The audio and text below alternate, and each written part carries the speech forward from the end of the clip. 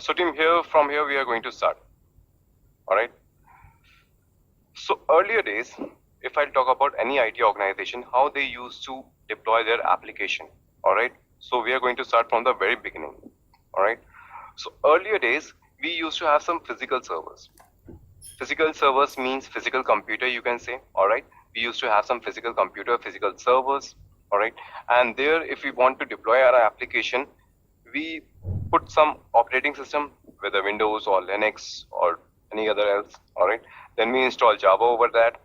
Then we install Tomcat, your application, and then your application jar or war file. Okay. This is how we used to deploy your application on the physical servers in the earlier days. And your physical servers were quite heavy. All right. For example, they were 36 core of CPU, 500 gigs of RAM, 2 terabytes of disk space. These types of configuration were there on the physical server. All right. So team, if you have worked on the Tomcat application, can anybody tell me how much RAM utilization it normally takes for a Tomcat application to run?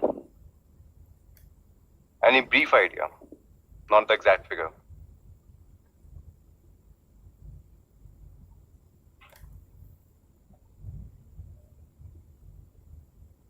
Anyone?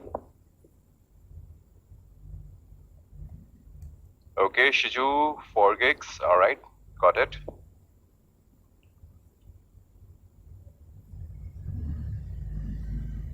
Ganapati Sundaram. Okay, long name, nice. Minimum 16 to 32 GB. Okay, that is on a higher side. Onam 5 gigs. All right. Okay, got it. So that is the case, right? Okay, Shiju, T2, medium instance. Okay, you went to the instances. All right, great. Okay, so yes, team, a Tomcat is a very light application, not very light, but still it doesn't need your 36 gigs of CPU, 500 gigs of RAM, 2 terabyte of disk space. All right, so that is not required by a Tomcat application. So the thing is, with physical servers, there was a lot of wastage of resources, because if I'm running a Tomcat application on this server, I cannot run any other Tomcat application on the same server, on the physical server. All right. So there was a lot of wastage of the resources, and we used to have heavy servers, because you don't know when your application is going to get heavy. All right. So that is why, for the safer side, we have very heavy servers. But initially, there is a lot of wastage of resources. To move over these challenges, we move to virtualization. Okay. In virtualization, we have hardware level virtualization. What is that? For say, I hope most of you have already worked on that. Consider I have a laptop. This laptop has 36 core of CPU, 500 gigs of RAM, 2 terabyte of disk space, same configuration. All right. And I want to run multiple similar kind of application on this laptop. Right? That is my requirement, because I don't want to waste any resources that we used to waste in physical servers. To overcome that challenge, some organization came up with a solution, and those organizations were called VMware and Oracle. Oracle product is VirtualBox. Okay, so they started providing virtualization. And what is that virtualization actually is? If you have a physical server, or you have a physical laptop where you want to run multiple applications of similar environment, they used to provide you virtualization. And if I'm talking about VMware and your VirtualBox, these are the software that provide you virtualization. All right, and they are actually called hypervisor. So if you want to have some hypervisor, you're going to have some product like VMware or VirtualBox that is going to provide you virtualization. But what exactly the virtualization is? On this single laptop, I can have multiple machines, multiple virtual machines. They won't be actual physical servers, they won't be actual laptop, but I can create virtual machines. Okay, so that is your hardware level virtualization, or hardware level division of your resources among multiple computers on your single laptop. So earlier I was having a single physical server, now I can have multiple virtual servers. For example, I'm going to run a Tomcat application. Okay, in in that Tomcat application, I don't need all these resources. How much resourcing I need? I need 2 core of CPU, that's all. I can need hardly 5 GB of RAM, that's all. Okay, that is what I'm using. So what I have done, I have taken this much resources from this pool and assigned it to one virtual machine. That virtual machine can be of any flavor. It can be a Windows or Linux or Alpine or CentOS, any flavor, whatever you want. You just need some image for that. Okay, so then you're good to go. So you are not wasting the complete pool. You are just taking that much you need, and other resources are available to create multiple virtual machines. All right, so you can run one application of Tomcat and one application of Nginx on the same computer with virtual machines which don't have any interference with each other because they are running on separate virtual machines now. And that's how you can create multiple virtual machines for your multiple application on the same machine using the same resource pool. All right, and these virtual machines are complete operating system. Means if you are running a physical server and if you are running any virtual machine over your physical server, it is going to be heavy as well because it will have complete operating system of your CentOS over your physical server. All right, so we were able to remove the challenges that we face in physical servers, but still some challenges were there in your virtualization. And what were those challenges? So here they are mentioned. For example, first challenge was your reboot time. So team, if you're going to reboot any virtual machine, it is going to take some time. All right, depending on your flavor that you have chosen, it might take 2 to 5 minutes or 10 minutes as well for a single machine reboot. All right, and we are in the era where we want negligible downtime of our application. If I'm running an application, I don't want any downtime. I want my application to be running 24/7. All right, so if we talk about business, even the downtime of 2 to 5 minutes or 10 minutes is having a large impact. All right, so reboot time was a challenge and we don't want that much of downtime of our application. All right, second is your full operating system. Full operating system means, as I told you, if you are running a CentOS virtual machine, we have to download a image. All right, and that image is going to contain the full operating system.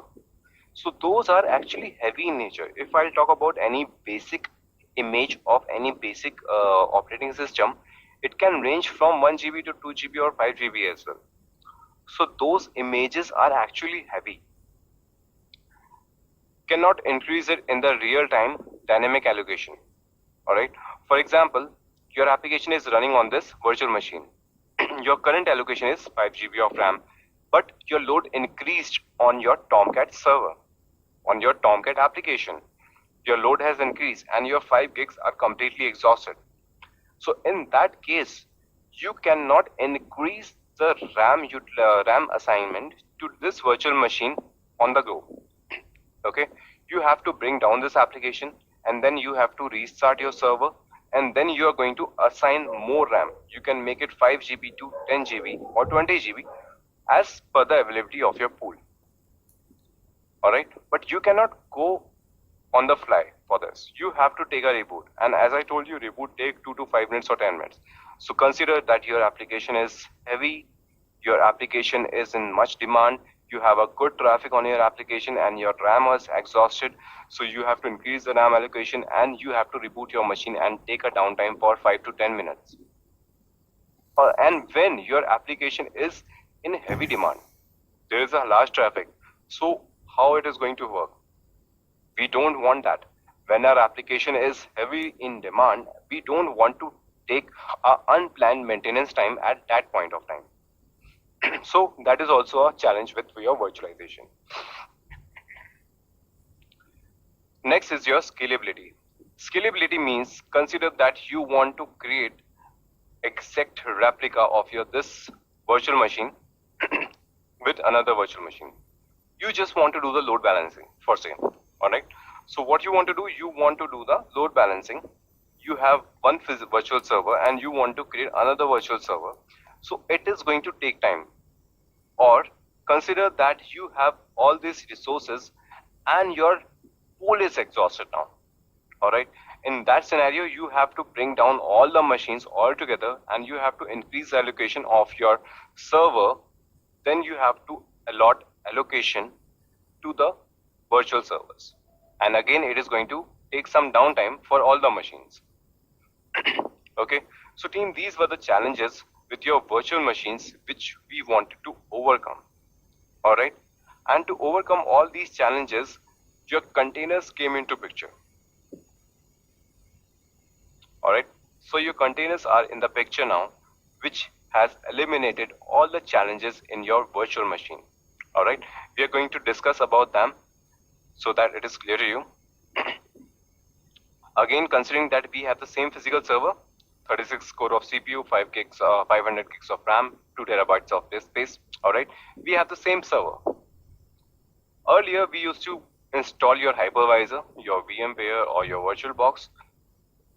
But now we are going to install some container runtime engine. Okay, it is called CRE. We are going to install some container runtime engine. So what is it? It is exactly similar to your hypervisor if you compare, but these are the different software. At hypervisor, we have softwares like VMware, your VirtualBox. At CRE, we have some softwares like Docker, Rocket, Trio. Alright, so these are some containerization tools that I have mentioned here: Containerd, LXC, LXG, Rocket, alright, and Docker. Docker is the one which is in most demand. Alright, there are other as well. Some organizations are using different CRE as well, but we are talking about Docker here because this is the one which is in most demand. Alright, and here we used to create your virtual machine where we have to give fixed allocation of resources. Whenever we create them, whenever we reboot them, we have to give a fixed allocation. But in containerization, we don't do hardware level virtualization. In containerization, we do OS level virtualization. How is it different? It is different in a way that if I'm going to create a container, it is going to behave exactly the same as your virtual machine. Okay, so you can consider that your container is exactly similar to your virtual machine if we talk about the functionality. But where it differ, alright, first major difference lies in your OS level virtualization, and it means that you are not going to share the resources in fixed definition. You're going to use the OS as a fixed definition. For say, if I'm going to create a container of RHEL, okay, Red Hat Enterprise Linux. So if I'm going to create a container, then I don't have to give any fixed assignment that it is going to take 5 core of CPU, it has to take 20 GB of your RAM. Okay, I'm not going to give any definition like that. If I'm creating a sushi container, again, I don't have to give any definition like 5 core of CPU, 20 GB of RAM, or 5 terabyte of disk space, or any kind of configuration I don't have to give. So how they are going to work? So team, they are going to work exactly as any application runs on your system. Okay, so how any application runs on your system? Consider I am having a Google Chrome, I have a Skype, I have a Teams, I have Outlook. How they use resources on your laptop? We have a large pool, and these resources take as much as they want in the real time. They are dynamic in nature. Alright, consider I am using Google Chrome. At now it is taking less space, less resources, but if I open multiple tabs, it is going to consume more resources. Okay, so it is dynamic in nature. Similarly, your containers are too. Okay, your containers by default take negligible resourcing to stay alive. Alright, this, my Google Chrome is running. As of now, it is taking this much of memory. It is running using this much of CPU. Alright, if I open more tabs, it is going to consume more memory. It is going to consume more CPU. If I'm going to close all the tabs, if I'm going to close your Chrome completely, it is going to release all the resources to the pool. so that other application can take care of that. Okay. Similarly, your containers do the same. Your containers take negligible resourcing just to stay alive. If your application is having a load and your traffic is increasing, they are going to take the resources from the pool dynamically. You don't have to do any reboot or anything like that. Okay, so that is one thing. Another thing is your containers are not complete operating system as compared to your virtual machines. Okay, for example, I'm running a Red Hat container. Okay, so this Red Hat container is also going to have some image, but that image is not going to have a complete operating system. It is going to have just the basic libraries or binaries of Red Hat so that you can have a similar environment for Red Hat Linux. Okay, consider this virtual machine is on Windows and I'm running a Linux container. So that Linux container is just going to have the libraries and binaries of your Red Hat, just that so that you can have the environment of Red Hat Linux. It is not going to have a complete operating system. It is going to use the OS level kernels from your server, physical server. Okay, so what advantage does it provide? First advantage, as it is not a full in nature. When we are talking about your virtual machines images, which ranges from 1 GB to 2 GB, your images in your Docker containers hardly takes few MBs. Okay, we have the lightest images with 50 to 100 MB as well. Okay, so they are quite light in nature. That is one benefit. Another benefit, as it is not a complete operating system, the reboot time has downgraded significantly.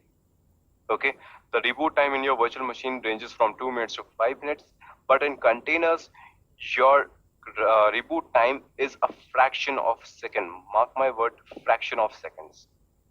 Okay, not even a complete second it takes. It reboots just like that, within a second. So these are the beauty with containers. Okay, so we have the most demanded Docker container. All right, we are going to have a few labs also on that, so that you can have a good idea what basically a container is. So team, any question till now? Any question you want to ask?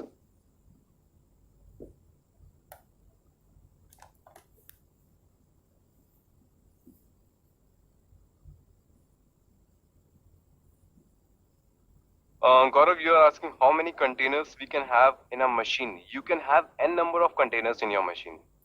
Just consider it like as an application. You can have n number of application in your laptop, right? You can install n number of application on your laptop until and unless your physical resources are exhausted or your CPU cores or any other resources are exhausted. You can have n number of application. There is no limit like that.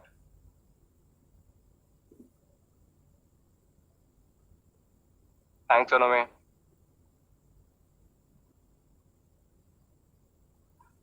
Sanjay, can we run Linux kernels if we are talking about OS level virtualization?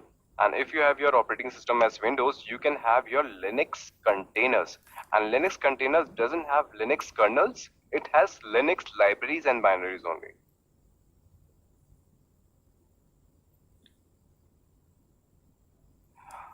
Guru Nathan, don't mind if I call you Guru Nathan. All right, you have a long name, so Guru Nathan will be convenient. All right. So you're asking what is the purpose of hypervisor in the virtualization? Guru Nathan, the purpose of hypervisor is to provide you the virtualization. If you have a laptop, I cannot create a virtual machine like just like that. I cannot divide my resources on my physical laptop just like that. I need some software, and that software is hypervisor.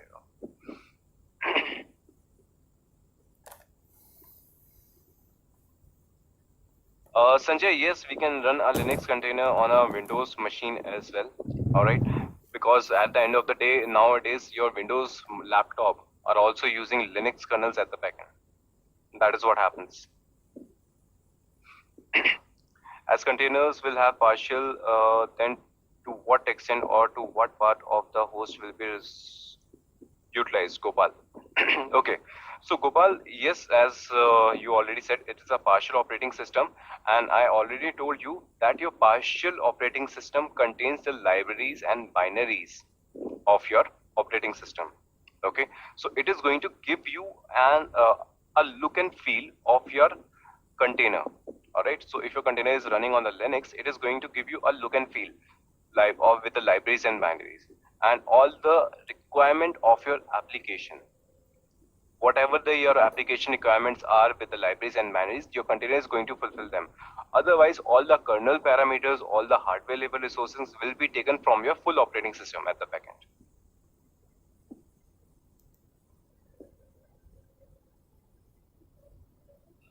Sarath, you're asking, will you be covering Windows pods creation on a Kubernetes master? Sarath, no, we don't have your Windows containers as of now. All right, we have your containers of your Linux flavor only. All right, and these are the containers that you will be dealing in your examination as well. Okay, so everything will be done practically on your Linux environments.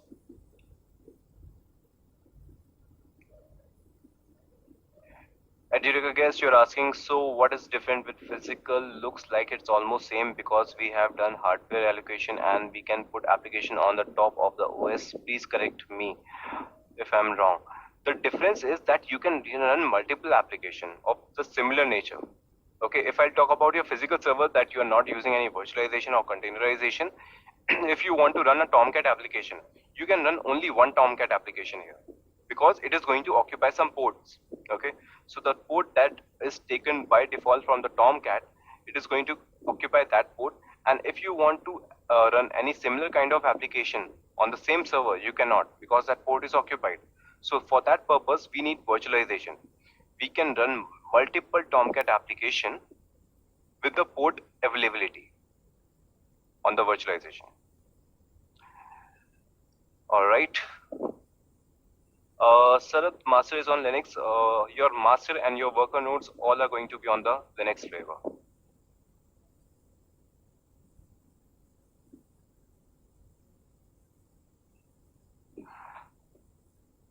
Yes, Sarath, I understand that you mean creating Windows pod, but no, that is not we are going to cover in this. Okay, Windows pod or Windows container, you can assume it's same. I'll discuss more on pods and containers as well in the coming session, but not right now.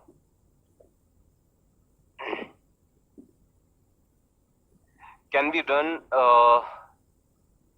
Sri Rama? Can we run Linux container on Windows host without virtual machine? Okay. Okay, Sri Rama, you have mixed everything totally. Okay. If you want to run Linux container or any kind of container, you used to have your hypervisor, sorry, not hypervisor, not virtual machine, you need to have some CRA. Okay, so yes, you can do with your CRA on Windows. Kushagra is asking the difference between Alpine and normal Ubuntu images. Okay, Kushagra, there is no much difference. Just Alpine images are very light in nature. Okay, they don't have all the functionality. For example, in your Ubuntu, you have your bash prompt. In Alpine, you don't have bash, you have shell prompt only. Okay, so Alpine are light in nature, and because of that, they have limited functionalities. But Ubuntu has full-fledged functionality of your any Linux flavor.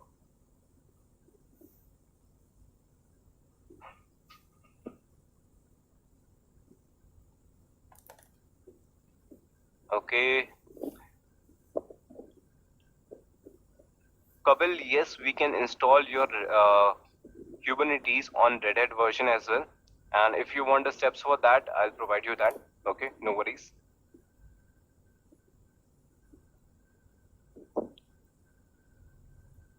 Ashok, you're asking containerization is a hardware. No, containerization is a software first thing where we install CRE. Containerization is a concept, okay? Ashok, containerization is a concept. Like virtualization was a concept, okay? We used to have hypervisor, your VMware VirtualBox. Similarly, in containerization is a concept. It is not a hardware. Where we are going to install your CRE. CRE is your Docker or any other software that is going to allow you to create your container that will share your OS resources.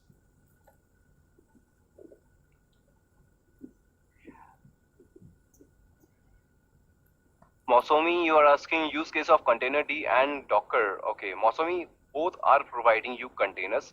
For example, if I give you a very basic example, if you want to have some operating system, you have n number of flavor, not n numbers. All right, like if you want to have a Windows laptop, you can have your Windows operating system. If you want to have a Linux flavor, you have your Linux flavor operating system, like your Red Hat, your Ubuntu, your Sushi, your CentOS. All right. So you have multiple flavors. Similarly, your Docker and Containerd are two flavors of your containerization. It is your call with which you want to proceed. Okay. It depends on the organization what containers technology they want to use. If they want to go with Docker containers, they can go with that. If they want to go with the Containerd containers, they can go with that as well. Okay. Both provide you same thing, but by the different vendors. That's all.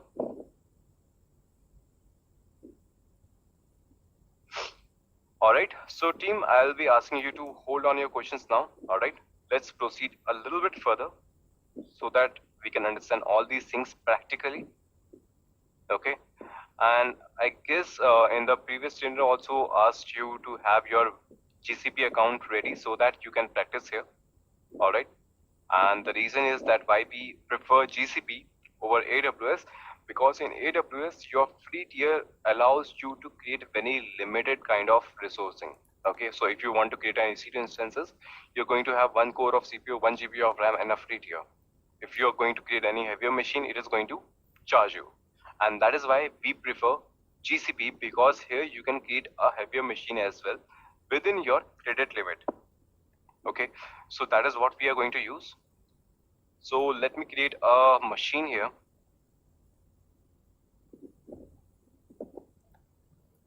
I show you that how configured machine we are going to use for our labs. Okay, so for say I'm naming it as a Docker machine. Let me change the region as well.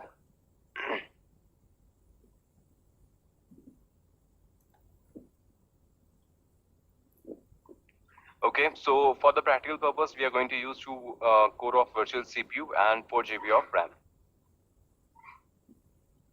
The image we are going to use will be Ubuntu.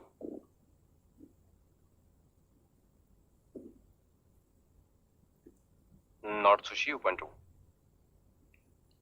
Okay, so when I gave my examination of CKA, they used to provide Ubuntu only. Nowadays, they are also providing Ubuntu only, but at that time it was providing Ubuntu 16. Okay, so I guess they are moved to Ubuntu 18 now. So use Ubuntu 18 machine, select. We are going to allow full access to all cloud APIs, and we are also going to allow HTTP and HTTPS traffic. That's it. This type of configured machine we are going to use for our practical purpose for all the machines, whether it is your Docker labs or your Kubernetes lab. Okay, so team, I'm going to give you a few commands so that you can have a basic understanding about containers, and then we are going to jump on the Kubernetes part then.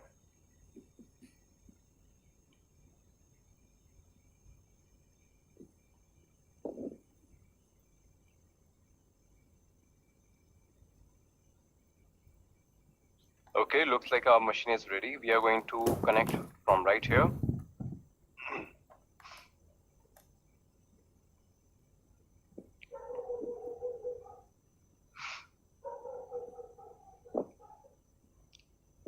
Okay, till the time it is making connections, I want to share something with you, all of you.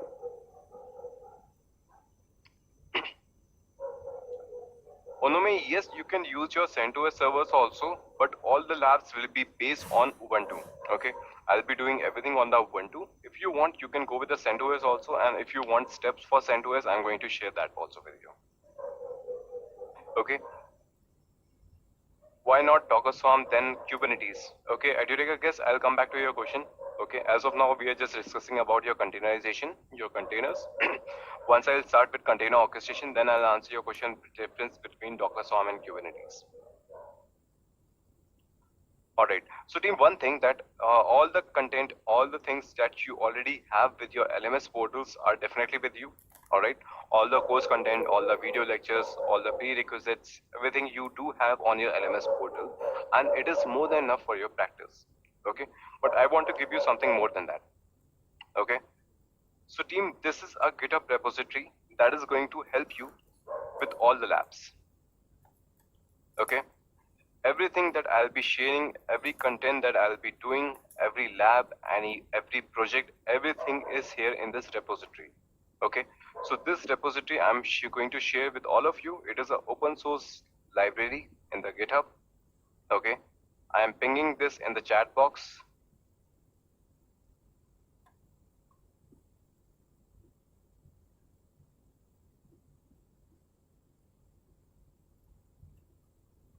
Okay, so team, this is the repository that I have shared with all of you, and this repository is going to have all the things that you need for your examination point of view and for your practice point of view also. All the test cases, all the YAML files, all the syntaxing, everything. And during the class also, I'm going to refer to this repository so that you can know how you're going to use this repository for your practical purposes. Okay, so I have pasted this in the chat box. I request you all to have it copied and bookmarked with you.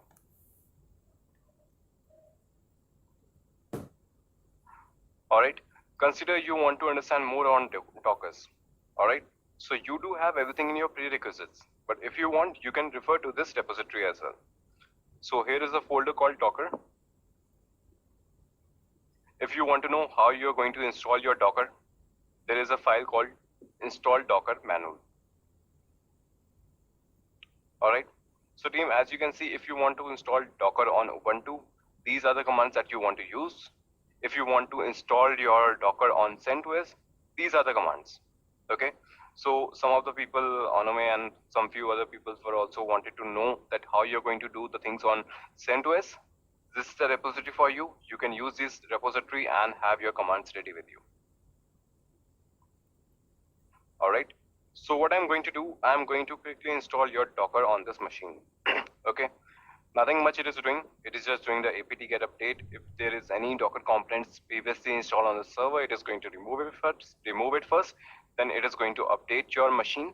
Then it is going to install some transport and certificates for your Docker.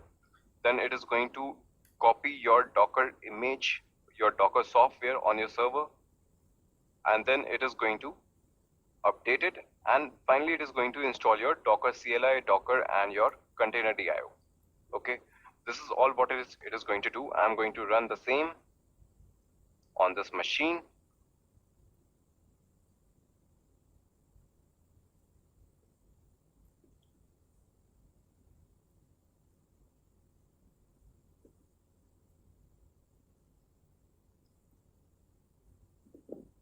All right, so team, I am installing your Docker now, and looks like it is done.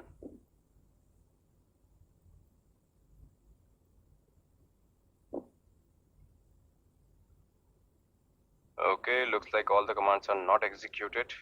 I have to install it one by one.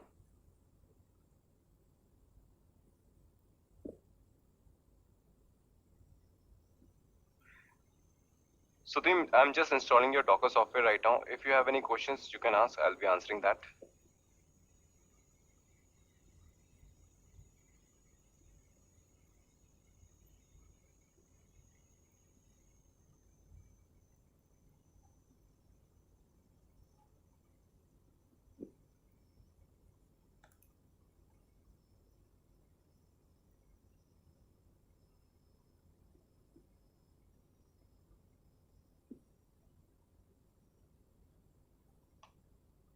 And that's the last command.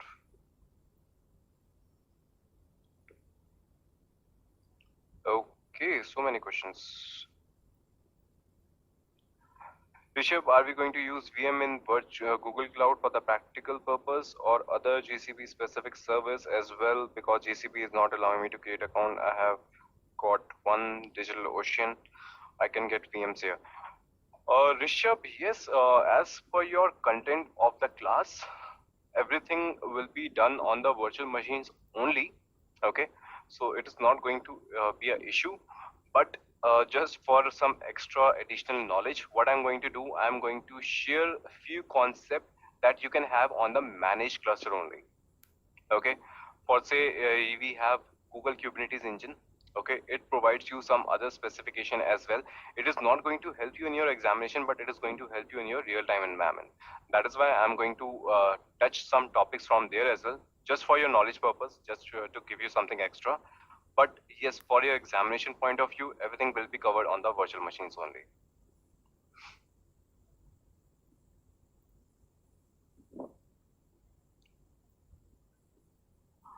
Anil, as of now, yes, I have installed your CRA.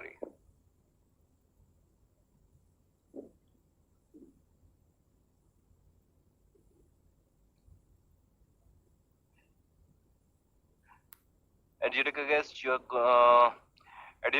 can you try all the commands that I have just shared?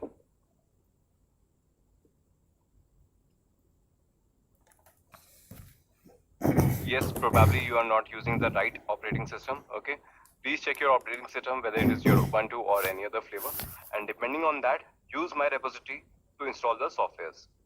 Okay, for Ubuntu flavor, use these commands. So this is just to have your users. So I'm going to do everything with the root, so you don't have to worry about that. If you're working on Ubuntu, these commands are enough, and if you're working on CentOS flavor, these commands are enough. Yes, Anil, I'll be sharing the commands also for the CRA, whatever I am going to run.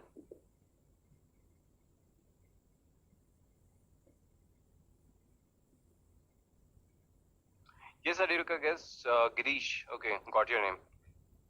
So yes, I'm going to run some commands. You can also practice that at your own, so that you'll be clear if your Docker has installed properly or not. Okay, all right.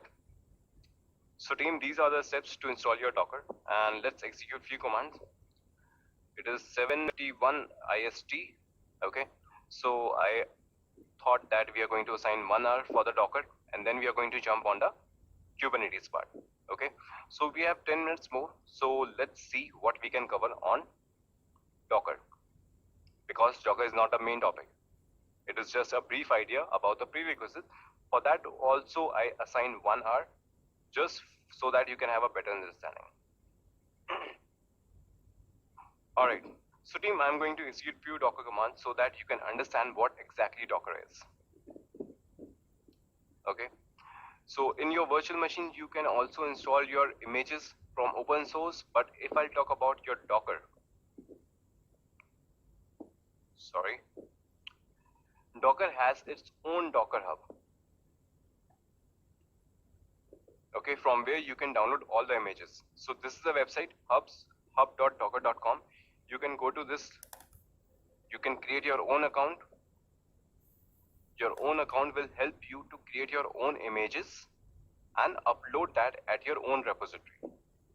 Okay, so you can have your account here, you can sign up. It is free of cost. If you are using any open source containers, or if you are uploading your containers that is publicly available, you can sign up for free. There is no charges. But if you want to have private repository, then it is going to charge you.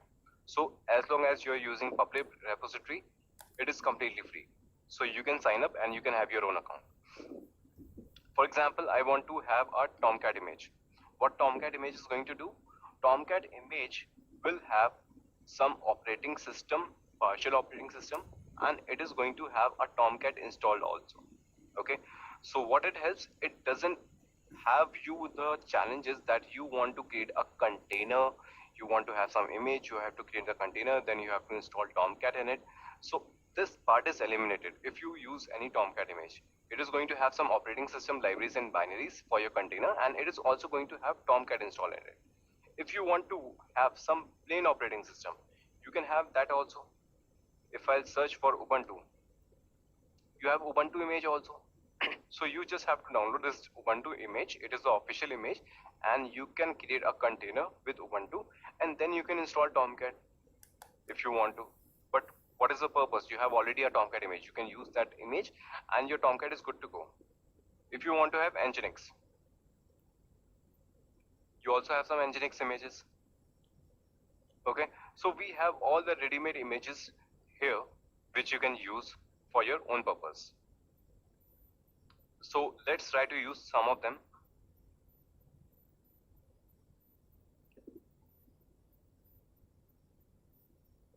Okay, as of now you can see there are no images or no containers. If I want to have some image downloaded, first let's see if we have any images as well. So you can see there are no images as of now. If I want to download some image, I can simply use a name. This is your Nginx. You can install any specific version as well of your image. Alright, as of now I'm going to use the latest one. For latest I don't have to mention anything. Docker pull Nginx. So now you can see it is downloading the Docker image, and it is downloading the Docker image from your Docker hub itself. Okay, your Docker image is as of now public repository, so anyone can download it. With this command you can also download your Docker Nginx image. So if I'll do Docker images, you can see there is a Docker image. Alright, but if I'll search for Docker containers, container is not created as of now. Alright, now you can see that your image is downloaded. Now you want to create the container with this image. Alright, for that you have command called docker run -d -p and your image name. The image you are using is Nginx. So now it has created your container, docker ps. Okay, so you can see this is your container ID. This image it has used. Okay, it was created 8 seconds ago and it is up from 7 seconds. So you can see 8 seconds ago it was created and 7 seconds ago it was up. So reboot time you can consider is negligible. Alright, you can see this port number as well. So your Nginx is running on this port number on this machine. Okay, your Nginx runs by default on 80 port number, but the port it has used for this this machine is this one. Alright, consider I want to create another container of same flavor. Alright, that was I need. I executed similar command again. So now you can see I have two containers running. Both are of Nginx flavor.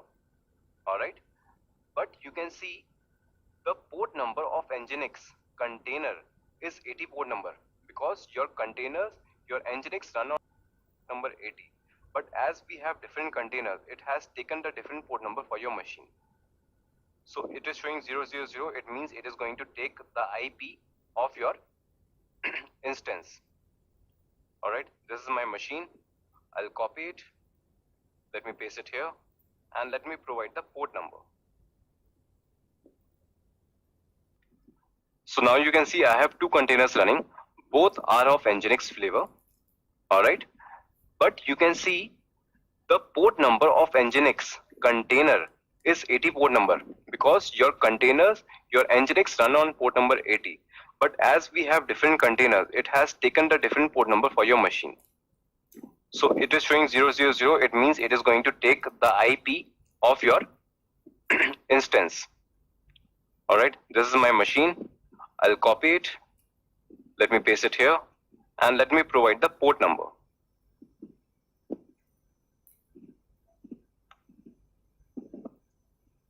Welcome to Nginx. Okay, this is the port number of your first, and I can use the port number of your second container as well. With the same IP, I'm just going to modify the port number. So there is no difference, both are Nginx container, that is why you are seeing the same page, but now it is going to different container. Earlier it went to this container, now it went to this container. Okay, so you have created the container, it is doing its functionality, it is providing you an Nginx page. If you want to make some changes, if you want to go inside your container, we have the commands for that as well. So docker exec is the command to go inside your container. Alright, you have to provide the container ID as well. And then you have to give a prompt. With what prompt you want to log into your container. I want to log into my container with a bash prompt. Okay, so team, now you can see the prompt has changed. Earlier the prompt was root@docker because Docker is the name of my machine, right? Docker is the name of my machine. And now the prompt has changed, root@, and this is your container ID. It means now I am inside my container. If you want to verify, you can verify that as well. Consider, let's see what operating system flavor it has as a container. Okay, so you want to go to this file, cat etc os release. Okay, so team, you can see this is a Debian flavor container. All right, so if I come out of this container with control PQ, all right, control PQ is used to come out of a container. All right, and if I see my operating system of my host machine, we already know that it is your Ubuntu, but just to verify, right, you can see your physical server on which I am working right now is of Ubuntu flavor 18.1. This is what we choose earlier, right? But the container that has Nginx installed in it is of Debian flavor. Okay, this is how your container varies.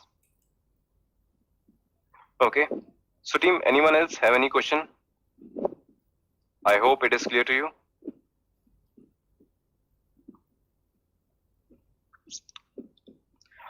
Akhil, yes, your docker exec command will work. Docker exec command is working on your operating system machine, okay, where you have the full operating system. Alpine is a image that doesn't have the bash prompt. So what difference you're going to see? For example, if I'll do docker exec -it and the container ID of a Alpine image with bash prompt, you won't be able to enter.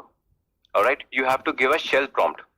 Here you have to mention sh, then only you're going to log into your Alpine container because there's no bash prompt. So I hope that answers your question, Akhil.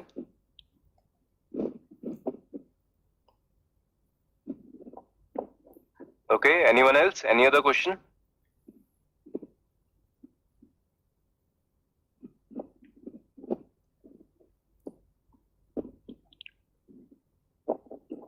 Okay, thank you. Thank you for confirmation. Okay, so team, with Docker also you can do a lot of functionality. You can create your own images as well. You can do your container orchestration also to some extent. So what we have covered is less than 10% of your Docker container. Okay, but I have covered the part that is necessary for you. All right, this is all you need for your Kubernetes as per from your Docker part. Other than that, your Docker container is also a big topic. It also takes 4 weeks as a complete course. All right. So I just gave you a basic idea that is going to help you with this course. Now we are going to move forward and we are going to go to your Kubernetes. Okay. So what is Kubernetes? Kubernetes is not your containerization tool. Kubernetes is your container orchestration tool. So what is the difference? Okay, so at the organization level, this question is for you people, all right? So I want answers from you. In any organization, if you want to deploy your application, are you going to deploy that application on a single machine or on a single container? Is it a wise call? Is it a wise call to have your application on a single container, on a single machine? No, right? Great. All of you are answering. Superb. Absolutely correct. Yes, so the thing is, at organization level, you are not going to have a single container or a single server. You need something more than that. Okay? If I'll take a real-time example, in any organization, you don't work as a single contributor, right? If you have a team, you have a team there. You don't have a single contributor. Consider in my organization, I'm the single person. I'm also working on the incidents. I'm also working on the user stories. I'm also working on the defect. It doesn't work like that. I'm not going to do everything at my own because it is a big failover. Because of some reason, if I am on leave on a some day, then all the things will be impacted. your incidents, your user stories, your defects, everything is going to impact. So what we do, we used to have a team, right? We have 10 members of team or 20 members of team, and we have designated some responsibilities to each team member, that you're going to work on the defects and you are going to work on your user stories, you're going to work on the incidents. We have a team there, right? Similarly, you have your multiple containers to be holding your application. All right, we are not going to have a single container, we are going to have multiple containers for your application, for the failover, for the load balancing, for multiple reasons and number of reasons.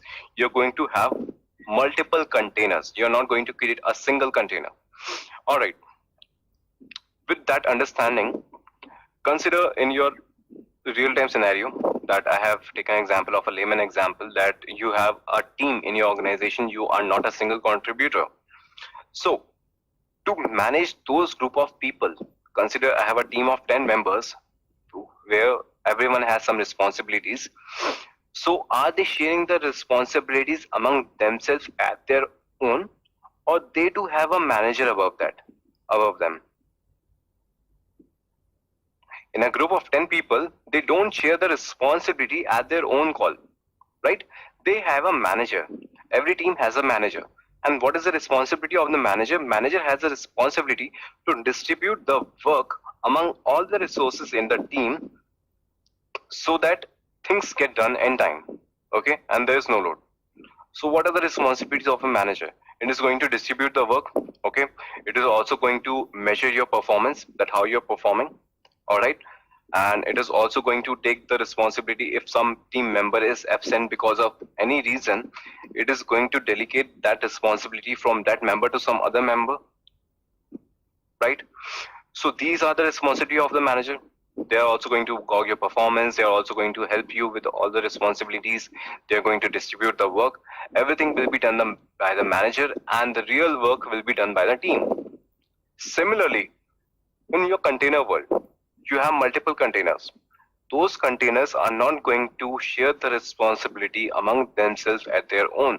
They need some kind of manager as well. And that manager is your container orchestration tools.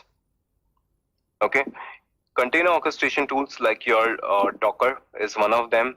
Sorry, Docker Swarm is one of them. All right, your Kubernetes is another container orchestration tool. All right, so these container orchestration tools are not the containerization tool. Okay, very important words. Kubernetes is a container orchestration tool. It is not a containerization tool. Kubernetes doesn't provide its own container. They just do the management of the container of any other flavor. Whether it is your Docker or Rocket or LXC or LXZ or Containerd, you can have any flavor of your containerization. Your Kubernetes is going to do the orchestration. It is going to orchestrate your containers. It is going to manage your containers. All the responsibilities that I told you of the manager will be taken care by your Kubernetes as a container orchestration tool. Consider you have a cluster, all right? You have a 5 nodes cluster. Because of some reason, if one node goes down, all right? So your Kubernetes is going to take the responsibility to migrate the containers bought from that node to another container.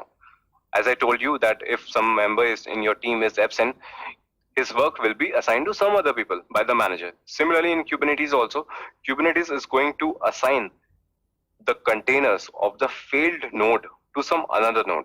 All right. It is also going to check the performance. It is also going to check how your containers are performing. All right. It is also going to assign. It is also going to distribute the containers among the cluster. All right. All the responsibilities that I shared with you of a manager will be done by your Kubernetes or any container orchestration tool. Next question. Why we are just studying about Kubernetes? We have other tools as well. For example, Docker Swarm. Docker provides its own container. So we can use Docker Swarm also. Right? Why go with Kubernetes? First and the biggest answer for that is that your Docker provides you containerization only with the Docker containers. Okay? You cannot create any other container. Kubernetes provides you that flexibility that you can have your containers of any other flavor. So in Docker Swarm, you can create only Docker container. In Kubernetes, you can create any kind of containers, your Docker, LXC, LXG, or any flavor. So that is the biggest feature of your Kubernetes. Kubernetes doesn't limit you with any single flavor. Docker Swarm does. All right. Another difference is your Docker Swarm doesn't provide you the functionality that Kubernetes provide. For example, if I'll talk about auto scaling, this is one of the feature.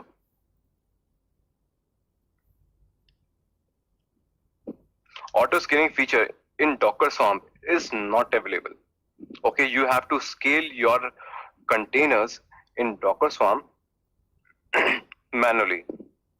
But if I'll talk about Kubernetes, you have auto scaling enabled. You don't have to put any manual efforts.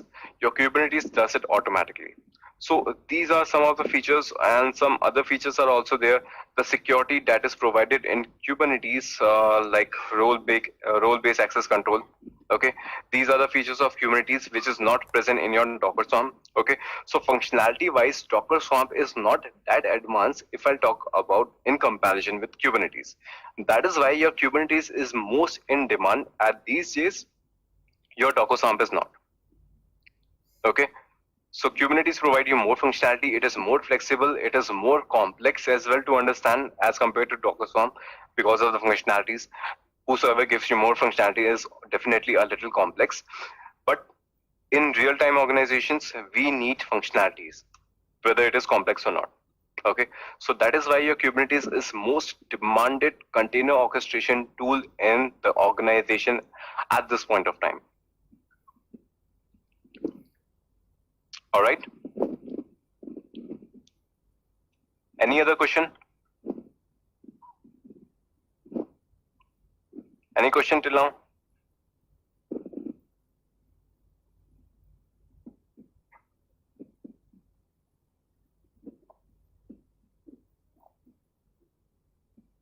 Yes, no, maybe?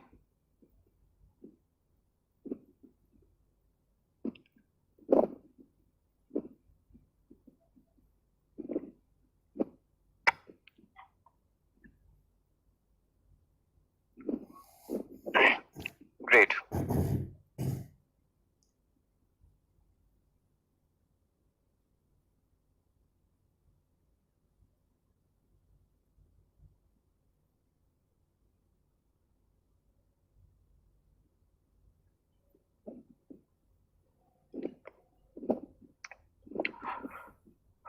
All right. So team, one important tip for your examination point of view. Okay. So what I'll do, I'll keep giving you examination tips in between our sessions. Okay. So it can help you in your examination. Okay. Okay. We have few question. Why we go for containerization by not image management? Because is it because container is running instances? Sumit, I'm not sure if I got your question. Why we go for containerization? Why not image management? Image is your operating system image. Consider that you have a laptop, all right? And on your laptop, if you want to have your Windows operating system, how are you going to have your Windows operating system on your fresh laptop? You're going to have some bootable device. You'll have some software in your CD or any bootable device like pen drive or not. All right, you're going to connect that with your laptop, and then you're going to install your Windows operating system on your laptop. So what that pen drive is doing, your pen drive or your bootable device is your image. Okay, it is portable. With that single image, you can create multiple operating system. You can have that pen drive connected to your laptop. You can have your Windows operating system. You can connect that pen drive to some other's laptop also, and you can install your Windows operating system there as well.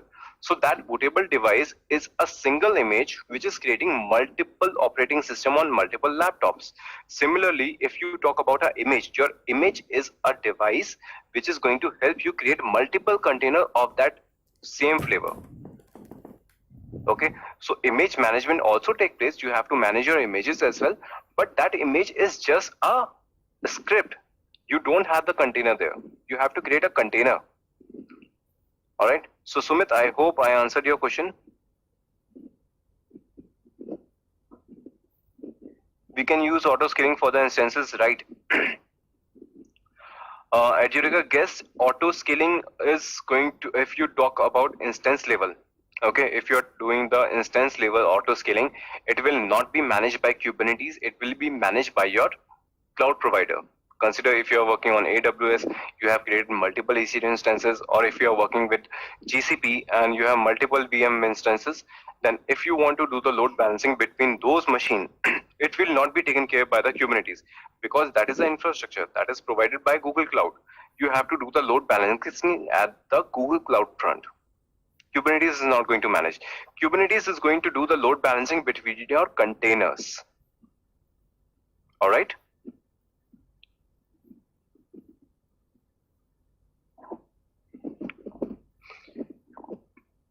Okay, so one team I was going to give you about your examination. I don't know how much of you know this or not.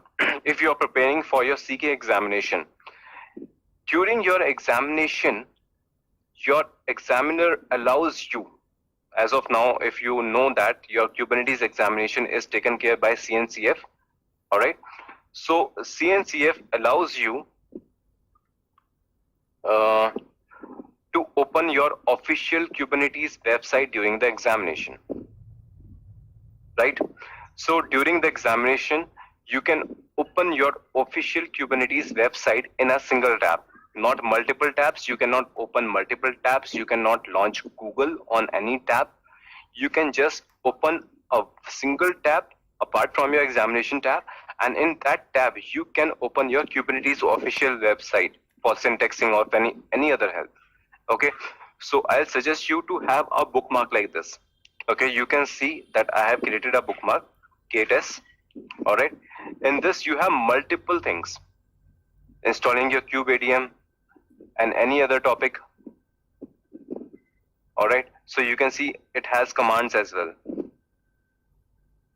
If you want to install your kubeadm, how you're going to do that, all the commands are here, so that during the examination you don't have to memorize the commands or anything. You can simply go to this link and you can have the command with you. Okay, you can choose the version as well. As of now, we'll be working on the 19th version. All right, so all the commands are here. So have this thing in your bookmark, all the links which are going to help you when during your examination. And how you're going to get these bookmarks, all right, I have created that also for you. Go to the same Git repository.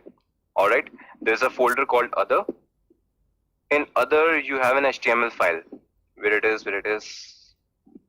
HTML. Okay, here is your Kubernetes bookmark HTML file. Okay, you can simply Google how to have your Kubernetes. You can simply Google how you can have your bookmarks imported from HTML file. Simply, you can have the similar tab here. So during the examination, you can directly go to the field and you can open the page. So this is how it is going to help you in your examination. But just a single tab. That is also from the official website.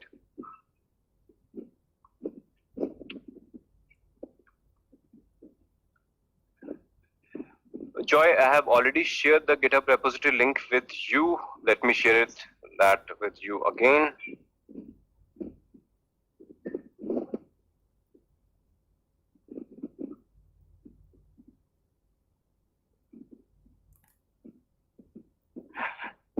Joy, I have shared the link with you on one-to-one chat as well, and I'm also pasting the same link on the chat box again. Okay, have this with you. All the content you're going to find here.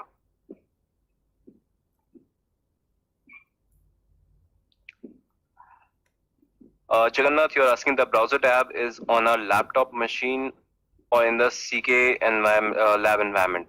CKA lab environment, they are going to provide you some virtual machine where you have to do everything practically. CKA examination is not an optional multiple choice question. They will give you a scenario and you have to execute some commands on the terminal. They also provide you one to terminal. Okay, so you have to create your cluster, you have to create your pods or deployment, all the things we are going to cover in the classes. All right, so that is a terminal where you will be executing, and it is also going to be a browser window. Okay, so in the browser window, you can have an additional tab with the Kubernetes official website link only, not even Google. All right. Yes, CKA's exam is completely practical. You have to create the objects, you have to create the deployment, you have to create the pods, you have to troubleshoot. They will give you a scenario that this is the problem you are facing in the cluster, how you're going to troubleshoot it. Everything will be done practical.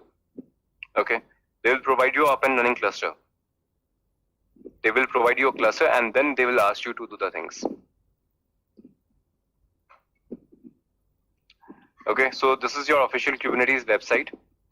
Apart from that, if you know that your examinations are held by CNCF nowadays, okay, Kubernetes was initially with Google earlier, all right.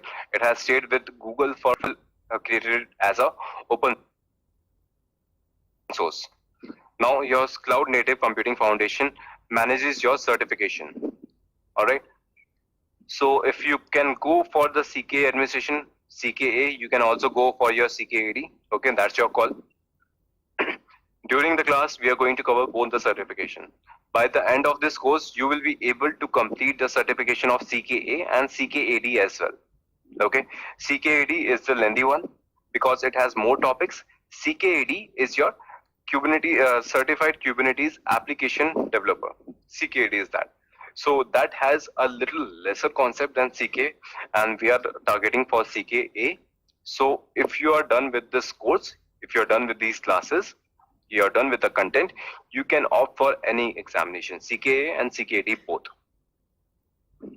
Okay, here are your examination details, how your examination take place, what is the deadline, what is the weightage, everything you can find, all the details are here. All right. So team, any other question before I move forward?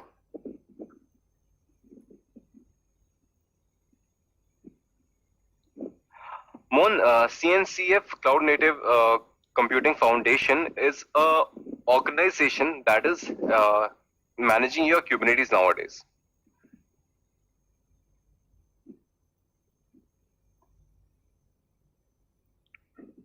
All right. All right, team. So now we are going to start with your Kubernetes architecture as the first topic. All right. Before starting that, shall we take a break?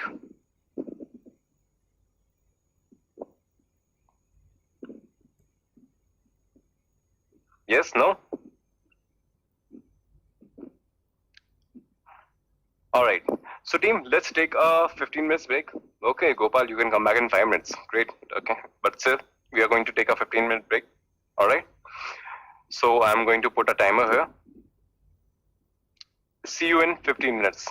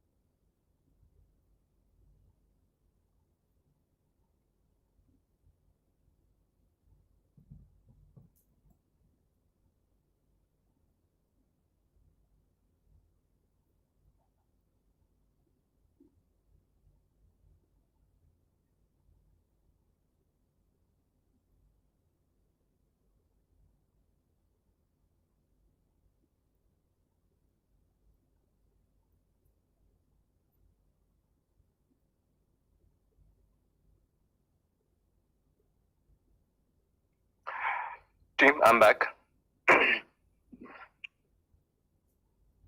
A quick confirmation from all of you.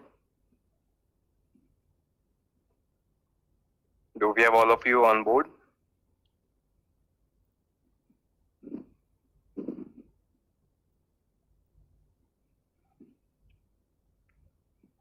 Okay, few responses.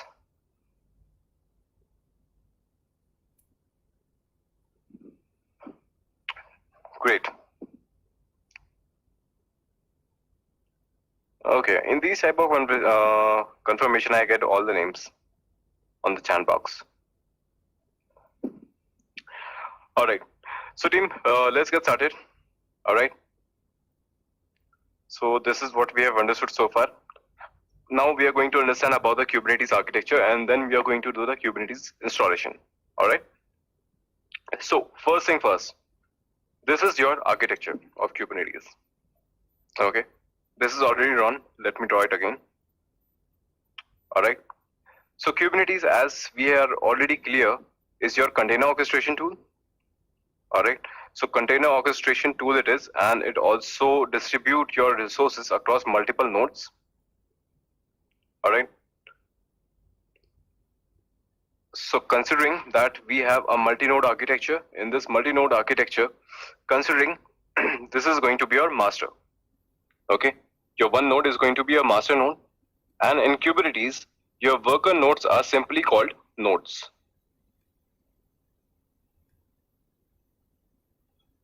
Okay, this is your node 1, node 2, and node 3. So this is how we are going to proceed. We are going to have one master machine, and we are going to have multiple. And in this architecture, the machines that we are going to create will have 2 core of CPU and 4 GB of RAM. Okay, this is what we are going to follow for all the machines. If you want to have higher machines, that is completely your call. But this loaded machine will be enough for our Kubernetes practice. Okay, so now we are going to mention the components of your master nodes and your worker nodes. All right. So if I'll talk about your master node components, you have 4 components here.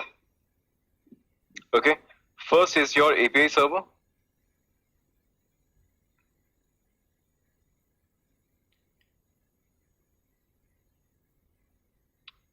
Second is going to be your etcd, or first let's understand about scheduler.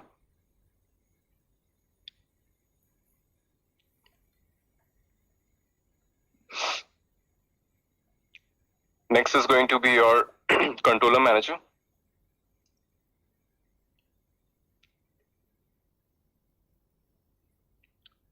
And the last component of your master node is etcd.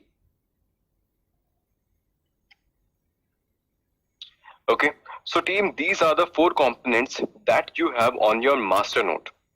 If we'll talk about Kubernetes master architecture. Okay, what are the responsibilities of all these components? Now we are going to understand one by one. Okay, first is your API server. What your API server does. Consider that we have already seen practically how your Docker works, right?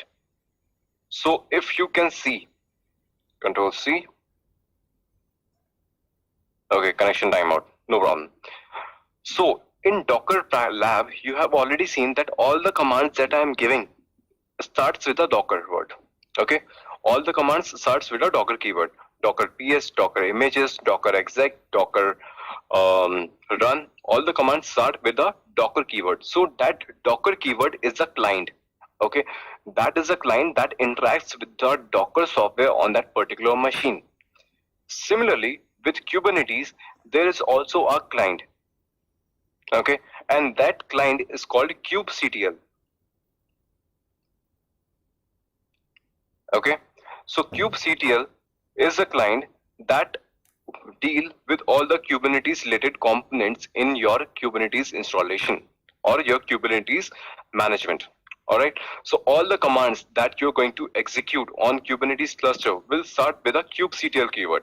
Similarly, like Docker keyword was used to do with all Docker related operations, kubectl is going to be the keyword that will start the command to interact with your Kubernetes cluster. Alright, so your kubectl directly interacts with your API server.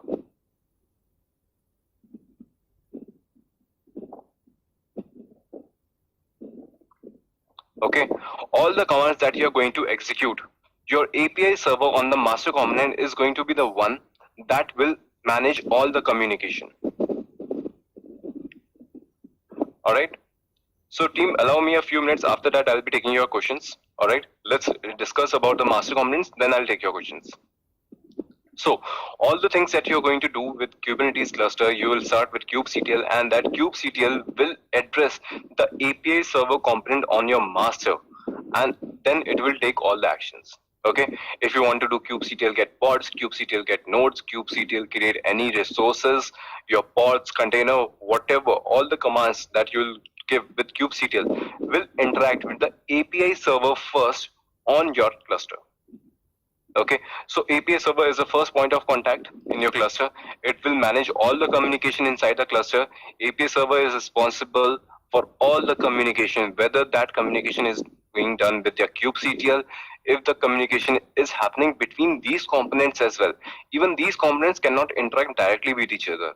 If etcd wants to talk to controller manager, it has to connect via API server. Any node component wants to connect with your master, it has to connect with the API server first. Okay, so that is about API server. Next is your scheduler.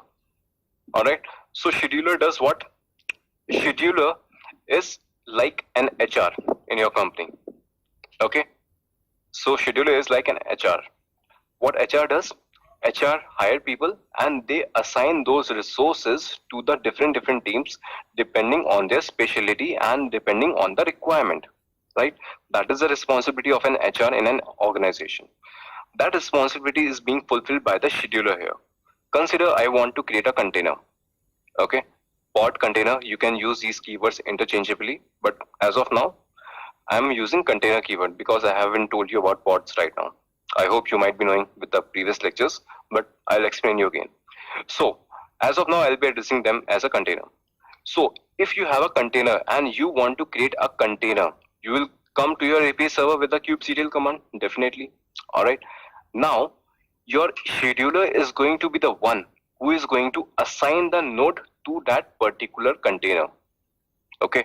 Scheduler will decide, okay, this container should go on node 1. This container should go on node 2. Depending on multiple factors, we'll discuss about those factors as well in the later stages. But as of now, understood that this node has higher resourcing. Okay, this node has some specific importance with your storage. All right, so we have multiple nodes with different specifications. This is CPU highly based, this is memory based, this is storage based. Okay, so depending on your requirement, depending on the scheduler decision, your container will be assigned to a particular node. It will do the scheduling. Okay, that's about your scheduler. Next is your controller manager. So controller manager is a kind of manager and it is a combination of multiple managers. Okay, controller manager is not a single component. You have multiple controller managers, but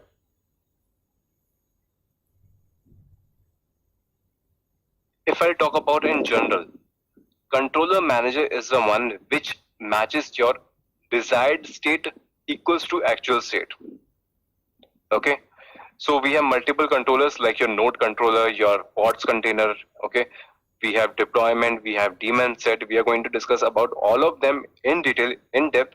But as of now, they all are called controller manager.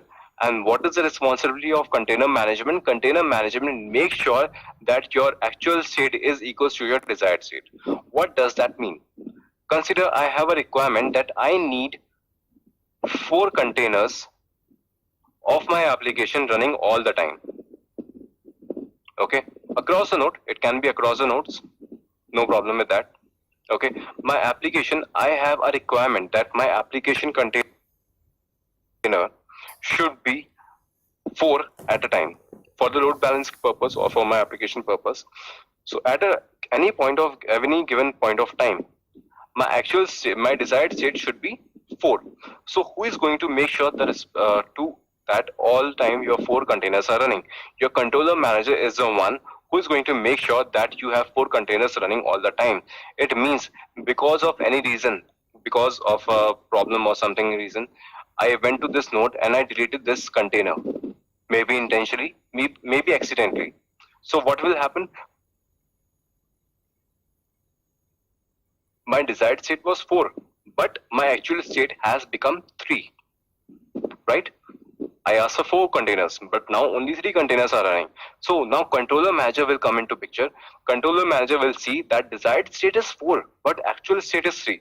So what controller manager is going to do? Controller manager is going to create that container again itself.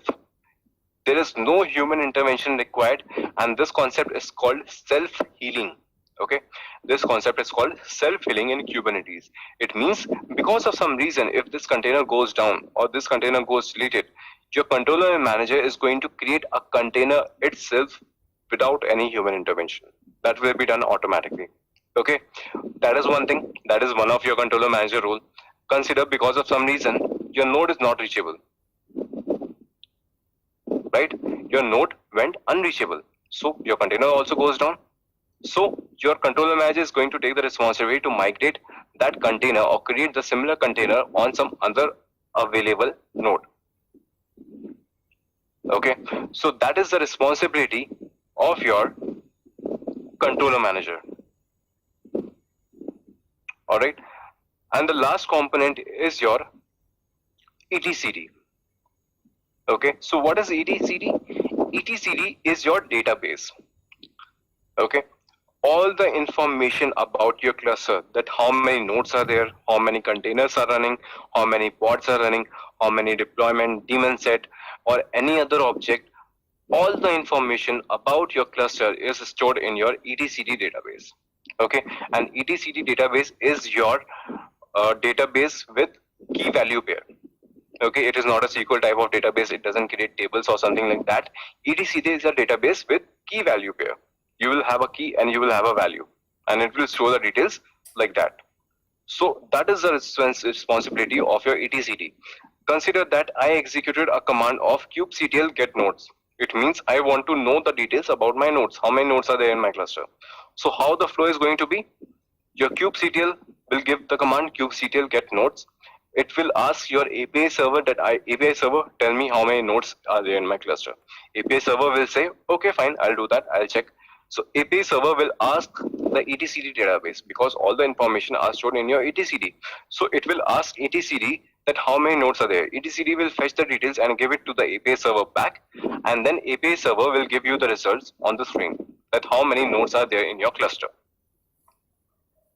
Okay, so team, these are the 4 components of your master node. Now if you have any questions, now you can ask. I'll be taking questions now. Okay, a big one from Adjudica guest.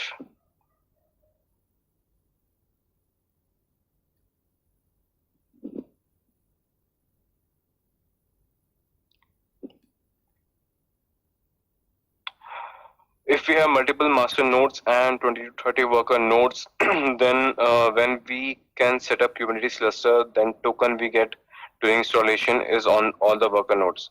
Is there a best way? Any best approach to do in the real-time scenario? Okay, Adjudica guest, you have a long question that if you have multiple worker nodes, say 20 or 30, and if you want to have the token with kubeadm join command. Okay, so if you want to do it on the 20 or 30 nodes, is there any better way to do that? So that can be done with some other DevOps tools, not by the Kubernetes. Say you have your Ansible. Ansible is a configuration management tool. You can have that same command, same token executed on 20 to 30 worker nodes with a single point. Okay, that can be done with other DevOps tools and your configuration management tools for, say, Ansible.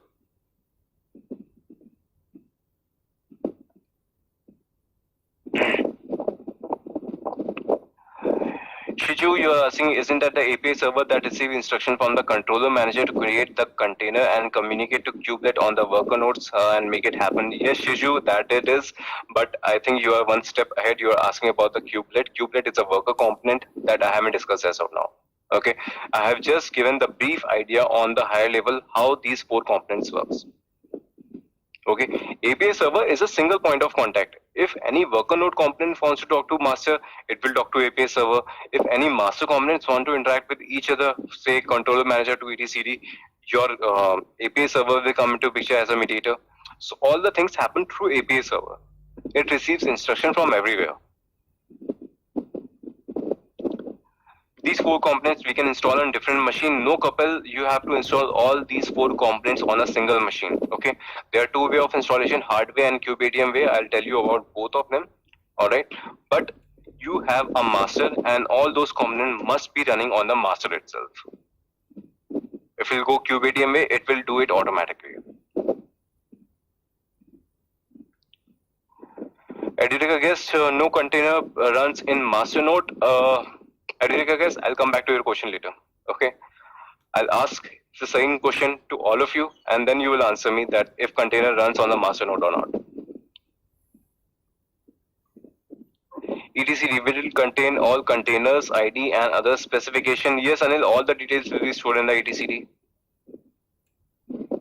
Sanjay, can you explain call flow for one container creation? Sanjay, yes, I'll do that once I'll discuss about the components of your worker nodes. After that, I'll do that. Arjun, you're asking, can we access etcd directly to view the data inside the files? Yes, Arjun, if you want to see the details of etcd, you can do that as well. But that is not required, although all the commands you do with the kubectl command. But still, if you want, you can do that. We can take the backup also of etcd. In fact, in your examination also, they do ask how you can take the backup and restore your etcd database. This kind of question comes. Okay, okay, and we'll cover that also. Siddharth, can we have multiple master node? If yes, how the etcd is syncing up? It is automatically by design. Yes, Siddharth, we can have multiple master node. Even if I'll tell you honestly, in real-time organization, it is always suggested to have at least 3 master nodes. Okay, and Kubernetes is the one who is going to manage your etcd. It will keep it in sync. Okay, no manual work required there.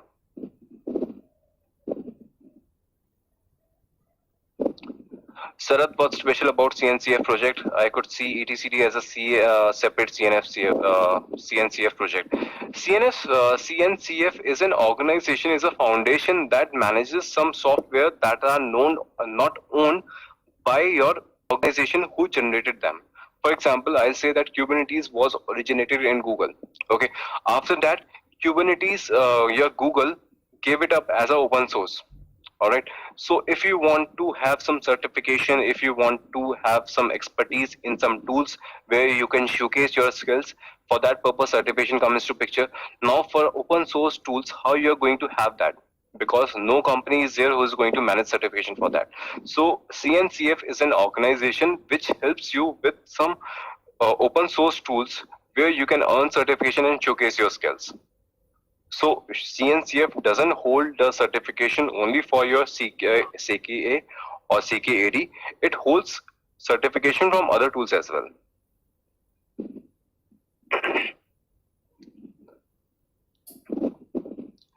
Akhil, is there any command to see the etcd details? Akhil, all the details that you see with kubectl command, as I told you, kubectl get nodes and you get details that how many nodes are there. You do kubectl get pods, you get all the details how many pods are there. You do kubectl get pods -o wide. It means you are asking about all the details. So that is the way how you get the details from etcd database.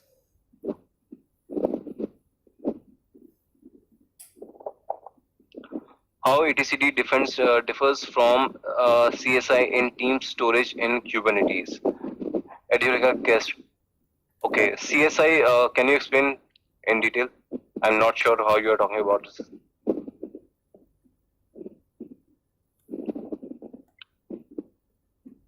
Is ETCL command part of CK? Yes, Jagannath. Sometimes they do ask. It is not a mandate that you'll get that question. Okay, but yes, ETCL command is also important for your examination point of view, and I'll tell you that also when we'll come to that part.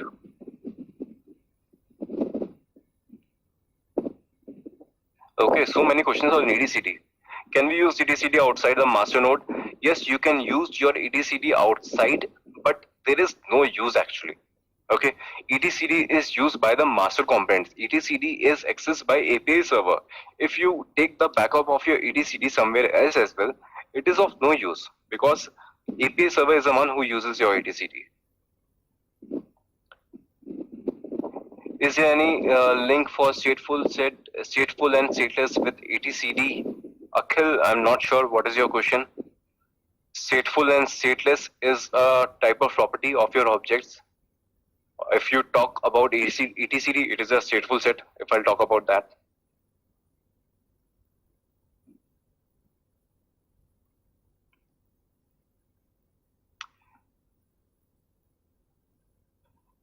Okay, container storage interface. So, yes, Adjudika, I guess that is a different concept. Okay, we are not going in details about your container storage interface because it is about your container details only. Okay, it stores the details about your containers only. But ETCD is the one which holds the details about your complete cluster, not just about your containers, also about your services, also about your Kubernetes services, your nodes, your components, everything about that.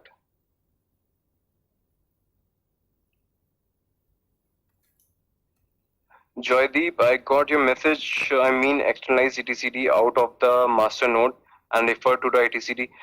Okay, no, Joydeep, that doesn't work like that. You have to have your ETCD on the master node itself.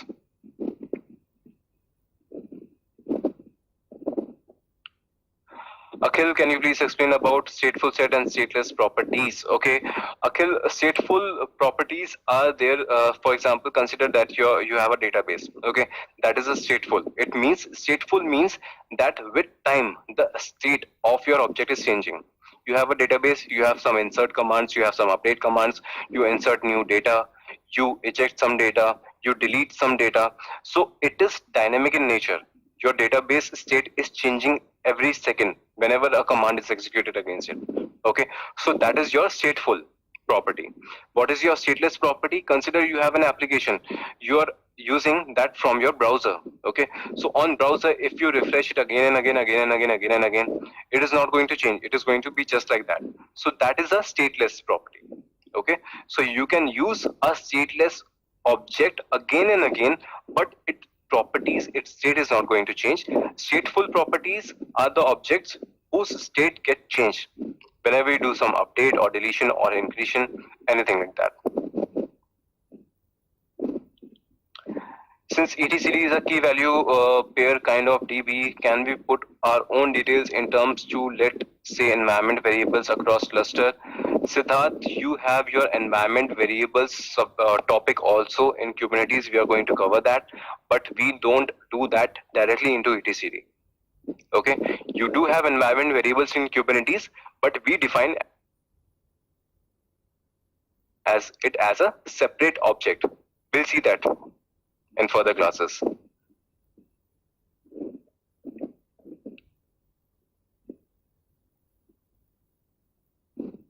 So basically, controller manager does the job of monitoring all the nodes and pods.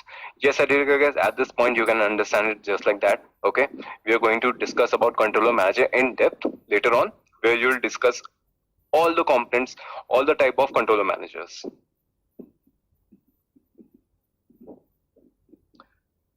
Okay, Siddharth, no, we cannot put our own details in the etcd database. Okay, if you want to create a database as a container to store your own details, you can have your database containers also.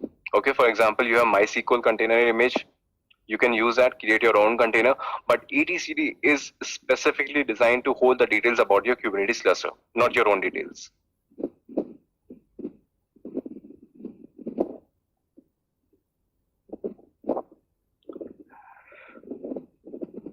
do we have stateful and stateless application demo? Also, could you please provide a scenario of stateful and stateless example? Akhil, yes, like all the application containers that we are going to create, whether it is your Nginx or Tomcat, that is going to be an example of your stateless application. Okay, that is going to be an example of your stateless application. We have a stateful set, also an object in Kubernetes, and we are also going to cover that. Not right away, I guess on the 3rd or 4th week, possibly. Okay, but we do have stateful set in Kubernetes also, where we can create your database containers, and we'll cover that also.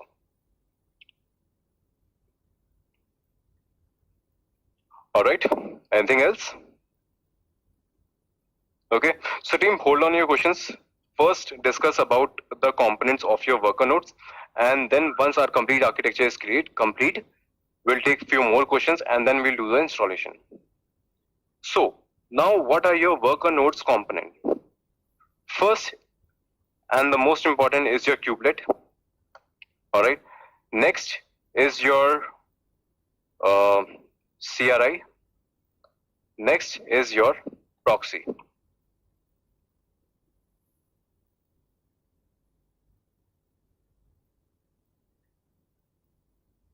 Okay, so these are the 3 components of your worker nodes.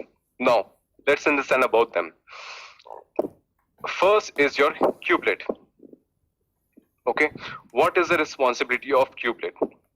If I'll give an example, if I tell you, kubelet is a teacher in a school. Okay, I'll name an example. Consider we have a school, right? In that school, you have a principal. That principal is your master node. All right, and you have so many classrooms.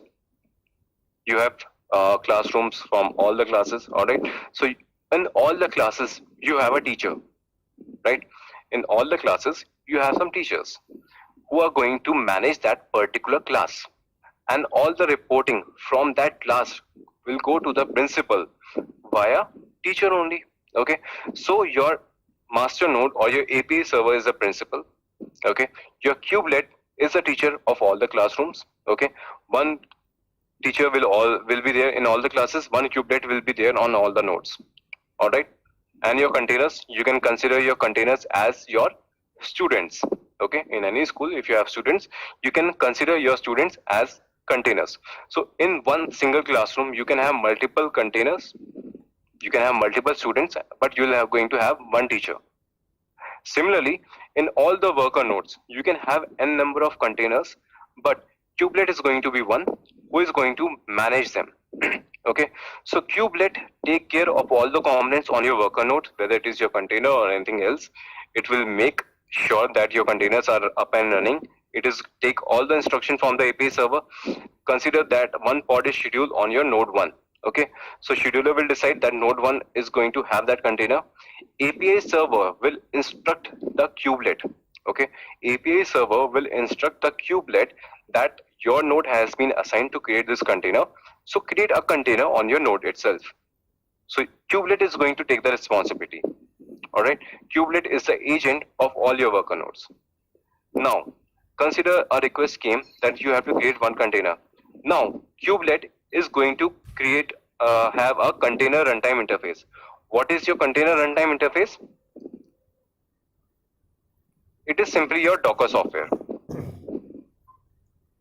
Okay, you have to install your Docker software on all the nodes. So kubelet will instruct to Docker then. Consider your Docker is your monitor in the class. Okay, so when teacher assigns some doing some work, it will create a monitor from the students who will manage the class for that time. So Docker is a container runtime interface. It will take the instruction from kubelet to create a container or delete a container. All the container related commands will be executed by Docker itself, and it will be instructed by the Docker kubelet. If you want to have some another type of CRI, you can have it. For example, you can have your container D, LXC, LXZ. Okay, you can have any type of CRI. Next is your proxy. So what is your proxy? Proxy helps in your networking. Consider that you have one container running on node 1 and one container is running on your node 2 or node 3. Okay, inside a Kubernetes cluster, all your containers can talk to each other. In any cluster, in a complete closed environment or cluster, whether your container is residing on node 1 or node 2 or node 3, they are allowed to communicate to each other, and that happens with the help of the kube proxy. Kube proxy provide the networking so that you can have your containers talking to each other across nodes. Okay, for that purpose we install a CNI as well. Okay, so what is CNI? CNI is your container runtime interface. So you have to install CNI as well separately. Okay, so you have to have your network plugin also. So Kubernetes is doing all the things. Why it is not providing you networking functionality? Can anyone tell me why Kubernetes is not providing network plugins? Docker, if you talk about your Docker containers, if you talk about Docker Swarm, they have their own network. Okay, that is called CNM. In Docker or Docker Swarm, they provide their own networking, but Kubernetes doesn't provide any networking plugins. Why? They can do that, but why they don't?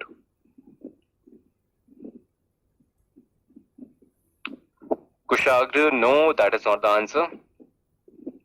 Anyone else who can try? Why Kubernetes doesn't provide you network interface when it can?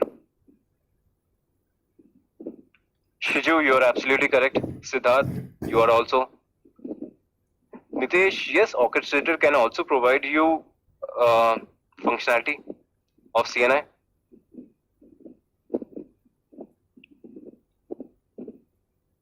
Also me, okay, to some extent, yes.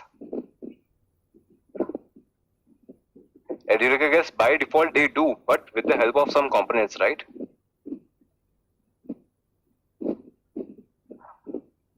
Anil, no, that is not the case. Ashok, yes, to the some extent you are right.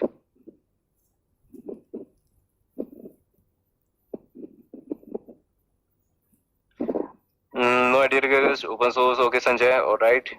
Okay, so team, let me give you the answer. Okay, Rishabh, okay, got it. Alright, so team, I told you that in Kubernetes you can have any CRI. You can have your Docker, you have container ID, you can have container D, you can have LXC, you have LXG, you can have Cryo, you can have Rocket. Okay, so if you have Docker, you can have a proper networking. But if you have if you are using container D, how your Kubernetes is going to manage all the CNIs for that? You have a lot of variety with containerization tool, Docker, Cryo, LXC, LXG. How Kubernetes is going to know that which CNI is going to be there for that particular CRI? So Kubernetes say, bring your own container and bring your own network as well. Okay, because network is dependent on your container CRI. Okay, so if you are bringing your own CRI, bring your own network as well. Okay, that is the reason for that. Okay, so team, these are all components of your Kubernetes architecture. Okay, all same are mentioned here also that I have mentioned. Okay, API server listens on the default port number 6443. Okay, 6443 is the default port number for API server. Alright, key value pairs are there for your etcd. I told you controller manager manages your actual state with desired state. All these components I have already told you.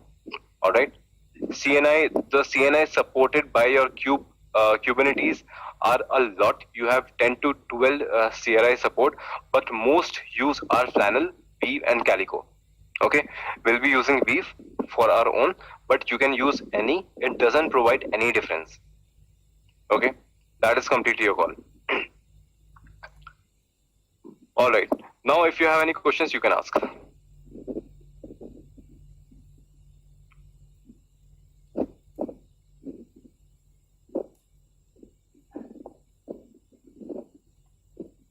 Shiju, what is C advisor? C advisor is not a mandate component. We are talking about the mandate components of Kubernetes.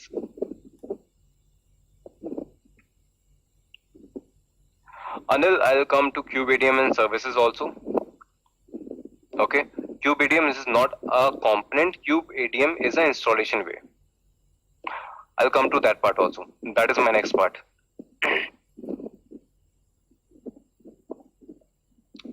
Arjun, can you please summarize network dependency one more time? Arjun, networking is there so that you have a complete cluster, right? You have multiple worker nodes. So it is important that your consider maybe your database pod is running on node 1 and your application pod is running on node 3. Okay, so it is very important here that your both the containers should talk to each other, but they are across nodes. All right, so it is important that these two containers should be able to talk to each other across node. For that purpose, we need networking, and kube proxy is a component that allows that kind of communication. Alright, and that networking is also not provided by default by the Kubernetes.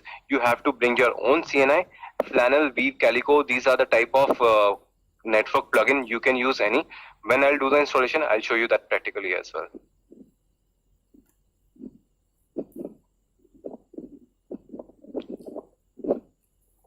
Yes, Rishabh, these are third-party CNIs.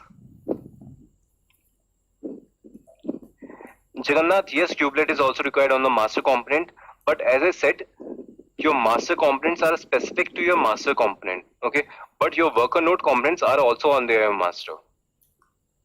That is the difference.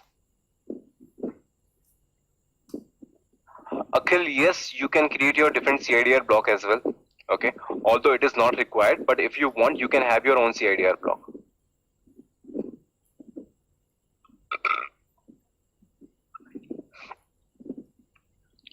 Srirama, you are asking, can you have different CRIs across nodes? No, Srirama, you should have a single CRI across your cluster, not even across node 1 or node 2 or worker nodes, across your cluster. One cluster, one CRI.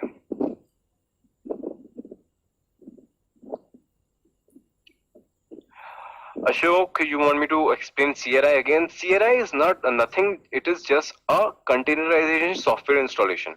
Okay. If you want to have Docker container, Docker is going to be your CRI. Container runtime interface. That's all. So whatever the containerization technology you are using, that is called CRI. If you have installed Docker, Docker is going to be your CRI. If you are having container D, then container D is going to be your CRI. If you are using Cryo, Cryo is going to be your CRI. That's all about it. Can we control kubelet with kubeadm command as flows kubeadm, kubelet API server and kubelet? Sumit. Yes, Sumit. Yes, we can do that.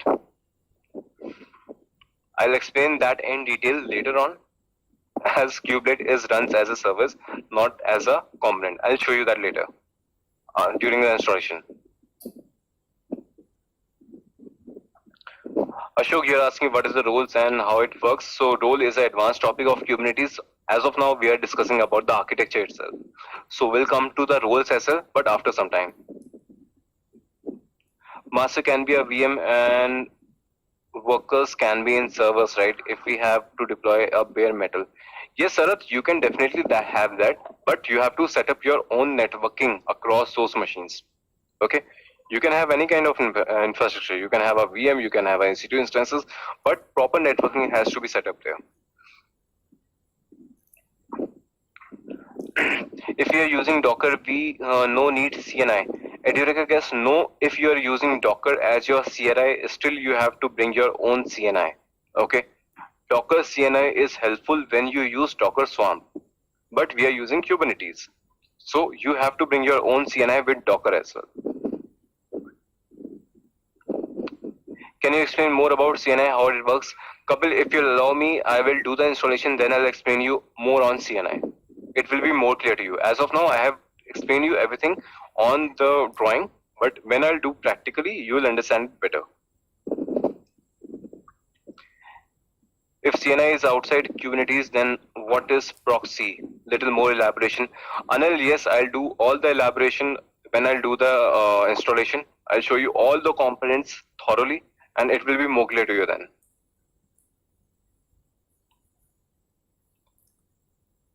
Okay, Shirama, I think I answered your questions already.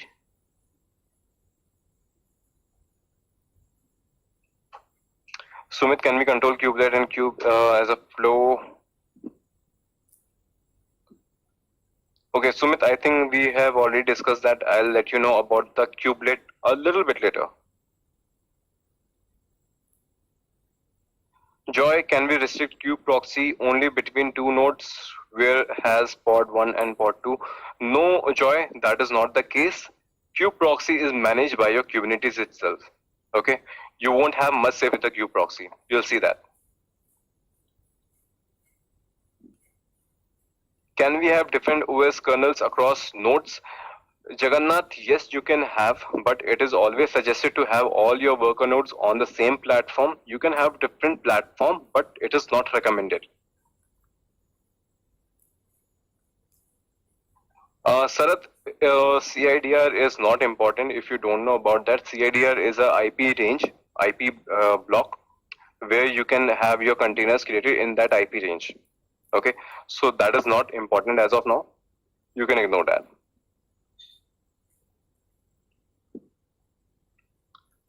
The CNI manages the master and cluster network since master IP address is not coming under CIDR block. We provide.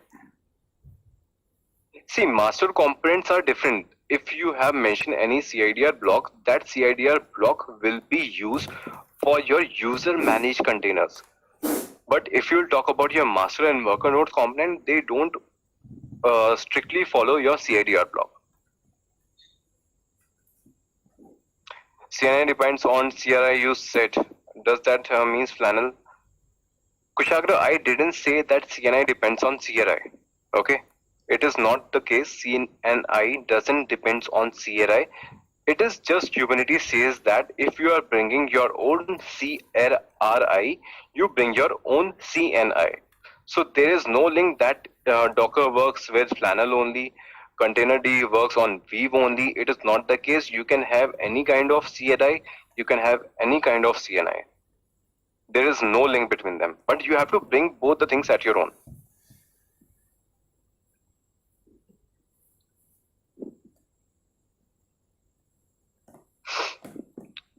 Okay, I think all the questions are covered as of now. Okay, that was a big time this time. All right, so team, as you have understood the architecture, now we are going to do the installation part. All right, so there are two ways of doing the installation. One is your hard way, second is your kubeadm way. Before explaining these ways, I want to ask a question to you. Maybe that was covered earlier or not, I am not sure, but I hope you can answer. Your Docker is installed on all your worker nodes. Okay, your worker nodes, you have your Docker. Do I need to install Docker on your master node as well? Question for you people. Do I need to install Docker on your master node as well? Nitesh, Edurica guest, you are not right. Kapil, wrong answer. Anil, wrong answer.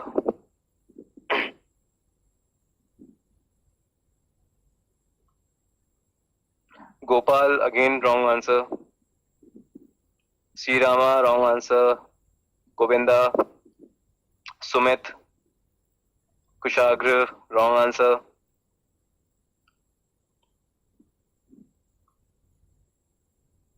Okay, so team, I have taken the name of the people who have not given the right answer. Joydeep, again wrong answer. All right. Apart from that, who else have answered it correctly? Now I'll tell you the reason. Okay, so now there are two ways of installation. One is your hard way, second is your kubeadm way. Hard way, as the name suggests, is actually the hard way. All right, so you have to assign some master node, you have to install your API server separately, your scheduler separately, you have to install your etcd database, you have to install your controller manager separately. Everything needs to be done manually. Okay, that is why it is called hard way. With kubeadm way, kubeadm is a utility that help you install all the components with a single go. Okay, so kubeadm way is the way which is widely used nowadays. Your examination also come on the kubeadm way. So you don't have to go hard way, and that is also not recommended, because the same thing can be done with kubectl with very ease. Okay, so we are also going to do it with the kubectl way. Now, the next thing is, all the components are installed automatically with kubectl. How that is done? kubectl creates all these components: API server, scheduler, controller manager, etcd, Docker, or Docker is already installed, proxy control.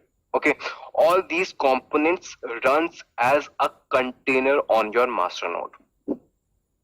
You have these four master components: API server, scheduler, controller manager, etcd. All these four components run on your master node as a container when you do it kubectl way. Master node also, because all the master components are also running as a container. When you need a container, you need a Docker. Okay, I hope it is clear to you. Shall we move to the installation now?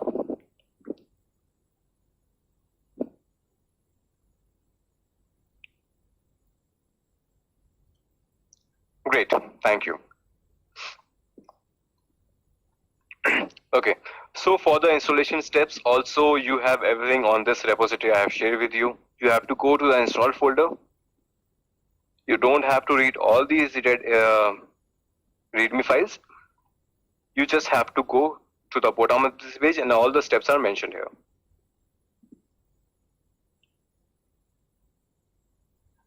Yes, Kushagra, you don't need Docker on the master if you are doing it hard way. Okay, you are installing all the master components at your own, so you don't need Docker on your master node until unless you want to assign some nodes, some containers on your master node itself. Otherwise, you can ignore that.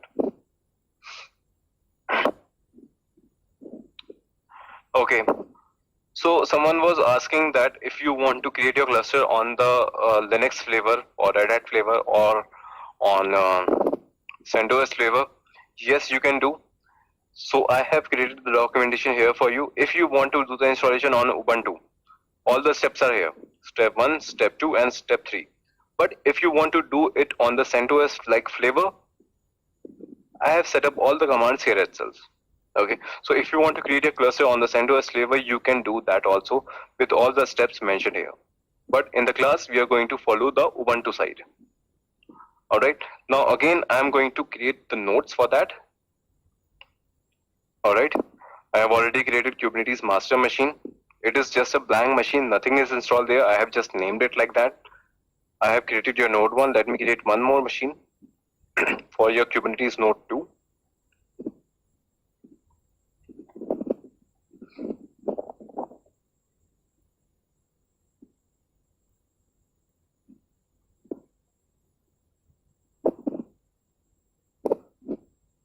Okay, K node 2. Zone, I'm going to keep it like this. Same.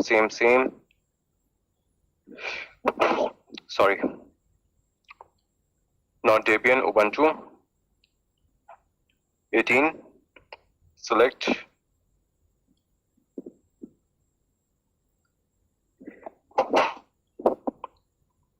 Sorry. Okay, now I'm going to connect to these machines.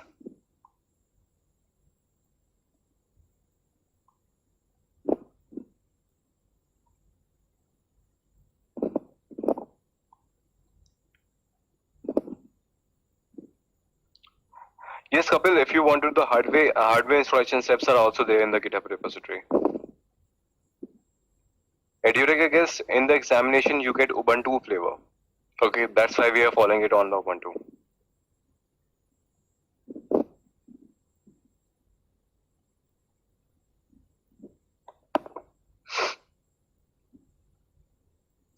Okay, I am connected to all my machines. These are completely blank machines as of now.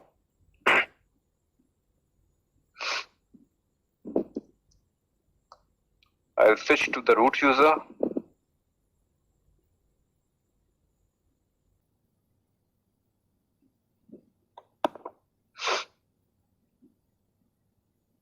Okay, I am connected to all my machines. These are completely blank machines as of now.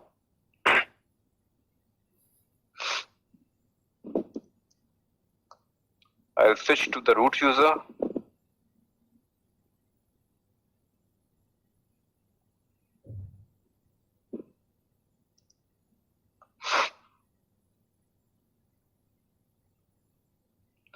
Alright, so I'm connected to all my machines. Now I'm going to do the installation.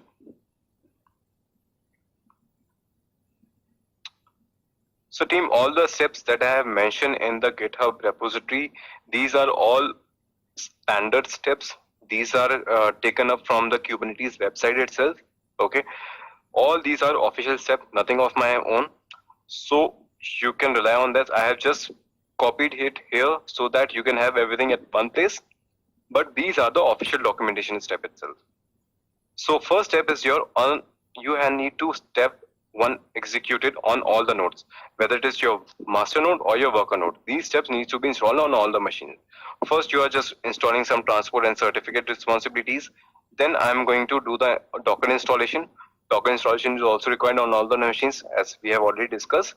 Then we are going to install kubelet, kubeadm, kubectl on all the nodes. Okay, so these are the steps. Let me copy paste it on all the machines.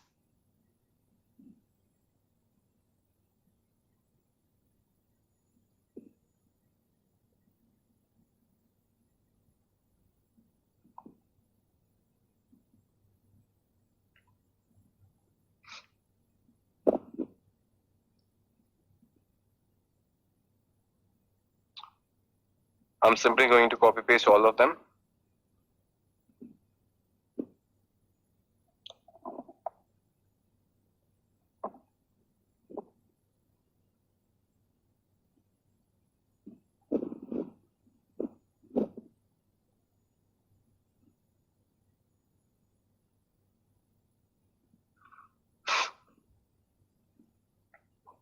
Okay, it is done on my one machine.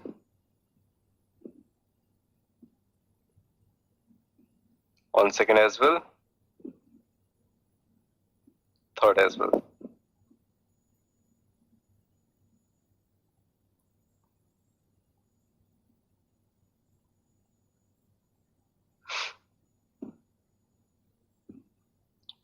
Sumit, that is your call. Okay, for the lab purpose, I'm doing everything from the root user. If you want to create a different user and do all the things with that, you can do it from the different user as well.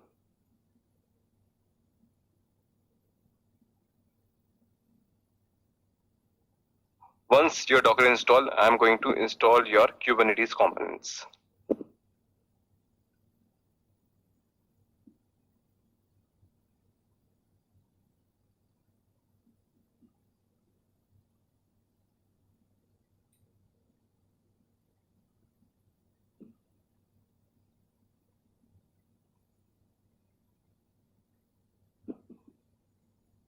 I think it is not executed on this one.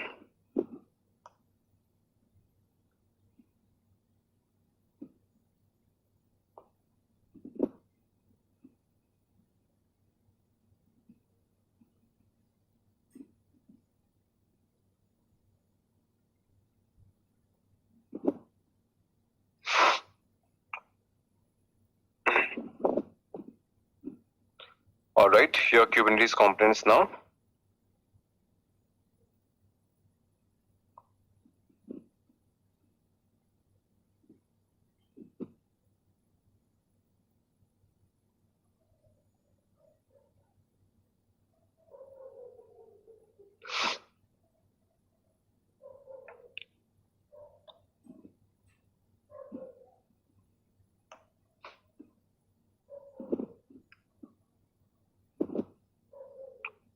Alright team, so once your all kube related components are installed, now you have to decide which machine is going to be your master. Okay, so which machine is going to be your master, now you have to make the decision. As of now, all the commands have been executed on all the machines.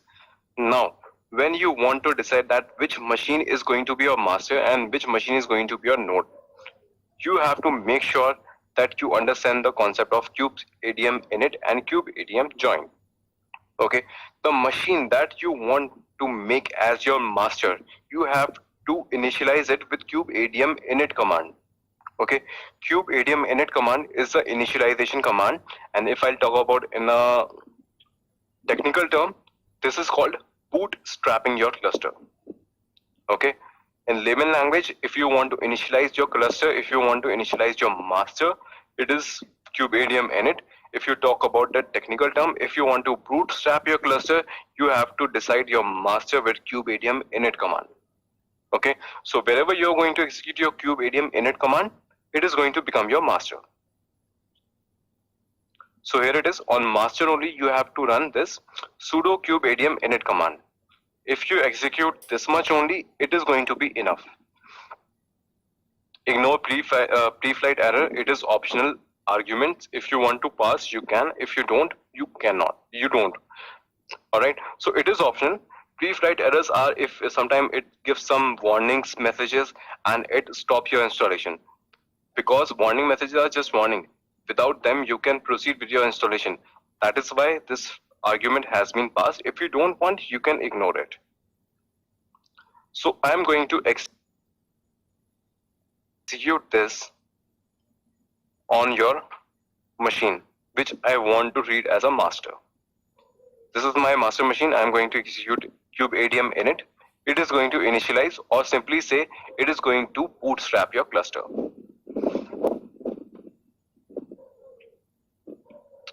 So team, installation is an important part for your examination point of view also. So we are going a little slow here.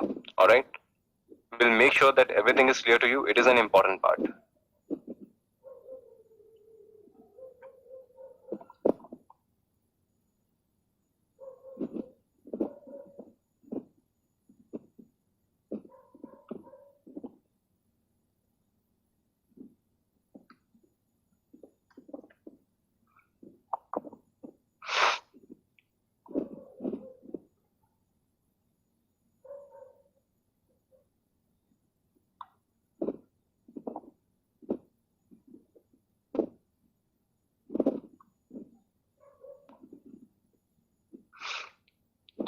Okay, so team, it is important that you see this message that your Kubernetes control plane has been initialized. It means your master has been identified. Alright, after that, once your Kubernetes control plane is simply your master, has initialized successfully. Alright, now to start using your cluster, you need to run the following command as a regular user. Alright, so let me copy paste it somewhere else first, and then I'll explain you the significance of all the commands.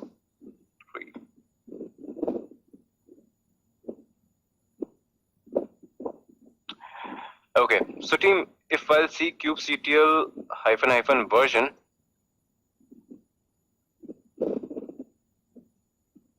or kubectl version it is, sorry, my bad.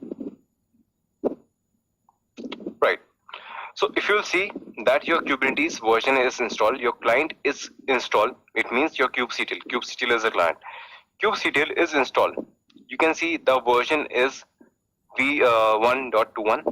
Alright, team, hold on your question for a little while. I'll take your question in a little bit later. Alright, so if I'll do kubectl version -- short to have a shorter output, you can see the client version is v1.21, and then you get a message that the connection to the server localhost was refused. Okay, so you are getting some errors. If I'll do kubectl get nodes, it should get me some output, but it is also giving me some error. The connection to the server is refused. So it is giving me some issues, right? Something is not right. Why? Because as of you know, if we install Java somewhere, we have to set up your Java class path as well, right? We have to specify some paths. So where your Kubernetes config file is present, it is not accessible to your kubectl command right now. That is why it is giving you error. Alright, so if by default your Kubernetes is installed in etcd location, etc Kubernetes. Okay, this is a location where your config files are installed. Okay, this is the main file which you require for your kubectl command. Alright, this is the most important file. So you have to provide the path of this file as well to get the output. Okay, if I'll do kubectl -version -short, and if I give this path also, kubeconfig equals to this location.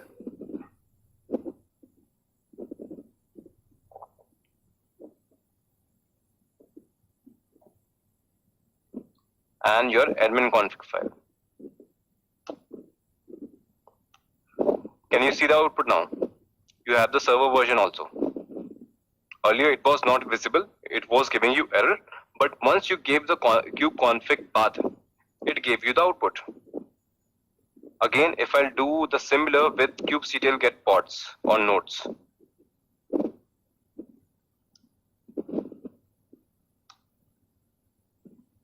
See, it is giving you output. As of now, you just have master. That is your control plane master. And this is running from last 3 minutes. This is your version. So now it is giving you output. So the thing is, you have to give the kubeconfig path. Now with every command, if you are giving you your kubeconfig path, it is a overload for me. I cannot remember the path every time. I don't want to give the path every time. I want to have this automated.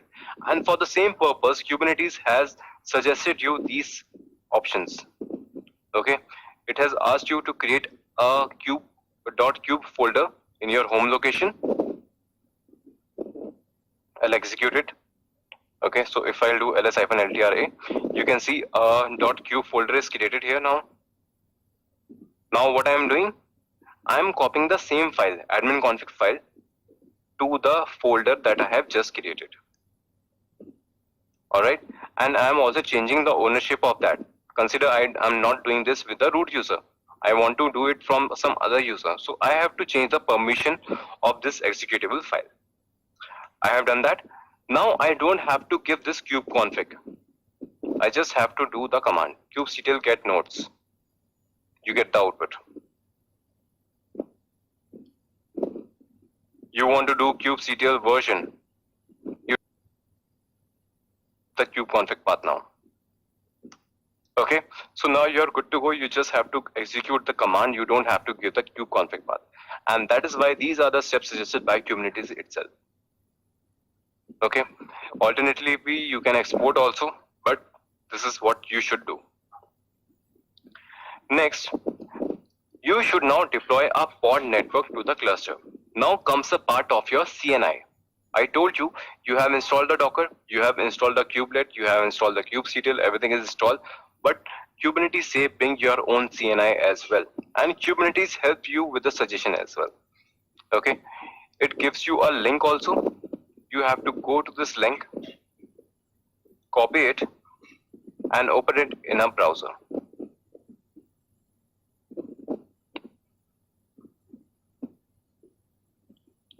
Okay, here you can see you have a wide variety of network plugins. You can have ASI, Enfria, Calico, Canal, Cilium, CNI Jenny, Contev, Contrail, Flannel, Knitter.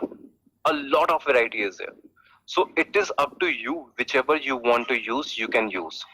As of now, I'm going to go with a VNet. Here's a VNet one. You click on this one. And you just need to execute this command. Okay, copy it and execute it. The same command I have given in the steps also. You can see kubectl apply -f and the VNet line. This is exactly the same like this. So that is what I have said. I have provided you everything at a single place. Otherwise, all the steps are from the official documentation itself. This is my master, kubectl-apply. You can see some components are created. And that is why it was showing status as not ready, because your networking was not available. Okay, there was no network on your cluster, and that is the reason your master was in not ready state. Now once your networking has been created, now your master is in ready state. Here you see, earlier it was not ready because there was no networking. You have created your networking, you have installed your network plugin as suggested by the Kubernetes, and after that you have the ready state. So that is about it. Then you can join any number of worker nodes by running the following command. Now this is the token command you need to execute on the worker node so that they join your cluster. And you can see this is your kubeadm join command. And this is the IP of my master node. If you want to verify, you can verify as well. My master 10.128.02. 10.128.02. And 6443, I told you this is the port number of your API server. So I'll execute this on the worker nodes, and worker nodes will connect to your API server of master node and become their worker nodes. Same command on node 2 as well.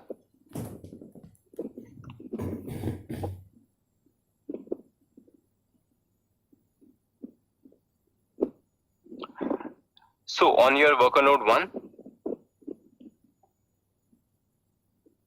it has been done.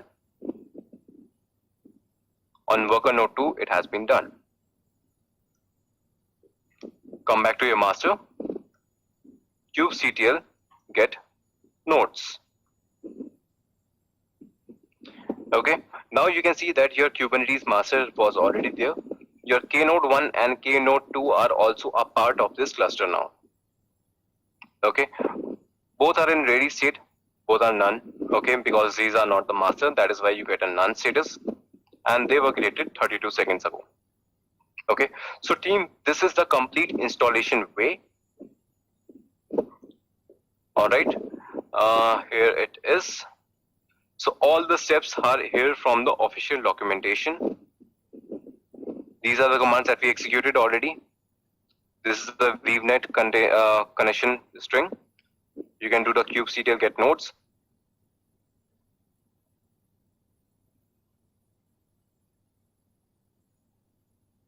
On the worker nodes, you have to do kubeadm join command. That is also provided here. And if you want to do it on the CentOS, you can do on CentOS. How to find a kubeadm join token? Consider that later on you want to add another node onto your cluster, but you don't have the discovery token. This is a command that you can execute to have the token generated again, so that you can add any n number of worker nodes later on to your cluster as well. Okay, so all the helpful commands are provided here. Now I'll take your questions.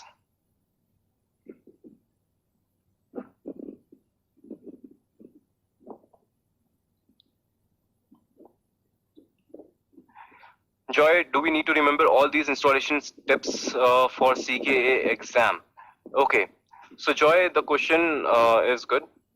I hope all of you might be having this question. You don't have to remember all the commands.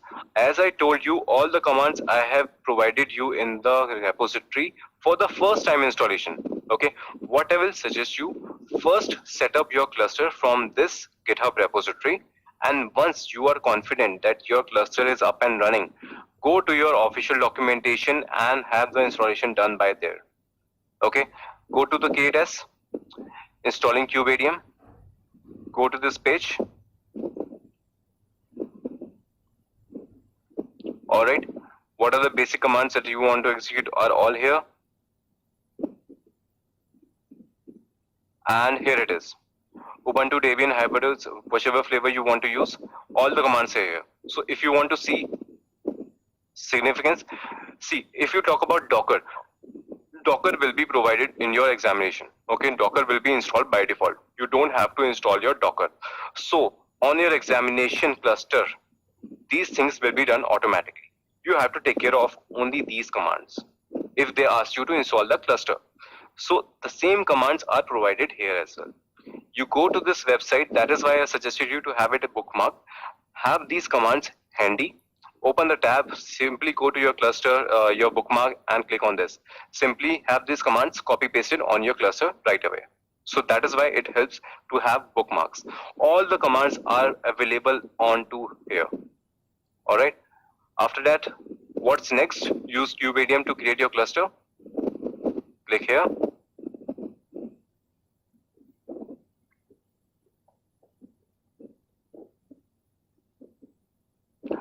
This is how your installation should look like. You can see all the output that we have already seen.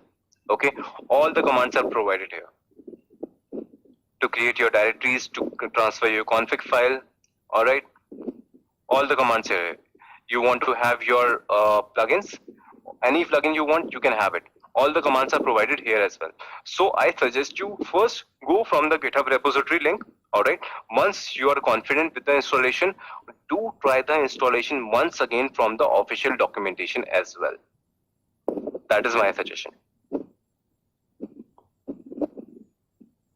Couple kubeadm comes as container with 4 components, needs to install master, but see kubeadm install on all the nodes. kubeadm I have installed on all the nodes. That is optional. If you don't want to install kubeadm on all the nodes, you can ignore it. Okay, I have installed kubectl also on the worker nodes, just to keep everything handy. Okay, you can see I have installed kubectl on your worker node itself, but you cannot run kubectl command on your worker nodes. All right, it is just for a general purpose to keep the steps simpler. That is why I have installed all the components on all the worker nodes. If you want to specifically install kubeadm on master, you can do that. If you want to install kubectl on your master specifically, not on your worker nodes, that is also okay. Once installed CNI, it will use their own network range. Or is it possible to change the CID to change the CNI default value range? Kapil, yes, if you want to change the CNI range, you can change also. For that, when you do kube init, you have provided an argument, ignore pre-flight errors. You're going to give another flag for your CIDR where you're going to mention your CIDR block range. So you can do that as well.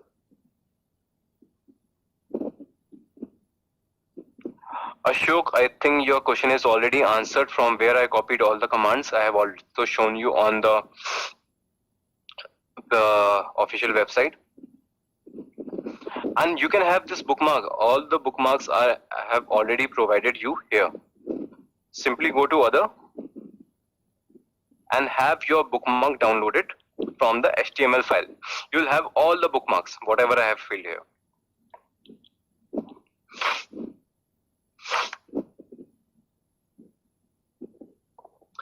Siddharth, it mentioned to run the command as normal user, but I guess you did it as root. Did I miss anything? Okay, Siddharth, that is up to you. As of now, I am doing it for the practice purpose. That is why I am doing everything from the root user. If you want to create another user and execute the command from different user, you can do that. But we are doing practice. If we'll talk about the real-time scenario, if you're working in an organization, definitely it is suggested to have a different user. But we are just learning the concept. That is why I'm doing everything from the root user. What platform we will get, Ubuntu or Red? Gaurav, that is your call. When you created the VMs, you chose which platform you want. You can have your Ubuntu, you can have Red Hat. That is up to you. Can we open the notepad during exam? Masumi, they provide you a notepad space also. Okay, during the examination, they provide you a notepad space where you can do your rough work.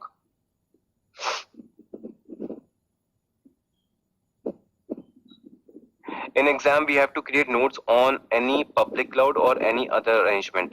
Sanjay, they will provide you a up and running cluster.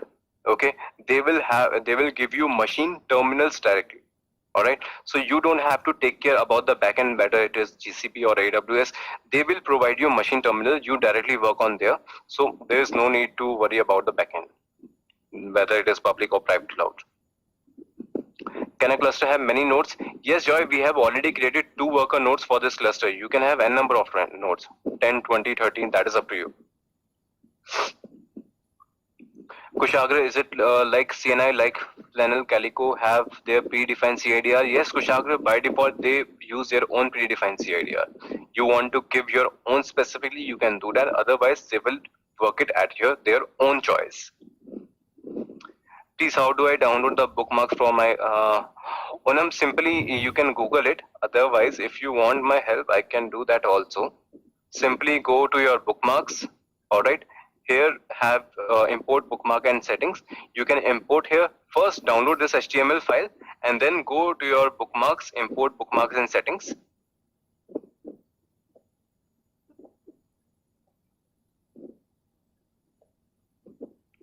And somewhere from here you can download your bookmarks.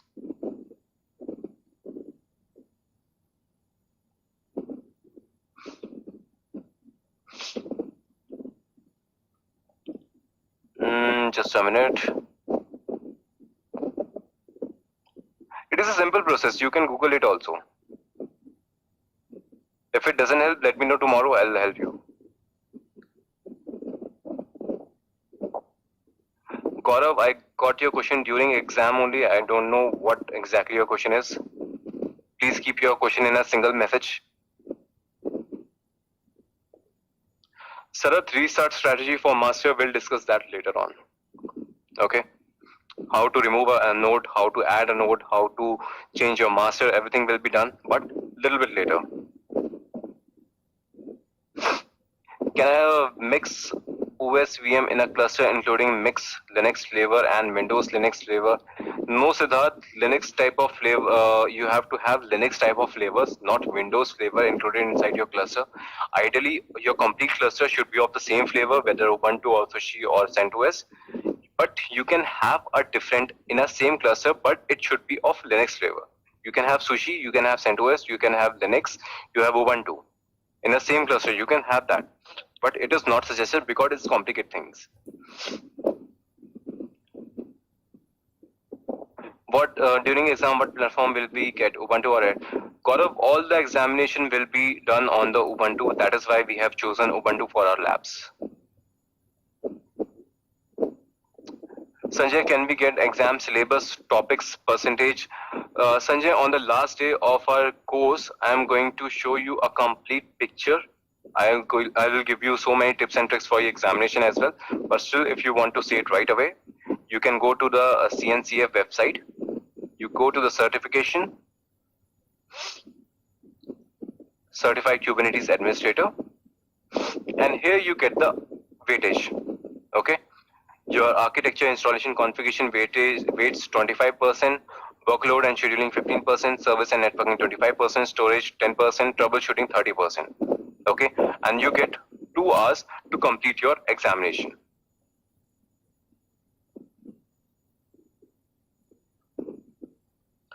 Machines in the organization don't allow internet, so can we install cluster there?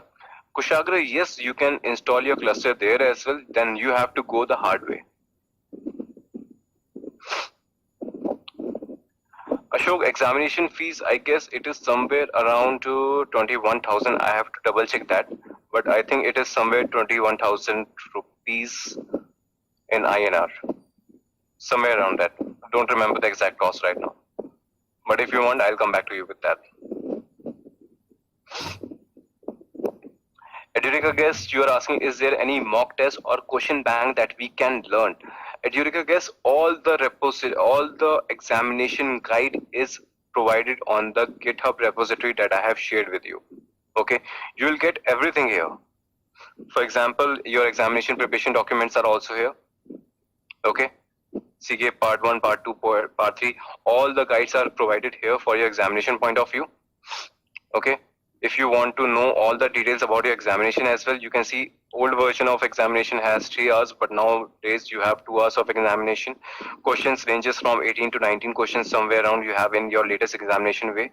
Passing percentage has reduced to 66%. Earlier it was 74%. Now you just need to score 66%. That's all. Okay. All the details are provided here for your examination point of view also. Okay. It will help you thoroughly. Apart from that, you get 2 attempts for your CK examination. Okay. So if you want to have a real-time scenario, real-time example, you can offer an examination once. You clear, it is very good. But because of some reason, if you couldn't make it, you get second attempt also in the same fees. So one-time fees, you get 2 chances for your examination.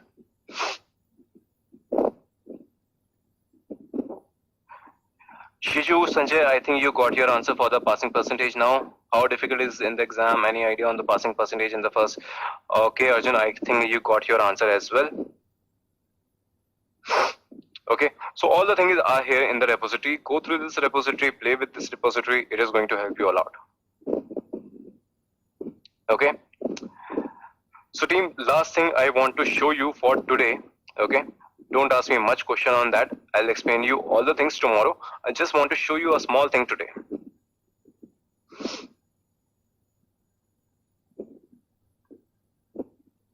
kubectl get pods -n cube-system. Okay, so team, this is the command with which you can see all the components which are running where. Okay, you can see etcd is running on master, Kube API server is running on master, Kube controller manager is running on master.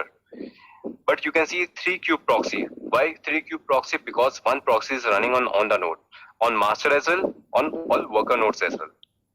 Scheduler is running on master. VNet containers, VNet pods are also running on all the 3 nodes. Okay, core DNS is used for the naming convention. Okay, so this is the command with which you can see all the components which are running there. Okay, complete explanation I'll be giving you tomorrow about all this. Okay, so as of now, I think we are done for today. So how was the class? A question for you.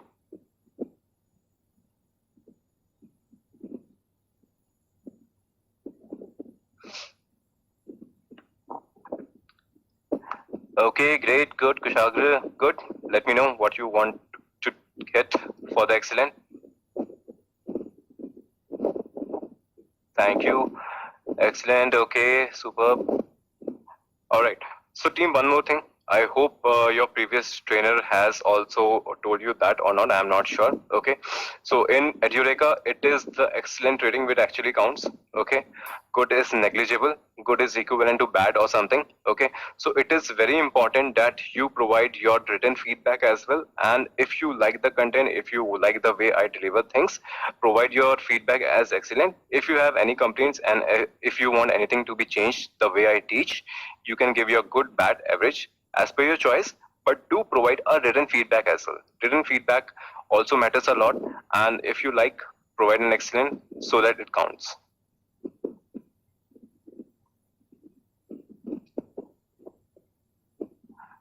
All right. So team, I guess we are done for today. If you have any questions, you can ask. If anybody wants to get unmuted, you can ask. Else, we are done for today. We can have the session tomorrow again and we'll proceed further. Yes, Kushagra, there is a scale.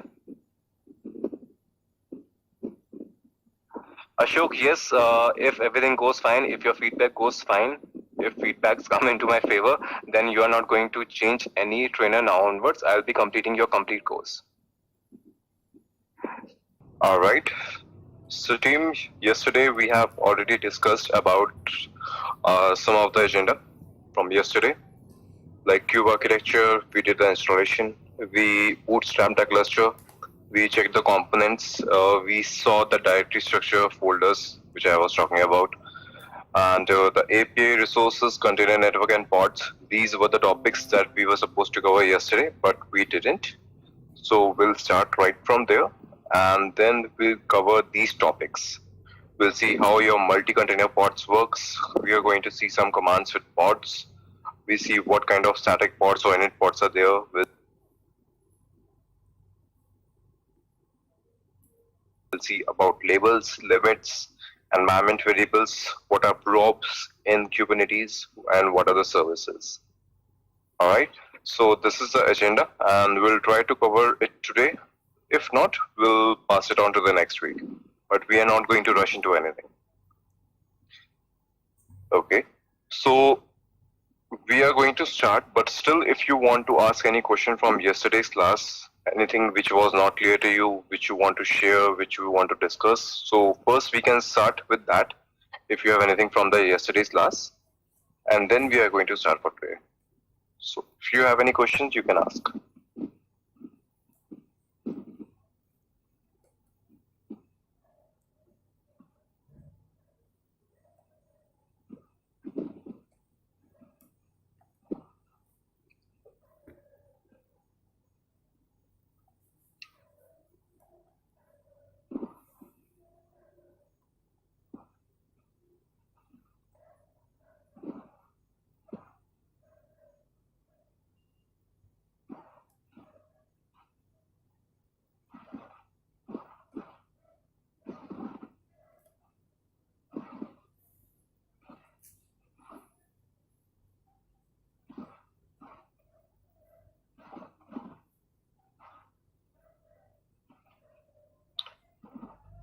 Okay, when we want to join to the worker node, we need to execute a token certificate. If we lost it, where can we find it? Okay, got it. I think this question is from Edirica. I guess I cannot see your name. So you're asking if you lose your token, then how you are going to have it back? That is what I have provided you in the GitHub repository links. You can go to your install folder.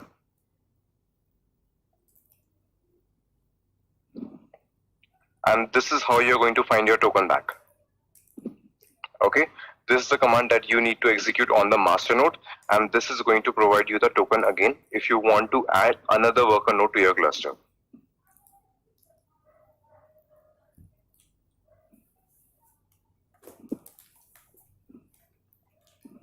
Okay, in the node or master, I have performed all the installation activity as root. When I tried to run docker ps or docker images as normal user, getting error. Hope we don't need to worry as K8 will take care of internally. Got permission denied while trying to connect to the Docker socket. Okay, Gopal, we are going to see few commands with Docker also, but that is not a mandate. But we'll see. Let's see. I am going to provide you further steps, and if you won't be able to do that, then we'll see further what is the issue.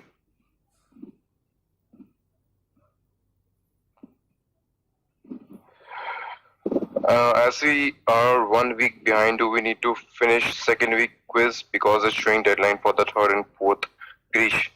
Okay, Girish and everyone, it is not the case. It is okay if you delay your quizzes. You can complete your quizzes once we are complete with all the classes. You get some grace time. Once we are done with our 8 weeks content, then you get some grace period of, I guess, 8 to 10 days. And then you can also complete your all the quizzes. So no need to rush on that.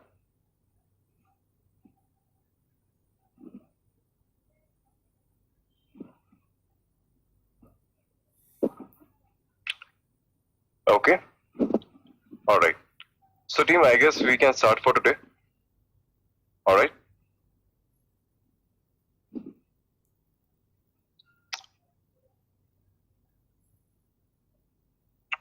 Okay, so this is my master node. All right. And yesterday, before leaving, I showed you one command. kubectl get pods -n kube -system. I don't know if you understand about this command or not.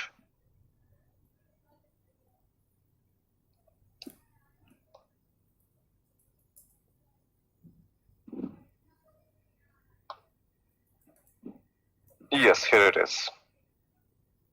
Okay, so team, one question for you now. All right. The thing is, you can see all the master node components. All right. All the worker node components are also here. etcd, API server, controller manager, proxy is also there, scheduler is also there. Okay. You have already seen that we have installed your CRI as well separately, Docker on all the machines. Still, there is one thing missing. Can anyone tell me what is that?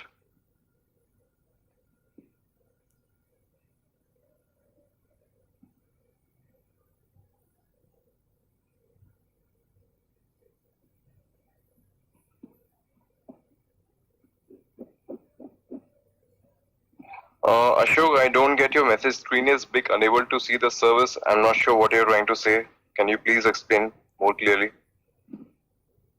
Shiju, yes, you got it. Gopal, you got it too. Venkateshwari, you can see etcd right here. Here it is.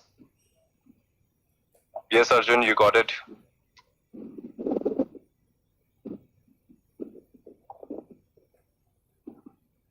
Team, anybody else is facing any chat screen visible to all of you?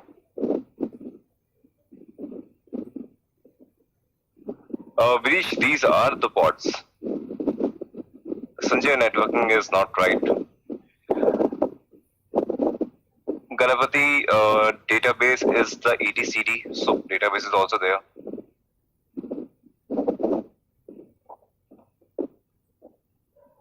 Joydeep, all pods, these are the pods right here.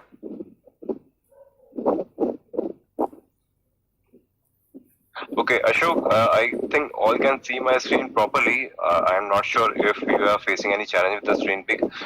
Can you connect back if that is a problem with you? Rishabh, as of now, I have specifically mentioned cube system namespace. So that is why you are seeing cube system namespaces, pods. So you cannot see pods of any other namespace right now. I'll come back to that also. I haven't discussed about namespaces right now. I'm just asking, as for the architecture, which component is missing? Girish, no, network is also there. Sanjay, you got it right. Okay, guys. So the thing is, kubelet is missing. If you remember the architecture, many of you gave me the right answer. Alright. So there was one component on the worker nodes that is called kubelet, which is not there. So kubelet is not there. Why? Everything runs as a pod, I told you, in kubeADMware. But kubelet is not there. No, Shiju, is not like it is inactive, it is active. That is why you get the output of kubectl get nodes. And you can guess, even all the two proxies are coming from the worker node. Sanjay, so you can see the master node components as well. Sorry, worker node component also here. Master can get details from everywhere.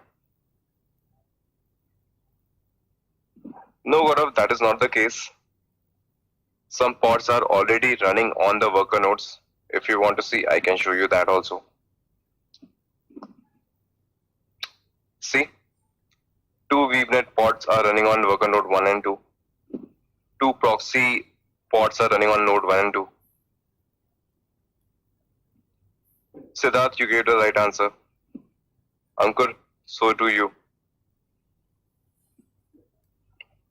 Great team.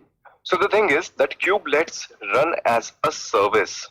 Okay, kubelet is not running as a pod. Kubelet runs as a service on the worker nodes or on all the nodes. Okay, so if you want to verify that your kubelet is working or not, you have to check it if it is running as a service. Service kubelet status. Okay, so you can see that kubelet here is running as a service. Okay, so this is, you have to remember that kubelet is not a pod, kubelet is a service. Alright, so we have already seen all the components which are working here.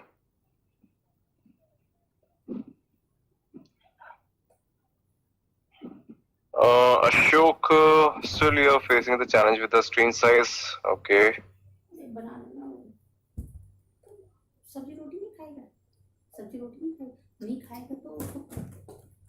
Ashok, there is some challenge from your end only because I cannot see any other complaint from any other candidate. So it has something to do with at your end only. If I'm going to reduce the size, it is not going to be very visible to all of you otherwise. The content I want to show. If you are connecting from your mobile, I'll suggest you to connect from a laptop so that it will be visible properly to you.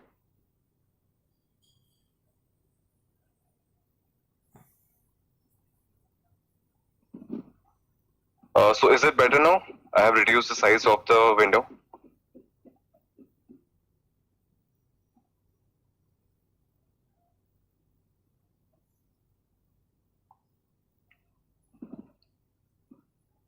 Ashok, is it better now?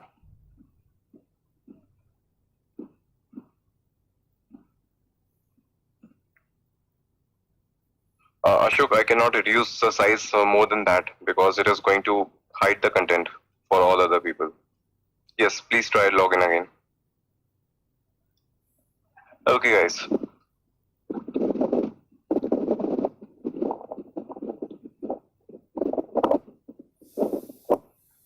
Okay, so this is what we have seen so far. And I think if this command still working or not, let me see.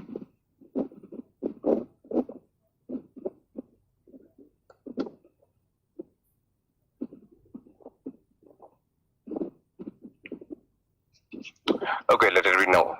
Let it be for now. All right. So team, the next question. Now you understand the architecture completely, right? So here was the architecture. All right. So consider that I gave a request to create a pod or container, something like that. So how the flow is going to be now?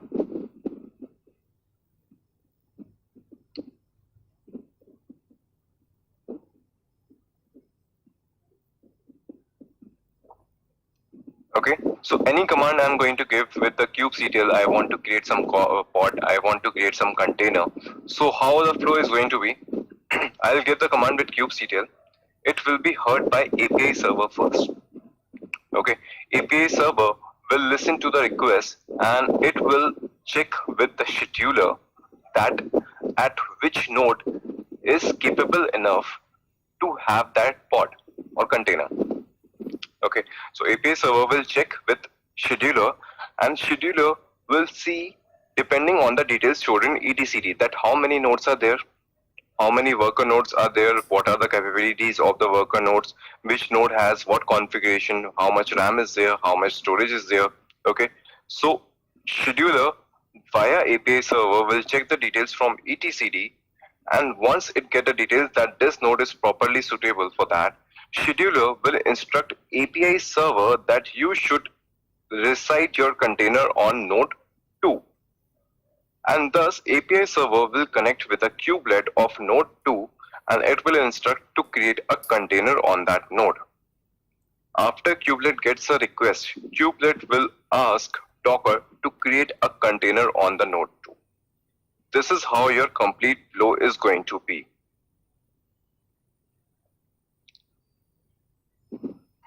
Okay, so next thing is, what is your pod and what is your container? What is the difference between a pod and a container?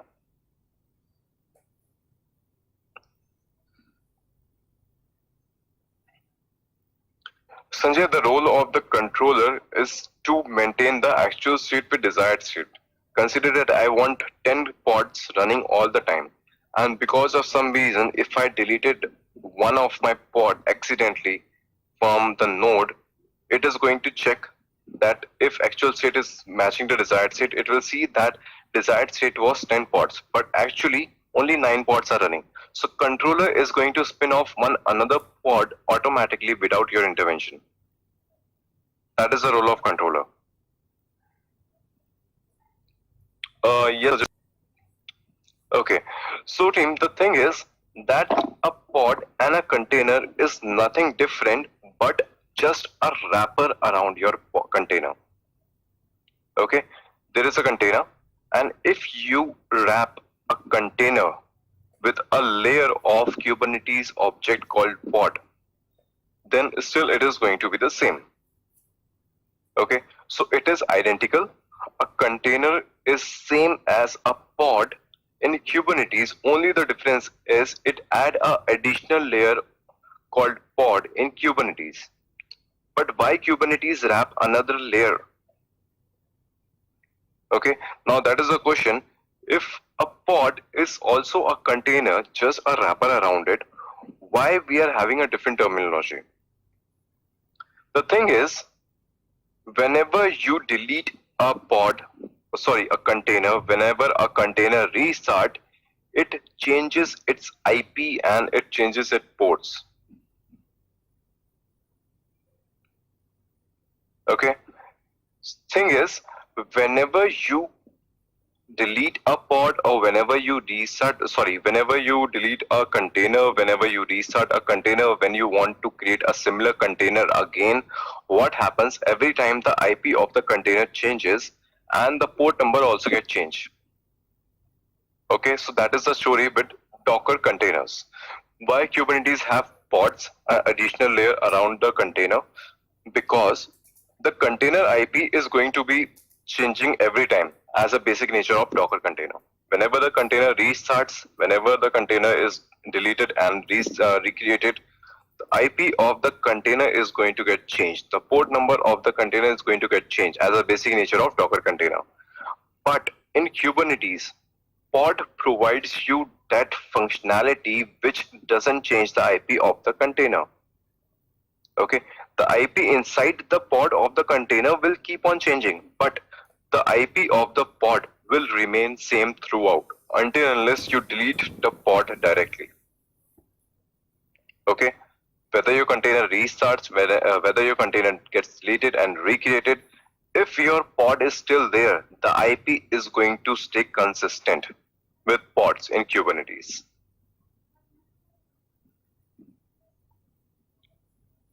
Okay, the thing is, what is the role of kubelet in master? Sarath, as I told you that kubelet is a class teacher in your class, which take care of all the components, right? So there are some static pods as well. I'm going to tell you about that concept.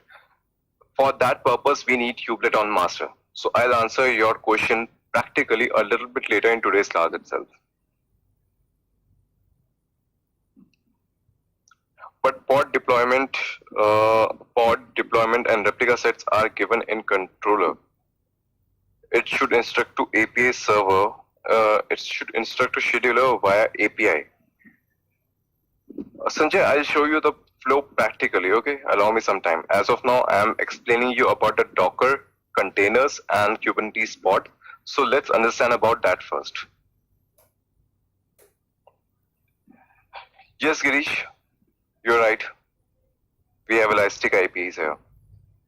Okay. So the thing is, pod doesn't change its IP, which provides some good functionality with Kubernetes, because Kubernetes is going to address the pod every time. In Kubernetes, you don't address the container, you address the pod.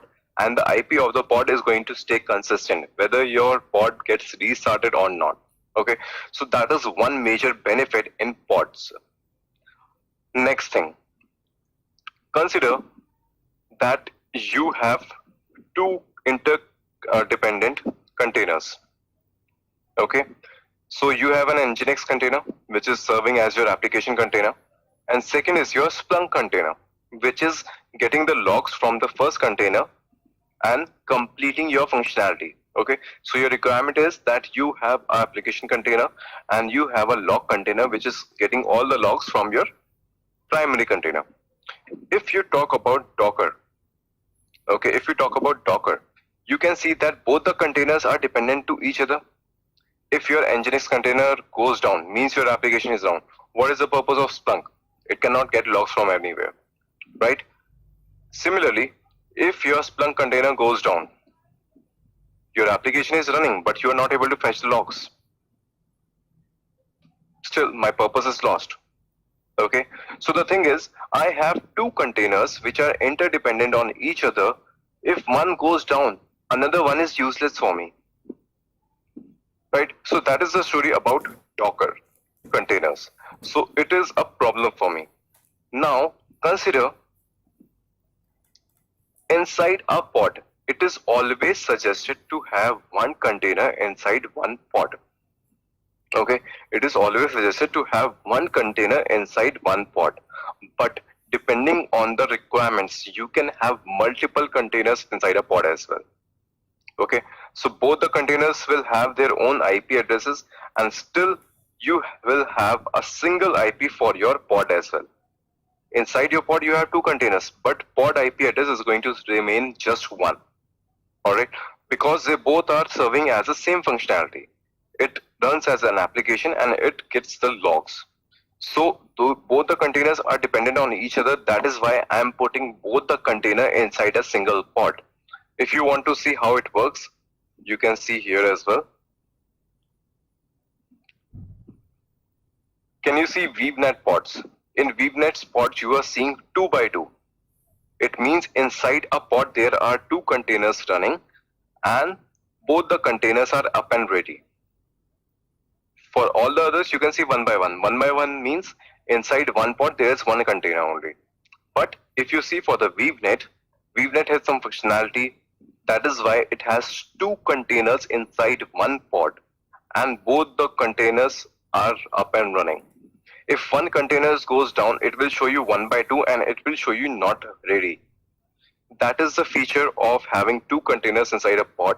if my two containers are interdependent to each other, consider that my Splunk container goes down because of some reason. My pod will show not ready status or unavailable status. That is why we have two containers or more than one containers inside a pod. If they are interdependent, if one container goes down, the whole pod will not be available for the purpose. Consider your application container goes down, your Splunk container is there, still my pod will be unavailable. So this container will also won't work at all. Okay, so team, I hope containers and pod is clear to you. What is the difference between a container and what is a pod? Let me know if you have any questions. If it is clear to you, then we are going to have some practical things.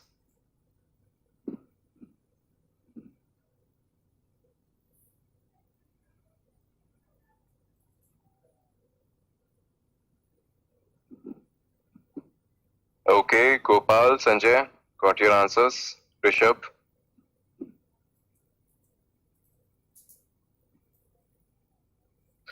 Okay, thank you, Ankur. All right. So team, let's move forward. All right. And let's start creating your pods now. Now you understand the concept of pod. Now we can create pods. Will we do demo of creating a multiple container and pod? Yes, Anurag, that is what we are going to do real soon, today itself. Okay, I'll show you multi-container pods as well.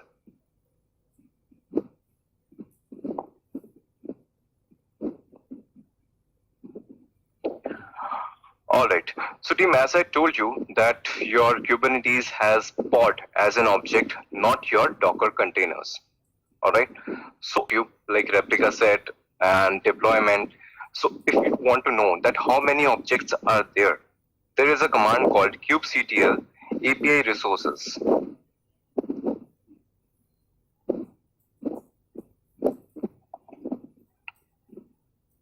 Okay, so team, you can see all the objects that are there in Kubernetes, kubectl API resources. There are binding, component statuses, config maps, endpoints, events, limit range, namespaces, nodes are there. As we have already done kubectl get nodes, right? We have pods, we have persistent volume claims, and a lot many objects are there. We are going to learn about all the objects. That is the thing. We are going to learn about all the objects. Okay, so these are the complete name. If you want to use short names as well, you can use a short names as well. Okay, like for nodes, if you don't want to write complete NODES, you can use NO as well. Right? If you want to see kubectl get NO. See, I still got the output. So these are the short forms. If you want to use short names, you don't want to use the complete name because some names are really big. Like you can see this one, or this one, this one. You have a lot of objects with long names. So if you want to use a short name, you can use a short name as well. So this is one of the command that I wanted to show you. Now consider in Docker, if you want to create a container, you use docker run command. Okay, so you will see that so many commands in Kubernetes are very similar to your Docker commands. Okay, you're going to see that. So first of all, if I want to see if any pods are running or not, kubectl get pods is the command. Okay, as of now you can see no resources found in default namespace. Now I want to create some pod. In Docker I do docker run. In Kubernetes also I do kubectl run. Kubectl run, and let's name a pod as Shub. Then I have to give the image, which image it must be using. For say I'll use Nginx image right now.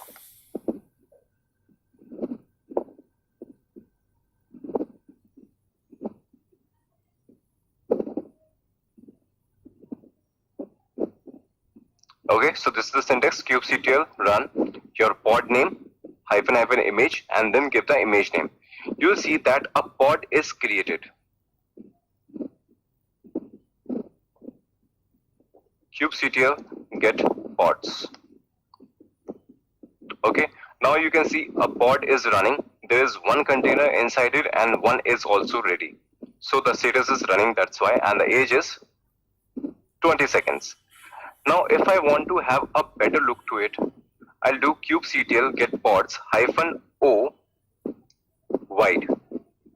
It is going to give you a wider output or a lot of details. Okay, so you can see the name, ready, running status, restart. As of now it has not restarted. Age is 44 seconds, and this is the IP. If you want to curl this IP, you can see a Nginx output here. See, you get the message, welcome to Nginx, when I curl the IP. Okay, it is also showing you that it is residing on K node 2. Alright, I told you that Kubernetes scheduler decide where your pod is going to be living. It decided it as node 2, and that is why you can see this pod is running on node 2. Okay, so if I'll show you something more about this, if you want to get more details about your pod, you can do kubectl describe pod and pod name. Okay, it is going to give you a lot more details about your pod. Okay, from here it started. It gives you name, namespace. You can see where it is running, where it started. All right, the IP. What is the container ID actually? Which image it is? Okay, so a lot more details. Important part is here. The events. So team, with the events, you can see the complete flow, how it actually went.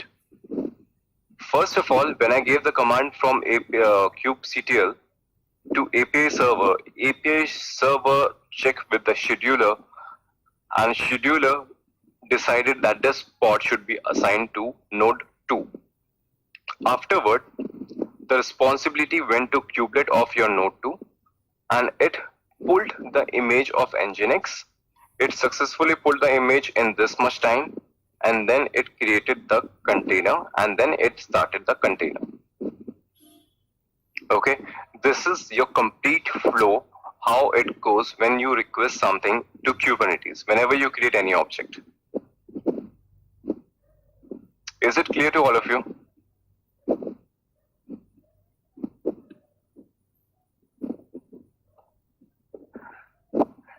Yes, Ganapati, you can use -o wide to get a wider output. If there are more details with any command, it is going to show you that.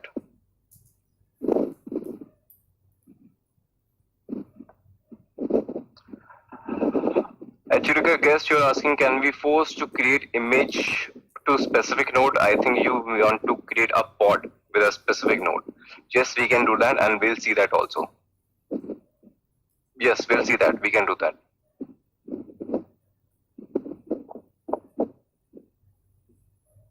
Sanjay, how many pods can be created in one node? Okay, there is a lot. Okay, so it was never a situation to reach the limit. That is why I'm not sure. Still, you can see the capacity here. Alright. Afterwards of 19th version, there cannot be 5,000 nodes, more than 5,000 nodes. Not more than 1.5 lakh of total pods. Okay, 3 lakhs of total container, not more than 100 pods per node. So this is the limits.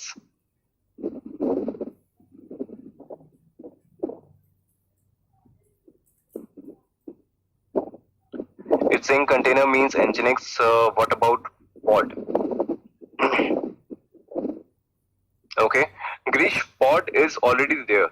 Pod is a logical wrapper around your container. So if your container is running on node 2, Kubernetes is going to identify it as a pod. Okay, so in description, it is giving you all the details. Description is a complete detail, right? So if a container is created inside a pod, it is giving you the events about that only. This container was created inside a pod. This container was started inside a pod, and that is why you are getting the output of kubectl get pods like this. We saw that this pod is running on your node 2. We can verify that as well. I'll come to your node 2. Okay, Docker is already installed here. Docker ps grep shub. Okay, here you can see this is your container ID, this is your image. This was running from last 5 minutes, and these are the details. So you get the container running on your node 2. You can verify that with Docker command as well.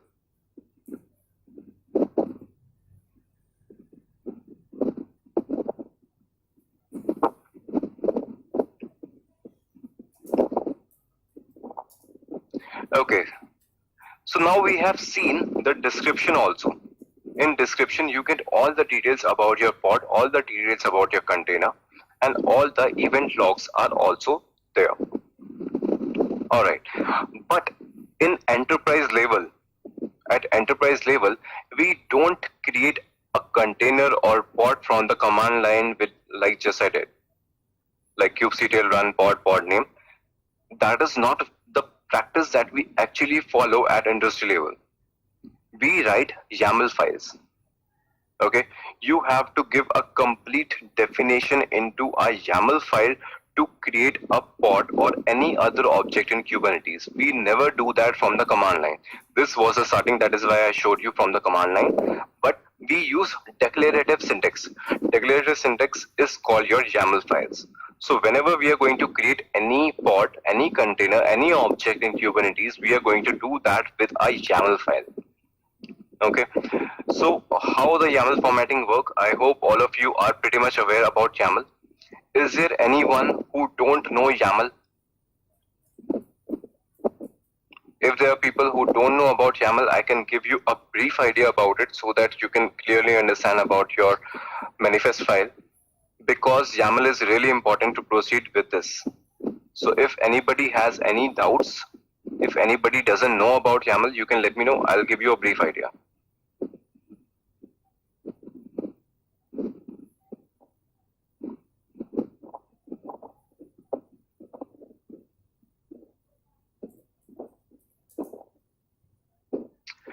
Okay, there is a very interesting question from Sarath. Okay, alright team, I'll give you a brief idea about YAML formatting also, but there is a very interesting question from Sarath. Nobody else asked about it. Okay, Sarath is asking, there is a pause image in the worker node.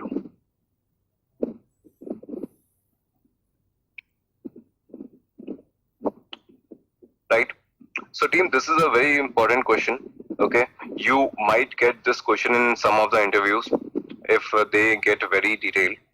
Alright, so the question is, there is already one container running with the name of Shub, but still there is another container running of Docker, which is a pause container.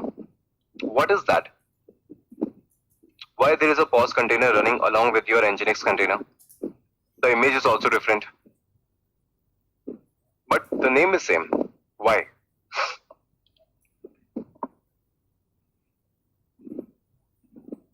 Anyone? No, Sanjay. Kushagra, you're right. You got the correct answer. Girish, yes, to some extent. Abhinav, you got the right answer.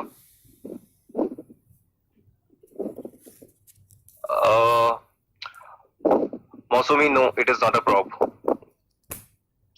Okay, team, one thing I told you when I explained you about your pods and container. I told you whenever a container restarts, whenever a container gets deleted and recreated again inside a pod, the IP of the pod is going to remain the same. Right? No, Anurag, that is not a command. So these pod container, whenever you create a pod with a single container, one by one container, one pod, still inside that same pod, another container is always created, which is called a pause container.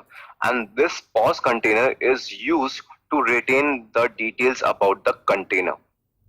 Because I told you in Docker, every time the container gets recreated or restarted, it changes its IP, but pod doesn't do that. That is why there is a mechanism in pods that whenever a container is recreated, its IP will remain the same and that details will be fetched from the POS container. Okay, that is the purpose of your POS containers.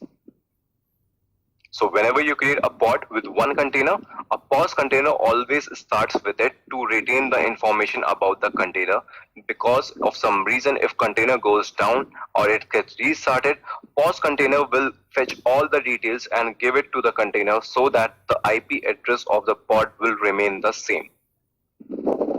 So that is about it.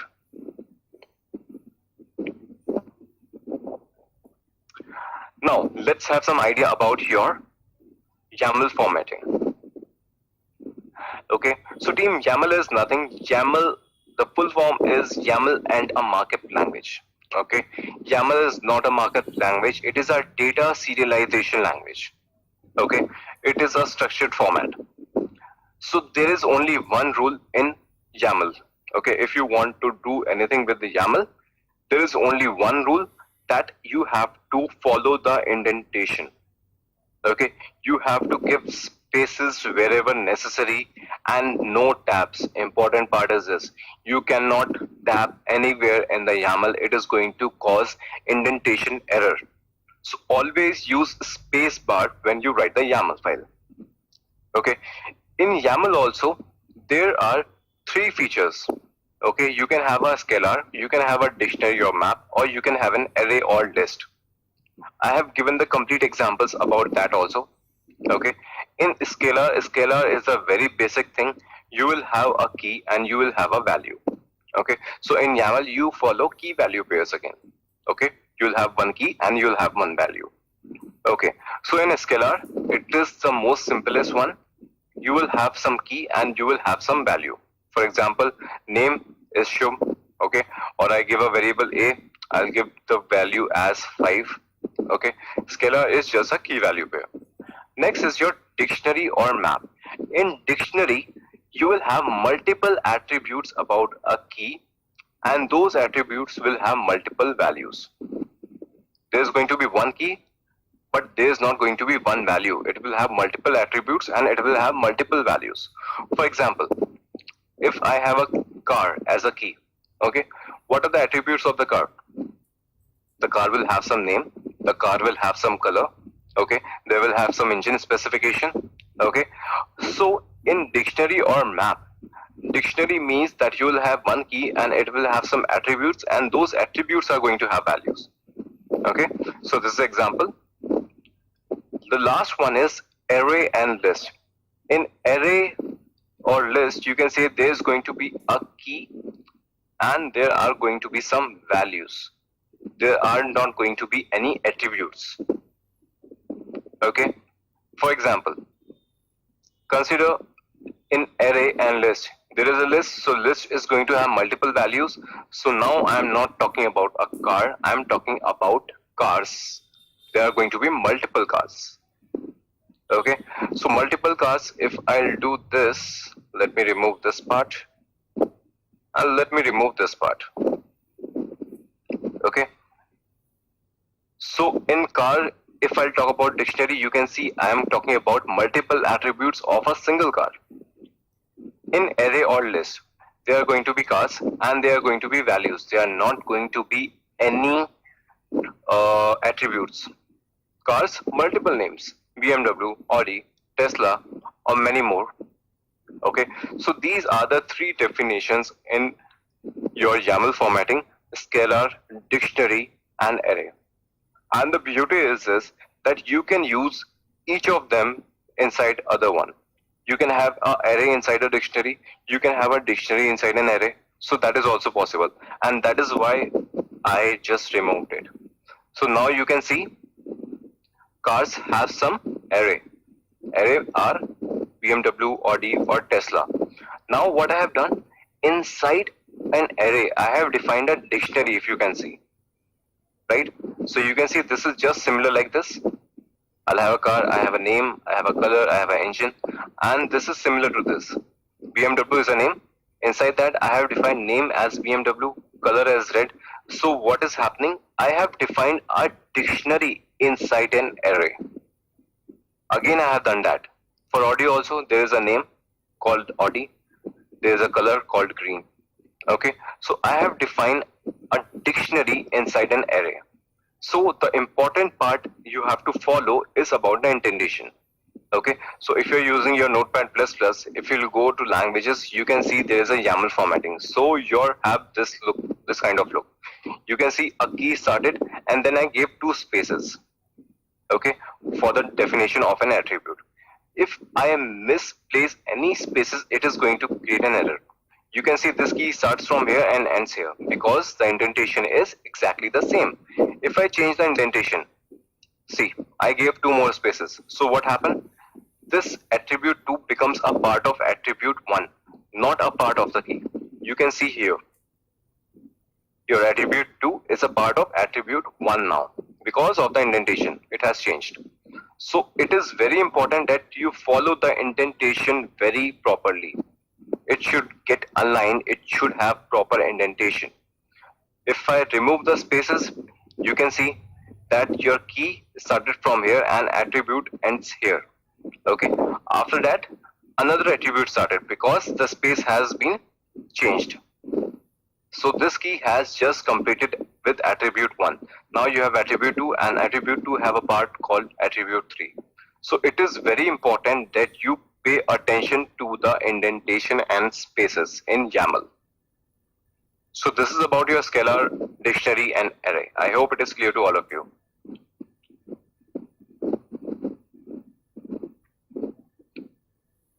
No, Gopal, you can give as many spaces as you want. It is just a practice that we follow to have two spaces. If you want to have more spaces, you can have more spaces as well. See, now I am giving 4 spaces. Still, you can see the indentation is correct. Your key starts here and ends here. So it is general idea that you give 2 spaces, that is more than optimum, so that it is clearly visible as well and it is not wasting more spaces. So that is why we give 2 spaces. You can give 3, 4, 5 as per your requirement.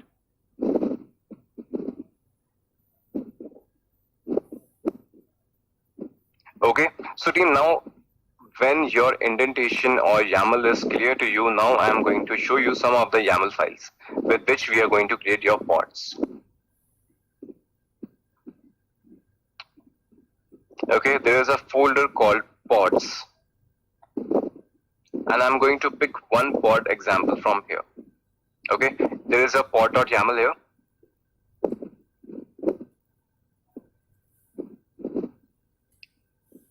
Okay, so team, this is how you are going to have a definition of a pod. Okay, this is how you are going to create a pod in YAML. Now the question is, what is this API version here?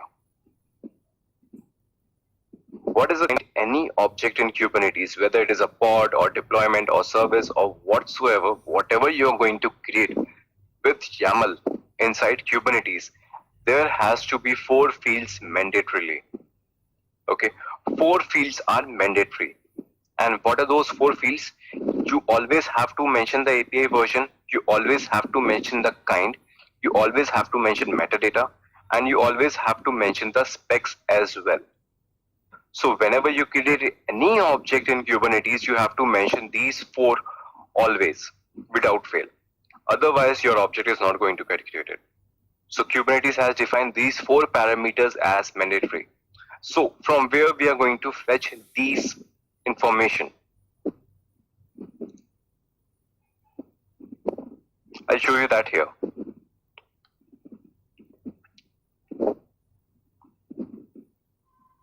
So with kubectl API resources, you get all the details about all the components, right? What are all objects you can create? Pod is also one of them. Now you can see this is a full name and this is a short name. This is the API version here, V1. It is visible you here. Alright. You can see I have mentioned V1, API version. So you can see the API version here, V1. For all the objects you can verify. Okay, it can be namespace or not. I'll tell you about that when we talk about namespaces, and this is the kind. Okay, so if you want to create a pod, you have to mention the API version from this table and you have to pick the name as kind. Okay, here you cannot use short name. So if you want to give here as just a PO, like it is mentioned here, short name from for a pod, you cannot use that. You can see PODS pods. But what is the kind? Kind is pod. You have to mention the kind here. Alright, so you can see that I have mentioned the kind as pod. Or if you want to get more details, you can use explain command. kubectl explain pods.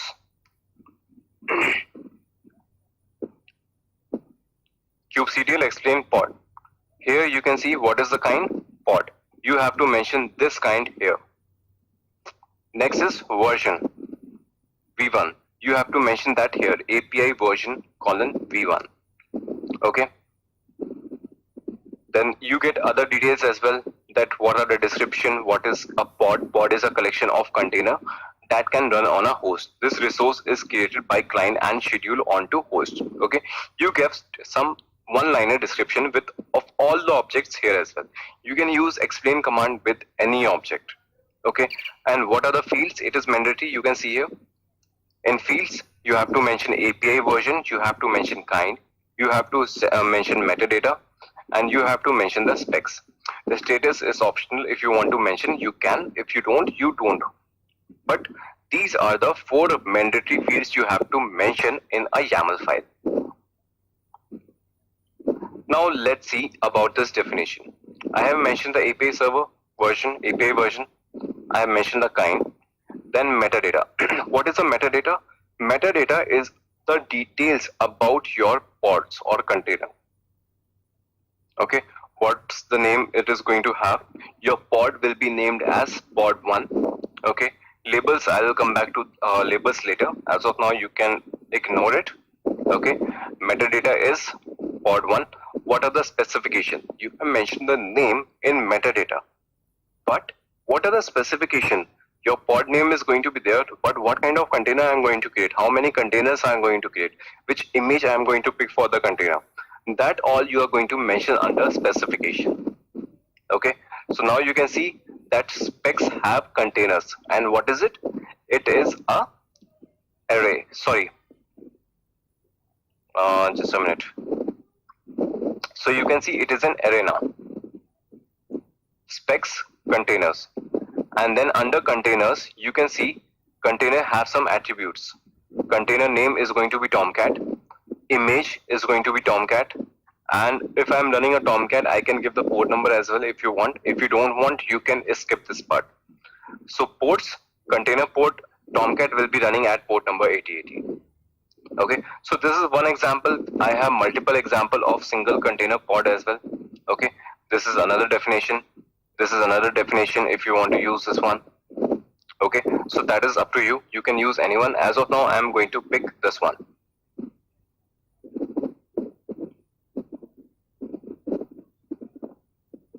vi pod.yaml. Okay, so you are going to write a vi editing file. I'll paste the content here and I close it.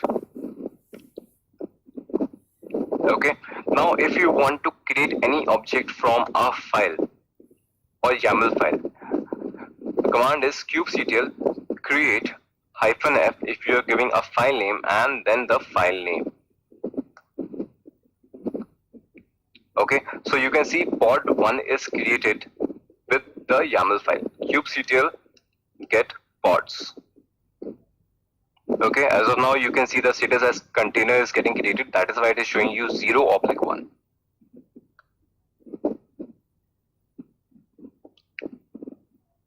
Tomcat is a heavy container, that is why it takes some time.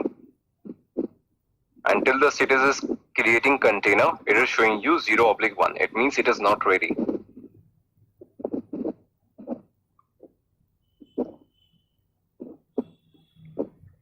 Still taking some time.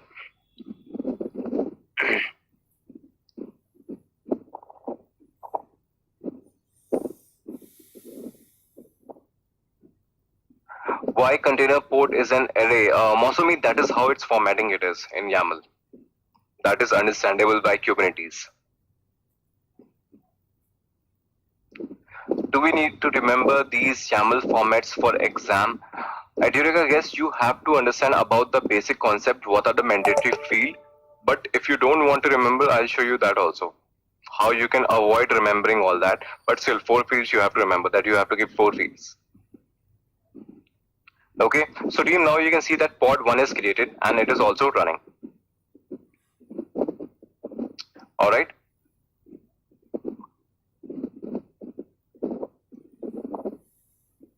Let's see where it is running, shall we? So you can see the pod 1 this time is running on node 1. So it is always changing the node, okay? Because both the nodes have similar configuration, that is why it is going in round robin. First it's created on node 2, then it created on node 1. Can we use more than one kind in a single YAML file? Ganapati, yes, you can use, but the thing is you have to use for all the objects, okay? Let me show you that. Just give me some time. So team, if you want to delete all the pods at a single go, you can do that also. kubectl delete pod. Okay, if you want to delete a specific pod, you give kubectl delete pod and pod name. If you want to delete all the pods, you are going to give a flag called --- all. Okay, with this command, you can see that pod 1 and pod shub are getting deleted.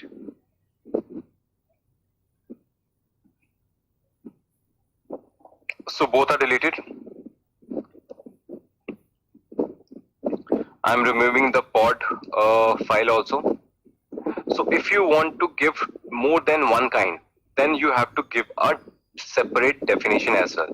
Okay, so you can see I have differentiated with 3 hyphens. If you want to create 2 pods at a single time, you can create 2 pods as well.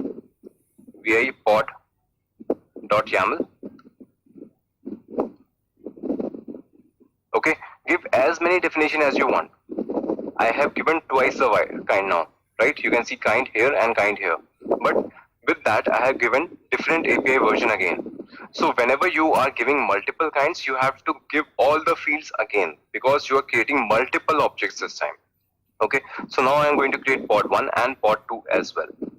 For that, I have to give 2 separate definition that I can give in a single file. kubectl create -f pods.yaml. See, now 2 pods are created. You can create multiple objects in a single YAML file as well. See, both the pods are running from a single file. That you can do.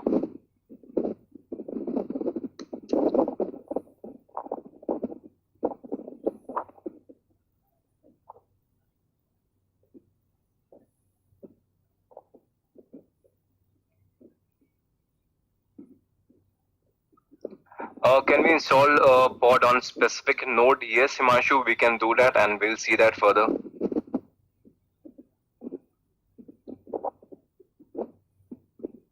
Yes, Akhil, I'll show you that just in some time. Thank you, Ganapati.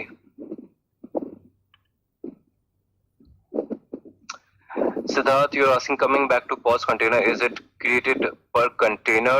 If yes, then the total number of containers running on the node would be total 2. Is that fair understanding? Yes, Siddharth, you're absolutely correct. Your understanding is completely right.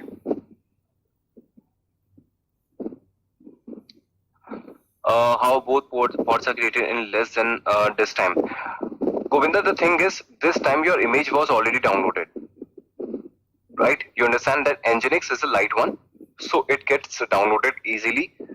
But Tomcat is also getting created very soon this time because it was already created earlier. That is why your image was there on the node and it picked the same image. But if image is not there, it has to download the image also. So that is why it takes some time at the first go. Sanjay, how 2 pods are created? Because this time I gave 2 definition in my pods file. You can see in this YAML, I have given 2 definition, one for pod 1 and one for pod 2. That is why two pods are created.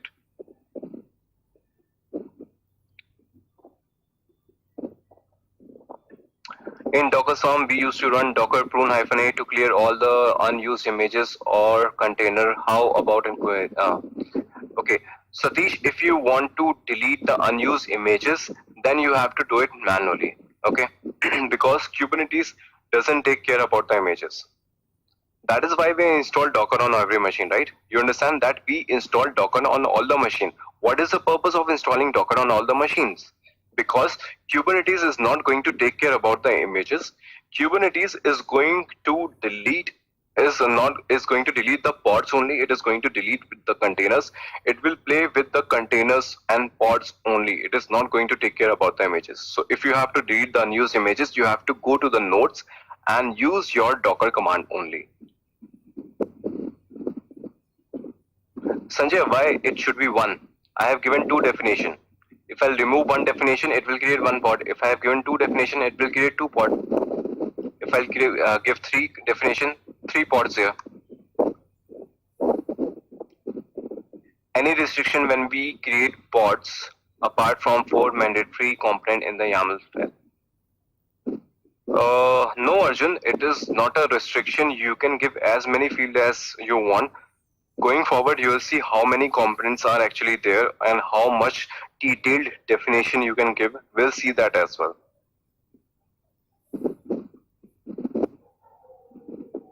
Sarat, the image is going to get downloaded where the pod is assigned. If your pod is assigned on node 1, your image will be downloaded there on node 1. If your pod is assigned on node 2, image will be downloaded at your node 2. Because you have to understand the basic flow. The node has been assigned for the pod. If node 2 is assigned, then the Docker living on node 1 will take care about creating the container and downloading the image.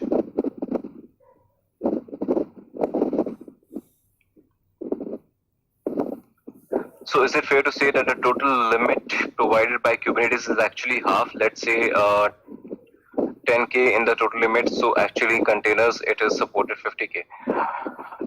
Okay, Siddharth, it actually never happened that you reach this limit. It is also not suggested because if you have this much load, you will create multiple clusters and multiple nodes. Okay, this is the maximum limit it has defined, but we never go as per the maximum limits. If you have this much load, you will have to create multiple nodes and multiple clusters.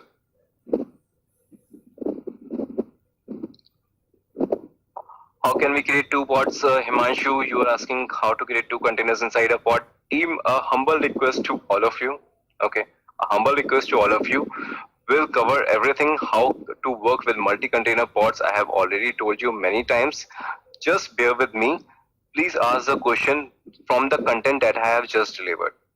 Okay, when I'm asking you to ask a question from the content I have just delivered. Once it is clear to all of you, then I'm going to move to the next part. So first, I'm trying to make you understand how one container works inside a pod. If all of you understand that properly, then I'm going to move to the next part. So definitely we are going to see everything, how multi-container pods works as well, but one step at a time.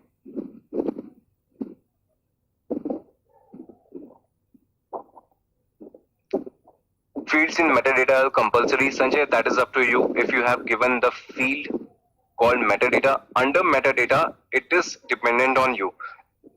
Under metadata, name is mandatory, labels are not. So that is up to you. Under metadata, name has to be always there. Other things are optional. If you want, you can give. If you don't, you don't give.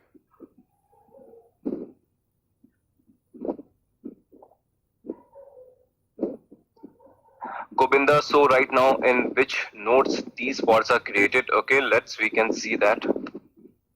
kubectl get pods. Okay, hyphen wide.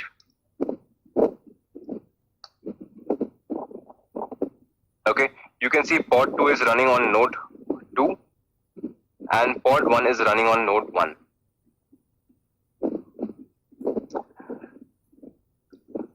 Sanjay, yes, pod will not get created if metadata field is empty. You have to give the name.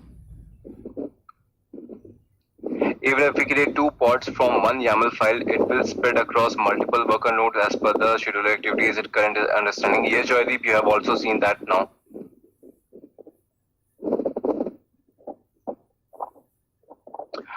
Okay, Ashok, you're asking about the pods container again. Okay, Ashok, I'll tell you that. So Ashok, the thing is, I told you what is the difference between pod and a container. Okay, container whenever gets restarted, its IP or its port number is going to get changed. But whenever a pod dies or gets recreated or gets restarted inside a pod, its IP remains the same. How its IP is sustaining, whether the pod, even when the container was deleted, how the IP sustained, because pod always create a POS container inside itself to hold the details about the container. Whenever a container is created, it is going to store the networking details about the pod's IP and port number. All the details will be stored in a POS container. POS container purpose is to store the details. So even if your container gets deleted or gets restarted, it will get the same details every time it's getting created with the help of POS container details. So I hope it is clear to you now.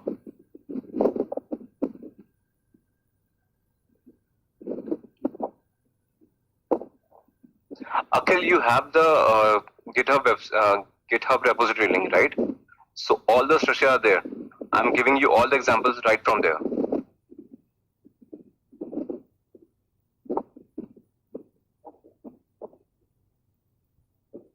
Yes, Govinda, scheduling is done by the scheduler.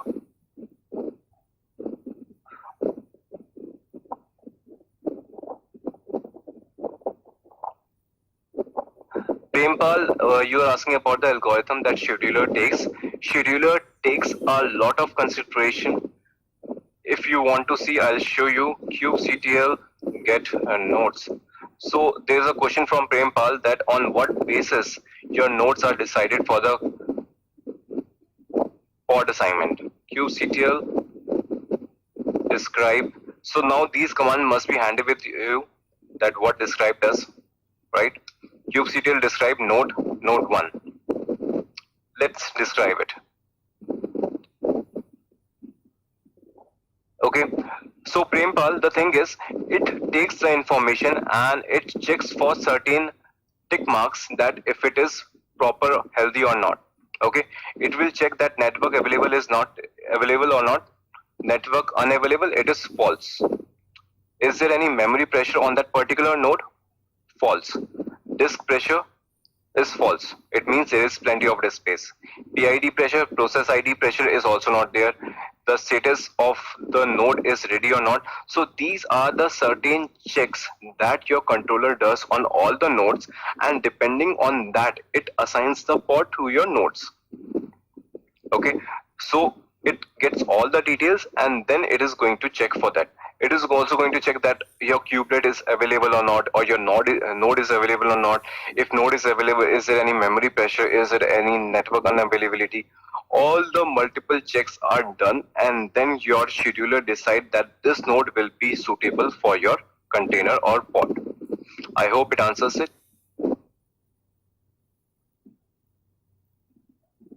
Kapil, nominated node is the node where the pod is assigned.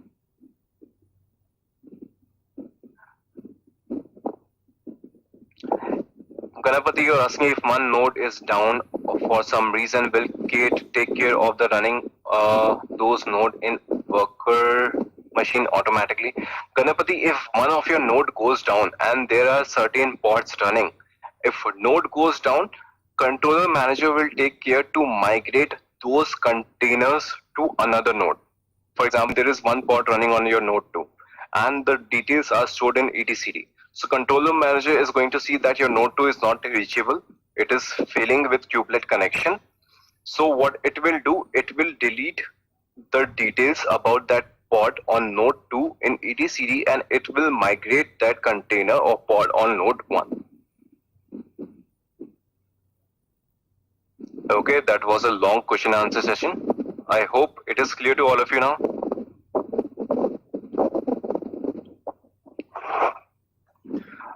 Now, so many things practically.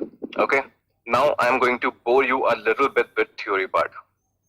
Okay, because this part is important for your examination point of view only if you are opting for CKAD. If you are opting for application developer part, then it is important for you theoretically. Otherwise, if you're opting for CKA, it is not that important. Now I'm going to move to multi-container pod now. Okay. So with the definition, there are three types of multi-container pods as per the definition. Okay. So team, again telling you, this is just for the import. It is important for CKAD examination point of view. They might ask this question theoretically. Otherwise, this question is not going to come for your CK examination. And honestly speaking, this is also not helpful for your practical work life also. If you are working in a university, it is not going to help you at all. Okay, I have really seen the use of this. So this is just a definition how your multi-container pods are. There are three types of multi-container pod. One is your sidecar, second is your ambassador, and third is your adapter. So these are the three definitions for your sidecar containers. There are three types of sidecar multi-container pods. Okay, so what are they? We are going to see about that. A little bit of theory. So first is sidecar container. Sidecar derive their names from the motorcycle sidecar. Okay, so the thing is, inside a container there are going to be two pods. Now, two containers. We are studying about multi-container pod. So definitely there are going to be two containers inside a single pod. First type is sidecar container. In sidecar containers, you will have two containers and one container will be called sidecar. That is extra seat. So in Kubernetes, what it does, your container works perfectly well without the sidecar container, but with it, it can perform some extra functionality. Okay, so the thing is, a sidecar container enhances the main container in some way, adding functionality to it. Consider that you have two containers. One container is going to be there as a main container. Okay, one is going to be your application container, and your sidecar container is going to give some details to it. If I'll talk about a layman example, okay, let me take a layman example. Consider you are watching news. Okay, on news channel you are watching news. There is an anchor on the screen. Okay, so the anchor is reading news for you. What happens?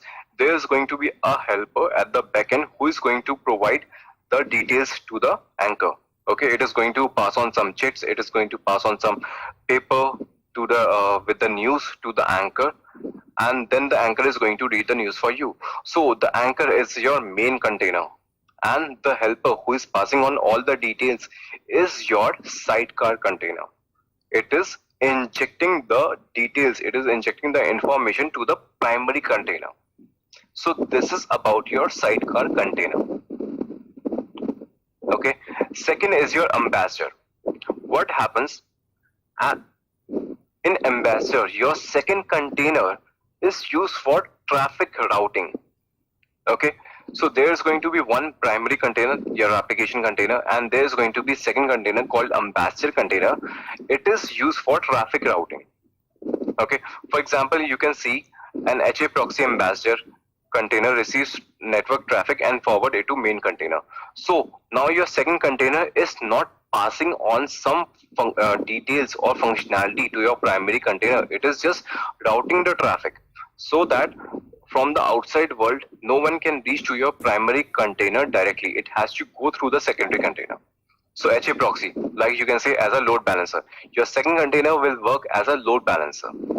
The purpose is we don't want to give the access to the primary container directly to the outside world. So that's why where we use ambassador. Okay, so you can read all the details, all the definitions here I'm giving you on the higher level. Okay, so layman example for ambassador. Okay, let me think of something. Okay, consider that you are going to meet some celebrity, or you are going to meet some minister or some politician, anyone just like that. Okay, you want to go to meet a politician. So your politician is sitting inside a room. Okay, you cannot directly go or barge inside his room. There is going to be a PA, there is going to be an assistant. All right, you have to talk to the assistant first, and then that assistant is going to have your appointment, and then you can go inside the room to the politician with the PA.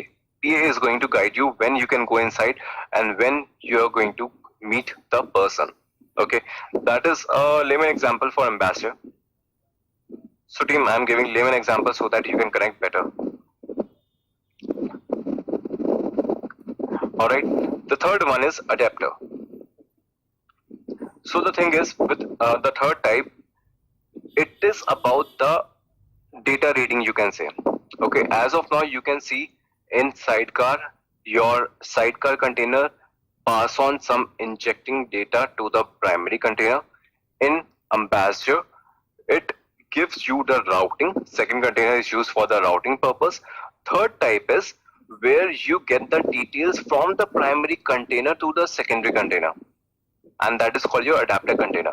Consider that you want some logging. This is the example which I gave you here. Okay, this is the example which I gave you here. There is an application container and those application logs are getting written to your secondary container. You are also running a Splunk container so that your Splunk container will get the logs from your application container. So this is a good example of your adapter container. Adapter container doesn't give any details or routing to the primary container, but it get the details from the primary container and write down some logs. Consider you have an application and you want to have the logs written properly inside a container. So alright, so team, these are the three theoretical types of multi-container pods. I hope it is clear to all of you. Let me know if you have any doubts.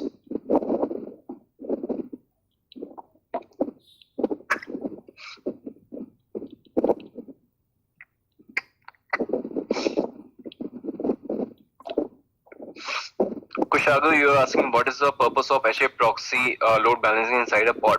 Consider you have three containers running inside a pod. Multi-container pod can have 2 or 3 or 4.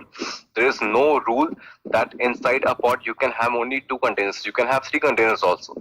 Consider you are having 2 application container and 1 HA proxy so that you can do the load balancing between 2 container.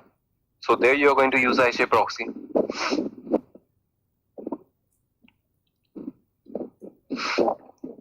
Browser, how to share IPC memory or POSIX queuing with multi-container pod. Rahul, I'm not sure about this one. If you can give more details about IPC share memory and POSIX, because honestly I don't know much on POSIX here.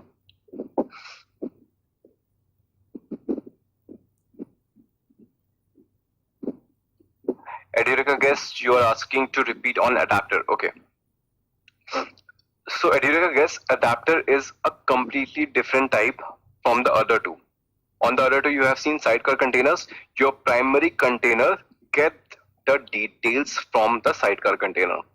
In adapter and Ambassador, your primary containers take the routing from their secondary container. In these two, your primary container is taking details from other one. But in adapter it works as a vice versa. It is an opposite situation. In adapter, your primary container gives the details to the secondary container. Okay, like your application is being accessed, how many times your application is being accessed, you have to write down some logs about that. Okay, so you are using a Splunk container, or maybe you are using a database container as well. Okay, your application is having some front end. From that, your data is getting stored onto the secondary container, and that is your database container. So here your database container will act as an adapter container because it is taking details from the primary container. It is not giving the details to the primary container. Okay, so you can see the flow where it goes. In adapter takes the details from the primary container.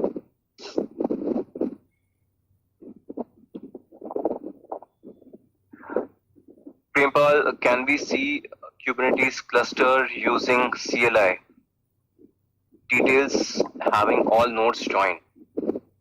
Prempal, that we have already seen, right? This is your command line, right? kubectl get nodes.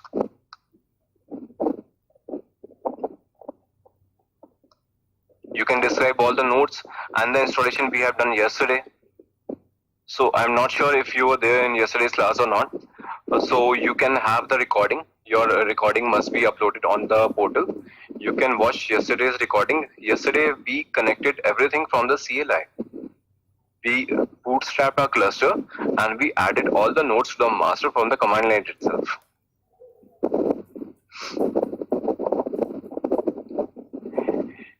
Shiju, where do we specify the type of multi-container pod in the definition? Shiju, if you are talking about the YAML files, there we don't define the type, whether it is a sidecar, it is the basic understanding. As I told you, this is a theoretical part only. You are not going to use it anywhere in the practical YAML files. We don't mention anywhere sidecar or ambassador, it is just a concept. So that is why I said don't pay much attention to it if you are opting for CKA or if you are targeting for interviews or some real life work. It is not going to help you. It is just a theoretical concept.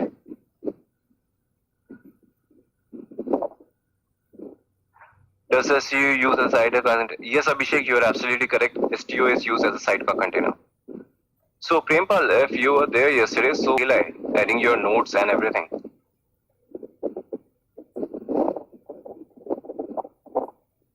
Yes, Shiju, it is based on the containers we have inside a pod. It is just about your understanding.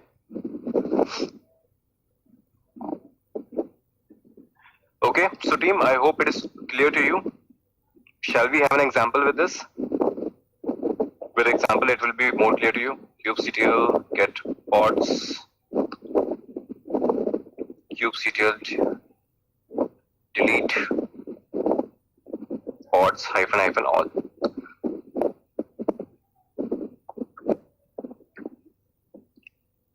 Okay, so team, let me show you a practical example about all of these. Okay, so for your better understanding, ambassador is there, a sidecar container.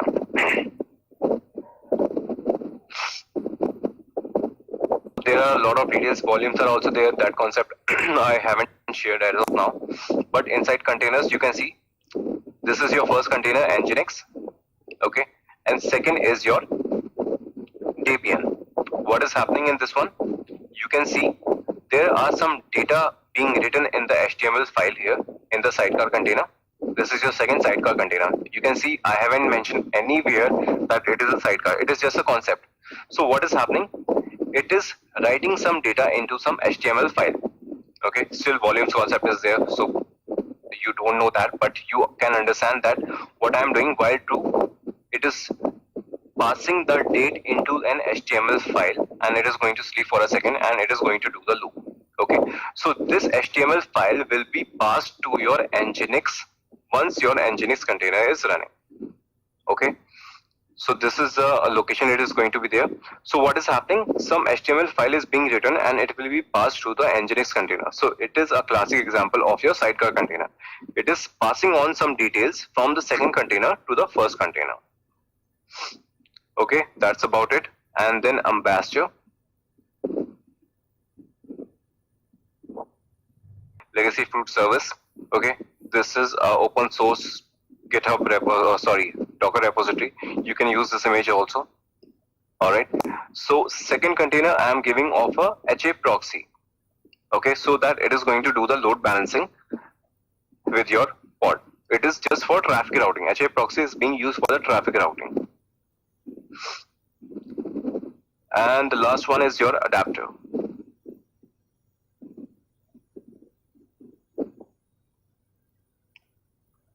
So here are your containers. First is your application container, Alpine. It is doing something, right? It is writing date in the top file and then it is going to sleep for 5 seconds. Second is your adapter container here.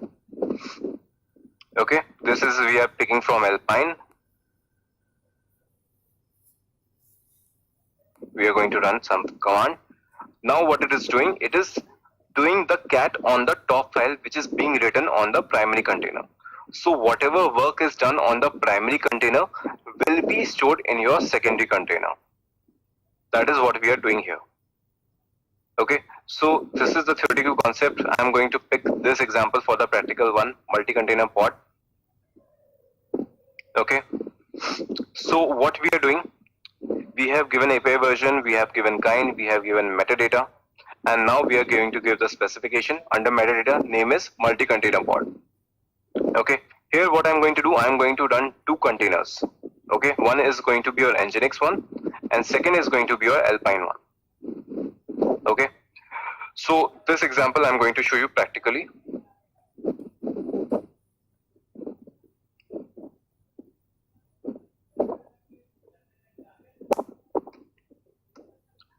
We have multiple .yaml, escape I insert.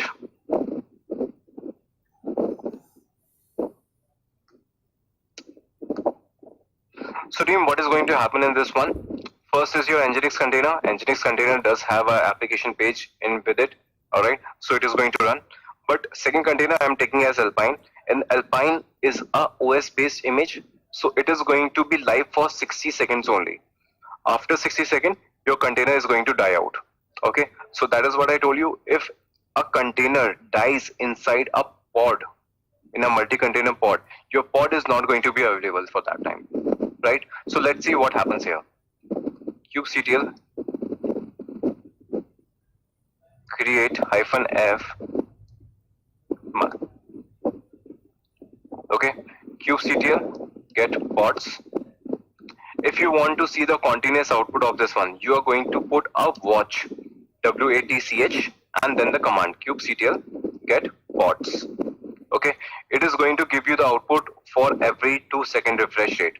You can see 17, 19, 21. Okay, so you can see two containers are running inside a pod. A pod contains two containers, and both are up. But your one Alpine container is going to die out after 1 minute. Okay, let's see what happens then.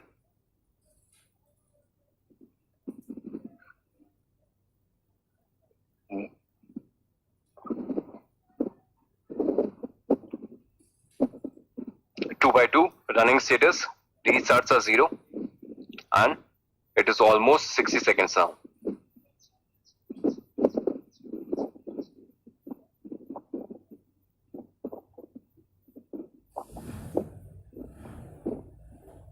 You can see 1 by 2 and not ready status. Okay, it means what happened, your Alpine container died out, and once your Alpine container was died, your Kubernetes, or you can say your controller manager, took care of it because the status was not ready. It restarted your pod. Your pod got restarted. It means your container which died out of Alpine, it was restarted, and that is why you can see the status as restart 1.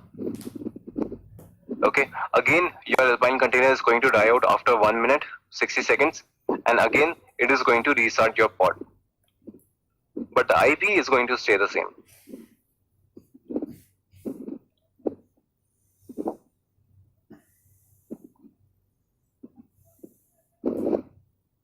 Now you can see 2 minutes are there. Again it is going to get restarted.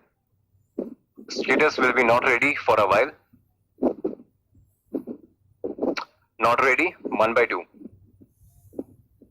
Now it will restart it.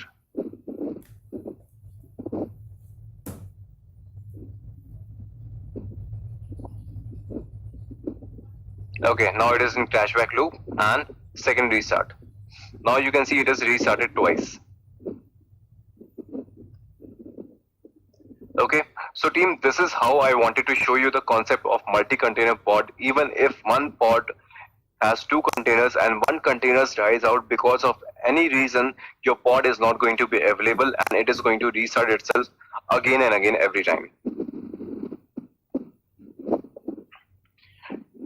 Shiju, you're asking this example doesn't fit into any other type we discuss. Yes, Shiju, as I told you, the 3 types I told you is for the theoretical part only.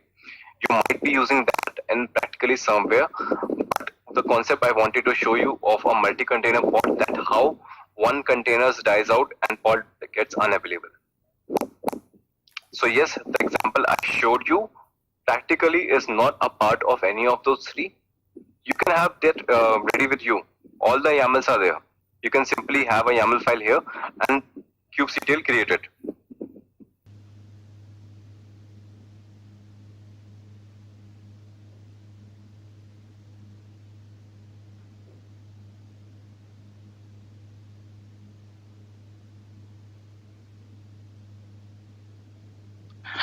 Yes, team. So somebody asked me earlier that can I define a particular pod to a particular node, if I can do that or not. So yes, we can do that. kubectl get pods. First, let me delete all the pods from here. Okay, we have already deleted all the pods. So as of now, no pods are running. Okay. So team, the thing is, if I want to have a pod on a specific node, we can do that, and those kind of pods are called static pods. Okay, so what I'm going to do, I'm going to pick a definition of a single pod. This is my pod and this is my pod.yaml. I'm going to pick a basic Tomcat image and going to create a pod. And how I'm going to create that, I have to go to a specific location on a specific node. Okay, consider I want to assign that pod on node 2. So I have to go to node 2 directly.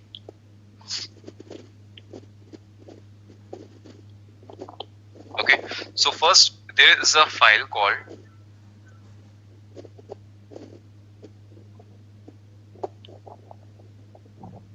just a minute.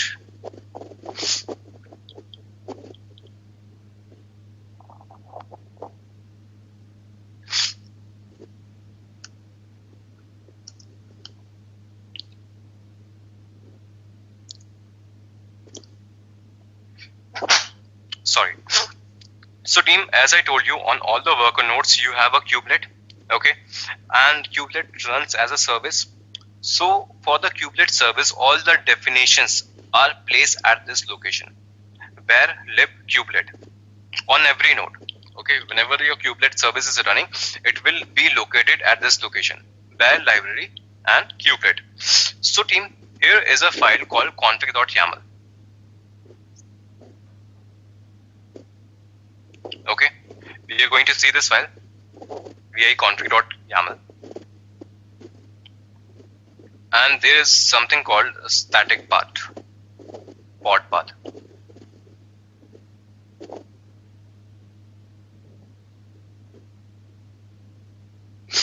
Okay, so team, here is a key value pair called static pod path etc Kubernetes manifest. So I'm going to pick this location and I'm going to go to this location.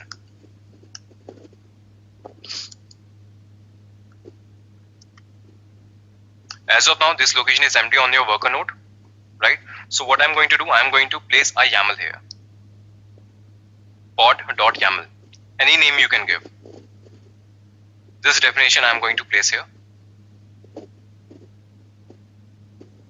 I'm going to save it. Okay, so this definition I have saved directly on my node 2. Now I'll go to my master node. I just executed kubectl get pods. It showed me nothing. Can you see the difference now? Kubectl get pod is going to show me some output now. A pod 1 is getting created. Its name is also a slightly different. Earlier the name was pod 1. Now you can see K-node 2 also written in the naming convention. kubectl get pods -o wide. The definition I have placed at node 2, and that is why this pod is getting created on node 2. So if you want to create a pod on a specific node, so what you're going to do, you're going to go log into that particular node, come to this location, etc Kubernetes manifest, and place a YAML file here. It is going to create the pod on directly on that node. Okay, one more difference I am going to show you. Now it is up and running. It is running on node 2. kubectl describe pod and this pod name.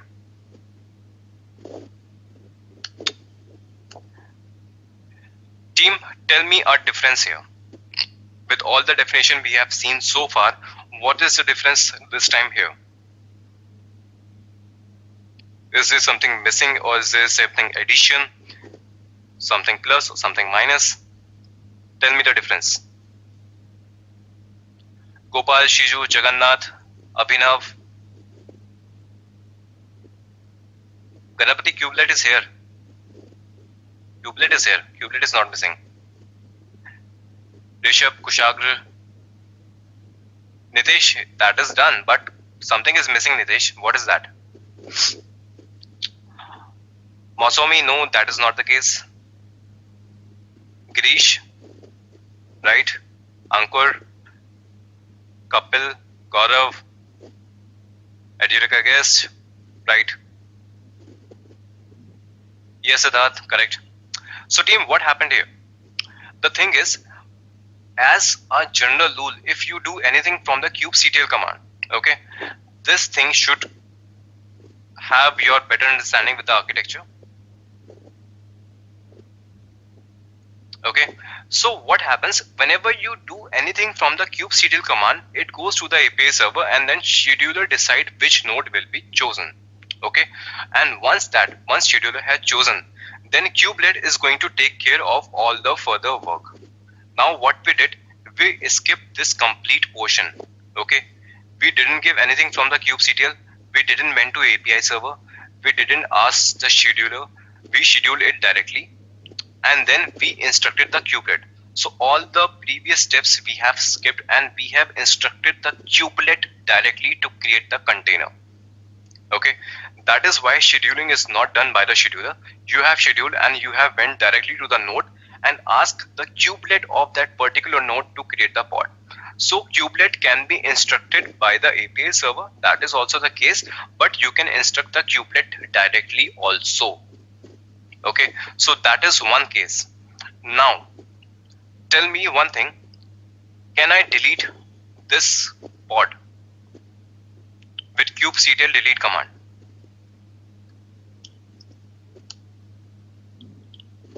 If I delete this pod from here, kubectl delete pods and this pod name, if I do this, what will happen? I didn't create this pod with kubectl command, but if I delete this, what will happen?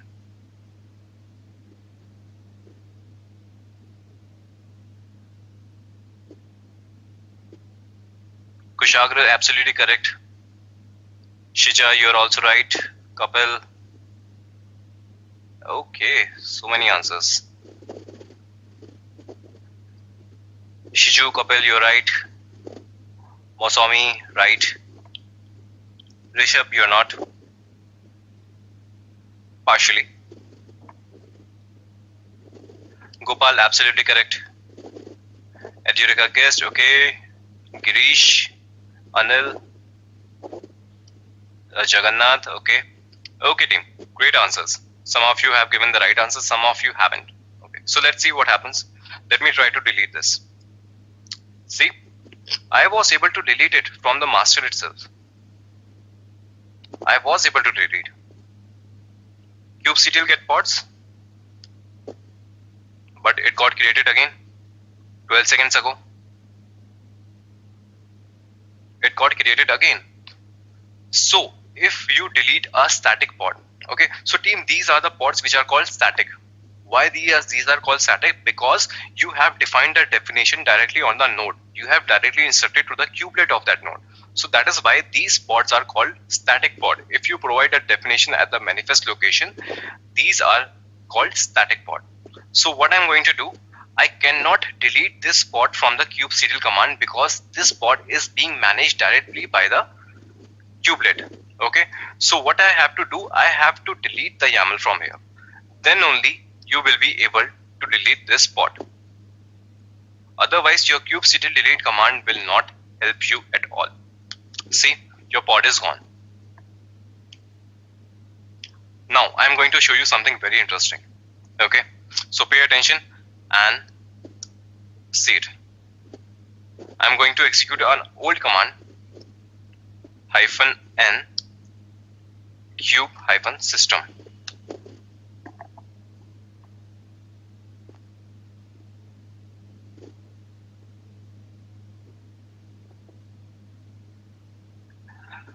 Gaurav, what if node goes down? Will the controller take control of it?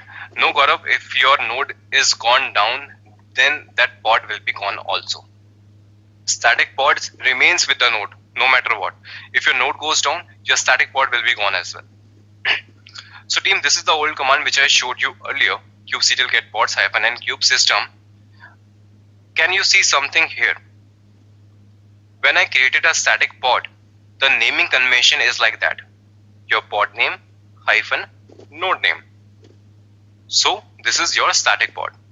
Can you identify the static pods here for your master node? Can you identify the static pod?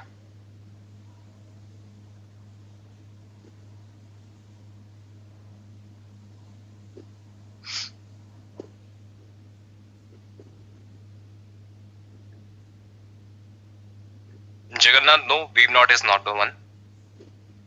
Sorry, Jagannath, you said etcd. Yes, it is. Shiju, no, weave is not. Kushagra, you're right. Arjun, yes, I'm asking about which are of these are static pods.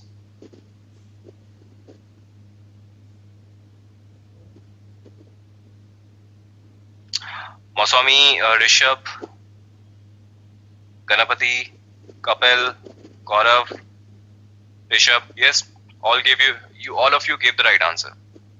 Okay, so team, all the components which are of master are static pods. Kubectl get pods -n kube system -o wide. So all the components which are running on master are running as a static pod. Okay, all of them are running as a static pod. So what can we do? Can we delete this? kubectl delete pods, the scheduler one -n. Let's try to delete it.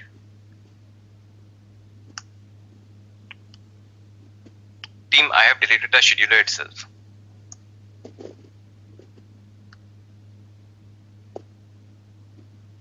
I deleted the scheduler and the scheduler came back online 7 seconds ago. Okay, so this is the basic nature of static pods. If you delete it with the kubectl command, it will not be deleted or it will be recreated again. Alright, so that is why all your master components runs as a static pod, and you know the location etcd Kubernetes manifest. Okay, this is the location for all your static pods. You can see controller manager, API server, scheduler, etcd. These 4 components are running as your static pods.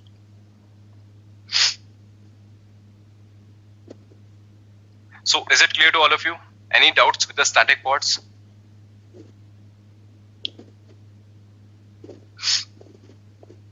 Any question on static pods?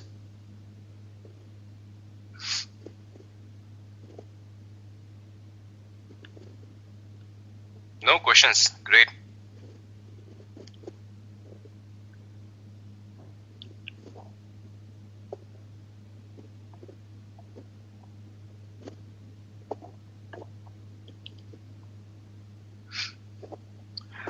Why core DNS is not a static pod? Okay. Okay. So team, as of now, don't question me on other pods. Okay, core DNS is there and kubeproxy is there, weavenet is there. These are different type. As of now, I have explained you about the static pods. That is why I have shown you the static pods. There are some daemon set as well. There are some deployments as well. When I'll cover the deployment and daemon set part, then I'll show you about these naming convention, how these pods are running. Okay, so that is a topic about later.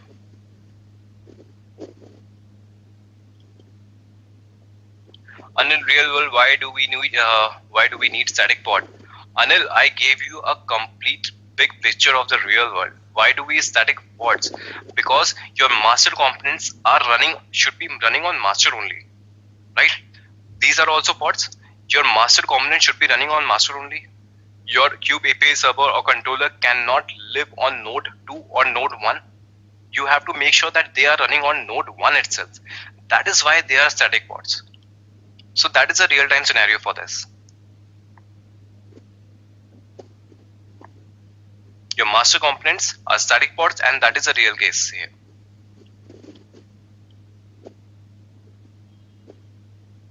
Yes, Gaurav, during the exam you will have the access to all the cluster machines.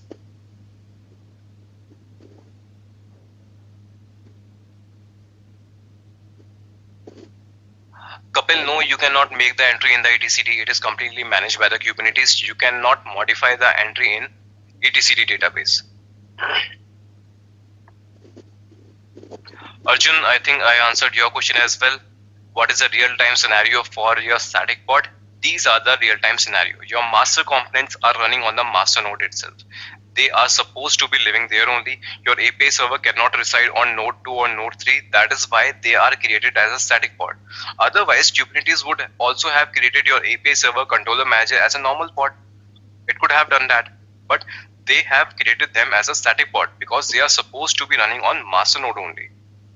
Similarly, if you want to have some logs connection, okay, you want to collect log from all the nodes. So what you're going to do, there should be a pod running on all the nodes. So you can create a static pod that this pod will pick all the logs from this particular node itself, not from any other node. So there you can also use static pod.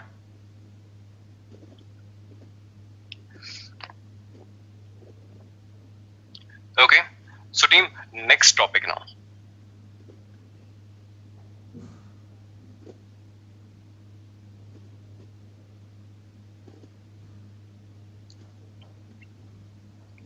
Chandrasekhar, yes, Kubernetes do have a GUI console as well.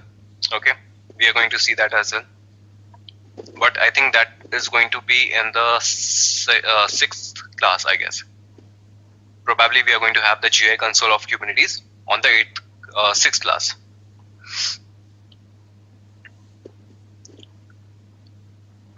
Okay, so team, now another situation. Consider you have a pod. Okay, this is my pod, and I'm going to create 2 containers inside this pod.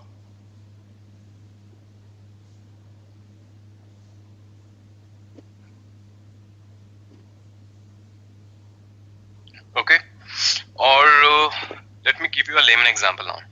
Okay, first I'll give you a layman example, then I will give you a practical example. Consider you went to a restaurant. Okay, so think you went to a restaurant and you ask for an order. You place an order. Okay, your waiter came to your table. He asked for your order. You gave the order.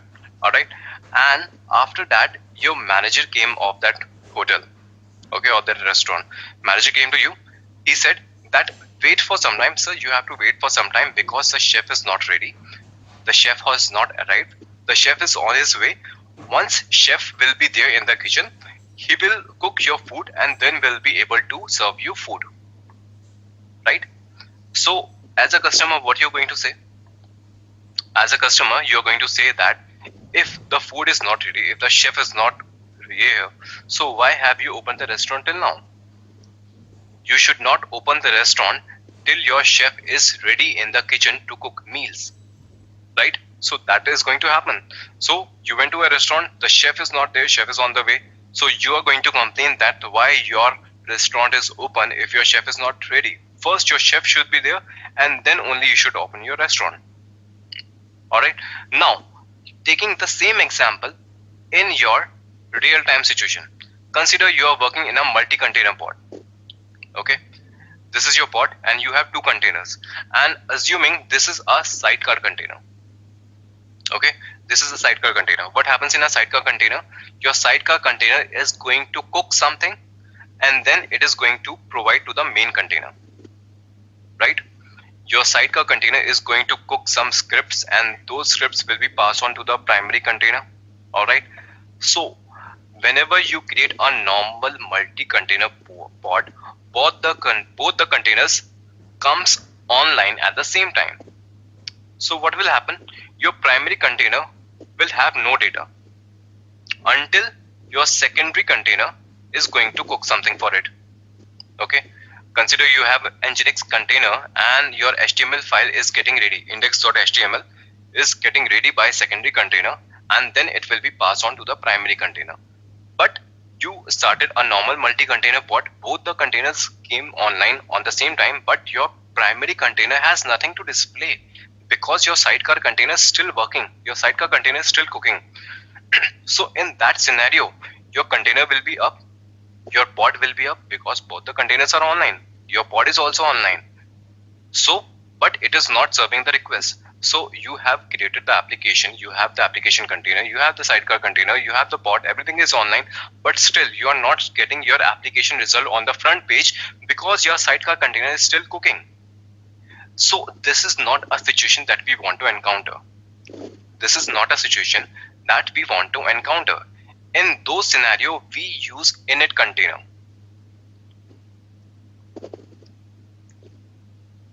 In place of keeping it as a sidecar container, what I'm going to do, I'm going to put it as an init container. How a init container is different? Now, once your init container has cooked the meal, then only your restaurant will be open. Okay, only when the chef is ready in the kitchen, then only your restaurant is going to open. So what happens? First, if you have defined a init container, your init container will complete its job. Until and unless your init container completes its job, your pod will not be available.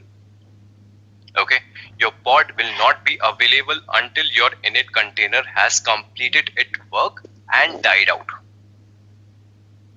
It will cook some meal, it will pass it on to the primary container, and then your pod will be available. So your init container will do its job, your pod is unavailable till your init container is working, and once your init container has completed its work, then your container, primary container will be available, then your pod will be available, and it can die out. So init container has a basic nature to do its work and then die out.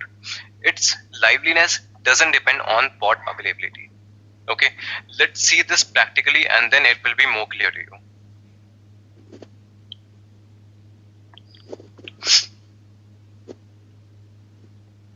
Okay, where is init? Here is an example for this one.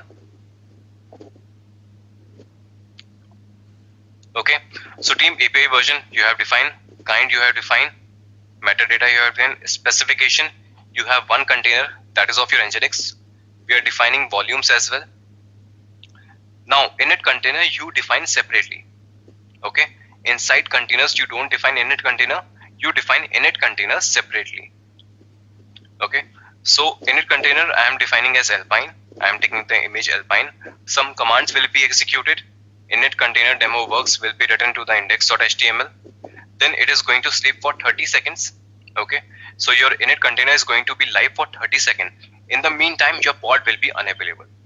Okay, and we have also defined the volume to pass on this HTML file to your primary container. Okay, so I am going to use this one. Now another thing, so team, every time I don't want to create a YAML file on my node, what I can do, I can simply use raw formatting from here. Click raw, have the URL and create your pods directly. kubectl create -f and give the path directly. kubectl get pods. So team, now you can see it is 0/1 because your init container is working right now. Watch kubectl get pods. Okay, it is 16 seconds because it was supposed to live for 30 seconds. So for 30 seconds your init container is working and your ready status of the pod is 0/1. So your primary container will not be online till your init container is working. Okay, so now you can see your init container has already completed its work, and then your init container died and your primary container is running as 1/1. Okay, so what was happening here? Some text was there, init container demo works. I wanted to write this content into an index file, and then this index.html I pass on to the Nginx. Okay, so by default Nginx shows you welcome to Nginx, but I don't want to see welcome to Nginx. I want to see init demo works. That is why I created the file in a different init container. Pass on that cooked meal to your primary container. If I'm going to curl this pod now, this was our init container. Sorry, this was our Nginx pod. It should have shown me welcome to Nginx, but I have modified that as index.html, so I should get a different output. See, now if I curl, it shows me a different message. Init container demo works.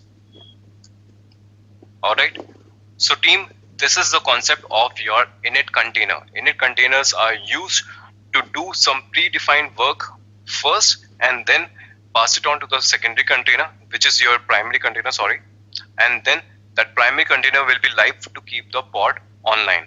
Your init container can die out after that. Let me know if init container concept is clear to all of you.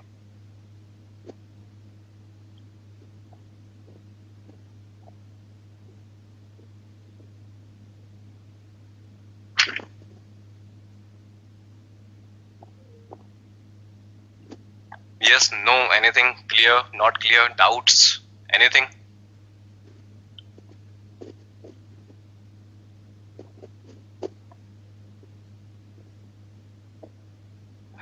Rahul, no, it is not mandatory to give the sleep time. See, this work, init container and creating a HTML file takes fraction of second. I wanted to show you how init container works. That is why I asked for sleep for 30 seconds. Otherwise, you won't have seen that practically. So I gave 30 seconds sleep time just so that you can watch it, how your init containers actually work. So it is not mandatory.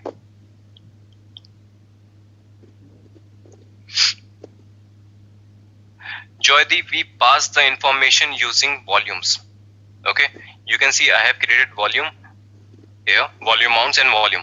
So volumes is an advanced topic. I know it is creating a little gap. I understand that, but volume concept is big. I want to have it for a dedicated day. So I will take that, but we are transferring this with a volume, and volumes also we are going to cover a little bit later. Akhil, yes, I want to explain all the commands, but all the things won't be clear because as I can, you guys shown you that volumes are also there, and it's a concept which I haven't explained you as of now. But still, in Alpine container, what I'm doing, I am having the shell prompt, okay?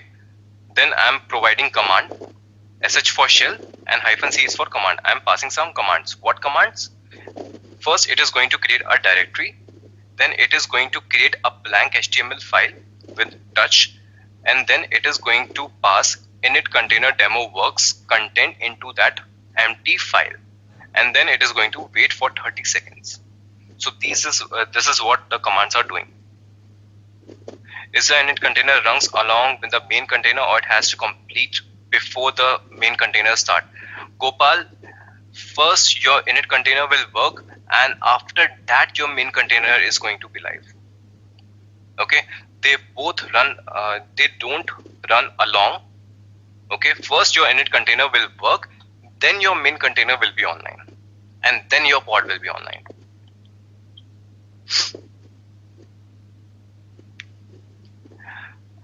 Kapil, you want me to explain once again? Okay, let me know where I am falling. I will explain you again. Let me know what is not clear to you.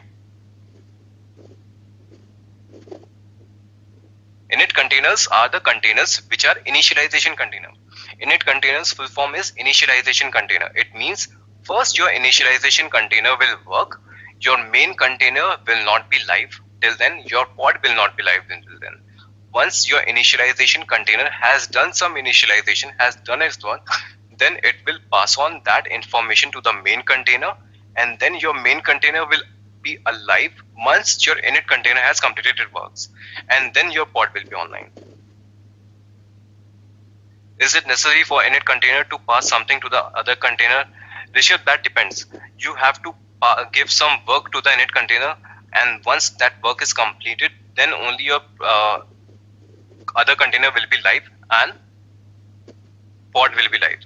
So it is not necessary, but it is the functionality of init container. Otherwise, if you are not passing anything to the primary container, then what is the use of init container? It is not necessary, it is a use case actually. Will init container always die out of after work, or will it retain? Yes, Edurek, I guess your init container will always die out. Okay, it will not retain. Your init container is destined to die.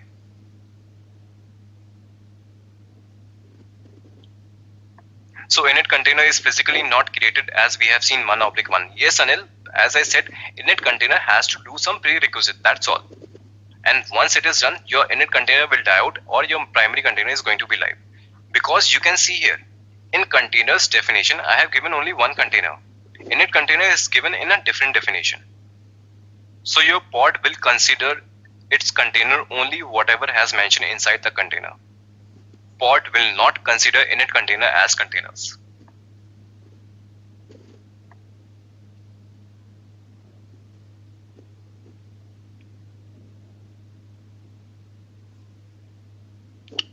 Chandrasekhar, you are asking real-time example of init container. I have given you real-time example. You have an Nginx image, but why you don't want to have an Nginx container right away? If you want to create your own application and you are using your Nginx image, are you going to have the Nginx page welcome to Nginx every time? Nginx is just a web server. You want to use it. You want to pass on your own HTML files. If you are taking the default HTML file, then it will show you welcome to Nginx. You don't want that. So this is a real-time scenario. What you are going to do, you are going to cook some HTML pages into init container, and those HTML page will be passed on to the Nginx pod so that you can have your own Nginx web page, web-based application. If you want to have your own, you have to pass on your own HTML file, and those are created into init containers. Unable to curl pod IP during an initial cluster build, we pass on kubenet --pod CIDR block. Jagannath, then what is the output of kubectl get pods -o wide? You have to pick that IP and curl it that. Sumit, how to check init has issue while initialization in, is there any logs? Sumit, okay. Sumit, your init container also have logs, but as you can say that your logs are gone when your container dies out. Okay, so what you can see, I have created some HTML file. I can have those log also onto the volume mounts. Okay, so Sumit, it is a basic concept as we also understand with the containers. If your containers dies out, you cannot see the log. So that is the basic nature of containers. In that situation, whether if you are talking about Docker or Docker Swarm or Kubernetes, anywhere, if you want to retain the logs of a container, you have to use volume. Even in Docker, you use volumes to retain the logs of a died out container. Similarly, with init containers, with pods, with anything, if you want to retain the logs, you have to use volumes.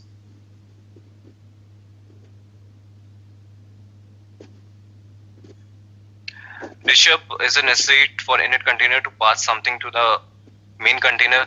Rishabh, no, it is not necessary, but the functionality is for that purpose only.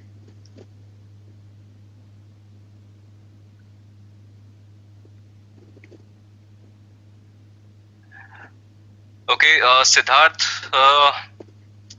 this is a big volume concept that you're asking right now. Yes, it asks for user share Nginx HTML location is the default path. I understand that, but it is a volume concept in Kubernetes. If you want to know what I did, I created a volume here. Okay, I created a volume of my volume name. Okay, and then the my volume path was /init container. So I created that path in the init container. All right, and pass on that volume to my volume, my wall.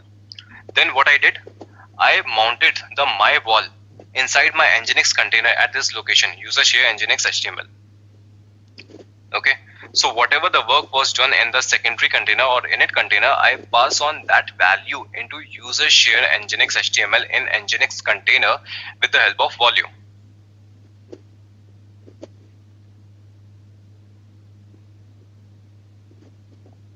Init container concept, and we need to use image init container, and we cannot pass command directly into the init container.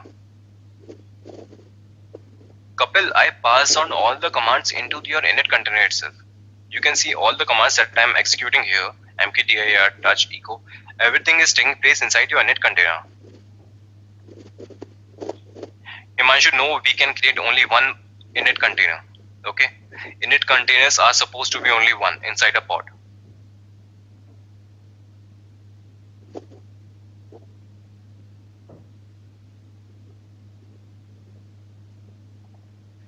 If we use the exact method and go to the Nginx container more on will we see the init container part details. Akhil, that is a volume concept. I will request you to leave it as of now.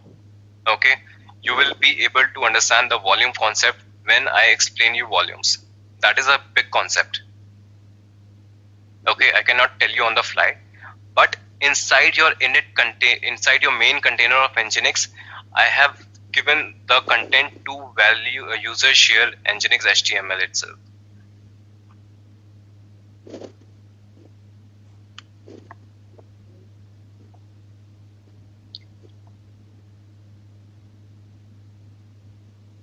Kushak, that is the formatting that Kubernetes YAML formatting has suggested us.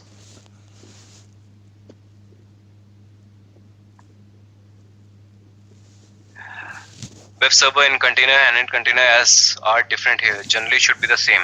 Anil, no, that is up to you. You can have the main container and int container of completely different flavor. There is nothing, generally it should be same or not. That is your call. You want to cook something, you can cook anywhere. You want to cook in your kitchen, you want to cook in the restaurant, that is up to you. I want to cook in Alpine image, that is my call.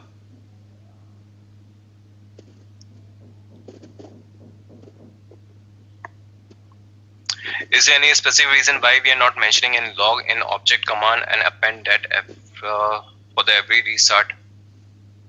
Why we are not mentioning in log in object command? Sumit, you can do that. Okay, it is just an example. It is not a standard. It is just an example. You want to use logs to do all this, that is your call. Okay, it is just an example. I have multiple examples here. Thing is, I just want to explain you the functionality. If you want to do with the logs, if you want to do with the sleep command, if you want to do it with the volumes, that is completely up to you. See, this is another example. Many of you are asking that, is your init container always supposed to pass on some information to the main container? No, it's not. But that is the reason why we use init container. In this, what I'm doing, I'm using a busybox image. It is going to sleep for 60 seconds. And after that, your main container will come online. Okay. So team, I want you to practice this example at your own. Okay. You are going to do this. Your init container will be live for 60 seconds. It is not going to pass anything, but in the meantime, your main container will not be live. Once your 60 seconds has passed, then your main container will come online and then your pod will be available. So it is not mandatory to pass on the information from your init container to main container, but that is the reason why we use it. But you mentioned image name, so it will use Alpine images. So instead of using image, we can directly start command like ch. No, Kapil, you have to give something at least. Okay, you cannot write some commands. You have to use the command somewhere, right? Init container is going to cook something, then only it is going to pass on something to main container. You need some space at least, right? If you have opened a restaurant, you need a kitchen, you need a space for that. You cannot cook anywhere. You cannot cook on your customer's table, right? So you need a space. That is why we are using init container. We cannot write the commands just like that anywhere.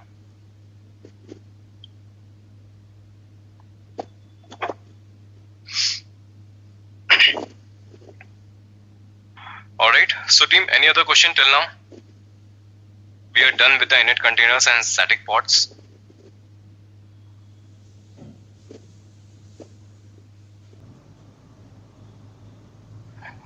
Fanny, you're asking if I can explain you on props once. Okay. Okay team, so one thing is here for you. Actually, this is the agenda that I follow for all the days. Okay, but I took this batch from the middle, so that is why I am not able to strictly follow it, but I am going in the same flow, if you can see. Okay, the day one I take only for Docker. Okay, so this is how I go. For the first day, I cover only Docker commands, everything with the Docker. Second day, we start with Kubernetes architecture, installation, bootstrap component, folders, API resources, and pods. Okay, so as I took it from the middle, that is why we had a little overview of Docker, and we also did the same of day two on our first day. Okay. Afterwards, we discussed that how we are going to work with YAML. We studied about multipods. We studied about static and init pods. Okay. This is what was supposed to be on day third, but we have discussed some of them on last class as well. Okay. So currently we are at this stage. And how we are going to move forward. Further, we are going to discuss about namespace, labels, limits, variables. Okay. This is about it. Then we are going to discuss about your controllers, your rolling updates, and your services. And today only we are going to discuss about props as well. Okay, I think it is not mentioned here.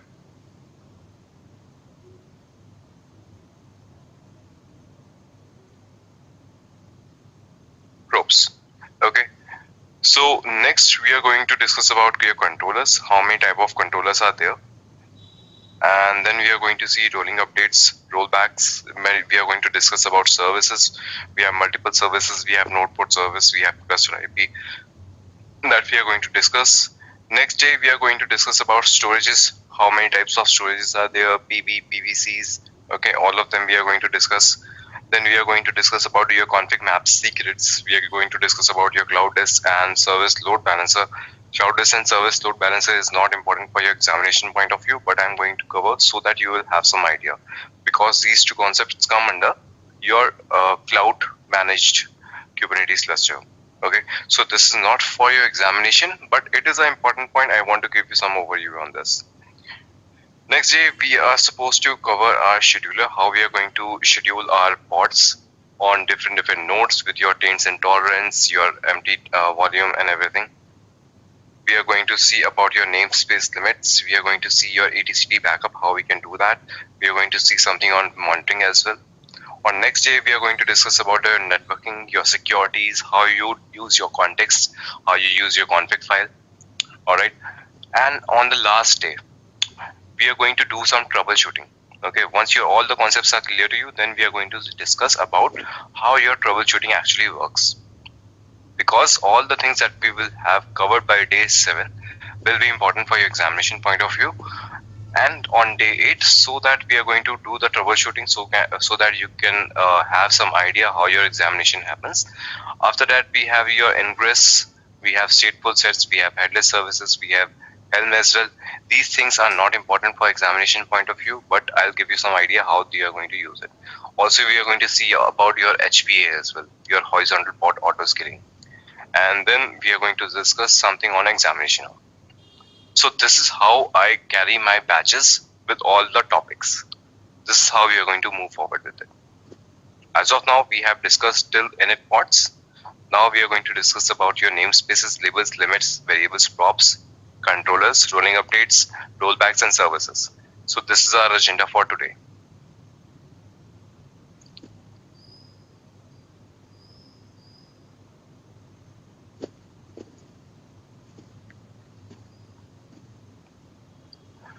All right.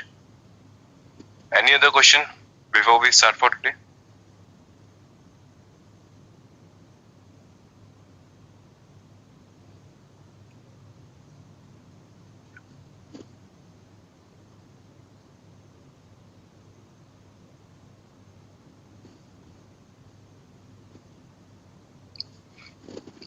Okay, I guess not.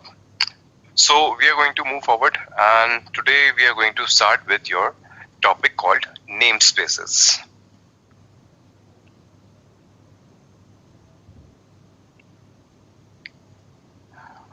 Okay team, So as you all know that I start with a very basic example for the basic understanding in a layman language.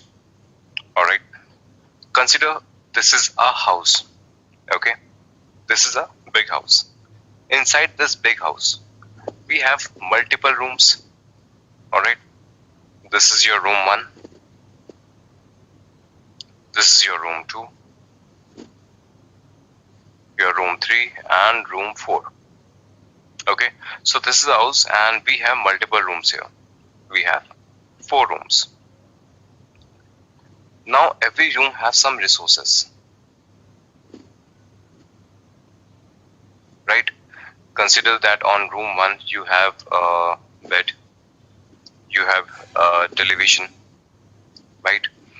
You have fan. Okay. Similarly, all the resources, all the rooms have some resources just like this. You have some bed, you have some TV, you have some fan. Okay, so you do have in every room, and you have some common area as well. Okay, for say you have a drawing room, you have a hall. Okay, where you place the fridge. Okay, so some of the things which are placed in common area. Okay, so that it will be accessible to all the rooms. This is how it happens in a house, right? So, one question. Can you control the television of room 1 from room 3? A person who is sitting in room 3, can he control the television which is placed in room 1? Okay, provided there is no smart gadgets allowed. Okay, so team, the thing is, you cannot have any smart gadgets. No, right? So if you are sitting in room 1, the owner of room 1 cannot have access to any resources of room 2 or 3 or 4. Similarly, it happens with all the rooms. But there are some common resources. There is a common hall, there is a common fridge. All the people from all the rooms can have access to that fridge because that is a common resource. Okay. Similarly, now in Kubernetes, these different rooms are divisions, right? In a house, rooms provides isolation. They provide division. Similarly, in Kubernetes cluster, these rooms behave as a namespace. All right. So in Kubernetes cluster, you are going to have a single cluster, but still you want to provide some level of isolation. You want to have some projects which will not interfere with the resources of different project. Okay, consider this is your project 1, this is your project 2, project 3, project 4. In your Kubernetes cluster, you have the same cluster. You don't want to create multiple clusters. So you have just one cluster and you want to have some kind of isolation between these projects so that they don't interfere with each other. I want the person who is managing, who is working on project 2 should work on project 2 only. He should not interfere whatever is happening in project 3. So we provide that kind of isolation in Kubernetes with the help of namespaces. This is what we call namespace. You're going to have a single cluster. It is going to be a single cluster, but in that single cluster, we isolate the space in namespaces so that they don't interfere with each other. All right. We are going to see that practically as well. Let's connect with the machines.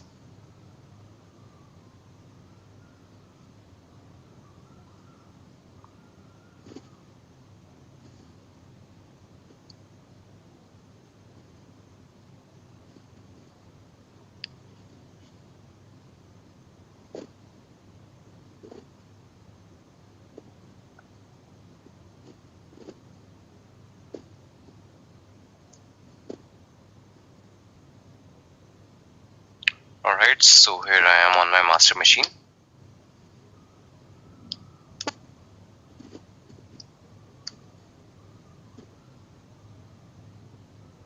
Okay, so team, I have connected to my master machine and as of now you can see there is one pod running. Alright, so the thing is, whenever I do any command, it shows me an output that one pod is running.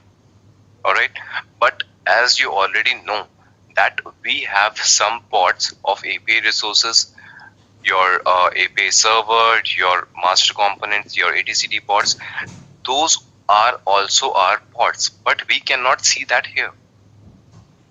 We cannot see that. But if we want to see that, we have to give some flag. That is -n cube-system. Then only you see all those pods. If you don't give this flag, you don't get the output. Right? So the thing is, this cube system is also a namespace. Okay? If we talk in the layman example, this is the powerhouse. Okay, consider out of all these rooms, you have created one room as a powerhouse, which provide for household resources. Like it is a storeroom. You place everything here. Alright. So all the basic components, all the system level components resides in your cube system namespace. For example, if we'll see kubectl get ns. Earlier I did kubectl get pods. Now if I do kubectl get ns, ns is a short form of namespaces. Okay, so you can see we have 4 different namespaces. First is default, second is kube node leases and kube public. Another one is kube system. So you can see these kube system resources are your system level resources. That is why they are placed in a separate namespace so that nobody interfere with that. And whenever I do not give any flag, if I do kubectl get pods, if I don't give any flag, it goes to the default namespace. For example, if I do this kubectl delete pod and this pod name,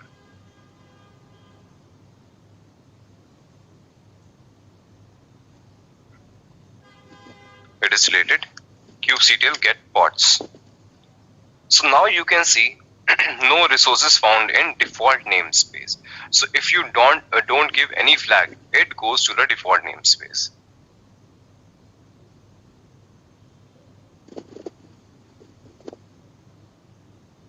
Alright, so this is how you're going to deal with it. Namespaces provide you isolation. We are going to see some practicals as well. I'm going to show you, okay? Then I'm going to take your questions. So if you want to provide some isolation, you create namespaces. Alright, no problem. We can create some namespace as well. Kubernetes give a functionality of that as well. So let's create a namespace first. kubectl create ns, okay? This is the simplest command you can use to create a namespace. kubectl create ns and then the namespace name. For example, I'm using the development one. Okay, now you can see namespace dev is created.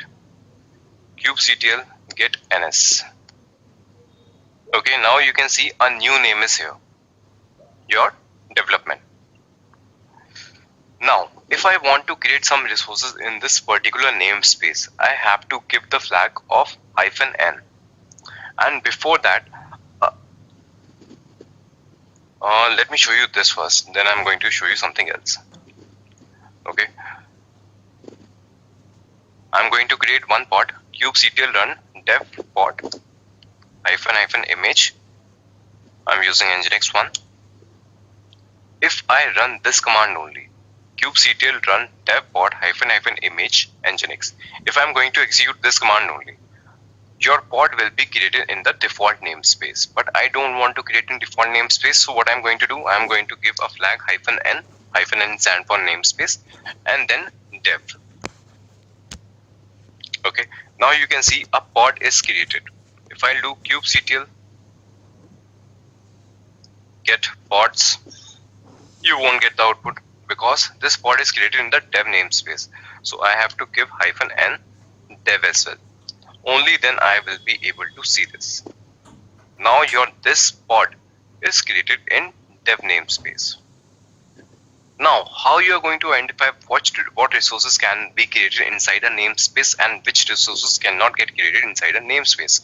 Because I already told you, because some of the resources, for example, television, it is a room level resource, okay, but fridge is a house level resource. Similarly, you have some namespace level resources and you have some of the resources as cluster level resources.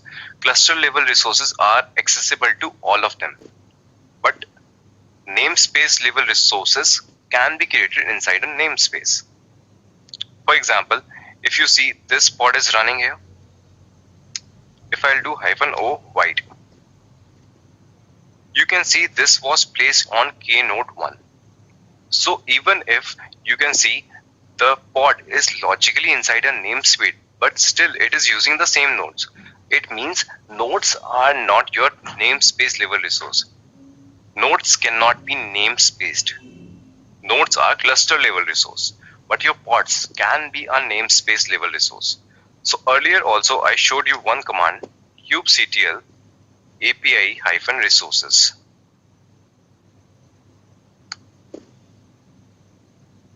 Okay, this command we have already used earlier. So all the components names are here and it shows you which can be namespaced. Okay, so if you'll see pod, you can see that pods are namespaced equal to true. It means you can place your pod inside a namespace. But as I told you, nodes are not. Where are nodes?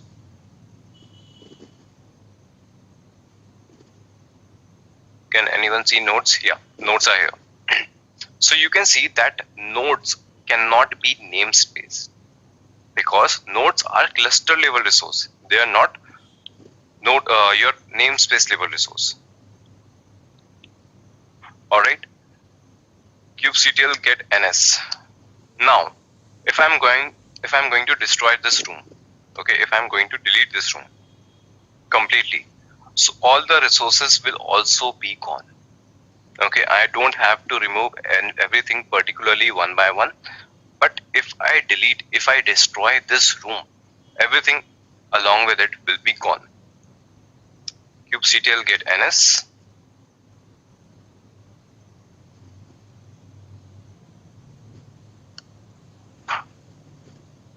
kubectl delete ns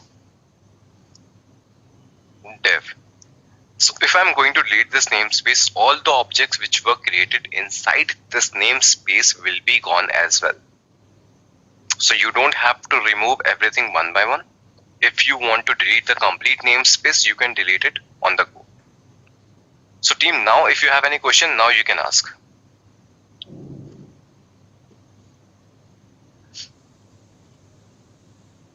Sarath, what about C groups? I'm not sure what about you're asking about. What you're asking about?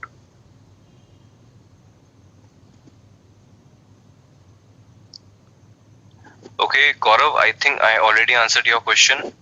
How does this separation take place in cluster? Can we have pods with different namespace on same nodes? Yes, we can, and I think you were able to see that practically as well.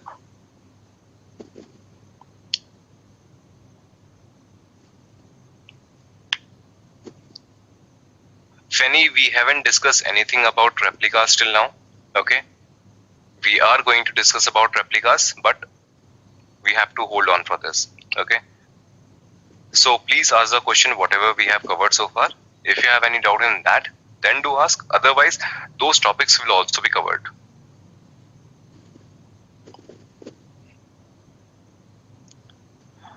Gopal, you are asking how to make dev namespace as default namespace. Gopal, we can do that. The thing is, it will be done in the security part. Okay, if you want to make some any other namespace as a default namespace, that topics come under context.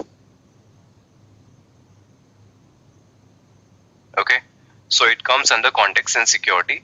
Once we will discuss that topic, at that time I'm going to show you how it actually works, how you can make any other namespace as a default one. That is an advanced topic. That is why I cannot give it to you right away.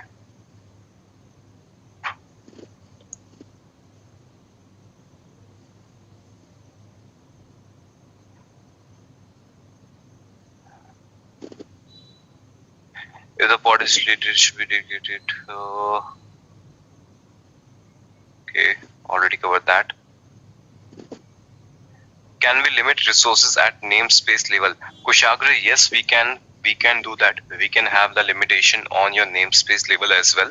Okay, you can see that also here. We have that in our agenda. Where it is, yeah, on day 6. On day 6, you can see namespace limits.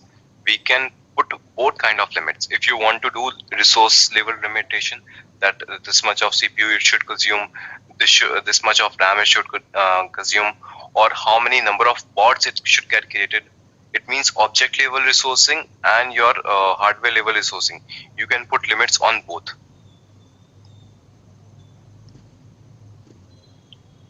Ganapati, no, we cannot create nested namespace. Okay, no nested namespaces.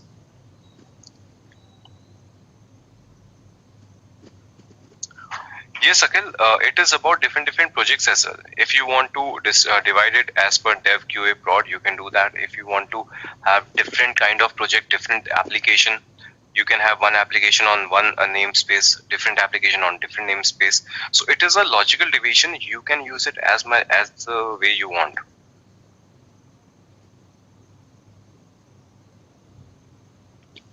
Anurag, namespace is a logical division. If you don't want any interference, by default, there is no interference between resources of namespace A and namespace B.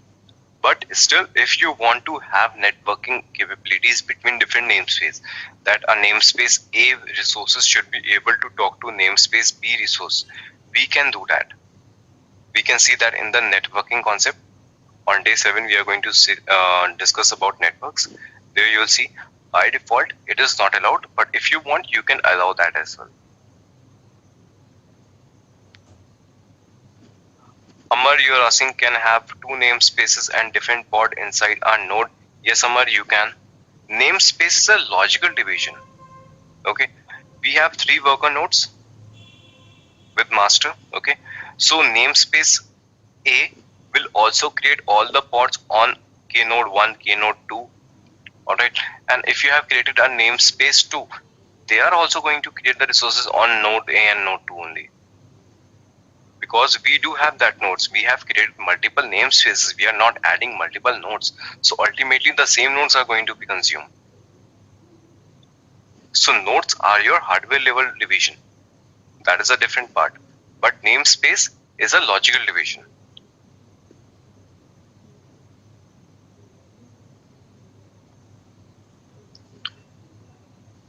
Primpal, what is the use of default namespace? Okay, if it does not have much isolation security as compared to other namespaces. Okay, Primpal, every tool provide you something by default, right? So if you're going to execute some command, for example, kubectl get pods. If you execute this command, or if you execute -n default, both are going to work as same. Okay, just for the handiness, they have provided one namespace as a default one. They don't want you to give every time the flag as -n default. They don't want to execute longer commands. Okay, that is why they say if you don't provide any flag, we are going to use the default one, and you can change that as well. So to have your commands handy, that is why we are using like this. That is why they are providing a default namespace. Whenever you create some resource, they should get created inside some namespace, right?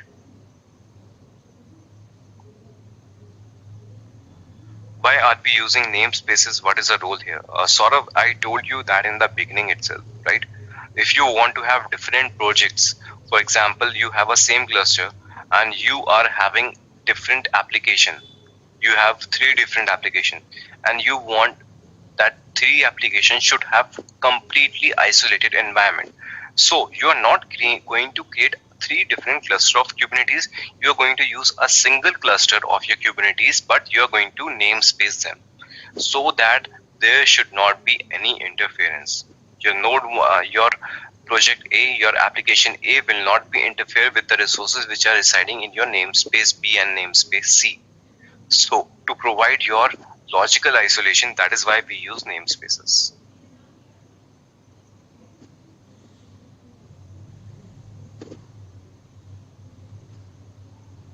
I mean kernel concepts, how namespace originated. Sarath, if you are going to how it is originated, you have to go to Google. And they have created complete Kubernetes on Golang. Alright. So they have complete code how all the resources are originated. We are discussing about the functionality. What is Kubernetes and what functionality does it provide? How it originated, that is a completely different topic here.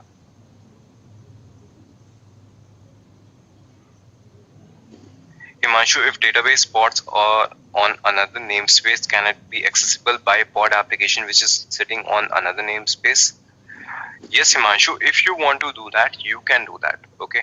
By default, the networking doesn't allow you with cross namespace resource utilization.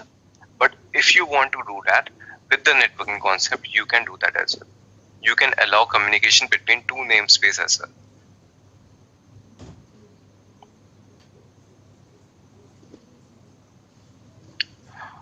Fanny, no, there is no as such limitation like that. Okay. You can create as many namespaces as you want.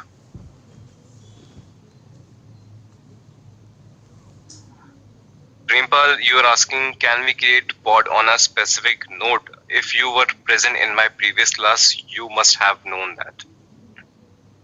Okay, we have discussed how we are going to create your specific pod on specific nodes. If you were not in my previous class, I'll request you to have the recording of my last class. I have already shown a complete practical on that. Static pods are there for this.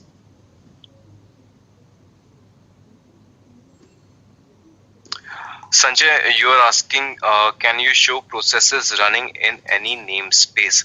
Sanjay, by default, Kubernetes doesn't allow you to show real-time processes, how much your resource utilization are there. We have to install Matrix server for that. Okay, Matrix server is also a kind of deployment that you can have so that you can see the resource utilization. As of now, we have not covered that part. We are going to see that, but not right away.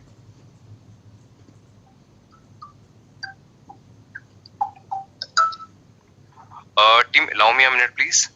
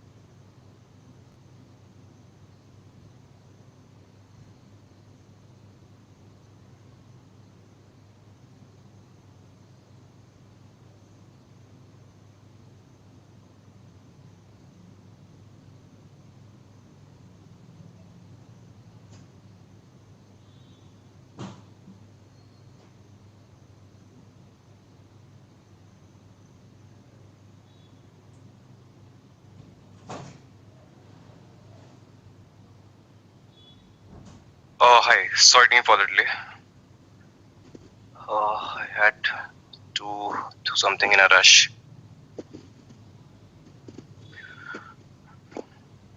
Ashok, no, if you have created a namespace 1, you cannot rename it. Okay, you just have to delete it and recreate it.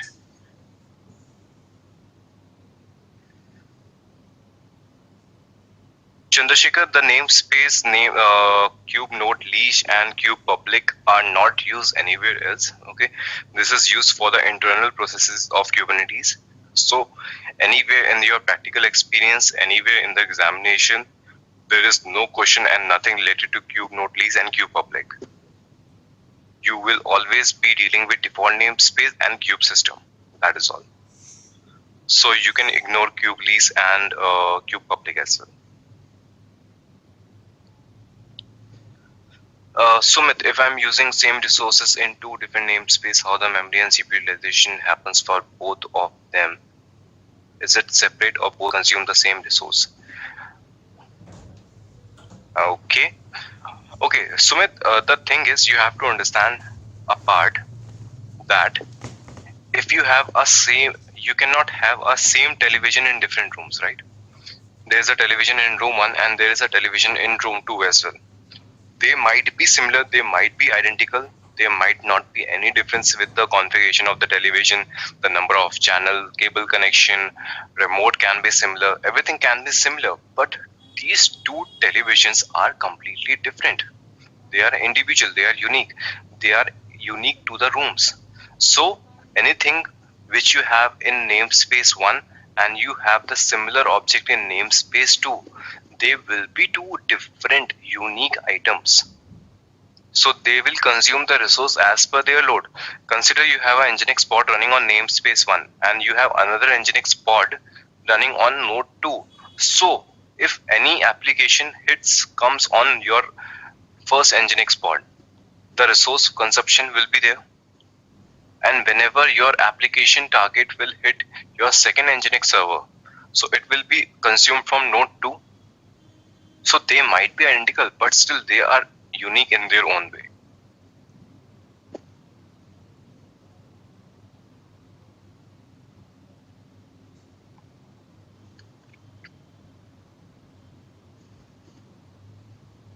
Masami, in component status, my scheduler and controller manager is showing unhealthy. Why? Because of network. Okay, Masami, we have to see that, we have to troubleshoot that. You have to see that if you have installed any third-party CNI as well. If CNI is not available, it might show you unhealthy. Okay, so please check that your CNI is in place or not. And still, if it is unhealthy, we have to troubleshoot. We have to do the kubectl describe command, and with describe command, we are going to see how the things are happening at the backend, if there are any issue or not. All right.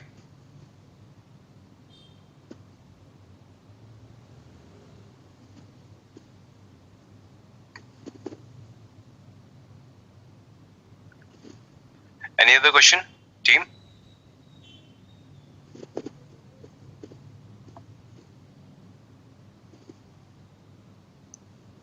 All right, let's move to another concept now.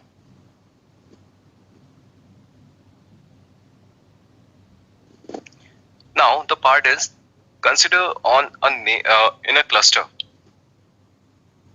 Okay, we have a cluster. Inside that cluster, I'm going to create multiple pods. Okay, your namespace is gone. Okay, so we can ignore that now. Consider inside a cluster, inside any particular namespace, I am creating multiple pods.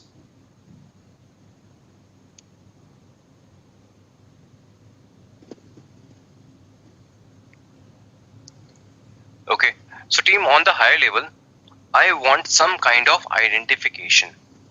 Okay, definitely these all pods might be of different flavor, right? One may be your Nginx, second may be your HTTPD, third may be your Redis. Okay, that is based on the functionality, but I want to have some kind of differentiation as well. Okay, like this is my production pod, this is my dev pod, this is my QA pod. Okay, so if you have same application and your same application running in all the environments, so all the images will be same, all the pods will be same, but I want to have some kind of identification. All right, so for that purpose we use some kind of labels. Okay, now again I always try to give examples as a layman examples. All right, so a layman example for this, consider you are inside your kitchen. All right, inside your kitchen you have multiple jars, right? In some jars you place sugar, in some jars you place salt, right? In some jars you have something else. Okay, so how do you identify on which particular jar what is actually inside? If you are no man, then how you are going to identify that which is sugar and which is salt? You cannot identify that, right? So what we do, over the jar we place some kind of label, we place some kind of sticker. Okay, and with that we can identify, okay, this jar contains some sugar, this jar contains some salt. Okay, so what we do, we place some kind of sticker, or simply you can say we put some kind of labels over the jar so that we can identify that this jar contains sugar, this jar contains salt, right? Similarly in Kubernetes as well, we place some kind of a label on our pod so that we can do the identification. Okay, so how it goes, let's see that practically.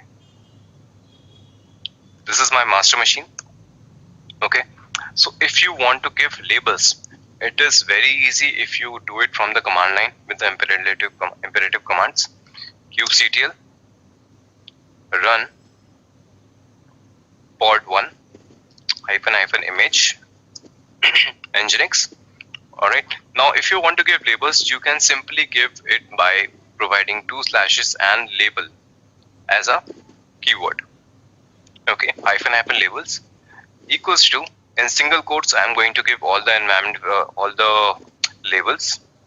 So the thing is, I am saying that this pod belongs to the environment which is of production. Okay, so that is I have given.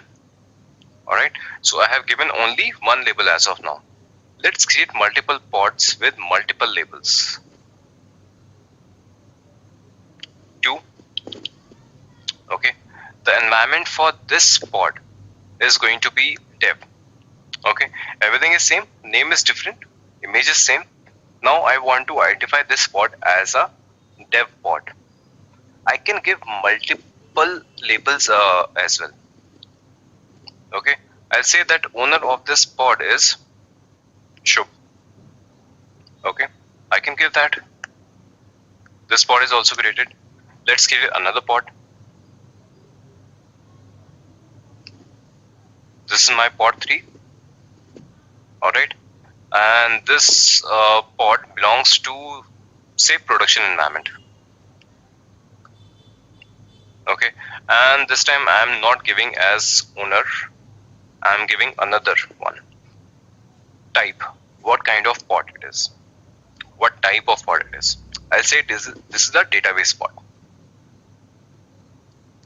Okay, so you can see I have created 3 pods. kubectl get pods. You can see 3 pods are running here. Pod 1, pod 2, pod 3. Now you may ask that what is the use case of labels? Okay, what is the use case? We have understood the functionality, how they provide the differentiation, but what is the use case? Consider inside your cluster 100 pods are running. Okay, consider inside your cluster 100 pods are running. Out of them there are some database pods as well, there are some application pod as well, there are some middleware pods as well. Okay, so how you, if you want to see only pods which are database pods, how you are going to see that? You have 100 of pods, you are not going to filter it one by one, you need some kind of filtration. Okay, so what I'm going to do, I want to see just database pods outside, out of those 100 pods I want to get the output only for the database pods. So listing command is same, kubectl get pods, this is going to be same, -l I can give, and then I can give the type equals to database. So whenever you give -l flag and you provide the pod definition or pod label, then you are going to see the output for that only. Okay. Now what I need to list the pods which are owned by Shubh only. I don't want to see any other pod. I just want the list of pods which are owned by Shubh. Okay, do that.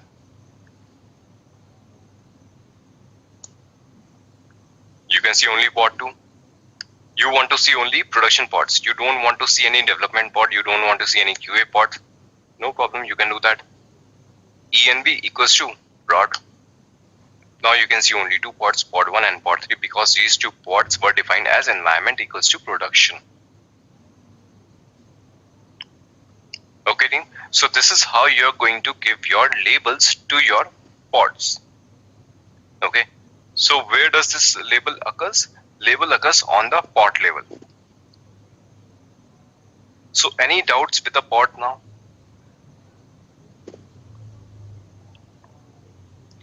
Krish, you're asking label should be unique in same cluster, right? If we give same name. Krish, they don't have to be unique. You can see I gave environment equals to production to two pods. Okay. So it is an identification. In a layman example, you can have sugar in 2 jars. You can have salt in 3 jars. So you are going to place the same sticker on all 3 of them that this is salt. So your labels does not need to be unique.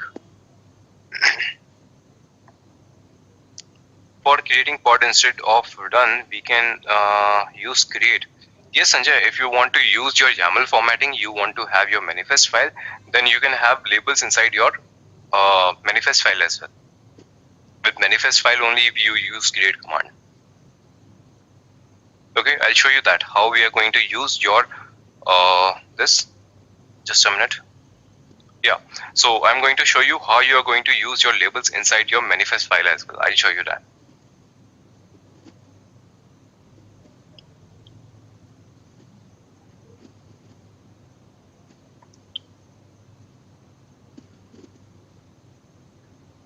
Jagannath, how do we use and or condition while selecting labels? Jagannath, it's not about and or. If you want to give two variables, you can give two variables. That you can do. Owner equals to Shubh. Okay, no. Even I haven't tried that any time before. So no, if you are using your labels for listing, you can use only one label at a time.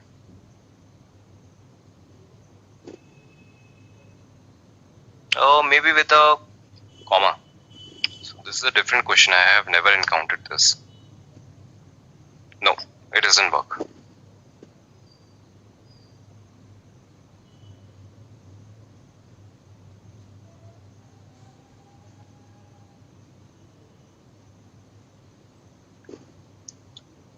All right, any other question till now?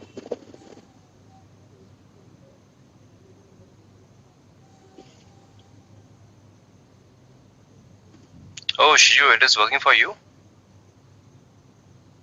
Why not for us?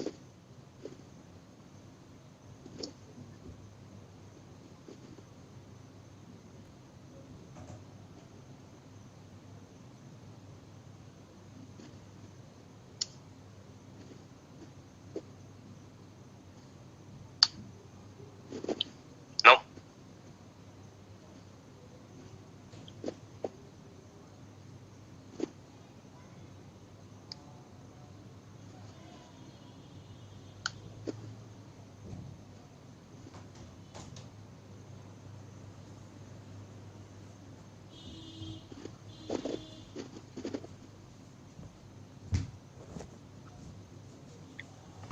Govinda, you are asking how can labels be assigned to the existing pods?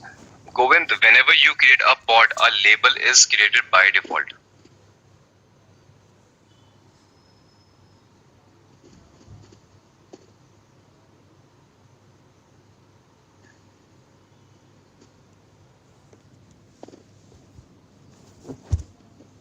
Okay, environment is dev, I have already given.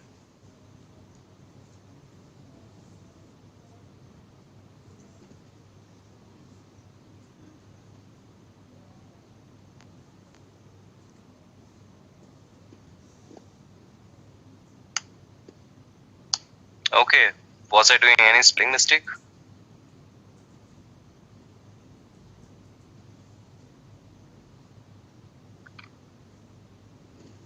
Okay, so yeah, it is an AND condition. All right, it is not an OR condition, it is an AND condition. So both the condition, if both the conditions satisfy, then your -L is going to give you the output. All right. So somebody was asking if I do create a pod without a without a label, and if I want to label it. So the thing is, by default, whenever you create a pod, a label is defined there. All right. So let me show you. kubectl run hyphen image nginx. Okay. I have to give the pod name as well. Pod 4. Alright, so if you're going to execute this much command, you haven't given any label. Still by default, some labels are placed at the backend. If we want to see that, we can see that with the dry run command. You all know that, right? Dry run command we have already executed. -o YAML. Okay, so team, here you can see whenever I create any resource, a by default label is already placed. Okay, so run pod 4. We haven't given this label, but it is created by default. So labels are always there, whether you give it or not. If you give, it will use that label. If you won't give, it will have some label by default at its own end. Okay, so if you want to see that as also, let me show you for something else. Okay, let's do the dry run for this command.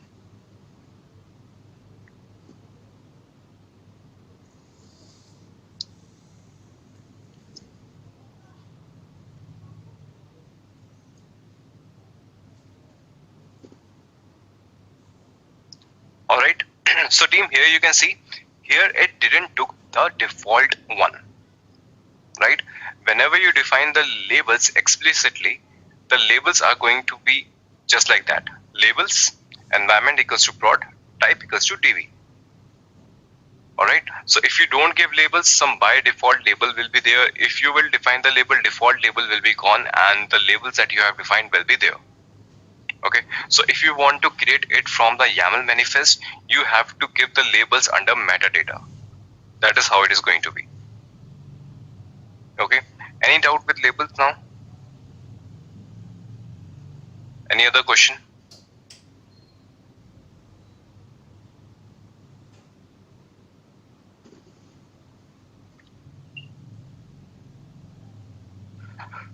What is the other possible use case of labels other than justifying filtering and identification of pods?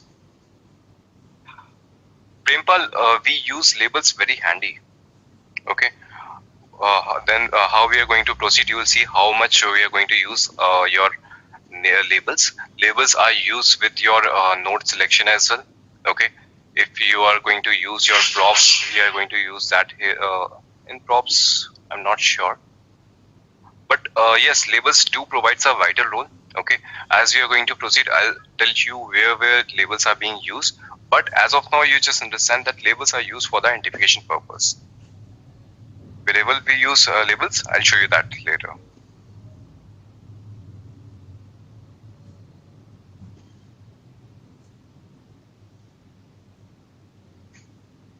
Any other question from labels? Clear to all of you?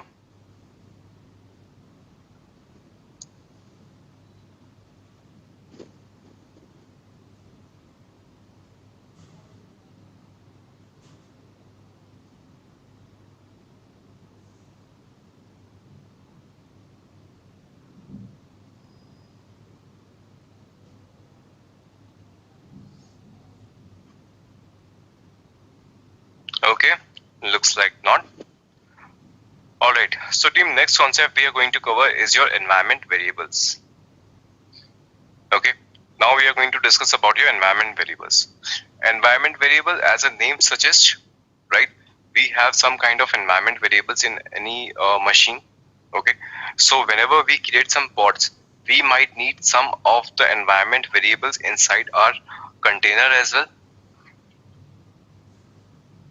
Okay, we have discussed about namespaces, labels, environments variable we are on.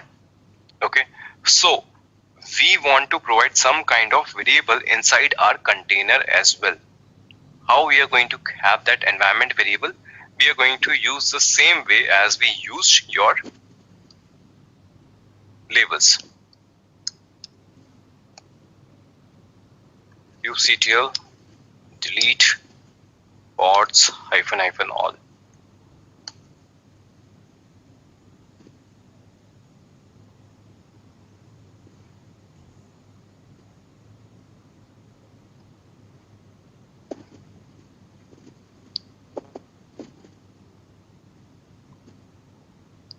Okay, so now first I'm going to show you the run, then I'm going to create the label, actually, sorry, environment variable.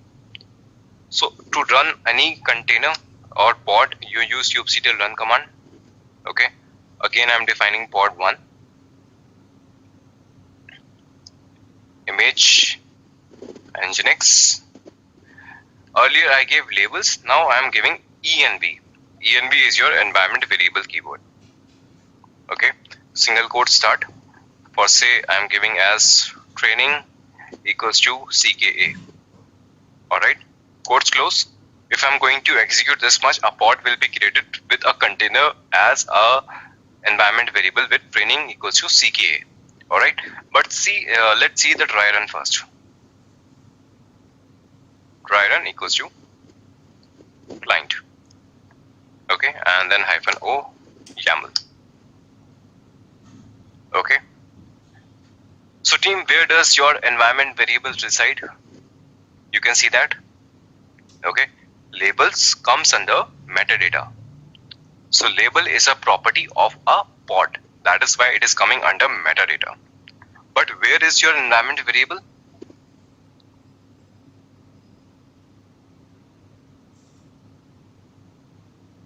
Environment variables comes under your container specification. Okay, so all the environment variables are your container level resource. So any environment variable you define will be inside your container specification. You can see specs, container, environment, name is training, and value is CKA. Means training is equals to CKA. Now I am going to create this container as well. Okay, let's remove the try run. Okay, your pod is created. If I want to log into my pod, how do I do that? kubectl exec command, we have seen that, nothing new. And then I'm going to give the pod name, pod1, and then some bash prompt. Now you can see I am inside my pod. Okay, so if you want to see environment variable, what is the command? Print env. Okay, so you can see that whenever a pod is created, whenever a machine is created, we have some variables, environment variables created by default. Okay, some environment variables are your image based. Okay, you have nginx image, so some environment variables coming from that. You are using it as a Kubernetes pod. That is why you have some Kubernetes level environment variable as well. But you have the environment variable that you have defined as well. Okay, so it will have the environment variable that you have created. If I'll come outside, Control PQ. Alright. Let's have an example from the repo as well, shall we?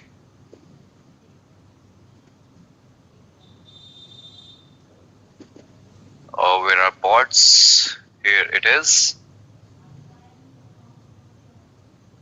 Do we have any environment variable pods? So yeah, here it is. I'm going to pick this one. So team, what is happening here? I'm going to create a pod. This is the name of the pod. I have given a label as well. Alright, these are the specification. Container is this. If you want to have the image from a private repo or not from the Git repo, not from the Docker Hub right away, you can have GCR repo as well. This is your Google Cloud repo. Okay, I'm giving the environment variable as welcome equals to hello from the environment, and CK exam equals to CK exam version 1.18. Okay, so this YAML I'm going to take kubectl create -f. Okay, your pod is created. Kubectl get pods. Still creating.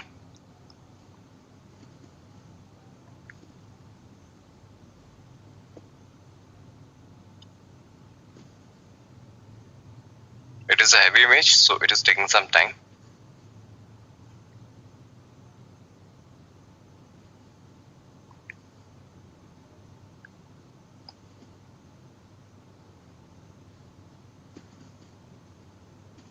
Yeah, now it is ready. Alright, so your environment variable pod is created. If you want to see the environment variable, you can again see that in this one also. Kubectl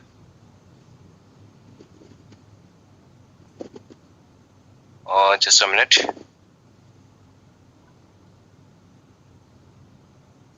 Yeah, kubectl exec -it. Alright, pod name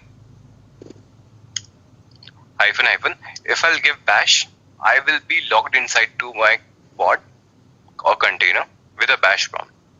If you want to provide some command right away, you can do that as well.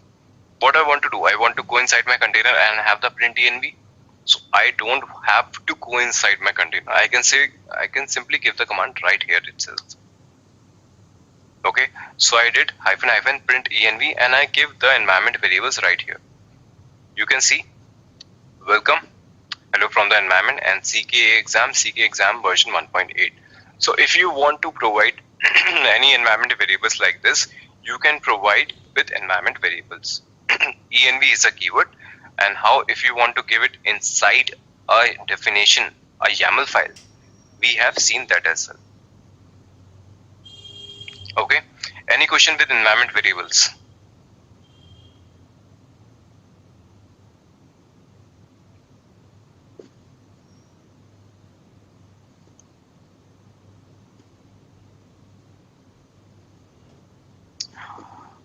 Sir, will it be used across cluster, or we have to set it per cluster environment variables? Rahul, it is not a cluster level resource at all. If you have multiple Kubernetes cluster, that is a completely different thing. Okay, we are using it inside a cluster, and even if you have to give the environment variables are at the container level, not even at the pod level. So even if you're creating two containers and you want to pass on the environment variable to different containers, you have to mention it specifically.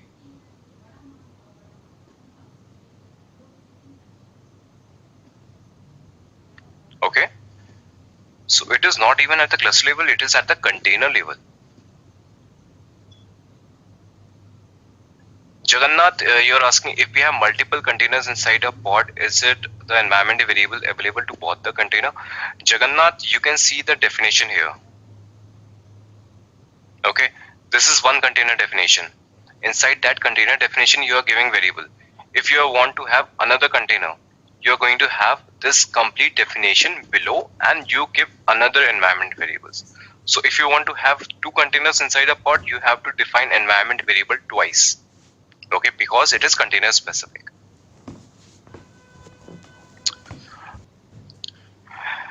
Okay, now we can see pretty much responses, so we can start now.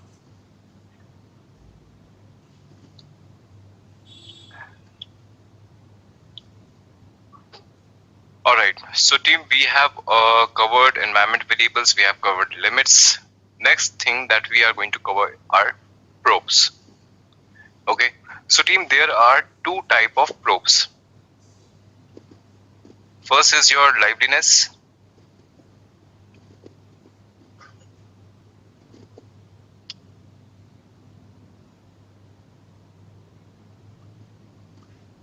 Okay, and second is your readiness.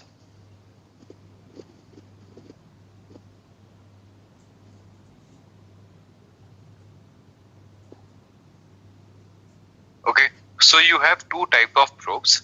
First is your liveliness probes and second is your readiness probe. But what actually probes are there? Okay, before understanding about type of probes, what are probes actually?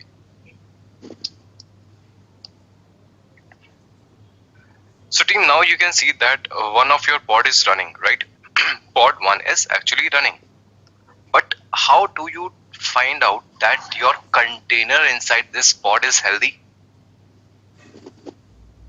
Your pod is running, everything is fine.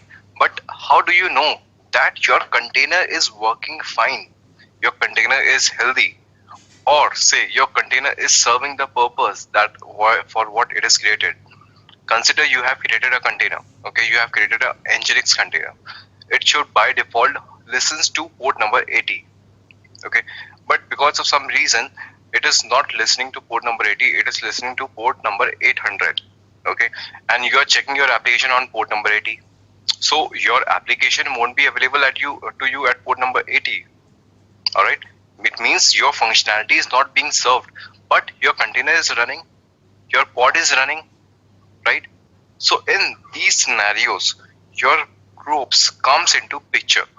Okay, probes are nothing but probes do the health check. All right, Arjun, you are talking about our Docker commands. We don't want to do anything with the Docker. We are going to do everything with the probes, right?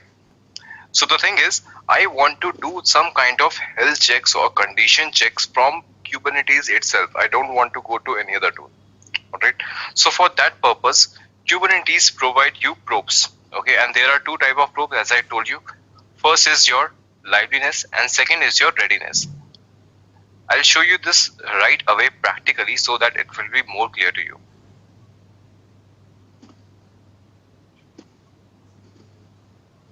Alright, here it is probes and this is your liveliness probe. Let's see what it is actually.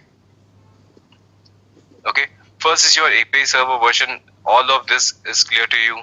Metadata, names, label, this is all clear to you. Alright, the specs termination grace period, you can ignore it for now. Alright, you have container, your container name, your container image, and your port number is 80. Alright, Nginx container will be running on port number 80. And I have put a liveliness probe check here. Okay, I have defined a liveliness probe. It means it is going to do some kind of check. Alright, these are comment out. Alright, I have just written here so that you understand that what you can do. Consider your application has some application URL, right? You can provide that at the HTTP GET. Provide the URL here. If that URL is working, then your container is fine. If not, it means your liveliness probe is failing. Alright, you can check for some path also, right?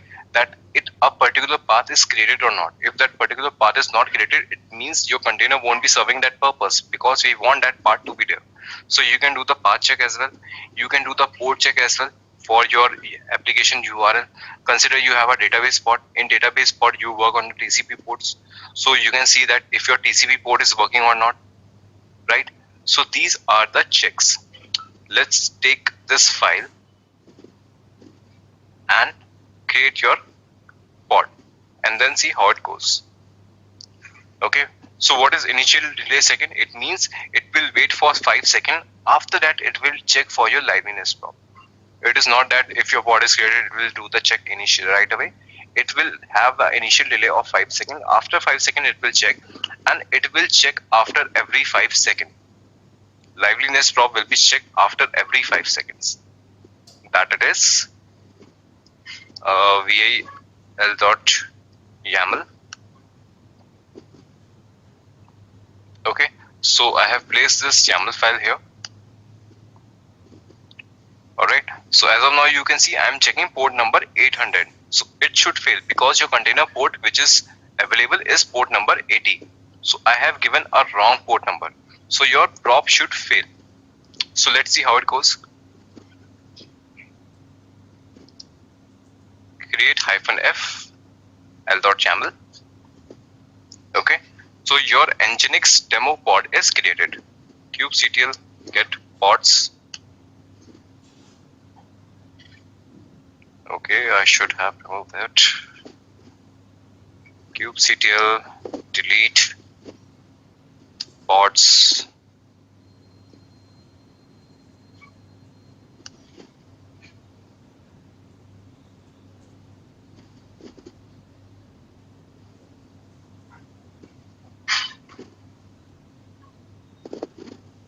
I'm just removing the previous pod, which are of no use for us now.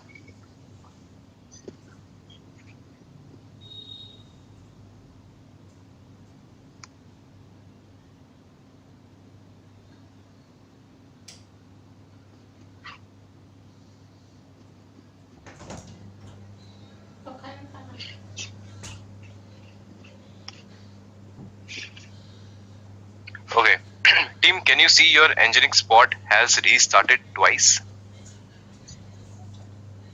Right?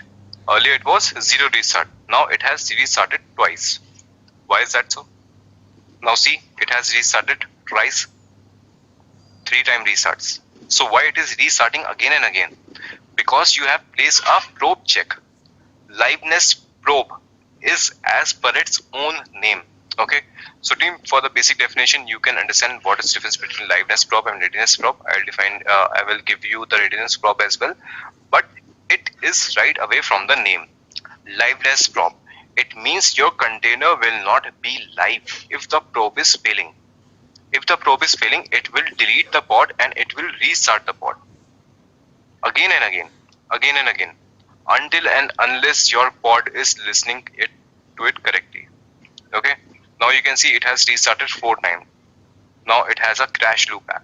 It means it is again deleting and creating again and again. Let's try to explain it also. kubectl describe pod name. Team, what error you can see here? Unhealthy. Where? Liveness probe failed. It tried to do the TCP, and this is your this IP is of your pod. Okay, so if you want to see kubectl get pods -o wide. Okay, 104402 is the IP of your pod, and the port number it is trying to listen is port number 800, and its connection is refused. That is why it is keep on restarting this pod. Now you can see it has been restarted 5 times. Okay, so it will keep doing that until unless your probe is passed.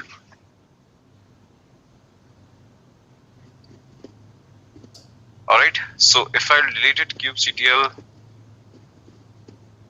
delete pod name. Okay, your pod is deleted. Let's modify it.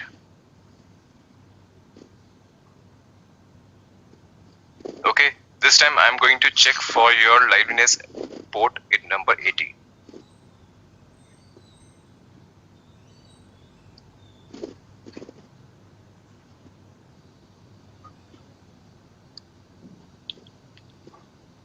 Alright, let's try it this time. kubectl create -f l.yaml.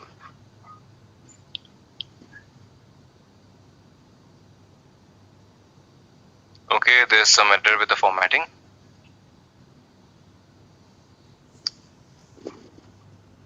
I hope it should work now.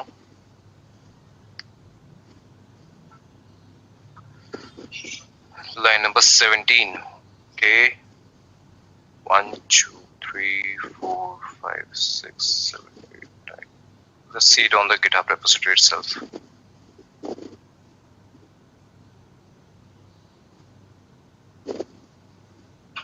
Yeah, here it is on the same line.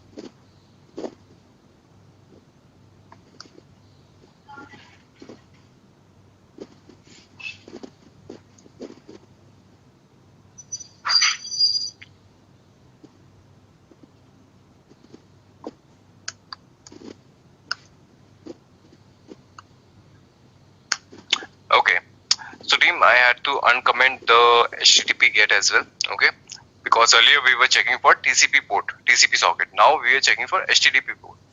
Okay, so now your port is created. kubectl, just a minute. kubectl get ports.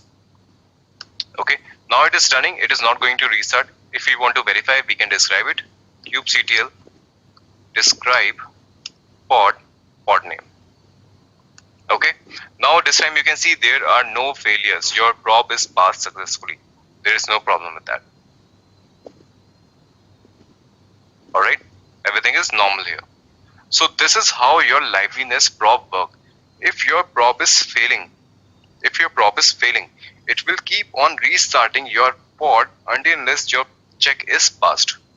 This is the story of your liveliness probe. Okay, I hope it is clear to all of you. Any question with liveliness probe? Okay, some of you answered as well.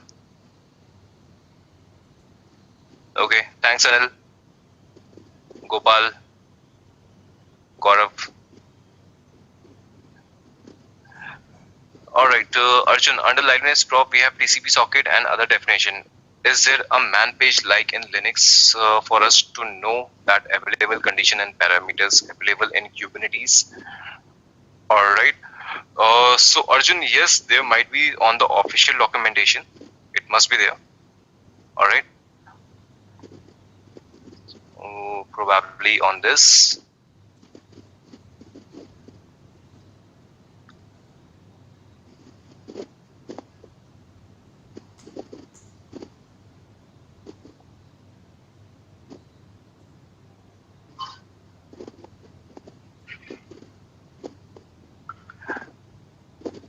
Okay, let's go to the home page.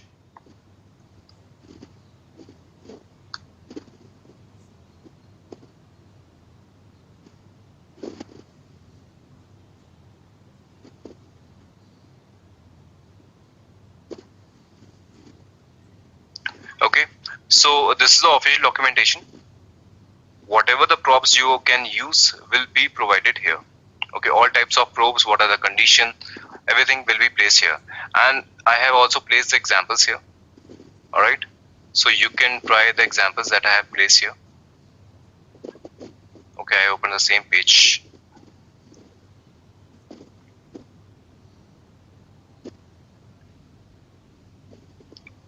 Your pods, and under pods you have probes. Okay, so I have placed multiple conditions here. So whatever the application you have, if you have database pod, there are two type of pods itself. Okay, first is your database pod. On database pods you can do the health check on the TCP port. So that is one story. If you have application port, how you can test about your application? There might be a URL, there might be a port number. So only these kind of checks are there if you want to do it on the condition in probes. So first is your liveliness probe that we have already discussed, and now I'm going to discuss about your readiness probe. Before that, if you have any questions, you can ask. I might have missed some questions as of now.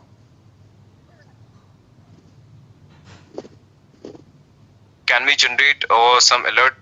Yes, Ganapati, again, if you want some alerting system, that is a part of monitoring. I have repeated it today many times. Okay, if you want to get some alerts, if you want to get some notification, that is a part of your notifications, monitoring. So yes, these things can be done. You can get the output all the time, but with the help of monitoring. So that is the part we are going to discuss later on.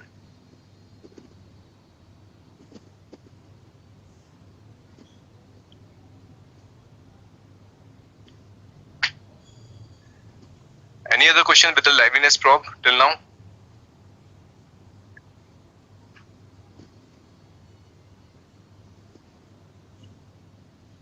Alright, so let me show you another example for your readiness probe now. It will be used for only port, or we can use other couple I have shown you here. I request you to pay attention. I have already shown you and discussed multiple times. It is not just port, you can give the path as well, you can give your application URL as well. You have multiple things. So it is not only with port, it is with the path as well, it is with your application URL as well. I have shown you that.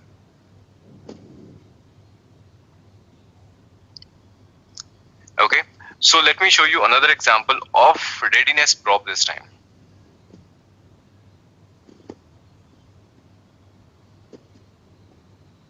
Alright, so now you can see all the definitions are exactly same. Your kind, metadata, name, labels, alright, container name, image, everything is same, container port number. Alright, readiness prop. Okay, this time I have given the definition as readiness prop. In the previous definition, it was liveliness prop here. That is the only difference. Apart from that, I'm doing the health check for your HTTP GET itself. Okay, port number again I'm checking for 800. Okay, this is not the correct value. You can understand that because your Nginx is listening at port number 80. Again, I have given the wrong port number so that we can see what actually it does. I'll have the YAML kubectl create -f. Your pod is created. kubectl get pods.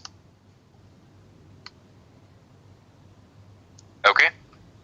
So team, now you can see it is running. Can you see any difference with the liveliness prop?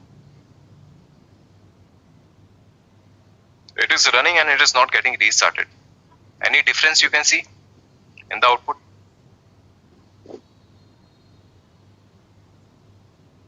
Gopal, Shiju, Anil,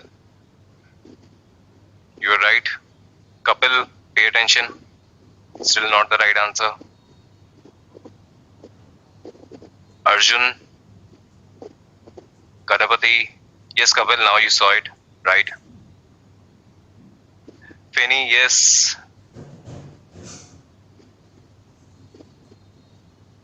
Moswami, yes. Chandrasekhar, still you have to get it. Yes, Rahul. Yes, Saurav, yes. I haven't given the right port number. Okay, so it is a problematic situation right now. But what is the difference? I haven't given the right port number. I'm asking about the readiness prop. You have to see the lower one. Lower pod, RP Nginx demo. Yes, Aditya, port is not getting restarted. We have seen that, but what is the difference? Team, can you see the ready status as 0/1? Right? So readiness prop is not making it ready to serve the application. Okay, your pod is running. Your pod is not getting restarted, but it is not allowed to serve the request. Okay, your hotel is open, your restaurant is open, but your kitchen is not ready, so it is not serving any customers right now. Right? That is why it is showing 0/1. It means you have 0 container running inside the pod right now. Why is that? Because you have a prop condition and that is failing. If you want to see, you have to do kubectl describe pod and pod name. Okay, now you can see warning unhealthy. Okay, readiness prop failed at HTTP GET port number 800. It is failing at your port number 800. Connection refused. Okay, kubectl get pods. You can see it is still not restarted, but it is 0/1. So what is the difference between readiness prop and liveliness prop? The name explains itself. Okay, liveliness prop, it means your container will not be live. Okay, in liveliness prop your container will not be live. In readiness prop your container will not be ready. That is the difference. In liveliness prop your container will not be live. It means your container will be killed and it will keep on restarting. It will keep on recreating again and again until unless your prop is passed. In liveliness, in readiness prop, it won't make it ready. It means if your check is failing, it means your container is not ready to serve the purpose. Okay, it will keep on waiting. It will not make it ready until and unless your check is passed.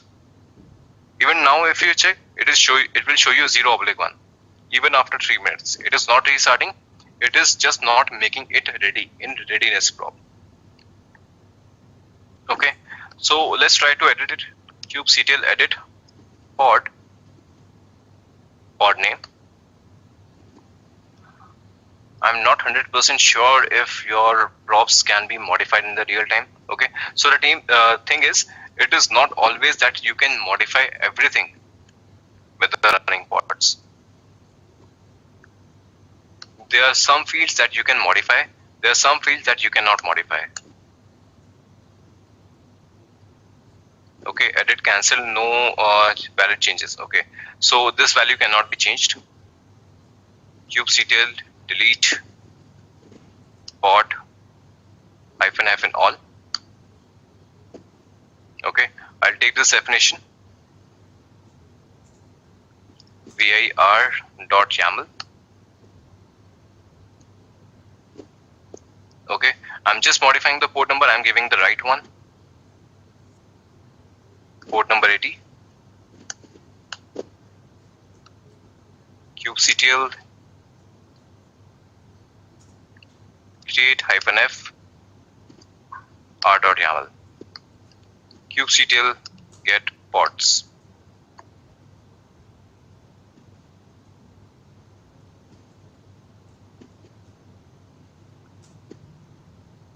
See, now your prop has passed, and that is why it is showing you 1/1. When you gave the right port number, it allowed it to be ready. Your readiness prop passed, so it made it ready. Kubectl describe pod rppod.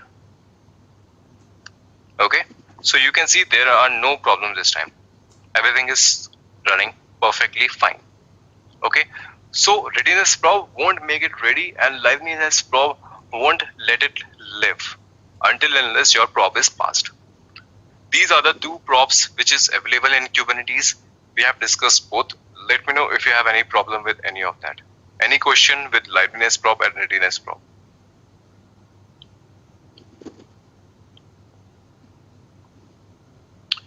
Yes, Joydeep, you are right. But if the container itself is not ready, then will it be able to ping URL? Anil, no, that is not the case. It means your container is created. Your container is created and it is available. But the prop is not passed. It means there is something going on inside the pod. Okay, the example I gave you earlier in the earlier classes for init pod, init container, it means that your restaurant is open, but your kitchen is not ready to serve.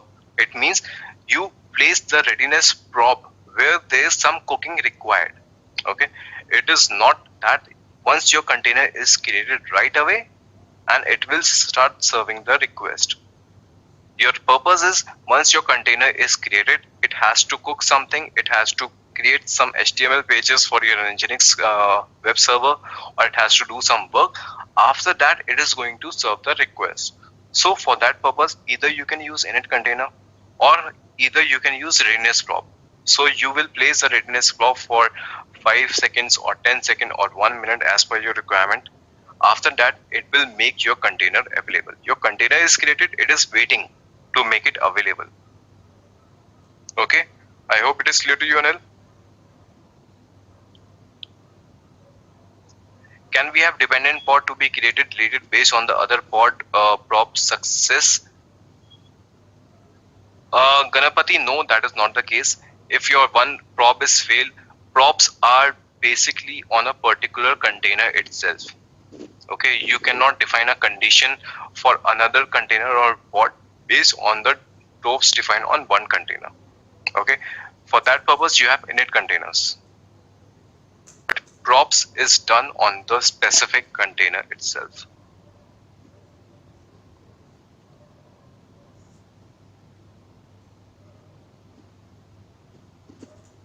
Suppose my container is taking seconds for starting and liveliness initial delay is 5 seconds. In that case, my pod will continue to restart forever. Yes, Kushagar, that is going to be the case. So you have to place your props very intelligently. if you know that your container comes up online after 7 seconds, so at least you should have an initial delay of 9 seconds or 10 seconds at least.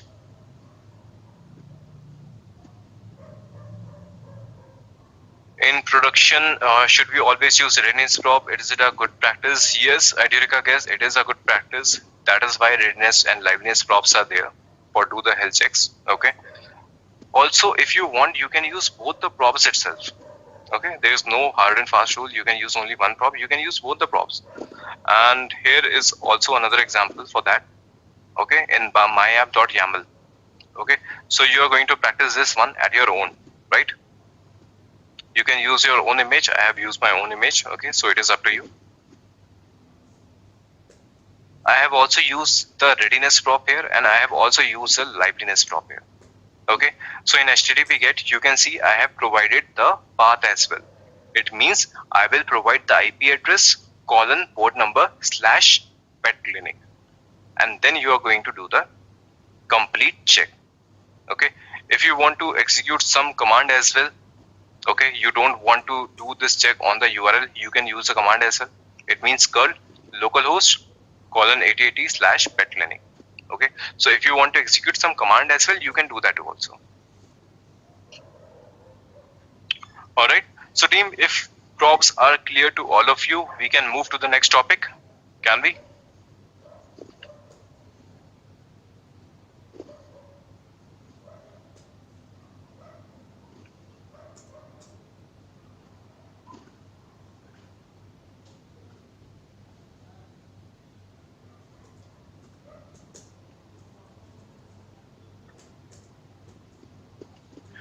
Kushagra, how to decide which prop to use?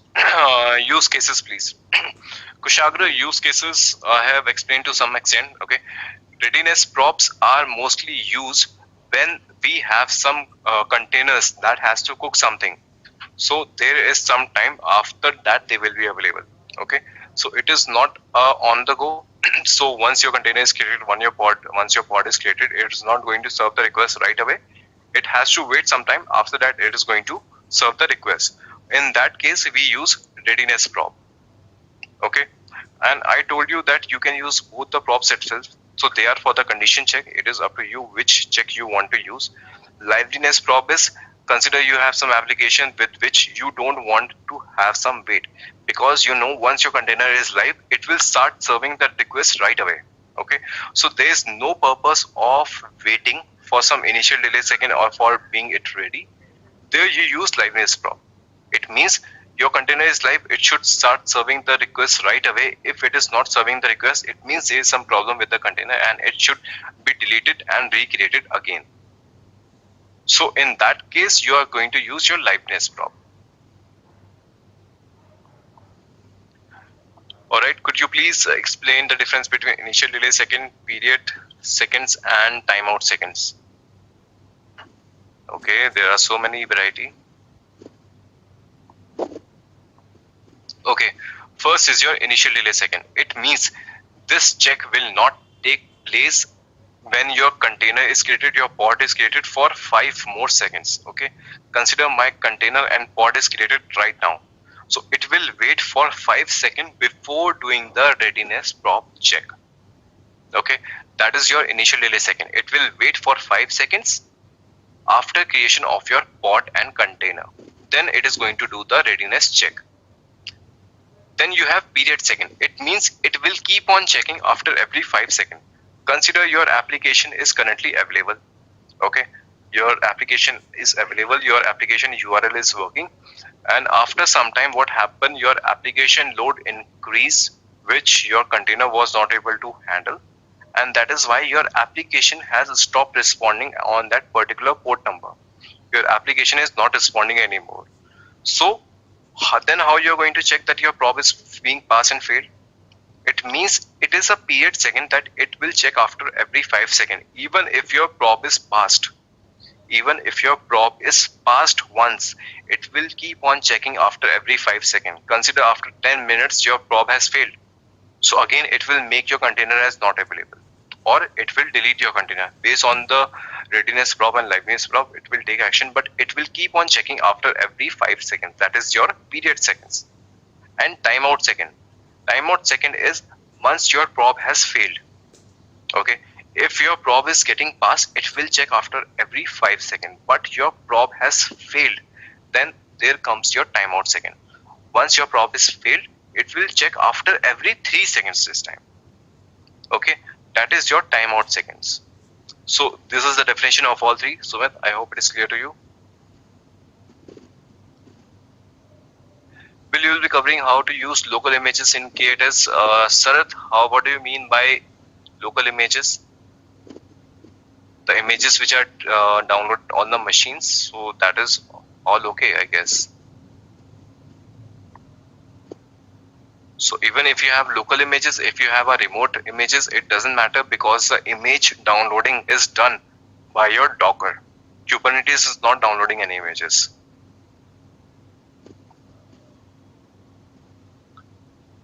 Okay, Sarath, if you remember, I have shown you today itself how to use local registries. Okay, I have also shown you how you can use Google registry as well. An example I took just today was from Google registry. Here you can see I am also taking the image from a privately owned registry as well. Okay, so both the example I have shown you.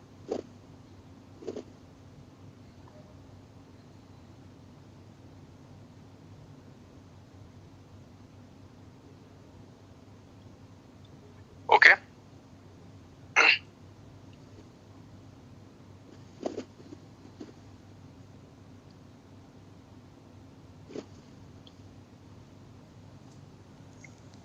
What is the maximum period second we can set, and it should be minimum suggested.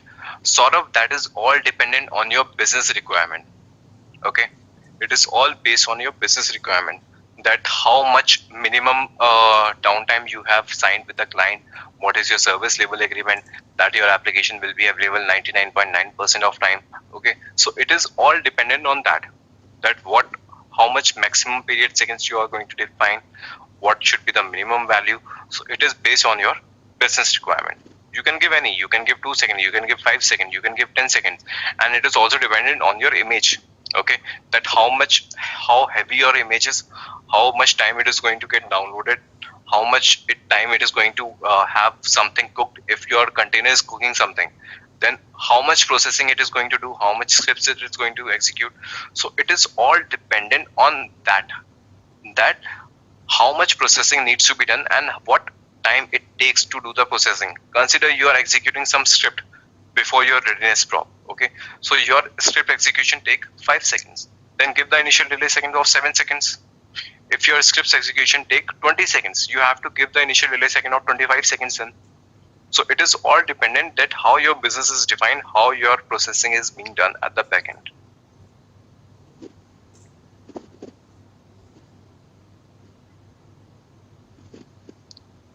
All right.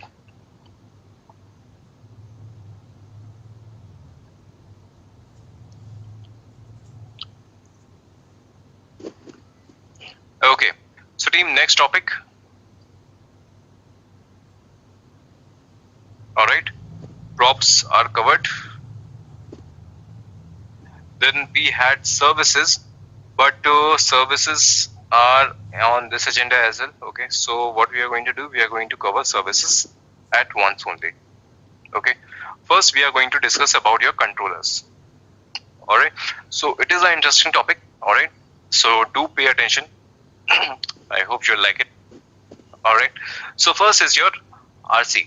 First controller we are going to discuss is RC, which is called replication controller.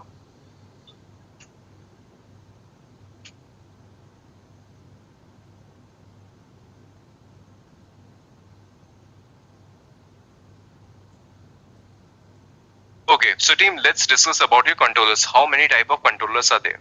So when we discuss about the architecture, if you remember, I told you there is a controller manager, right? In the architecture, you know there are controller manager, and I told you there are multiple controller manager. It is not just a single component. You have your node manager, you have your pod manager. Okay, so we have multiple controllers. Control manager contains multiple controllers. So we are going to discuss about those controllers now. All right.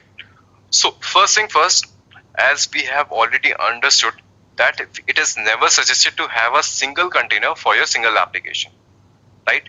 Because there is no load balancing being taken place, no auto scaling is there, no load balancing, no distribution of traffic. Okay, there is nothing. So if there is only one pod, it might get failed, it might get restarted, and during that time your application will be not available. So what we always need, we have some multiple replicas. We need to have multiple replicas so that even if a container goes down, your customer will be able to use your another container to have the application availability. Okay, so for high availability, we always create multiple replicas of your single application pod.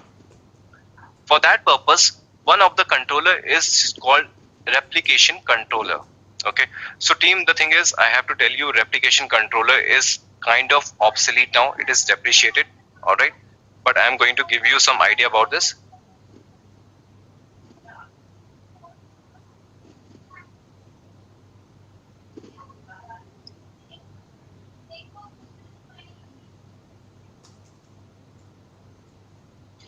Okay, first is your replica controller, replication controller it is.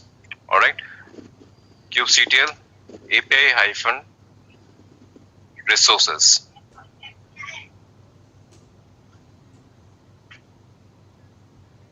Where is replication controller? It has to be somewhere.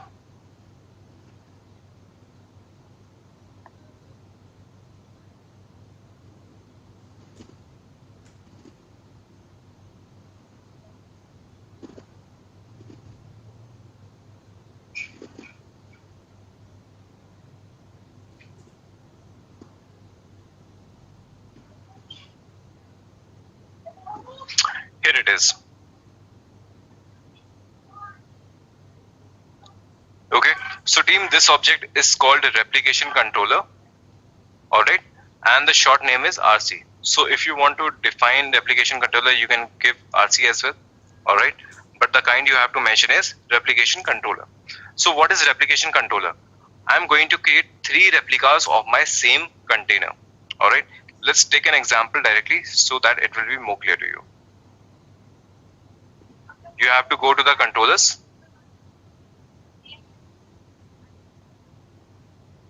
Replica controller. All right, so team, let's try to understand it, what replication controller actually does.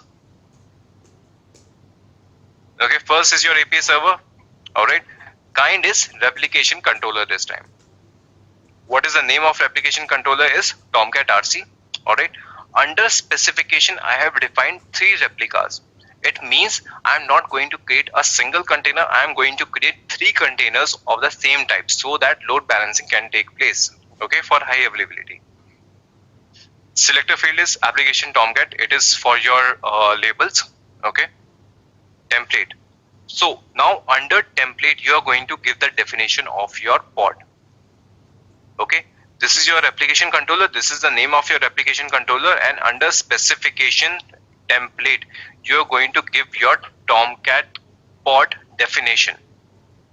Okay, what is the metadata? Tomcat is going to be the name of your Tomcat pod. Okay, Tomcat RC, and this is going to be your label. I am defining label as well. So Tomcat is the name of your pod here. I am going to put some label also. Pod is equals to Tomcat RC. App equals to Tomcat. I am giving some labels. And what is the specification of that pod? Containers. I am going to use the container name as Tomcat, and this is the image I am going to use. Learn DevOps Tomcat. This is from the private registry. Okay, so let's have this example. Let's have the raw format. I'll copy it. kubectl get pods. kubectl delete pods -- all. kubectl create -f. So team, I am going to create a replication controller. I am going to create a RC. All right. So let's see kubectl get RC. So you can see the desired count is 3. How much current state is 3? It means I must be having 3 pods. What I desired was 3 pod, and how much I am actually having? 3 pods. As of now, none of them is ready. Okay, now you can see desired was 3. I asked for 3 pods. Current state, there are currently 3 pods running, and 3 pods are ready as well. kubectl get pods. Okay, so the naming convention you can understand. This is the name of your replication controller. Okay, first the name of your application controller, then some random alphanumeric string is going to be there. And you can see the 3 pods created at the same time by the replication controller.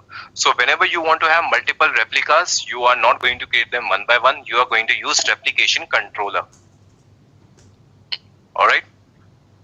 So I told you this is a controller. What was the responsibility of controller manager? Controller manager responsibility was I have some actual state and I have a desired state. It has to manage them. Because of some reason, if one pod goes down, it should get created automatically. Right? That was our expectation. Let's try to delete one of the pod. kubectl delete pod name.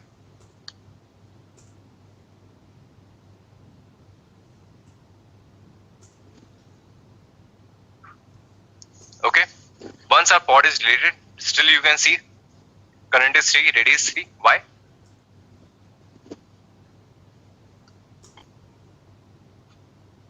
You can see when I deleted a pod, another pod came online 16 seconds ago, right away. So what your replication controller did, even if one of your container goes down, even one of your pod is deleted manually, your replication controller is going to manage the state no matter what. Okay, so it will still be there. You can delete all, it will create them all. kubectl delete pods -- all. I'm deleting all the pods.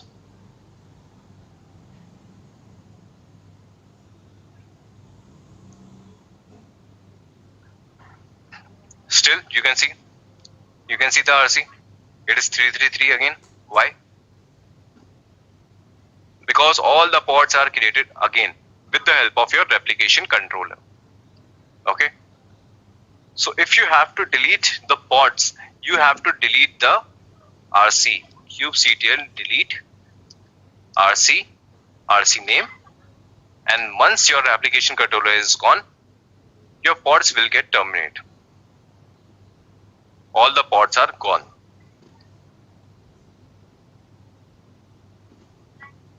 Okay, so team, this is the story of your replication controller. Yes, Sanjay, self-filling it is. So team, any doubts, any question with your replication controller?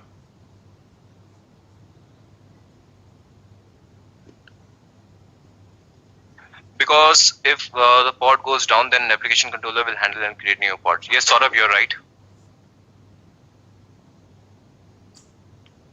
Team, any question with replication controller?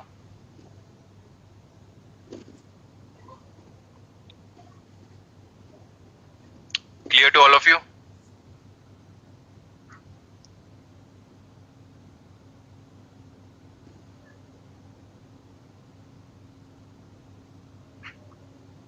Sumit, you are asking, can we edit any specific pod within RC? No, Sumit, you cannot do that.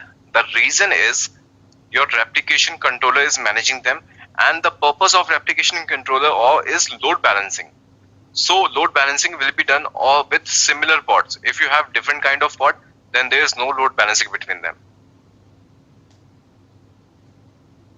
Okay, so all the 3 pods, all the replicas that you have defined should be exactly the same.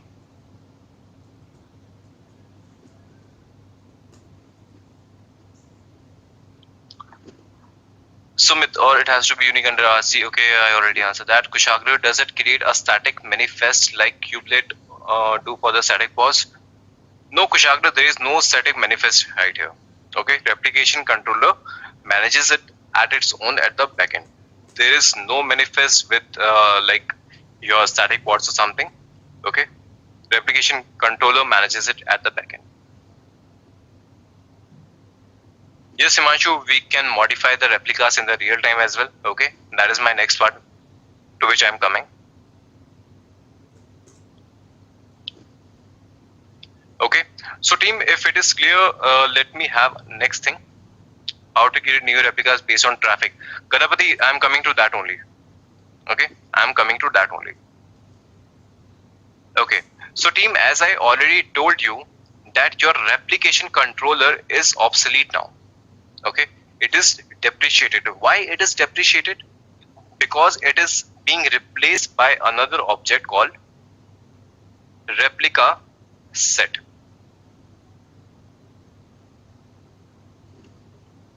Okay, your replication controller has been replaced by RS, that is your replica set.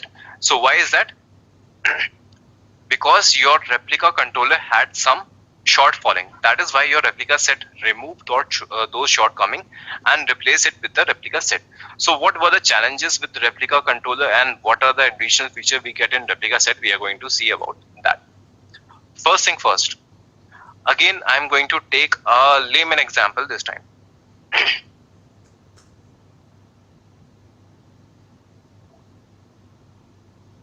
Yes, Kushagra, you are right. Okay, so team, let's take a layman example. All right, consider you're working in an organization. All right, you're working in an organization, and a new project came, and that new project asks for that you want to have at least 5 people with Kubernetes expertise. Okay, as of now, there is a manager in your team.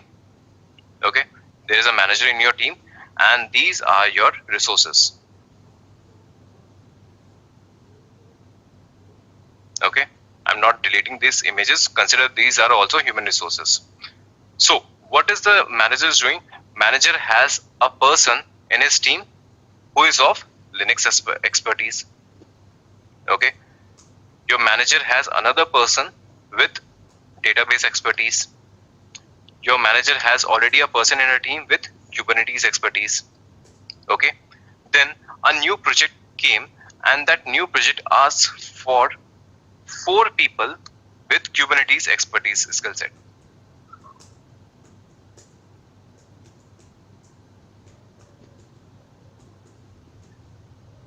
Okay, a new project came to your manager and it asked for 4 people with Kubernetes expertise. All right, so what happened? Your manager went to another person in human resourcing. Okay, your manager went to HR and he said there is a new project. I need 4 people with Kubernetes expertise. Okay, you have to hire 4 people that have the skill set of Kubernetes. Okay, so what happened? There is already a person with Kubernetes expertise already there in his team. Okay, so now how many people does it require for the same skill set? How many people we have to hire this time? Do we have to hire 4 people or do we have to hire 3 people?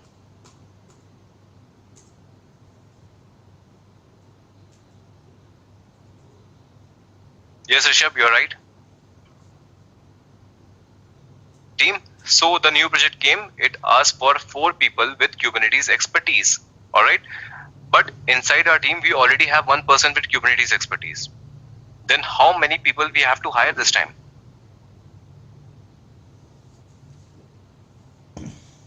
Right, Himanshu, Sanjay, Adhirika, I guess you're right. Kapil, you are not.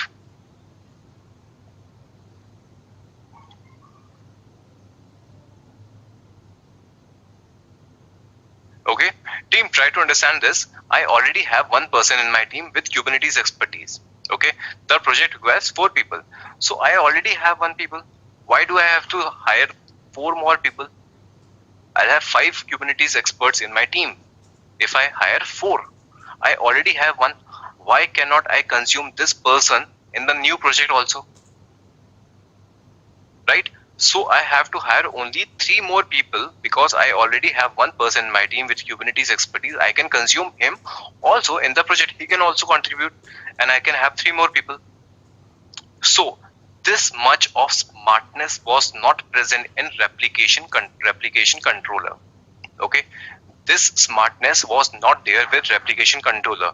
If you have created a replication controller, if you have mentioned 4 number, it is going to create 4 replication controller. It is going to create 4 replicas no matter what. If the similar pod is already running, okay, if the similar pod is already running, it is not going to count it in.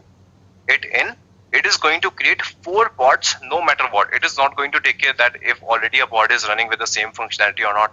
It is not going to worry about that. It is going to create 4 pods right away. Replica set came with some smartness.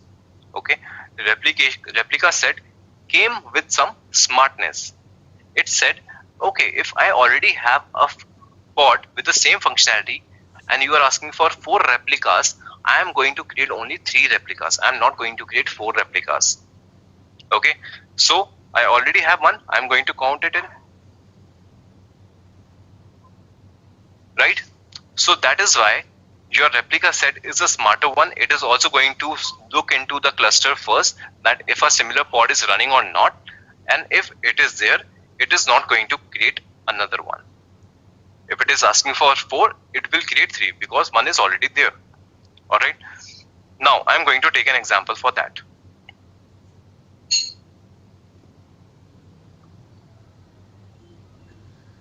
Alright.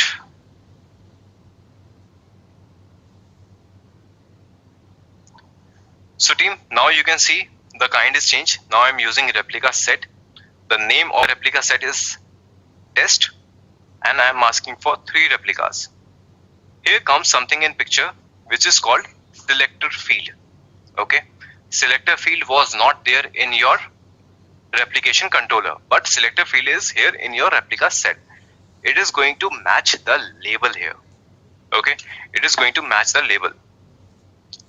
Now under template, again under template you have to give the definition of your pod. Okay, metadata labels. The pod label is going to be tier front end, and specification I am going to use a container, and the name of the container is LB, and this is going to be your image name. Okay, so I gave you an example that a person is already there with the same expertise. So what I am going to do, I am going to create this container with the same label first. kubectl run pod1 -- image. You can give any image. Okay, httpd. All right, now I am giving labels.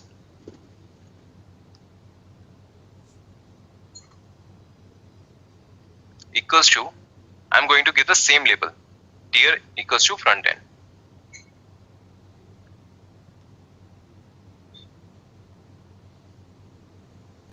It is important the spelling is exactly the same.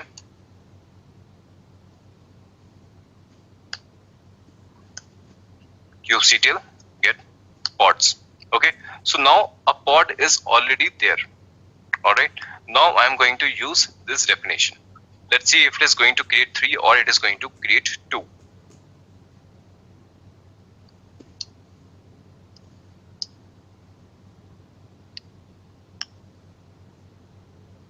Okay, your replica set is created. The short name for replica set is RS. kubectl get RS. Okay, the name of your replica set is test. Desired is 3, current is 3, ready is 1 as of now. Okay, now all 3 are ready as well. kubectl get pods. So team, can you see it only created 2 pods? It didn't create 3 pods. Why it didn't create 3 pods? Because one pod with a similar label was already there. So replica set do the identification based on your labels. Okay, that is why in replica set, selector is an important field. How it is going to check that similar pod is running or not? How are you going to define inside your kitchen? Consider you are inside your kitchen. How you are going to see that how many jars are there of sugar? You have to check the label for that, right? Inside your kitchen, you are going to check all the jars and you are going to see the sticker or label on the jar that how many jars are there of sugar, right? Similarly, your replica set checks for your selector field. It has to match the labels. If any pod is running with a similar label, it is going to count it in. Okay, so if I'm going to delete this pod, this time, if you remember, I created this pod manually, but now it is a part of replica set. When I created it independently, it was alone. It was not a part of replica set. But once I created the replica set, it became a part of replica set. If I'm going to delete it now, it will get recreated.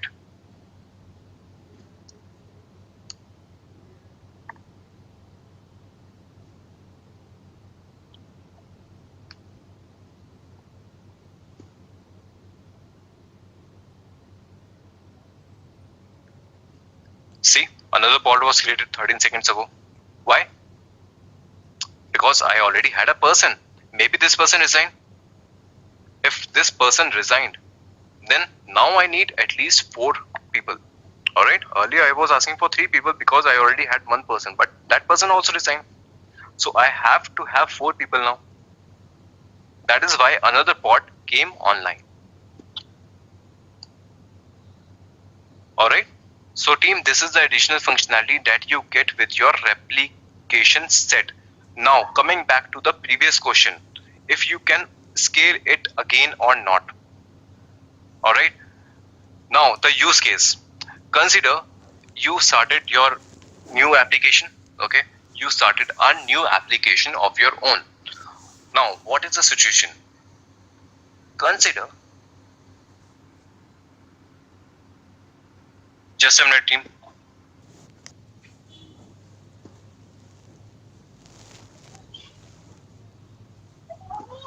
Here it is. Okay, so team, this object is called a replication controller.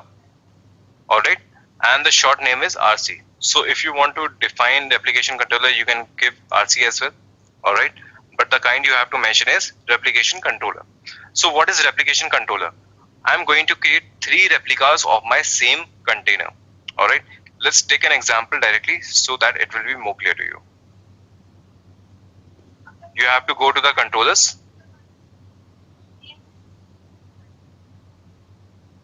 Replica controller. Alright, so team, let's try to understand it, what replication controller actually does. Okay, first is your API server. Alright, kind is replication controller this time. What is the name of replication controller is Tomcat RC. Alright, under specification I have defined 3 replicas. It means I am not going to create a single container, I am going to create 3 containers of the same type so that load balancing can take place, okay, for high availability. Selector field is application Tomcat, it is for your labels, okay. Template. So now under template you are going to give the definition of your pod, okay. This is your replication controller, this is the name of your replication controller, and under specification template you are going to give your Tomcat pod definition. Okay, what is the metadata? Tomcat is going to be the name of your Tomcat pod. Okay, Tomcat RC, and this is going to be your label. I am defining label as well. So Tomcat is the name of your pod here. I am going to put some label also. Pod is equals to Tomcat RC. App equals to Tomcat. I am giving some labels. And what is the specification of that pod? Containers. I am going to use the container name as Tomcat, and this is the image I am going to use. Learn DevOps Tomcat. This is from the private registry. Okay. So let's have this example. Let's have the raw format. I'll copy it. kubectl get pods. kubectl delete pods -- all. kubectl create -f. So team, I am going to create a replication controller. I am going to create a RC. Alright. So let's see, kubectl get RC. So you can see the desired count is 3. How much current state is 3? It means I must be having 3 pods. What I desired was 3 pod, and how much I am actually having? 3 pods. As of now, none of them is ready. Okay, now you can see desired was 3. I asked for 3 pods. Current state, there are currently 3 pods running and 3 pods are ready as well. kubectl get pods. Okay, so the naming convention you can understand. This is the name of your replication controller. Okay, first the name of your application controller, then some random alphanumeric string is going to be there. And you can see the 3 pods created at the same time by the replication controller. So whenever you want to have multiple replicas, you are not going to create them one by one. You are going to use replication controller. Alright. So I told you this is a controller. What was the responsibility of controller manager? Controller manager responsibility was I have some actual state and I have a desired state. It has to manage them. Because of some reason, if one pod goes down, it should get created automatically. Right? That was our expectation. Let's try to delete one of the pod. kubectl delete pod name.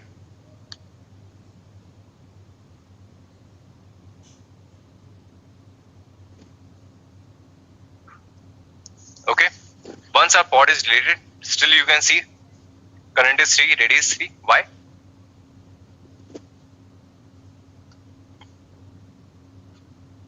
You can see when I deleted a pod, another pod came online 16 seconds ago, right away. So what your replication controller did, even if one of your container goes down, even one of your pod is deleted manually, your replication controller is going to manage the state no matter what. Okay, so it will still be there. You can delete all, it will create them all. kubectl delete pods -- all. I'm deleting all the pods.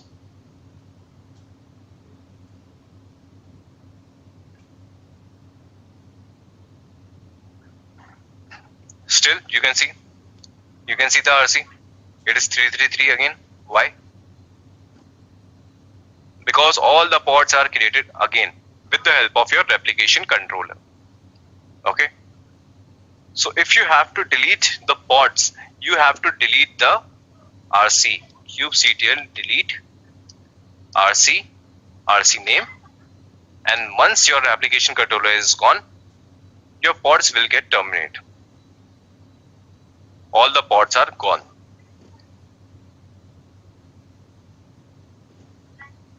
Okay, so team, this is the story of your replication controller. Yes, Sanjay, self-filling it is. So team, any doubts, any question with your replication controller?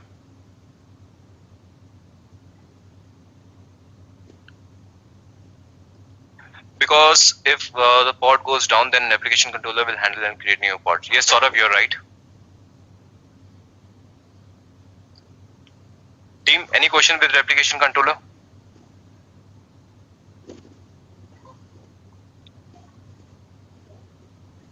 Clear to all of you?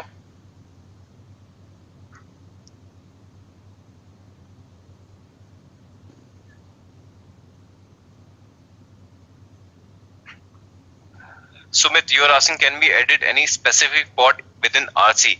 No, Sumit, you cannot do that. The reason is your replication controller is managing them, and the purpose of replication controller is load balancing. So load balancing will be done with similar pods. If you have different kind of pod, then there is no load balancing between them. Okay, so all the 3 pods, all the replicas that you have defined should be exactly the same.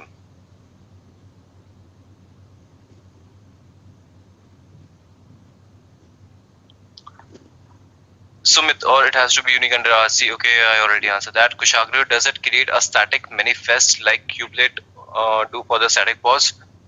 No, Kushagra, there is no static manifest right here. Okay, replication controller manages it at its own at the backend. There is no manifest with like your static pods or something. Okay, Replication controller manages it at the backend.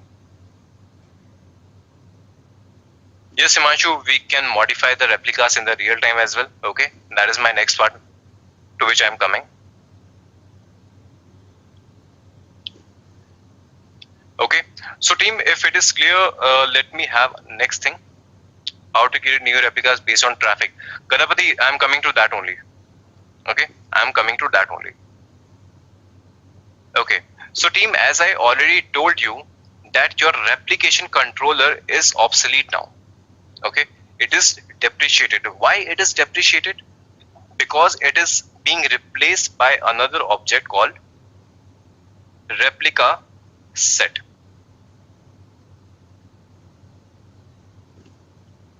Okay, your replication controller has been replaced by RS, that is your replica set. So why is that? Because your replica controller had some shortfalling. That is why your replica set removed those shortcoming and replaced it with the replica set. So what were the challenges with the replica controller and what are the additional features we get in replica set? We are going to see about that. First thing first. Again, I am going to take a layman example this time.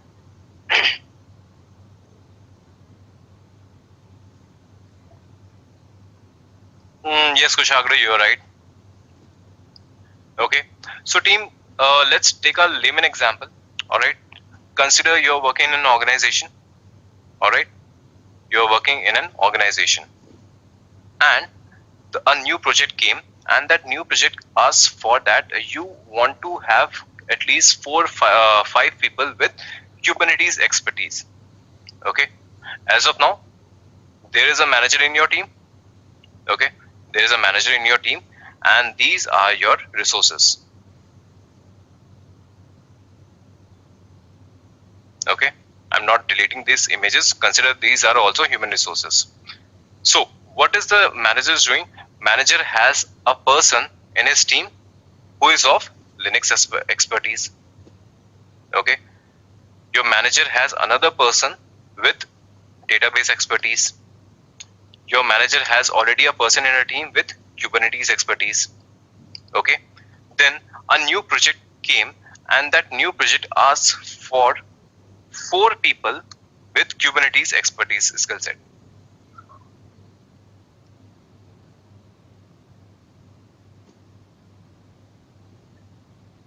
Okay, a new project came to your manager and it asked for 4 people with Kubernetes expertise. All right, so what happened? Your manager went to another person in human resourcing. Okay, your manager went to HR and he said, there is a new project. I need 4 people with Kubernetes expertise. Okay, you have to hire 4 people that have the skill set of Kubernetes. Okay, so what happened? There is already a person with Kubernetes expertise already there in his team. Okay, so now how many people does it require for the same skill set? How many people we have to hire this time? Do we have to hire 4 people or do we have to hire 3 people?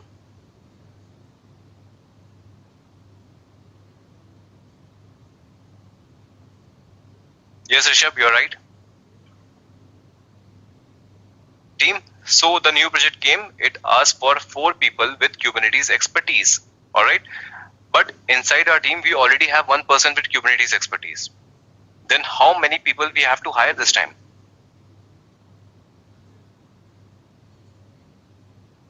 Right, Himanshu, Sanjay, Adhirika, guess you're right. Kapil, you are not.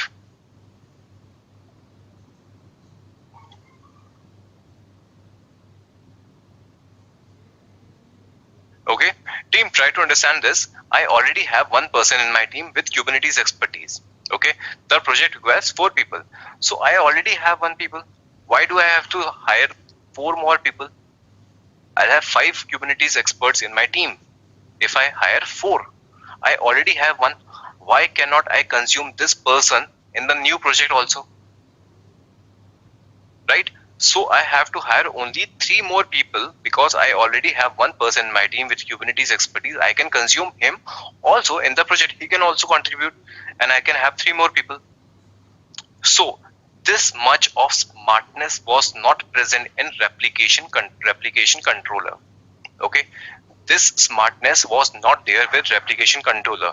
If you have created a replication controller, if you have mentioned 4 number, it is going to create 4 replication controller. It is going to create 4 replicas no matter what. If the similar pod is already running, okay, if the similar pod is already running, it is not going to count it in. It is going to create 4 pods no matter what. It is not going to take care that if already a pod is running with the same functionality or not. It is not going to worry about that. It is going to create 4 pods right away. Replica set came with some smartness. Okay, replica set came with some smartness. It said, okay, if I already have a pod with the same functionality and you are asking for 4 replicas, I am going to create only 3 replicas. I am not going to create 4 replicas. Okay, so I already have one. I am going to count it in. Right? So that is why your replica set is a smarter one. It is also going to look into the cluster first, that if a similar pod is running or not, and if it is there, it is not going to create another one. If it is asking for 4, it will create 3 because one is already there. Alright. Now I am going to take an example for that.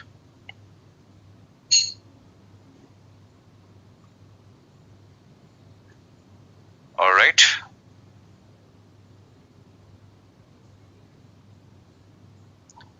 So team, now you can see the kind is changed. Now I am using replica set. The name of the replica set is test, and I am asking for 3 replicas. Here comes something in picture which is called selector field. Okay, selector field was not there in your replication controller, but selector field is here in your replica set. It is going to match the label here. Okay, it is going to match the label. Now under template, again under template you have to give the definition of your pod. Okay, metadata, labels. The pod label is going to be tier front end, and specification I am going to use a container, and the name of the container is LB, and this is going to be your image name. Okay, so I gave you an example that a person is already there with the same expertise. So what I am going to do, I am going to create this container with the same label first. kubectl run pod1 -- image. You can give any image. Okay, httpd. Alright, now I am giving labels.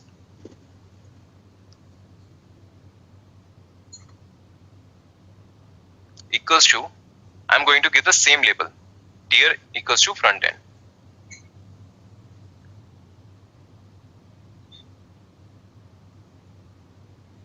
It is important the spelling is exactly the same.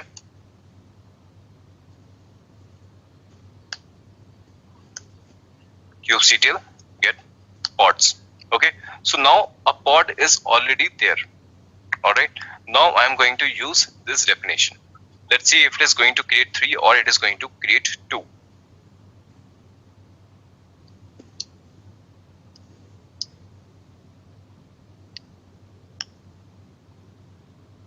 Okay, your replica set is created. The short name for replica set is RS. kubectl get RS. Okay, the name of your replica set is test. Desired is 3, current is 3, ready is 1 as of now. Okay, now all 3 are ready as well. kubectl get pods. So team, can you see it only created 2 pods? It didn't create 3 pods. Why it didn't create 3 pods? Because one pod with a similar label was already there. So replica set do the identification based on your labels. Okay, that is why in replica set, selector is an important field. How it is going to check that similar pod is running or not? How are you going to define inside your kitchen? Consider you are inside your kitchen. How you are going to see that how many jars are there of sugar? You have to check the label for that, right? Inside your kitchen, you are going to check all the jars and you are going to see the sticker or label on the jar that how many jars are there of sugar, right? Similarly, your replica set checks for your selector field. It has to match the labels. If any pod is running with a similar label, it is going to count it in. Okay, so if I'm going to delete this pod this time, if you remember, I created this pod manually, but now it is a part of replica set. When I created it independently, it was alone. It was not a part of replica set. But once I created the replica set, it became a part of replica set. If I'm going to delete it now, it will get recreated.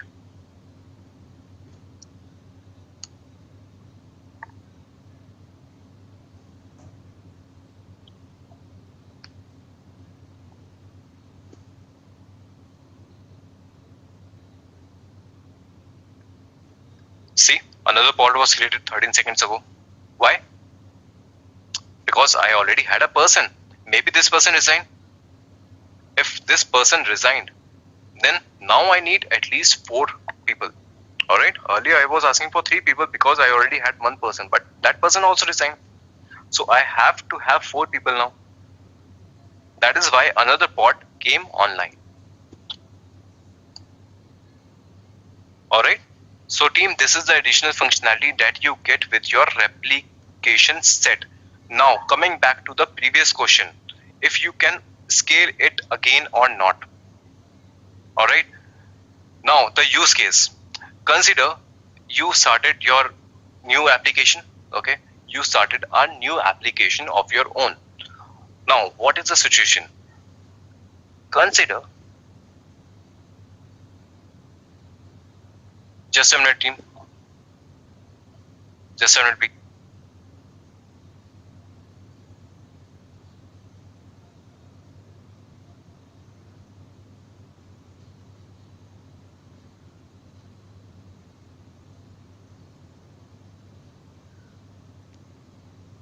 Yeah team, sorry. So what I was telling you, that in consider you have created your application in a single pod. Okay, but now your application is getting viral. Now a single pod is not able to handle that much requests. How you are going to multiply it? How you are going to create multiple pods so that load balancing can take place? Okay, earlier your application was so small that you created a single pod. Now your application is getting viral, it is getting all the loads. So now you want to have some load balancing, and you can also not delete your previous pod. Okay, so in that case, your application was created with a single pod initially. Now your application is getting viral, you want load balancing, so you create replica set. So earlier your single pod was serving the request, now your all the pods will serve the request. So even if one pod goes down, your another pod will be available. As of now you have asked for 3. Consider you want to have more replicas now because your application is getting more viral. No problem, you know the command kubectl edit rs test. Okay, you have defined replica 3, you modify it, ask for 5 this time. Okay, you can see your replica set has been edited. kubectl get rs. Now you can see 5 kubectl get pods. You can see 2 more pods was created just away 12 seconds ago. Okay, so in the runtime you can have multiple replicas with replica set as well. Consider your application load has decreased. Reduce the number, no problem with that also. Okay, as of now there are 5, I am giving 2 now. The load is not that much. Again edit it, kubectl get rs, kubectl get pods. Okay, you can see other pods are getting terminated. Only 2 pods will be live then because you have asked for 2. All the other pods will be gone. So you can modify your replica set in real time as well. Okay, let me know if you have any question with replication controller and replication set now.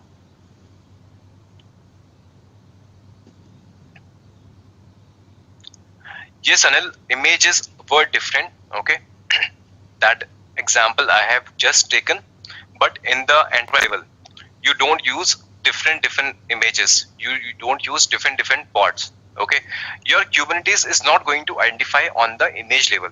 Okay, your Kubernetes identify on the label itself. So if you have different image, if you have different application, it is not going to identify that. It is going to check for the label. So it is your intelligence as a Kubernetes administrator that you give labels on the pod based on the similar image or similar functionality. Okay, this is the smartness that you have to do as a Kubernetes administrator, that you don't use different application for the replica set on the based on your labels. You have to have same labels for similar application pods. Fanny, yes, load balancing scaling can be done. I think I have shown you that. Jagannath, if we have more than the desired pod and replica set, will it scale down automatically? Jagannath, no, it won't be done automatically. Okay, if you want to do it automatically, we have to use HPA. Okay, but if we talk about replica set itself, you have to scale it down, you have to scale it up manually. It doesn't do it automatically. What are the other criteria apart from match label in the object selector? Sumit, that is the only case. Okay. So Sumit, the thing is, your replica set works on labels only. You cannot do the load balancing. You cannot create replica set on any other term or any other object. It has to take with labels only. So that is also a use case. Somebody asked me earlier that what are the different use cases of labels. This is another use case of labels. Labels helps in load balancing in replica set and deployment also, that we are going to cover later. Deployment is the next topic per se. So if you have more than the desired pod and replica set, okay, I already answered this one. How and which pods are getting terminated for FIFO and LIFO? Chandrasekhar, that is not the case. Okay, so if you know about the application pods are stateless. Okay, application pods are stateless. It doesn't matter which pod is serving the request. All the pods are completely identical because they are application. They are stateless. Okay, so any pod can get deleted randomly. Any pod will be created randomly. Load balancing will be done randomly among them. Okay, so there's nothing like FIFO or LIFO. Any pod can be terminated if you are scaling down.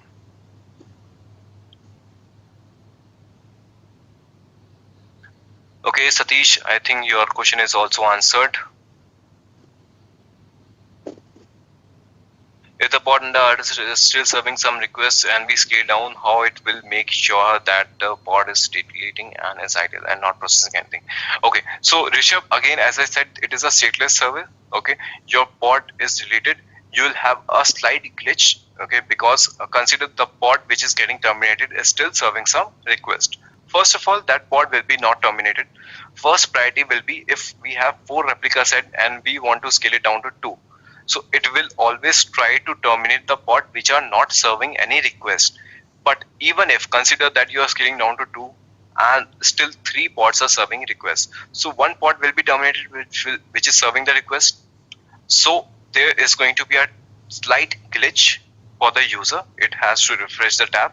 Once the tab is refreshed, your request will again go to the pod which is available out of the remaining 2. So a slight refresh is going to be there. That's all.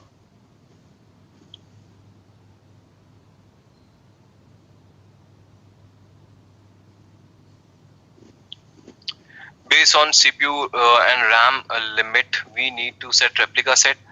Kapil, replica set is an independent entity. It is not related to CPU and RAM. Okay, CPU and RAM limit you have to set at the container level, and replica set deals with the replicas of your pod. So there is no connection between them. If you have to set the limits for CPU and RAM, you have to define them under containers definition, and replica set is itself a bigger definition of your pods. What is the other advantage of replica set over replication controller? So Prempal, the benefit is that you can scale it in the real time. Also, you can have already running pods inside your replica set, but your replication controller doesn't do that. So that is the only difference between replication set and replica controller.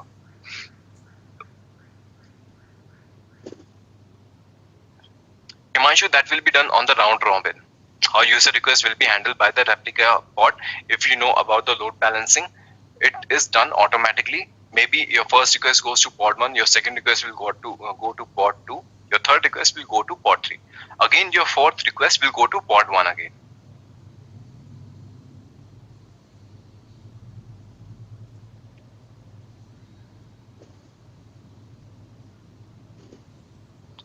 Okay, a big question from Arjun. If one pod is created manually for a specific ask, and then the replica set will have 3 pods, so it will create 2 pods. If we delete replica set, will it delete the first pod which was created manually? Yes, Arjun, you are correct. Consider one pod was created independently and after that it became a part of replica set. Now, if you are going to delete the replica set, that pod will be gone as well, because that pod doesn't have any identity as an individual now. That pod has an identity as a part of a replica set. So if replica set goes, that pod will be gone also.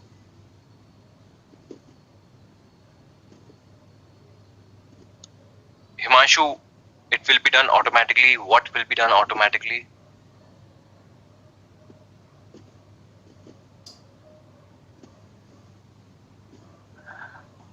Rishabh, okay. Replica set is used only for stateless object. Okay. But if you want to use stateful set, there is an object itself present in Kubernetes called stateful sets. Okay. So replica set replication controller is used for stateless objects. And if you want to use stateful objects, we have stateful set.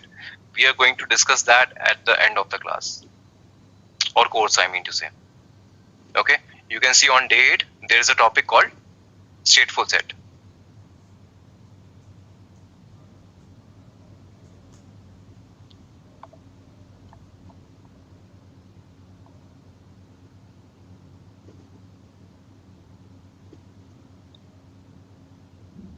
Kushagra, you are asking, can replica set pick up static pod with same label? No, Kushagra, it cannot. Okay, it is actually a good question. I haven't tried that anytime. Okay, so try it out, find it out at your own. To be honest, I haven't tried that, so I cannot give you an answer with certainty. But you can try that. Create a static pod with the same label and create a replica set. As per my understanding, as per the architecture, I don't think it will be controlled by the master, so it won't count it as a replica set, as per my understanding. But honestly, I haven't tried that. You can go on and try that. Kushagra. Yes, Himanshu, your request will be handled automatically using the load balancing. Akhil, you're asking what is the difference between stateful and stateless. Okay, Akhil, consider your application Nginx page. Okay, you have an Nginx page that is a stateless. It means its state is not changed over the time. Your Nginx has some HTML file, it will keep on displaying that. As many times as you want to refresh it, it is going to show you the same request. So it is stateless. You cannot change the state of that. But if you talk about a database pod or a database container, it means there are going to be some entry in your database. Your database is going to have some updates. Your database is going to delete something. Your rows will be updated. Your data will be updated, deleted. So that is stateful. It means state is changing every time. If you do some update, the state of your database pod is changed. If you delete some rows, if you enter some rows, insert some rows, update some rows, the state of that pod is changing. So that is a stateful set. So I hope it answers you, Akhil. What is variables mentioned? Okay, Shiju, that is your environment variables that we have discussed today. Okay, those are the variables.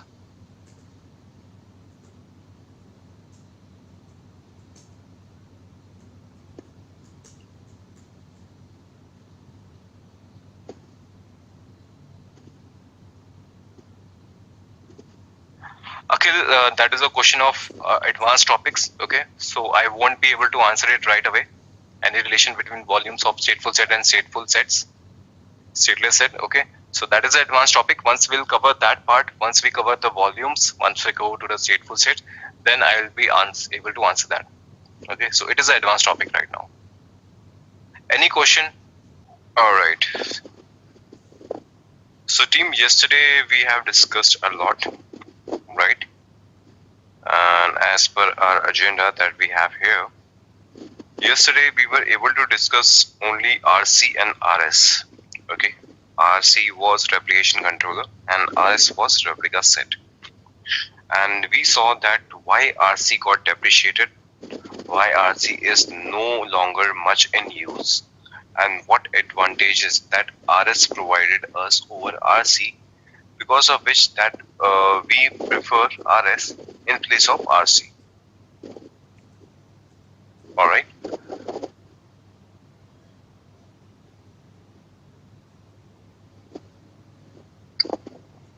So anybody has any doubt till now? Whatever we have discussed till yesterday?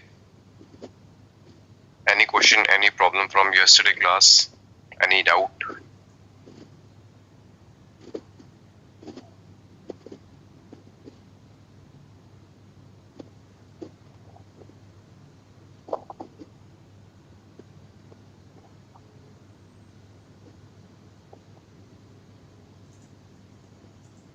Okay, so everything is clear till yesterday?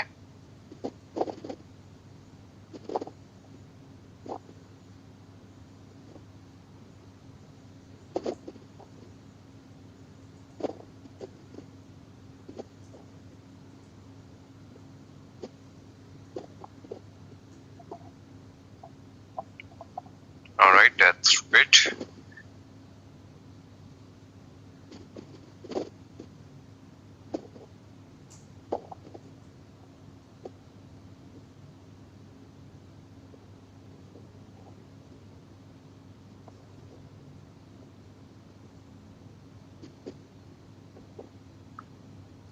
Okay, I'm just connecting to my machines first.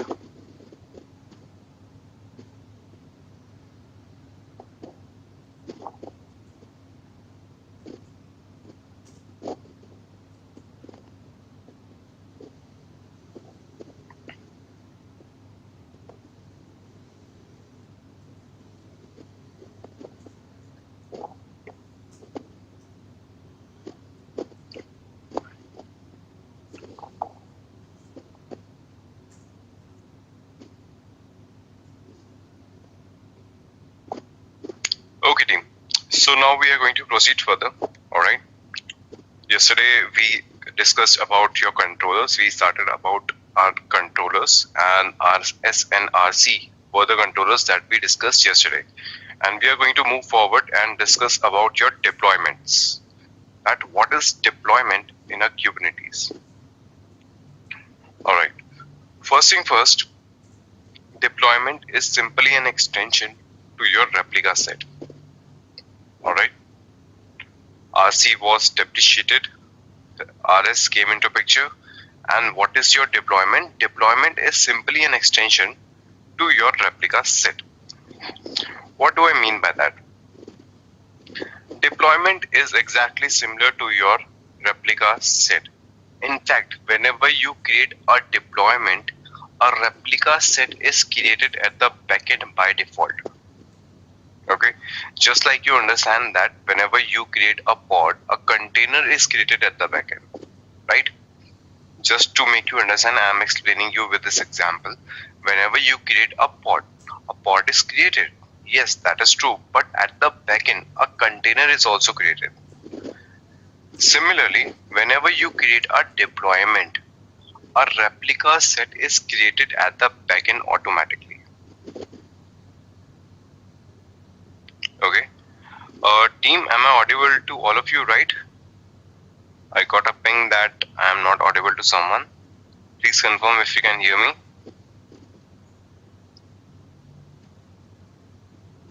All right, thank you. I got your responses.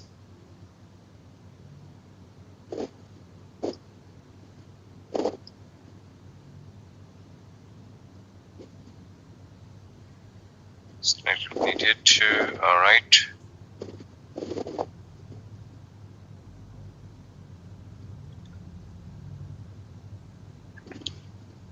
All right.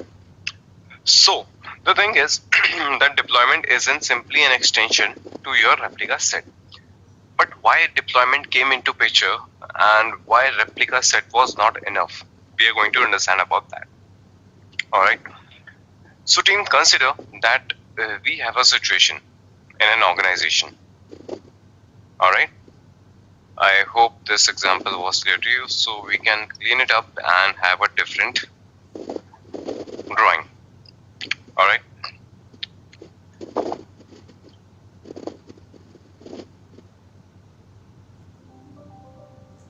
So this is your Kubernetes cluster. All right. And what you have for say 3 replicas of your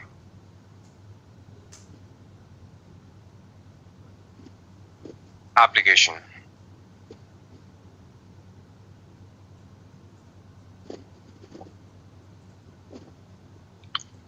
Okay, team, before explaining this to you, I want to ask you that how many of you actually knows about blue-green deployment? Asking generally, not in the same context. You don't have to know about Kubernetes. I'm simply asking what is a blue-green deployment? How many of you knows?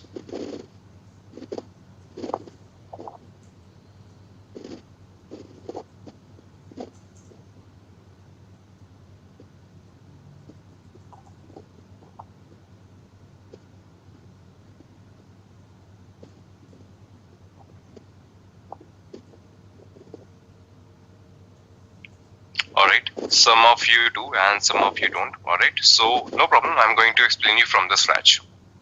Alright, in a general scenario, I'm talking, if you are going to do a blue-green deployment,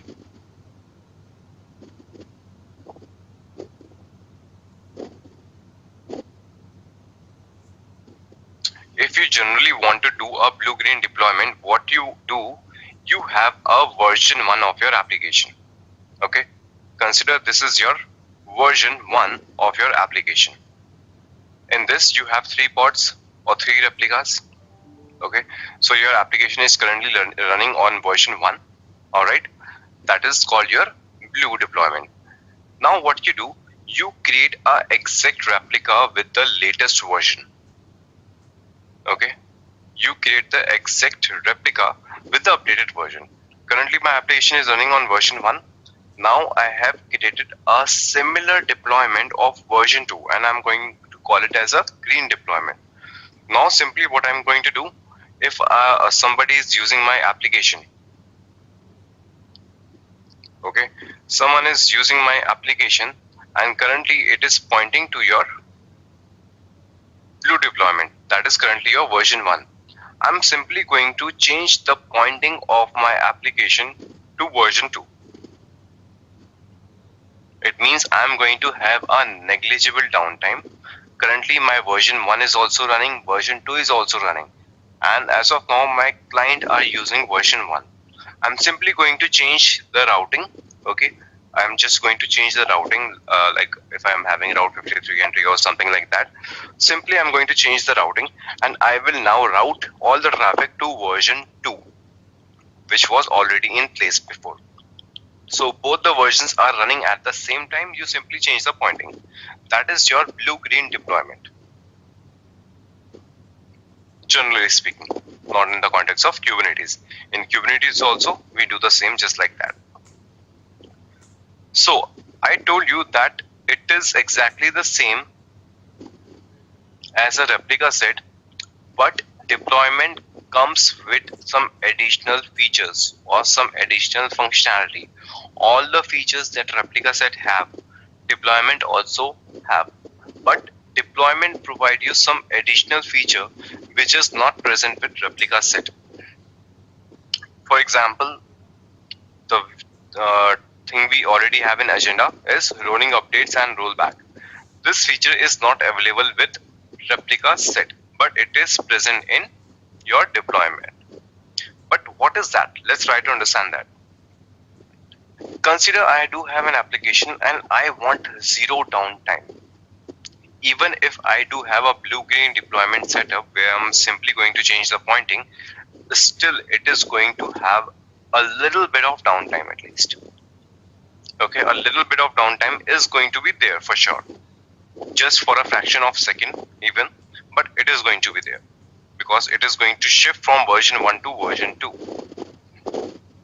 But I don't want to have a downtime at all and I still want to update my application. How I'm going to do that?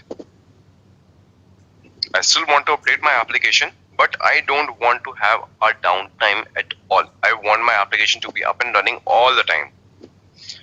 In that scenario, what happens? Okay, let me remove it from here and let me write it here. It will be a better place to understand.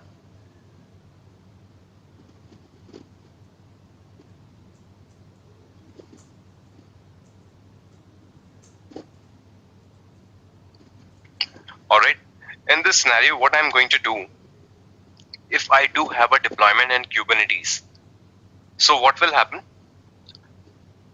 I will replace one pod at a time. Okay, first of all, what I'll do, I will take my version 1 down and I will replace it with version 2.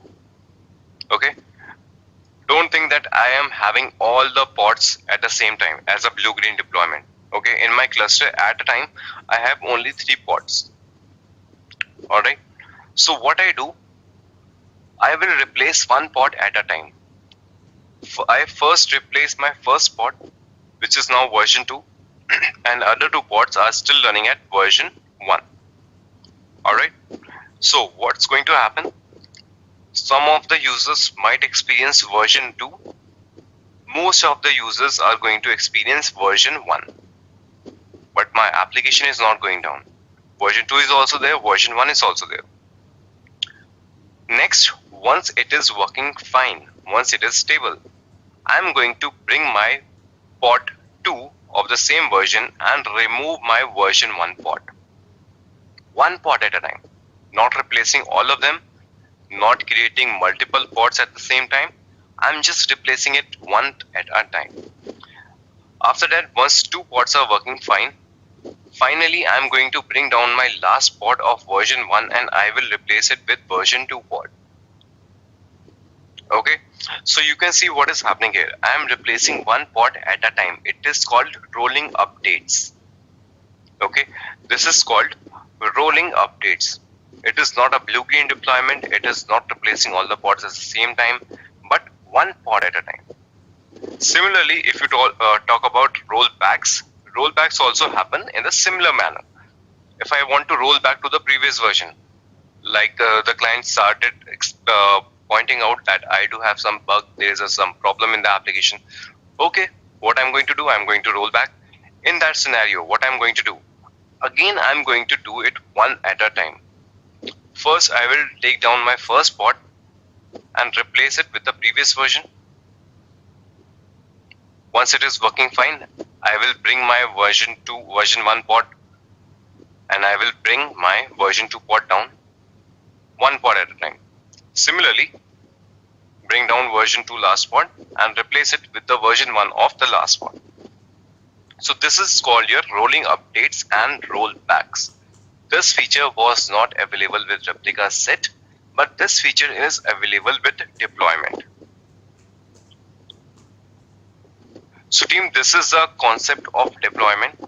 Let me know if you have any doubt, if you have any problem. We are going to do the lab on deployments, but before that I am going to touch base on the concept called services. Okay, to understand the deployment practically, it is important that you understand about service as well. So before doing the practical on deployment, we'll understand about services. But conceptually, let me know if you understand this or not.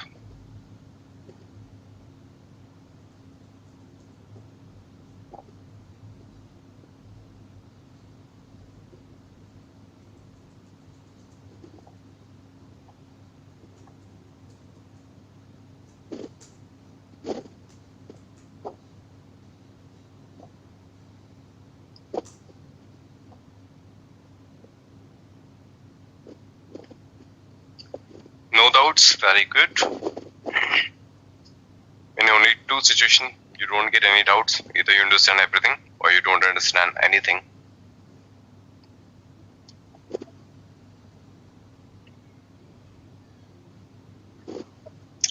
Okay, alright team. So team, next concept I'm going to start is of services. Okay, and I'm telling you beforehand, it is a tricky concept. Okay, so I need your complete attention here. I will try to make you understand with ease. Okay, but services is a typical concept. Okay, it is not that easy at all. Okay, but still I'll try to make you understand, but I need your complete attention here as well. Okay, if you will miss anything, you will miss everything, I'm telling you.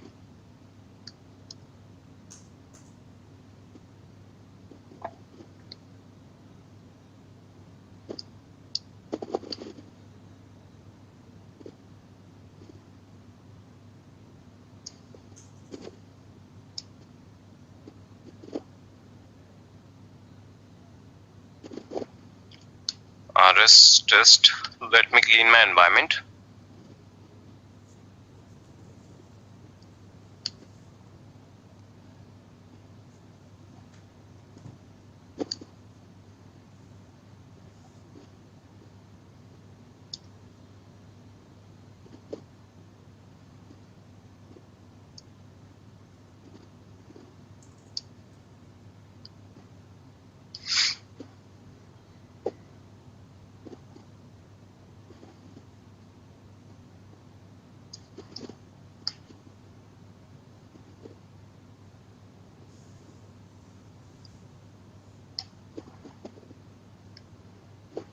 Okay, my bad. kubectl delete.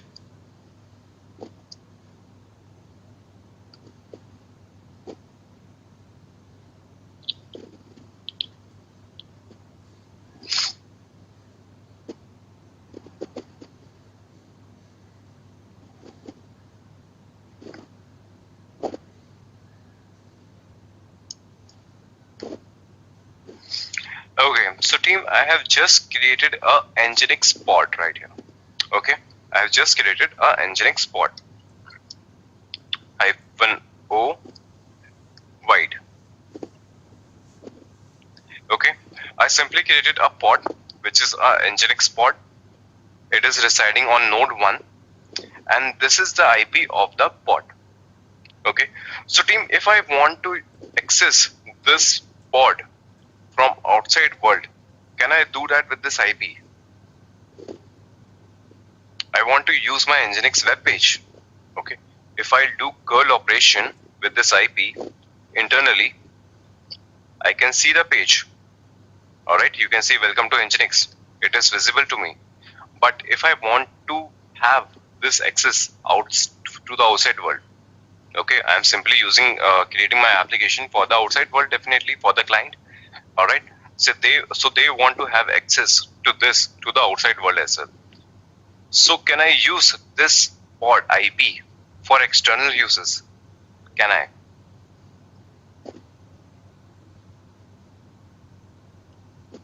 No, of course, right? Definitely not. So if I'm going to use this on the browser, it is not going to give me any response. This IP is provided to the pod by VBNet, the CNI that we use, and that is used for internal purposes only.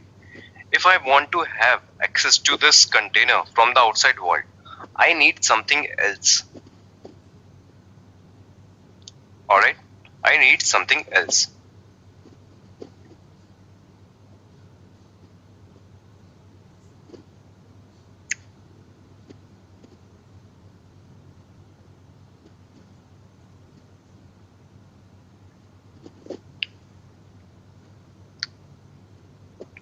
Consider this is your cluster.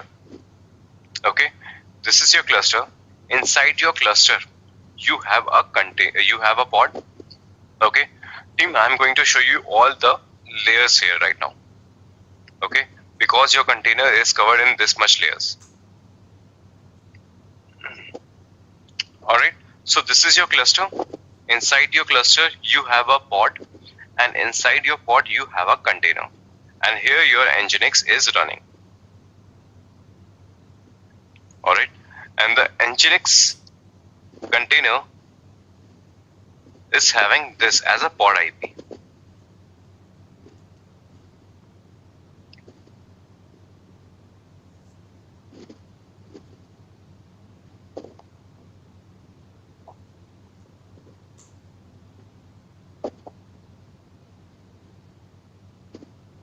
Alright, and this is your pod IP. Now, if you want to access your Nginx pod from the outside world, you cannot use it directly. This IP is not going to work. For that purpose, we need something which is going to route our traffic to this internal IP. Alright, we need something that is going to route the traffic to this container inside, to this IP, internal IP. For that purpose, we use services in Kubernetes. This routing is achieved by using services. We need something, some object. It is an object of Kubernetes like pod, nodes. Similarly, services is also a object in Kubernetes which helps routing our traffic from outside world to your particular container.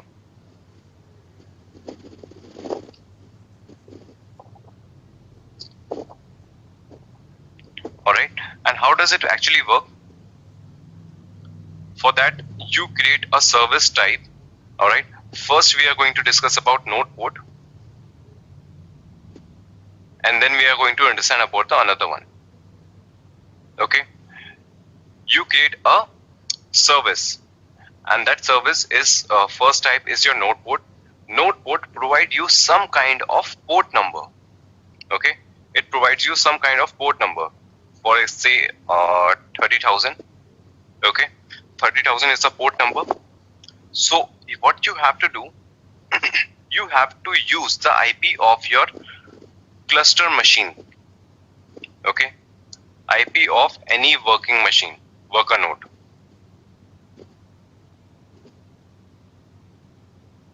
Alright, you are going to use the IP address of any of the worker node along with the port number, and then it is going to route your traffic to the node port, and then finally you will be able to access your pod. Okay, I'm going to show you this practically. Alright, just give me a minute please.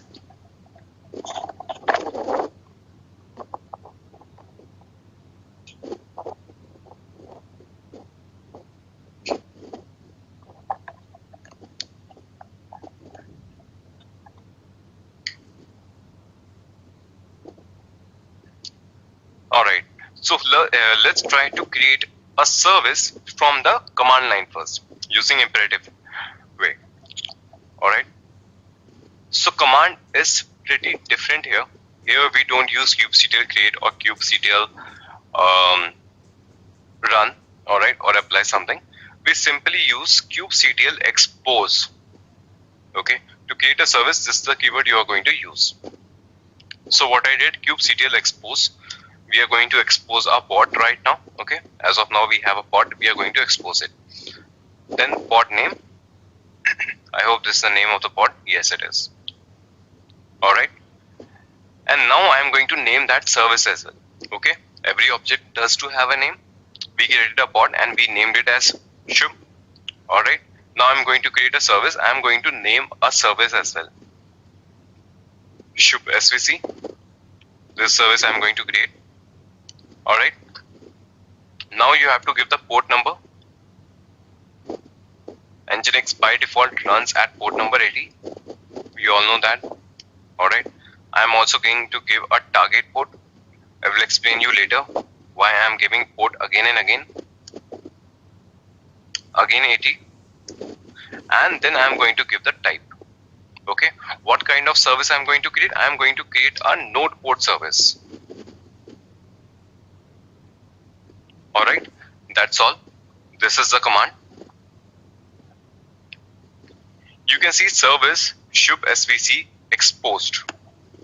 Alright, so simply you can do kubectl get services, okay, or simply put you can use svc.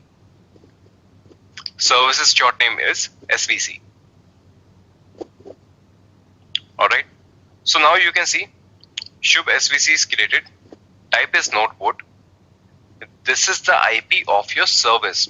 Okay, so team, don't get confused. This is the IP of your service. This is not the IP of your node. This is not the IP of your pod. This is the IP of the service that you have created. Alright, and the port routing is from 80 port number to 30,851.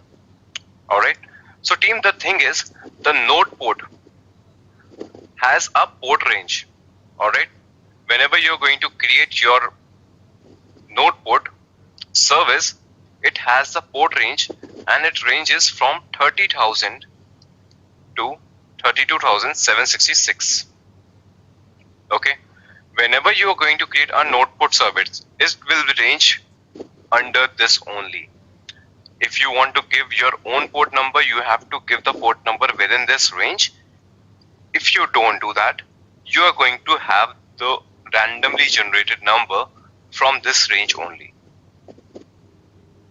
Alright, so what I told you, if I want to access my application now, I am going to use this port number along with the IP of any of the worker node.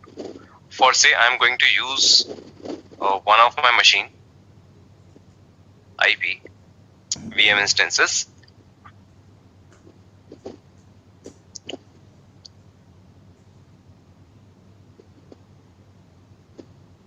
Let me take the IP of node 1. Node 1 IP. I will place it here. I will place it again here on the diagram as well for your understanding. I'll give a colon and then I'm going to give the port number. What is my port number?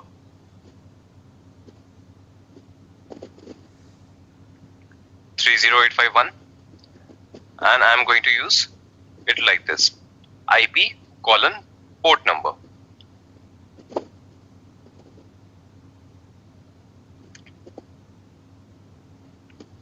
Team, your application is now exposed to the open world. Now you can access it from the browser. Earlier you were not able to do that. Now your application is available to the open internet. Okay, so this is the main type of service which is required to expose your application to the outer world.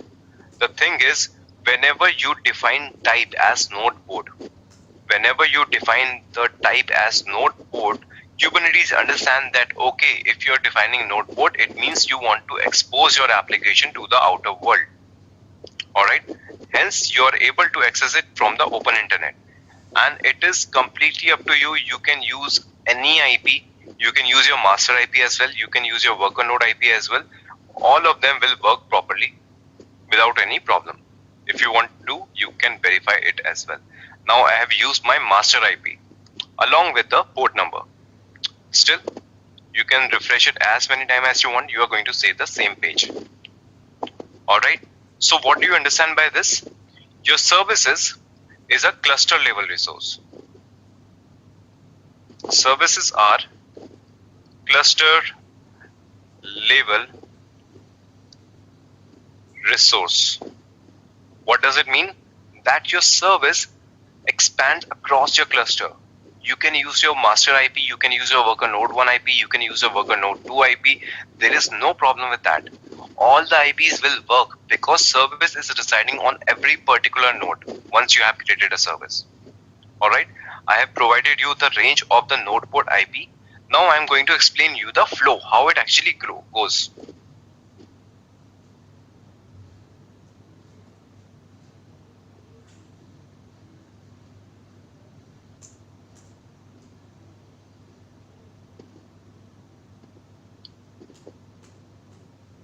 Okay, is it going to expand or not?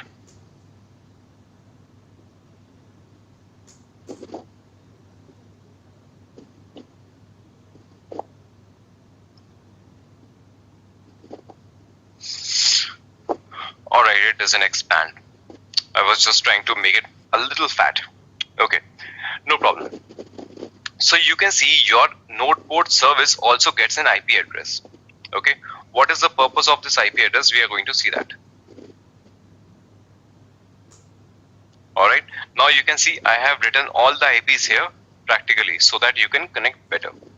Alright, to understand it better, let's try to describe your node port service.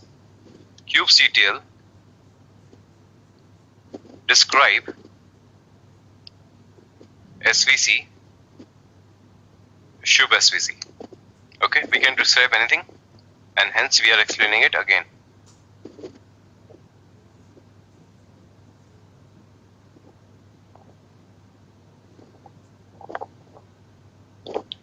Alright, so team, what you can see here, let's see about the description.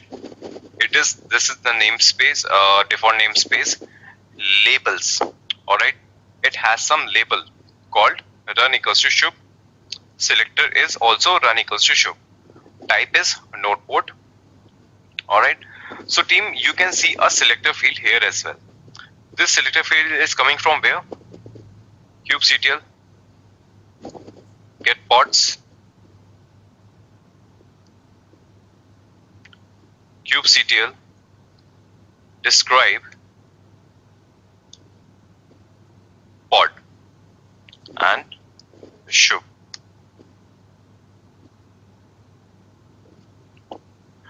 Alright, so you can see there is a selector field as well, and this selector field is picked by the command that we provided earlier, and it came from your definition of pod. Okay, you can see the definition of pod, there is also a label called run equals to shub, so it picked that only. Alright, and based on that label, it picked the endpoint. What is your endpoint? Endpoint is the IP of your pod. Okay, you can see 1044.01.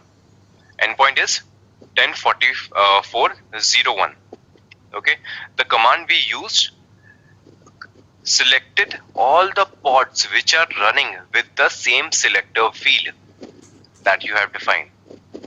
Okay, we defined the pod name, we expose the pod with pod name. Okay, it does not understand anything with the pod name. What it do, if you have given a pod name, it will check the label on that pod, it will make that as a selector field, and if any pod is running inside your cluster with the same label, it is going to have the endpoints of that only. Okay, I'm going to show you that with another example. Okay, as of now you can understand it divert the traffic based on your selector field. Alright, and this is your endpoint. Endpoint means ultimately this is going to be your final destination of the complete routing. This is the IP of your service. So what happened? Once you have defined anything, you have a master IP or worker node IP. Alright, you are going to use the node port. Once you use that node port understand, okay, I am going to divert this traffic to this particular IP. This is your service IP. Alright, you use the IP, use any IP of your worker node or master node, you use a port number along with that. Once you use that port number, that node port number divert your traffic to the service IP. Once you use this port number, it is going to divert the traffic to this IP. Okay, and this IP have some endpoints. What are the endpoints? Your pod number, and then it is going to divert the traffic finally to your pod, and that is how we are able to see your Nginx page right here. Okay, so to use a pod, an application outside your cluster, you have to use a service called node port. Okay, so team, this is the complete flow. I understand that was a little typical, but this is a tough topic. I try to make you understand with the drawings as with the best possible ease. Let me know if you do understand this or not. Okay, as of now I have shown you example with a single pod. I am going to show you the same with a different example as well where I'm going to have multiple replicas. Okay, but still, if you understand this, this was the most basic example I could have taken. Let me know if you have any doubt or it is clear to you.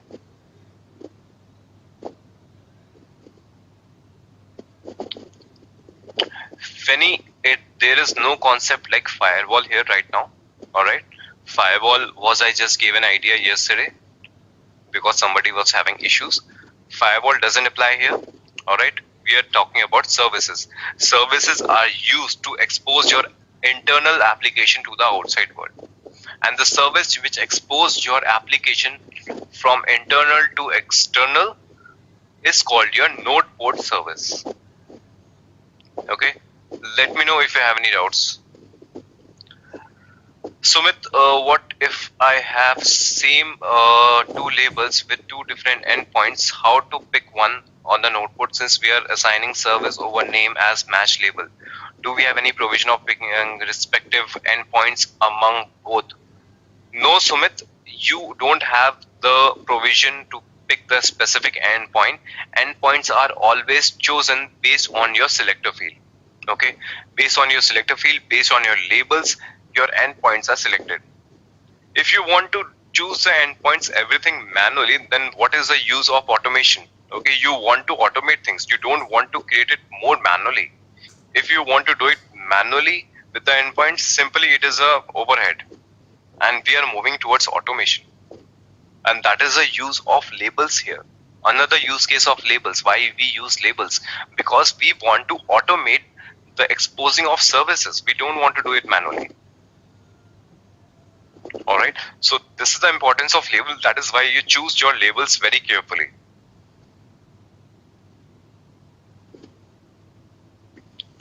Gaurav, what is the role of port and target port? What happens, what will be the flow in case of multiple port container? Okay, Gaurav, the first point is your port. Alright, so you know that you have a pod and you have a container. Alright, and you also know that your container also has some IP. Okay, and your pod has some also have some IP. Okay, so the port number you are using, is for your pod. Okay, but you know that your application is running inside a container, and the container also have some port number. Your application is also running on a port number inside your container. So internally also you have two different ports. Understood? So the endpoint that you are giving, okay, you saw that I gave the endpoint as target port 80 and port number 80.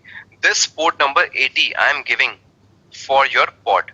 That is why you can see the endpoint as the pod IP and the port number. This is about this. But still inside your pod you have a container which is with a different IP, with a different target port. It is possible it can have a different target port. So you give the target port here as well. That at what port number your application is running inside the container. For the sake of simplicity, we keep it as same. Alright? Not to confuse anybody, it is a normal practice that we use target port and port number same. But target port is the port number inside your container and the port is of your pod.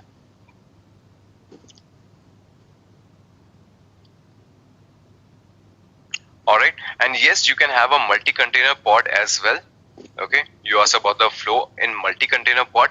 If you understand it properly, when I explain you multi-container pod also serves with one container only. Even if you have two containers or three containers, only one pod is going to be there which is going to serve for your application. So routing will be done to that particular container as well. In multi-container pod, you understand there is a sidecar container where some site container pass on some details to the main container. There is an ambassador which is helping to route the traffic. Your first container will not be accessible to open world. Your second container is going to divert the traffic. So all in all, whenever you use multi-container pod as well, traffic will be routed to one container only.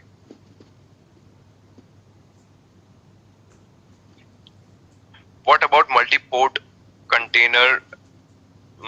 Okay, Akhil, you are asking about multi-port container pod. Okay, you can have a multiple port, but still your application will be running on one port only. Even if you're using your application without the concept of Kubernetes or services or anything like that, whenever you use a Nginx container, simply put, you use a port number with it. All right. So if your application is running on different port, you have to create a different service to expose that different port number.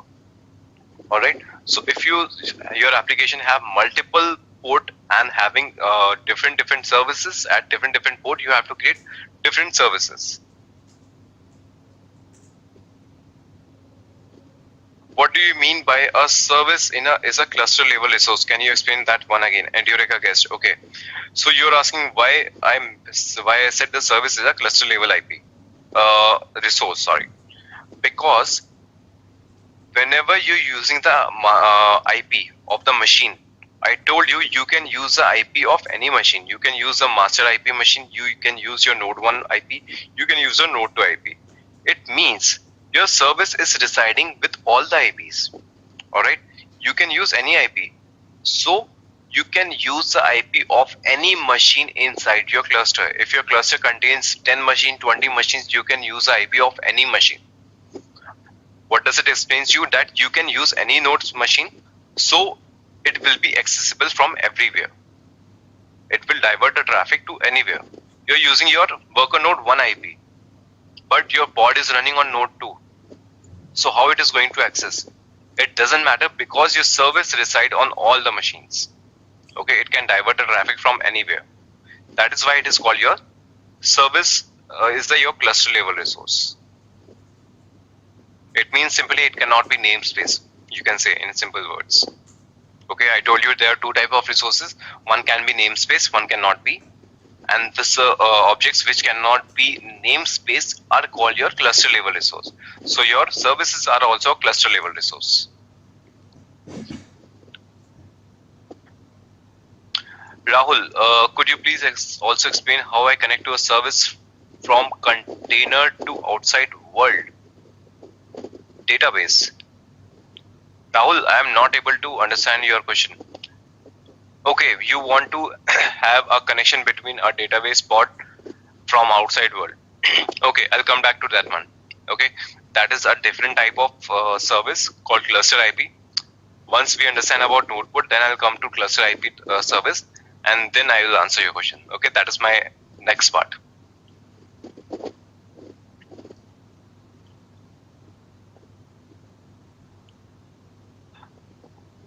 What is the target port mentioned in the command? Is that the pod port? Satish, I think I already answered that. I'm going questions one by one. Can I access this port via cluster IP instead of node or a master machine? Prempal, if you want to access it from the outside world, you cannot use cluster IP. Okay, you cannot use the cluster IP anywhere. Cluster IP is also an internal component. It is not an external component. Only the node port, the port number is the external component. What is the target, Joydeep? I think I answered that as well. I guess HTTPS for the service will be a different topic. Anil, that will be a part of security. Okay. We'll talk about certificates as well.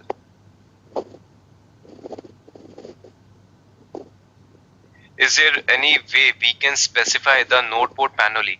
Yes, Akhil, I have given it from the command line. If you want to do, you can give it with the manifest file as well. Okay, the YAML files. There you can define your port number manually. Still, if you want to see, I can show you right away. Okay. So you're asking, can I use my port number manually at my own? Definitely you can do that. And for that, what you are going to do, kubectl get svc. Alright, if you're going to define it from the manifest file, simply you can do that, or you know how to do it. kubectl edit command, right? All of you are aware of it. kubectl edit svc, shub svc. Alright, here you can see there is a node port component. Alright, you want to modify it? do it. 32000. Okay, I'm modifying it. Okay, your service is edited. Now you can see the traffic is going to be routed from 32,000 port number. All right. Now if I'm going to refresh it, it is going to fail because this port number is no longer in operation. I have to modify it. See, now it is working on 32,000 port number. So if you want to modify, if you want to have your own port number, you can do it with the declarative syntax.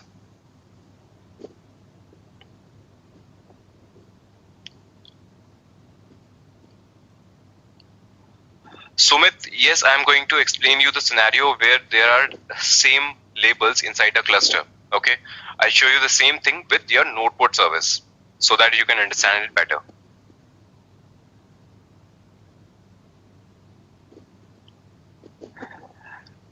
Then if I use one port number for one port, it can be used for another port. No, Rahul, you have to use a different port number. Try to understand that if you are talking about the port and target port, that can be same for different port. Okay, consider I am having two different port to serve for two different services and they both are running on port number 80. Then that is okay. All right, then that is okay. Your application 1 is running on one port A. Your application 2 is running on port B. Both are serving at the port number 80. So both the ports are running at port number 80. Both the container are running at port number 80. That is their internal setup. Now you are going to create two services. First service will be created for application A and second service will be created for your application B. Now both the service will have some different port number, node port. Okay, your first service is going to have some node port of 31,000 and your second node port service is going to have a port number of 32,000. So the routing will be done based on the labels now. All right, definitely your endpoint will have the port number as 80 because both the applications are running on port number 80, but your node port is going to be different. All right, how can we predefine our node port? I think I answered that also, Gaurav. All right, how to modify the port number. Pod and container is having the same IP. Sanjay, no, that is not for sure because Kubernetes doesn't understand any of your container IP. Okay, but it does know that there is a container running and some application is responding at this particular port number. All right.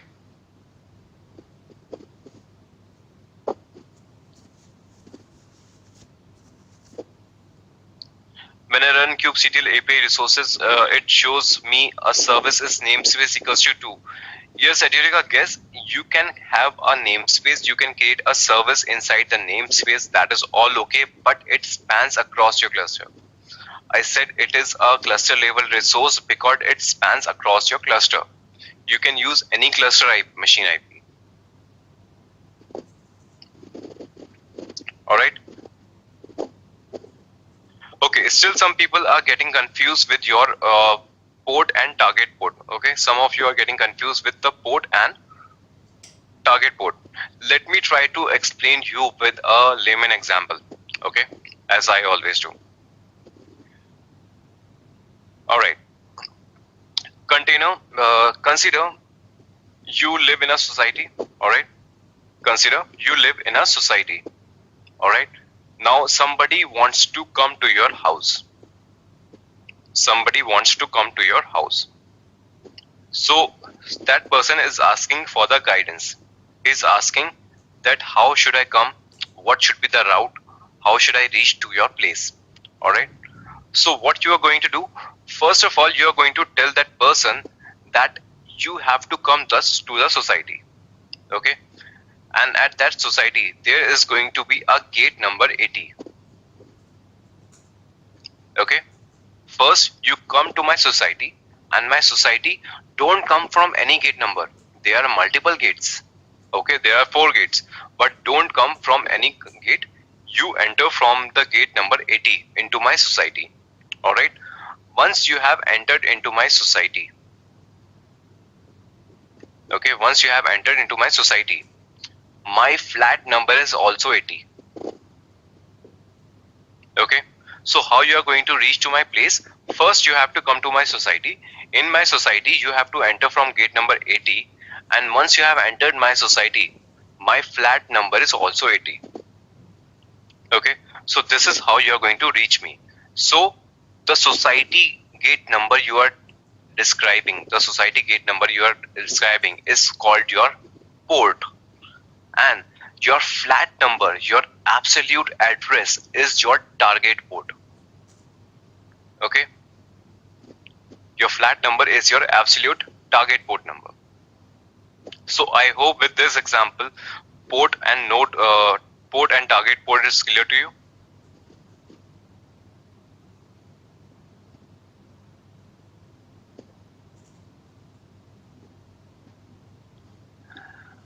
Gaurav, I haven't tried that actually. Okay, so I'll suggest try at your own. Gaurav is asking if I can have same node port under 2 different namespaces. Okay, give it a try at your own. Honestly, I haven't tried that. Okay, so team, conceptually is it clear to you? Okay, it is a big topic. It is a little typical. Is node port clear to all of you? I am going to take another example of node port, but till now, if it is clear to you, then I am going to move forward.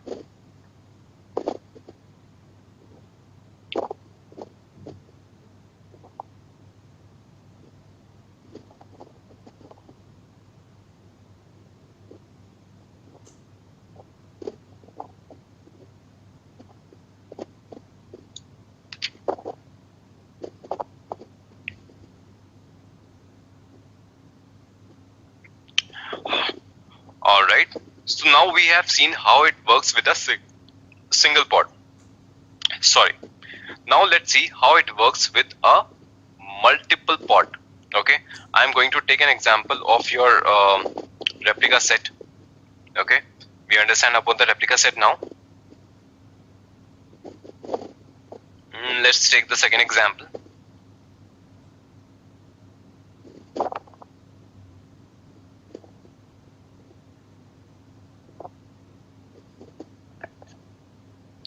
Okay, so team, I have shown you how you are going to work with a single container and a single endpoint.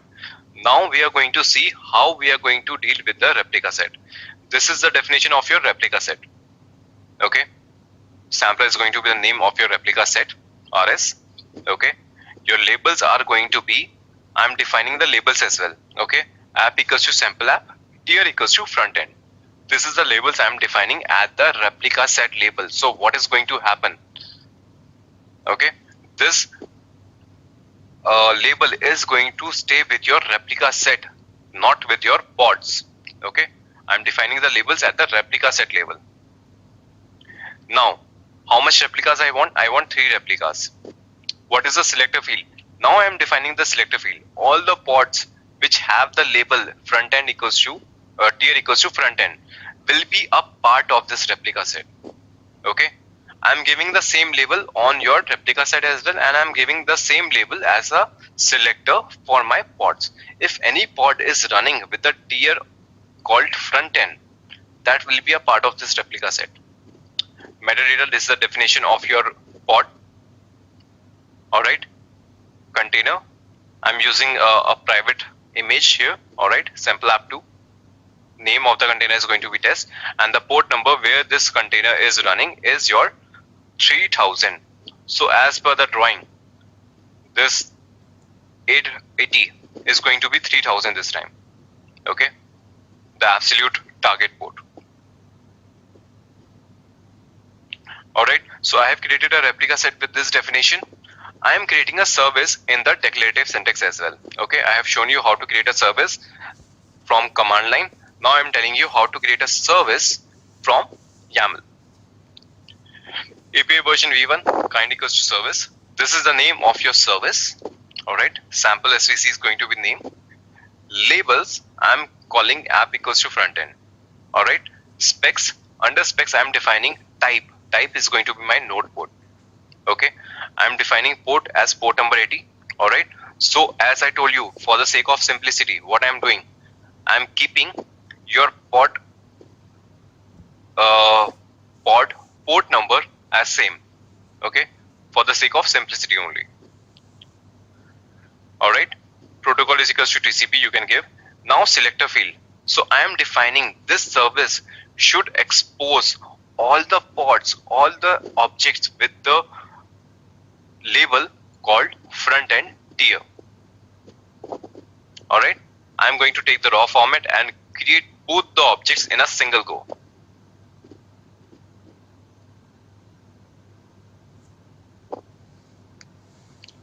kubectl create -f. Okay. You can see your replica set is also created. You can see your service is also created.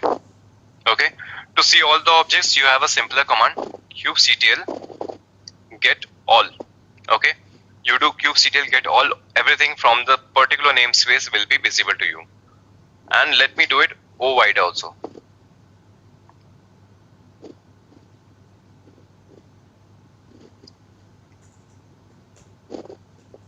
All right. So team, let's try to understand about this now. All right. First of all, I created a replica set. In replica set, I have 3 replicas. All right. You can see selector field as well here. Now you can see 3 pods are created.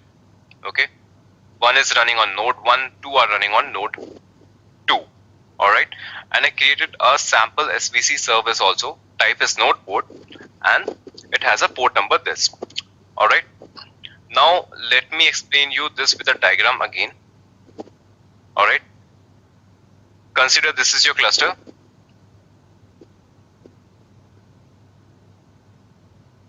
Okay. This is your cluster.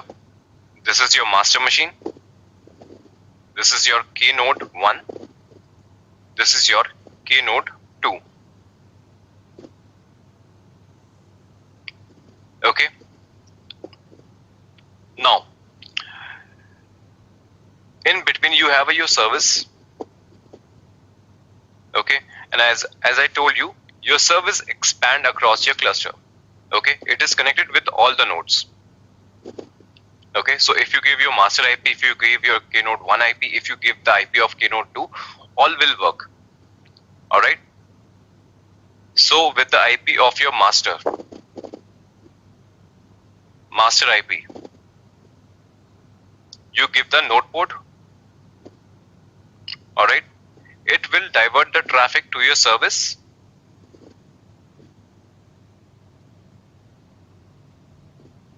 Okay. What is your service IP? This is your service IP. All right. Now, if I'm going to explain this service, kubectl describe SVC, sample SVC. Okay.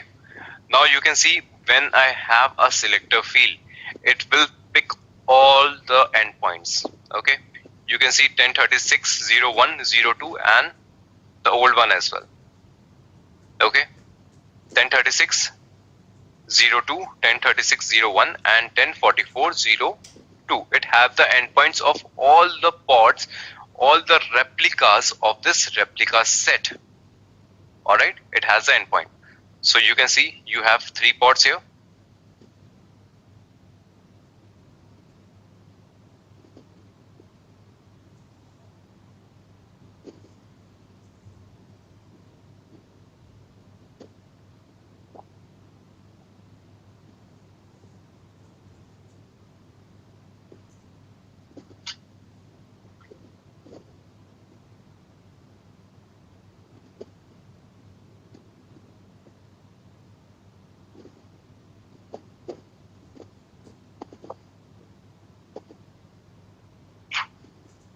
Okay, so team, this is the complete diagram for your understanding, you can use your master IP, you can use your node port IP or node IP, alright.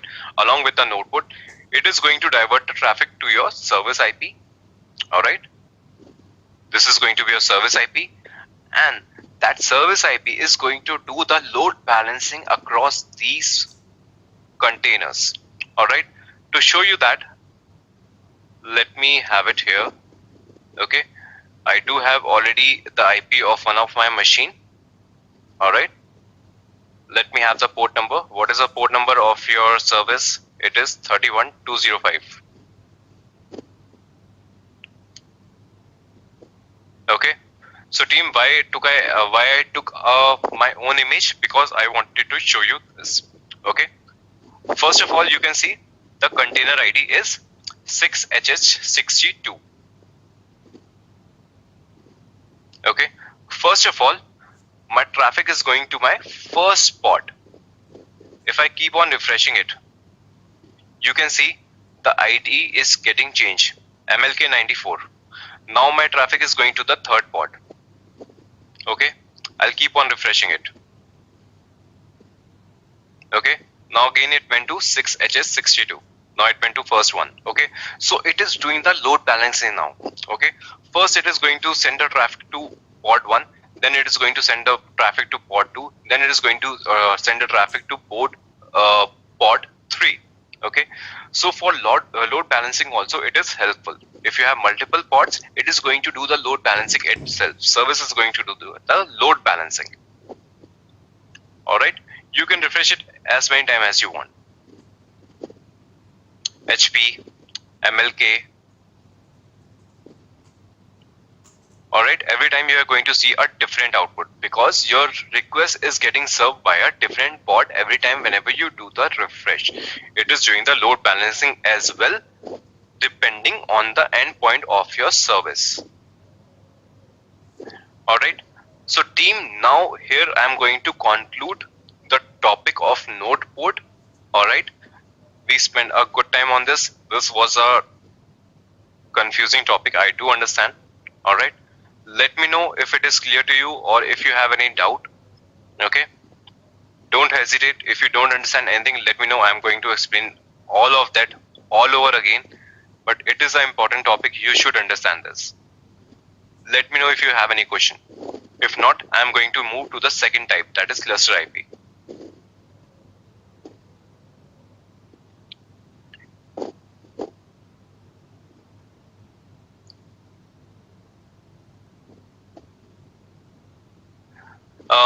Prempal, you're saying when we have created service, it is behaving like a cluster as showing service IP under cluster IP. It seems the service act like a cluster.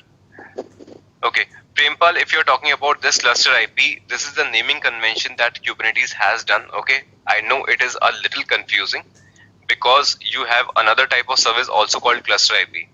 And in this table, they have also set it as a cluster IP. So ignore for it. You can understand that this cluster IP is your service IP only. Okay, we are talking about this service IP.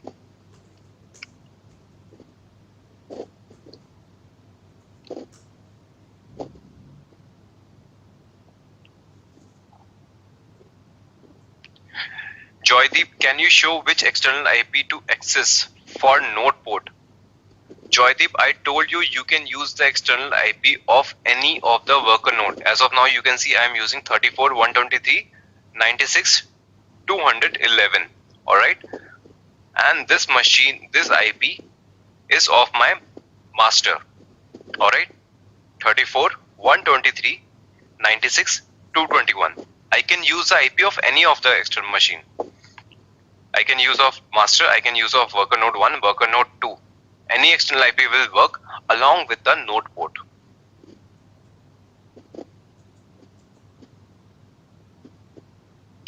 Prempal, and do the load balancing among the nodes. Prempal, if you want to do the load balancing along the nodes, among the nodes, you have to do it from the GCP. Okay, because your nodes are managed by your GCP. If your node goes down, Kubernetes is not going to manage it. Okay, if pod goes down, Kubernetes will manage, but if node goes down, Kubernetes is not going to manage. You have to manage it from the GCP. Okay. So actually, to be honest, there is a provision. You can get confused that which IP should I use? Should I use the master IP? Should I use the node 1 IP? Should I use the node 2 IP? Consider if your node 2 goes down, your service is still available, but your node 2 is gone. How your node 2 IP is going to respond? Definitely, that is a good question. For that purpose, we use a load balancer. We create a load balancer, okay, on GCP. On GCP, we are going to create a load balancer, and that is also a part of Kubernetes as well.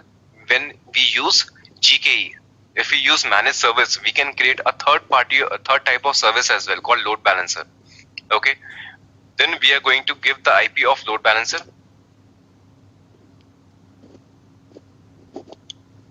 Okay, we are going to give the IP of the load balancer and the port number. Then it is going to divert the traffic to any of the nodes. All the nodes will divert the traffic to your service IP, and then service IP will divert the traffic to your pods. I know it is a big thing, okay? So we'll take one thing at a time, all right? So first we are going to understand about node port, then we'll discuss about different type of services. Can we change the pod IP from 300 to something else in this example? Okay, Gaurav, there is no pod IP of 3000. IP doesn't stand in 3000. If you're talking about the port number, node port, you can definitely edit, as I told you. Alright, in this definition, you can simply modify this port number. Okay, whatever the port you want, but I created the application, right? This is my personal image, and I know this personal image is responding to port number 3000. Alright, as we all know that Nginx listens as port number 80. I know this application is running on port number 3000. Okay, so you cannot change this at the container level, but if you want to change it at this level, you can do that.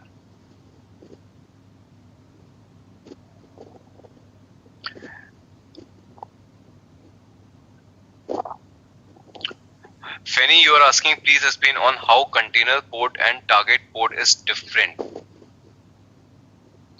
Fanny, I explained that already with this example. Okay, I told you this is my target port, this is my port. All right, the port number that my container responds to is my target port, and the port number that my pod responds to is my port number. I explained you with an example if you heard me. Okay, consider if somebody wants to come to your house, what you're going to do? You're going to tell him that enter in the society from gate number 3000. Okay, and once you have entered the society, you are going to come to my flat, and my flat number is also 3000. Okay, so the target port is the absolute endpoint. Okay, where your application is actually responding inside the container, that is your target port. And if you talk about port, that is your pod address or your society address.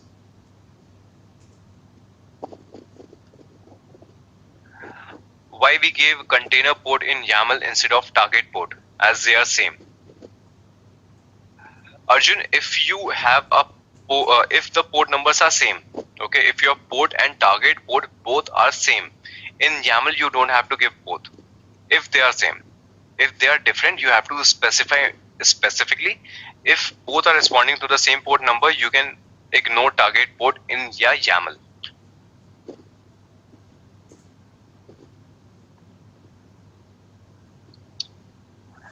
Sarath, you can see my GitHub repository, you might see an example, but it is not a good practice to have a different target port and port number.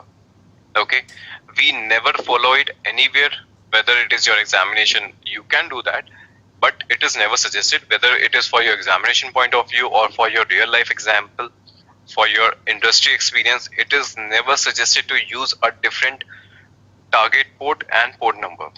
If you can, you can, but it is not a good practice. That is why you won't see any example in my repo as well for this one.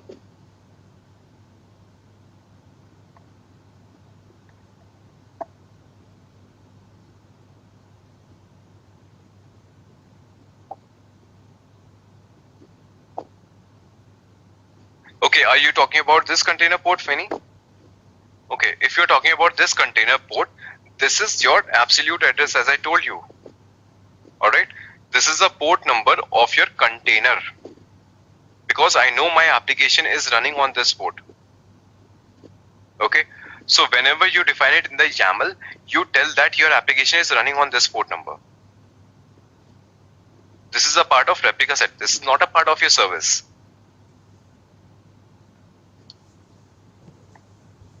Whenever you create a container, you always tell that your container is running at this port number. So this is a part of replica set. If you're going to create a pod as well, or for your application, you tell that your application is running at this port number.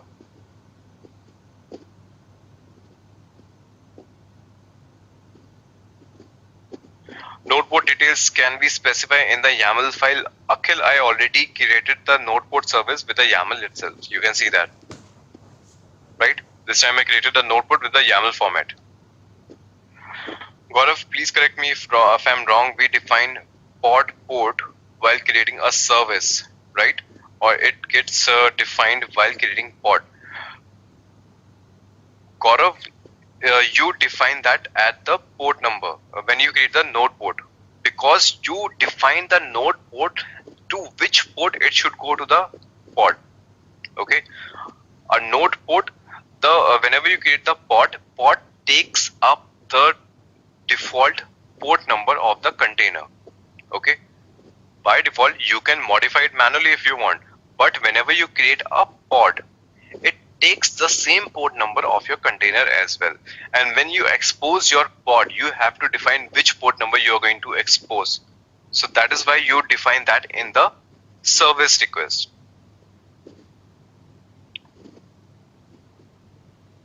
Finny, if you want to change the container port, you have to modify your image. Okay, because when you were creating your image, then you define your port number.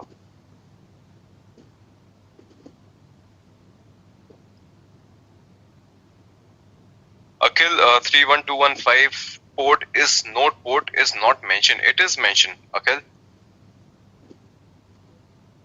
Okay, you can see this sample SVC. You can see it is running at port number 31205. Your application is running at 3000, but your service is exposed as port number 31205.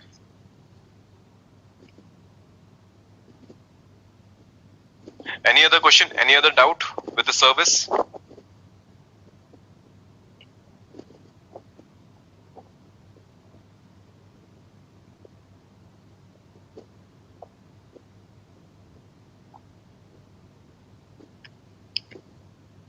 Team, if you do understand the node port, a quick yes from all of you.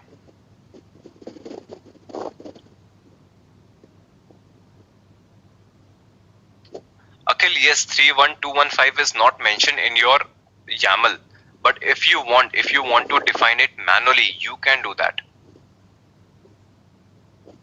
Okay, because I ask Kubernetes to randomly define which node port it wants to give, but if I want to give it manually, I can give that also. And where does it decide? If you have understand all the concept which I have taught you so far, you can understand where I am going to define my node port number if you want to do it manually. kubectl, edit, SVC, sample SVC. Okay, under specification, you can give your cluster IP also if you want. Otherwise, it is a job of your VNet, so you don't do that. Under specification, you will give up ports. Under ports, you will give hyphen and node port as whatever the port number you want. So if you want to define it manually, you can define that also manually by defining it into your YAML. Okay, you can see there are ports, right? Here are ports. In the YAML also, under specs, you have ports. Alright, under specs you have ports, and I have defined the port number for my application. If I want to give target port as well, I am going to define here. If you want to give the node port or else well of your choice, you can give that also. You can see I have commented it out. Okay, if you want to give, you uncomment this and give your own value if you want.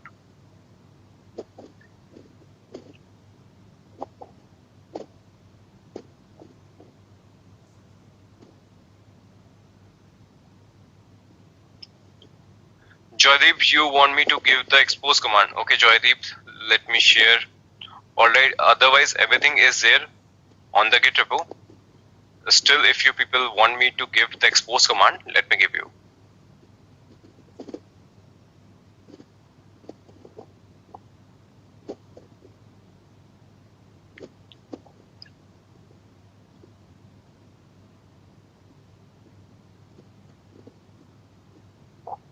Joydeep, I have shared the command on the chat box to the entire audience. Okay, you can pick it from there. What if I don't want to use the pod port same as container pod? What change do I need to do? Gaurav, for that purpose, this is the command that I have showed you recently. Alright, to expose your pod. Your target port is the port that your container is running on. Alright, if you want to change the port number of your service, you give it 800 here. Okay, the one you want, you can modify it from here.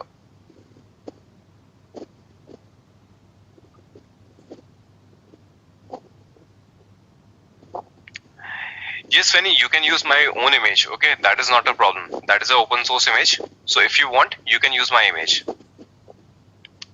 You can pick the complete YAML right from here. You don't have to make any changes. It will be accessible to you as well. Alright, so team, this is the topic that we have just covered about your node port service. Alright, second type of service I'm going to explain you. Second service is called your cluster IP.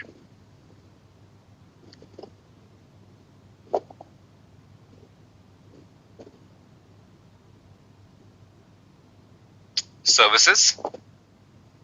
Okay, so there are two type of services. First is your node port. Second is your cluster IP. Okay, we have these type of service. We have a third type of service also called load balancer, but we are going to discuss about that later, because your raw Kubernetes doesn't allow this. If you are using cloud managed Kubernetes, whether it is your GKE or EKS whatsoever, then only you can use this. Otherwise, it is not supported. So we have discussed about node port. Now we are going to discuss about your cluster IP. Can we define the port through command and through YAML file? Is that correct? Yes, Saurav, you can define it from both the places. You want to define it from the YAML, you can do that. If you want to define it from the command line, you can do that. Okay, so team, the basic difference between node port and cluster IP is that whenever you create the node port, it exposes your application to the outside world. But whenever you create the cluster IP, your application is not exposed to the outer world. Okay, I'm going to show you this practically. Okay, by default, if you don't give any type, by default, if you do not give any type, you will have a cluster IP type of service. Okay, I'm going to create it right away. kubectl svc.yaml. Sorry, my bad. svc.yaml.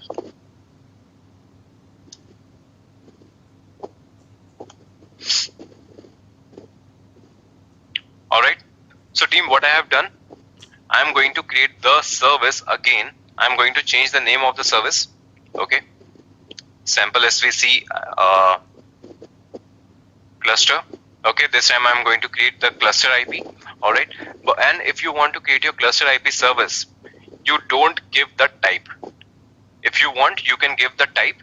If you don't define any type,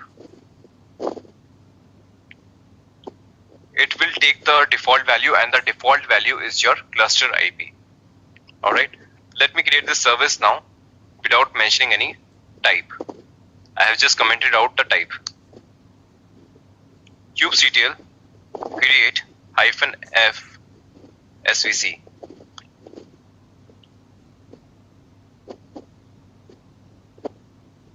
Okay, the naming convention is not valid.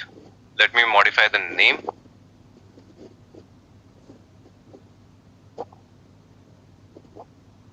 Sample svc2 I'm giving.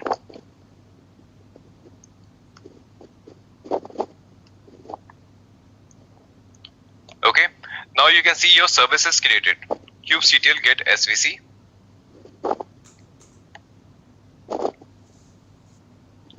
Alright. So team, now you can see sample svc2 is created. That is your cluster IP type. Okay, and sample svc is of type node port. Alright. I'm going to have it as describe, and you guys will tell me that what is the difference between these two.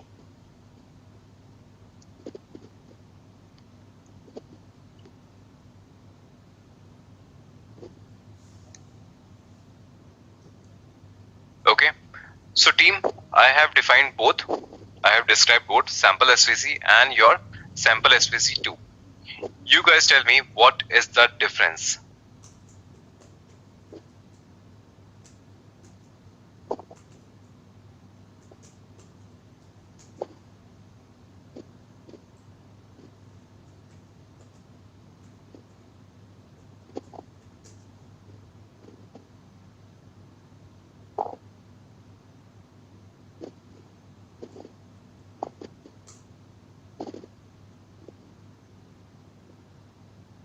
So team, don't give me answers like that type is node port and type is cluster IP. Okay, don't give me this description.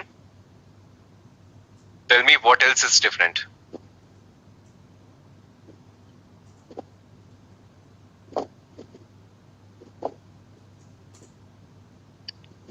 Don't give me type, okay?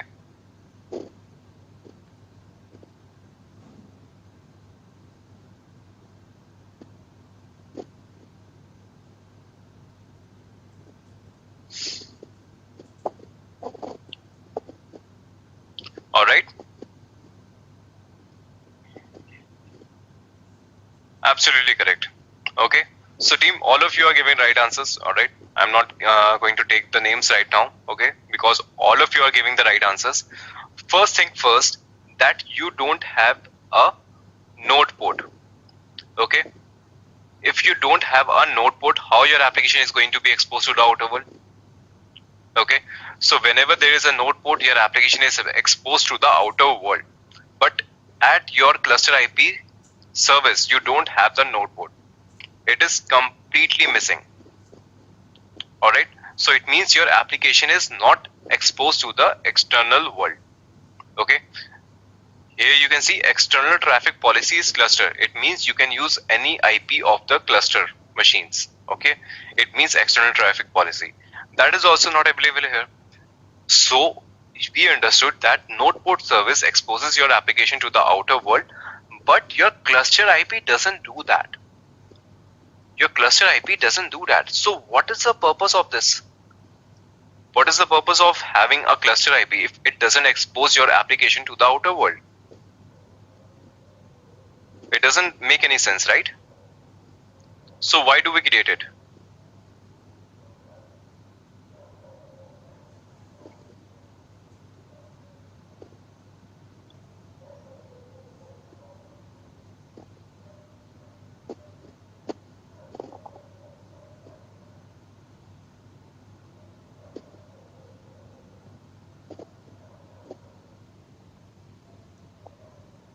Okay, Feni, Akhil, you are right. Arjun, you are also correct. Edureka guest, you are also correct. I cannot see your name. Kapil, absolutely correct. Mosomi, yes.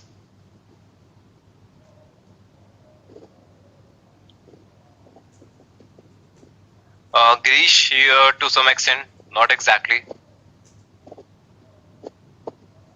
Okay, Joydeep, yes. Okay, so team, I'll explain you directly by the use case. Okay, forget these are the nodes. Okay, consider these are your application pods. Okay, these are your application pods. In the same cluster, you are running your application replicas as well, and in the same cluster, you are running your database pods as well. Okay, so what you need to do, your application should access your database pods. Internally inside, you have a replica set for your application and you have a replica set for your database pods as well. So what happens, you need the communication to happen inside your cluster only. Okay, the communication between your application pod and database pod is internal. You don't have to expose that. So if you want to expose your database pods to your application pods, you use a cluster IP.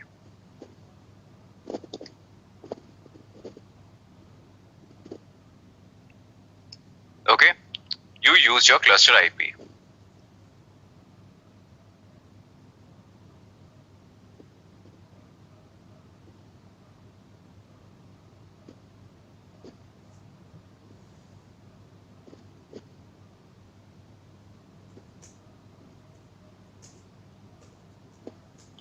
So what will you do? You create a cluster IP so that the communication will happen internally. Your database pods will be exposed to your application pods only. So this is the only difference. Cluster IP is used for internal communication and your node port is used for the external communication. So if you can see here, kubectl get svc. Okay, these three services I created, right? These three services I created, but Kubernetes cluster IP service is also created automatically when I created the cluster, when I bootstrap a cluster, because this is the cluster IP that helps with all the communication inside the cluster. I told you that whether your pod is running on node 1 and another pod is running on node 3, it doesn't matter, because internal communication can happen. How that internal communication can happen? With the help of this cluster IP. Okay, that is why we create cluster IP service. Alright, so team, if all of this is clear to you, I am going to delete everything. Let me know. If you have any doubts, if you have any question with your node port or cluster IP services, let me know. I am going to delete all of them.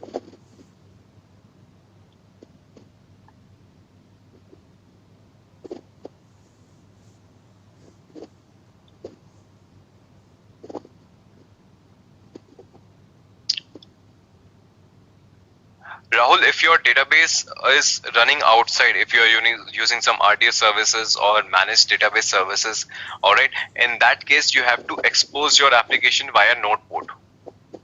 Okay, and multiple security constants is also going to be there. So that is a part of security. But if you want to expose anything from outside the cluster, whether it is on the browser, whether you want to expose your pods to an external database, you have to use node port then.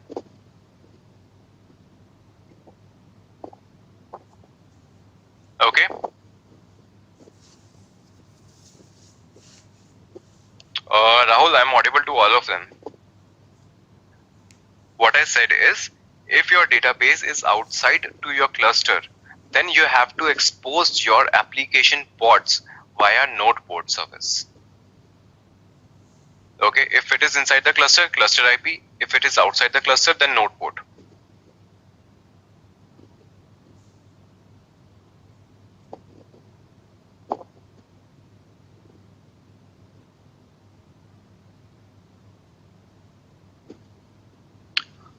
Anil, if you want, you are saying that application to database connection is made through connection strings, so we use cluster IP. So Anil, that is an advanced topic. If you want to connect from one pod to another pod, and that is a database pod, so you have to use a connection string. You are absolutely correct. So what you have to do, you have to pass on some config maps and some secrets to that pod, and then connect it from there. Okay, so for that purpose, you should understand about config maps, you should understand about secrets. That is a topic we are going to cover further. But how those pods will be exposed, that we have covered so far.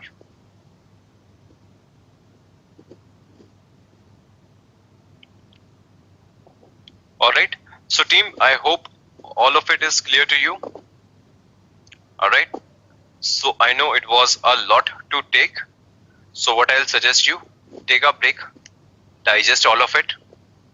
Okay, take a break, digest all of it, come back after 15 minutes, and after that we are going to move further, and then we are going to see the deployment practical lab. All right, so team, shall I break?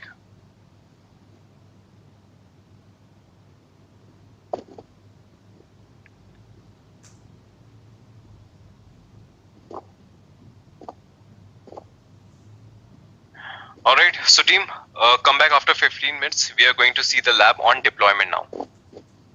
See you.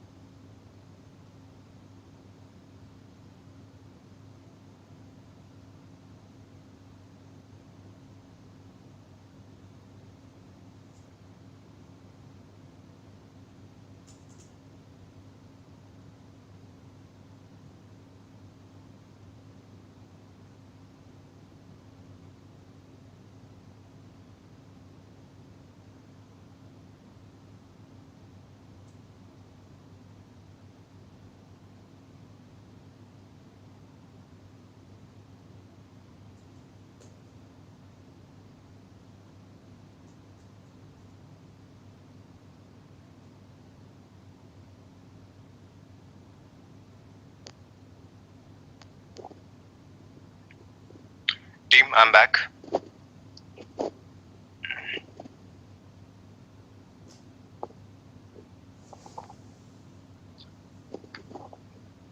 Team, do confirm if all of you are also back.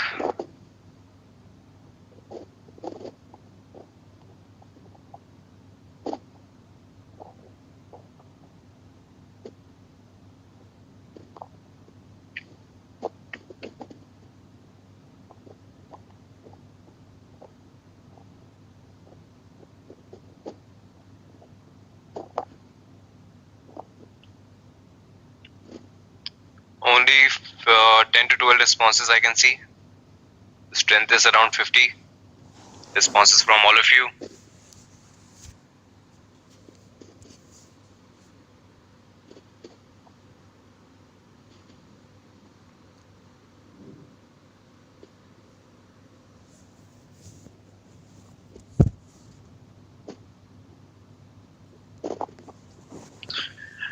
Alright. So team, now once you have understand the concept of your services, now I will take you back to the deployment. Alright. Now I'm going to take you back to the deployment. So you do understand the concept of deployment conceptually. Alright. First, on a very basic note, I'm going to create a deployment from the command line. Okay. Just for the basic understanding. Alright. Syntax is pretty much clear. Alright. kubectl create deployment. Alright. And then you give the name of the deployment. For example, I'm saying shub dep. Alright. And then I have to give the image as usual.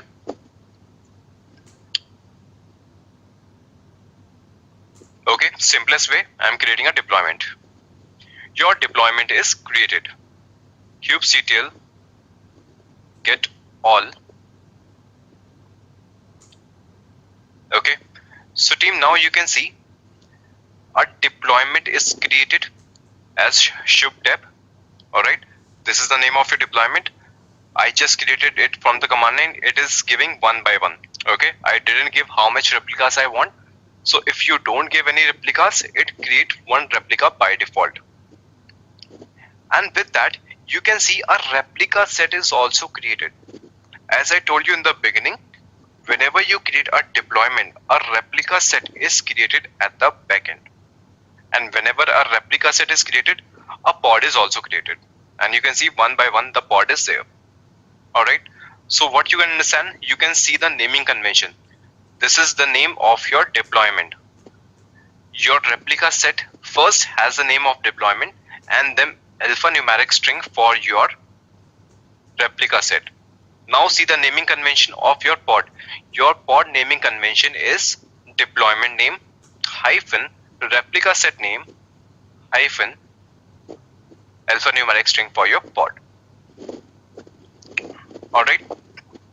Now consider you want to upscale it. So as I told you, all the functionality from replica set is present in your deployment. First we are going to see that. Alright. We are going to scale it.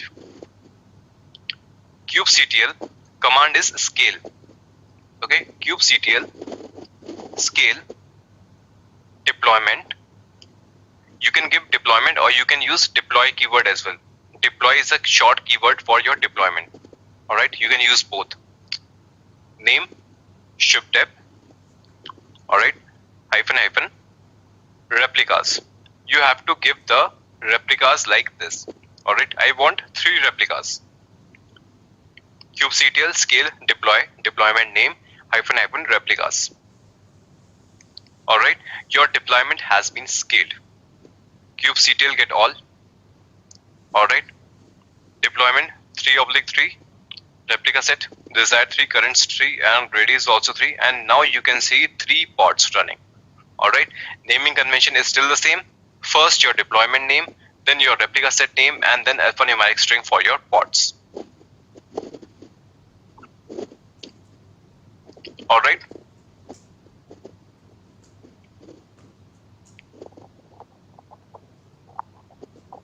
Clear to all of you?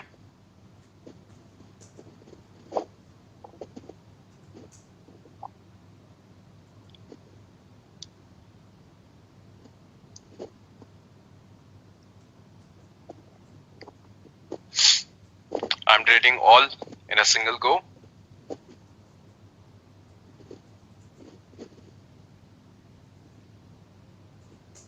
Now let's take some advanced example from the Git repo. Okay, I have some examples here. Deployment example 1. The DevOps, I want to use a specific image. Let's see, where is it?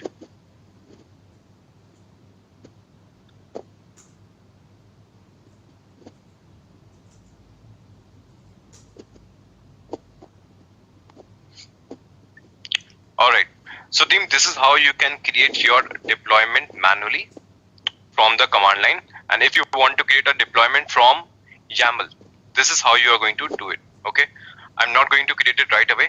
You understand the concept. Alright, your API version, your kind is deployment. Metadata in metadata you have to give the name of your metadata.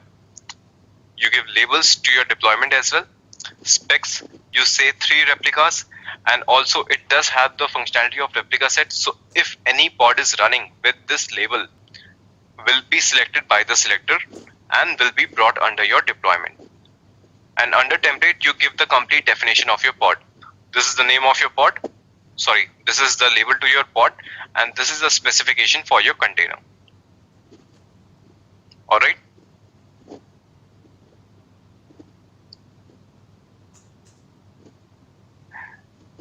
No, Girish, replicas means the total count. It is not plus or minus. You give the total number exactly. Okay. So consider if you want to downscale, how you're going to downscale it. If every time the replicas number you give is plus, then how you're going to downscale? Right. So if I want to downscale, I am going to scale it to 1, so that it is going to have only one replica. It is going to have only one pod. Okay. So team, now when the concept is clear to you, okay, now we are going to see how you can perform rolling updates and rollbacks. Okay, the main functionality that I told you that deployment have, we are going to see an example for that one. That is going to require quite of a lab. All right, let me take the example for this. Deployment example 3 is for your rolling updates. Okay, first we are going to understand about the concepts what are mentioned here, then we are going to see a lab on this. API version deployment, kubeserve is the name of your deployment. That is all clear to you. All right, under specs I am giving 5 replicas. It means I want 5 replicas running all the time. All right, next is minimum ready second. It means once your pod is created, it is going to wait for 10 seconds to make it live. All right, what strategy I want to type? I want to do the rolling update. Okay, replacing one pod at a time is called rolling update. Now, under the definition of rolling updates, you give 2 main definition: maximum unavailable and maximum surge. What is it? Okay, let's try to understand that. So team, whenever the replacement take place, okay, replacement can take place in 2 ways, right? First way is that first your old pod will come down and second pod will take place. Okay, so team, the thing is, when I am doing this replacement, at some point of time inside your replica set you have only 2 pods while I am replacing the first one. There is going to be some time when there will be only 2 pods, even for a fraction of second. Even for a fraction of second, there will be a moment, then there are only 2 pods when I am replacing it. All right. So at that time, what I can say, I can give maximum unavailable. Okay, this is maximum unavailable. It means there is a possibility that I am asking for 5 replicas, but during the replacement, there can be a time that there will be only 4 pods. Okay, there will be a situation, then there will be one number less than the total number. So what I am defining for that, I can say that maximum can be 1 available. If I am asking for 3, there can be a time during the update, then there will be only 2 pods, -1. Alright, that is maximum unavailable. So if I'm doing the replacement, one pod will come down and another pod will take place. During the meantime, there will be a gap. So that is your maximum unavailable. So this is the one way of replacement. What is the second way of replacement? Second way of replacement is I won't take it down. First, I will make another one available. Then I will bring down the first one. Okay. So what is happening in this scenario? In this scenario, there is a situation, there is a time where there are 4 pods running at a time. There will be a fraction of second that there will be 4 pods. There will be all 3 pods of version 1. There will be a version 2 pod as well. Okay, for the fraction of time when I am placing it and taking it down. So this is called maximum surge. It means it can allow maximum number of 1 plus maximum surge. It can allow one more pod inside the deployment for a fraction of second. That is, I am allowing. Okay, so this is about maximum unavailable and maximum surge. Alright, other definitions are same to you. Selector field, match labels, template is the template of your deployment. Alright, sorry, pods. And then I am creating a service as well. Okay, I am creating a service also. Node port service, I am exposing my application with port number 80, target port number 80. Okay, so as I told you earlier, if you don't want to give target port, you can skip it. If it is same with your port and target port. If you want to specify, you can specify them as well. Okay, so now what I'm going to do, I am going to create this deployment and this service. I'll take the raw format,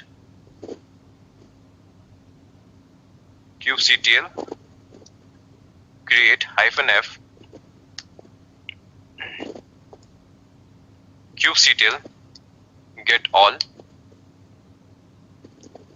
Alright, so team, you can see our deployment is created. As of now, pods are not available, so it is showing you 0. In replica side, it is also showing 0 because your containers are getting created. Alright, this is a little heavy image, that is why it is taking some time.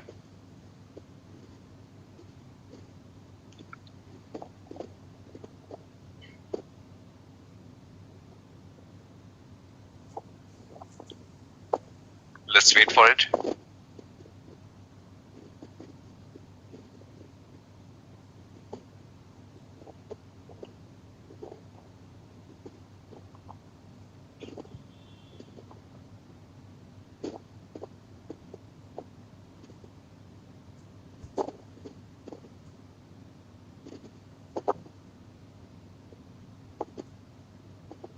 Alright, so team, you can see all the pods are running. Alright, all the 5 pods are running. You have a kubeserve service. This is the node port IP. Okay, so if you want to use this, actually I told you this is the IP which is never used for the external world. Okay, you use a machine IP with a port number. But if you want to check it on the local, you can curl this IP as well.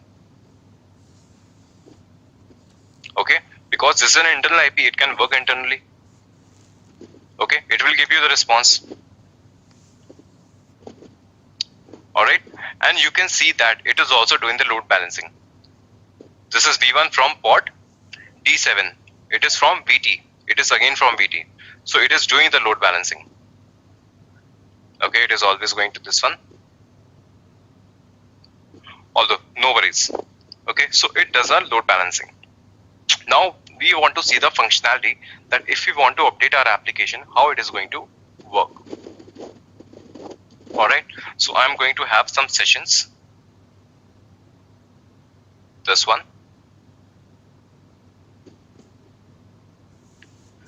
And I'm going to say here sudo su hyphen. This is my node 1. And I have a node 2 as well. Let me have this one also.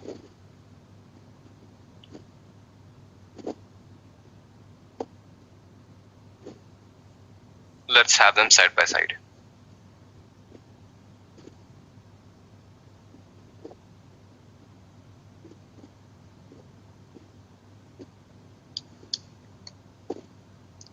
So team, I'm going to show you something very interesting now. Alright, so keep an eye here.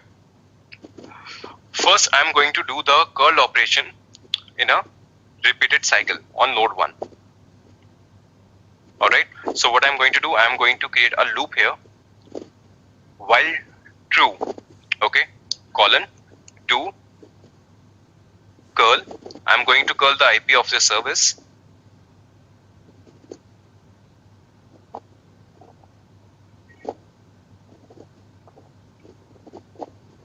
Alright, and I'm going to ask it to sleep for 2 seconds.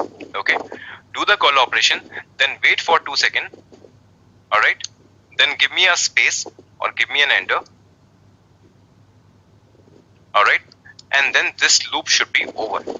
Okay, so it is going to do the curl operation on this cluster IP, this service IP for repetitively, and it is going to wait for 2 seconds after doing it again and again. Okay, so you are getting the responses. This is V1 pod from kubeserve, and it is always going to different pods. Okay, now the requirement I told you, I want to have this pod versions updated. Okay, I want to replace the image for say. Okay, this is the update you are going to do on your application. You are going to update the version. All right, so I am going to change the image of my pod. All right, for that purpose, what I'm going to do, kubectl set command. Okay, if you want to modify the image, you use set command. Set image on your deployment. Okay, what is the name of your service? Service name is kube service. Sorry, what is the name of your deployment? Your deployment name is kubeserve. Set kubectl set image, your deployment object name, and then the name of your object. All right. App equals to lead DevOps. This was my repository kubeserve. All right, and colon v2. Okay, so it is not right. I'm giving a random number v1 v2. Okay, this is the command that I have. These are the images I do have on my repository. Version 1, version 2, version 3. I have 3 versions of my image on my repository. Before executing this, I am going to do something here as well. Okay,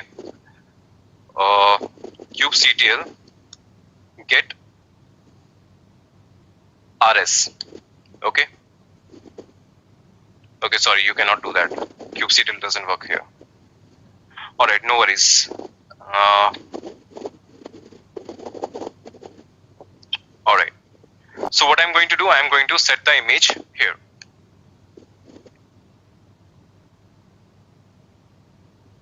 Deployment name is kubeserve e. Okay, team, you can see that deployment app kubeserve is updated. Okay, kubectl get all. Okay, I'm going to do it on a watch. Kubectl get all. All right, team, now you can see on deployment 6x5 is ready because you have maximum surge of 1. Okay, and now you can see there are another replica set is also created. You can see your old pods are getting terminated, your new pods are coming online. You can see the version update. Some are responding as version 2 and some are responding as version 1. Alright, here you can see previous logs. Earlier it was providing all the output from version 1. Then it started providing from version 2. Then sometime it was responding from version 1, sometime it was responding from version 2. And with time, you can see all of the outputs are coming from version 2. Alright, and here you can see your deployment is again 5x5. There was a time it was 6x5. Alright, and 2 replicas were created. This is your old replica set and this is your new replica set. And again, your pods are here. Okay, so this is the part you have done. Control C. kubectl, another command is rollout history. History, deploy, and deployment name.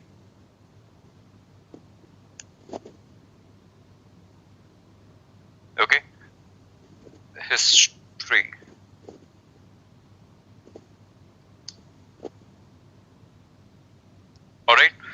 team, this is another command called kubectl rollout history deploy kubeserve. Alright. As of now, I haven't given any message. That is why you can see none. Otherwise, it can show you that currently you have two versions. You have version 1, revision number 1, revision number 2. It means you have two versions. It means you have two replica set at the back end. Alright. Now consider I'm going to change it to the third time.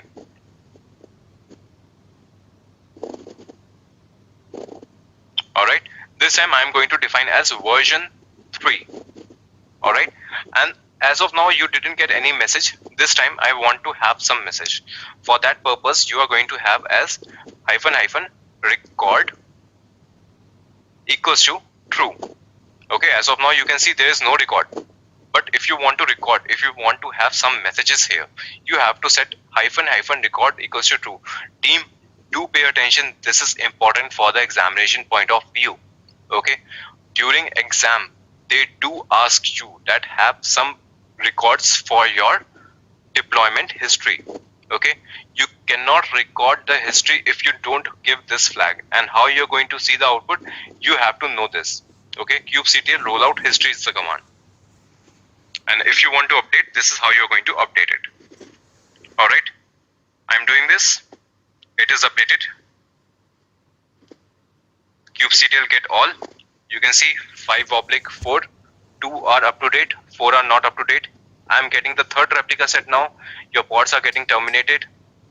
And you can see the output here. Okay. V2, V3, you can see. Some output are coming from V2, some output are coming from V3.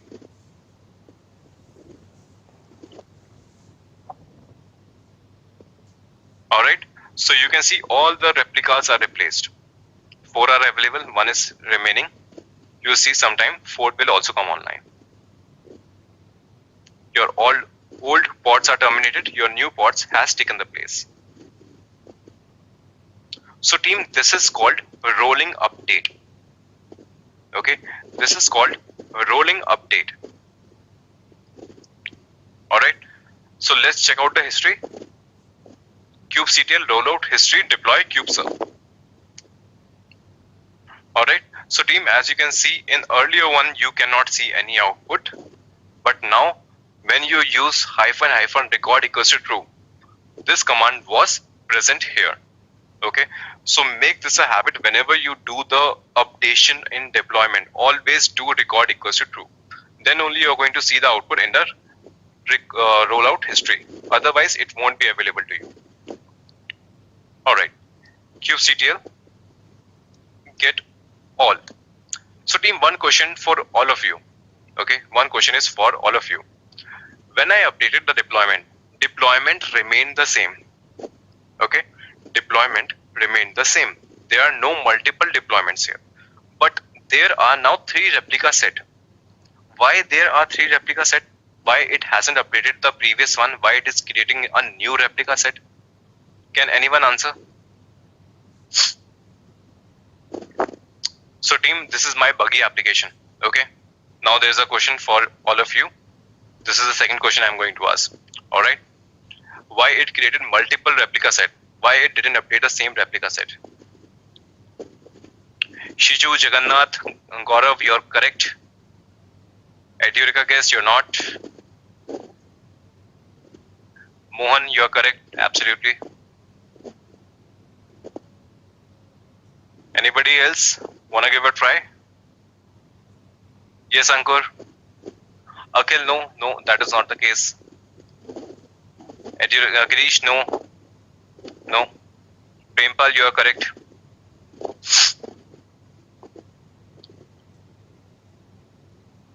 Okay, team, now let me ask you another question. Maybe then you can answer. Okay, now you can see some internal error has occurred, and this is from this pod. Okay, so what is the case? What is happening here? Consider I updated my application to version 3, but that version 3 has some bugs.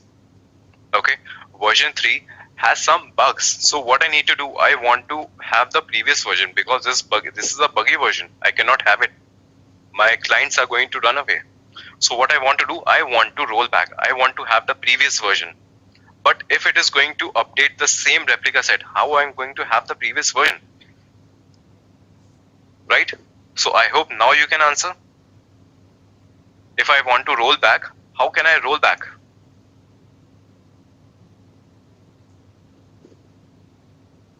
Team, if I want to roll back to the previous version, how can I do that?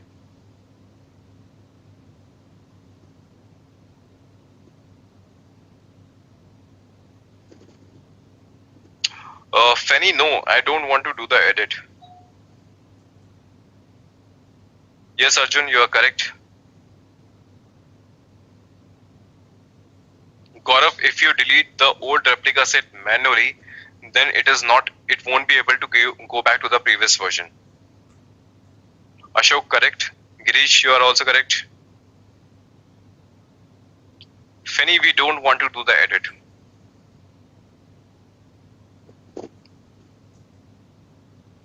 Alright, so team, if you want to go to the previous version, okay, if you want to go to the previous version, you are going to undo the changes, okay? kubectl,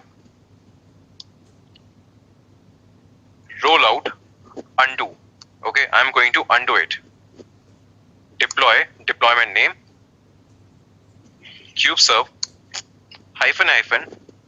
--2 revision. Okay, so team, this is the keyword. Alright, this is the keyword. Now it is up to you to which revision you want to go. You want to go to revision 2, you can do that. You want to go to revision 1 directly, you give the revision number. Okay, if you want to undo, you give the revision number whichever you want. So I want to go back to the version 1 directly. Okay, so you can see roll back. I'm going to put a watch here. Alright, now you can see that first replica set has started getting populated. Desired 2, current 2, ready 2. Now it has modified 4. Now desired is 4. Your current replica set is only showing 2. Right? Let's see the output. You can see there were some errors from version 3.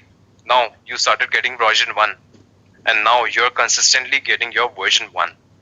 Because your first version is being populated, all the pods are available, and you are getting all the responses from your version 1. Alright? So team, this is how you're going to do it. Alright? If you want to go to the previous stable version, this is how you're going to do it. Adjudica, I guess you are asking for the commands. Where are all these commands? I can show you that. Adjudica, repository. There is folder called others.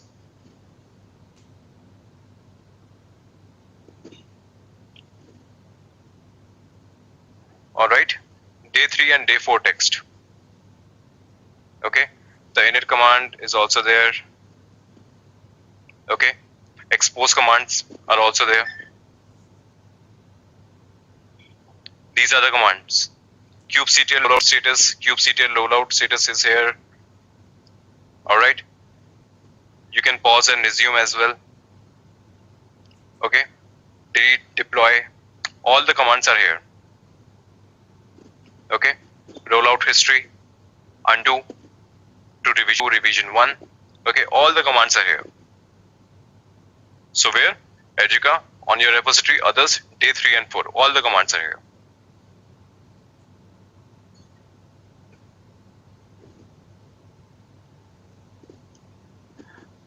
Yes, Gaurav, if you want to go from revision 1 to revision 2, you can do that also. Okay, you can do that. Because now it is inside the repository of Kubernetes. Kubernetes is managing all 3 versions. You can simply use undo command and go back to any version, version 1, version 2, version 3. All the versions will be available to you. Alright. So team, deployment is clear to you, rolling updates, rollbacks. It was a big topic, alright. This is one of the biggest topic that runs into continuation, services and deployment. Otherwise, all the concepts are independently running. This was the biggest concept that works collaboratively. Your services and deployment, rolling updates and rollouts.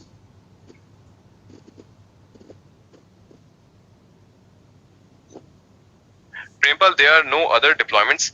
For example, if you want to ask about role, there is a canary deployment as well.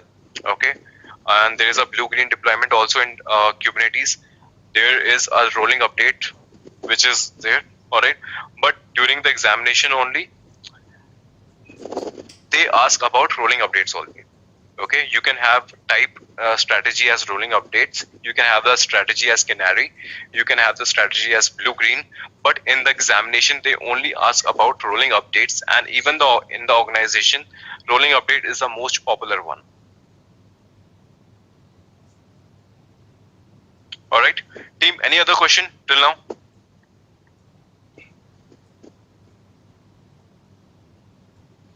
If not, I'm going to move forward.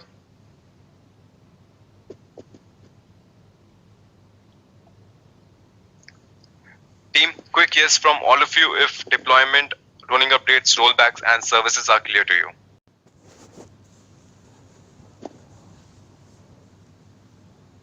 Instead of rule out, undo, what if set the images? Sarath, you can set the image as well, but you want to do everything from the command line. Why you want to mess up with the manifest files when all the versions are managed by Kubernetes? In the last version 3, all the users were affecting when rolling update is applied. Yes, Prempal, all the users were affected. Some users were getting the output from version 3, some users were getting the output from version 2. We saw that with the curl operation.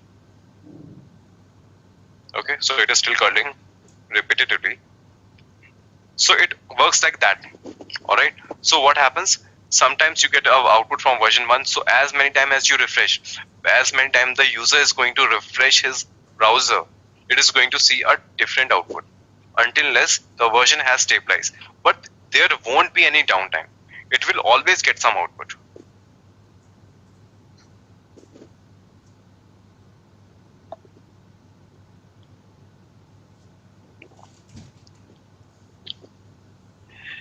Shiju, what is pause and resume? You're asking from the commands I have shown you. Okay, so the thing is, consider your 4 pods are replaced, 1 pod is not replaced. Okay, you want to pause it for that time. Okay, your rolling update is taking place, your 3 pods are replaced, 2 pods are not replaced, and you want to pause it for that time. There you use a pause value,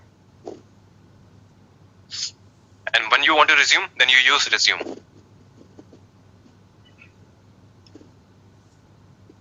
Anil, probs are defined under your pod definition. So in your deployment, you have pod definition as well. There you can define your probs as well. So you can use all these things. See, all the things that I'm teaching you, you can use collectively. Okay, it is not dependent that you have to use the probs only when you are defining only a pod. Okay, we are understanding about the concepts. You can use all the concept collectively in a singular way.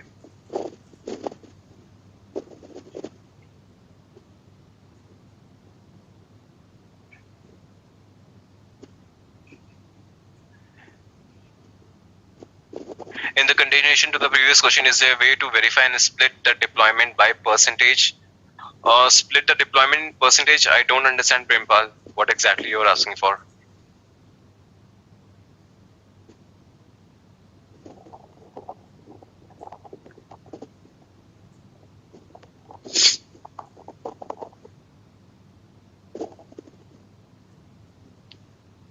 Okay, please ask more clearly. I was not able to understand.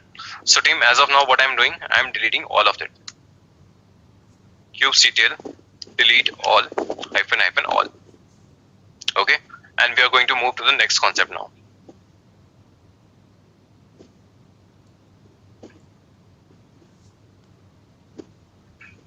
Oh, okay, Shiju. Okay, I got the answer now. Okay, Prempal, yeah, Shiju understood your question and she answered. Sorry, my bad. So if you want to do it with the percentage basis, okay, how much percentage you want to update? Okay, as of now we have given the values, maximum search and maximum unavailable. If you want to do the deployment on the percentage basis, then you use a canary deployment. Okay, that is not going to come under rolling updates. It will come under canary deployment.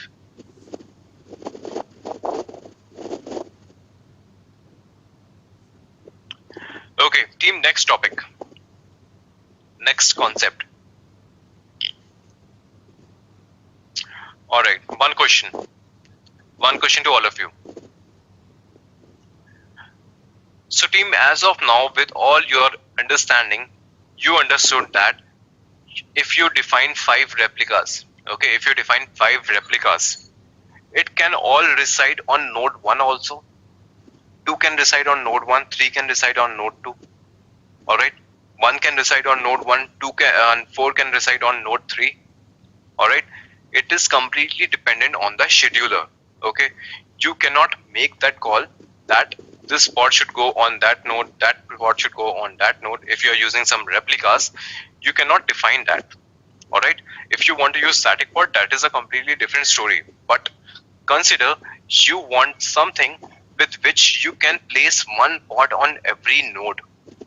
Okay, if you have asked for 5 replicas, 1 can go on one, 4 can go on another one, 2 can go on one, 3 can go on another one. But what you want one pod should go on every node. And even you don't want to give the replicas number. Okay, you don't want to give the replicas number.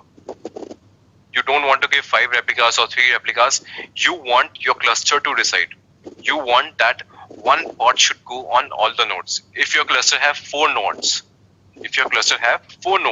then replica should be 4 automatically. You don't want to give the replicas number. And you want those 4 replicas, one to be running on each node. One should run on node 1, another one should run on node 2, another one on node 3, another one on node 4. Okay, so even if you add another cluster, another machine to your cluster, okay, you add another node to your cluster. So one more replica should be created and it should go on the last one. So your requirement is one pod on every node. So team, can anyone answer? Can we do that? Can we achieve that? With all the concept we have understood so far, can we do that?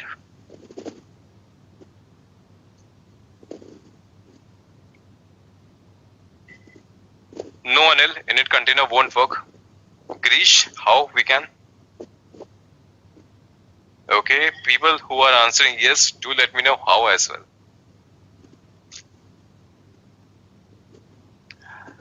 No, Anil, I don't want to use static pods. Gaurav, I don't want to do that. Okay, Ankur, you are way ahead of us. Okay, you went to Affinity. Abhinav, you got it. Edurica, guess you think right. Okay, so many people are giving me advanced topics. Taints, alright. Saurav, no, I don't want to do it with static pods.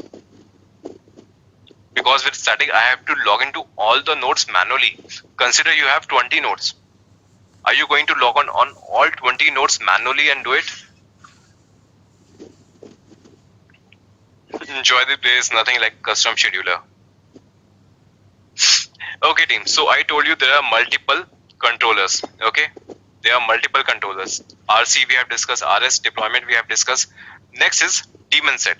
So daemon set is the one that creates one pod on every node.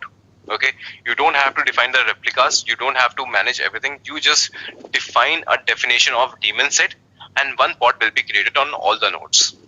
Okay, let's see the example for this. Controller.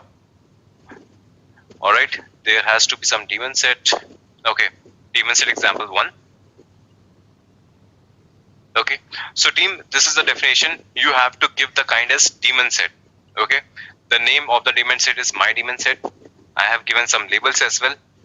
Then specs and selectors. Okay, if you want to skip this part, you can leave this. Okay, this is not mandatory for a daemon set. Under template, you can see this is the definition of your pod. The pod names are this. They also have some labels, and then the your container specification. All right, and you can see I can give the limits and requests as well. So you can use all the concepts all together. Okay, so team, in this definition, you can see I have nowhere mentioned the number of replicas. Okay, there is no mention of number of replicas. So let's try to create this daemon set. kubectl create -f daemon set. Okay, you can see your daemon set is created. kubectl get, the short form for daemon set is ds. Okay, so team, you can see it took it from itself. Okay, I never mentioned 2 replicas, but it kept 2 desired, 2 current, and 2 are ready, 2 update, and 2 available. Okay, I never gave replicas equals to 2. It created 2 replicas at its own. How? kubectl get pods -o wide. Okay, so team, you can see it placed one at node 1 and another on node 2. So this is the feature of daemon set, that it is going to place one pod on every node. Now let's come to the use case. So what is the use case of daemon set? Okay, so team, I'm going to show you one important output and you will understand that. First use case, on the enterprise level, I'll say, consider that you have 50 nodes inside your cluster, all right, and you want some kind of logging enabled. Okay, so what you are going to do, you want to place a Splunk container, a Splunk pod on all the nodes, so that it is going to catch up the logs from all the nodes. Okay, you want to do that, you create a daemon set. That is the enterprise level requirement. Next, kubectl get all -n kube system.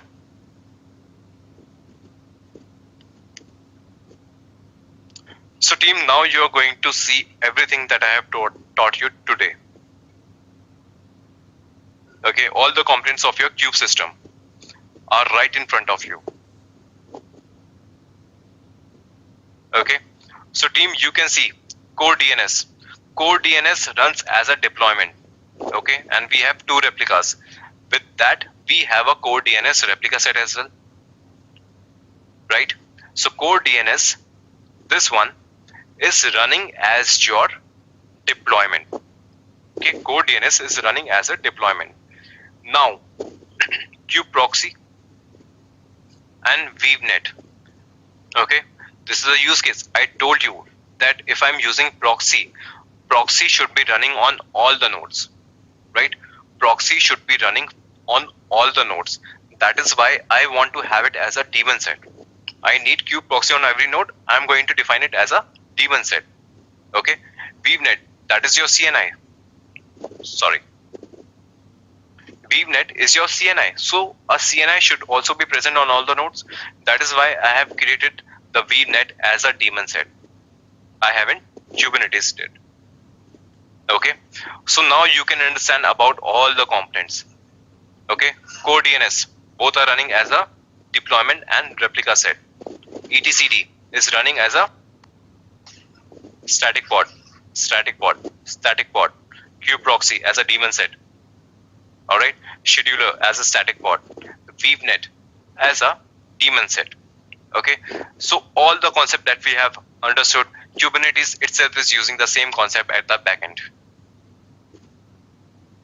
Okay, so team, any question with the daemon set and everything that we have understood so far? Any question, any doubt?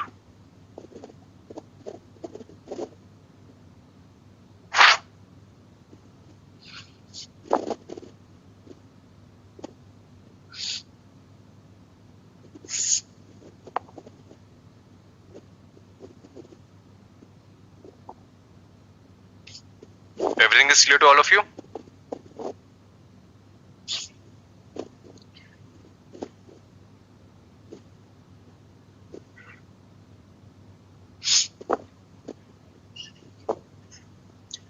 Yes, Shiju, please go ahead. Anybody else? Any other question?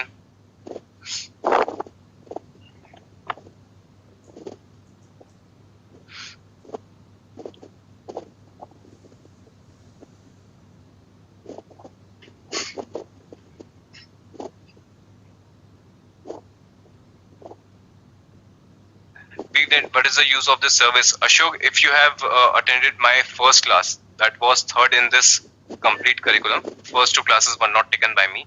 I took the third class. So in my first class, I told you that VNet is your CNI. Okay, that is your network. I told you Kubernetes doesn't provide its own networking, so you have to pick your own networking. So VNet is a component that provides you networking. We have taken it from there. Okay, Shiju, you are asking that kubeproxy and Calico node or VNet is a daemon set. So why they are running on master as well? Okay, so alright Shiju, you saw that when I created the daemon set, those daemon set were executed on node 1 and node 2 only. That was not created on master. But here VNet and kubeproxy are running on master as well. Why is that so? Okay, that is your question. So the thing is, when you are using a default namespace, okay, default namespace is set up in a way that it is going to only take the instruction from master. Okay, this is a concept of taints and toleration, I can also tell you. Okay, so you have to define taints and toleration. So for kube system namespace, we have defined master as also a node because it is a master level component. It's a system level components. So in kube system namespace, we have defined it in a way that master is also considered as a node. All right, but if we are creating a daemon set in a default namespace or in some other namespace, it is not going to treat master as a node. So that is the story here. And to understand with this in depth, we have to go to the taints and tolerance. We were supposed to cover it today, but I don't think we are going to reach to that point today. Okay, so I hope that answers your question. Kube system namespace treat master also as a node, and other default namespace treats worker nodes as just nodes. Alright, so team, next topic is your jobs. Okay, so team, what are jobs? Consider if you want to have some proper operation and then that is run. Okay, this is what we have seen in init containers also. In init containers, what happens? They do their job and they die out. Okay, these are the story of init containers.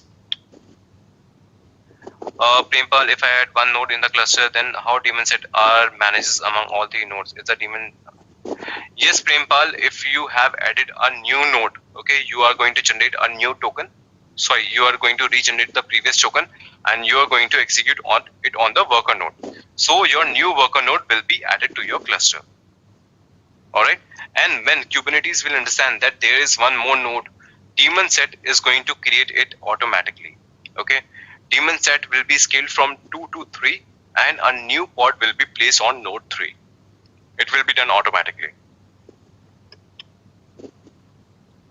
Okay, so team, actually what I was trying to say, that you know the basic nature of init containers. They do some work and they once their job is done, they die out. Alright, they pass on some information to the primary container and blah blah blah whatsoever, but they are destined to die. Similarly, consider you want to execute some jobs. Okay, consider you want to run a scan. Okay, you want to run a scan on a particular time in your system. So what you are going to do? You are going to do it with the job. If you want to do it on the random basis, you are going to create a job in Kubernetes, and then that job is going to do the work, and then it is going to get die. Okay, then your container will die once its job is done. So for that purpose, we use jobs in Kubernetes. That is your next type of controller. Okay, let's see its definition. So team, the next two topic is job and cron job. So don't ask me about the use case because that is actually not really used anywhere. Okay, this is just a concept that can help you in the examination. They might ask you, but in practical life, it is never used. So the kind is job. Alright, we are going to do some countdown. Okay, back of limit you can ignore it for now. Metadata is a name. Container, I am going to name the container as countdown. CentOS is the image I am going to use. I am going to do the min bash and I am going to execute this. Okay, it is going to write down numbers from 9 to 1. That is what it is supposed to do. I'll take the raw format.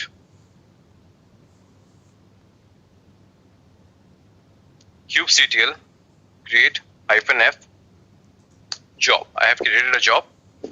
kubectl get job. Okay, you can see this is running from 5 seconds and it is not completed yet. The number of operation you are going to provide, it is going to show you. Okay, completion you can see 0/1. Now the completion is 0/1/1. kubectl get pods.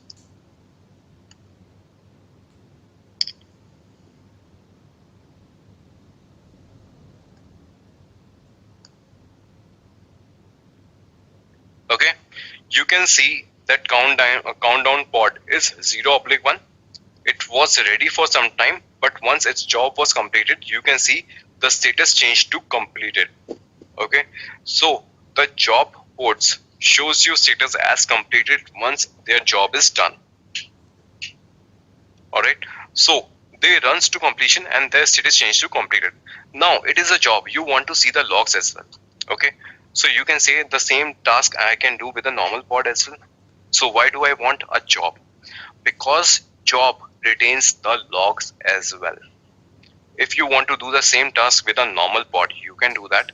But once the job inside the pod is completed, your pod will be deleted. Okay, your container will die out or your container will restart based on the policies you have defined.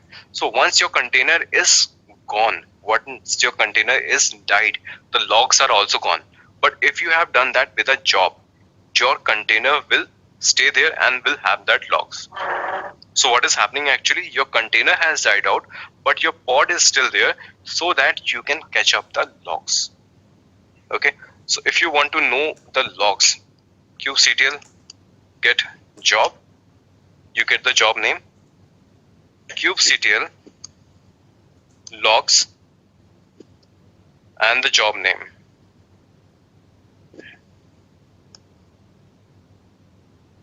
Sorry.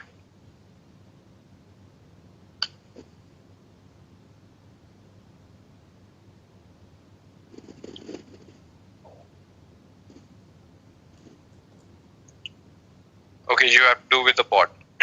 My bad. kubectl logs, pod, and the pod name.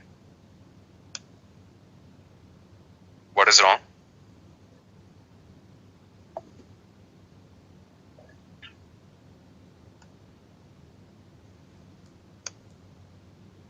Okay, kubectl log and directly the pod name. Alright, you saw that countdown happen. This was a task. But if you would have done this with a normal pod, this log was not able to show you because it would have died out or restarted. So if you want to retain the log of some jobs, you use the job type. Yes, Shiju, it is useful for the background task. Absolutely correct. Okay, and with this job will be executed in the real time, right? This job will be executed in the real time, but consider you want to schedule this job. All right, if you use a job, it will be executed right away, but if you want to schedule a job, that cannot be done with a job. You can do that with a cron job. That is your another kind of controller.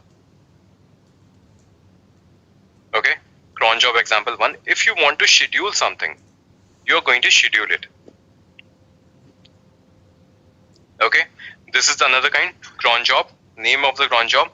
Under specs, you have to mention the schedule. Okay, you have to mention the schedule. So you can see, I am asking it to execute every 1 minute. All right.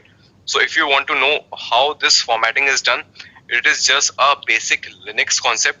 All right. It is not a Kubernetes concept. You should know this from your Linux administration or Linux knowledge.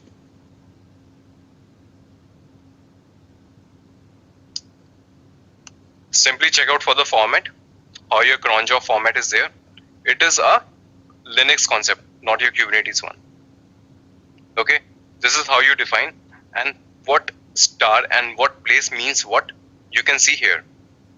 Alright, so you can see the example here, execute after every 5 minutes, and we have given the same format, but in the place of 5 we have given 1. Alright, so it is going to execute after every 1 minute. Alright, so about the formatting, you can understand it from the Google. It is a basic Linux concept, not a Kubernetes concept. So what I'm going to do, I'm going to have the raw format for this, and I'm going to schedule a cron job, and it will be executed after every minute. Job will be completed once, but cron job will execute as many times as you want. Create -f this. Alright, so what is happening, it will execute after every minute. What will happen, this is the metadata, this is the definition of your pod. Alright, it is going to this is the name of your container, this is the image of your container. What it is going to do, it is going to write down the date, and it is going to highlight a message, hello from Kubernetes cluster, and this will be done after every minute. So let's see if it is happening or not. kubectl get pods. Alright, you can see this pod completed its job. kubectl logs, and this one.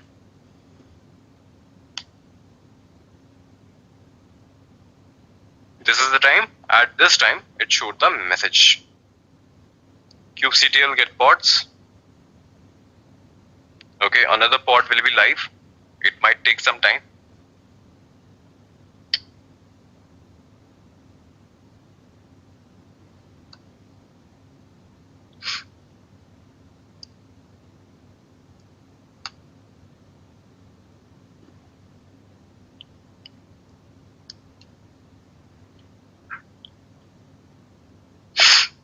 Okay, you can see this is the definition of your cron job. Team, can you see another pod was created? Okay, difference you can see, 60 seconds is the difference, that is 1 minute. So after every 1 minute, a new pod will be created, and it will give you some output. So this is the latest one, kubectl logs pod name. Okay, so this job will keep creating every job after every minute. Okay, after another minute, you will see it will be creating another pod for the particular job.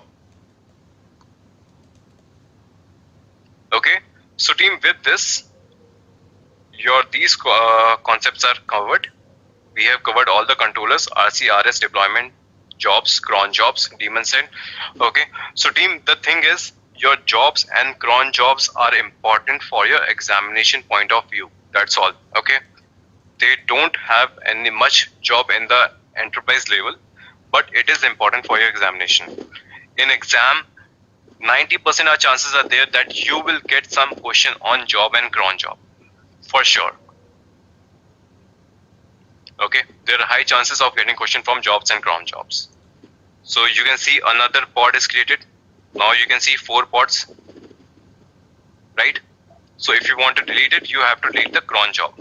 I'm deleting everything as of now.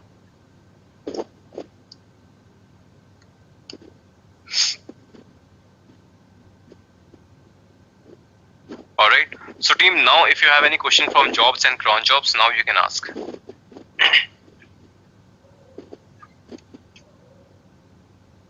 Kushagra, can we restart the job? Yes, you do have the YAML file with you, right? The number of time you are executing the same YAML file, it will create the job again and again. But it is for the real time. If you create a job, it will be executed right away. It will not be scheduled. But with cron job, you can do the scheduling as well.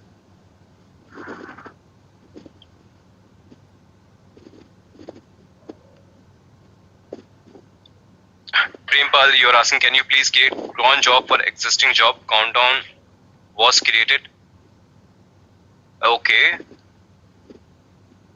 Prempal, that is just a concept. You have to pass on the arguments. Okay. Also, you have to decide that if you are giving the timer 1. Okay. So the timer 1 has a particular task to do. So if you want to do it repetitively, you have to pass on the arguments only at that place. Okay. The arguments that you have placed here for the cron job, you can replace them with the arguments of your job. Here it is. Okay. Replace this with this and you're good to go.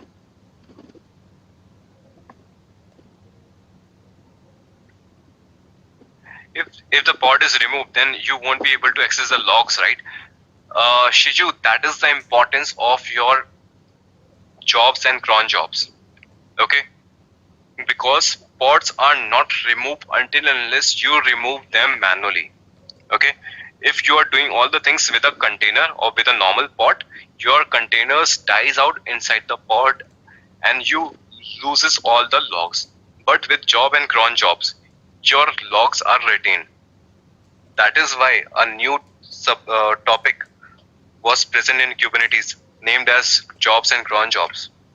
We could have done the same with the normal pod as well.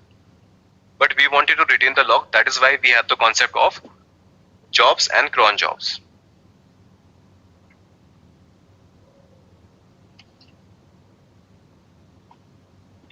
Team, anyone, anything else?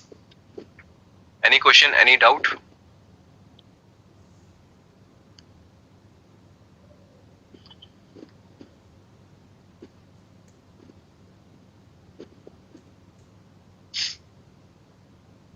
No?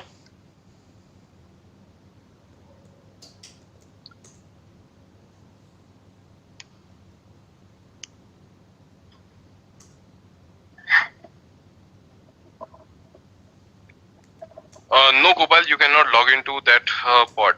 Actually, I haven't tried that actually. Let's see that. Okay, I actually deleted all of them.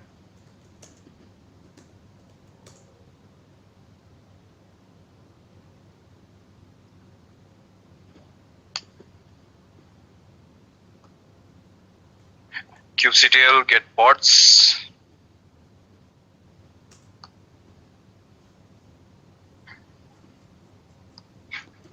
Okay, let's try to do that. Actually, I haven't done that. So Gopal is asking if the logs are retained. So if the container is also present or not. Okay, let's see that practically.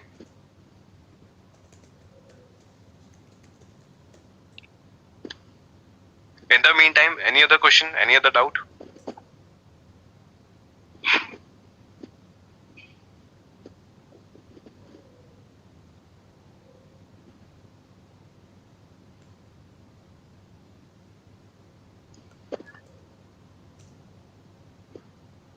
Okay, so this job is completed. kubectl exec -it, your pod name --bash.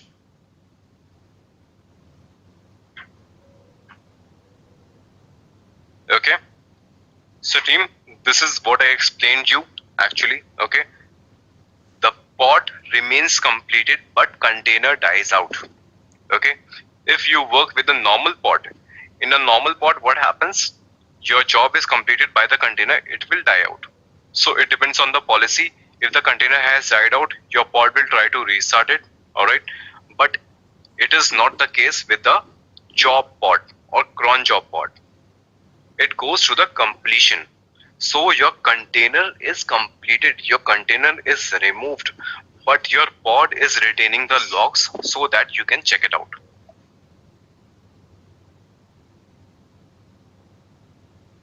Ashok, what you want me to explain again? Let me know, I will do that. But explain what? Okay, explain the job. Alright, Ashok. Ashok, the thing is, if you want to have some task to be done, okay, for example, at the enterprise level, I am saying that you want to have some task of scanning. Okay, you want to do some scanning on your nodes.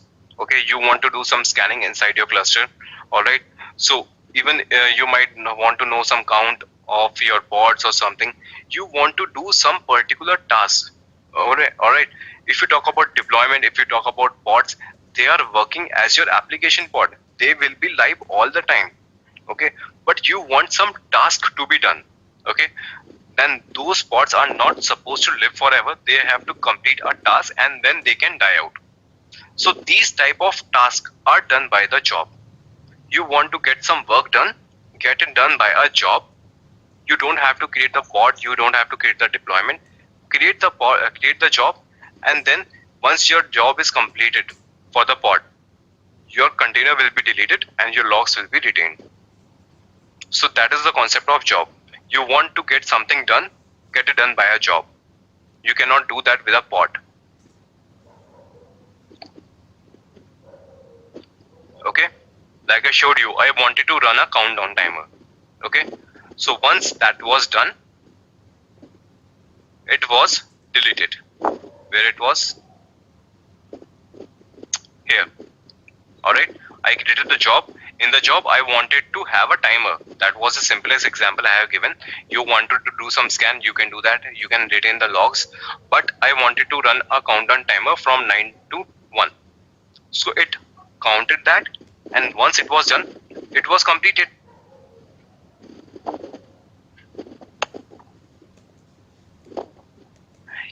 Yes, Jagannath, in the meantime, if your container is live, if it is doing the job, you can log into that container.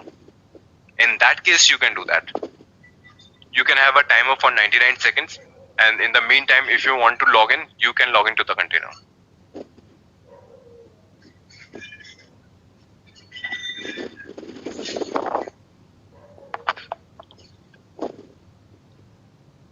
Alright, so team, if all of this is clear to you,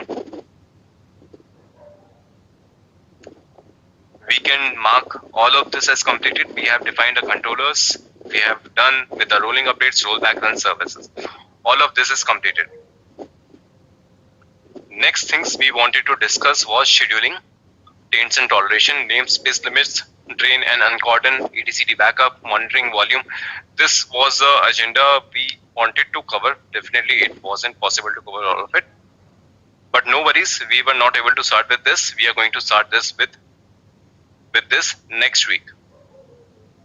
Alright, so this is the agenda for your next coming Saturday. So team, how was the class for today? Were you able to understand the concept? Today was the big concept that runs into continuation. I tried my best to make it as much clear as I can.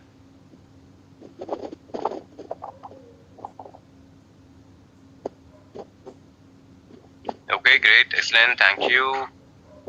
Ashok, good topic, okay. Do mark your feedback also.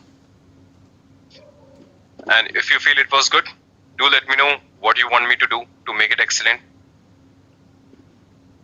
Okay, as I told you, that is only what counts here. So team, thank you for all your feedbacks. I am getting that. I do read all the feedbacks thoroughly, every single one. All right, and I really appreciate. So keep doing that. It gives me some motivation as well. All right. So team, we are done for today. Do we need to go through the PPTs as well for examination point of view exams? Gaurav, for exam, you can cover as much as you want. Okay, there is no limit. If you want to go through the slides as well, you can go through the slides. All right. It is also going to help. And also, if you complete all the things in this repository, then you can consider that you're well prepared for the exam as well.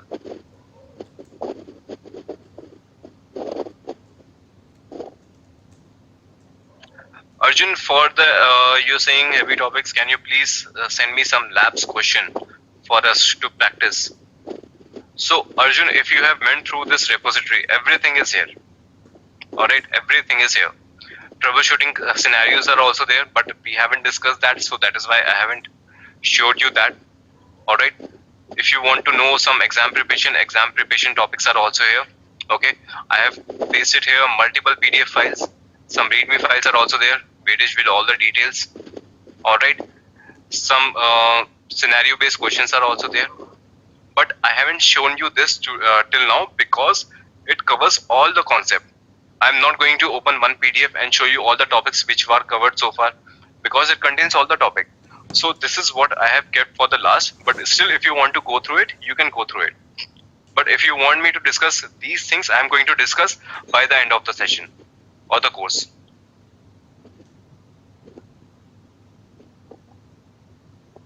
Himanshu, I have already shared. If you do have this repository, you have to go to the other folder. Okay, in other folder, you have HTML bookmark. Okay, Google it, how to download bookmarks from a HTML file, and you will have the similar bookmark with yourself. From where when we can practice some mock test. Gaurav, for that at least you have to complete the course. Okay, in mock test you will get the question from all the topics, and you don't know all the topics as of now. As per my teaching, so many concepts are remaining. So first you have to understand all the concepts, then you can go for the mock test. Alright, so a quick recap what we did last week. Alright, we studied about your Kubernetes controllers, how many kind of controllers are there, your RC, RS, and your deployment. We talked about your daemon set, we talked about jobs, cron jobs. Alright, this is all we discussed, and we also studied about your services, how many kind of services are there. That is node port and your cluster IP. We understood about all of them. Okay, that is what we did last week. And today we are going to start with scheduling. All right, we are going to see about taints and toleration. We already understood about namespaces, but today we are going to see how we can limit namespaces. We are going to see drain and uncordoning of nodes, etcd backup. We are going to see about monitoring also today. And if time permits, we'll see about volumes as well. Okay, this is the agenda we have for today. Before we get started, if anybody has any question from the previous session, you can ask.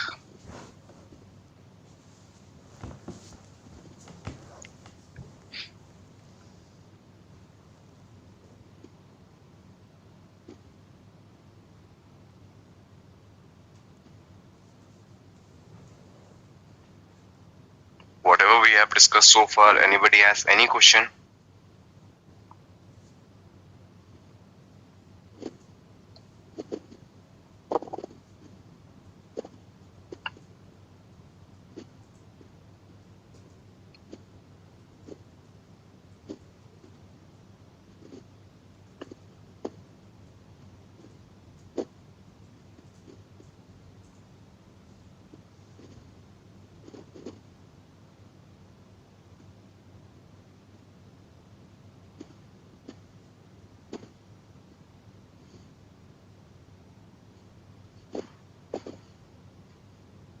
No one?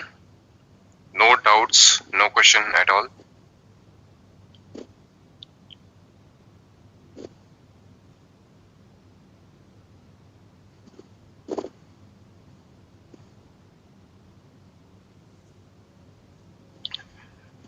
Okay. So in that case, team, we are going to start with today's agenda. All right. Our first topic for today is scheduling. All right. So team, in the basic architecture class, we already studied that we have a scheduler also there as a master component. How many of you remember what is the purpose of scheduler?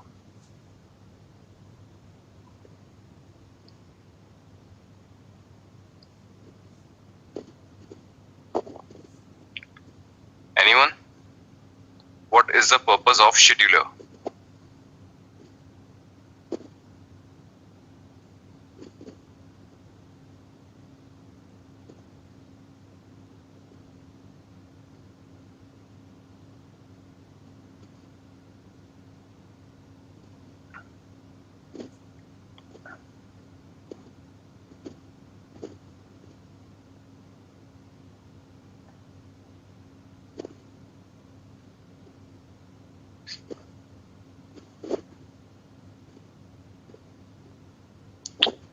And you guess distribute task as in what? That is not a clear definition.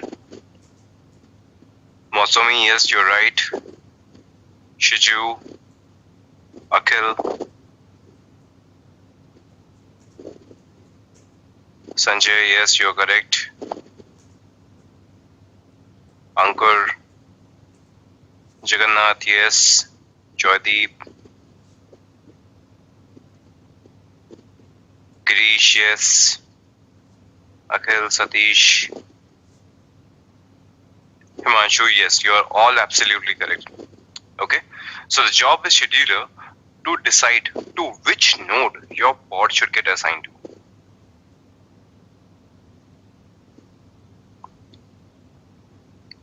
Okay, we have a master and we have a 3 worker nodes as if I'm showing you. Alright, so first your request go to the API server and API server asks your scheduler to which node your pod should go to. Alright, but we have also seen that we can force a pod to reside on a particular node as well. Right, we have already seen that. How? With the help of static pods. Alright, we have done with the help of static pods. But there are some criteria based on which we can also ask the scheduler to make the pod go on a particular node itself. Yes, that is also possible. Okay, so for scheduler, we are going to see how the scheduling happens and how we can ask the scheduler to assign a pod to a particular node. Today we are going to see that. Okay, so the scheduler based on the below criteria decides that a pod should go to a particular node. First and foremost is hardware resourcing.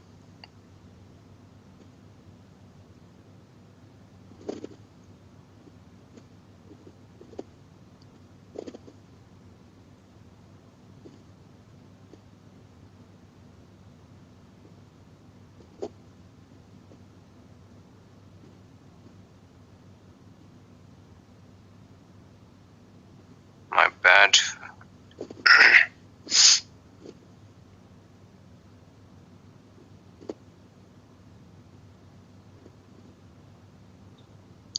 Okay, first is your hardware resourcing. It means how your hardware is configured.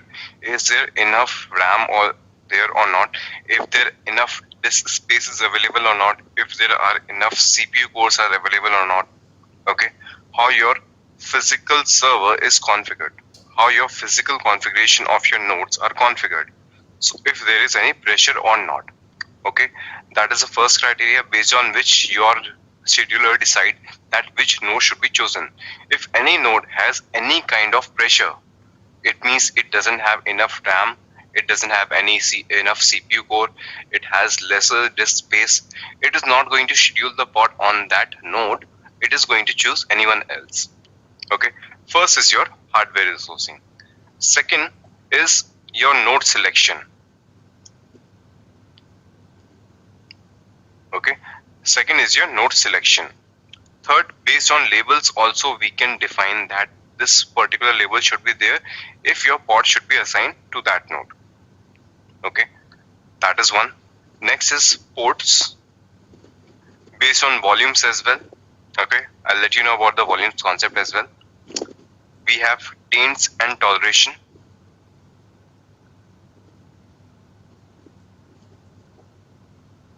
And we have affinity.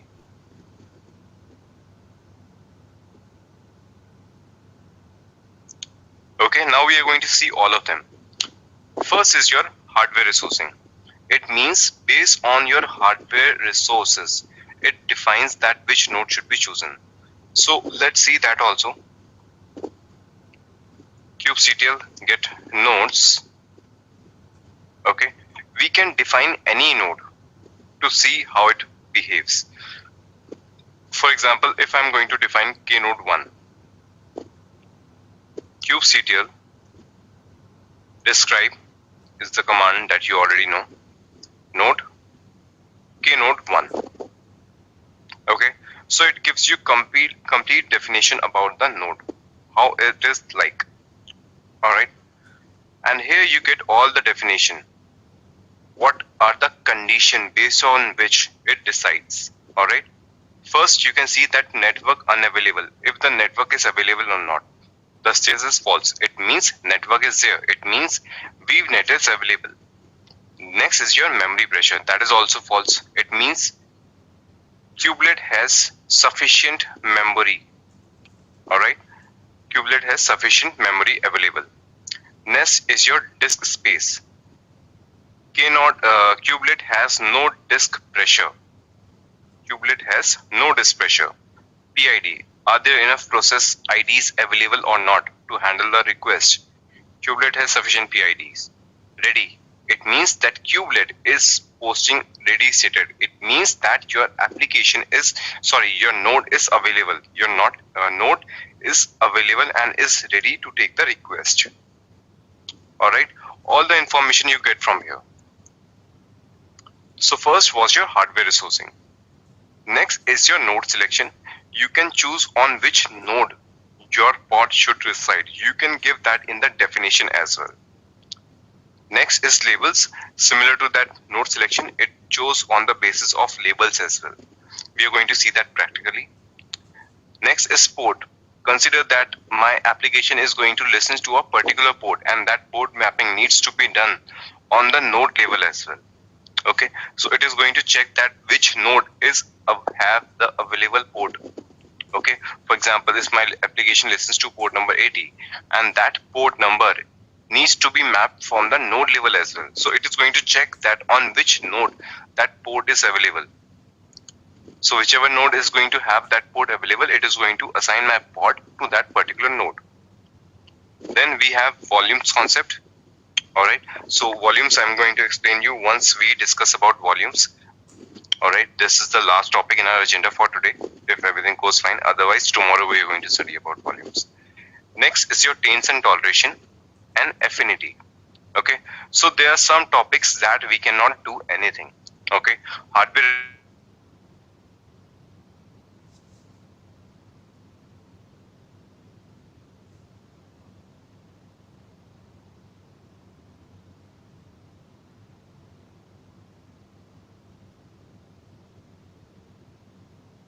four items: node selection, labels, taints and toleration and affinity. Okay, consider I came with a request that I want to create a pod. Okay, this is your N1, this is your N2 and this is your N3. Okay, so I came with a request that I need to create a pod.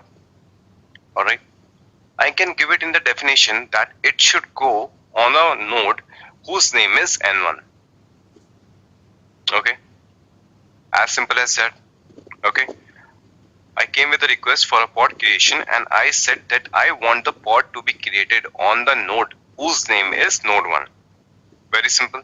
You go to some person's address. Alright, he give you the absolute address. Come to house number 83. Okay, then you are going to directly go to the house number 83. As simple as that. Okay, so example we have in the same Git repository.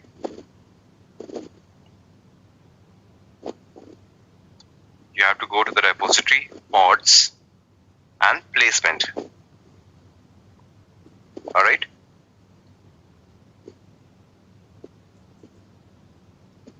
So this is the first example. Alright, we are going to create a deployment with 2 replicas. Alright. In your pod definition, you see something extra called specs. Under specs, you have something called node name. You have to give the name of the node and then your pod will be assigned to that node only. Okay, so here it is node 1 and our name is K node 1. So we are going to have the copy of this node.yaml. Okay, the name of our node is K node 1. We are going to save it. Kubectl create -f node.yaml. Okay, your deployment is created. kubectl get pods -o wide. Alright, so these are the previous jobs or something. Okay, here you can see that kubeserve has created 2 pods 8 seconds ago, and both the pods are created on node 1. Okay, both the pods are created on K node 1 because we gave as a node name specification that you have to go to the node 1. That's all, as simple as that.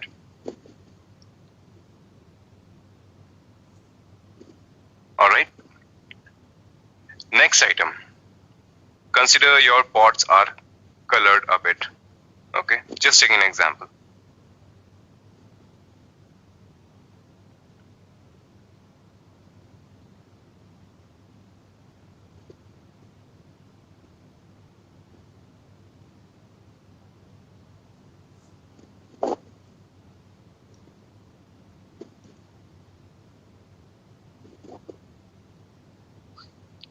Okay, team, consider you have multiple nodes. Alright, in a cluster we have already 2, but consider in your environment you have 5 type of nodes. Okay, you have 5 nodes. Now next is you want to give a definition that your pod should go on some particular node. You can give the node name directly, but no, you don't want to give a particular node. You want to give some kind of nodes. Alright, consider you have defined some nodes as your production nodes, some nodes as your testing environment node. Alright, so when you are creating some testing pods, you want them to go on the testing node itself. Maybe you have testing node 1, you may have 3 testing nodes, you have 3 production nodes. Alright, so you want them to go only on the testing nodes. You don't want to create your pod on the production node. In that scenario, looking at this diagram, how you can define? Okay, you have one yellow node, you have one green node, and you have 2 blue nodes. So I want my pod to go on some blue colored node only. Okay, my pod should go on some blue color node only. If there are 2, it can choose any out of those 2, but it should not go on yellow or it should not go on green, but any blue node. If there are multiple, it can choose at its own. Okay, there comes the concept of your labels. Okay, you can put labels on your nodes itself. In previous classes, we have seen that I can place a label on my pod. That is what we have seen so far. But we can put a label on node as well. That is allowed, that is possible. I can put a label on my node as well. Alright, for that same purpose, we have another example here. Node selector pod. Okay, in this you give some label definition. This time you can see there is a difference. Earlier we had node name, now we are using node selector. Under node selector, we have something called a label. Alright, so first let me assign a label to one node. kubectl, just a minute.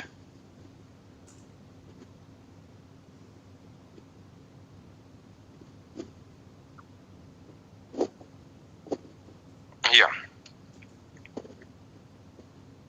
kubectl label node. I want to assign some label to k node 2. Alright, and what label I am assigning? Color equals to green. Okay, now you can see that your k node 2 has been labeled. Alright, if you want to see, kubectl describe node k node 2. Let me have the grep because it provides me a bigger output.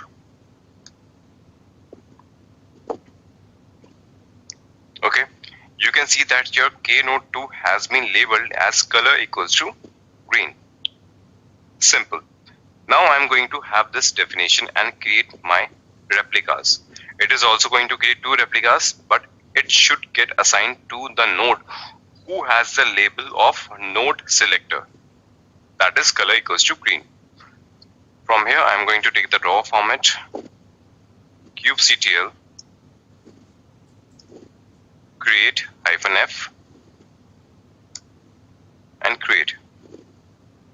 Okay, kubeserve name already exists. kubectl delete all -all.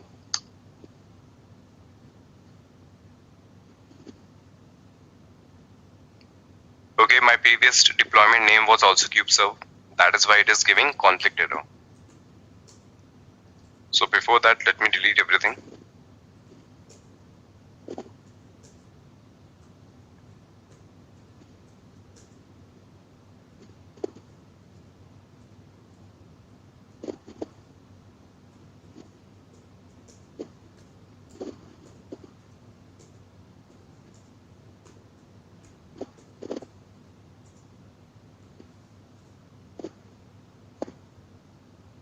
Okay, that's done. Okay, you can see that your deployment has been created. Let's see where your pods are assigned this time.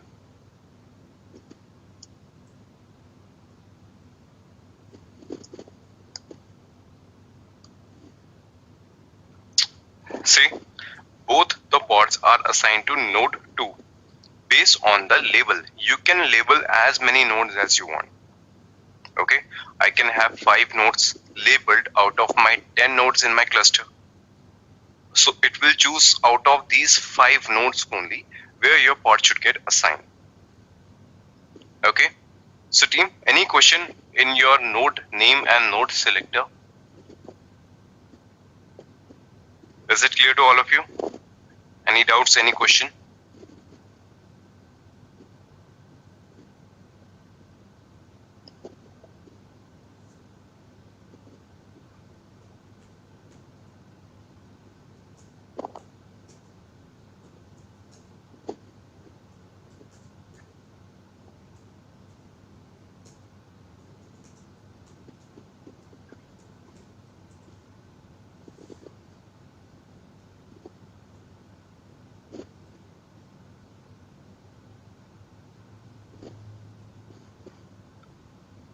Okay, Fanny, you want me to repeat the node name? Node name is simply you have to give the node name.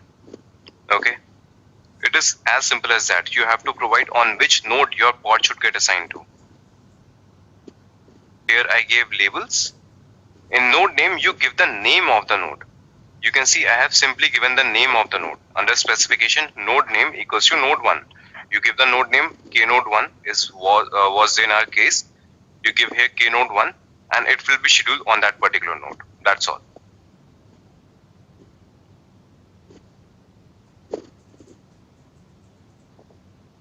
Sumit, why we have used specific node selector rather than only selector?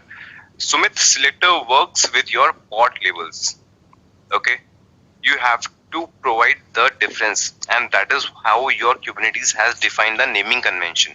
If you use selector, it is going to check for the labels on your pods. If you give node selector, it will check the labels on the nodes. Yes, Gaurav, you can have multiple node labels. You can give as many labels as you want.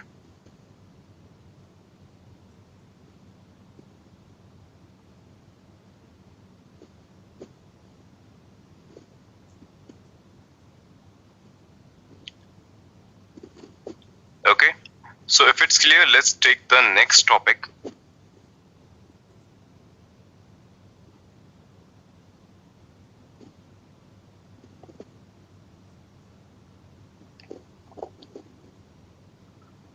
All right. Now, when you were creating the pods till now, a decision was made by the pod. All right. Your pod was choosing the node where it has to sit.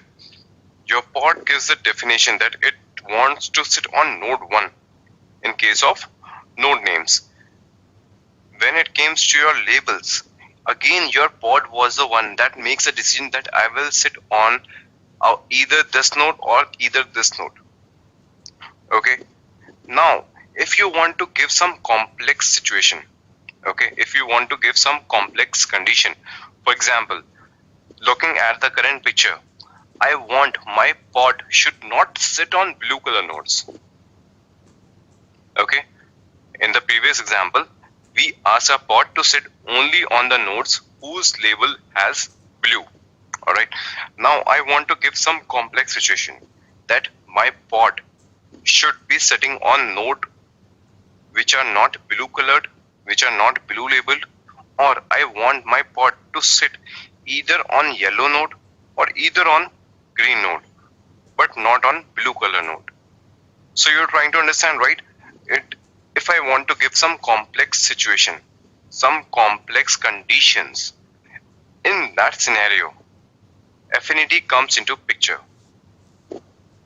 Okay, with node name and node selector, you can give simplest condition, but no, I want to give complex conditions.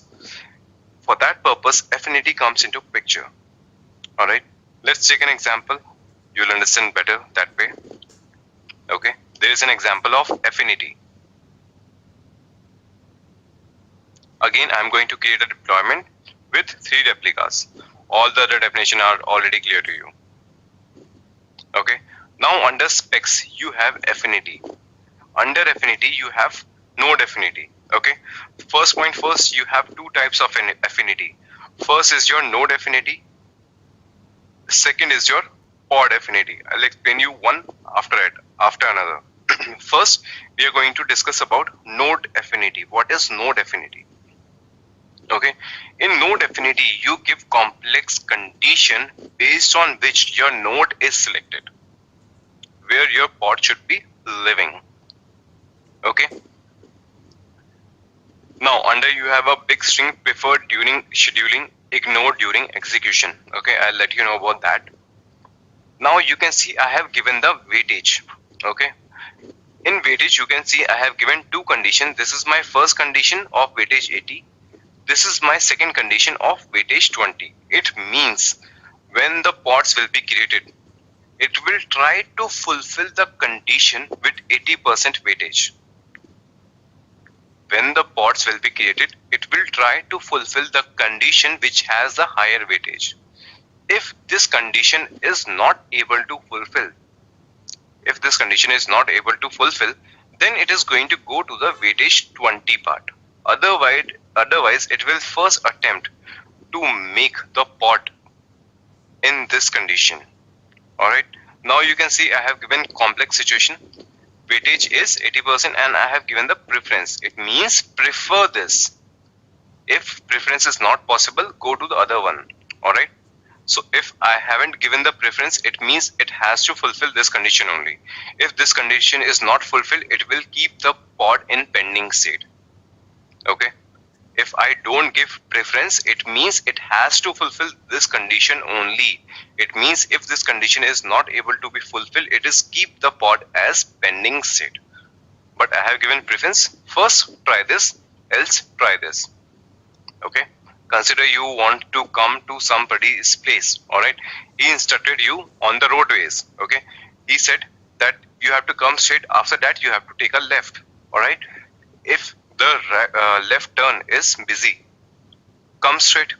If the straight way is also busy, if there is traffic, if your left is trafficked, your straight is traffic, take a right turn.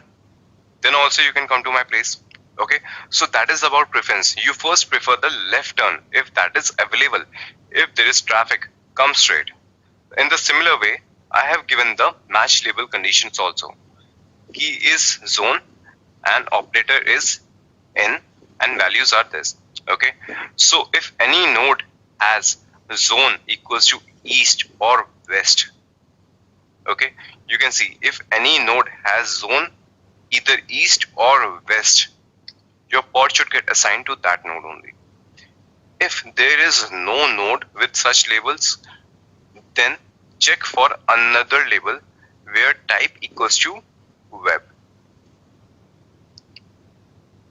Okay, first try to fulfill the condition with heavy weightage, that is 80%, that if there is a node with label as zone equals to east or west, assign my pod to that node. If not, if that is not available, try to find a node whose type is web and assign my pod to that node. Okay, so that is based on weightage. Now there is a keyword called preferred during scheduling, ignored during execution. What does it means? It means when my pods are getting created, when it is doing the scheduling, then try to fulfill this preference. Try to fulfill this preference and ignore during execution. Consider while the pods are getting created, I change the label on my node. That is a possibility that when the scheduler was scheduling the pods, there was a label on a particular node. But when the pods were getting created, you changed your label. So it is going to ignore. If your pods are getting created, it is going to ignore even if you change the label. It is going to check the labels only when you are scheduling the pods. Okay, so this is your first keyword. You can have it in a different way also. Okay, this is your first keyword. Your second keyword that you can use is, apart from preferred, you can use required. Okay, these are the two options that are provided by Kubernetes. First is preferred during scheduling, ignored during execution. So it is going to decide based on the weightage. If you give required during scheduling and ignore during execution, so it is going to check for the proper labels. If the labels are not found, it is going to keep your pod in a pending state. If you have given required during scheduling, so there are two possibilities: preferred during scheduling or required during scheduling. In required, it has to fulfill the condition, otherwise it is going to mark as pending state for the pod. If you have given preferred, it is going to give the preference. If any of the preference is not fulfilled, it is going to assign the pod on any random node. Okay, so that is about preferred during scheduling and ignored during execution. So this is about it. Okay, last part which I want to let you know before showing the practical is, here you have chosen the node affinity. Okay, here you have chosen the node affinity. It means all the labels that we are talking, all the conditions that we are giving are based on your nodes. If I'm talking about the labels, zone equals to east or west, type equals to web or not, okay, these labels should be checked on the node level if your nodes are having those labels or not.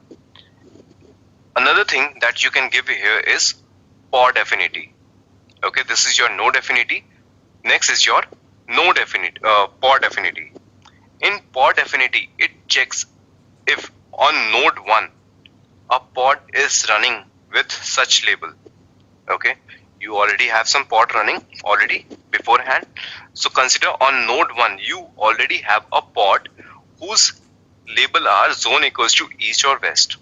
So it is going to schedule your new pod on the same node where you have a pod with similar label.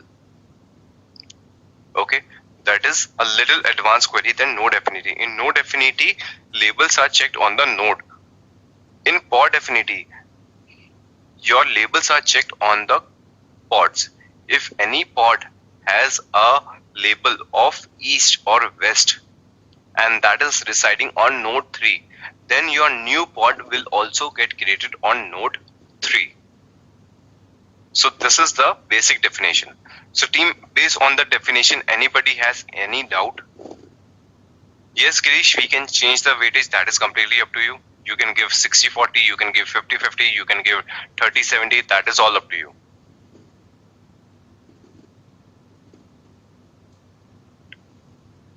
Okay, or let me show you this example practically, then I'll take your question. Okay, so I'm not going to fulfill any condition from the 80% weightage. What I'm going to do, I'm going to put a label of type equals to web to your node. Alright, kubectl label node. Let's label your node 1 this time. Alright, type equals to web. Okay, your node 1 is labeled. Let's create this deployment with affinity. Kubectl create -f. Alright, your deployment is created. Kubectl get pods -o wide. Okay, so team, you can see all the pods. All the pods are created on node 1 based on the condition you define in affinity. Okay, it tried to find the condition with 80%. If I would have given here required during scheduling and ignored during execution, in that case weightage doesn't mean anything. It is going to check for this condition hard code. If this condition is not fulfilled, it is going to make your pod at pending state. Alright, so if you would have given here required, but I have given the preference. First check for the higher weightage preference. If not fulfilled, go for the lower weightage. And you can see it has chosen based on your lower weightage, because higher weightage condition was not fulfilled. There was no label with zone equals to east or west. So it looked for the type equals to web, and it scheduled your pod on node 1, which was labeled accordingly. So team, any question with affinity this time?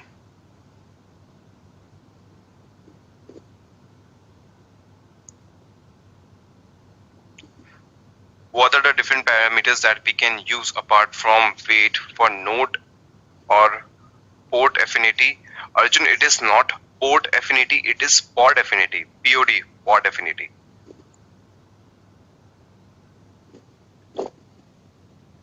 And how can we get the list? So Arjun, these are the only conditions. Okay, I have given all the possibilities in this example. Okay, with key value pairs, you can give multiple operators. Multiple operators are there. All right, where zone in east or west, or you can use the operator equals to. Okay, so these kind of operators you can give. Otherwise, all the things are same. I have already given you how many type of variety is there, different parameters. Here you can use node affinity and pod affinity. Here you can use preferred or you can use required. Okay, so I have already given you the maximum number of possibilities.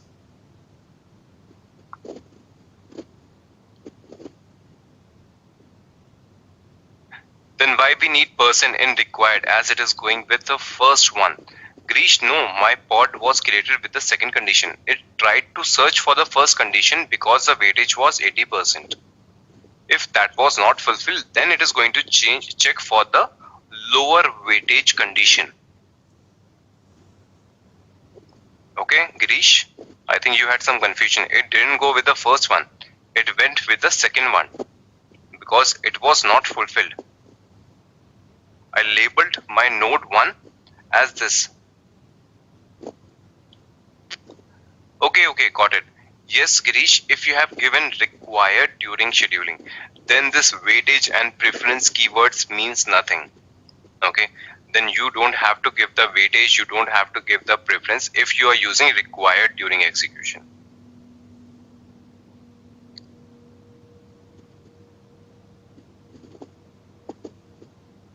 Akhil, I'm not sure what you're trying to ask. Node name I have not seen mentioned in the YAML. We are not dealing with the based on the node name. We are dealing with the labels on your node. Akhil, if you don't mind, can you keep your question written and ask it at the end of the session if you want to get unmuted? Okay, I request you for that if that is possible.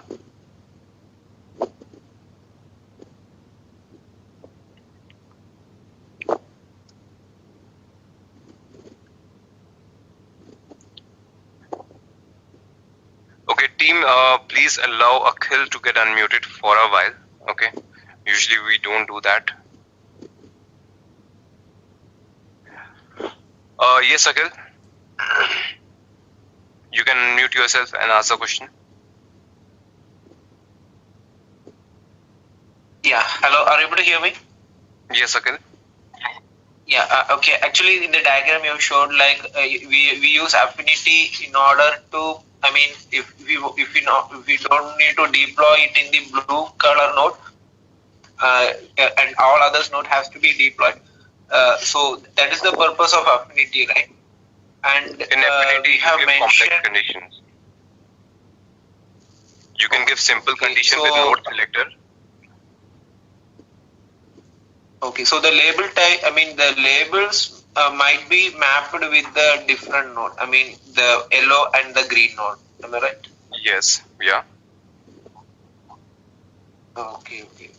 Yeah, okay, yeah. Now it got clear. I got confused, like, since it was not mentioned, like just a single statement, how it is identifying as a small doubt.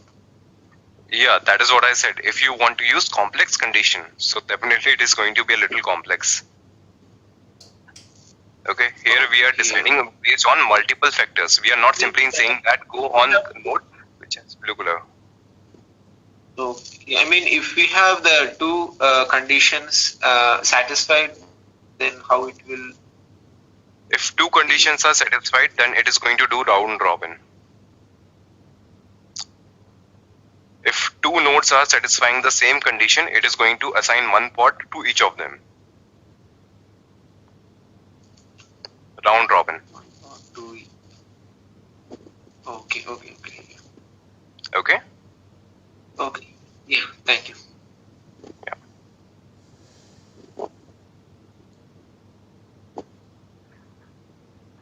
Alright, Shiju, with required, will it go to the second weightage if the first one is not met? Shiju, if your condition is with the required, then you won't give any weightage. Okay, weightage is only given when you are doing the preference. If you have used required, it means you have to fulfill the condition dedicatedly. You cannot go to first option or second option. Options are only given when you have preference. Okay, consider the layman example. If there is a road to come to my place, okay, I said take the right. If there is traffic on right side, come straight. If there is traffic on right straight as well, come right hand side. Okay, I have given you condition, but consider if there are no multiple roads, there is a straight way, that's all. So you have to come straight way, you don't have any option. Similarly, if you have options, then you give preference. Either take a right turn, either take a left turn, or come straight. If there is only one road, if you want to fulfill only one condition that is required, so you have to be on that path only. Okay, with required you don't give any weightage. With preferred you give weightage, but with required you don't give any weightage. Gaurav, I don't have an example ready with the pod affinity with myself right now. Okay, but if you want, I can provide you an example tomorrow or maybe next week. But right now, I don't have that example with me.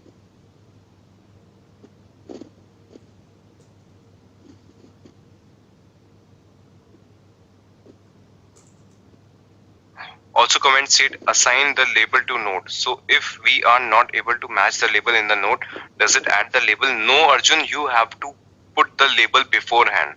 Okay. It is just for your understanding. I have commented it out. It means if you want this condition to, first of all, you should have some labels assigned to that node. That is about it. Okay. So this is the comment for you to practice. Yes, Kapil, weightage is similar to your pod priority also. Yes, you are correct.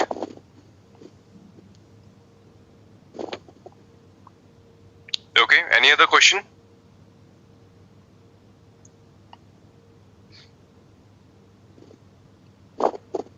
Team, if it is clear to you, we are going to move to the next topic, that is taints and toleration. Okay, that is a hell of an interesting topic. Let me know if everything is clear to you. Now we are going to move to the taints and toleration.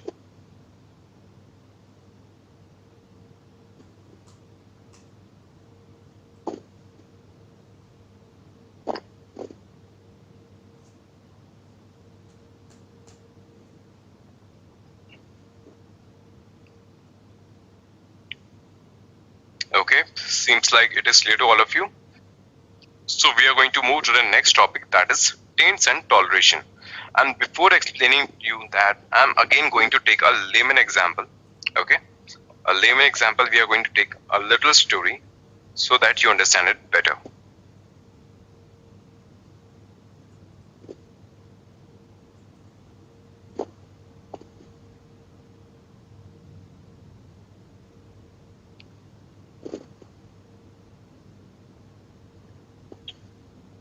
Alright, so team, a real-time example.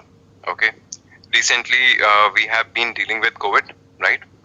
And we have different zones in our area these days. There are some red color zones which has heavily infected people. Okay, we have some yellow color zones also.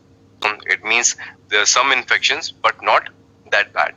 Okay, and we have green color zone where there are no infections, right? I'm taking an example of COVID situation, of the lockdown and restrictions in the society. All right, so you have three zones. You have green zone, you have red zone, you have yellow zone. It means the red zone is very critical. It is not suggested for anyone to go in that area, right? If I'll talk about a normal person, let me remove the color now. Okay, consider as a normal person, if I want to travel, as a normal person, if I want to travel, all right, in that case, I can simply go to the green color zone. There are no restriction, right? If I'm a normal person and I want to go to a particular node or particular area, it has to be green zone only, because I'm not allowed to go in the red zone, because there is a severe infection there. I can get ill. So if I want to travel, I can simply go to the green color zone. With some restrictions, I can go to the yellow color zone also, but I cannot go to the red color zone at all. Okay, there are certain restrictions. All right. Now, consider I am another person. All right, I am another person. Based on my profession, I am different from this one. Okay, earlier I was going as a normal person. As a normal person, I was not allowed to go to the red color zone, but I was allowed to go to the green color zone. But now, consider my profession is of a doctor, all right, or my profession is of a police, all right. I am a law and order person, or I am a healthcare person, all right. I am a doctor, I am a police. So, are there any restriction for me to go to the red color zone as well? If I am from law and order, or if I am from the medical facilities, are there any restrictions for me to go to the red color zone? No, right? If I'm a police, if I'm a doctor, I can go to any color zone. I can go to the red color zone, I can go to the green color zone, I can go to the yellow color zone. There are no restrictions for me.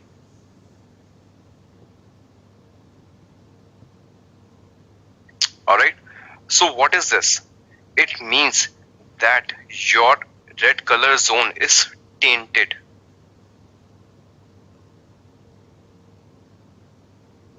Okay, your red color zone is tainted. It means your red color zone is tainted. So what does it mean? Anybody cannot come to this area. Anybody cannot come to this area. If anybody wants to come to this tainted area, it should have some particular tolerance associated with itself.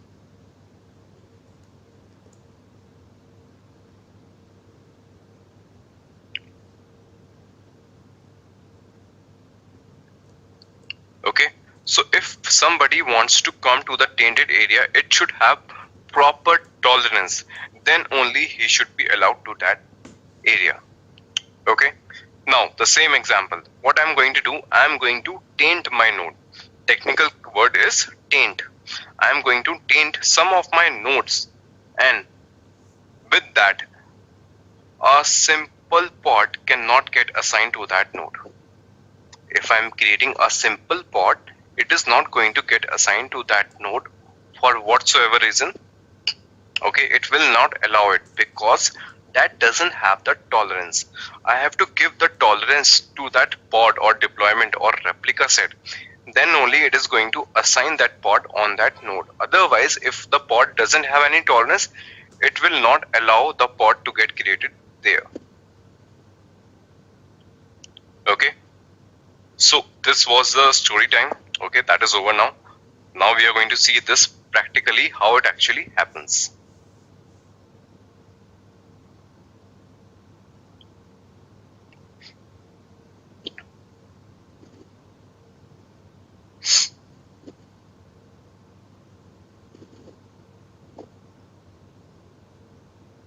Toleration pod.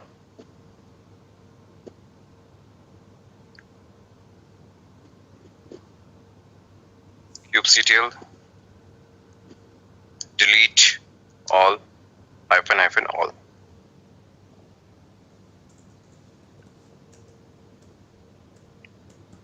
Okay, so let's see the definition. The example that I had just given you, I'm going to use the same values here as well.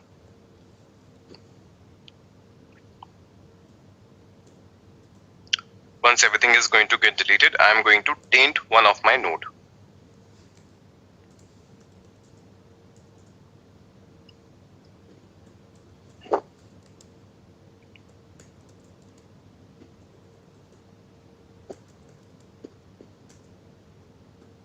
Okay, everything is deleted. Now, if you want to taint a node, alright, the keyword is kubectl taint. Okay, taint is the keyword. Taint node. Consider that I'm going to taint my node 2. Alright, kubectl taint node 2, and I'm giving a label kind of this. Zone equals to red. Alright, with that I'm going to give a flag schedule. I'll explain you about the flag, but as of now understand that I am marking that as a red zone with the taint. Okay, you can see that your node 2 is tainted now. kubectl describe node key node 2 grep -i taint. Okay, you can see that the node 2 is having taint with zone equals to red. Alright, so what happens here? kubectl run pod 1 image, sorry, -, image. Okay, I have created pod 1. Let's create multiple pods. Okay, so all these pods are the simple pod, normal pods. They don't have any privilege, they don't have any tolerance. Alright, they don't have any special privileges. So all the 4 pods are created. kubectl get pods -n -o wide. So team, can you see all the pods are going to node 1 only? Okay, because node 2 is tainted and all the pods that I have created doesn't have any special privilege. They don't have the tolerance. So that is why they all went to K node 1. Alright, now let's see this example. Under specification, I am giving tolerance. Okay, under specification, I am giving toleration. It means if the zone is equals to red and effect is no schedule, then create the pods. It means this definition is going to have privilege that it can assign the pod on node 1 also and node 2 also. We told that YAML. Okay, that's my definition. kubectl create -f tall. Okay, your deployment is created.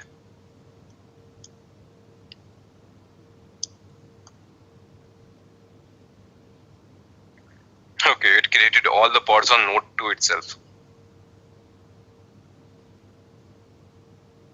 Okay, so it created all the pods on node 2, but you have to understand that it can create the pod on node 2 as well, and it can create the pod on node 1 also. Okay, it has the privileges. So it can go on the green zone, it can go on the red zone, it can go on any zone. If I'm a police person, if I'm a doctor, I can go on any zone. Okay, but as of now, it has created all the pods on node 2. Otherwise, it has the privilege to create the pod on node 1 as well. Okay, now before taking your question, I am going to show you one more thing. Okay, that what is no schedule. Okay, apart from schedule, there is another keyword called no execute. So what is the difference? No schedule means, let me explain you with the same example here. Okay, let me explain you with the same example. Consider it is a red zone area. All right, so in the red zone area, there is a no schedule. It means a new person should not go on that node.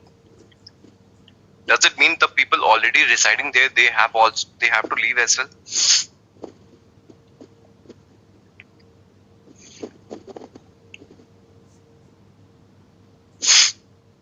Okay, so team, what I'm asking you, that in the COVID situation, if any zone is marked as red, does it mean the people who are living there, they have to leave as well?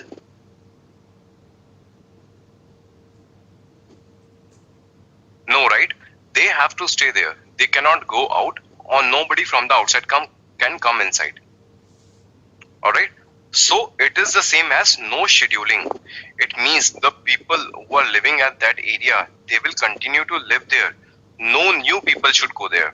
Similarly, in no schedule, that if any pod is already running on the tainted node, it should keep on running there. All right. If any pod is running on a tainted node, it should continue to live there. It should not get reside. So that is the condition of no schedule. The another thing is no execute.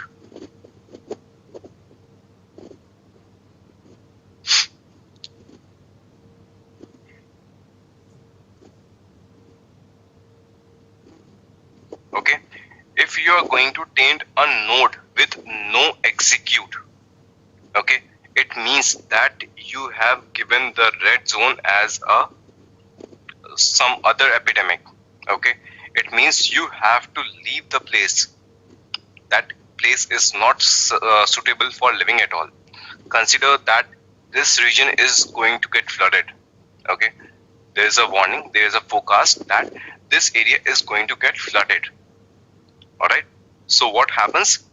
All the people who are living in that area which is under the forecast of getting flooded, you have to leave that place. No new person can come inside. Even the people who are living in that area, they have to leave as well. Okay, because the flood is suspected.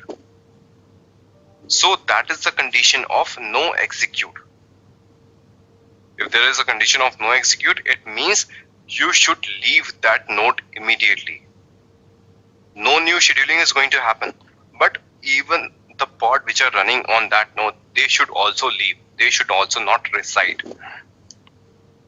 Okay, consider I am going to taint my node node 2 itself with no execute now. kubectl taint node K8s 2. Again, I'm going to taint my node 2 with serious situation.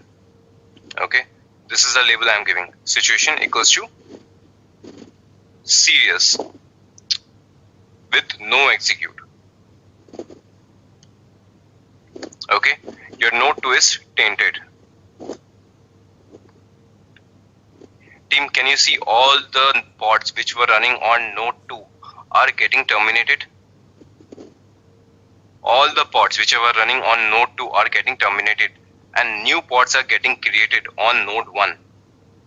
4 seconds ago, 4 seconds ago, again 4 seconds ago. So all the pods which were running on node 2 are getting migrated to your node 1 because it is an emergency situation. This is a serious situation. Okay, so all the pods on node 2 will migrate to your node 1. Okay, you can see all the pods from node 2 have migrated to node 1. Alright, and if you want to remove the taint, okay, if you want to remove the taint, how you are going to remove the taint? Alright, you simply put a minus sign or hyphen sign at the end. Okay, in the same command, just give a minus sign at the end. That's all. Okay, you can see that your node 2 is untainted. kubectl run pod 5 hyphen image nginx.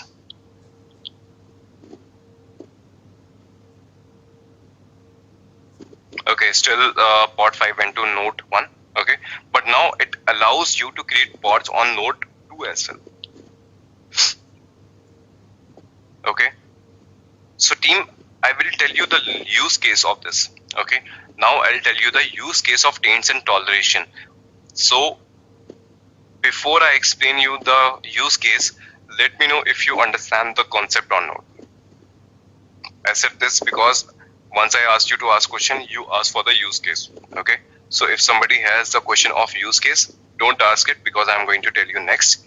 Apart from that, if you have any question, do ask me and I'll answer.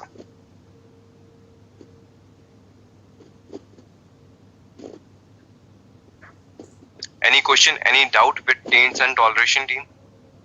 Is it clear to all of you or not?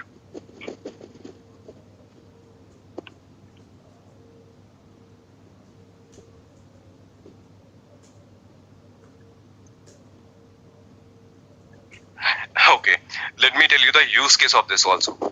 Alright, then you might ask some questions. Team, in your Kubernetes, you have already seen that some pods do run on the master node. kubectl get pods -n kube system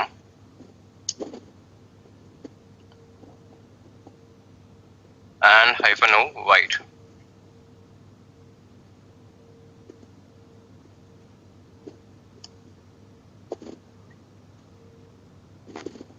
Okay, you can see that ATCD is a static pod, I can understand. API server is also a static pod, I can understand.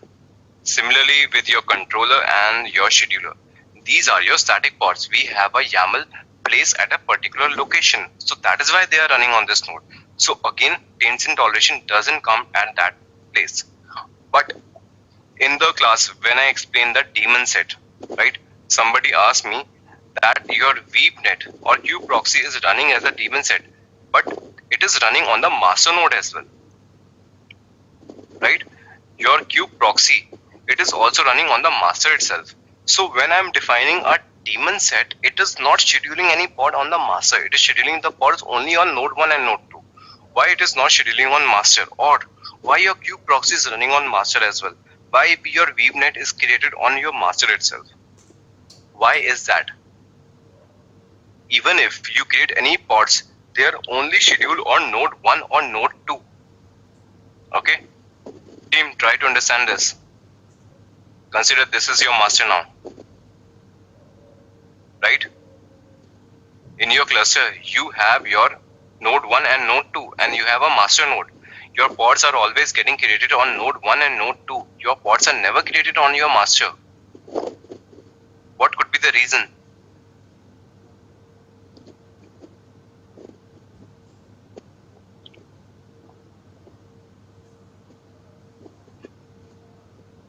Anyone? You can schedule your pods on only worker nodes. They cannot get scheduled on your master. Why is that?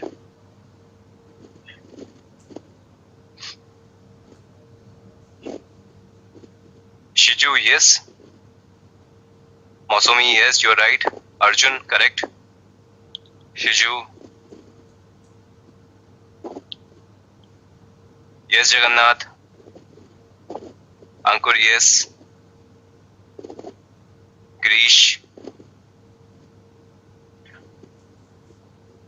Sanjay, no, you are not correct. Arjun, Aditya, yes. Kushagra, absolutely correct. Team, your master node is tainted. Okay, your master node is tainted. That is why no pods are getting scheduled. If you want to have some pods on your master node as well, you have to give the toleration.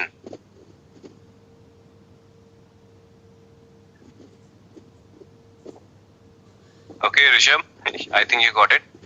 Your master node is also tainted. If you remove the taint from your master node, you can schedule your pod on your master as well. Or if you give some toleration, then your pod can also get created on your master as well. Okay, kubectl get nodes. Kubectl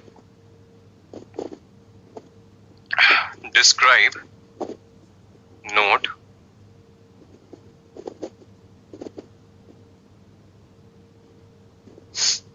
master grep -i taint.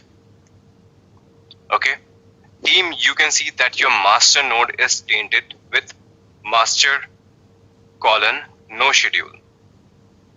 Okay, this is the taint that is available on your master node.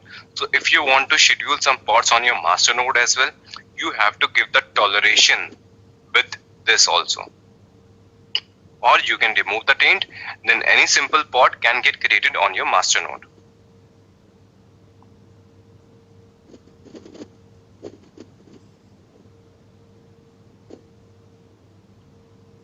Alright, so if you want to see this as well, we can try to see definition of this.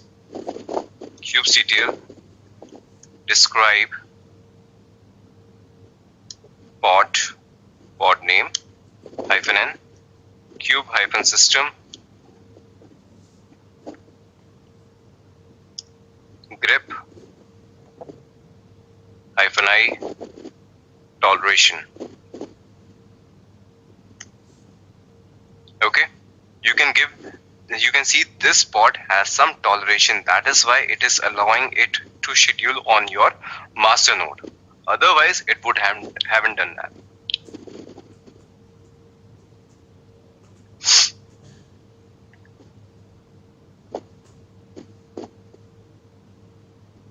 Kushagra, in your practical experience, you have to give in the key value pair. This feature your Kubernetes is taking by default, so that is why they have used it like this. Okay, otherwise you have to give it in the key value pair. Some functionality Kubernetes has restricted for the users. All right, so this is the functionality is with Kubernetes itself.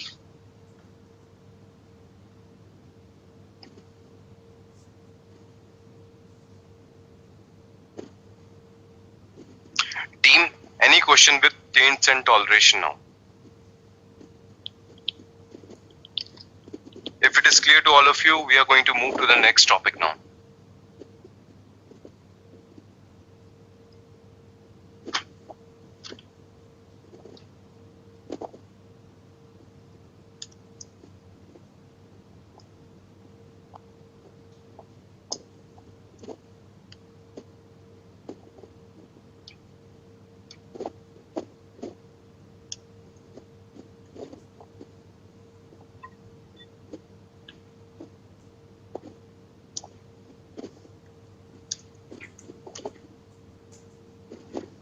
How do we provide toleration? Arjun, that I have already shown you.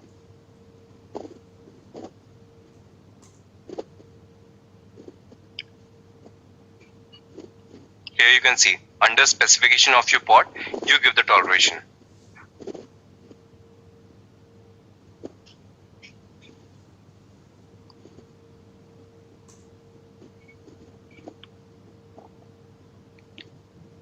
All right. So this topic is also completed. All right. So from here, scheduling is already done. Node name, labels, node selectors, affinity, taints, and toleration. these topics are complete.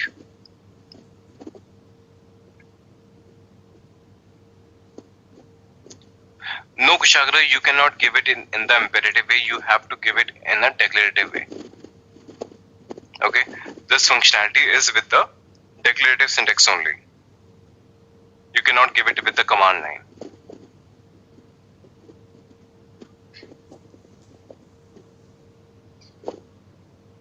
Alright, my pods are deleted. I'm going to create some pods again.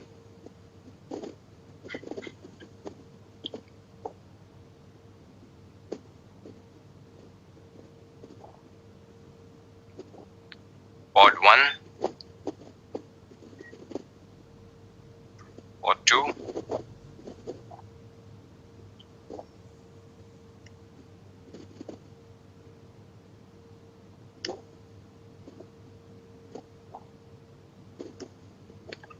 pod 5.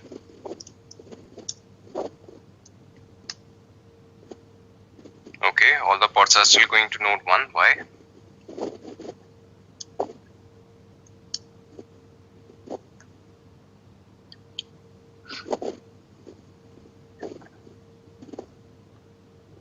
Let's type node, okay, node 1, sorry 2.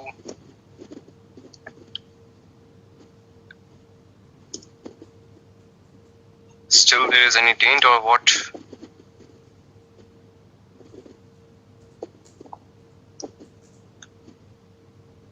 Okay, yeah, still there is a taint. I have to remove that taint as well.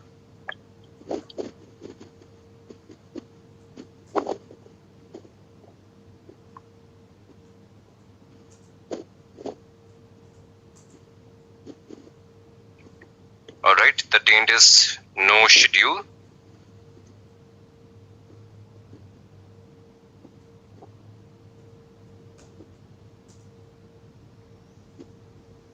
Zone is red.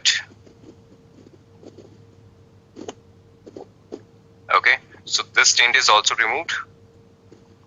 Again, I have to remove some of the pods. kubectl, delete.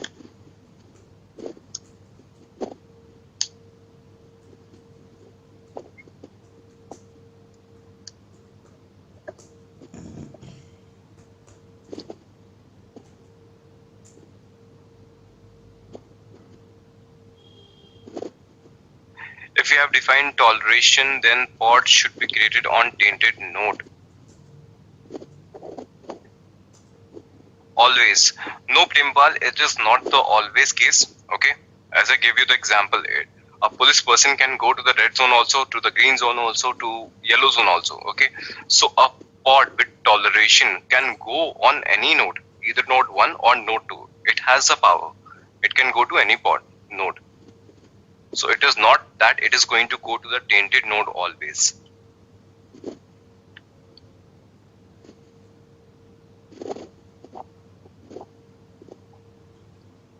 Adjudicator guest, you are asking when do we mark node as tainted?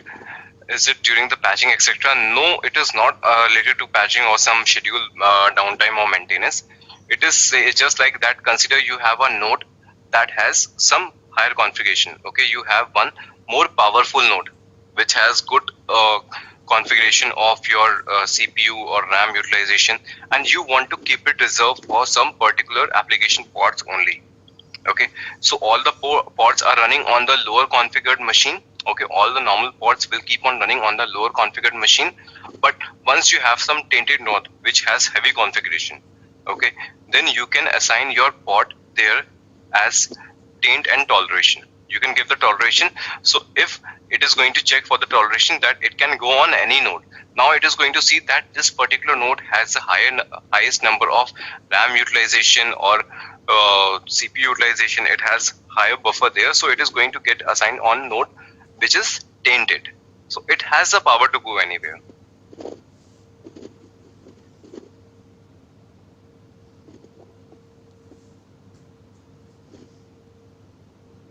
Primpal, VBNet is running as a daemon set. Okay, daemon set decides that one pod should be assigned to every node if it is not tainted. Okay, so when we created a daemon set, your master node was tainted. That is why it didn't create any pod on master node, but created on node 1, node 2. But once you create the daemon set with the toleration, if you have created a daemon set with a toleration, it is going to place one pod on every node, also on the master as well.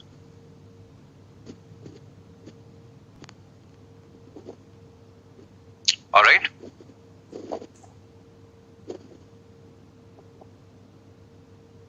Now let me show you the next topic with which I was trying to create the pods.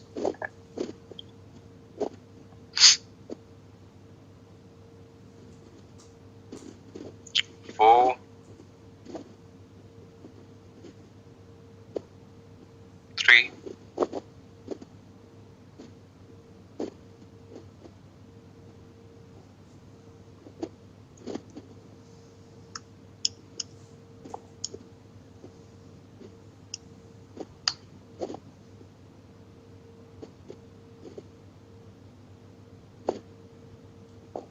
okay. Team, now you can see all the taints are removed, so there is no place of toleration. You can see some of the pods are assigned on node 1, some of the pods are assigned to node 2. Okay, you can see that. Now, next topic I want to cover is your training and unquartering. Sumit, you're asking, can we taint any node on the fly? Say if the pods are getting created on particular node, is it possible to taint a node? Sumit, you have to pay attention. Okay, that is already covered. Okay, so team, please try to pay attention. All right, I have already answered this question. If you're talking about taints and toleration, it is also, sorry, okay, my bad. Sorry, Sumit, my bad. I covered the topic from the affinity where you do the required and preferred. My bad. So you taint a node beforehand. Okay, so it is also done with preferred during scheduling and ignored during execution. That is the basic nature of Kubernetes. Okay, that is the basic nature of Kubernetes. So if you have tainted a node when a pod is already getting created, and if you have given no schedule, okay, you have to make sure that you have given no schedule. If you have given no schedule and you have tainted a node when a pod is getting created, then it is going to live there. Okay, it is not going to leave it. It is going to get created even if you are tainting the node at the same time. If you have given the no schedule, but if you have given the no execute and a pod is getting created, it will get terminated and it will get created on some other node. You have already seen all the already running pods were also removed when you give the no schedule. Okay, Sumit, I hope I answered you. Sorry, my bad. I thought I already answered that.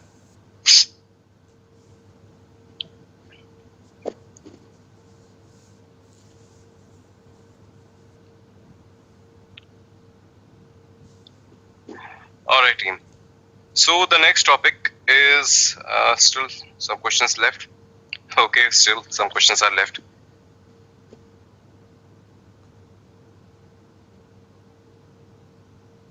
Shiju, are you talking about this one?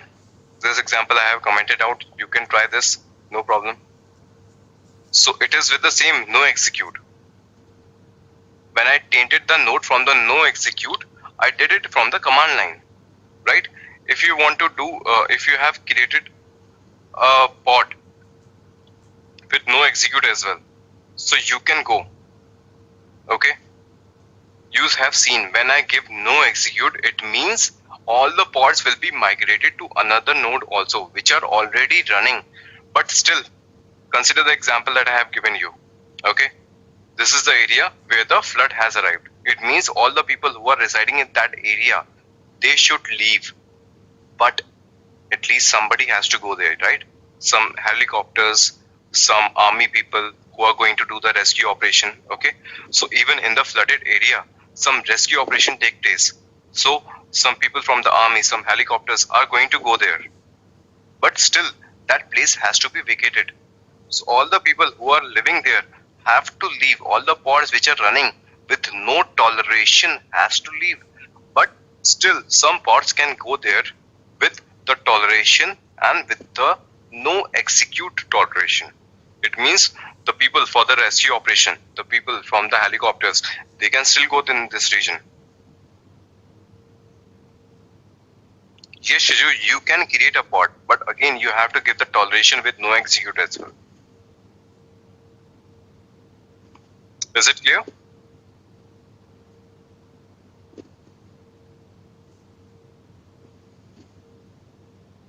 That is the concept of taints and toleration. So if you have taint, you can give the toleration always, whether it is no execute or whether it is no schedule. What happens to the normal pod? That is the difference with no schedule and no execute.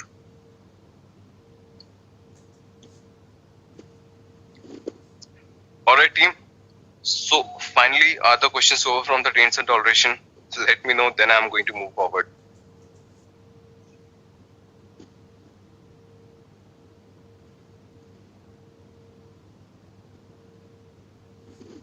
Finally, all the questions are over from taints and toleration.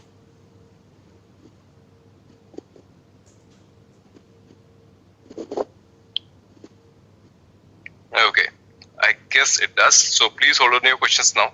Next topic that I want to cover is drain and uncordon.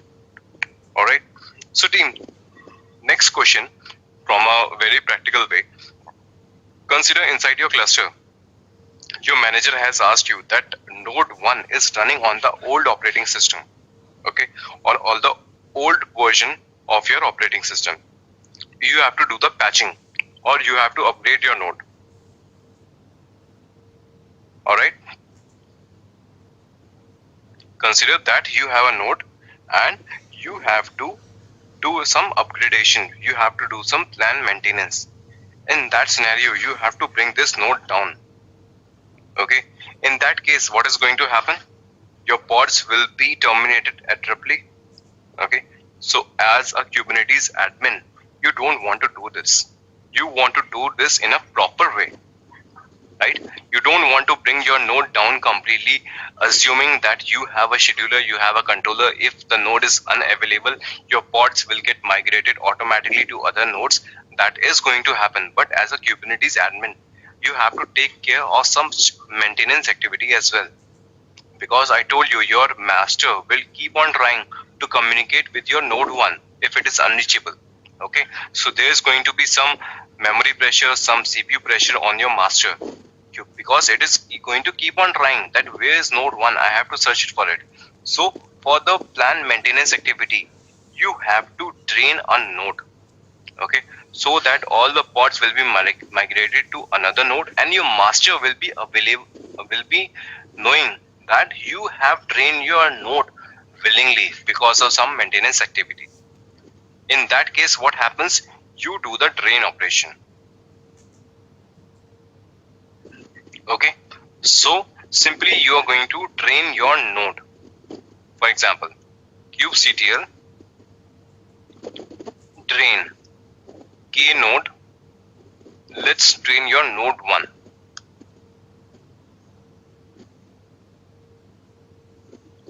What happened? There are some pending nodes to be drained, unable to drain this node. Replica set, replica controller, force. Okay, let's try force command.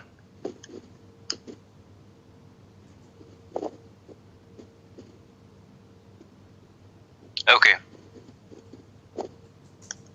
When you drain the node, you get the message that node 1 is already cordon. Okay, it means your node has been drained.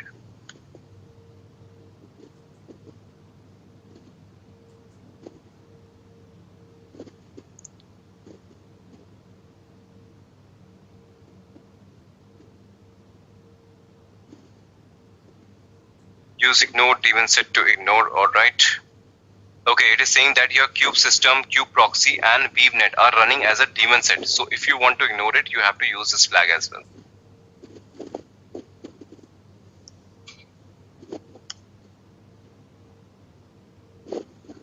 Okay, so you have daemon set, that is why it is asking you to ignore the daemon set as well. Now you can see it is evicting pod 1, pod 4 and pod 3 because these were the 3 pods that were running on your node 1.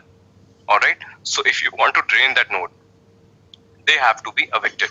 So you can see your 4 pods are evicted. kubectl get pods.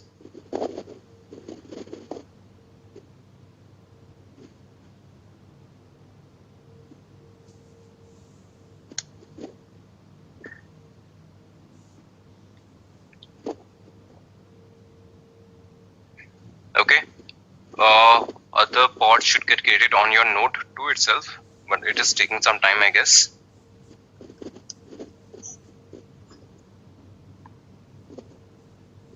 Okay, you can see that your node 1 is ready, but scheduling is disabled.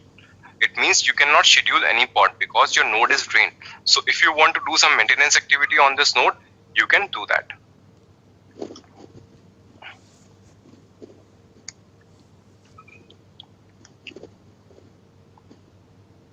Okay, my bad. So team, if you create a deployment, alright, if you create a deployment, then it is going to migrate your pod. If you are creating a simple pod, it is not going to migrate. It is simply going to evict them. Okay, that is why you see that those pods are evicted simply. Alright, they are not coming online because you created a single pod. If you have some pods running as a deployment, then they are going to get migrated to your node 2, otherwise they won't. Alright, and similarly you have 2 options here. First is your drain,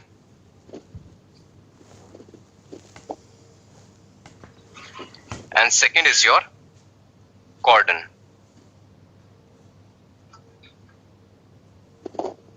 Okay, so it is similar to your no schedule and no execute.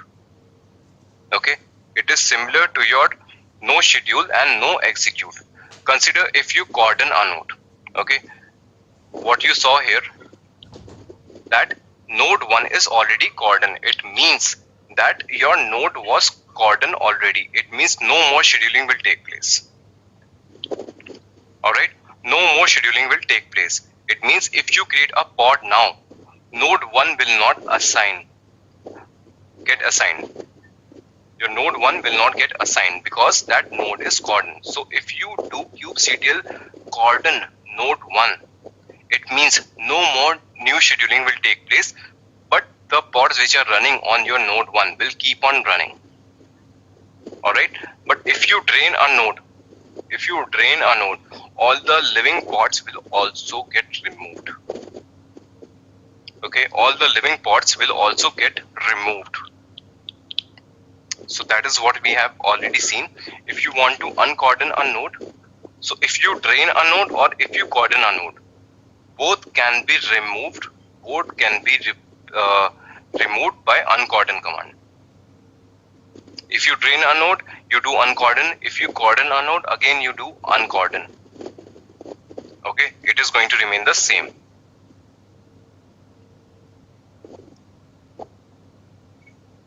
kubectl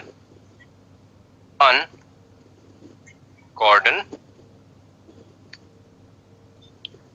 k node 1. kubectl get nodes. Okay, now you can see your node 1 is ready. Earlier it was ready, but scheduling was disabled. But now your node 1 is ready. Now if you are going to create some pod, it will get created on your node 1. But if you want to train a node, you have to make sure that all the pods which are running on that node 1 should be running as a deployment or something. Otherwise it will be removed.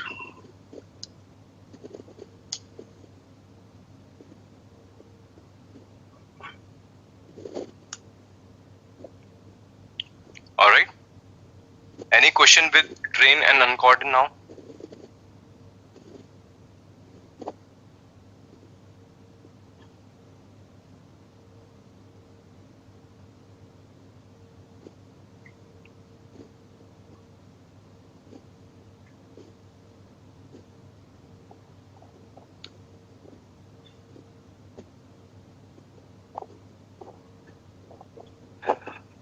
Gaurav, you are asking, do we need to set up a CNI again for drain node as bsnet has been evicted.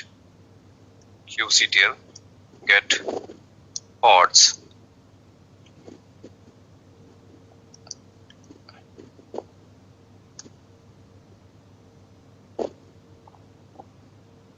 Gaurav, here is your answer.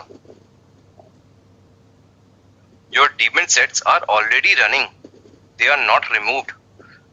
If you remember when we did the draining node, okay, I asked to ignore the daemon set. It means ignoring the daemon set, that daemon set will keep on living on that node. No more scheduling will take place, but it will keep on running. You can see all the pods were evicted, but daemon set were not evicted because it ignored them.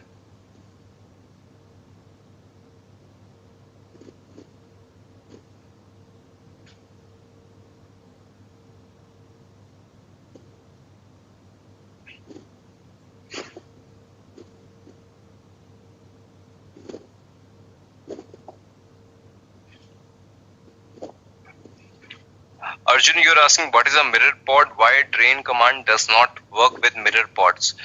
Arjun, mirror pods are simply your static pods. Okay. Mirror pods are your static pods. So if your pod is running and being managed by your kubelet only, so definitely your kubelet, your API server has no control over it.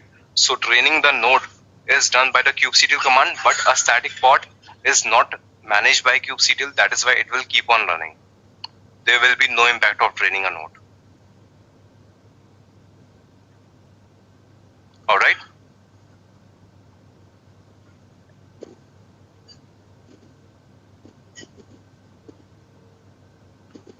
Team, any other question from drain and uncordon?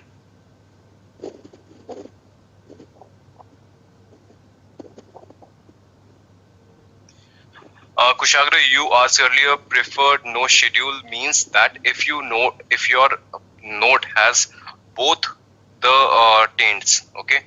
If your node has no schedule taint as well and it has no execute taint as well, so it is going to prefer first no schedule taint.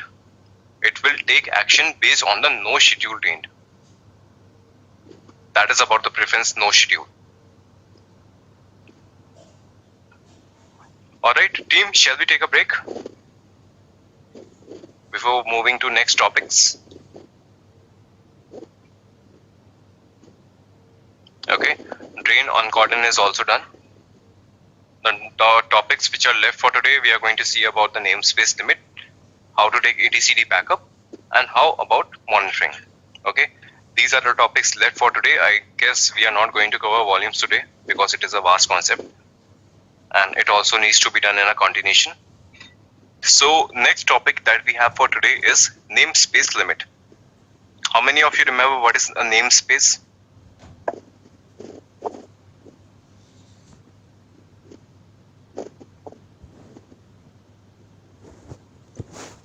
Team, how many of you remember what is a namespace?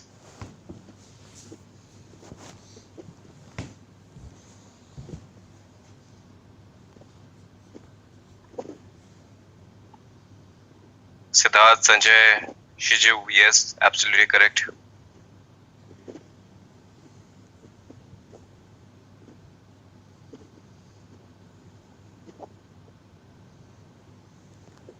Yes, Arjun, these are the namespaces, right?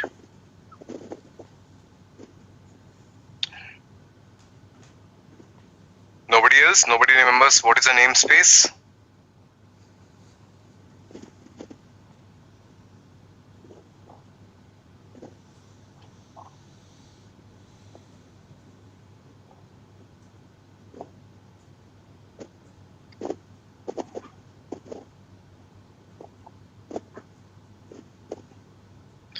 Okay team, so as we have already discussed in earlier classes that a namespace is a logical division of your groups. Alright, consider this is your cluster. Alright, inside your cluster you have multiple namespaces.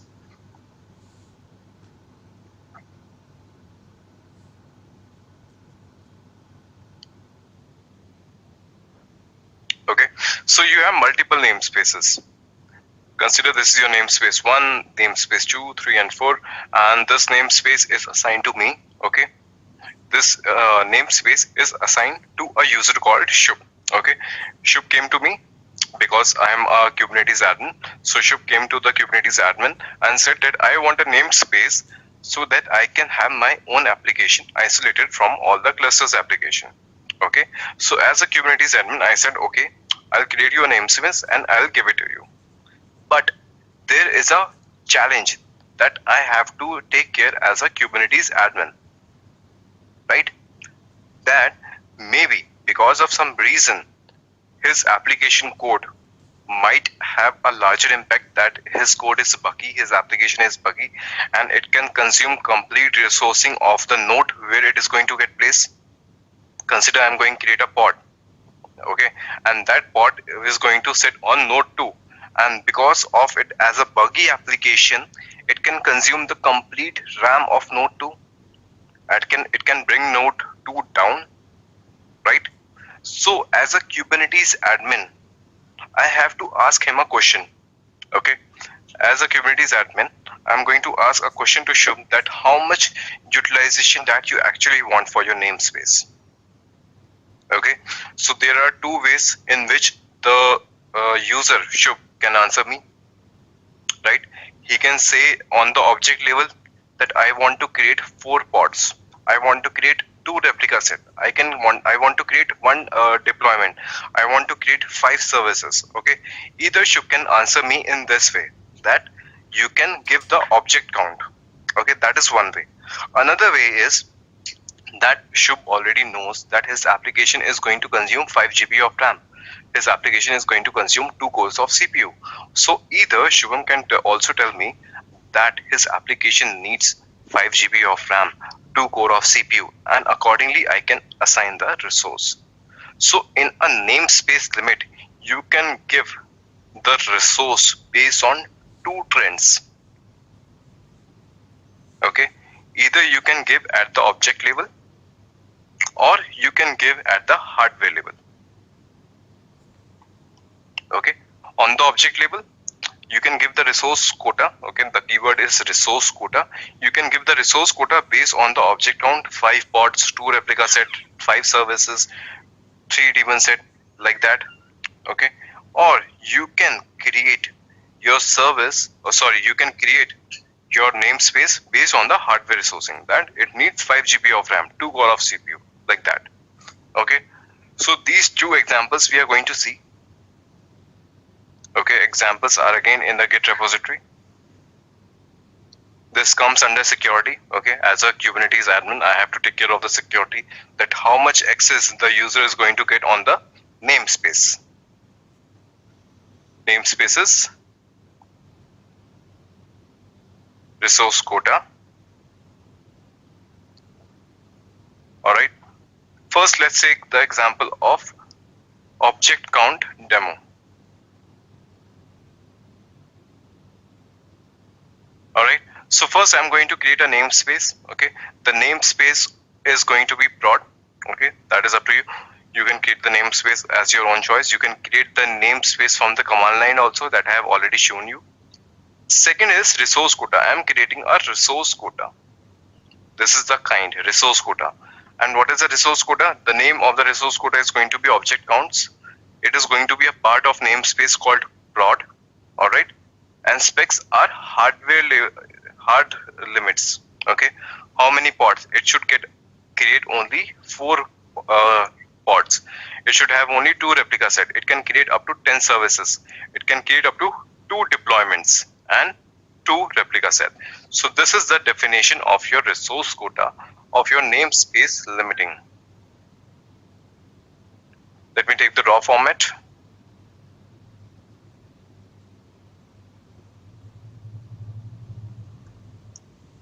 kubectl create -f this.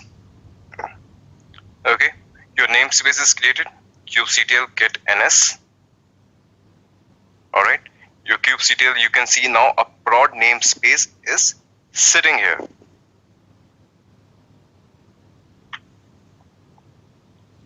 All right, resource quota. kubectl get resource quota. Okay, if I'm going to give this much, it is going to give me from the default namespace. So team, I'll suggest you one habit. Okay, I'll suggest you one habit. Whenever you give the commands for a particular namespace, always give it beforehand. Okay, in the examination also it is important to remember, because sometimes you miss the putting the namespace, and because of which you get a different output and you lose your marks in the exam. Okay, so always make it a habit to give the namespace before any command, right after the kubectl -n and give the namespace, so that you don't forget about it, because this is a common mistake in the examination. You are asked to give some output, you give the output from the default namespace and you don't give the -n flag. So always put it right after your kubectl command.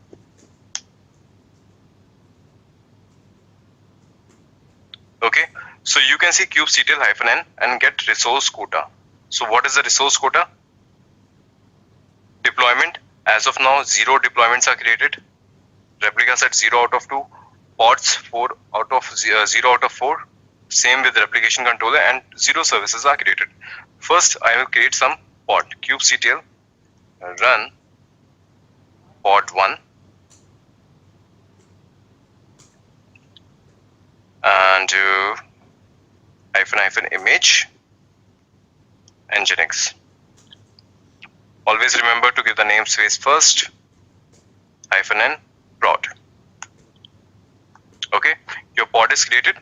Let's check the resource quota. Now resource quota is consume 1/4. Let me create another pod.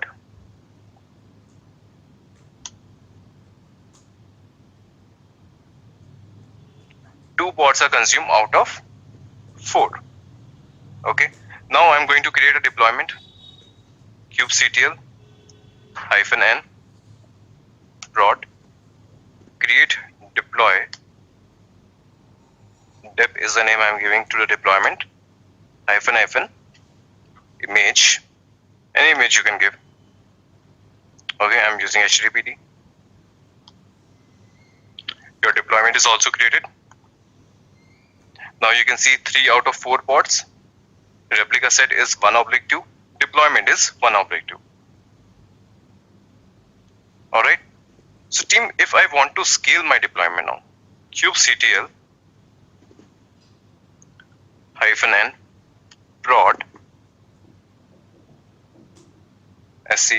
scale deploy depth equals to replicas. Consider I want 3 replicas. Okay, team, you can see that I already have a deployment. Okay, I'm going to scale it. My pods limits is 3/4. Okay, and I'm creating 3 replicas. One is already there. It is supposed to create 2 more replicas, but it is going to exceed my limit. So team, will this command work?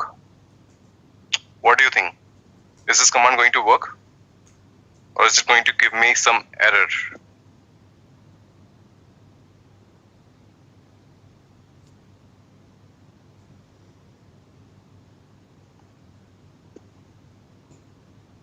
Okay, error warning. All right. Ajirika guess, Mosomi, Shiju, Sanjay.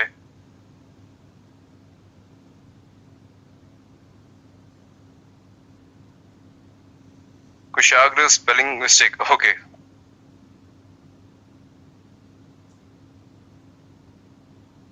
Okay, Kushagra, now you can tell me. Arjun, you can too.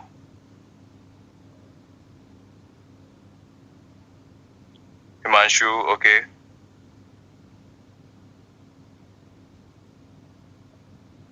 All right, Arjun, got it.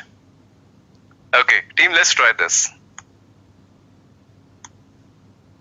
Oh, it scaled. It scaled.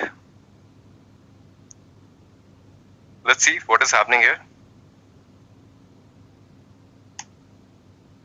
You can see still your pods are 4/4. All right. So how it got scaled to 3? kubectl -n prod and get deployment. Team, what can you see? Your deployment ready status is 2 by 3. Okay, your deployment ready status is 2 by 3. Up to date are 2 and available are also 2. You asked for 3 replicas, but it created only 2. It will wait if I remove any of the pod. Okay, if I remove any other pod, it is going to get 3 by 3. Okay, so it is going to be in the waiting state. If the limit is reached, it is going to show you 2 by 3. But once you have the available limit, it is going to create the third one at that time. Okay, so team, this is the example for your object count limits. Okay, now let's see another example where we have hardware level resourcing.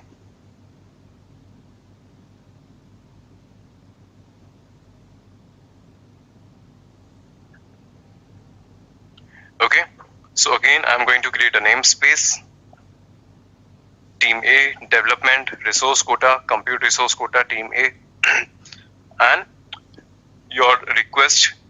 This is the minimum request you are going to have. You are going to have a pods with this request. You can have the maximum request of 1 core CPU and maximum request of 1 GB. Okay, it means whenever you create a pod with request and limit, your request cannot exceed for 1 core of CPU. So whenever you create a pod, you can give the request less than 1 CPU. You cannot give request as 2 CPU. Okay, similarly, you have limits for CPU and limits for memory.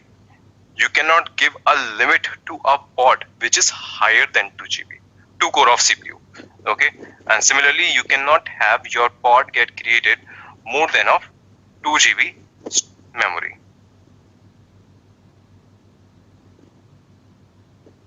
All right. Can we combine object and resource based quota? Yes, Kushagra, definitely you can do that. Okay, there are 2 types you can use. So all the things that we are studying independently. Okay, we studied about the props as well. I told you liveliness prop and readiness prop. I showed you differently, but you can use it collectively. Same with the resource quota. You can use them collectively and you can use it independently. Okay, so team, I have shown you the object level. All right, and this is your resource level. I want you to practice on this one. Okay, there is no difference. Everything is going to be same. You already know how to put limits. You already know how to put requests to your pod. All right, we have already covered that part. Resource quota I have shown you from the object count. So this is the part I want you to try at your own. If you face any challenge, do let me know. I'll discuss that again in class, but try it from your end once. Shishu, this is your hardware level resourcing. Okay, this is your hardware level resourcing. It means that I am putting the limits on your hardware, that is your CPU cores and your memory utilization. I am putting the limits here. And what are the limits I am putting? I am putting the limits for the request also. Okay, so whenever you create a pod with a request and limit, okay, request is the minimum part and limit is the maximum part. Whenever you define a pod, so I am putting limits on that also. It means if I want to create a pod inside this namespace, I cannot give the request for CPU core more than 1 core of CPU. Whenever I'm going to create a pod, the request for CPU should be less than 1 core. And the maximum limit of the pod CPU utilization should be less than 2 core of CPU. Okay. Similarly, if I'm creating the pod and I'm putting the request for memory, I cannot give the request for memory for 1.5 GB or 2 GB because the limit is set to 1. So the request, the minimum RAM utilization you can assign to a pod in this namespace is less than 1 GB. And what is the maximum number of RAM utilization that any pod in that namespace can consume is less than 2 GB. Okay, so Shiju, this is your hardware level resourcing. All right. So team, any question with namespace limits? Is it clear to all of you?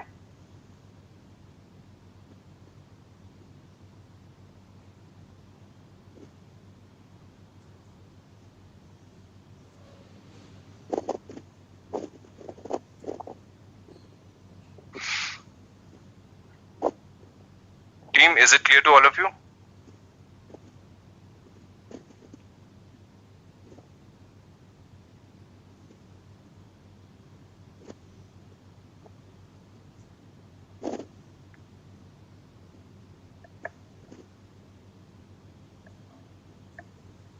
All right. Okay, next question. So team, I told you this part comes in your examination as well. It is important for you in the real time scenario as well. Okay, you have a master component called etcd. Okay, there is a component called etcd, and you know it stored the complete details about your cluster.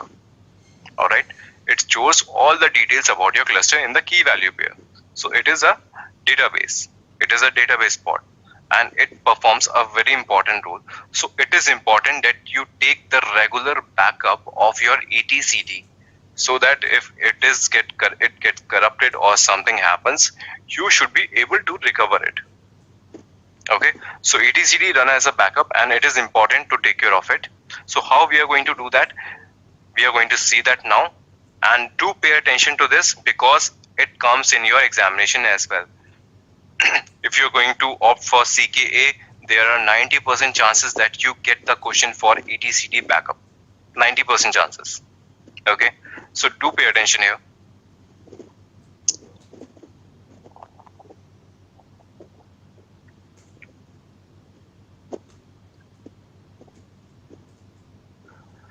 First of all, you already know that your etcd runs as a static pod, right? So team, at what location I can find the definition of this? If etcd is running at the static pod, what would be the location to find it YAML? Question for all of you.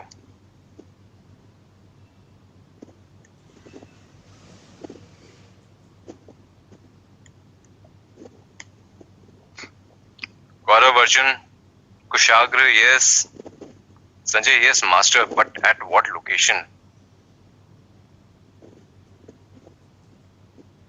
Yes, Kushagra, you're right. Shiju, yes, static pod, your etcd runs as a static pod. If you remember the naming convention, first the name of the component and then the node name. That was the naming convention of any static pod. Shiju, it has suffix. Okay. Ankur, Edurika guest, Abhinav, yes, you all gave the right answers. All right. So team, let's go there. etcd, etc, Kubernetes, manifest. Okay. So you can see you have a etcd YAML here.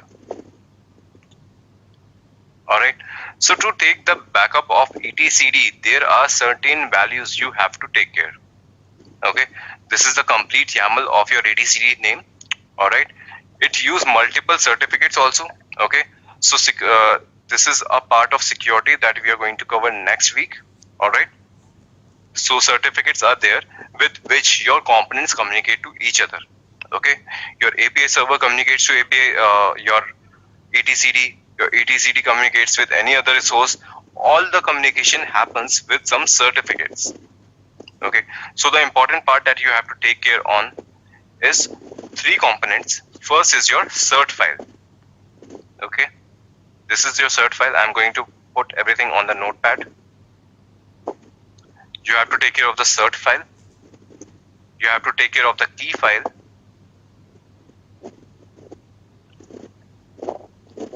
And trusted CA. You should have these 3 files with you so that you can take the backup of etcd. Alright, and your etcd by default listens to the port number 2379. Okay, this is the default port for the etcd, and this is the IP address of your master node. Alright, and to take the backup of etcd, you should have the utility called etcd-ctl. Okay, you should have the access to etcd-ctl. Whenever you work with kubectl, it is similar utility that etcd-ctl. By default with Kubernetes, you get the version 2 of your etcd-ctl. But to take the backup, you have to have the version 3 for that. Okay, during the examination, you don't have to worry about it. On the machine you will be giving your exam, they will have etcd version 3 with you to take the backup. Alright, but in our case, we have to have the etcd-ctl version 3 also. So on this repository, you have to go to components, you have to go to etcd. Alright, you have to install etcd-ctl version 3.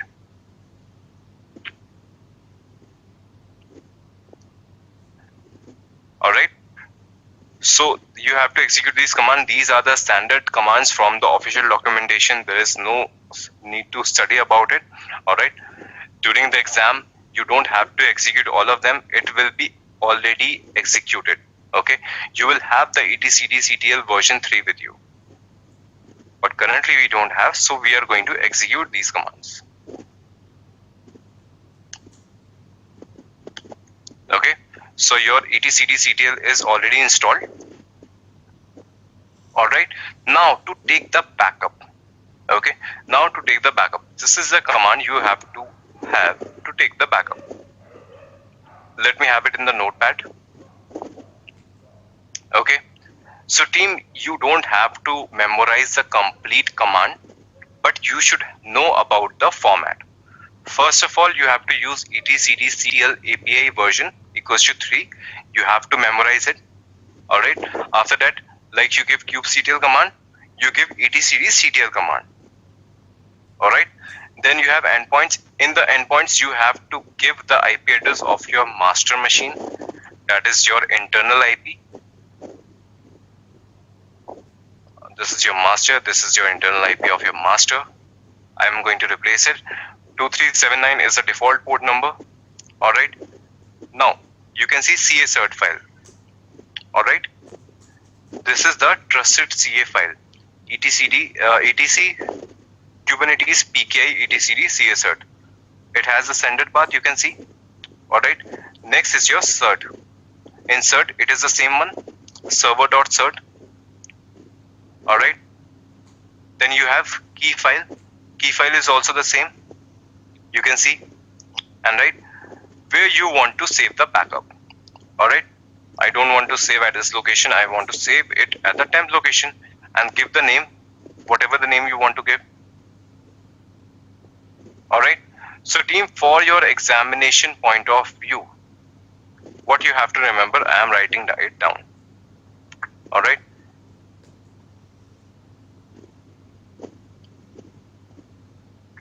you don't have to memorize the key path. Alright, you don't have to memorize the cert path. You don't have to memorize the CA cert path. You don't have to remember even the IP address. Okay, and this is just a path. Also, you don't have to memorize the path as well, that will be provided to you during the examination. Consider you are in the examination and they asked you to take the backup of your etcd component. Okay, so you have to remember this format. They are going to ask you, you have to take the backup of your etcd. Okay, and they will give you in the question that this is the endpoint, this is the CA cert file. They will give you the cert file also, they will give you the key file also. Okay, they will give you all the details, that what are the endpoints, what is the CA cert, what is the cert, and what is the key file. They will give you all the details, but you have to remember this format, how you are going to take the backup. etcd-ctl API version equals to 3. Then like kubectl, you have to use etcd-ctl. then endpoint, CA cert and key, and then snapshot save, and they will give you the location as well, that where you have to save the backup. Okay, so this is what you have to remember, and then they will give you all the values. And with this, I'm going to take the backup now.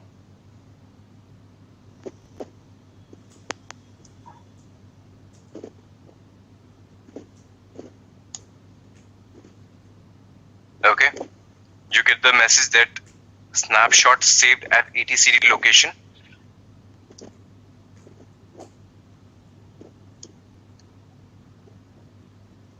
This is your backup file. So you have already taken the backup of your etcd CTL. Okay, so if you want to know how to restore the backup, that is not never asked in the examination. Still, if you want to study about it, you can do that. All right, all the etcd operations are here. All right, how to get your pods, how to get the format, all right, how to restore the backup. It is never asked in the examination. All right, still, if you want to know more about your etcd utility, you can study it from here.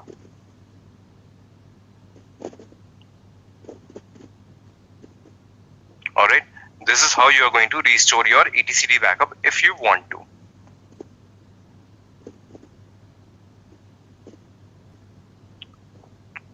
All right, team, any other question? Any doubt in etcd CTL? How it is going to come in your examination, how it is going to help you?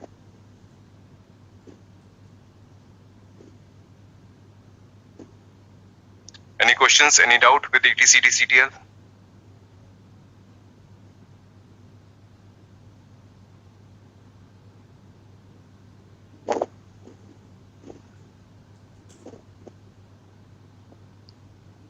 Kushagra 2380 port is not being used. I don't remember any component is using that port right now.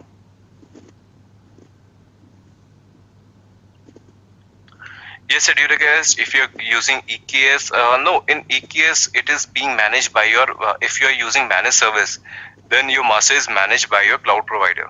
So in that case, you don't need to take the backup of etcd. Ashok, you're asking why we need to install etcd CTL. If you want to take the backup of etcd, you have to have the etcd CTL utility. Without this utility, you cannot take the backup of etcd. So if we make an error during taking a backup, is there a way to recover? Arjun, I already told you, if you want to recover the backup of etcd, this is how you are going to restore it from the backup.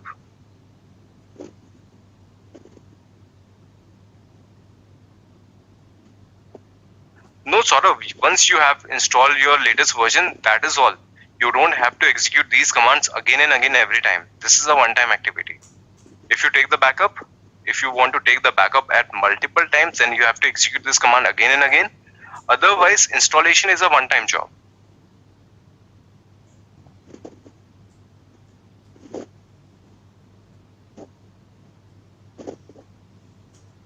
Okay, Kushagra, as I said, I don't remember if it is being used anywhere. Maybe it is getting used.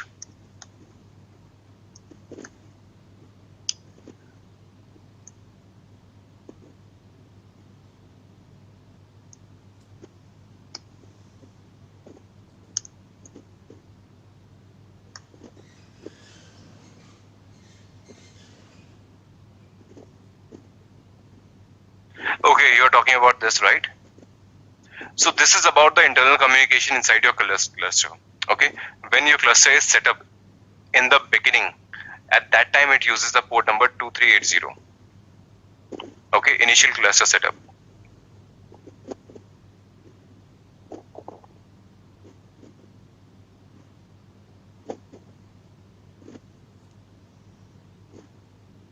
Gaurav, can we restore the backup of etcd from one master to another? Yes, Gaurav, definitely you can do that.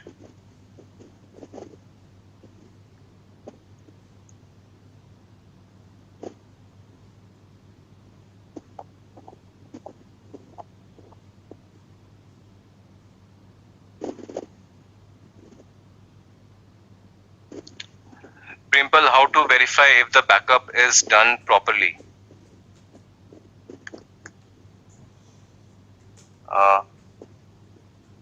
Just a minute. Brimple, whenever you take the backup, you get a proper message that snapshot is saved here.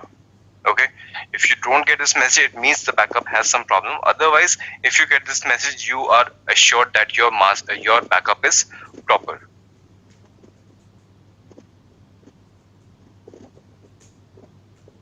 No, while taking the backup, if we make mistakes, say with cert, can we have to run recovery operation?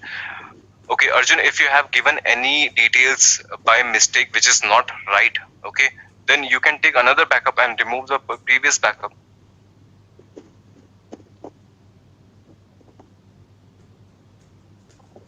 If you give any details that is incorrect, then your backup is corrupted. It won't restore it properly. Okay, so you have to make sure that you provide all the details properly, then only that backup will be proper and it will be restored. If you give any details wrong, then your backup gets corrupted and you won't be able to restore it properly.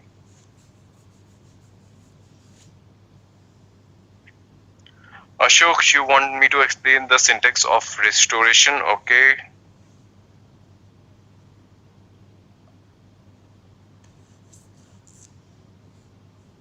So Ashok, this is the syntax, alright. First, again, you have to give the the version number, then etcd-ctl command. Then you have to use a keyword called snapshot restore. If you want to do the restoration, you have to give the restore keyword. Then you have to give the location of your backup. Alright. Another keyword is initial cluster. You have to etcd restore. This is the IP of your master component. Master node, okay. This IP is going to be a master internal IP, and then you have to use a port number 2080. Okay, so as I told you in the manifest file, 2380 is the port number that is used during the initialization. So if you are initializing your etcd again, if you are restoring, it means you are initializing it again. Alright, and then initial advertised peer URL is again going to be same, your internal IP and the port number 2380, and then name etcd restored if where you want to store your etcd backup. Alright, this is about your syntax of restoring your backup.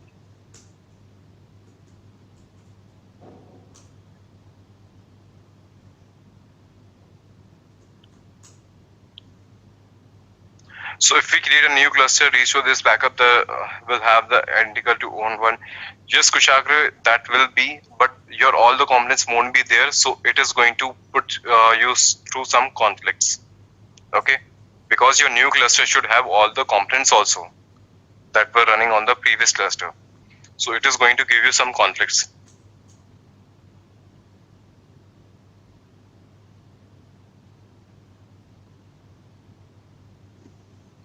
Kushagra, for etcd backup, this is the only option you have. Okay.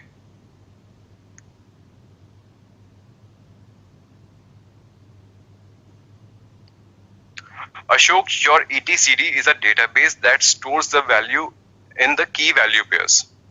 Okay, so it takes the backup of that part. Your database has some key value pairs, it has a table structure. That table backup is taken in your etcd-ctl. Team, you don't have to drill down it that much, okay? You don't have to drill it down to that level.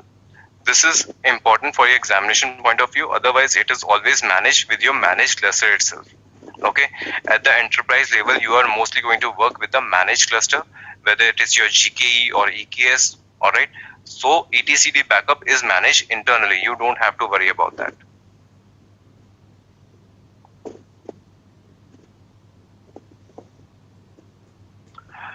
Satish, if you want to take the backup of another's cluster etcd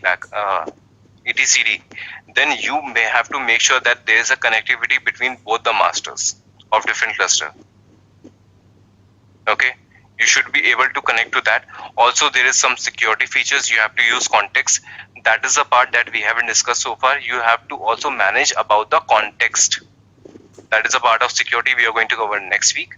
All right. So if you want to connect to another cluster from your machine, you have to make sure that your contexts are in place.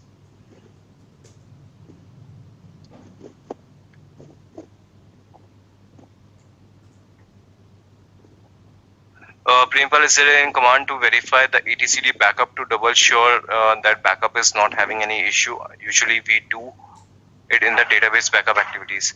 Prempal, there is a command, but currently that is missing with me. Okay, there is a command. All right, I'll provide you that command tomorrow. Okay, do remind me tomorrow. I'll definitely share the command with which you can have the check of the backup.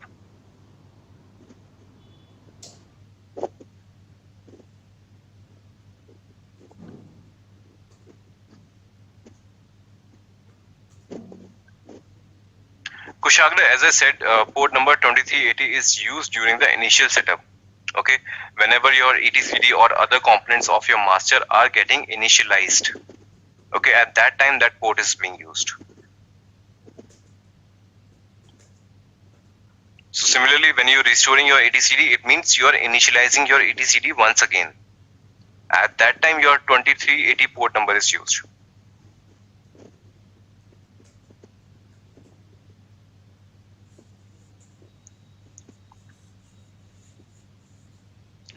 Okay. So team, this is all about your etcd. Okay. This is all about your etcd. If there are no more questions, we are going to move to the next part. That is another interesting part, you can say. All right. Namespace limit is completed. etcd backup is completed. Last part for today is your monitoring. Okay. We are going to see how you're going to monitor your components in your Kubernetes. All right. So team, if I talk about on a general level, okay, you have a Linux environment. If you want to see the real-time consumption of your resources, what are the commands that you use? On a Linux box, if you want to see the utilization, current utilization, what are the normal commands that you use actually? Kushagra, yes, got it. Akhil, correct. Rahul, Arjun, Kushagra, okay, got it. All right. So team, the basic command that I'm getting from all of you is the top command, right? If you want to check the real-time utilization. Okay. So can we use kubectl top command? Kubectl top nodes. Okay. It says some error, metrics API not available, format to get metrics, it is not available. Okay, so it is giving you some metrics is missing. Okay, so what is it? So team, earlier, in earlier days, when you used to use Kubernetes, Kubernetes used to come with a heapster. Okay, if anybody of you knows, earlier days, Kubernetes provided you heapster component so that you can have the real-time utilization of your resource. If heapster was there, you could have done kubectl top commands and you get the output.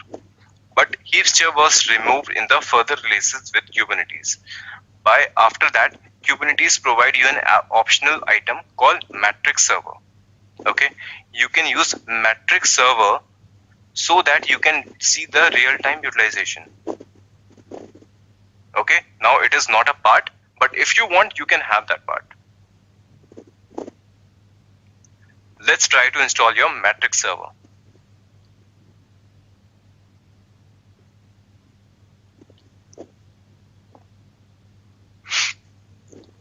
Okay, your main repository, it is a part of your monitoring.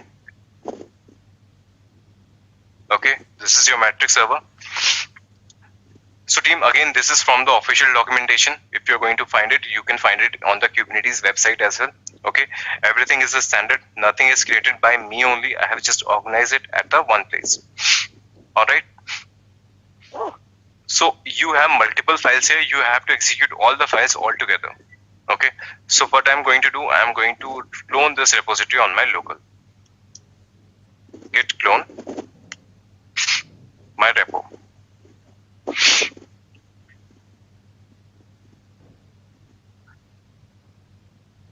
Okay, it is cloned.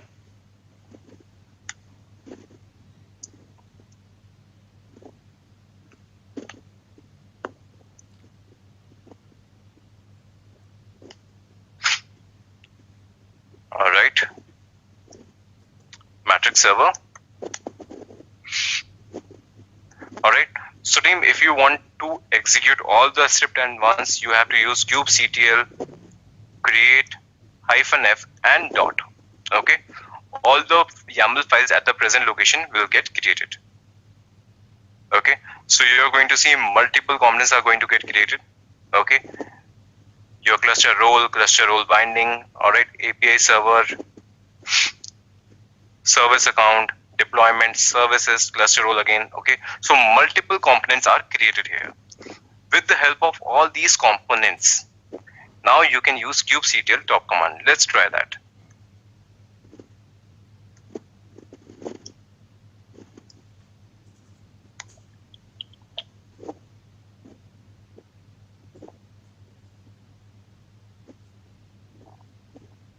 Okay, it takes some time. Okay, matrix server takes some time because you already know whenever you create some pods, it takes some time. Matrix not available yet. You have to wait for some time.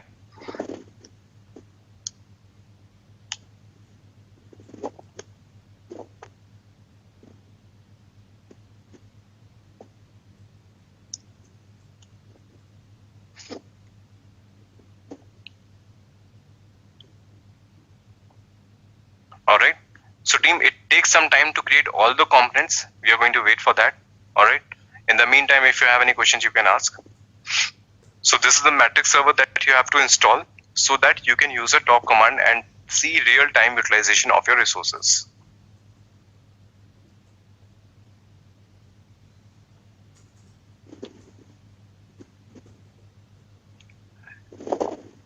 Kushagra, yes, you can namespace it depends, okay. If you want to namespace a matrix server, there are multiple components that cannot be namespace. Okay, you can see multiple components are here. If you talk about deployment, you can namespace it. If you want to have services, you can namespace it. Okay, but you don't know about service account as of now. You don't know about the cluster role binding. These are the things that are at the cluster level. These cannot be namespace. Okay, so it depends like that.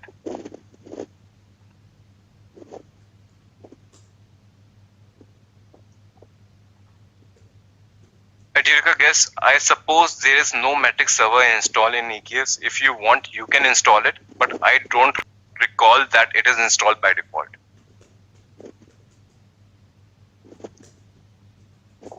Yes, Mosami, if you want, you can have it on the managed cluster as well. So team, now you can see that your matrix server is installed. You can see the real-time utilization of your nodes.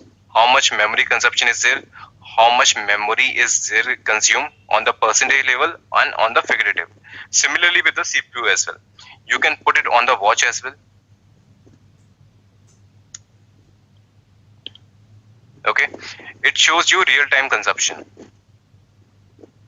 Similarly, if you want to do with the pods, you can do that with the pods as well. Okay, real-time consumption. How many pods are consuming what resourcing? Okay, so this is about your real-time consumption with your matrix server. Okay, so that's all about it. After that, this is a very basic level of monitoring. Okay, at the enterprise level, you cannot depend on the top command simply. You need something more than that. Okay, for the same purpose, Prometheus is the tool that came into picture to provide you monitoring. Okay, on the GUI base, on the dashboard base, Prometheus came into picture to give you a good level of monitoring. Okay, now we are going to set up your Prometheus.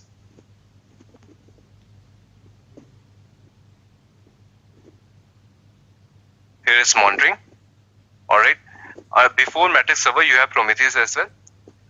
All right. And there is a file called Prometheus.yaml. Okay. It also contains so many items. Okay. So this is going to get created inside a namespace. First, you're going to create a namespace. ConfigMap, you don't know as of now. All right. A lot many things are there. You create also cluster role that you're not aware of right now. Cluster role binding. Deployment you are going to create. You know about that. What is a deployment? You're going to create some services. All these components are going to get created if you want to work with Prometheus. All right, let's create it.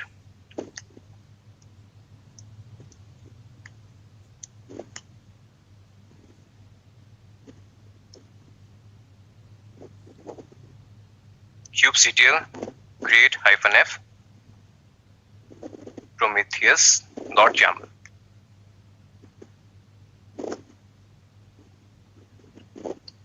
Okay, so now team, you can see that your service Prometheus is already created under the namespace of monitoring. All right, so I have to do kubectl get svc -n monitoring. Okay, you can see Prometheus service is created as a node port. It means that I can use this port number on the web browser with any of the IP. I'll take the external IP of my master. I'll paste it here. I'll use a port number.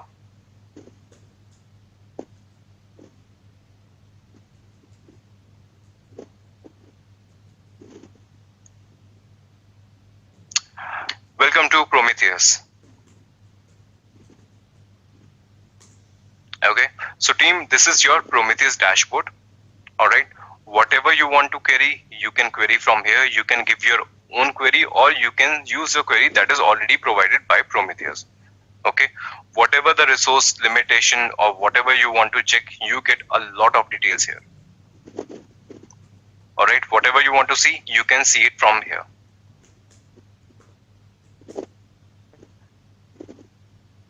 For example, if you want to see anything related to your pods, you have pod commands here. Okay, this command will be provided here. You do the execute. This is your console output. If you want to see the graph output, you can see the graph output as well. All right, you can reduce the duration. You can provide the timeline, and your graph will be available to you for a lot of components, whatever you want to have it. Okay, kubectl node names.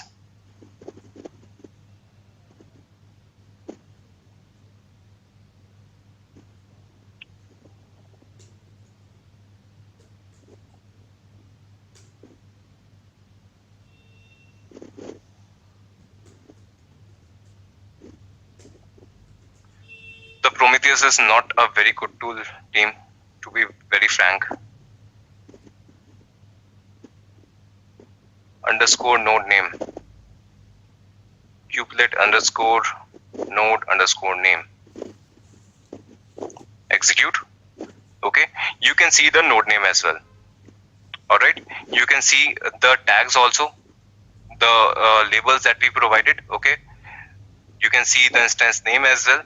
All right, this is your master component, this is your worker node 1. All right, so all the output, all the type of monitoring, you can do it from the Prometheus as well. Okay, so this is a Prometheus. It reads all the details about your Kubernetes components. All right, you can see all the graphs, total request,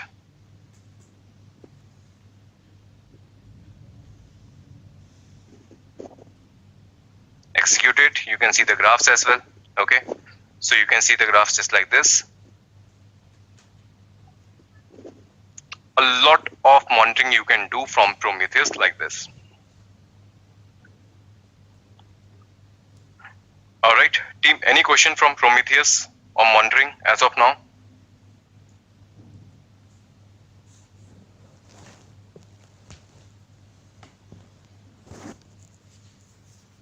Primpal, there is no way to take the cluster level backup. Okay, cluster is a combination of your virtual machines from the cloud provider. If you want to take that, it cannot be done by Kubernetes. You have to use some backup utility from your cloud provider.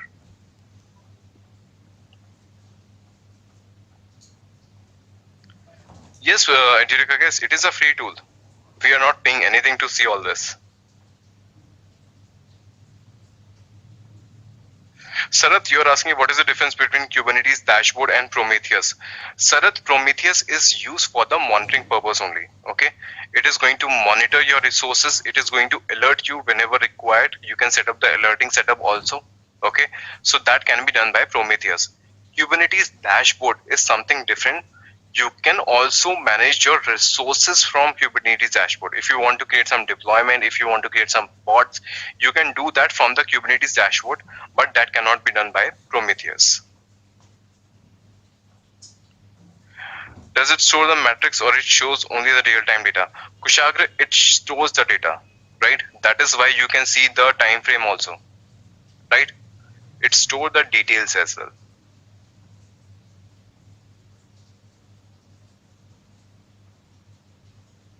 Gaurav, monitoring part is not for your examination point of view. Okay, during exam you don't get any question related to your Prometheus. Okay, they already provide you metric server install. They can ask you about the resource utilization of any component in the real time. You can do that with kubectl top command, but they are not going to post any question related to Prometheus or something like that.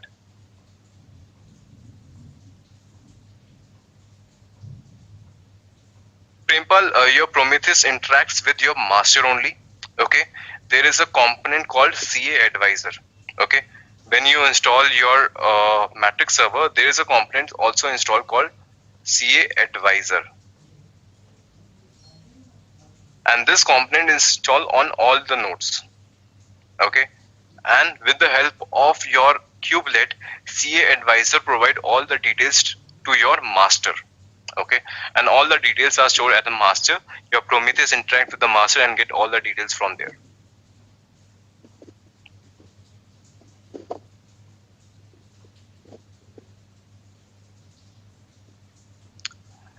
Sanjay, it is not a manual monitoring. You have to set it up once. All right. After that, you can set up the alerting as well. That if any certain threshold is reached, then you have to alert. All right. It is all about that. You can set up your monitoring once and then it is going to monitor automatically. Edutica, guess what do you mean by custom metrics? It is a metric server that is going to do the monitoring. What do you want to customize it? You can customize the monitoring from the dashboard from Prometheus if any changes you want. It have all the things that you want to monitor.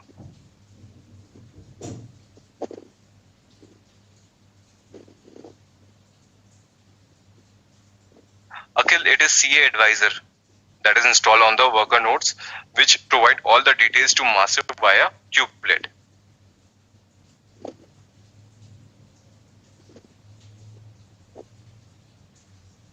Okay, so Team Prometheus is your monitoring tool, but you can see that graphs are not very proper to see. They are not very delight to the eyes. Okay, so in that case, we use Grafana as well. Okay, so what is Grafana? Grafana is a visualization tool. Grafana is not a monitoring tool. Grafana is a visualization tool.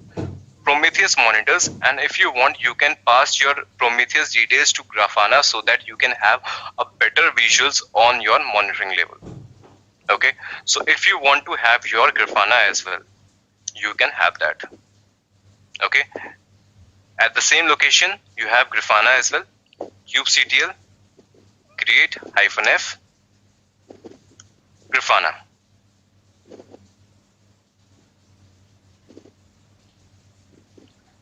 Okay, you can see your Grafana service is also created.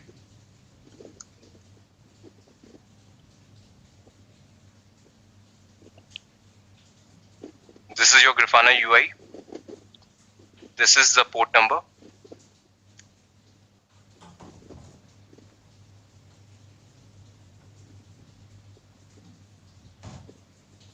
Let me have the IP.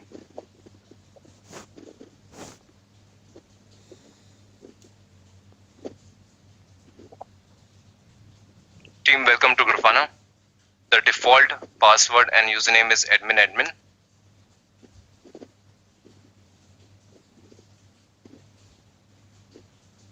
Then you can change the password.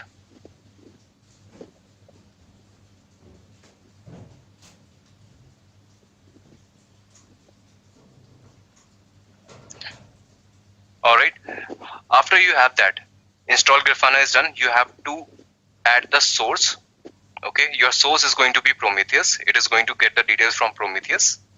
And you have to provide the URL of your Prometheus dashboard. I'm going to pick it up from here and paste it here. Alright, that's all. You don't have to change anything. Save and data source is working fine. You get this message. After that, you have to click on the dashboard. Alright, now you can see this step is also done. You can create the dashboard. You can add a query, whatever you want to monitor. Okay, all the commands that you can take it from here itself. Take your Prometheus command, paste it here, and enter. Now you can see the output here. Alright, you can reduce the time interval.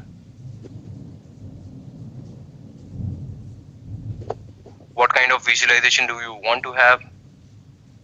And it provides you a lot of settings. Okay, you want to create alerting, you can create the alerting based on your thresholds.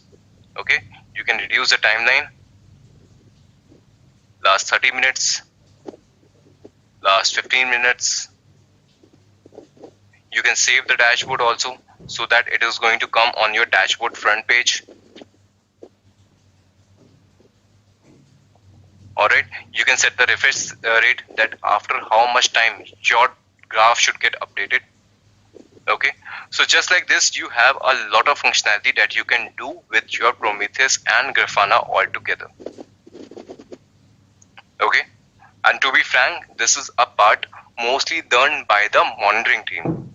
Okay, as a Kubernetes admin, you are going to set up Prometheus, you are going to set up your Grafana, then the monitoring threshold are set by your monitoring team in your organization. Okay, Prometheus Grafana is not going to help you anywhere in the examination.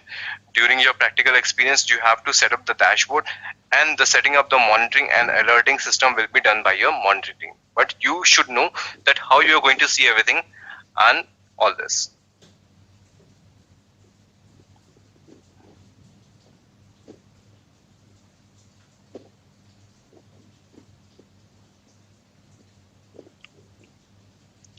Ashok, there are plenty of monitoring tools. Okay, you have Datadog, you have Logic Monitor, you have Nagios. Okay, so it is completely your call what monitoring tool that you want to use. But Prometheus and Grafana are the most widely used if you are dealing with Kubernetes only.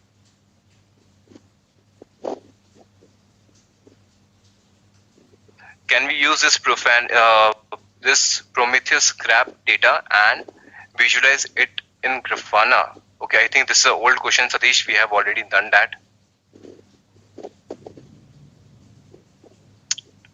Oh yeah, all of the questions are old. I think I missed it earlier.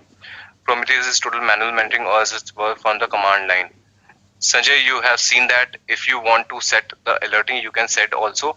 Otherwise, if you want to see the manual monitoring, you can also do that with the Prometheus. And if you want to set the threshold, so that it can alert you automatically, you can do that also with Prometheus also.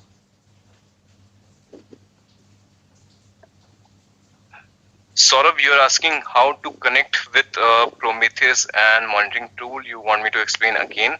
Okay, so you have to come to this repository, Educa Monitoring Prometheus. All right. First of all, you have to go to the metric server. You have to install all these files. Okay, all these components should get created. Metric server should be installed first. Then you have to go to Prometheus and you have to execute prometheus.camel. You have to execute these two steps to have your Prometheus dashboard. How we will start with Kubernetes dashboard?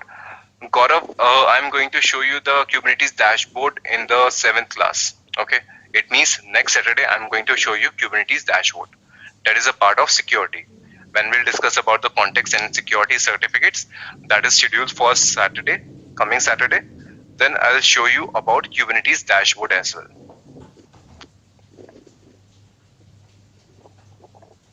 What is a good monitoring tool for K8s cluster? Gaurav, Prometheus and Grafana, as I told you, are the most widely used.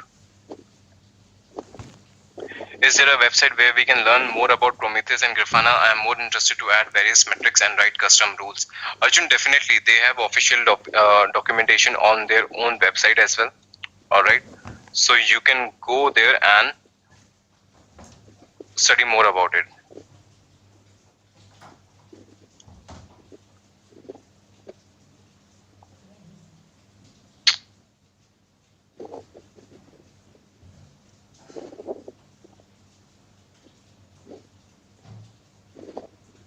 Okay, this is your Prometheus official website. You can get all the documentation here. And if you talk about Grafana,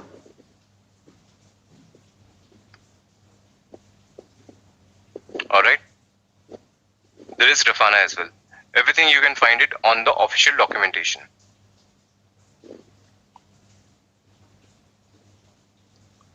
So that data is stored in the container itself or the volumes is mounted for it. Kushagra, all the data is stored with the volumes inside your pods. Okay, that is up to you if you want to create a volume or not. But whenever you create a container, there is a volume inside it. It is not defined properly, that is a different way. But whenever you have some container, you are going to store some data. So definitely some volumes are there. You're not defining them explicitly, that is your call.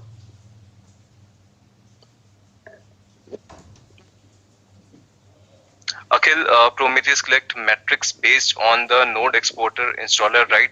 Yes, Akhil, you are correct. Edureka guess, yes, we can do that. If any node goes down, we can set up alerting for that as well. We can do that.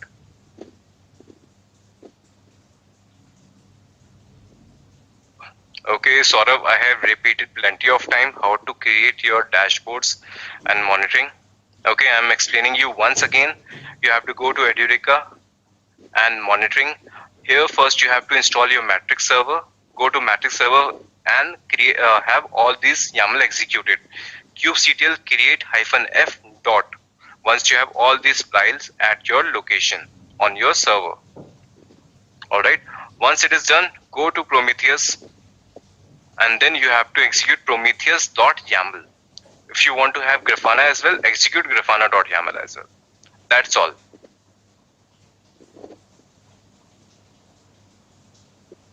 Can we also centralize containers and put logs in Grafana? Centralized container as in what, Arjun? I'm not sure what you're trying to convey. Centralized container?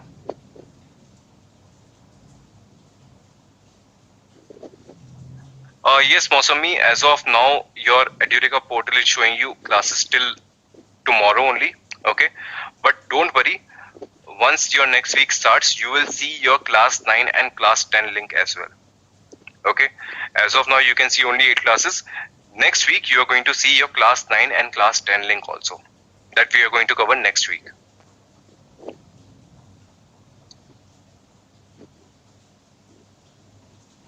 I meant to ask that matrix can be kept permanently by us or it get erased when the container pod series started. Kushagra, if you have used a explicitly defined volume, then it is going to store it. Otherwise, if your pod gets down or gets deleted or gets restarted, your logs will be gone. Your Prometheus and Grafana dashboard output will also be gone. Okay, so as of now, whatever that we have seen practically, it is going to remove it if your pod restart. If you want to store your data, you have to use volumes. We can have logs of all the pods and containers at one place in Grafana. Arjun, Grafana is a visualization tool. All the logs are getting stored in the Prometheus only, and it is just visualizing whatever is stored in Prometheus. Grafana doesn't store anything in itself. It is just a visualization tool. Prometheus is a monitoring tool.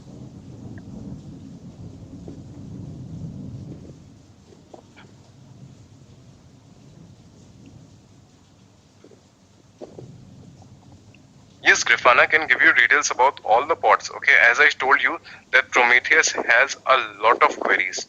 You can use any query and you can see the output there.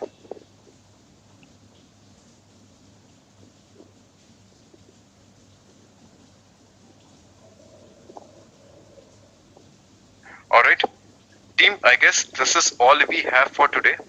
Okay, we have covered all the content that we were supposed to cover today. Tomorrow we are going to study about the volumes. All right, so team, how was the class for today? Did you understand the concepts?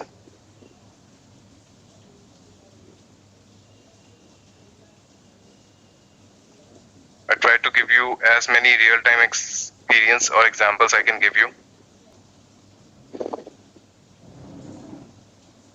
Great. So team, I do get all your feedbacks and I always appreciate whatever feedback you provide. I read each and every feedback. So keep providing that. It helps all of us. All right. So we are done with today's content. If you have any question, you can ask or you can stay. If you want to get unmuted, you can do that. Otherwise, we are done for today. You can mark your feedback and leave for today and we'll see tomorrow.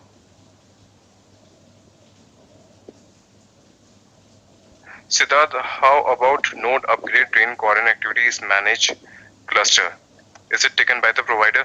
No, Siddharth, if you want to train some node, if you want to update some node, you have to do it at yourself. The way I have explained you in the managed cluster also, because in managed cluster your master is only managed. Okay, tomorrow we are going to create a managed cluster also. Okay, tomorrow we'll see a managed cluster as well.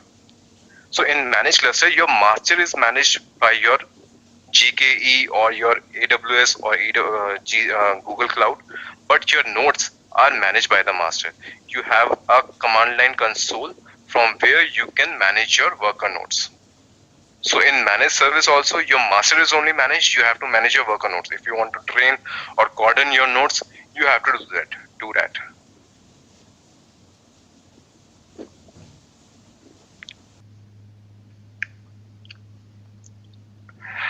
All right, team. So I hope all the topics from yesterday were clear to all of you, right? We studied how we can do the monitoring, how we can train and uncoordinate our nodes. We studied about the schedulers, how many type of schedulers are there, how we can schedule our pods, right? We saw how we can limit our namespaces, how taints and toleration work, right? That is all we discussed yesterday. Any doubts, any questions that you have from previous class?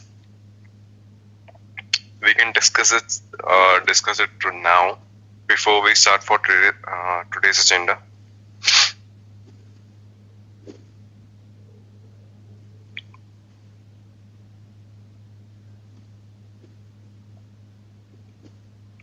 Any doubts or question for today before we start?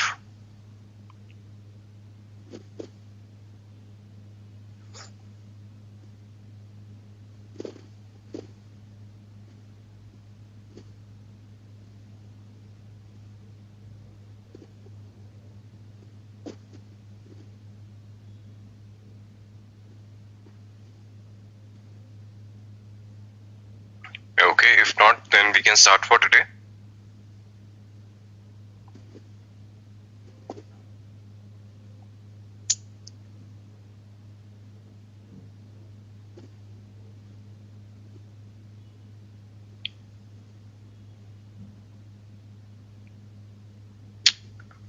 All right. So team, today what we have with ourselves is today we are going to study about the storages, how we deal with storages in your Kubernetes. All right, we are going to see how what is your empty directory, what is your host path, what is PVC, that is your persistent volume and persistent volume claim, what are your storage classes, ConfigMap, secrets, cloud disk, service load balancer, StatefulSet, and headless services. Okay, so team, out of all these two odd topics, the cloud disk and service load balancer never comes in your examination. Okay, Cloud disk and service load balancer never comes into your examination. Why is that? The reason is the cloud disk and service load balancer are a part of your managed Kubernetes cluster. Okay, the cluster on which we are working, we can never use cloud disk and service load balancer. We have to create a managed Kubernetes cluster like your GKE or EKS. Only then we can use cloud disk and service load balancer. Apart from that, on normal cluster you cannot use it. Okay, so as we have this is in our agenda, I just wanted to show you because it never comes in your exam. It doesn't help you with your CKA, but for your practical life, you should know about it. That is why I have included this. And for the same reason, we have such topics that you cannot do on these machines. We are going to create a GKE cluster as well.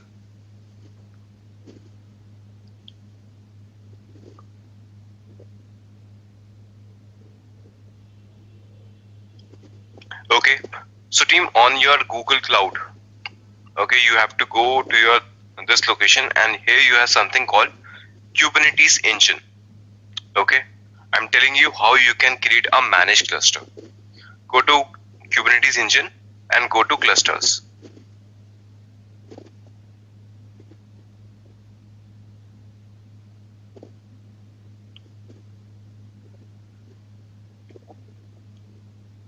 You have to enable the billing.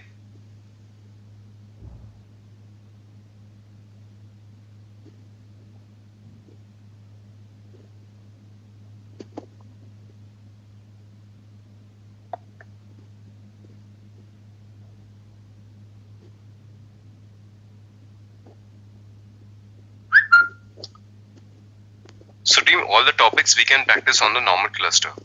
But cloud disk and service load balancer, we need GKE. That is why I am creating the machine today. Alright, you have to create the cluster. You have to use the GKE standard one.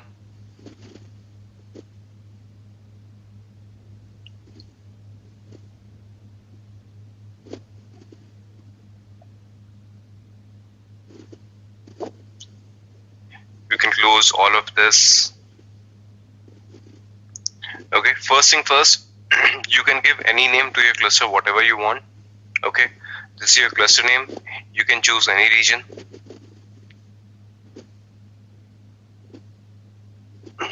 Okay, any region you can choose. I'm just using it just like that. Okay, and which Kubernetes engine is currently with you? Okay, you get a list here, but as of now you can see only one is visible. That is the previous stable version. Currently your Kubernetes has 1.21 version, but GKE has 1.20. So you can choose this one. That's all. Okay, you cannot see where are your nodes configuration. For that purpose, you have to go to default pool. Click on default pool right away. All right, and here you get the number of nodes. Okay, I need only 2. I don't need 3, so I have made it as 2.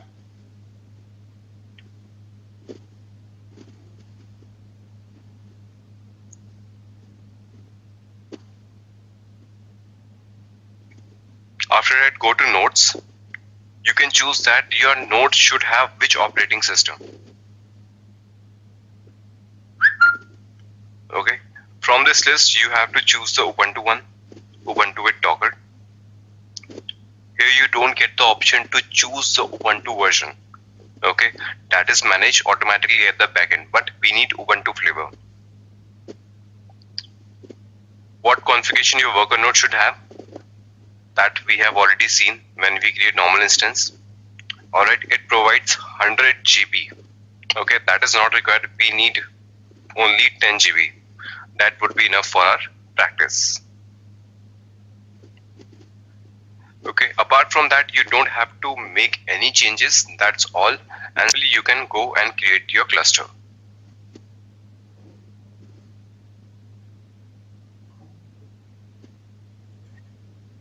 Insufficient region quota to satisfy the request. Okay, it is saying that region quota is exceeded. So we have to change the normal region quota. Just a minute. Let's see, where is your region? Cluster basics. Let's change our region to Central F.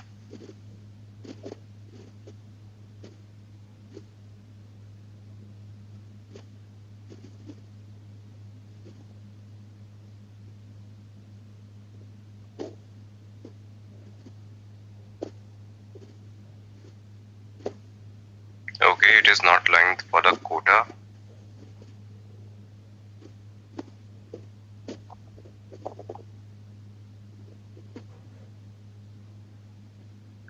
Okay, so it took the east one. So team, that was because I already have some VM machines in the same region. That is why it was not allowing me. So you can try different zones or different regions as well. Okay, so it might take a while. Till that time, we can start with our agenda. Okay, this is the agenda that we have for today. Alright, so team, let's get started.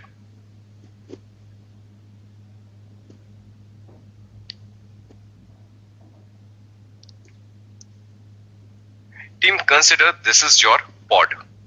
Okay, this is your pod. And inside your pod, you have some containers.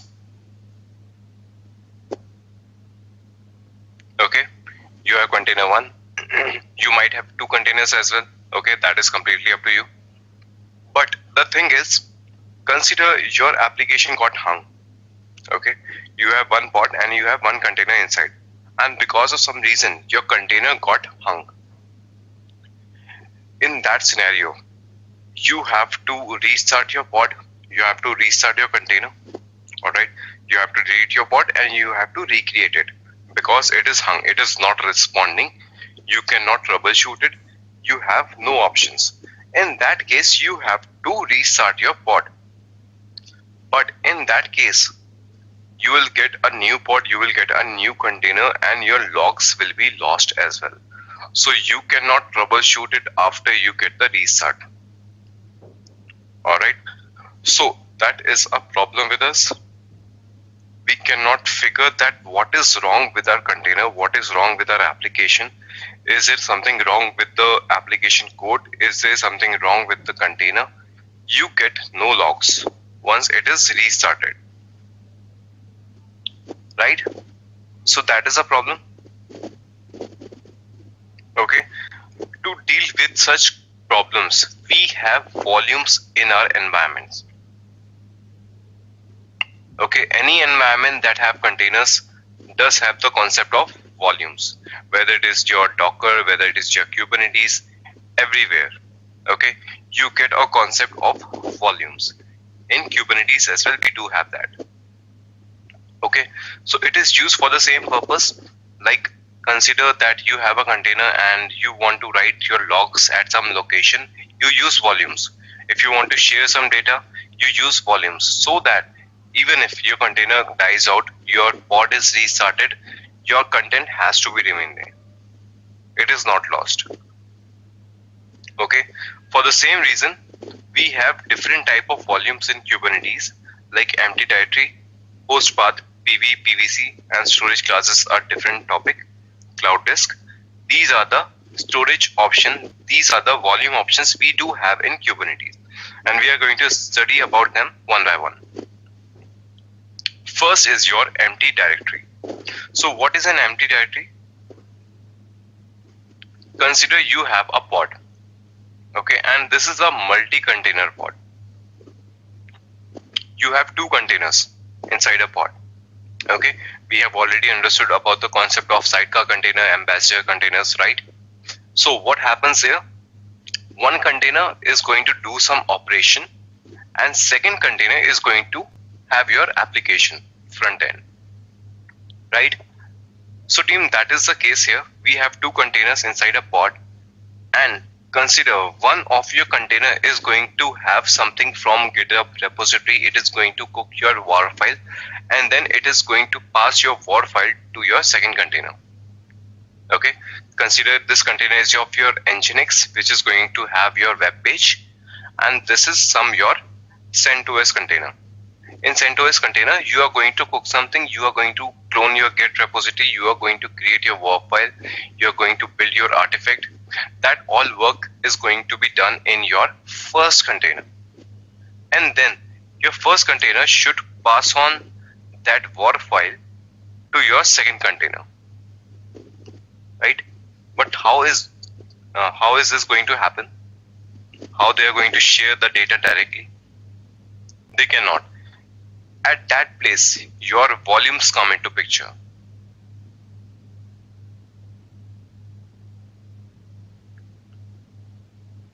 Okay, consider this as being your volume. Alright, so what will happen? Your CentOS container is going to share its content, its war file or any other file to the volume, and that volume will be accessible to your Nginx container as well.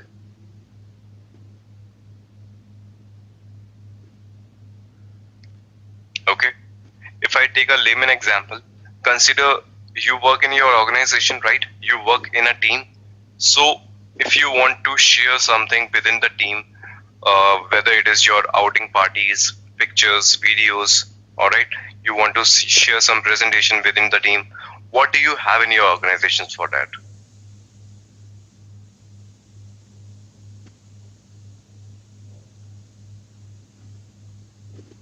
So team, what do you have in your organization? What do you have in your team if you want to share some outing pictures, some party videos, or some kind of presentation on anything? If you want to share something within your team, how do you do that?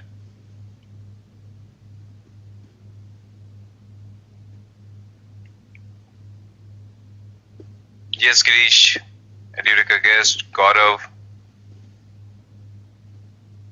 Anil, yes.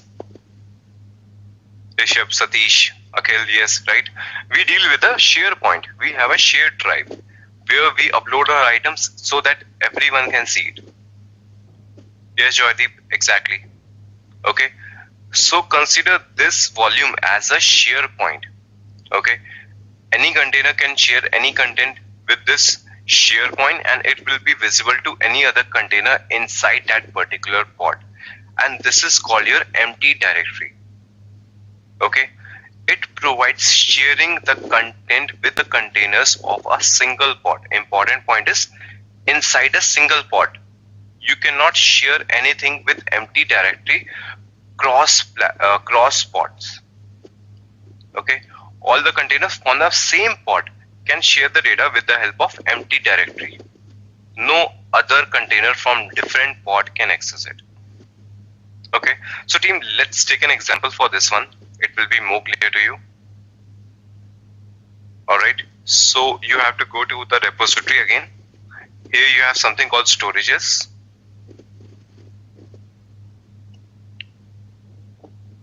Alright, here is an example of empty directory. Okay, we have two examples, you can choose anyone.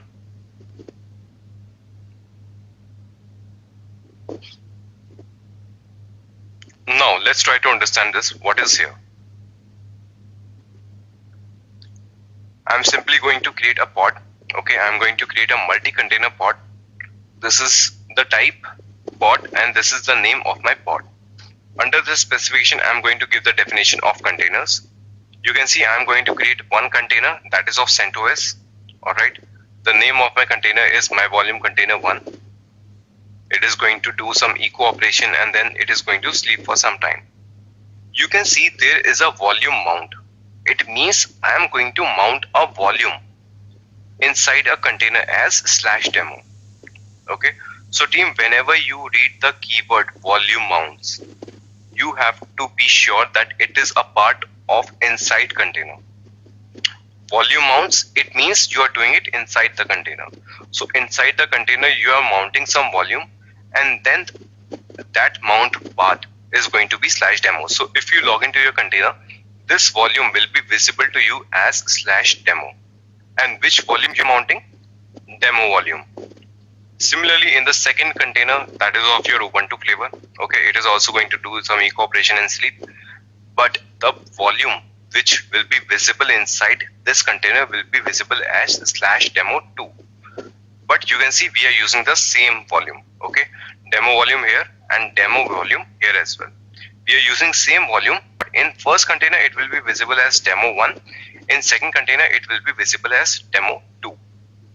Third container is again your Alpine, okay, we are doing the same operation, but it will be visible as demo3, but it is the same volume, demo volume. But where this demo volume exactly lives, for that we have to define the volume as well, okay. This is a different component now. I am defining a volume. The name of the volume is going to be demo volume, and what type of volume it is empty directory. So whenever you create a empty directory volume, this is the way you are going to define it, okay. Empty directory colon close brackets, closed curly braces, that's all, okay. So team, I am going to take the raw format of this one, and before I start, let's see if our cluster is ready or not. Okay, you can see your cluster is ready. You can click on your cluster. Alright, you get all the details about your cluster. Alright, we can come back.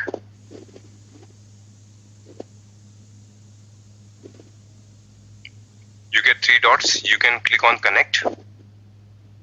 Okay, it is asking you that you want to use it in the Cloud Shell. So yes, I want to use it in the Cloud Shell. We can copy the command it has provided.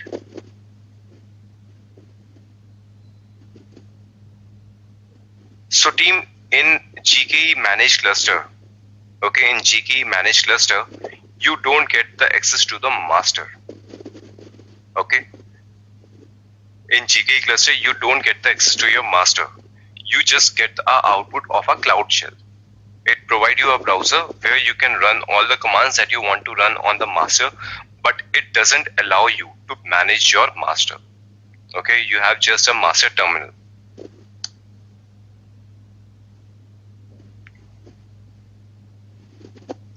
Alright, as of now I am working as different user. I want to work as a super user, that is root, and then I am going to paste what I got earlier. Okay, that is the content I have pasted. Now I am connected to my master. So team, this terminal is not very big, it is not good visible. So here you can click open it in a new browser.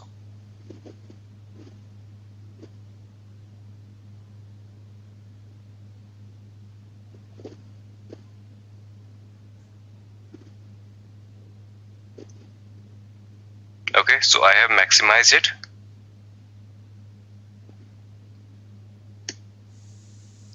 kubectl get nodes. So team, you can see you have 2 worker nodes ready with you. Okay, you can see role as none. It means it is your worker nodes. So you don't get the output of master node as well, because master hasn't created as a node. It is being managed by Google at the backend. So if you do kubectl get nodes, you get the details only about your worker nodes, not about your master in the managed cluster. Okay, so this is done. Now we are going to create some of our components. I am going to create a pod with empty directory.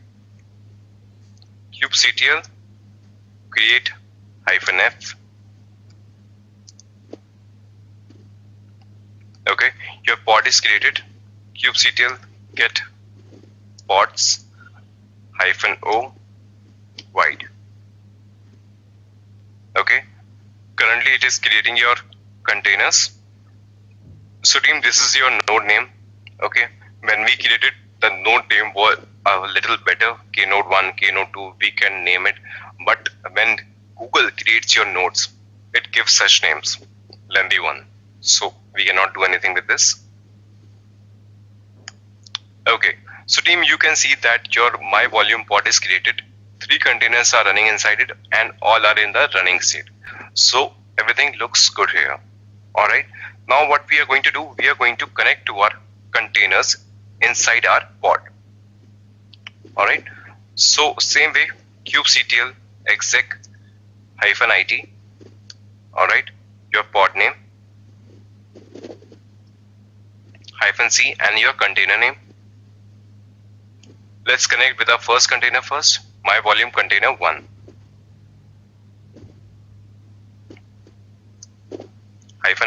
-bash. Okay, so team, now I am inside my container. If you want to see about your volumes, df-h you can do. Okay, you can see a demo mount point is there, right? A demo mount point is there.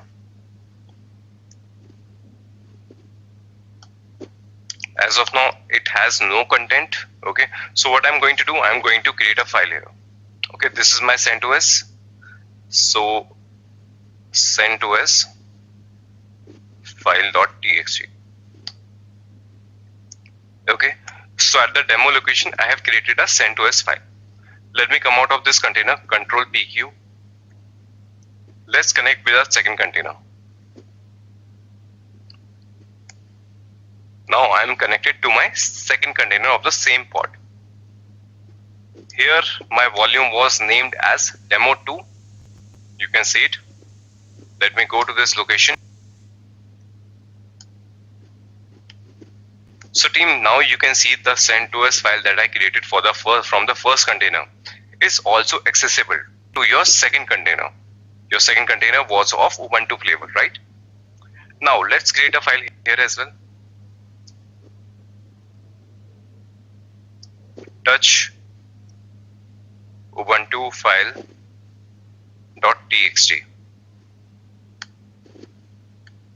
Okay, now you can see there are two files, CentOS file and Ubuntu file. Let's come out from this container as well. Now I'm going to log into my third container.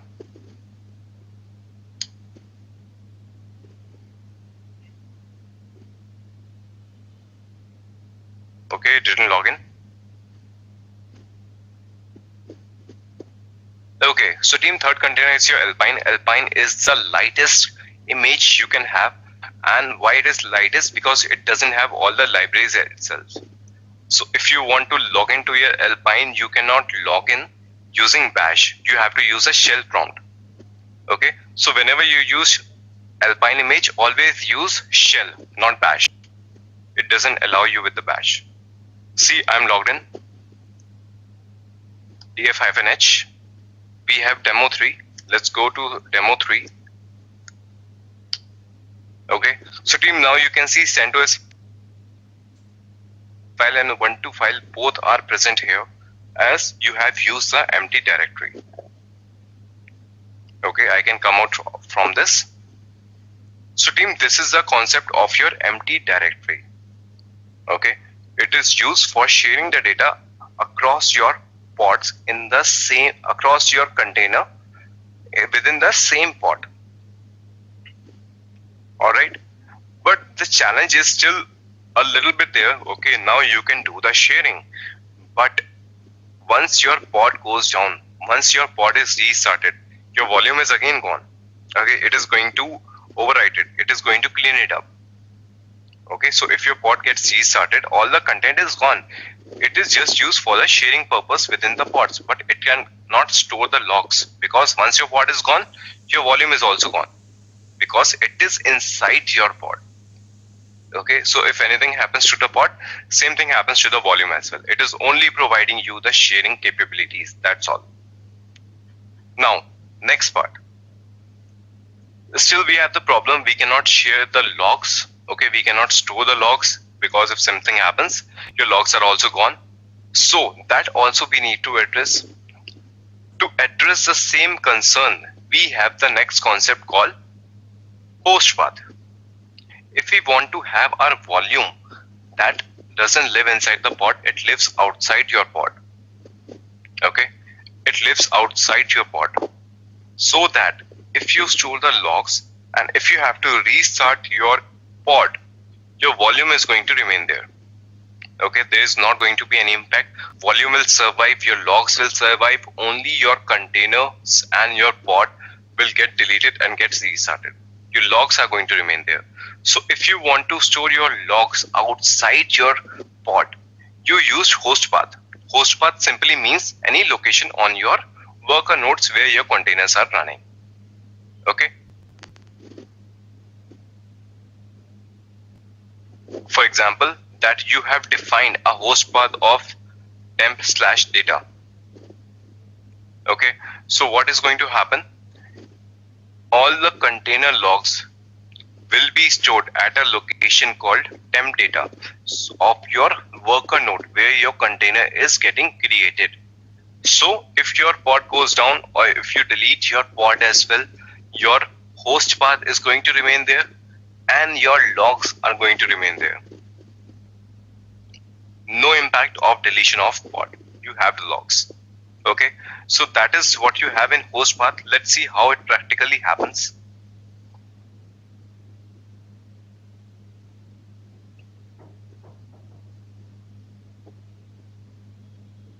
Okay, we have the last example here. Volume, host path, pod.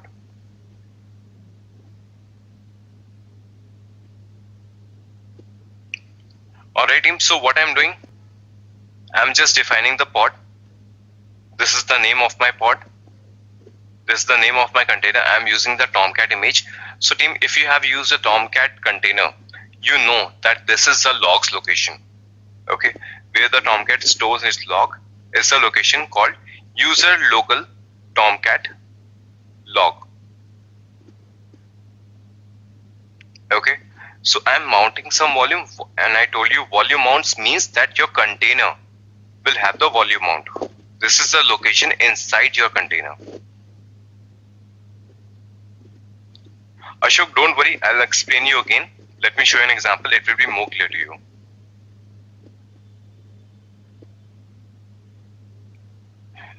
Okay, so earlier what I did, I mounted a volume. Okay, this is the name of the volume and this is the mount path. So this mount path will be inside your container. Okay, this path is inside your container. And what is the volume that I'm mounting? I'm mounting the volume name host path volume. Alright, so this is the definition of your pod. Now I have mounted a volume name as host path volume. I have to create a volume as well. So now this is my volume definition. Okay, under volume definition I have given the name of my volume, that is host path. So what exactly host path is? In the previous example you saw that this is a empty directory in the previous example, but now this is host path. It means this path will be a location at your worker node. And what is going to be path? Temp logs. Okay, a location on your worker node as temp log has to be there where the volume will be mounted to this location. Okay, so team, inside your container you have a location user local Tomcat logs and you are mounting this location as a volume, and the volume you have defined as a host path.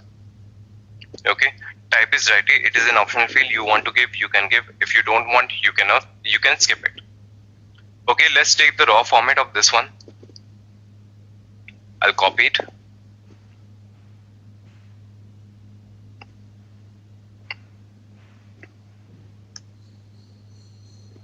kubectl create -f.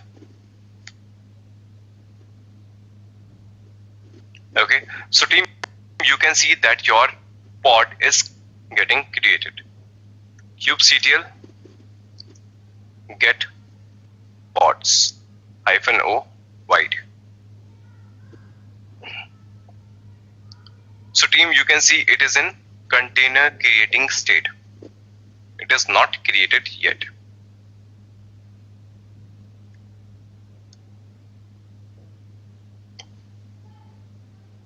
And let me tell you, it won't get created. Okay, let me tell you, it won't get created. It is going to remain in the same state, container creating. Okay, so team, it is not getting created, right? How do I see the issue? How can I know what is the issue? Some of you wanted to do the troubleshooting. Let me know how to troubleshoot this one. Why it is not getting created.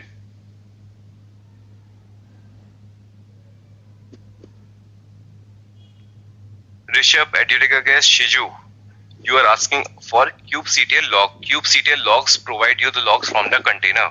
Your container is not getting created itself. How you can check the logs? Kushagra, yes, good one. Kushagra, you gave the right answer. Abhishek, you also. Gaurav, yes, to some extent you are right. Moswami, you too. Jagannath, correct, you are absolutely correct. Aditya, correct. Chandrasekhar, absolutely correct. Satish, yes, you are too. Ankur, absolutely correct. Okay. So team, this is the part where you do the troubleshooting. Okay. You see that your container is creating, but it is not getting created. What is the issue? For that purpose, you have to describe your pod. Okay. Describe will tell you what is the issue. kubectl describe pod name. Okay. Here you get the error. It was scheduled successfully. After that, kubelet was working. Kubelet was not able to attach or mount the volume. Okay. So team, I have given in the description that from your host path, the location should be temp logs. So did we create temp logs on any worker node? Did we create the temp logs in any of the worker node? No, right? We didn't create that. So we have to create that as well. Okay, first we are going to see on which worker node it is getting created. It is R9GB. Okay, just remember this. Let's go to your VMs.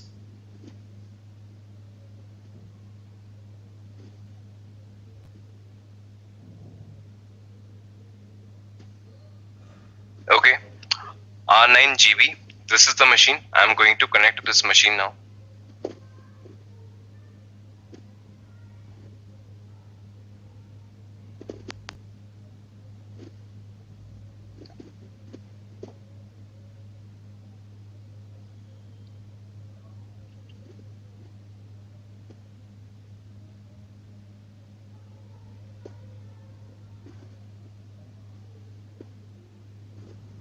Alright, I'm connected.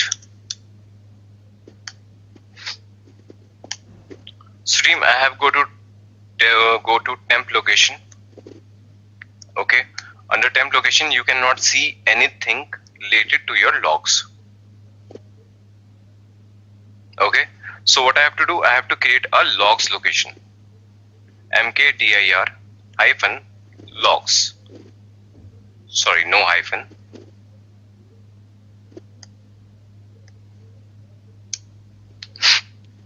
Okay, you have created the logs location. Let's go inside the logs location. As of now, you don't have anything here, right? The location is completely empty. kubectl get pods.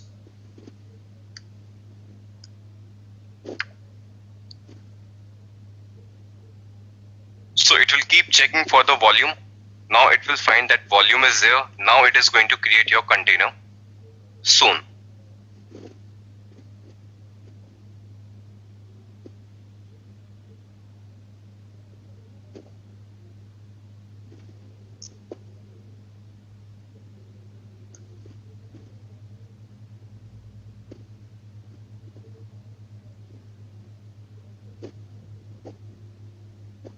So team, it is from GKE. GKE is a little slow if you compare with the cluster that you create manually, and if you compare it with the GKE cluster is a little slower with the network. So that's not from our issue.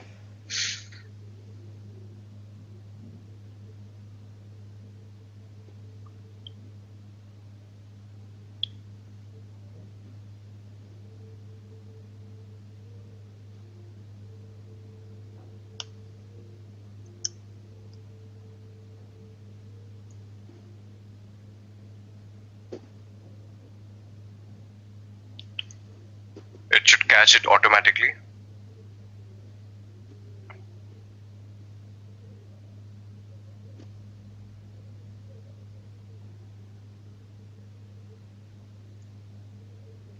Okay, Chandrasekhar, let's watch it. kubectl get pods.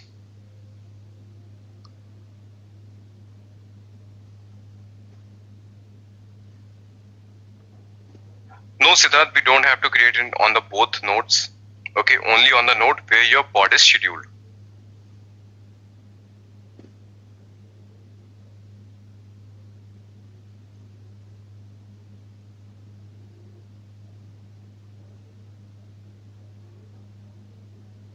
Yes, team, now you can see this container is running. Okay, it was looking for the volume, and once the volume was available on that particular node, you get the running status. It means your pod is created.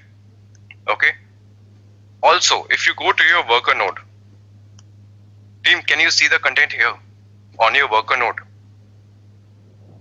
Okay, you can see these are the logs of your Tomcat container.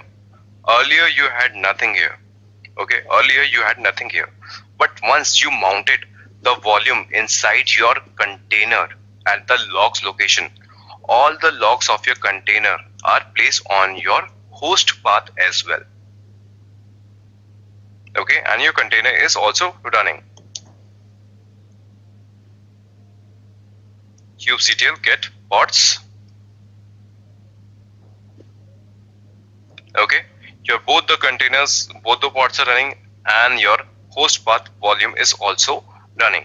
So team, if I delete my pods, will I still be able to see these logs?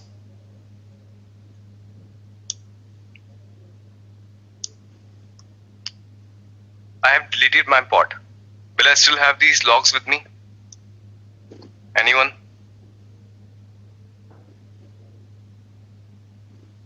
Yes, Chandrasekhar, yes, you're right. Your guess, Aditya, Ashok, Ankur, Satish, Rishabh, Masumi. Okay, all of you gave the right answers. Okay, so what I'm doing, I'm deleting my pod. Okay, it will be done in a while. So team, it is the problem with CKA, it is a little slow. We have to wait a lot for many things. Okay, your pods are deleted. Now if I'll do ls here, you can see your logs are still there. Okay, your pod is gone, your container is gone, but the logs are with you. Okay, so team, this is the option that you have with volumes of host path. Okay, you can create your host path so that you don't lose the logs of your application. Okay, team, any question with empty directory and host path, do let me know, we'll discuss that. Any doubt, anything which is not clear to you from empty directory and host path? If it is clear to you, then we'll move to PV and PVC.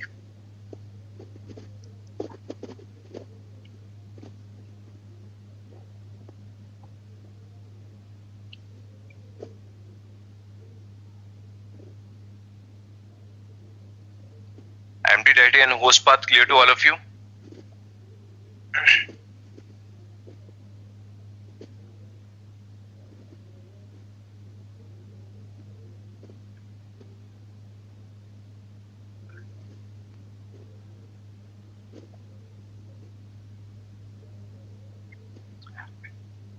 Shiju, have you created the folder within the specific node? Yes, Shiju, I created a location on the specific node one. In host path, if the Jagannath, good question. Okay, Jagannath, I'll come back to your question a little bit later. Okay, Ashok, I will repeat it. Okay, so Ashok, you understand the empty directory, right? In empty directory, the purpose is to share the content with the containers inside a pod. Okay, but you understand that once the pod is gone, your empty directory is also gone. Okay, so you cannot store your logs in that empty directory because it is purposeless. Your container is gone, your volume, your empty directory is also gone. So the first issue I discussed today, that you want to retain the logs. Even if you delete your container, even if you delete your pod, your logs should be retained. Okay, that was our agenda. That is what we wanted to have. So the same thing we can achieve with the host path. In host path, what you do, you mount a volume inside your container that corresponds to a location on your server where your container is running. Okay, host path correspond to a location on your physical server that will be mounted inside your container. Okay, consider that I am working, my container is getting created on node 1. Okay, at node 1 there is a location. On node 1 there is a location inside my server node 1 as u01 data files. Okay, and I have placed some data files at this location, and I want these data files to be inside my container as well. So I am going to mount this location as a volume, as a host path inside my container, so that I can see these data files inside my container as well. Also, if anything happens inside the container, if container wants to modify some data files or write some new data file, it will be available on my local worker node as well. Okay, so this is the address of my host where my container is getting created.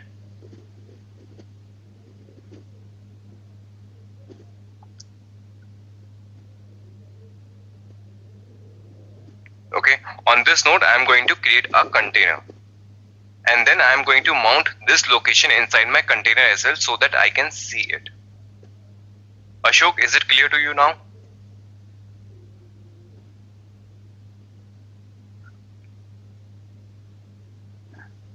Ashok, temp log we created on the worker node, if you can see this.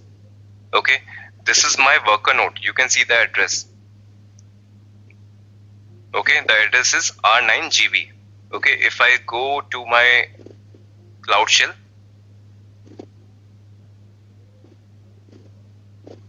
kubectl get nodes, I went to my node directly, and there I created the temp log location.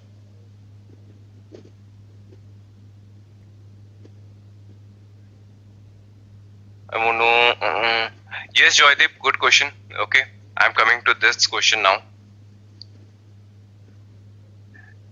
Okay, so the question is pending from Joydeep. I have to answer the Joydeep answers and Jagannath answer. Any other question from all of you?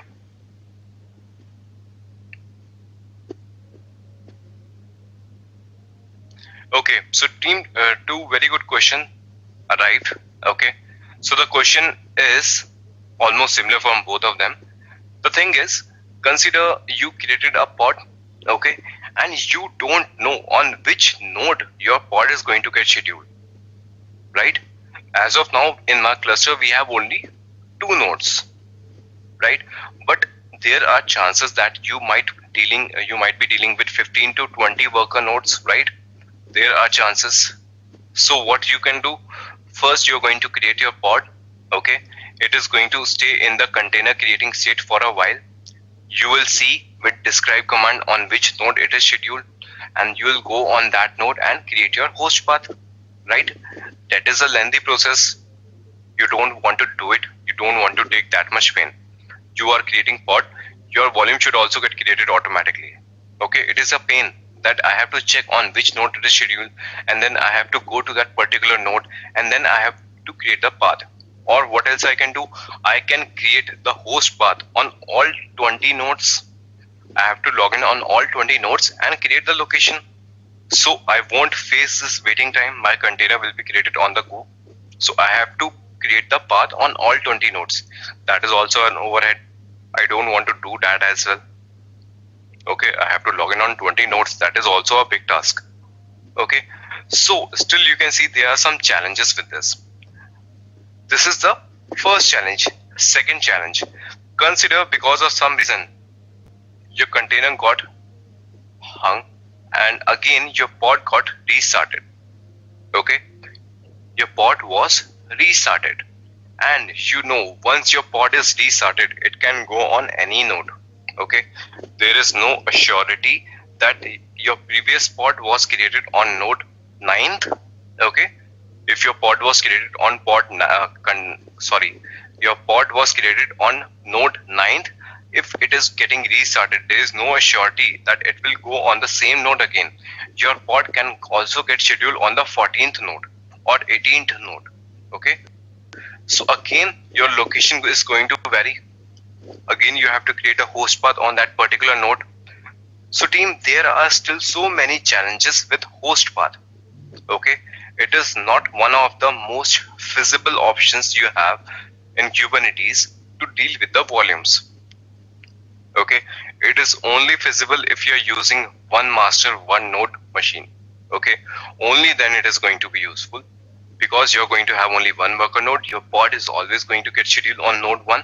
Okay, there is no option of getting scheduled it on any other node. So your host path is only usable when you have one master, one node cluster, and we never use that. So host path doesn't fulfill all your needs again. And to deal with this challenge, we have PV and PVC as our next topic. Okay, persistent volume and persistent volume claim. That is our next topic for today. It addresses all the issues that we have discussed so far.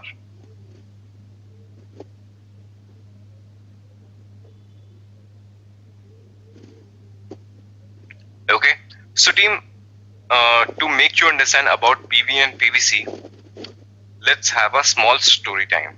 Okay, we are going to know about a story and then we'll see how your PV and PVC work. A layman example, a layman story. Okay, team, consider this is me. Okay, your trainer. So I'm a trainer. I visit many locations. All right. For to visit many locations, I do the hotel room booking as well. Okay. So what is the story? That I might have to stay in hotels. Okay. In hotels we have multiple rooms. Okay. In hotels we have multiple rooms.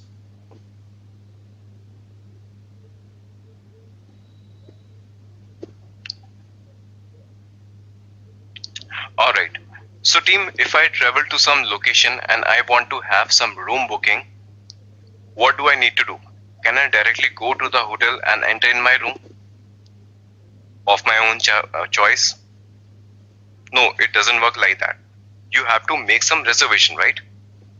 And you have a variety type of rooms inside a hotel. Okay, consider this is your one bedroom. Okay, one bedroom. In the second one you have 2 bedrooms. Okay, it is a double bedroom. Some rooms are AC, some rooms are non-AC. Okay, so there is a variety of rooms in any hotel. Okay, so I have to choose accordingly. All right, and I have to make some kind of reservation. Okay, without reservation I cannot go to any hotel and enter in any room. Okay, so for that purpose, what I need to do, I need to do the reservation, or simply I have to go to any application, your Make My Trip or any or Airbus, any kind of app I have to log in, right? And in that app I have to set filters. I have to set filters that what kind of room I do want.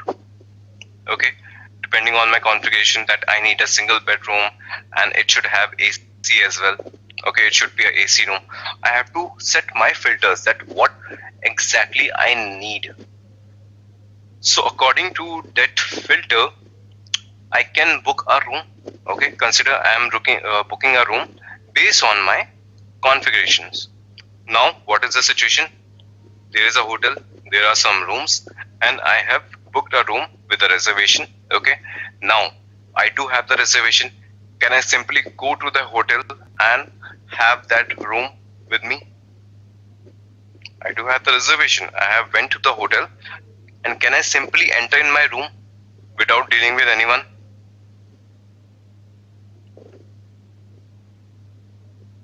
No. There is going to be a first point of contact. There is going to be a receptionist, right? There is going to be a receptionist. There is going to be a manager or someone. Okay, so I have to show him my reservation. Okay, so I made the reservation. I'm going to show that reservation to the receptionist or the manager, whosoever is there. I'm going to show my reservation to the receptionist, and after that, as per your reservation, that manager or receptionist is going to guide you to your room. Okay, sir, this is your room. This is your room number. Go to this one. Or this is your room number. Go to this one. Okay, so he or she is going to guide you that exactly where your room is, exactly what is your room number. Okay, so team, this is the complete process. How you deal with any reservation. Simple enough, easy to understand. Okay, this is the hotel example that I wanted to give you previously. So team, whenever you make the reservation, are the rooms already created or they get created in the real time? When I do the reservation, are the rooms pre-built or they are built when I do the reservation?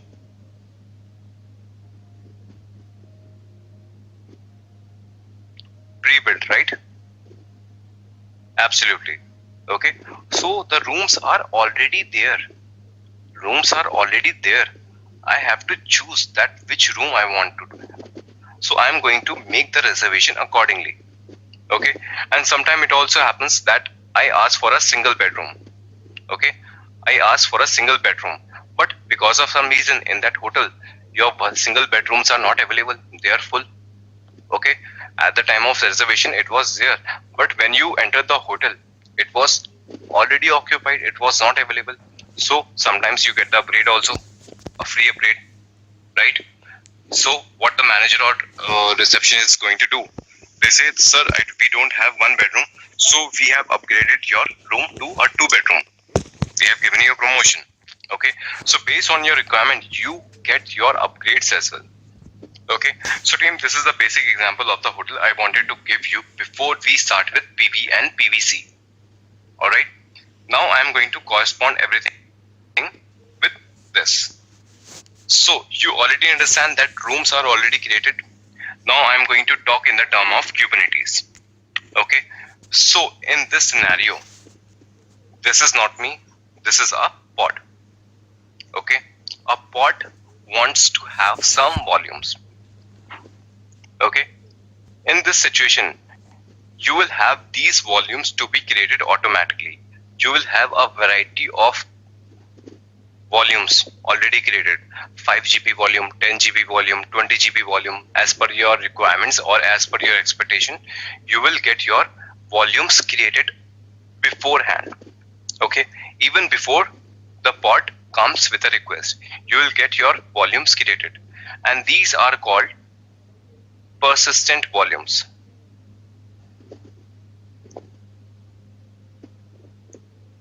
Okay, or simply say PVs. Okay, your persistent volumes are already created with different type of variety. Say 1 GB, your second volume is 2 GB, third is 5 GB, last one is 10 GB. Okay, you already have a variety of different volumes created beforehand, and these are called persistent volumes. Okay, and now you have some reservation. Okay, now pod comes with the request that I need a volume of at least 7 GB. Okay, take an example of 7 GB, or take an example of 4 GB. Okay, let's take an example of 4 GB. So a pod arrived and it asked that I need at least 4 GB of data. I need 4 GB of storage which I can use for my storage. Okay, so this is called the reservation, the request that you are making It is called persistent volume claim.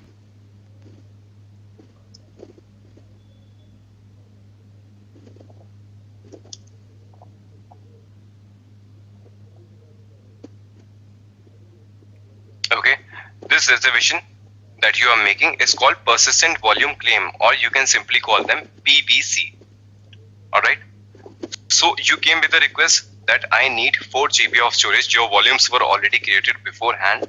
Now you come to the receptionist, and that receptionist is called here storage class.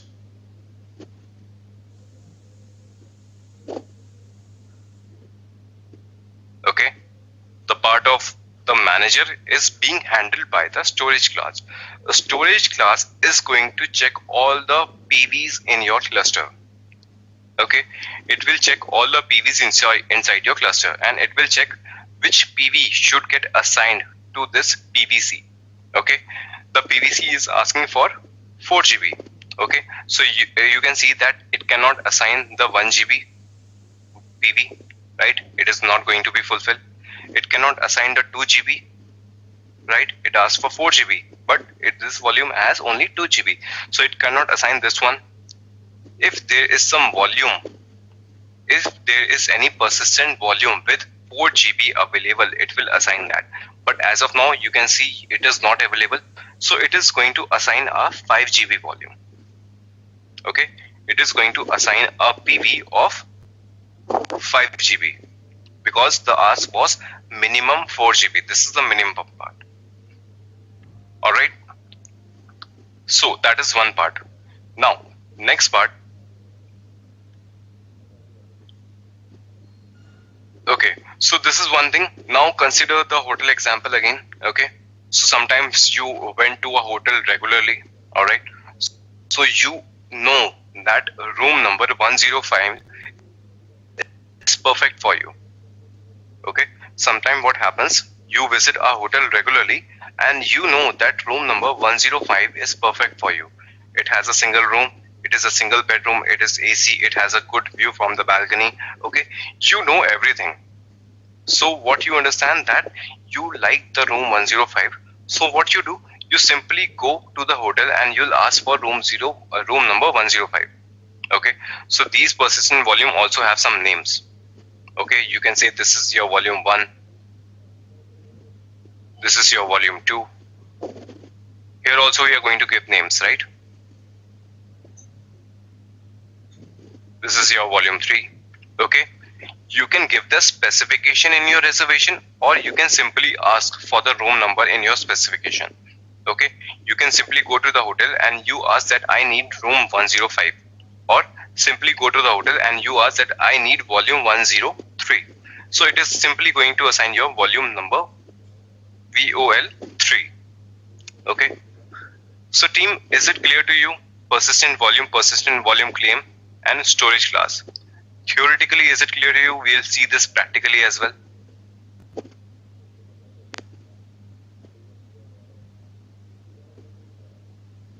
So team, I tried to explain you with the easiest way possible. Okay, the hotel example I gave in all my classes because I find it very connecting with this example.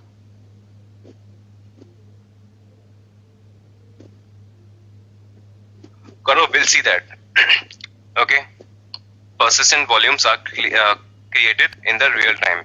Yes, it is. I'll show you this practically.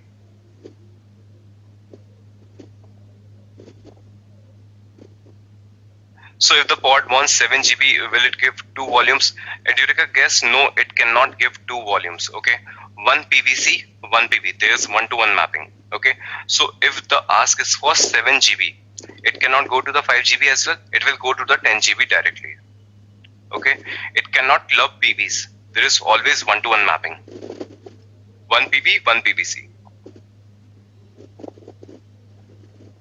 Okay, so team, let's see this practically, then you will understand in a better way. Okay, so as you already understand that persistent volumes are already created first. It means your hotel rooms are already created before you go to the hotel or you make any reservation. Your hotel rooms are already created. So the first thing that you need to create is a persistent volume. So first you create a persistent volume. then you make the reservation, and then you go to the hotel. Alright, so first thing you are going to create is persistent volume, then you are going to create a persistent volume claim, and then you are going to create your pod. This is going to be your flow. Okay, Jagannath, I'll show you. Okay, let's see this practically, team. Your questions are more practical related. Okay, all the questions you are asking are practically related. So let's create a PV, PVC and pod so that you will understand it better. Storages. So as I told you, first you need to create your room. Okay, you need to build your hotel. Okay, so first I'm going to create a PV. So this is the definition of your PV. Okay, kind is persistent volume. The name of my PV is going to be my PV. Storage class, I'm going to use standard. Okay, so the hotel manager or the receptionist, I want the standard one. I don't want any other type. So storage class is the same one. This I'll come back later. Okay, capacity storage, I'm giving 1 GB. Okay, 1000 MBs. So I need 1 GB of persistent volume. So what I'm going to create right now, I'm creating this volume. Okay, access mode is read write once. You can have multiple, I'll tell you that also. Okay, host path I'm mentioning. Okay, host path I'm mentioning temp PV data. Okay, so now team, another example from the same hotel one. Okay, so what I happened, I booked room first one. Okay, I need 1 GB, so I have booked this volume. I went to the hotel, I need 1 bedroom, single bedroom. Okay, so now the thing is, once I leave the hotel, okay, once I leave the hotel, what will happen to the volume? Or what will happen to the room?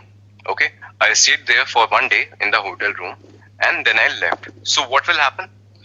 They will recycle the room. Okay, they will refresh the room. They will remove whatever the trash I have put or something.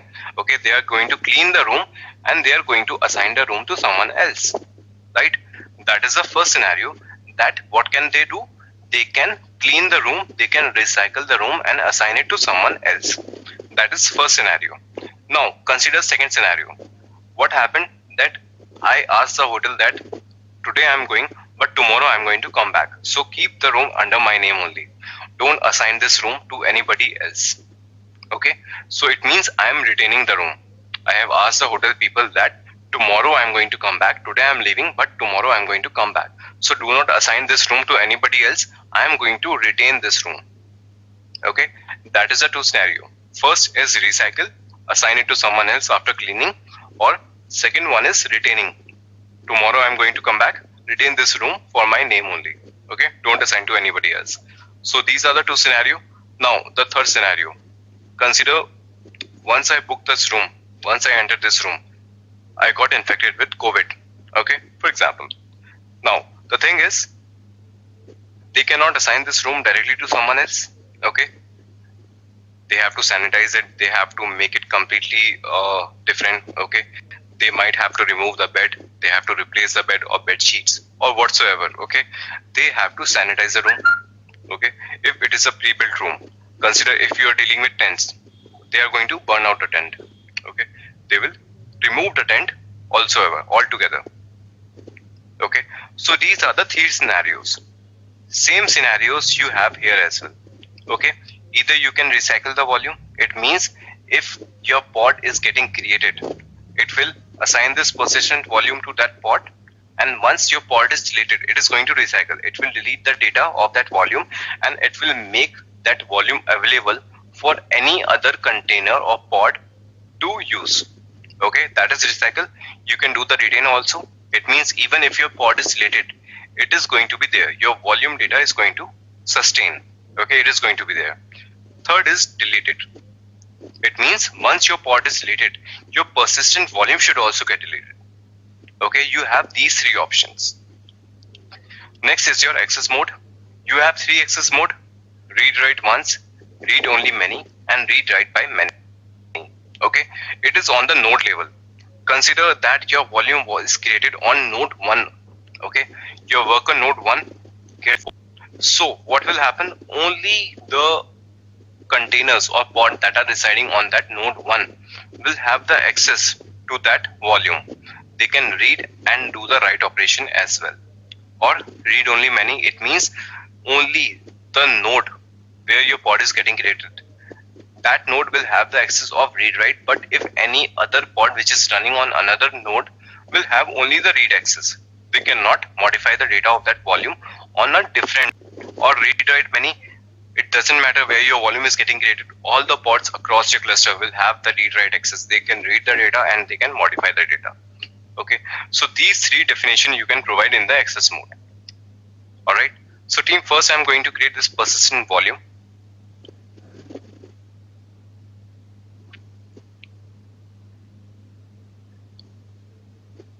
Okay, connection is lost. Let's reconnect.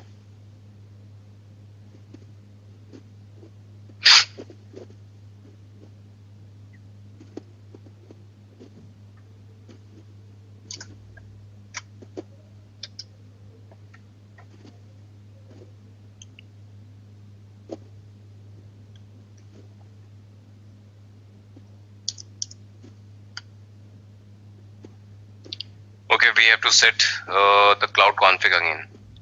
Okay, so let's reconnect it from here first.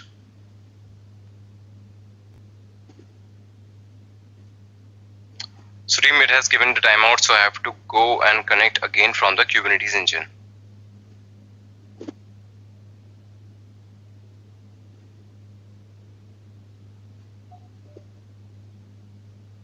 I need to have this. Let me save it on the WordPad so that I can have it again and again if wherever required.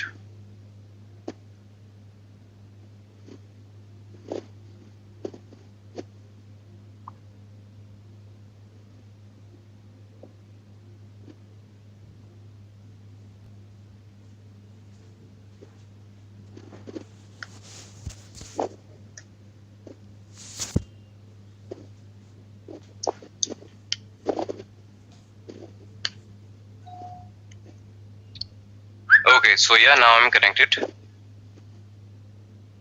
I'm going to create the PV, kubectl, get nodes,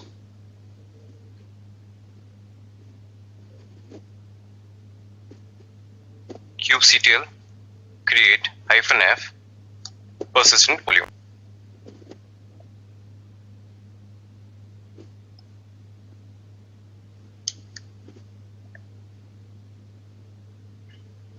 Okay, your persistent volume is created. kubectl get PV. PV is a short form for persistent volumes. Okay, team, now you can see a persistent volume is created of 1000 MBs capacity, read write only, and the reclaim policy is recycle. Okay, so even if the pod is deleted, it is going to delete the content and make this pod available, volume available for another pod to use. Okay, the status is available. Okay, so in the hotel the room is still available, it is not booked, it is not assigned to anyone. So you can see the status is available. Storage class is standard. Alright, now next is I'm going to make the reservation. Now I have to make the reservation. I have to create a persistent volume claim. Okay, so there is an example of PVC as well. Okay, this is a smaller one. I'm creating a persistent volume claim PVC. The name of my PVC is going to be my PVC. Storage class I'm using standard one. Access mode I need read write once. Okay. Resource request storage 500 MB. Okay. So team, what is happening? That I need only 500 MB. I don't need 1000, but I need 500 MB. So it is going to search out for only the volume of 500 MB. If it doesn't found, it is going to upgrade my plan. Okay, it is going to upgrade my plan. So let's create your PVC.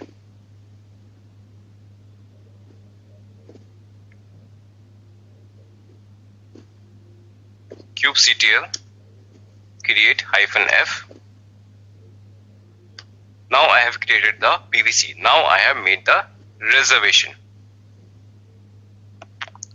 Team, is my voice clear to all of you? Are you facing any challenge with my voice?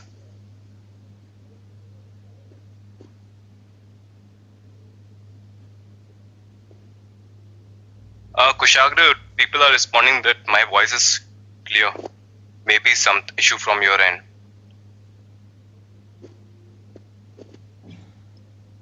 Okay, thank you. Okay, so team, now you can see your PVC is also created. Let's get your PVC. kubectl get PVC. Okay, team, you can see that my PVC is created and the status is bound. Okay, status is bound and it is bound to which volume? My PV, whose capacity is 1000 mi. Okay, but what you asked for? You asked for only 500 mi, but 500 mi was not available. Okay, you went to the hotel and you asked for a single bedroom, but they didn't have that available.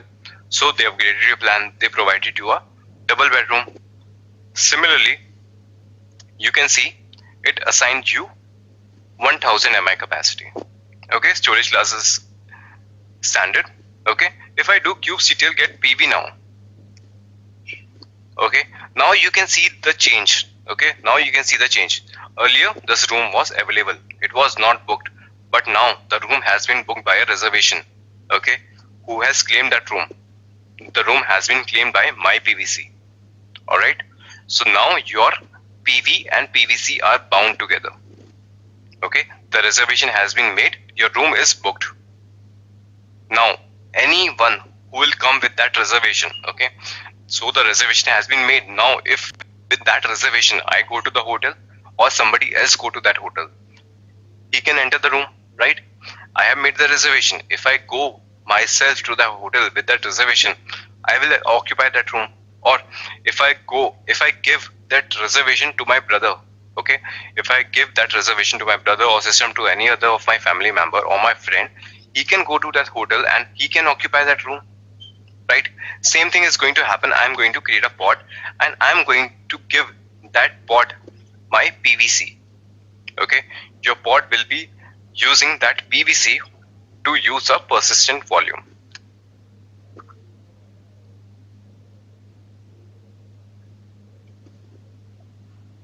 PVC host path pod.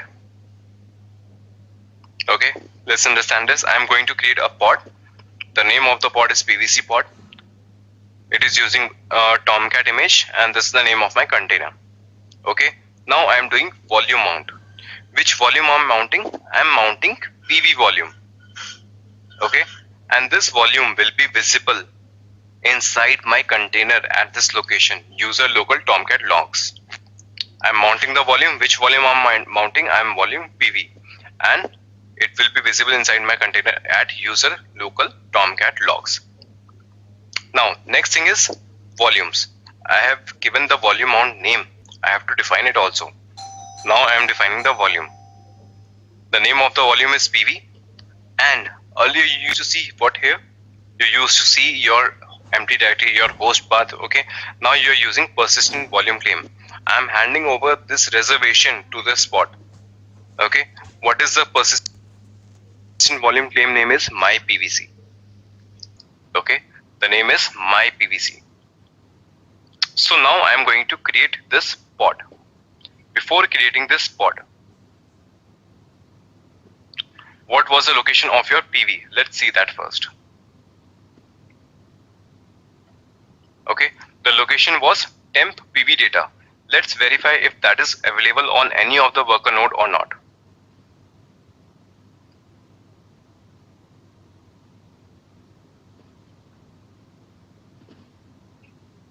Okay, I'm already connected with one of my worker node.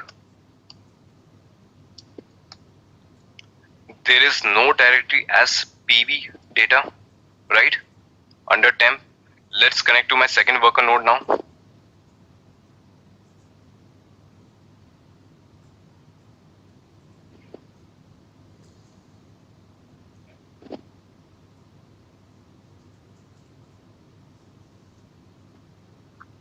Okay, I'm already connected with the R9 GB. Let me connect to M38C.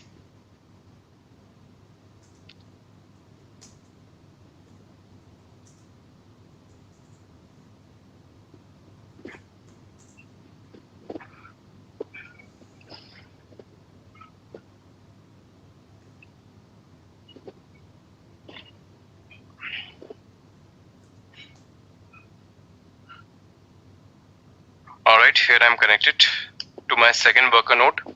If I go to the temp location, okay, on both the worker nodes, you can see that under temp location, there is no folder called PV data.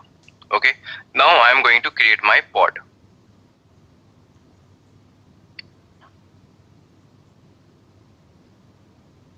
I'll take the raw format. I'll copy it. kubectl create -f your pod. So team, your pod is now getting created. When we created your pod with host path, what happened? Your container was not getting created because the location was not found. kubectl get pods. Okay, as of now it is also creating state, right? Same thing happened with a host path. Same thing is happening with your this one also. But you see, it was resolved automatically. Okay, you can see this time it was resolved automatically. How? kubectl get pods -o wide. With host path it was stuck. With persistent volume it didn't. It went to M38C. Okay, at that node also the path was not available, right? You can see M38C temp PV data was not created. Now you can see it is created. Okay, with host path you have to create it manually, but with PV and PVC you don't have to. Okay, it is created automatically. Why? Because in host path you provide a path. Okay, that path is manual, but here all the things that you are defining are your Kubernetes its own object. Okay, you have created a PV, that is a Kubernetes object. You have created a PVC, that is also a Kubernetes object. You deal with storage class, that is also a Kubernetes object. You created a pod, again Kubernetes object. All the objects that you have defined, are of your Kubernetes own. Okay, pod, PVC, storage class, persistent volume, everything is your Kubernetes on object, so you don't have to deal with anything manually. Everything will be done automatically. Okay, so wherever the pod is scheduled, whether in node 1, node 2, node 3, node 5, node 10, node 20, doesn't matter, your Kubernetes is going to create that host path on that location automatically. You don't have to worry about it. Okay, so even if you go on that worker node, okay, if I go to my PV data, you can see logs are already updated of your Tomcat container. Okay, so team, this is the concept of PV and PVC. Any question, any doubts? It was a complex topic, I know. I tried my best to explain you with the best examples. Whatever PV of 500 is available, but with different access mode. Okay, Gaurav, you're asking if there is a PV of 500 MI is available with different access mode. It will not assign that 500 MI. Okay, it has to match all the conditions. All the conditions should be fulfilled. Storage with the minimum level, with access mode, it should match. Should the access mode be read-write many if I have to deploy with many pods across the nodes? Okay, Jagannath, another good question. So team, the question is from Jagannath, should the access mode be read-write many if I have to deploy deployment with many pods across nodes? Okay, so team, as of now I have created only one pod, but in the real-time scenario you don't do that. You create a deployment, and in deployment what happens, your pods are distributed across the node. So what will happen? A PV is going to get created on all the nodes where your deployment is placing the pods. No, that is not possible, because you already understood that it is one-to-one mapping. One PV equals to one PVC. So if you are dealing with a deployment where the pods can spread across the nodes, okay, so in that scenario your PV in PVC is also going to create a problem. Okay, so for that, what you can do, you can have the read many access. That is one way. Another way is you can use some shared drive again. Okay, if you have 20 nodes, you can have a shared mount point, or you can have a NFS. Okay, you can have a NFS. It will be getting in sync with all the 20 nodes. Alright, so doesn't matter wherever your pod is getting created, a shared location will be there across all 20 nodes. So it doesn't have to create the path again and again. That shared volume will be available for all the volumes. Okay, so if you want to do this with a NFS, okay, I hope all of you know what is an NFS. It is a shared volume. Okay, it will be attached to all the instances and it will stay in sync with all the machines.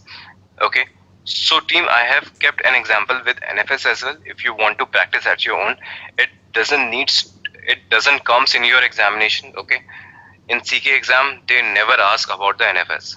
Okay, because NFS is not a feature of Kubernetes. It is a feature of your cloud provider. So if you want to practice at your own, here is an example I have kept for you. You can work with local also, you can work with CKA as well. Okay, how to create your NFS PB, how you to create NFS PVC. Okay, all the examples are here. If you want to practice at your own, you can practice. Okay, it takes somewhere around 30 to 40 minutes. Okay, that is why I am not including this in a session. Okay, it will take a big toll on the time, but if you want to practice, you can practice. All the concepts are same with your PB and PVC.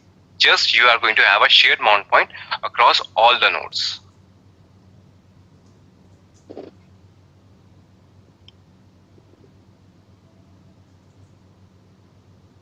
Kushagra, you are asking how read-write many works. So Kushagra, I have just given an example. Consider you are creating a deployment. Okay, you are creating a deployment with two replicas. One replica is getting created on node 1, second replica is getting created on node 2. But both are going to use the same volume, right? And the volume will be created only on node 1 or either on node 2. It won't get created on both the nodes. It will be created only on node 1 or node 2. So what will happen, consider that your persistent volume is created on node 1, but you have one pod also living on node 2. It also have to access some data on node 1 volume. Okay, so there you are going to use read write many. So even the pod which is residing on node 2 will have the access on the volume which is created on node 1.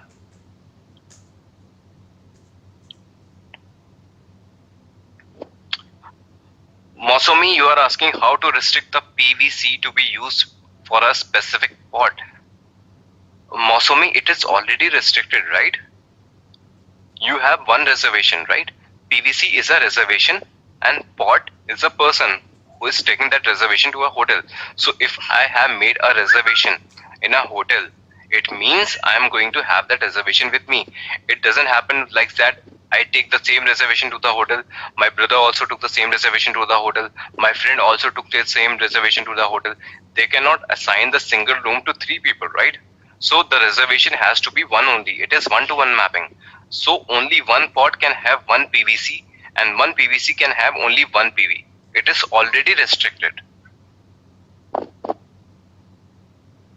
But consider I have booked a double bedroom. Okay, so consider I have booked a double bedroom. So I am going to go to that room as a double occupancy. So I will go with my friend, I'll go with my wife, I'll go with my brother. That is up to me. So that is a deployment now. Okay, your deployment has 2 replicas. I am going to that hotel with the same reservation with a double occupancy. So you cannot, if you are using with a deployment, you cannot have with for the specific pod. But if you are dealing with a single pod, you can specifically limit it to a single PVC and a single PVC to a single PV. Standard storage class uses from master storage. Sarath, I don't understand about the master storage. What do you mean by master storage?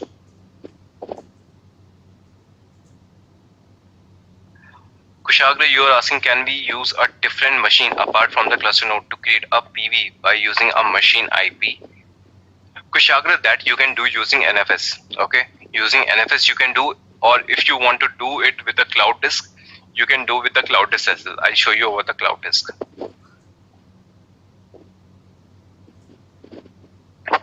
Kushagra, is it possible to make a PV namespace? Okay, so Kushagra, then PV is always a cluster level resource. Okay, PV is a cluster level resource, but your PVC can be namespace because your PVC is getting mapped with a pod or deployment, and you can know that pod and deployment can be namespace. So, important point to notice that PV is a cluster level resource, PVC is a namespace level resource.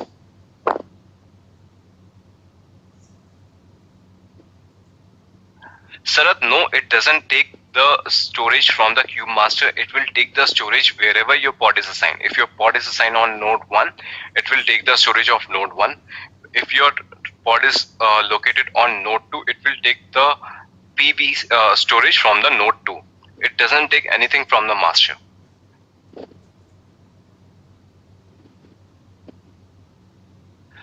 Mosumi, you are asking, please explain read write once and read or many again. Okay.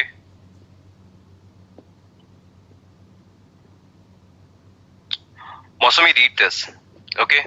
If you have defined read write once, the volume can be mounted as read write by a single node. Okay.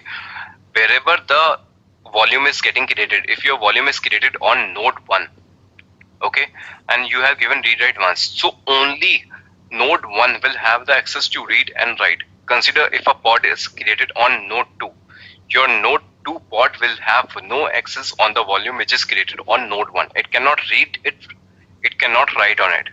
Okay, so that is read write once. It will be accessible to only node 1.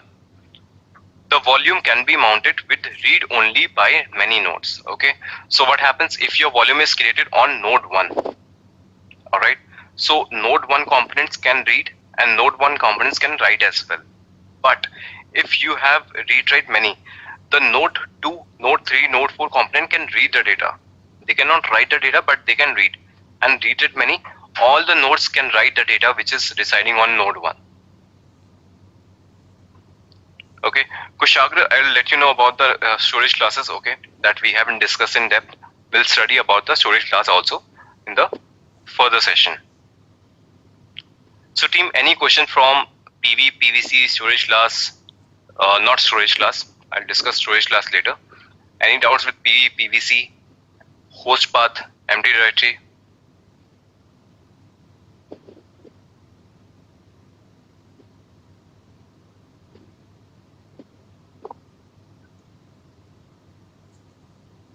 No?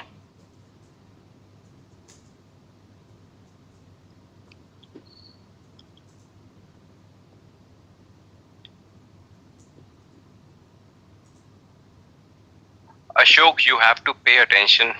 Okay, you can see that PV was created on node, another node, right? This is my worker node, M38C. This is my worker node. Your persistent volume is created on this node. Okay, so Ashok, whenever you define PV and PVC, the volume is not created right away. Okay, a PV object, Kubernetes object PV is created, but it doesn't take storage of any node. Once you create the pod, okay, once you create the pod, then your PV is created figuratively. Okay, actually, your location will be created once your pod is created. Otherwise, your PV object, your Kubernetes object will be created. It will not consume any data, any storage. It will consume the storage only when you create the room.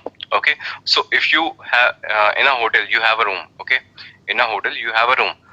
If nobody has occupied the room, the electricity will be cut off. Okay, they will cut off the fuse, the lights and everything, fans will be turned off of a room which is available and not booked. All right, similarly, a Kubernetes object PV will be created, but it will not consume any storage of any node. Now consider I have made the reservation, I entered the hotel, okay, I entered in my room. Only then they are going to provide electricity to that room. Only then the power will be enabled for that room. Only then the lights or fans of that room will be on once I enter the room. Similarly, whenever your pod is getting created, only then your PV will consume the storage from the node where your pod is assigned. Okay, so everything will be done on the worker node itself. The scheduler give any preference to the node while creating the pod in regards to PB and PVC? Siddharth, it depend. No, that is not the case. Okay, scheduler is going to put your pod on any worker node based on the scheduler that we have studied in the previous class. A persistent volume or persistent volume claim will be assigned to that node itself. Okay, so PVPVC does not have impact on any scheduler choice. Scheduler will choose the worker node for the pod, and then a persistent volume will be created. It will consume the volume data storage of that particular node afterwards. Prempal, you are asking, can we upgrade the PV site if we need the later stage? Yes, definitely. You know the how to edit the components in Kubernetes. Simply use kubectl edit PV and PV name, and then you can resize it as well. That is possible. Okay, it is again got disconnected. All right. So team, the next concept is we are going to cover is for ConfigMap. Okay. So what is ConfigMap and what is the need of the ConfigMap? Okay. So team, as you are working in IT organization or getting started, okay. So one thing you might be knowing that in any organization you have multiple environments for any particular application, right? Like first is your development environment, second is your testing environment, right? Then you have a pre-prod, okay, and finally you get a production environment, right? This is how you have your environments in any organization for your single application. Okay, now I want to create some pods or I want to create some containers. All right, but what I want to do, consider I am having a Nginx container. Okay, I am having a Nginx container. So I am going to create a container for every environment. Okay, what difference I want? In any Nginx, you get welcome to Nginx, right? You get a welcome to Nginx page. But I want to differ it as per the environments. Like if I deploy it on the development, I want it to welcome to development environment. When I deploy the same container on test, it should get welcome to testing environment. When I do it on the pre-prod, it should welcome me on the pre-prod environment, and when I do it on the production, it should welcome me as a welcome to production environment. Okay, that is my requirement. Okay, I want the container to behave differently on different environments. Okay, so team, now one question to all of you. Should I create a single image or should I create multiple images for this?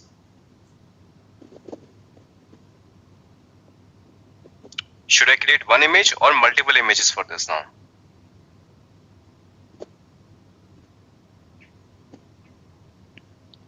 Okay, great. All of you are giving right answers.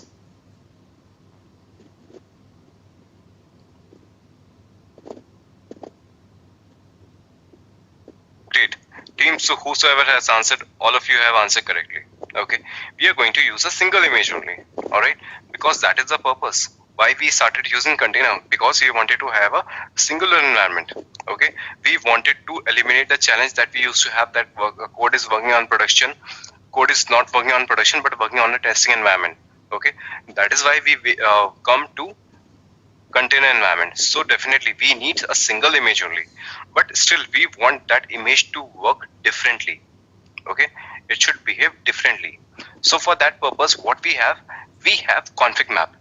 We are going to pass some kind of configuration to the container so that it can behave differently as per the environments.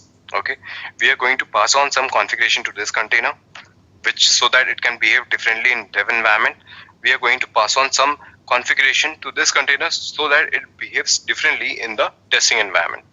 Okay, so we can pass it using volumes or we can pass it using your environment variables. Okay, we have multiple ways, but the single name that we can do it with is ConfigMap. Okay, it is simply a short form of configuration mapping. Okay, ConfigMap means configuration mapping. So we are going to use ConfigMap to achieve the same thing. All right, so before that, let me connect to my Cloud Shell again, and then I'll show you an example for this.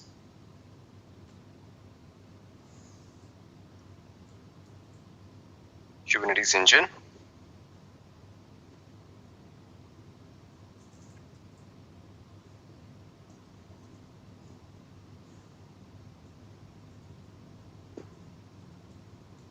Alright, in the meantime, it is connecting my machine.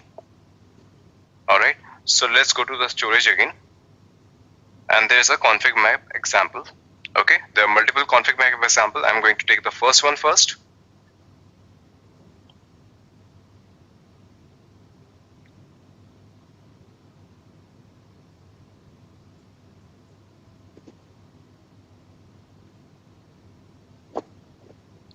Okay, so team, I'm creating a config map here.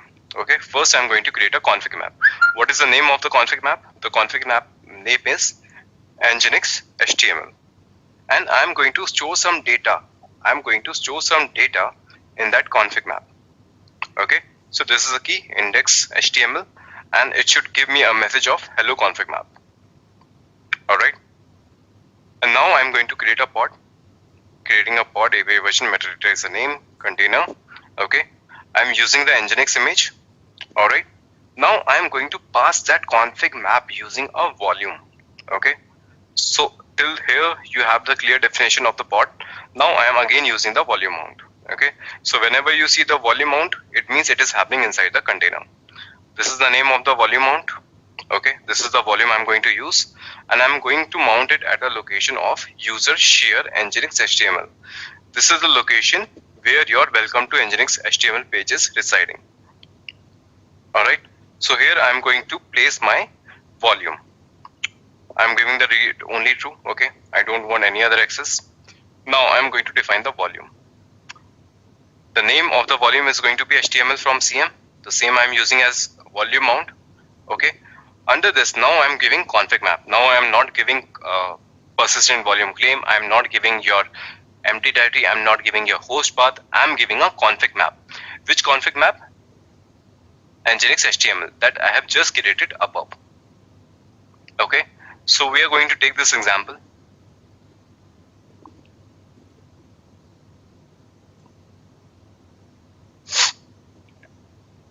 Authorize.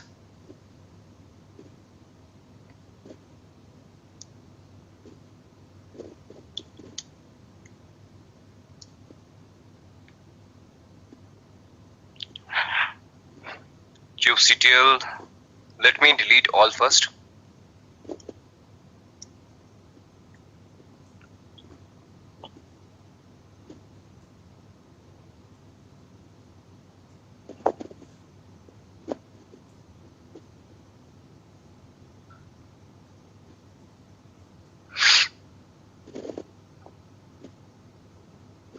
Okay, so it has not deleted the PV and PVC. kubectl get PVC. kubectl delete PVC, PVC name. kubectl get PV.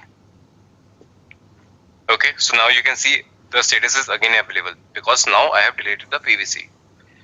kubectl delete PV, my PV.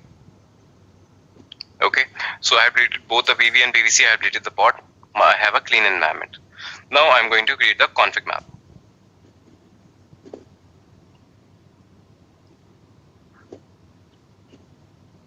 kubectl create -f and config map. Okay, so you can see your config map is created. Let's see it. kubectl get CM. CM is a short form. Okay, you can see that Nginx HTML config map is created. You can describe it. kubectl describe CM.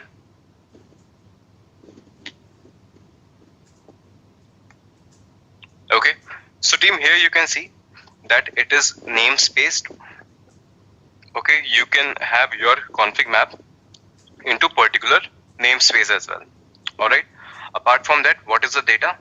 You have a key called index.html, and what is the value? Hello config map. Okay, so with this your pod is also created. Alright, so let's try to log in and see if it is placed or not. kubectl exec-it -bash.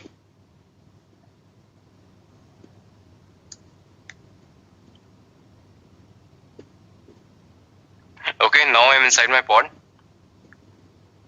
I have mounted that config map at this location. There has to be an HTML file. Okay, you can see a HTML file is here. Okay, and you can see the content has been updated.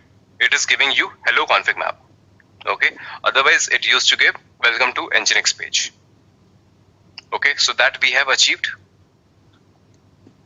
Now next part, I told you that we can give your config map by two ways. Okay, first way was by volumes. We have already seen that how we can pass your config map using volumes, but we can pass on your config map using environment variables as well. Okay, so let's take an example for that also. This is another config map I'm creating. Okay, earlier I passed only one value. That was html.index, and the value was hello from config map. Now I am giving two values. What I am defining DB as my MongoDB and app as my app. Okay, I have defined two values this time in my config map. I am creating the pod name container. Okay, and I want to execute a command. Okay, I want to execute a command echo key value 1 and key value 2. Okay, and I am defining those environment variables here. What is the name? The key is equal to going to be key 1. Okay, what should be the value of key 1?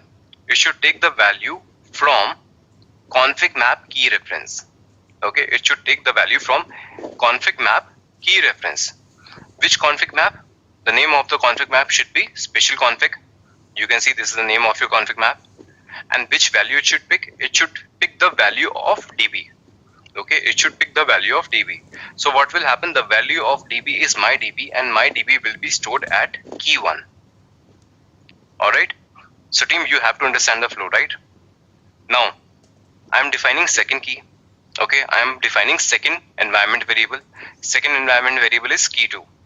From where it should pick the value? It should pick value from config map key reference. Which config map? The name of the config map is special config, and which value it should pick? It should pick the value of app.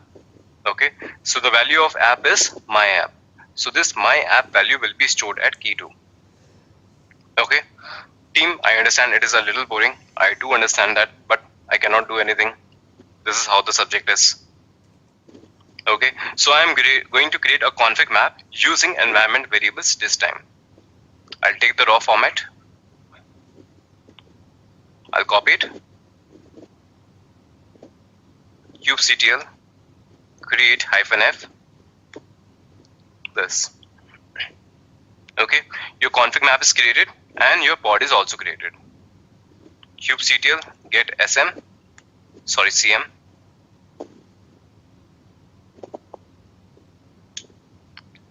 Okay, now you can see special config has been created and it has two datas. Okay, earlier we have one data, now we have two data. We can describe it. kubectl describe pod, sorry, it is config map.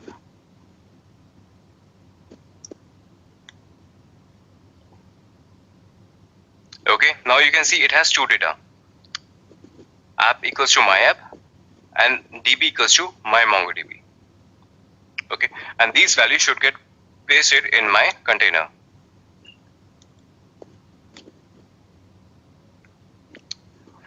Okay, so team test pod was created and it has only one job, right?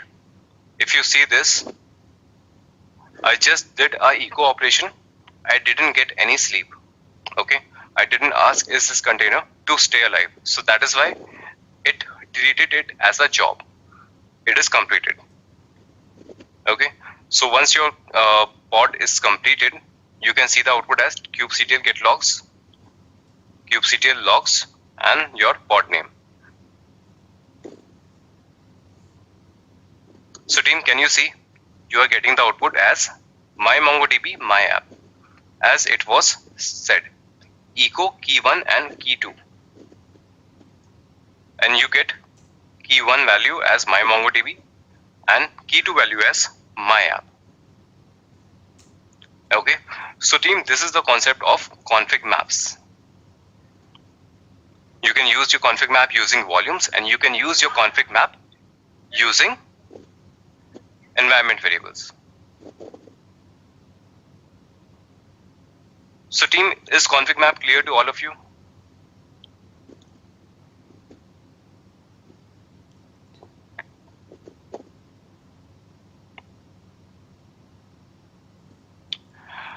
Gaurav, the thing is, you had a key value pair of index.html, okay, and you use it with a volume. Whenever you use it as a volume and you don't give any proper file path, it creates it as a file itself. Okay, whenever you use it as a volume and you don't store a value in a file, so it stores that value as a file itself.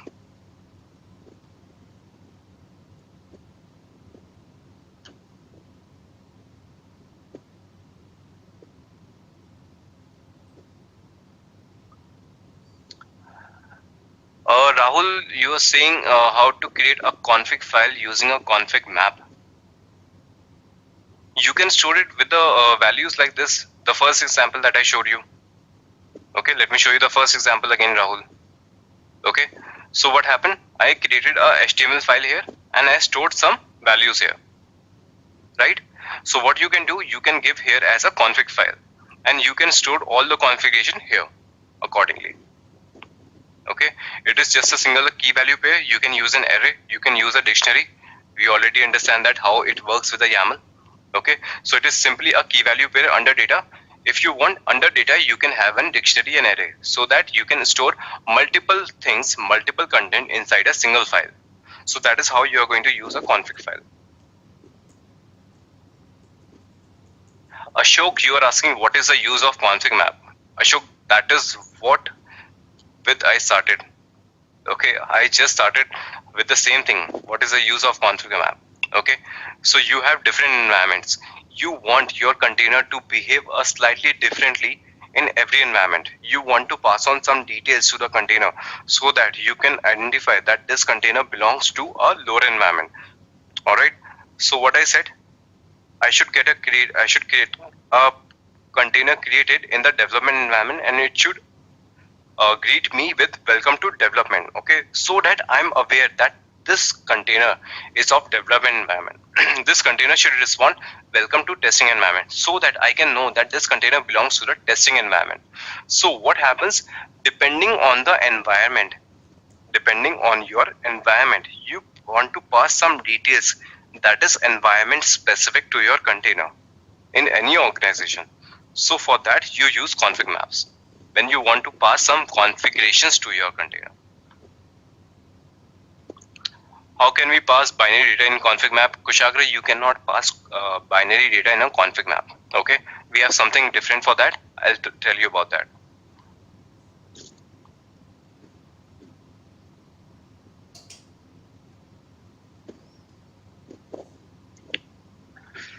Rahul, you said you tried 4 different files. It is giving 4 different configs. So Rahul, if you are giving it just like this, okay, if you are giving it data and then you give the same indentation, it means it is going to have different entries.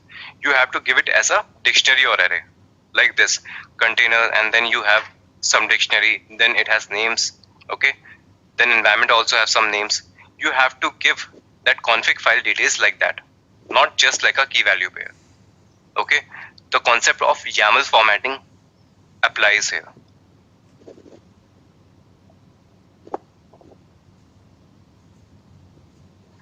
Gaurav, you are asking why we use a pipe signal symbol here in the example 1. So Gaurav, that is for the alignment. That is for the next line. Okay, you can also ask that why we have given this hidden sign /h1. So that is for the heading. So that is how your HTML formatting works. Okay, so it belongs to your HTML formatting.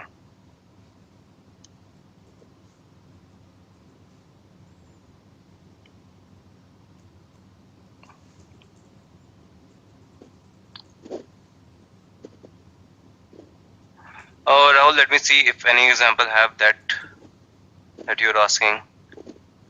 This is with database and database URL.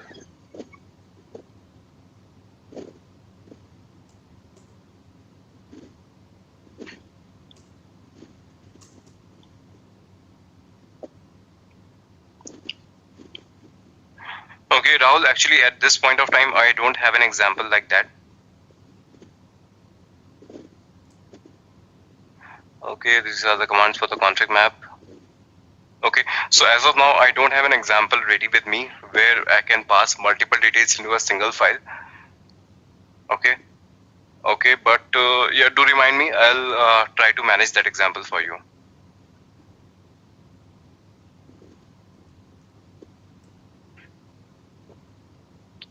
Masami, you are asking how to pass certificates in a config map. Okay, so Masami, certificate part we haven't discussed yet. Okay, certificate is a part that we are going to discuss in the next class. Okay, so I'll request you to keep your certificate related question in the next class.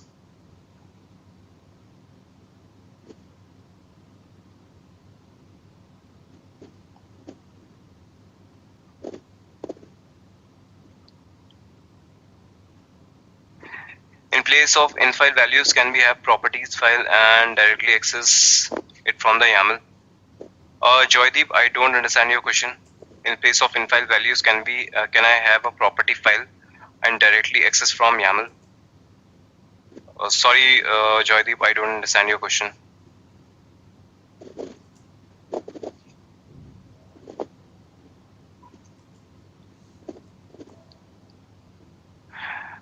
Rahul, you want to pass on the TNS entry for the config map for connecting to database. Okay, so Rahul, there are a lot of functionality. Okay, I am here to make you understand the concept. How you utilize it, you can, and that is up to you. Okay, you can use the config map for a variety of job. Okay, so I have made you understand the concept. It is up to you how you're going to use it. So if you want to pass a connection TNS string for that, you can do that. Okay. One more topic I want to tell you before you ask further question on this. Okay. Before you ask further question on this, I want to ask you one question now. Okay. So team, there was a question from someone, Rahul. Okay. He asked something related to Oracle database or something. Okay. So now I have to ask you one question. The question is, can you pass a database connection string, or sometimes you have to pass some password as well? Okay, you want to have some environment variables, you want to have some configuration pass that enables you to connect to the database, or where you need to have some password details also. Okay, so can you pass on some password related details or some sensitive data using config map to the container?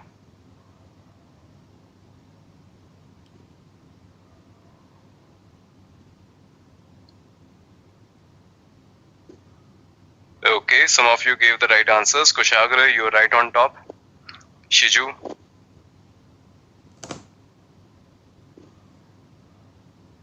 Masumi, yes. Ankur, absolutely correct. Okay, so team, we should not pass on any password related details or any sensitive data using config map. And why is that? Because if you're going to describe it, okay, if you're going to describe any CM, get CM. If you get any details in the config map, they are available to get read in plain text.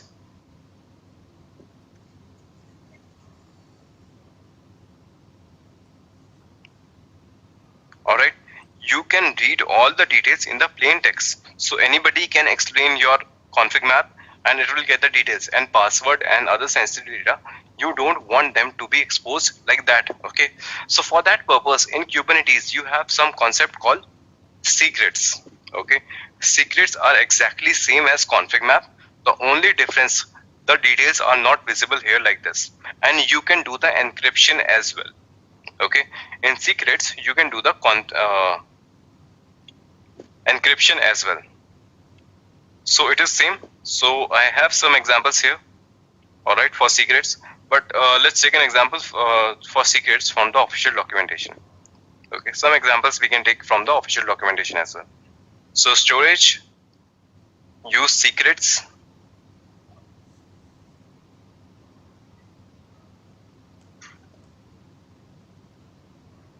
Kushag, in the binary data, are you asking about this? Okay, so if you want to pass on normal data, you can pass. If you want to pass some binary data as well, you can pass with the ConfigMap as well. Okay, so this is about binary data. As of now, we have provided normal data.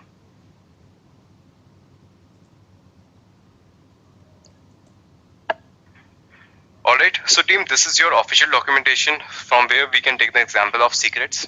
Alright, for the better understanding. Consider I want to pass on the username and the password. Alright, I want to pass on the username and password into my container using a secret. Alright, so this is being done using base 64 encryption. Alright, so base 64 encryption is usually available with all the Linux environment, whether it is your Ubuntu, Shell, Alpine, or CentOS, Red Hat. Okay, base 64 encryption is available with all of them. So for now, what I'm going to do, I'm going to have my app username. This is my username, and I'm going to have the base 64 encryption for this. Okay, so the encrypted value for my app is this string. Similarly, for the password, this is going to be my password, and I'm going to have base 64 encryption for this also. So now this is my username in the encrypted format, and this is the password for my encrypted value. Alright, now I'm going to create a secret. API version is v1, kind of secret, name of secret is this. You can see this is the username and this is the password as per the encryption. Alright, you can verify. Now what I'm going to do, I'm going to create this secret.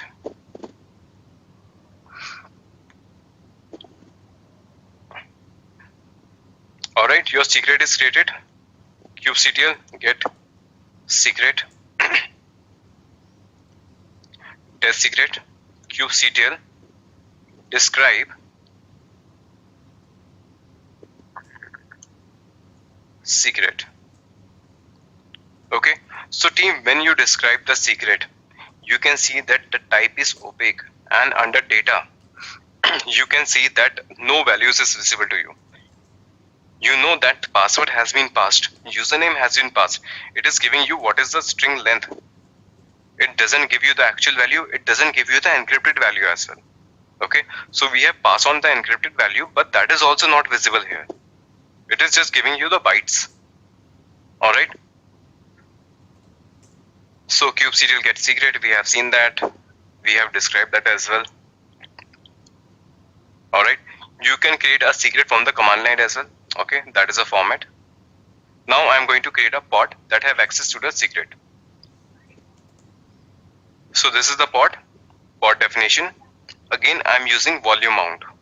Okay, the name of the volume that I'm going to use is secret volume, and it should get mounted at etc secret volume inside my container. What volume I'm using? The name of the volume is secret volume, and I'm using secret behind it. The name of the secret is test secret that I have just created. So let's create this pod as well.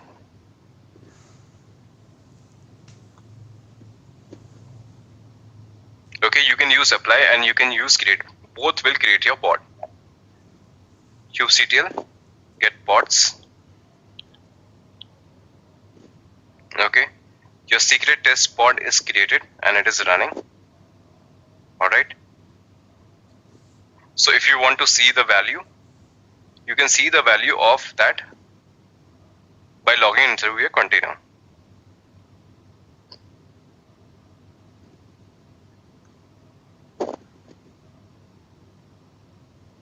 Alright, now you're inside your container.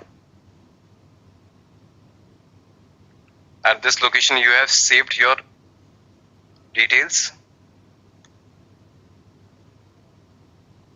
So team, you can see etc secret volume, you can see the password and username. Alright. So that is also encrypted. It is not visible to you directly.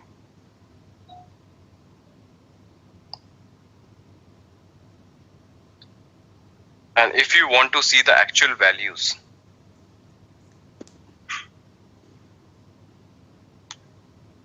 you can see the username.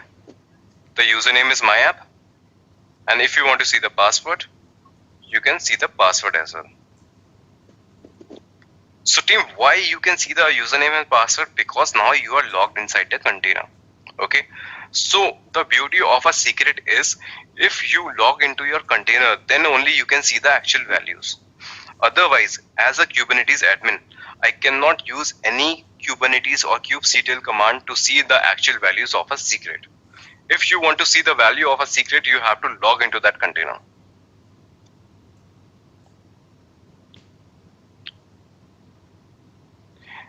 Alright, yes Kushagra, it is a plain text inside a container. The purpose of secret is it should get read inside a container, right? You should be able to read a secret inside a container, but you should not allow anybody else who cannot log into the container that it should read the content. So secret allow you to keep it a secret outside of container. Inside of container, you can definitely see it. Alright, so team, this is the example how you are going to use a secret using a volume. Okay, if you want to use using environment variable, just like a config map. Okay, we have seen an example, a config map, where you can use it using a volume and using an environment variable. Same thing I'm going to do with the secrets also. Okay, this time I'm going to create the secret using command line. Okay, in a imperative way. kubectl create secret. This is a keyword. Okay, you have to create a secret. Generic is a keyword that you have to give. Backend user. Backend user is the name of the secret. Okay, the secret will be named as backend user. From literal. Literals means you have to pass on the value. So team, whenever you create a secret from the command line, you don't give the encrypted format. Okay, you give a plain text. If you create a secret using command line, pass on the values just like that without encryption. So the key is backend user name and the value is backend admin. Alright, so I'm going to create the secret now.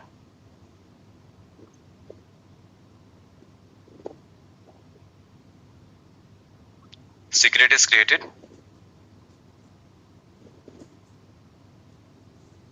Alright, now I am going to create the pod using environment variable for this. Okay, this is your pod definition. Here I have provided environments. The name of the environment is secret username.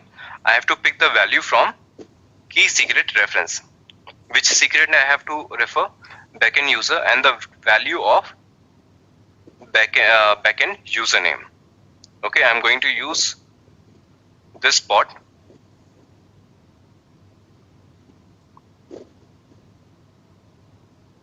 Alright. Now if I want to see the value, I don't have to log into the container every time. Alright. I can simply, in place of bash, I can simply give echo the secret username.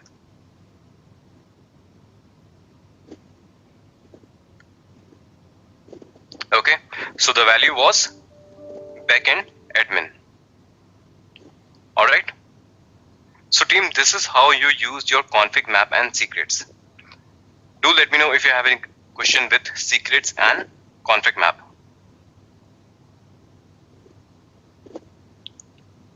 But we can also easily decode base 64 encoded data. So yes, Jagannath, you can do that. Alright, you can do that. But when you inside a container, see, the purpose of a secret is to pass some value secretly to a container. So it has to be not visible outside the container, but once you are inside the container, it should give you the actual values.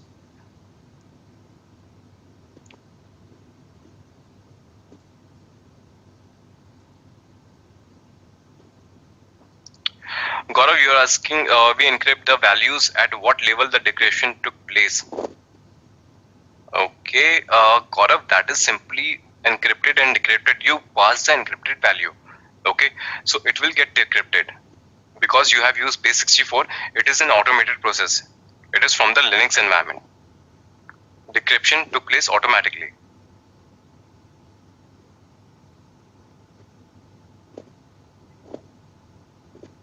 Rishabh, we have already seen even the encrypted value is not visible in a secret.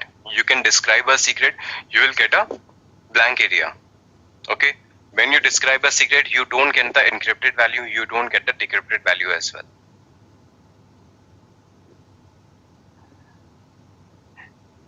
Anyway, we can avoid doing base64 encryption by ourselves. Kushagra, that is up to you. Whatever the encryption type you want to use, you can use. Okay, that is completely up to you. You don't want to use base64, you want to use any other encryption, you can use that also.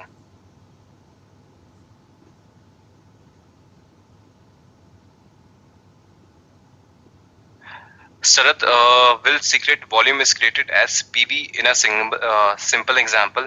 No, Sarath, PV is completely different. Okay, PV is completely different concept as a volume. I'm just mounting it as a volume. Inside, when you define a volume, alright, let me show you.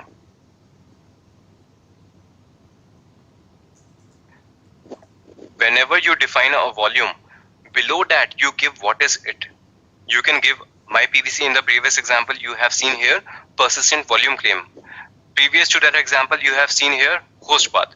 Previous to that example you have seen empty directory. Okay, so it is a way of passing something using volumes. Under volumes, what you have defined, that matters. So a config map is completely different from PV. We should not compare it like that. Joydeep, can we use a PV for secrets? Joydeep, secrets are managed internally by Kubernetes. Again, as I said, PV is completely different concept from secrets. Shiju is not encryption and encoding. Yes, Shiju, my bad, I used the wrong word. Okay, encryption and encoding. It is encoding format, base64.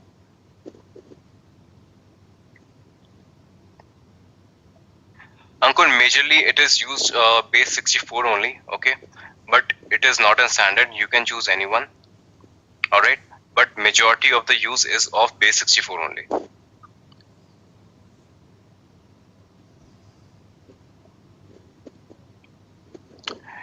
Rishabh, it is a support from your operating system. Where can we change the encryption type? It is based on your operating system. What encryption or encoding formatting you have installed. Okay, in you can have your encoding installed on your operating system, and you can encode the data using that. It will be decoded automatically. So you don't have to define it anywhere. You should have installed it in your system. That's all.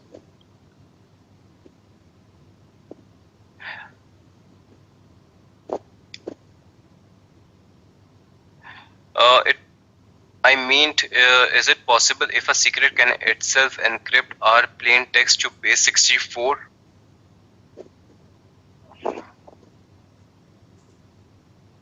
Kushagra, you have given the base64 encoded data, and that is being converted into plain text. Okay, so you are asking how to have your plain text to base64 format, and we have seen that how you can do that. There is a command already provided you in this documentation.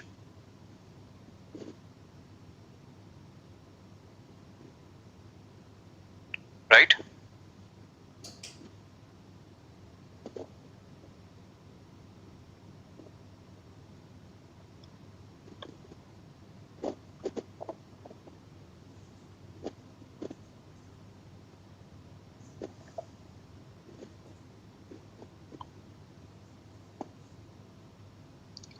Okay, so team, is secrets and config map clear to all of you? If so, we are going to move to the next topic. Okay, we still have 3 topics left for today.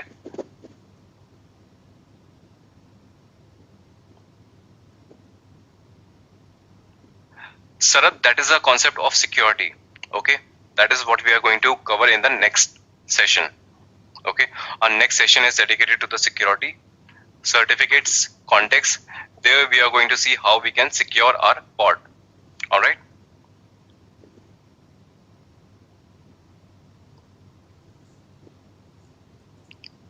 Okay. So team, now we are going to discuss two topics that is completely dependent on your managed Kubernetes cluster. Okay. Cloud disk and service load balancer are the two topics that you can only study with GKE or any EKS or managed cluster. All right. So team, you have understood about the PV and PVC concept, right? PV and PVC is clear to all of you. Now, one thing is, consider I have used an NFS shared mount point, right? Because I wanted to have consistency. So what I have done, I have created an NFS and it is attached to all the worker nodes. So don't you think it is not a cost efficient way of doing things? Okay, because in any cloud environment, whether it is your AWS or GCP, it is a model of pay as you go. All right. So if you have created a NFS dedicatedly, whether it is being used or not, you are going to pay for it. So even if your NFS is not being used, it is going to incur some charges and you have to pay for it to your cloud provider. So that is not a very efficient way of doing it, because you are paying for something that you are not using. In that scenario, your cloud disk comes into picture. Okay, with cloud disk, what you can do, you can create the volume directly on the cloud when it needs to be used. Okay, whenever a pod requires a volume, then only it is going to create a cloud disk. It is going to create a volume directly on the cloud, not on any server. Also, that cloud disk will be available to all the instances, to the complete cluster. Okay, and that can be done only with GKE. So that is why cloud disk is a concept. It is not important for your examination. They never ask about a cloud disk because it is a part of GKE. It is not a part of core Kubernetes. Okay, similarly service load balancer as well. So let's see an example for the cloud disk.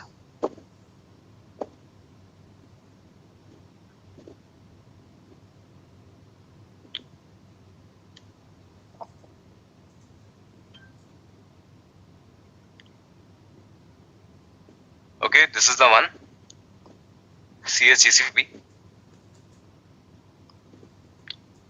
So team, this is how you are going to create a storage. All right, this is the API version storage class. Okay, I'm going to create a storage class now. All right, earlier what we did, we used a standard storage class, general one. Okay, that general one, what it does, it creates the volumes on the instances. All right, that reception is only allow you to book hotel in that particular room. But if you want to book a room at some other place, you have to deal with another manager, right?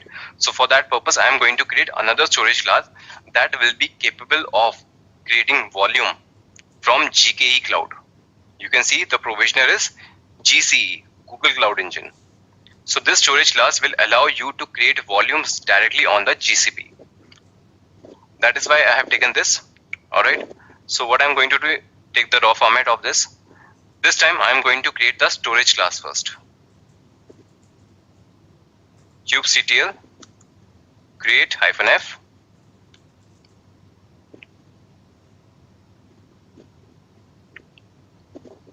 kubectl get sc is a short form for storage class. All right. You can see a fast storage class is just created. All right, 7 seconds ago. Who is going to provision it? Google Cloud Engine. This volume will be, so this storage class is going to instruct Google Cloud Engine directly to create the volume. Okay, volume binding mode is immediate. Whenever the requirement is arise, it is going to immediately provision your volume. All right, and the reclaim policy is delete. You can modify it, you can have it as a recycle, you can have it as retain. Okay, that is up to you, but as of now it is created by a delete one.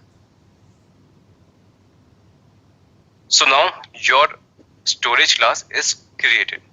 All right, now you don't have to create a PV. Okay, that is the part that we are skipping.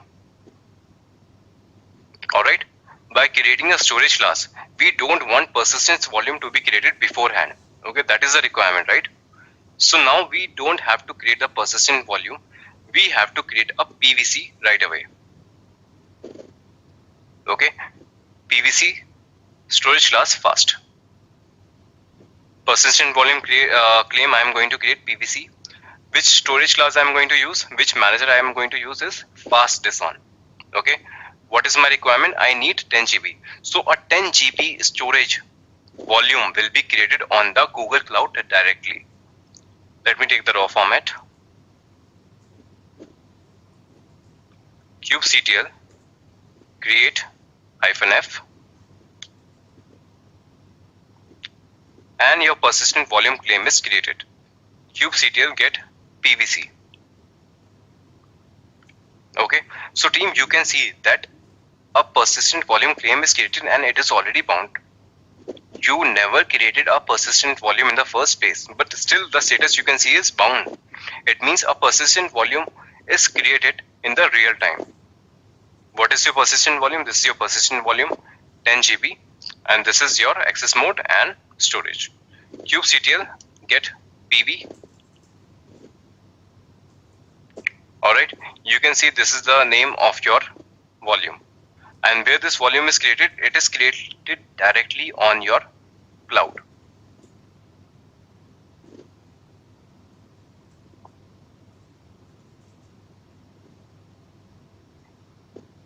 So team, can you go to storage and you can see a persistent volume claim is already created. Okay, this is from the Google Cloud, GKE. Let's see about the volumes. Cloud storage.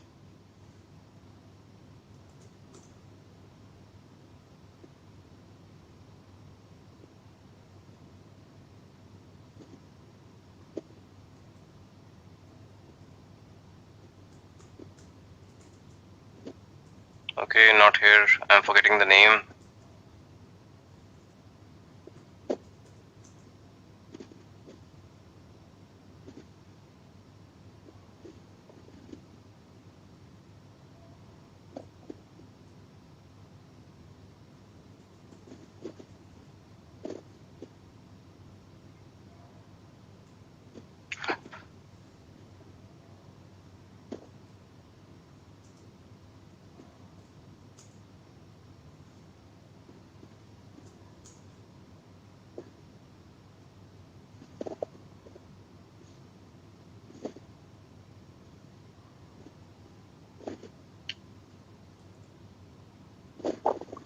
Okay, it has to be somewhere. I'm forgetting the location exactly.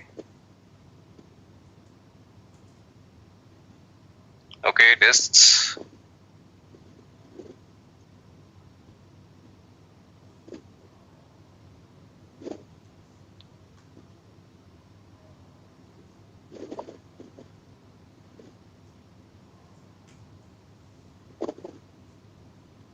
Okay, thanks Akur. I forgot it. Thanks Ankur. Okay, so team, here you can see the volume is created. Okay, how to verify? You can see the ending of the volume name 4EA5. Alright, 4EA5. This persistent volume is created right away on the cloud disk. Alright, it is not created on any server. So even if the pod gets recreated on any other node, it is not going to impact anyway because this disk is at the cloud level. Okay, it is not assigned to any particular worker node. Okay, so that is the beauty of this. Any doubts, any question in this? Cloud disk.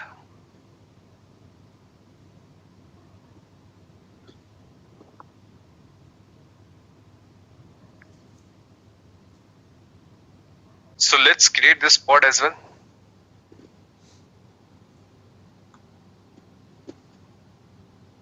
Okay, you can use apply and you can use create. Both will create your pod. kubectl get pods. Okay, your secret test pod is created and it is running. Alright. So if you want to see the value, you can see the value of that by logging into your container.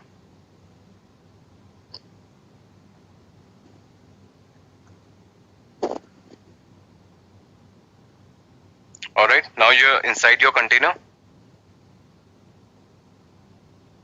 At this location you have saved your details. So team, you can see etc secret volume, you can see the password and username. Alright, so that is also encrypted. It is not visible to you directly.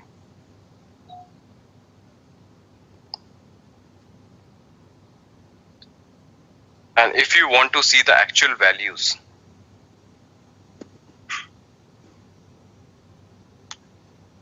you can see the username. The username is my app. And if you want to see the password, you can see the password as well.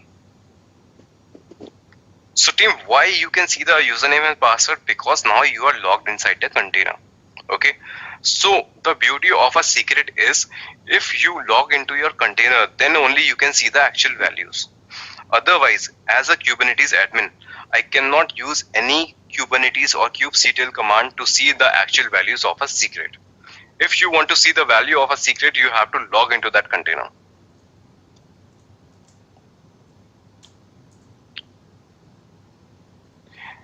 Alright, yes Kushagra, it is a plain text inside a container.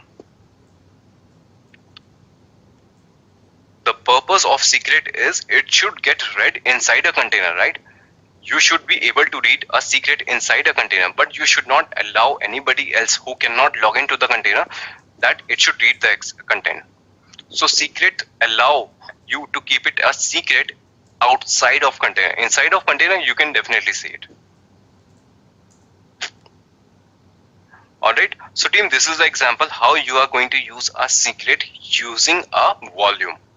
Okay, if you want to use using environment variable, just like a config map. Okay, we have seen an example, a config map, where you can use it using a volume and using an environment variable. Same thing I'm going to do with the secrets also.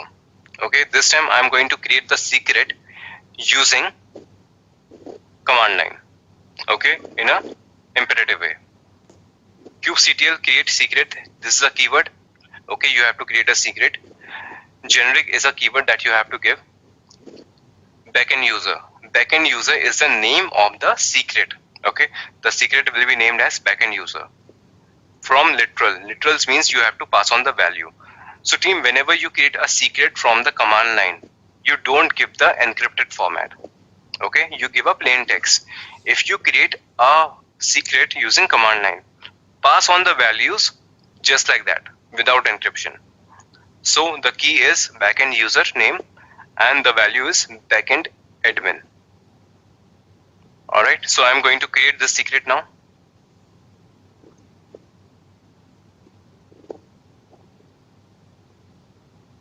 Secret is created. Alright, now I am going to create the pod using environment variable for this.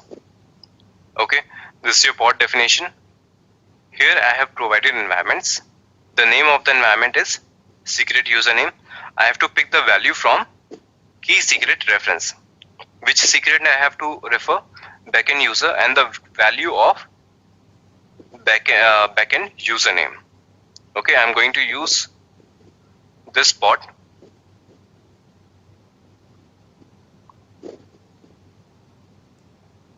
Alright. Now if I want to see the value, I don't have to log into the container every time. Alright. I can simply, in place of bash, I can simply give echo the secret username.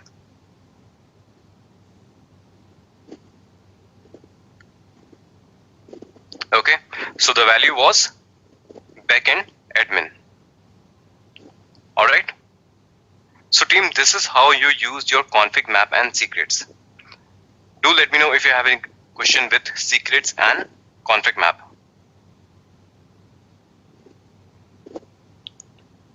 But we can also easily decode base 64 encoded data. So yes, Jagannath, you can do that. Alright, you can do that. But when you inside a container, see, the purpose of a secret is to pass some values secretly to a container. So it has to be not visible outside the container, but once you are inside the container, it should give you the actual values.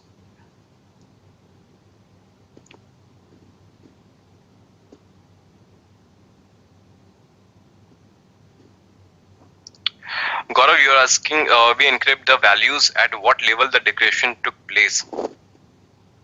Okay, Gaurav, that is simply encrypted and decrypted. You pass the encrypted value. Okay, so it will get decrypted. Because you have used base64, it is an automated process. It is from the Linux environment. Decryption took place automatically.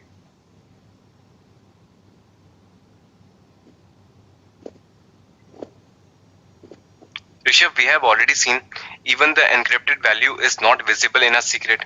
You can describe a secret, you will get a blank area. Okay, when you describe a secret, you don't get the encrypted value, you don't get the decrypted value as well.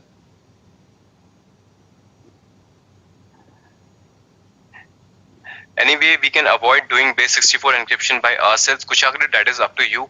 Whatever the encryption type you want to use, you can use. Okay, that is completely up to you.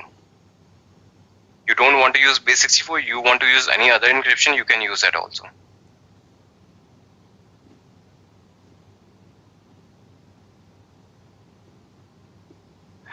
Sarath, will secret volume is created as PV in a simple example? No, Sarath, PV is completely different. Okay, PV is completely different concept as a volume. I'm just mounting it as a volume. Inside, when you define a volume, alright, let me show you.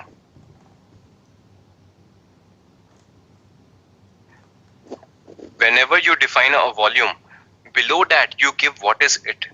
You can give my PVC. In the previous example you have seen here persistent volume claim. Previous to that example you have seen here host path. Previous to that example you have seen empty directory. Okay, so it is a way of passing something using volumes. Under volumes, what you have defined, that matters. So a config map is completely different from PV. We should not compare it like that.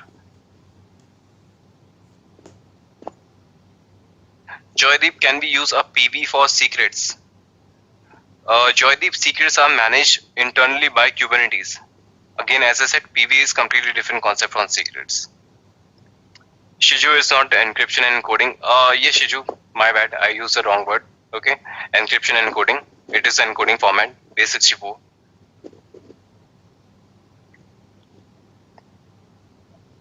Ankur, majorly it is used base64 only. Okay, but it is not a standard. You can choose anyone. All right, but majority of the use is of base64 only.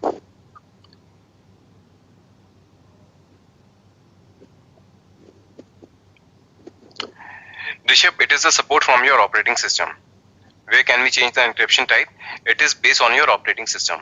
What encryption or encoding formatting you have installed. Okay, in you can have your encoding installed on your operating system, and you can encode the data using that.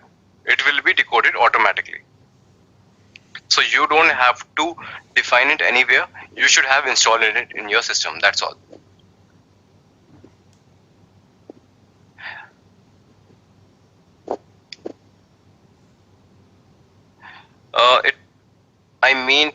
Is it possible if a secret can itself encrypt our plain text to base64?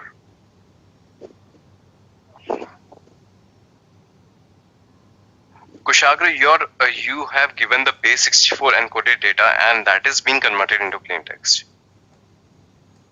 Okay, so you're asking how to have your plain text to base64 format, and we have seen that how you can do that. There is a command already provided you in this documentation.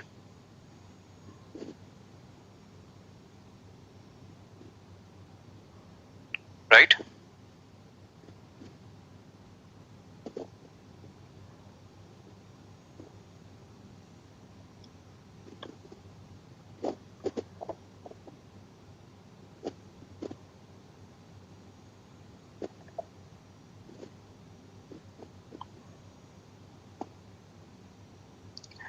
Okay, so team, is secrets and config map clear to all of you? If so, we are going to move to the next topic. Okay, we still have 3 topics left for today.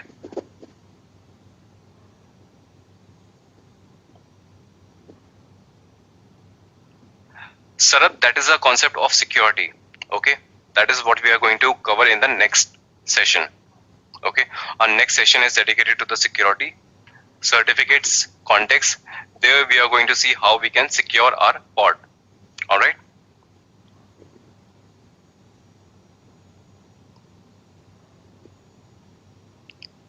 Okay. So team, now we are going to discuss two topics that is completely dependent on your managed Kubernetes cluster. Okay. Cloud disk and service load balancer are the two topics that you can only study with GKE or any EKS or managed cluster. All right. So team, you have understood about the PV and PVC concept, right? PV and PVC is clear to all of you. Now, one thing is, consider I have used an NFS shared mount point, right? Because I wanted to have consistency. So what I have done, I have created an NFS and it is attached to all the worker nodes. So don't you think it is not a cost efficient way of doing things? Okay, because in any cloud environment, whether it is your AWS or GCP, it is a model of pay as you go. All right. So if you have created a NFS dedicatedly, whether it is being used or not, you are going to pay for it. So even if your NFS is not being used, it is going to incur some charges and you have to pay for it to your cloud provider. So that is not a very efficient way of doing it, because you are paying for something that you are not using. In that scenario, your cloud disk comes into picture. Okay, with cloud disk, what you can do, you can create the volume directly on the cloud when it needs to be used. Okay, whenever a pod requires a volume, then only it is going to create a cloud disk. It is going to create a volume directly on the cloud, not on any server. Also, that cloud disk will be available to all the instances to the complete cluster. Okay, and that can be done only with GKE. So that is why cloud disk is a concept. It is not important for your examination. They never ask about a cloud disk because it is a part of GKE. It is not a part of core Kubernetes. Okay, similarly service load balancer as well. So let's see an example for the cloud disk.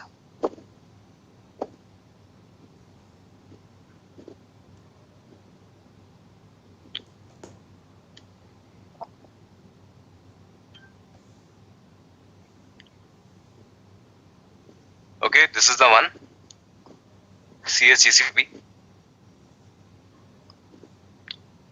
So team, this is how you are going to create a storage. All right, this is the API version storage class. Okay, I'm going to create a storage class now. All right, earlier what we did, we used a standard storage class, general one. Okay, that general one, what it does, it creates the volumes on the instances. All right, that reception is only allow you to book hotel in that particular room. But if you want to book a room at some other place, you have to deal with another manager, right? So for that purpose, I am going to create another storage class that will be capable of creating volume from GKE Cloud. You can see the provisioner is GCE, Google Cloud Engine. So this storage class will allow you to create volumes directly on the GCP. That is why I have taken this. All right. So what I'm going to do, take the raw format of this. This time I'm going to create the storage class first. kubectl create -f.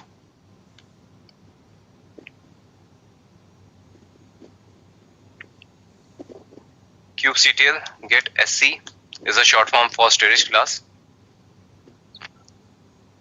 All right. You can see a fast storage class is just created. All right, 7 seconds ago. Who is going to provision it? Google Cloud Engine. This volume will be, so this storage class is going to instruct Google Cloud Engine directly to create the volume. Okay, volume binding mode is immediate. Whenever the requirement is arise, it is going to immediately provision your volume. All right, and the reclaim policy is delete. You can modify it, you can have it as a recycle, you can have it as retain. Okay, that is up to you, but as of now it is created by a delete one. So now your storage class is created. All right, now you don't have to create a PV. Okay, that is the part that we are skipping. All right, by creating a storage class, we don't want persistence volume to be created beforehand. Okay, that is a requirement, right? So now we don't have to create the persistent volume. We have to create a PVC right away. Okay, PVC storage class fast. Persistent volume claim I am going to create PVC. Which storage class I am going to use, which manager I am going to use is fast this one. Okay, what is my requirement? I need 10 GB. So a 10 GB storage volume will be created on the Google Cloud directly. Let me take the raw format. kubectl create -f and your persistent volume claim is created. kubectl get PVC. Okay, so team, you can see that a persistent volume claim is created and it is already bound. You never created a persistent volume in the first place, but still the status you can see is bound. It means a persistent volume is created in the real time. What is your persistent volume? This is your persistent volume, 10 GB, and this is your access mode and storage. kubectl get PV. Alright, you can see this is the name of your volume, and where this volume is created, it is created directly on your cloud.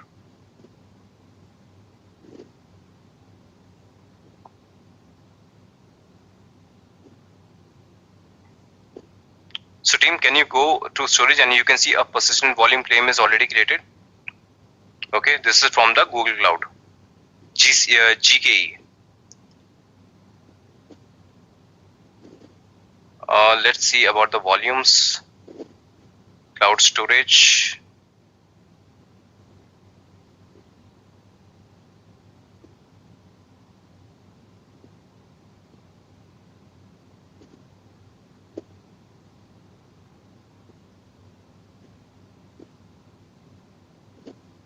Okay, not here. I'm forgetting the name.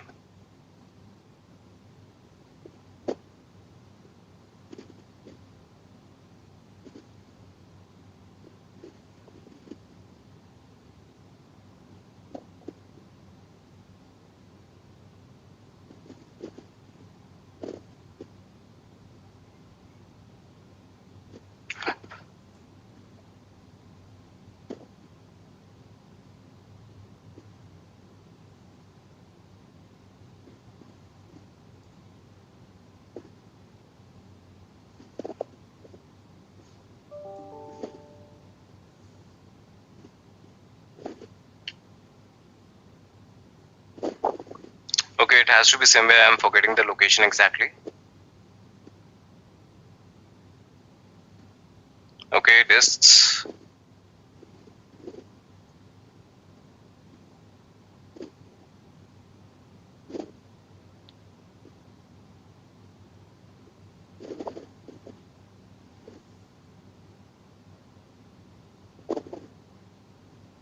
Okay, thanks Akur. I forgot it. Thanks Ankur. Okay, so team, here you can see the volume is created. Okay, how to verify? You can see the ending of the volume name 4EA5. Alright, 4EA5. This persistent volume is created right away on the cloud disk. Alright, it is not created on any server. So even if the pod gets recreated on any other node, it is not going to impact anyway because this disk is at the cloud level. Okay, it is not assigned to any particular worker node. Okay, so that is the beauty of this. Any doubts, any question in this? Cloud disk.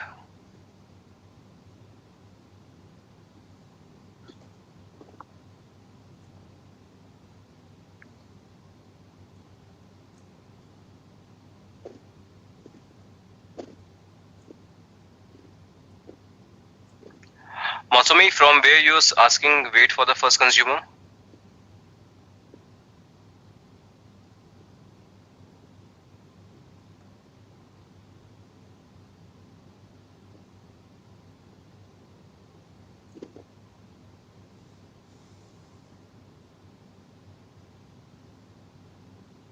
Storage class status.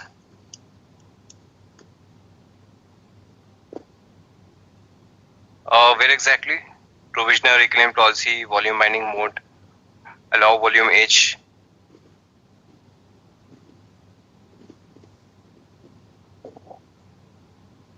Okay, this wait for the first consumer. Okay, so for this, whenever you use this storage class, okay, first it is going to have a pod first, okay, and after that a pod will be created, a volume should be assigned, but once you start putting some data at that volume, only then that volume will be created exactly. Okay, so that volume will be assigned. Even when you create the pod, it will wait until unless you write some data to that particular volume. Okay, otherwise it is used internally for your Kubernetes. It is not available for you. All right, you are always suggested to use the standard one, or you can create your own. So this is wait for the first consumer. It is used by the Kubernetes internal processes. They create the volume when and where required immediate basis.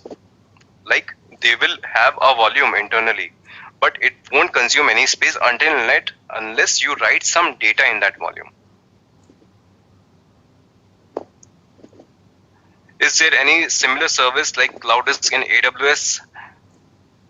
Yes, Ankur, there is. If you have used EKS service, okay, in AWS you have EKS for Kubernetes engine. There you can use the volume as per your choice. Here we have SSD. There we have different type of volumes. I'm not a big fan of AWS, so I don't know all the type of volume which are available there, but you can use that. Okay, for that you have to create the storage class where you have to give the provisioner of AWS.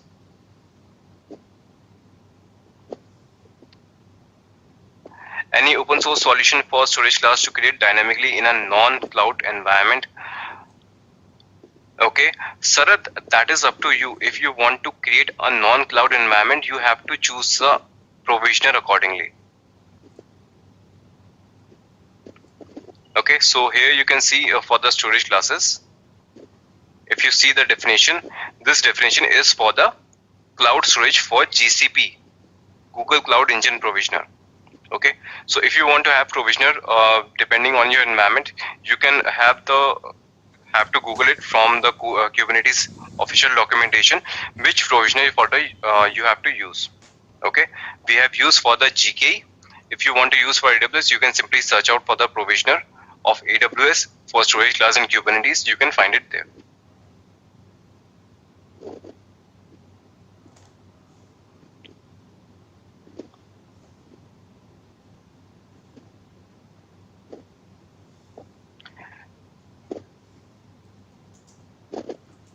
Rishabh, but here the provisioner for standard is GCEPD. Yes, it is GCPED, but here you are defining the type as PDSSD. Okay, here you're defining the type is PDSSD, so that it is going to create the volume directly on the Google Cloud. Okay, obviously provisioner is going to be GCE. If you are creating the volume also on the VM machine, the provisioner is going to be your Kubernetes itself. Let me show you here. All the volumes that are attached to your worker node 1, worker node 2, all the volumes that are attached on your master, all the volumes are provisioned by GKE itself. Alright, even on the worker nodes, it is provisioned by the GKE, right? So you have to give the type also, parameter.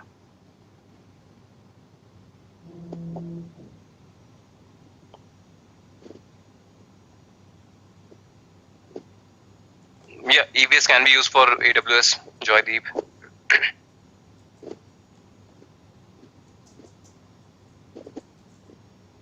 Okay, any other question till now?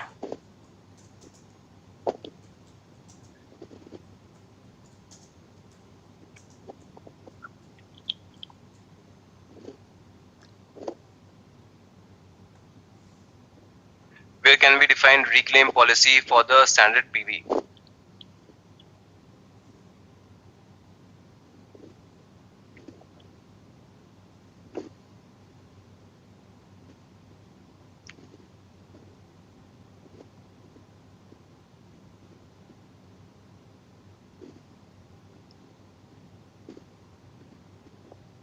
So under specification, you have to define it. Okay, Kushagra, if you want to define the reclaim policy, you can see a previous definition of any PV and PVC.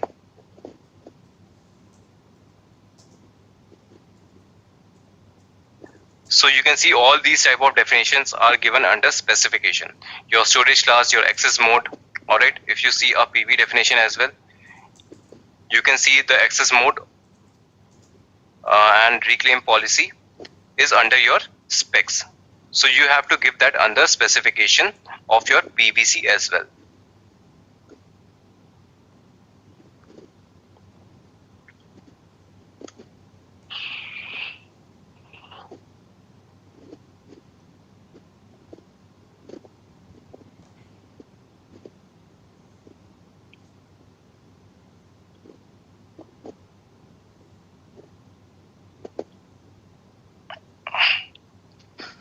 Okay, Masumi, you are asking how read write once and read and many applicable for the cloud disk. Okay, so if you have multiple pods running on different nodes, okay, so read write once here is going to be defined as a particular pod and a particular deployment. Okay, so if you have created a deployment or if you have created a pod, it will be accessible. This volume will be accessible to that only. All right, one deployment, one PVC, or one pod, one PVC. That is how you're going to do the mapping. If you have given the read write once, that volume will be accessible to that only. But if you have given read write many, so it can be used by different deployment and different pod as well. All right. So team, I guess we won't be able to cover the StatefulSet and headless service today because of the time, because of the questioning. All right. But we have to cover the service load balancer because this is the part that we have to deal with GKA itself. Okay. So team, how many type of services you remember that we have in Kubernetes?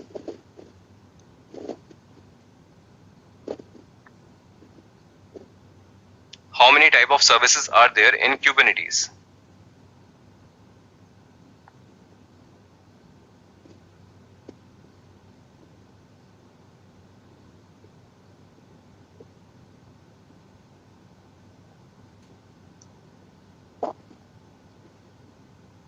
Cluster IP, node port, right? Okay, I guess Shiju, you have given the load balancer as well. Okay, great. Okay, team, consider you have a deployment, and under deployment you have created 3 replicas. All right, and these 3 replicas will be exposed to the outer world using a service. Okay, and this service will expand across your cluster. Okay, consider these are your nodes, right? Node 1, node 2, node 3. This is your master node. This is your worker node 1. And this is your worker node 2. So if you remember about the services, okay, if you remember about the services, you know that with service, you create a node port, a port number. With this, you expose your pods to the outer world. And how do you expose that? You use IP address of your master world, and you can have the node port. Okay. So here you have the functionality that you can use the IP of any of the worker node. Okay, you can have IP2 with node port. You can have IP3 with your node port, right? That is a flexibility you get. You can use IP of any of the machine, whether it is your master machine or your worker node 1 or worker node 2. Now the question arises that what you do, what IP you are going to give to your customer, okay? Or simply you create a DNS entry, okay? www.shub.com. Okay, that is my application URL. So behind that, you have to do the DNS mapping. You have to give an IP as well. So whose IP are you going to give? Are you going to give the IP of your master or your worker node 1 or worker node 2? Because IP of any of the machine is going to work. All right. In that scenario, you need to do the load balancing. Okay. You're going to have a third load balancer that is called load balancer service.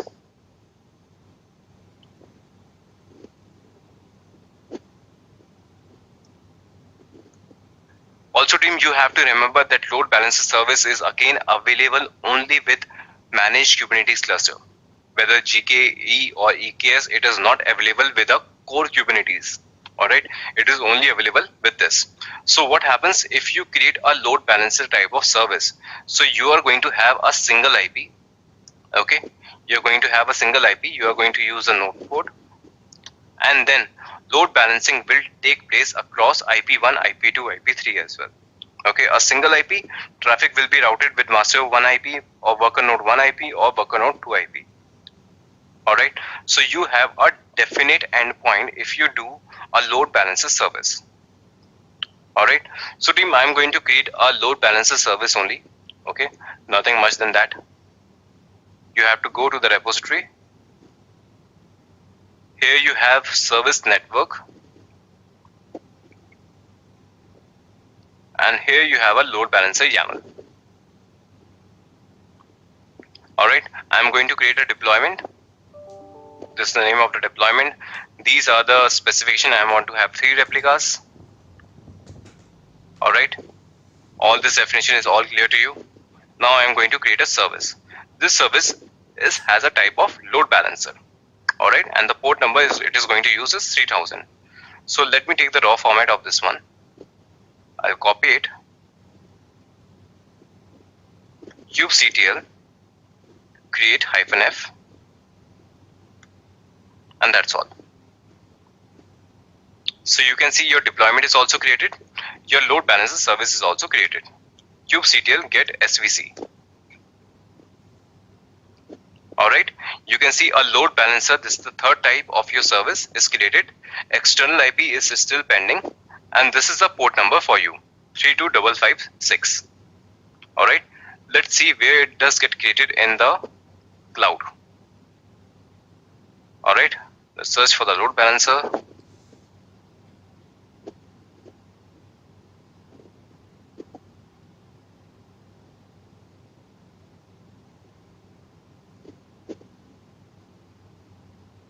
Alright, team, you can see a load balancer is created.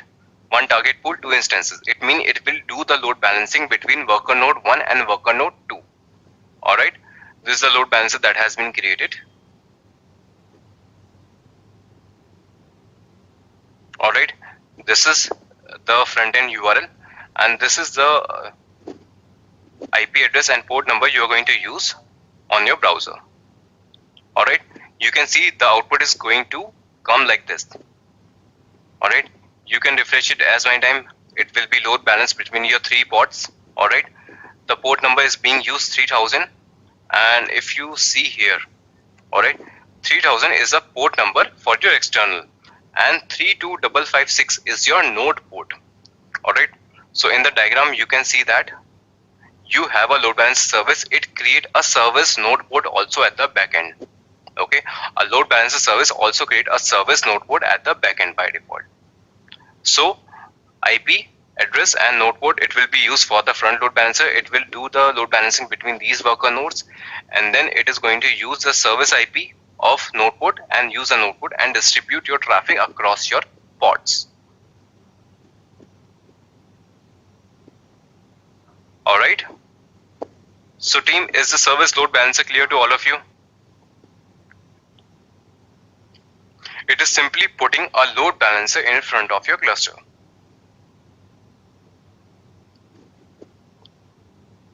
Alright, simply putting a load balancer in front of your cluster.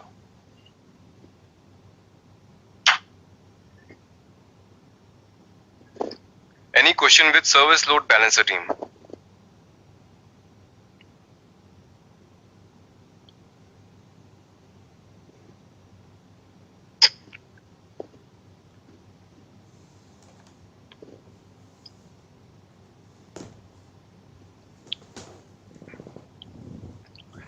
Gaurav, in the local cluster, you have to have a load balancer automatically at your own. You have to create a manual load balancer. Okay, if you are using cloud, you have to create your own load balancer manually on the cloud front. Alright. If you are not using a non-cloud environment, you have to use a HA proxy server.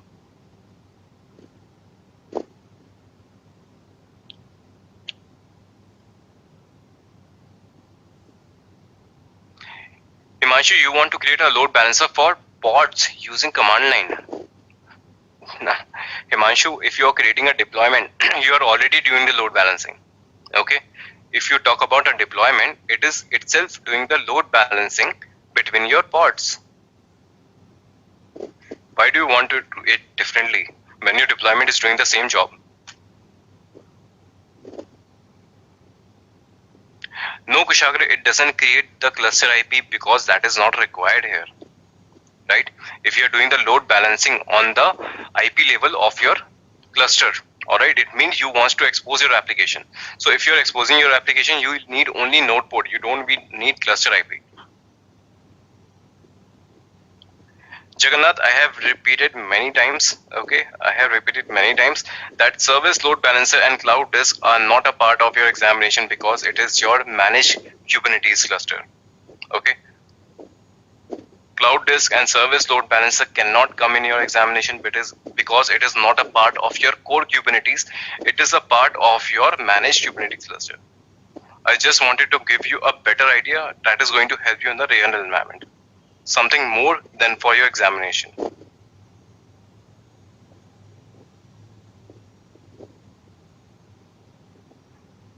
Where does the node port to the port mapping define? Is it default port number 80?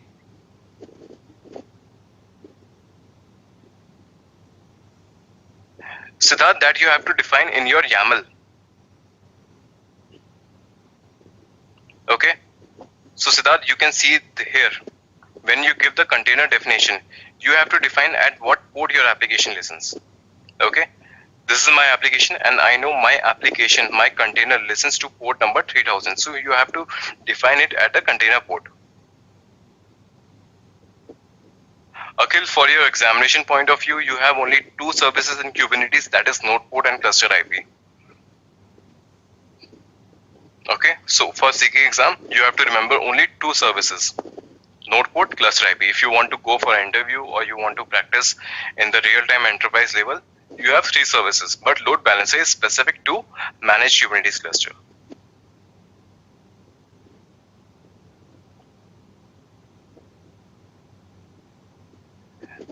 Kushagra, you have never created a cluster IP for other pods, right?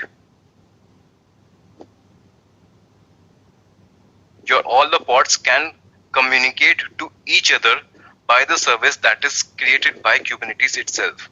Okay, thus you have seen all the kube system pods.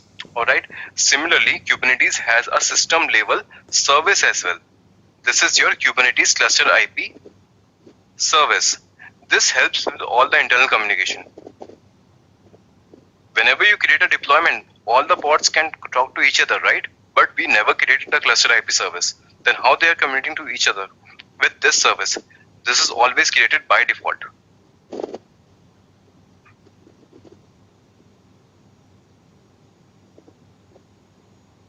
Even if I delete everything, this service will get created automatically. kubectl delete all -- all. Okay, so whenever delete everything, you might have seen that a service is also deleted. Okay, I don't know if you have paid attention to that or not, but this Kubernetes service is also deleted. Can you see Kubernetes service is also deleted? But it is a system level resource. It will get created automatically.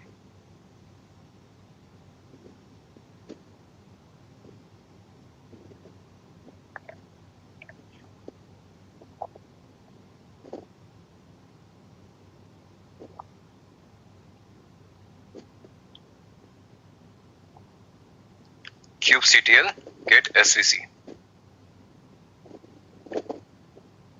Okay, it was not deleted. So you can see cluster IP is always coming back. It is just like a system level resource that helps in with the internal communication.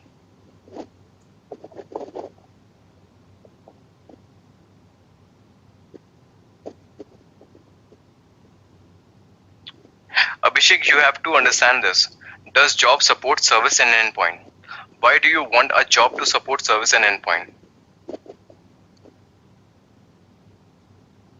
Job is something the bot will do some task and it will die. So where you want to expose that? A job is completed. Once it is completed, your pod is going to die out. Then where you are going to expose that died container? Nowhere. So why do you want job to support services and endpoints? No point of having that.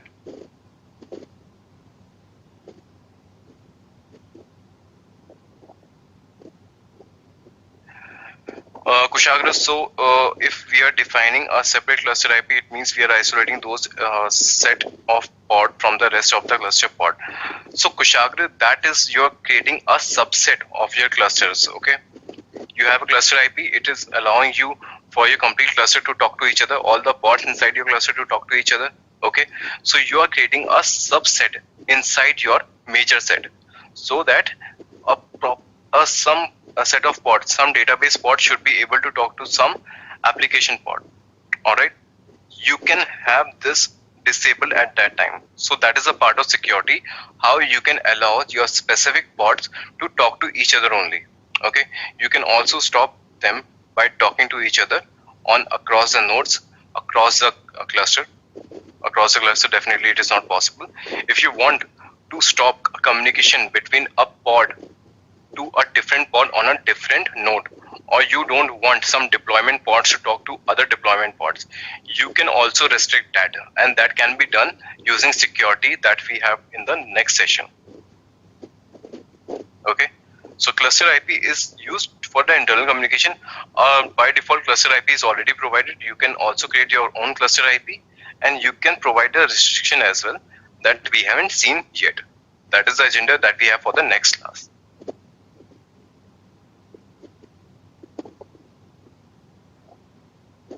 Okay, in the next class you can see we have networks, security, context and config files.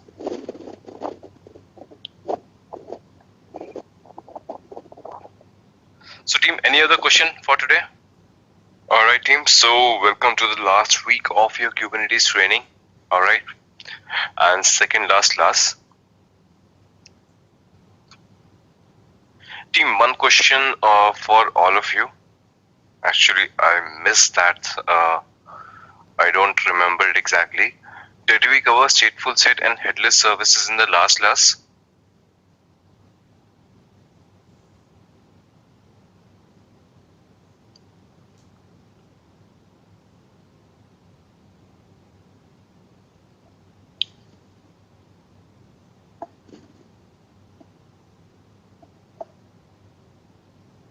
Rahul, what templates you are talking about?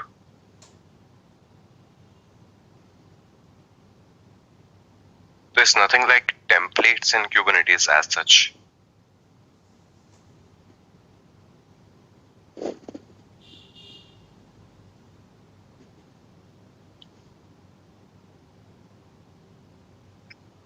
Girish, last week we worked on GKA cluster, right? So there you got a terminal, and then that was the only master node you have. And the thing is, in managed cluster, you don't have access to your master node. You just get a terminal. All right. Similarly, same case it's with AWS EKS. All right. Not much difference. Setting up is a difference. That is all. Otherwise, all the commands you are going to execute, and all the commands, all the objects will keep working on EKS. Everything will be same. Only setting it up is going to be different.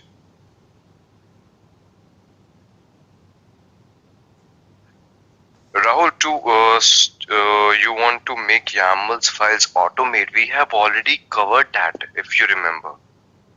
I have told you with the dry run, right? If you remember, I have told you what are the dry runs, how you can create a dry run -o YAML file. Dry run equals to client and -o YAML. You get a template, you get a output, how you can create a YAML file. Okay, it is just like that. So if you're asking about that template, we already covered that.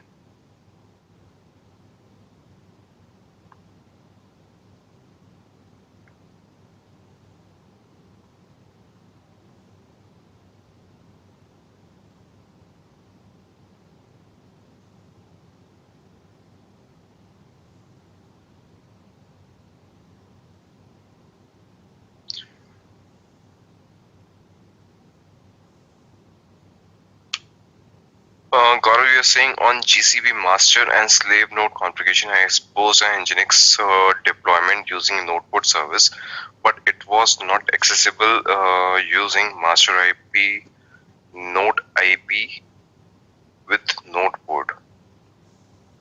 Okay, Gaurav, what was the error you were getting? Or the page was not loading, or you got some error or something?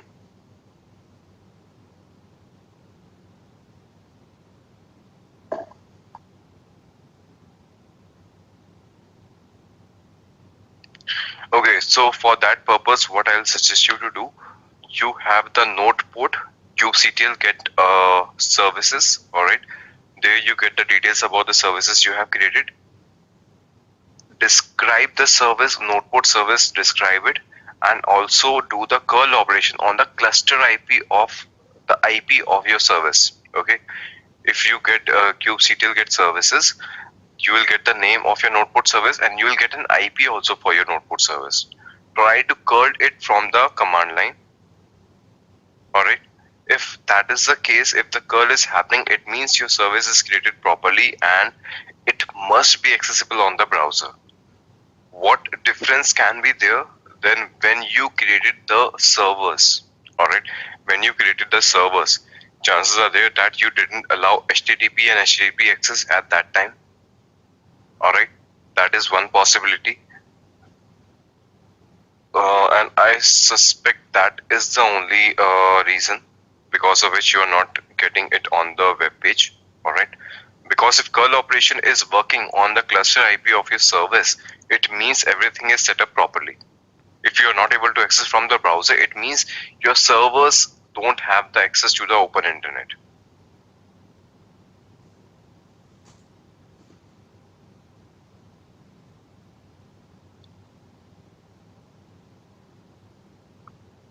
Okay, the curl operation on the cluster IP was working and I have allowed HTTP and HTTP access.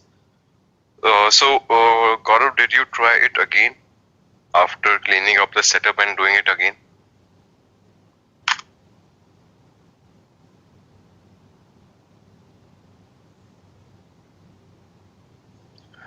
Okay, do that also. Apart from that, I'll suggest you to do one thing more. Alright, you have all your master IPs, all the servers, all the nodes, either your master or worker nodes component, do have Docker installed. Alright, simply create a Nginx Docker container with Docker command. Okay, with Docker command, create a container of Nginx on any of the machine. Alright, what will happen? That will create a container on the same node. You will have the local host there. So what will happen? You will expose a node. You will expose a port number to that also. Alright, so if you have seen my first class, you will get all the details how to create a single Docker container. Then when you create a Nginx Docker container with Docker, you will expose a port number as well. So use that port number and use its own machine IP address and try to access it from the browser. Alright, so a simple Docker container, if it is working from the browser, it means something is missing from your Kubernetes setup. If that also is not working, it means your servers don't have access to the open internet. Also, when I use this load balancer service, the IP allotment was to remain in pending state for more than 15 minutes. Seems something not good with my GCP. Gaurav, 15 minutes is a long time. It was not supposed to take that much time. Alright, if it take that much time, you have to describe the pod, and in the event section you will find out what was not going well. Okay, from there you can do the troubleshooting.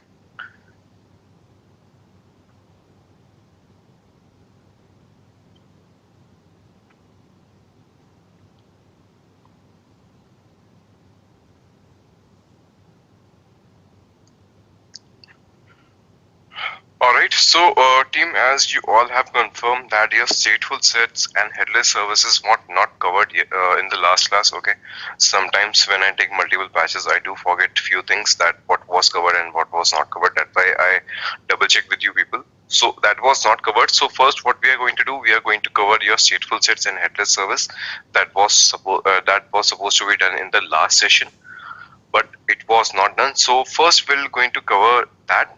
After that, we are going to move to your networking concepts. All right. It means we are going to talk about your security, not network exactly, but securities. All right. In securities, we'll discuss about your authentication and authorization. We'll talk about your certificates, roles and role binding, cluster role binding, kube config context, and then we'll discuss about security account and security context as well. Sorry, service account and security context. All right. So team, this is the objects we are going to cover today. All right. So we'll try to cover it all today itself so that we don't have to stretch on the last day, and we can have a good session on troubleshooting and important question discussion and tips discussion on examination. All right. So we'll try not to leave anything. All right. So this is what we are supposed to do today. Sorry, Gaurav, you say what we should do when our nodes doesn't have access to internet. So Gaurav, in that case, you I think I have told you earlier as well. First is your HTTP and HTTP access should there. You should have access to all cloud APIs that I have also shown you in the earlier classes. All right, these are the two sections which are important. Apart from that, you should have a firewall rule that should have access to 0000/0 IP.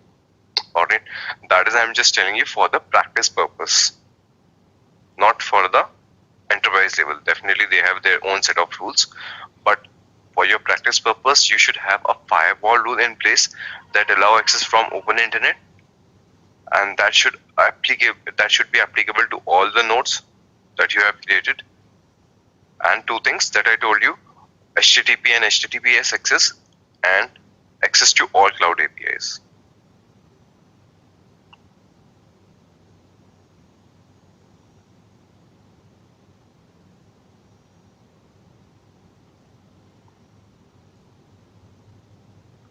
Alright team, so shall we start with today?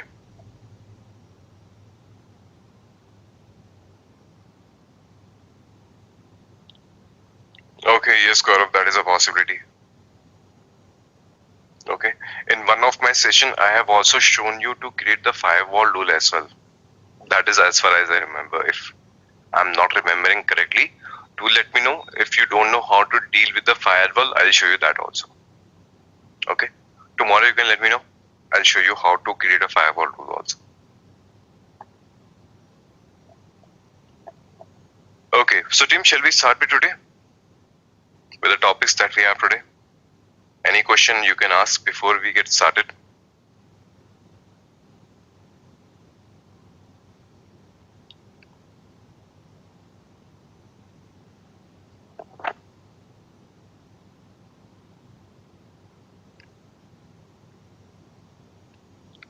Okay team, so let's get started. First thing first, you do have a cluster as you always had. Alright. In that cluster, consider you want to create a deployment. Alright. If you're dealing with a normal application, if you're just dealing with an application, so what happens? That you create a deployment with multiple replicas. Right? So what is happening here, if you have asked to create 5 replicas, so what happens? All the 5 replicas are created on the single go. Okay, I'm not telling you anything new, I'm just telling you what we have already seen and discussed. If you have asked for 5 replicas, all the 5 replicas will be created simultaneously and they will be available at the same time. That is a general nature of your deployment. Right? Now, consider you have some database pod this time. In the first scenario which I told you, that is an application pod. So application pods are stateless in nature. What is stateless in nature? They have a WAR file and it will remain in that way. So you will have a application, it will be a web-based application or any kind of application. It is going to remain constant. Its state is not going to get changed. State is not going to get changed. It means it is stateless in nature. It means even if one pod goes down and new pod will be taking its place. All right. So there is nothing like there will be some updates in the previous pod, and the new pod should carry that updates also. Because in application pods you have a jar and war file. We don't update it like that. If we do update, we directly upgrade your deployment. Right? Now, second scenario, consider you have some database pods. Alright. Now, what I'm doing, I am having some database pod. Alright, I do have the replicas.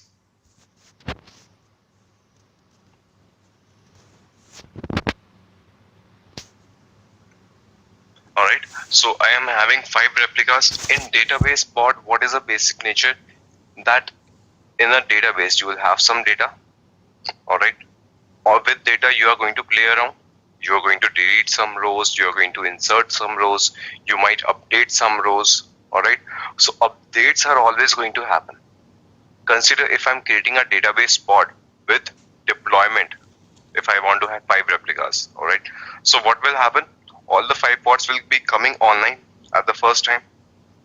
Alright, and one thing also we have seen earlier, that if a user is trying to access its application, I have shown you that maybe first time the user will connect with pod 1.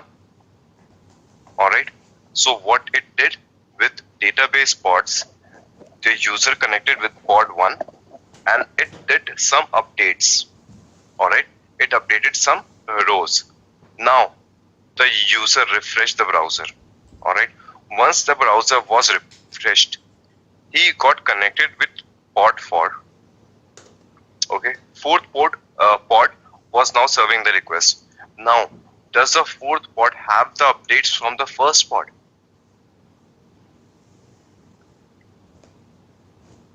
Does the fourth pod has the updates that he made on pod 1? If I'm talking about the deployments.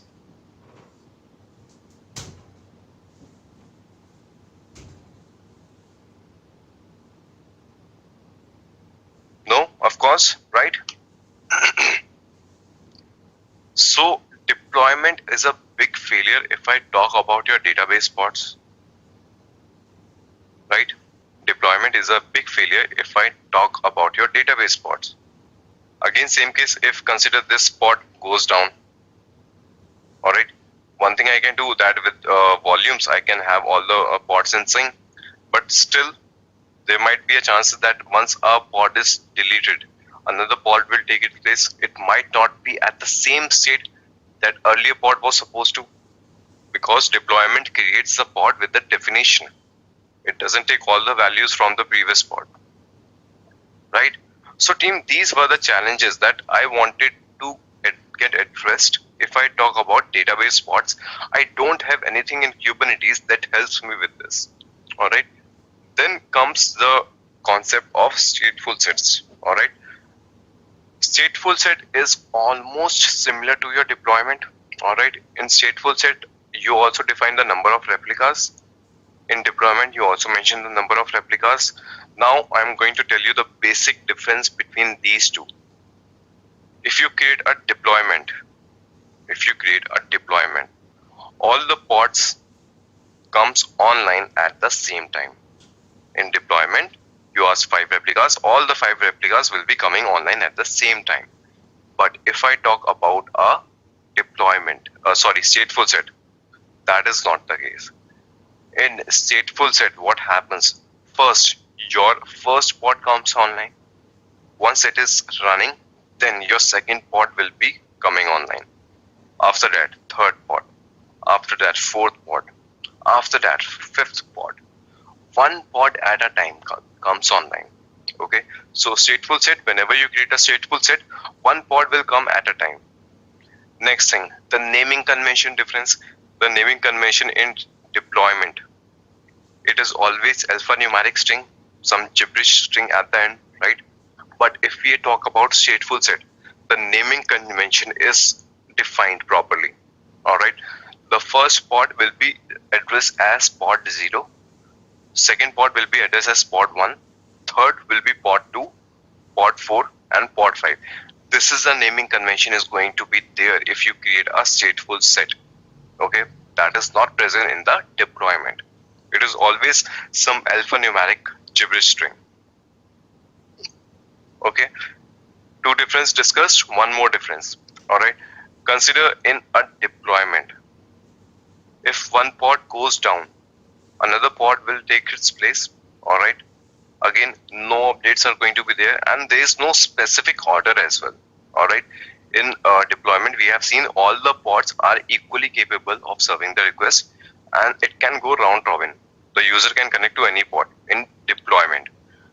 But in database, stateful set, if one pod goes down, consider pod 03 was brought down. All right. So it is not like it will take another place or something like that.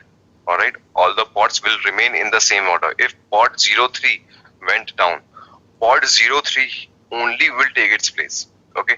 Naming convention is also going to retained. All right. And it will take its own place as well. All right. So this is the difference. Another one is whenever the user connects, there can be two operations, right? In a database pod, you can either write or you can either read. All right, these two operations can be done. If you talk about writing, in a stateful set, the user always connect with pod 0. Okay, whenever you want to do the write operation, the user always connect to pod 0. That is defined, that is the rule. All right, but if the user do the read operation, it can connect to any pod. If the read operation is taking place, it can connect to any pod. That is okay. If any write operation is there, it will always connect to pod 0. Now, why is that happening? Because in a stateful set, what happens? Let me tell you.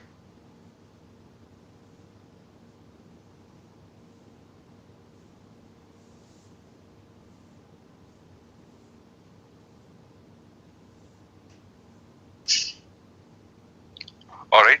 So looking at this image, you can now understand the pods are connected in a particular order. All right.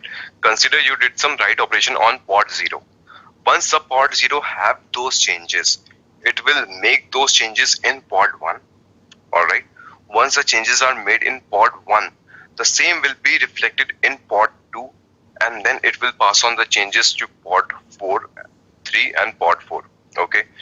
Now the pods will take the responsibility to make all the pods in a stateful set in sync. Okay, this is how it goes in a stateful set. Okay, now let's see a practical example. After that, you will be more clear about it. All right. So team, also one important thing to note that it never comes in your examination. Okay. I have rarely seen the questions with this. All right. But still, I just want to tell you for your own practice. Really comes, it is not like it doesn't come anyways. It might come, but haven't seen these questions very regularly.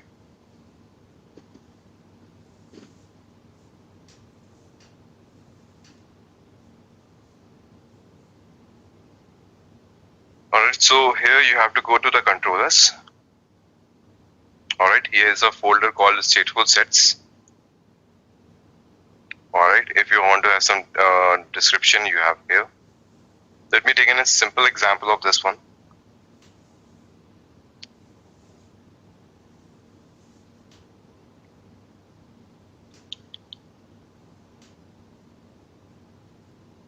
Okay, so first what I'll do, I'll take the raw format and I'll create both things. I'll create a stateful set and I'll create a service also. I will tell you what kind of service it is.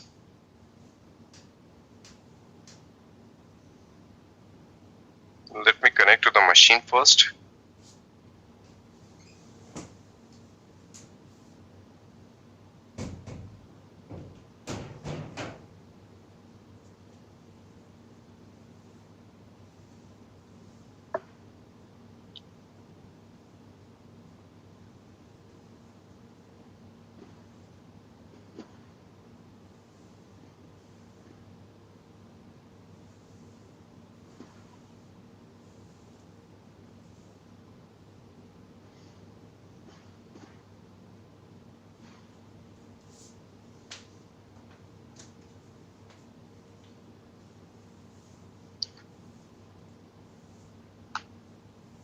Alright, this was a cluster, kubectl get all. Let's see if we have anything or not. Okay, just init pod we have. Alright, that is okay. Alright, so team, what I'm going to do, I'm going to create a stateful set. Kubectl create -f.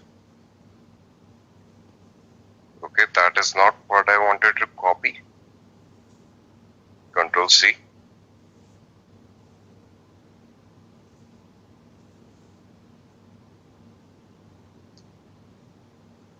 Kubectl create -f YAML.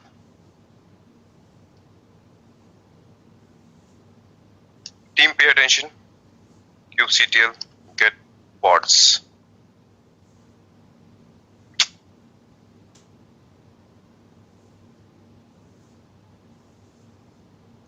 Team, can you see it is getting created in order? DB0, DB1, DB2, DB3, DB4 and DB5.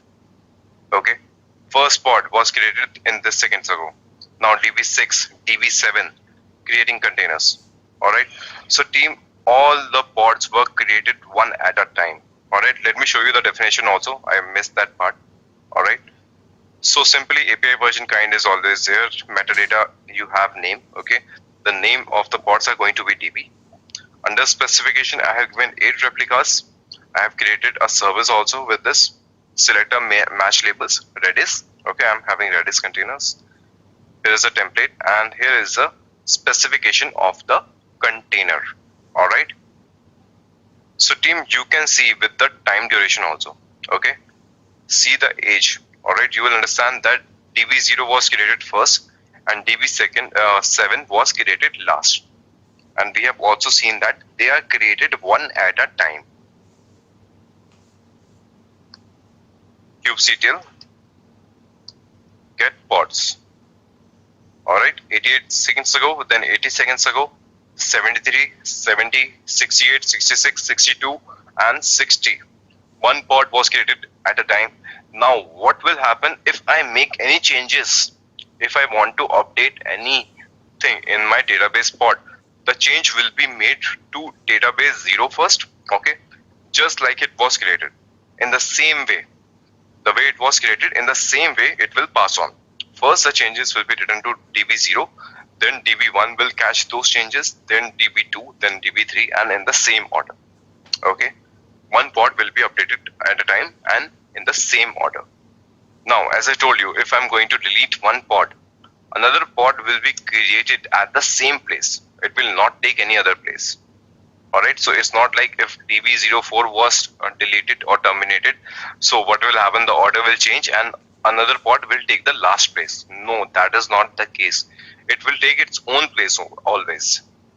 Kubectl delete pod and DB-4 for say if I'm deleting.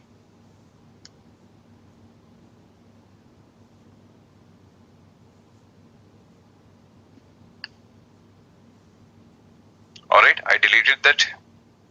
Kubectl get pods. Alright, you can see that DB04 was again created 3 seconds ago. Alright, so it always take the same place. It never mess up with the order. Okay, because in StatefulSet, order is very important. That is only what matters actually. Alright, so team, if I want to access my database pods in a stateful set, alright, can I use a normal service like your node port and cluster IP? No, that is not the case. Alright, why? Because what I told you here, you can have either a write operation and you can either have a read operation. Alright, in read operation what will happen? You can connect to any pod, but with write operation, you will connect always with the main pod.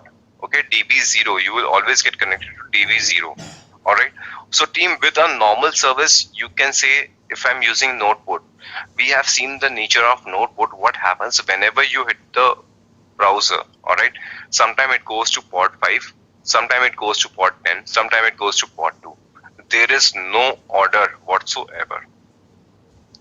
Alright, so we need some different service that will help us achieve the right operation, because it always has to be done on DB0. Alright, For that purpose, we create a service that we call headless service. Okay, that is why stateful sets and headless services are always called together. Okay, they are always called together. Now let's see the definition of this. Okay, so as for your understanding, headless service is no different, but it just solves the purpose of writing always to the DB0. Alright, because write operation is still the same. You can read from any of the pod, but write operation will be done on only pod 0. That can be achieved with headless service. And this is not the third type or fourth type. I'll tell you the difference, what you can do with the service that it will make as a headless service. Alright, you can see API version is V1. You have service called kind as service. You have the metadata. Alright, this is the name of the service. Under specification, you give the port number, where to expose. Alright, then you mention the cluster IP. Alright, you mention that cluster IP should be none. Okay, you should get cluster IP equals to none. Whenever you define this, it means that you are defining a headless service. Okay, headless service you can consider as it doesn't have the head. Alright, it means it doesn't have the IP. So whenever you create a headless service, this is the one that is going to identify that it is a headless service or it is a normal service. Let me show you here as well. kubectl get svc. Okay, so team, if you do remember from my previous classes, if you create the cluster IP, you always get an IP, right? Whenever you create a node port service, you again get the cluster IP. Alright, if you remember from the last class, when either you create cluster IP or either you create node port, always IP is always assigned. Okay, IP is always assigned. But how to create a stateless service? Headless service. In headless service, you have to mention cluster IP equals to none. Then Kubernetes is going to understand, okay, he wants to create a headless service. Alright, so team, this is the concept of stateful set and your stateful set and headless service. Is it clear to all of you? Any doubts, any question with this?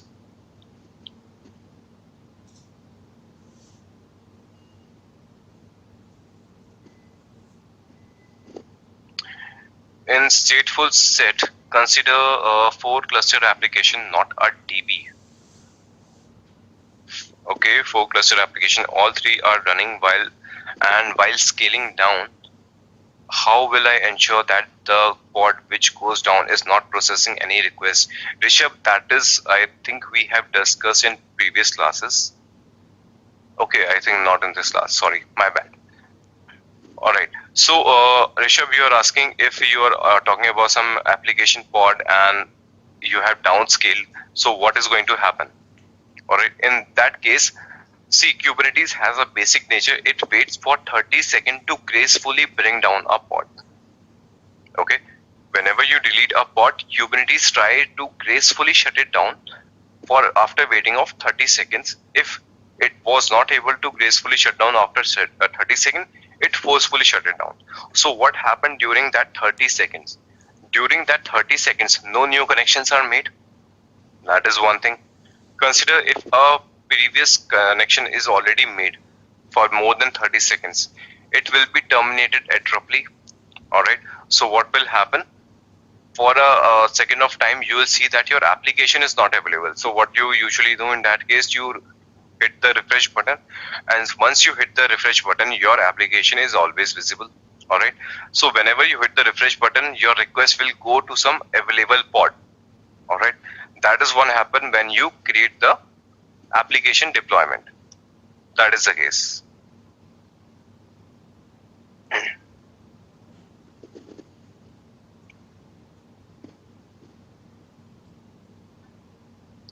Gaurav, you are asking how we can be access the database when we don't have the IP. Gaurav, we never use the IP exactly. Alright, if you remember, then if we are using node port, alright, we use a node port number. We have never used the IP address. IP address is used for the internal communication.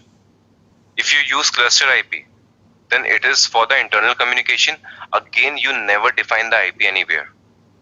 Alright, so IPs are never used if you use a service. We never use it. Alright, so that is for internal purpose. So you don't have to give no cluster IP so that Kubernetes understand it is headless. So it has to solve the purpose of writing to the main pod, and then it will write to the different pod. So if you are going to describe it, let me describe it also. kubectl describe svc Redis. Alright, you can see you still have the endpoints. It is not like that you don't have the endpoints. Alright, it means this server will divert the traffic to your pods.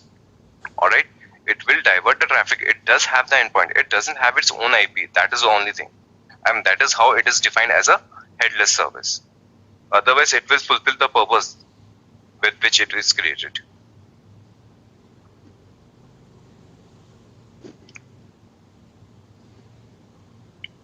Ashok, you are asking what is the use of headless service? Okay, that is what I started with. Alright, this is the most basic definition I gave earlier. So Ashok, the thing is, if you want to achieve this, it is something different. Alright, if you do the right operation, it should always get connected to DB0.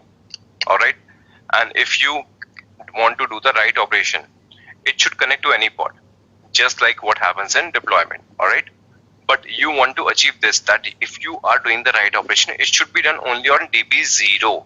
Alright, that can be achieved with a service called headless service. Okay, that is how Kubernetes has defined it, that it is called a headless service. Headless service will allow you to do the write operation on DB0 only and do the read operation from any other pod. Alright, and how to identify if a service is headless or not? You will assign cluster IP equals to none.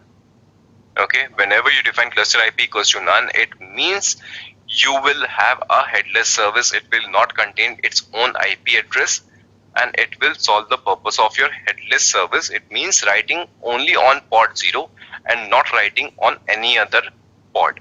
But if it is read, it can do from any pod. Alright, so that is the use of headless service.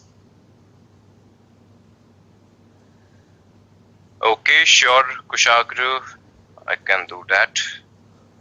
kubectl get pods -o wide. Alright, here it is. You want to verify the port number, IP addresses. You can see that. Okay, 1036.04, 1036.04, 1036.05, 1036.05. Alright, and you can see plus 5 more. It means you have all of them. Alright, endpoints are not listed in order, but you don't have to worry about it. It will always go to DB0 itself.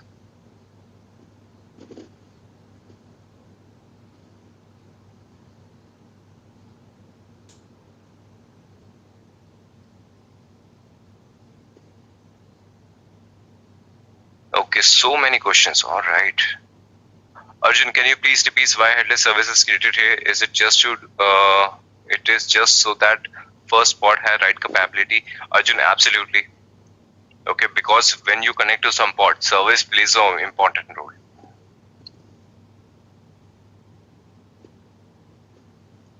Sarath, I just gave you an example of volume just to make you understand.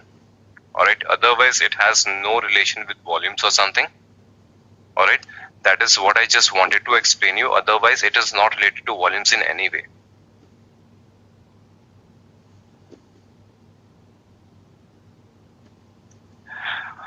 Saurav, you are asking if there is chance of database down, so can we take the backup?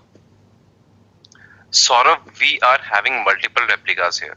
Okay, so what happens if you create a database? You have a data guard setup also, okay, so that you have real-time replication, and that is your backup strategy.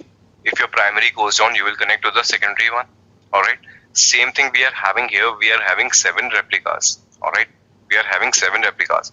1 may get down, 2 may get down, not all the 7. All right, so this is itself a backup strategy. Okay, we don't want to have any other backup strategy. We always have 7 replicas right here. So we will always have some backup.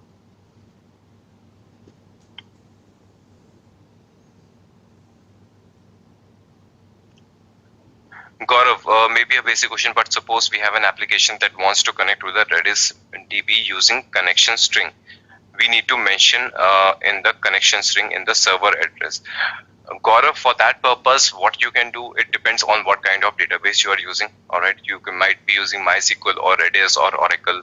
Oracle is not available in the pods, but yes, MySQL and Redis is also the one. So if you talk about MySQL, I don't have much experience with Redis. So you have MySQL connection string, MySQL -h hostname -u username -p password. All right. So that is a connection string. So what you can do, you can pass on that string. All right. You can pass on that string to your application pods with the help of ConfigMap and secrets. Okay. So that is how you are going to pass your connection string to the application pods. In host, you can mention the pod IP, right? Or you can use the IP of where your database is running. If you're running your database on RDS in AWS, if you're using your database, so it is not important that you always use database pod. You might be having your database at the backend with RDS services or a standalone database server. All right, so that is also the chances. So you can pass on those details using ConfigMap secrets to your application pods. Prempal, how fast pod will be in sync for reading values post any write operation happens, and what about the read and write operation at the same time? All right, so Prempal, you have already seen that pods are very fast. All right, if you do the reboot, it doesn't take even a second, just a fraction of a second. Mostly dependent on how heavy your application is, it takes fraction of a second. So the write operation is so fast. When I created these pods, okay, when I created these pods, you can see that out of 7 pods, 8 pods, 7 pods were created within a minute. Okay, first pod was created 12 minutes ago. Otherwise, if I take minute wise, 8 pods were created in the same minute. So it is so fast. If you have given multiple replicas, they are created in the same minute. So same happens. Even the lesser time it takes to do the write operation, it gets in sync just like that. Much more faster than the creation itself.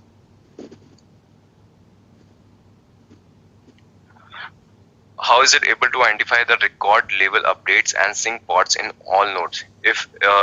Or is it deleting and recreating every time when the write operation happens? Okay, Anil, that is an internal process completely. All right. So it is like how you are asking that you have a database. All right. You have a MS SQL database. You have a RDS database, any Oracle database. You are running a command update row number and like that. So now you are asking how the update is happening at the backend. All right. So this question is just like that. So how the replicas is taking the place, whatever you executed on DB0, once it is done, it will be executed on DB1. Once it is done, it will update the DB2. All right. So it is not going to terminate or recreate it again and again. Updates will be made in all the pods in order, one at a time. All right. And how it is done, it is completely internal process. All right.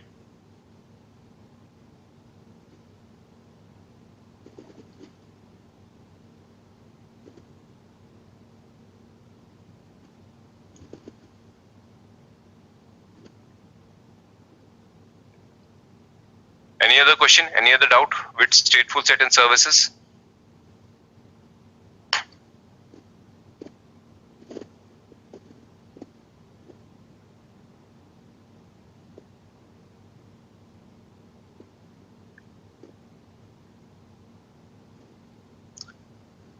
Siddharth, you mentioned that in case of MySQL, you can give pod 0 host name as a connection string. So assuming it is retaining the IP along with the name. Okay, Siddharth, that is the example I gave on the higher level. As I told you that you might be having your database at the backend. You might be using your MySQL database as your RDS services or a standalone database. Okay, that is how I gave you. All right. So yes, if you want to give that also, you can give. If you can use the service also, you can use service also. In the connection string, you can pass on the service name. All right. So service name will be used. All right, and it will divert. It will first write it down on DB0, then it will write it down on DB1, and in the same order.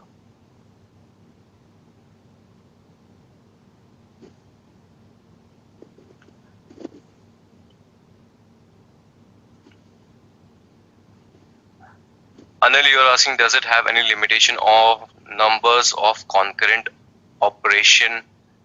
Anil, practically no. All right, it always get dependent on the configuration that you have for your node and your pods. All right, it all comes back to your CPU utilization and RAM utilization. If they are struggling, then your write operation or concurrent operation will struggle as well. If your RAM and CPU cores are not struggling, you won't have any struggle with the number of concurrent processes. Okay, so it always bring down to the CPU and RAM utilization.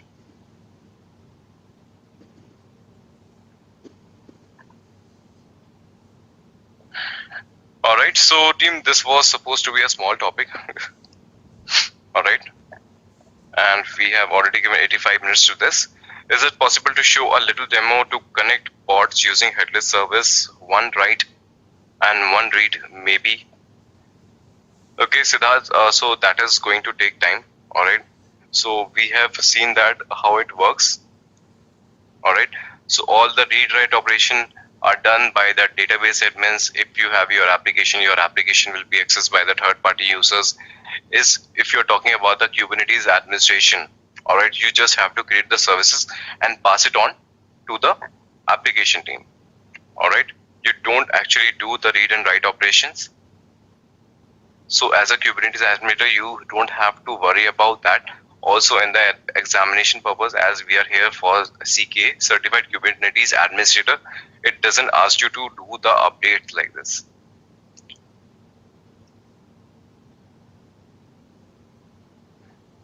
All right, so also Siddharth, we have to cover a lot of content as well now in 2 days. All right, so I hope you understand that.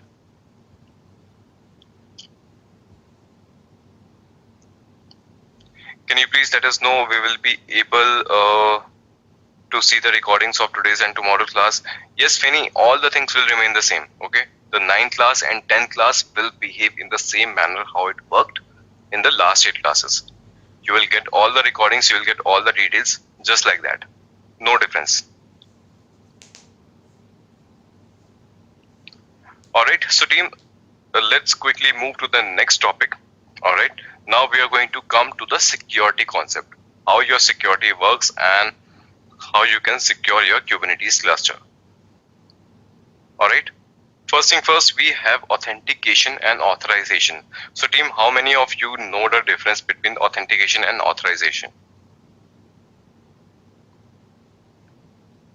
Tell me, what is the difference between authentication and authorization? How they are differ with each other?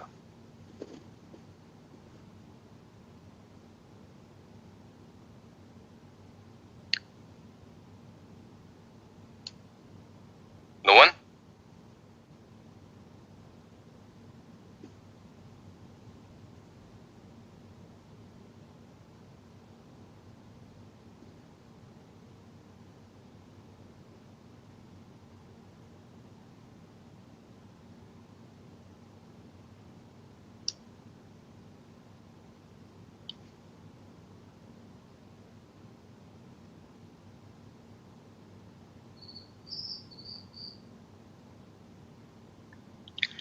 Okay, Siddharth, got it. Masumi, okay. Arjun. All right.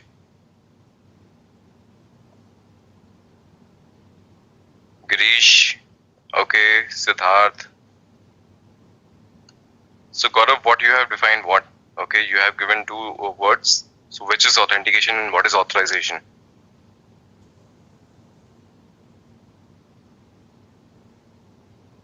Arjun, Sumit,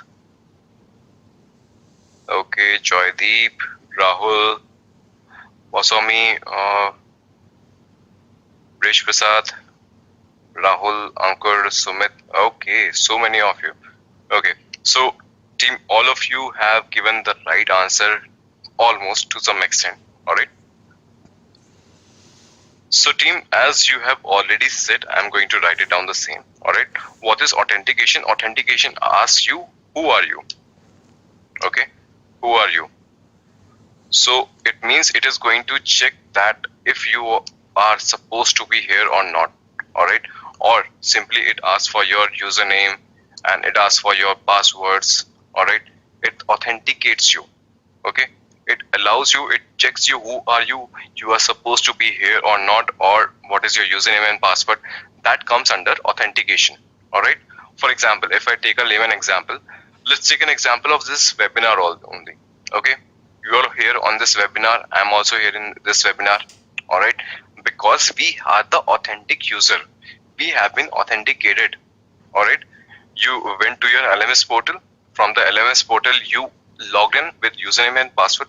Then you are authenticated and then you are allowed to be in this session. That is why no other person is there in this session. Right. Only we are here. Anybody cannot be here in this room. All right. So that is authentication. You can authenticate it. All right. You can allow and not allow it. So first is your authentication. Now what is your authorization? Authorization defines what you can do. Okay. What you can do. All right. So classic example is role-based access control. Okay. I hope most of you know about what is a role-based access control. We define what user can do what. All right. We'll discuss about RBAC also in details in today's class. All right. But I'm just giving a one word right now. Role-based access control. We define that this user should be allowed to do this. All right. So taking the same example that we have here. All right. I am also in this webinar. You are also in this webinar. It means we all are authentic user. Okay. We have done the authentication. That is done. Now let's talk about the authorization. So the thing is, I am the trainer. All right. So I do have some different privileges than you have. All right. I have the power to mute you and unmute you. You can also unmute yourself, but you cannot unmute me or mute me. All right. So I have some greater authorizations. I can mute you people. I can unmute you people. All right. I can see all of your message. You cannot see all other messages. Right. I can see name of all the candidates. You cannot see the name of other candidates. All right. So that comes under authorization. I have higher authority and then you people. All right. So authorization gives you that what you can do exactly. Okay. I'm here sitting doing more things with this webinar tool than you can do. So it is all comes down to authorization. All right. So team, this is your authentication and authorization. I hope you understand that.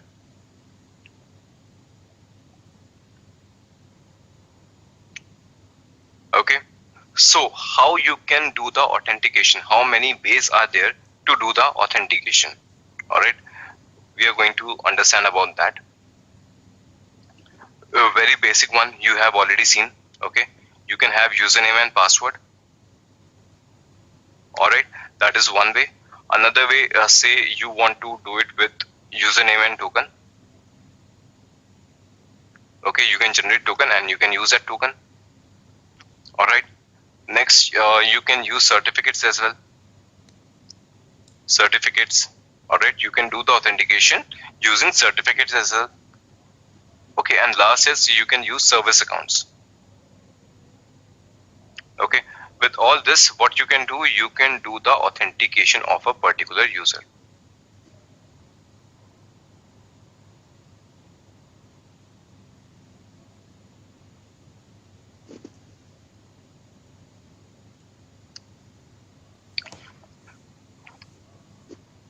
All right, so understanding about all of them.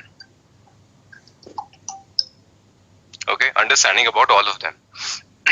If we talk about the Kubernetes, in Kubernetes, we don't use the username and password and username and token for authentication. All right. In Kubernetes, we don't use these two methods. We can use that, but it is never suggested, and it is never comes in your examination also, because Kubernetes understand that we always use other ways. We use server certificates and we use service accounts. Kubernetes itself doesn't suggest you to use username, password, and tokens, but it has given the functionality. But they always stand by your certificates and service account. Alright, so we are going to understand how your certificates works and how your service account works. Alright, so certificates are consider, if we understand about certificates are nothing. It is a two-way communication with which you get some public key and private key, and you get authenticated user. Alright, so I will try to explain you certificates in depth so that you can understand it and never forget about it. Alright, so this is the important part. I'll let you know in detail from the scratch. Alright, I know security concepts are a little boring and mundane. I'll try to make it as fun as possible and make you understand the core concepts.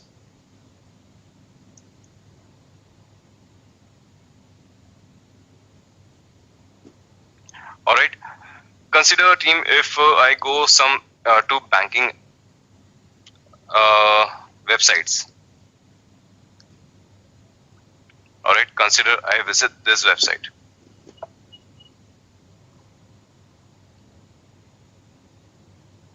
Alright, this is a ICICI Bank website.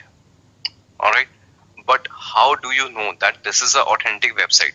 Okay, you simply come here and you do your login details and you just log into your bank account. Alright, but do you rely that this is an official website? This is the authentic website. Alright, how do you know about that? Alright, for that purpose we need certification authentication. Alright, so if you see that whenever you open some official website, okay, some authentic website, you always get this lock button. Alright, what does it give you? Connection is secure, your information, for example, is private when you are in this website. Alright, and you can see that certificate is valid. Cookies are 18 use, you don't have to worry about it. You can see that certificate is valid. Alright, so for the authentic website, you will see this message that certificate is valid. Alright, consider you have LMS portal. Alright, in LMS portal also you can see that certificate is valid. Alright, and you can see the certificate is issued by GoDaddy. Alright, you can see it right here. Similarly, you can see in the ICICI Bank website as well. Valid certificate. It has been issued by DigiCert. Alright. So team, these are the certificates that allows you the secure connection, and how it is done at the backend, I am going to explain you that. Alright. So team, pay attention. Alright. I'll get you all the details from scratch. Consider this is my web browser. Alright. This is my web browser. And this is where your ICICI Bank application is running. This is your ICICI Bank application server. Alright. So what you do, you connect to this web server via internet, right? That is what happens. You type www.icicbank.com. Alright. Your request went to this server. Okay. And you get the response. This is your browser. And this is your server. Alright. So team, now what happens if you use HTTP website? Okay, if you use HTTP website, so what happens that all the details that you pass to this server are in plain text. Alright, so if I'm going to log into this website, alright, I will pass my username, I will pass my password also. Okay, but if this website is not secure, if it is HTTP, following HTTP protocol, alright, my username and password will be transferred to the server in plain text. Alright, so that is risky for me. Why? Because if some intruder or some hacker wants to hack when I'm transferring the details, it can hack in and it can get my username and password details. So he can also go to the website and use my account. Okay, he can get all the details about my account. So that is why we never use HTTP. Okay, I have already written HTTPS. Whenever you use HTTP website, that is following HTTP protocol, it means all the details that you are transferring to the server will be given in the plain text, and that is not what we want. Okay, so that is why we always follow HTTP protocol, and HTTP protocol always follow your two-way handshake. Alright, and it provides SSL certificate authentication as well. Alright, how HTTP connections are actually established, let's try to understand about that. So team, whenever you give some request to the website, okay, whenever you give the server some request, okay, that I want to log in, alright, you give some details, you try to access this server. When I did www.icic.com, okay, a request went to that server. When that server saw that a request is coming from a browser, okay, it will transfer its certificate to this browser.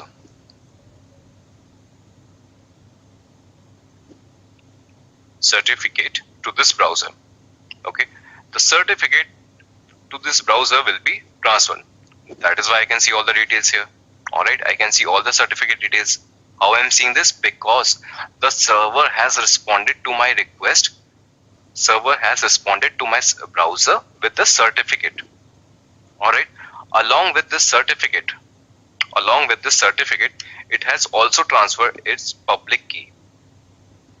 Okay, it has also transferred it a public key. Okay, what is the purpose of public key? Public key allows you to transfer encrypted data to the server. Certificate is used for the authentication that my browser now trusts this website. Okay, that we have seen. But now I am going to give my username and password details here, right? I want to give my username and password details. They should also not get transferred in the plain text because intruder can hack it. For that purpose, your server shares the public key to the browser. Alright, now the browser is going to send the data encrypted with public key.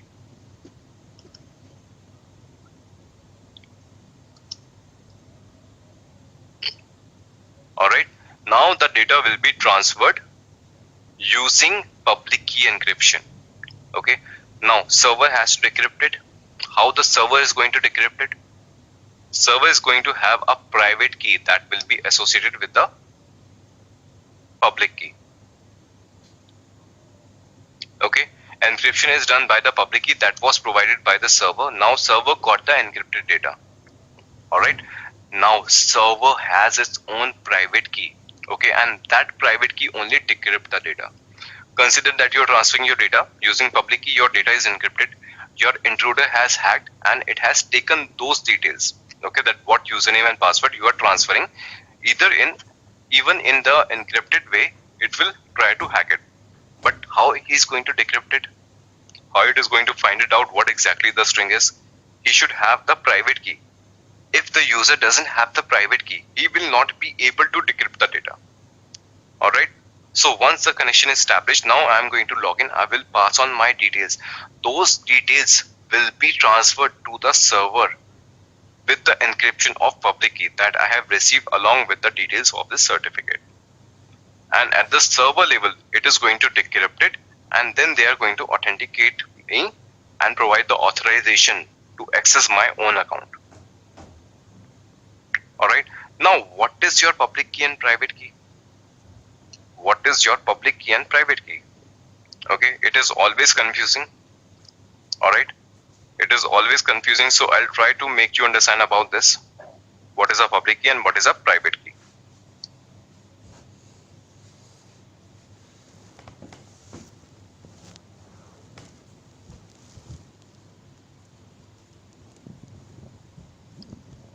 Okay, so team, consider that public key is not a key. Public key is a public lock. Okay, I'm just giving you a basic examples for your understanding. Consider that your public key is not a public key, it is a public lock. Alright, and you can open that public lock using private key. Alright, so consider team, again, basic layman example. Consider I'm going somewhere. Alright, I live in my house alone and I am going somewhere. So what I'm going to do, I'm going to lock.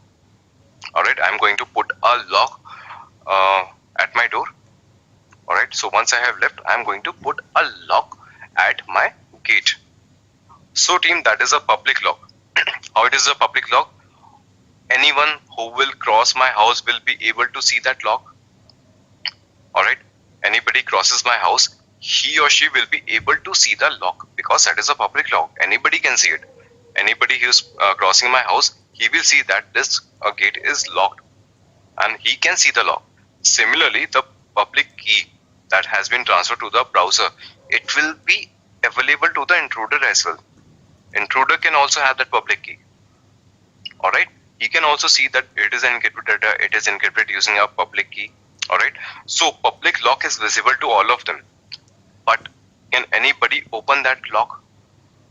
Nobody can unlock it because they don't have the key for it. Okay, I locked the door, so I have the key.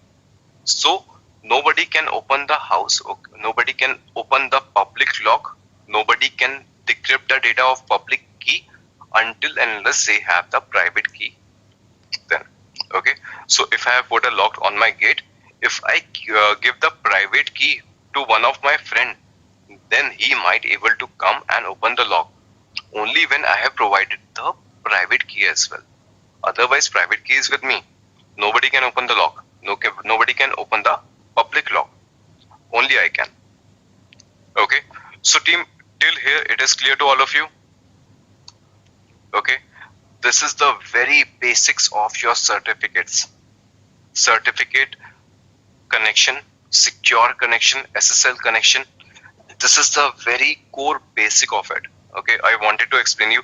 It has nothing related to your Kubernetes as of now. All right, because we are going to use certificate, I wanted to have a basic understanding how your certificate security work. Okay, that is why I'm giving so much time on this. All right, team, please confirm if it is clear to all of you how certificates are transferred, how your public key and private key works. Any question, any doubt till now? Let me know. I'll repeat again. It is an important part.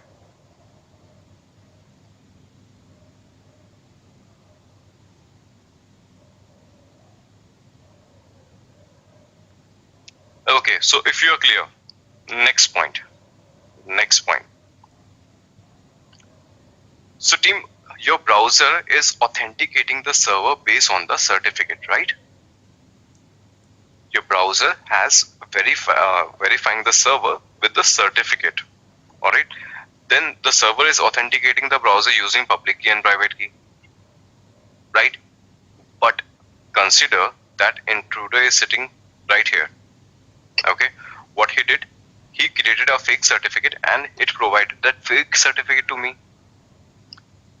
That can be a possibility. Intruder can sit right here in between and it will give me the fake certificate. How I am going to verify that this certificate is authentic or not? Okay, because I am doing it with the certification only. If the certificate is not valid, how am I going to justify it? Right?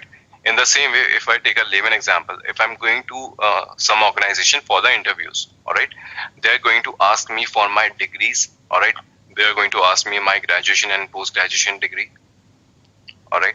So what I can do, I can print my own degree also, right? I can print my own degree of graduation and post-graduation. I can give it to the hiring people, all right. But how they are going to verify that this certificate is valid? The degree I'm showing them, how they are going to make that it is authentic?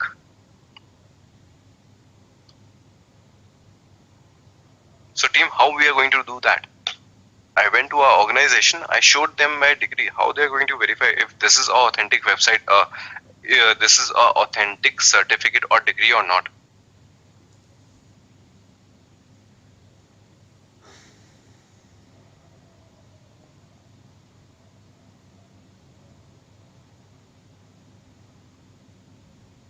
Arjun, to some extent you can say.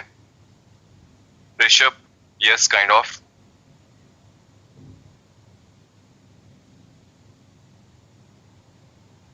No, Arjun, not DNS.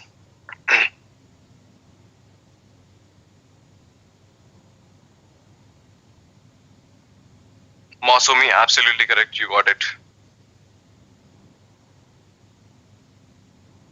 Anil, absolutely correct. Okay, so team, if I have printed my own certificate or I have printed my own degree, if I have a degree, if I have some certificate, it must be from some universities or something. All right, I have done my graduation. It must be from some university, right? So the university has issued me that degree if I have actually gone to that repository. So there is an authority. Okay, the university is the authority that validates that my certificate is authentic. Okay, so it is the responsibility of the university. They give the authenticity that yes, this degree is authentic. You can trust this. All right. Similarly, here also we have something called CA. Okay, we do have something called CA. CA is certificate authority. Certificate authority validates that the certificate that you are receiving is authentic one or not. All right. CA authorities lies with the browser. CA lies with browser. All right. So browser have all the related details that if a certificate is coming from this location, can I authorize this certificate or not? If it is valid or not. So all the browsers have their own CA inbuilt, certificate authority, who can validate that this this website with this certificate is authentic one. Okay, it can be trusted. So we have CA authority with all the browsers inbuilt. Alright, so team, conceptually we have understood about the basics of security with certificates. Alright, as of now we have understood about the basics of security. If it is clear to all of you, then only we can proceed further.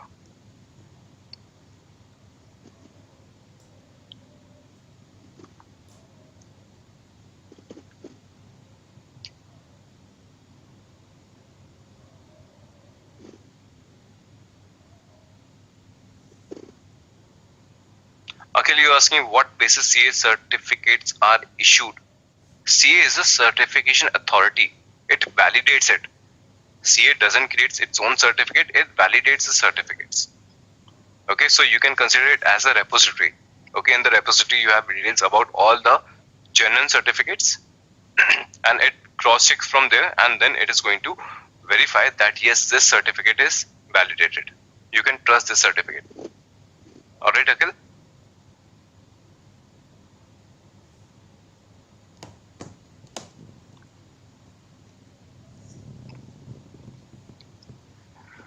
Alright, so team, if you have the understanding of Kubernetes cluster, Saurav, you're asking certificate authorities approve that this site is verified. Is that correct? Saurav, I will make a little correction. You said certificate authority approves that this site is verified. No, little correction required. Certificate authority approves the certificate that comes with the site. Okay, so if I say that this is a certificate with Edureka LMS portal, GoDaddy. Okay, so what happens? CA authority has a CA authority for GoDaddy Secure Certificate Authority as well. We have GoDaddy Certificate Authority. All right. So this website is giving you details that GoDaddy is the issuer. All right. So it goes at the backend to the GoDaddy and it verifies, is this a genuine website? Do you have this certificate for this website? And then GoDaddy is going to confirm that yes, this is an authentic website. You can trust this. If this website has a certificate from my side, I take the responsibility, yes, that it is an authentic website. Okay, so certificate authority approves the certificate that comes along the website.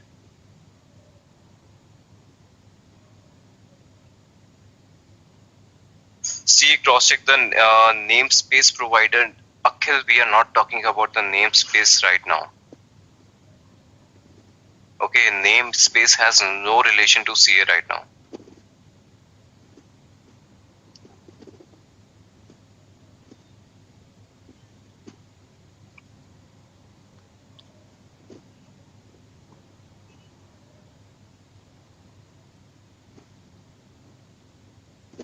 Alright team, so if you have understood, shall I move forward?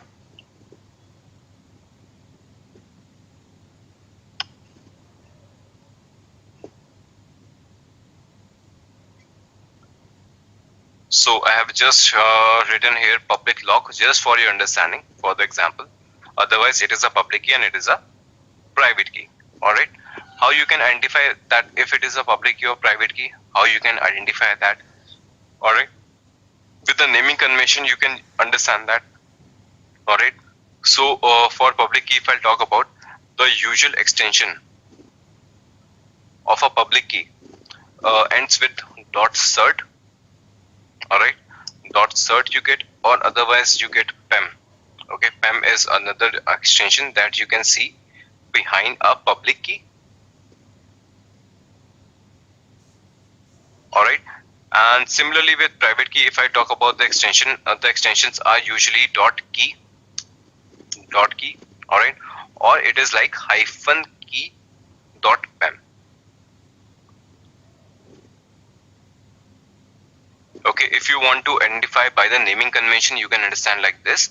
Usually the public keys comes with the extension .crt and .pem, and private key comes with the extension .key and -key .pem. Alright, that is for the identification purpose. Now team, let's understand about something called your Kubernetes. Alright, now you're towards the end of the session, so I expect you answer this one. Alright, let's see how much you prepare for your examination. If I connect with my cluster, which components are there, which component I get connected to directly? Okay, to which component I got connected directly whenever I do kubectl?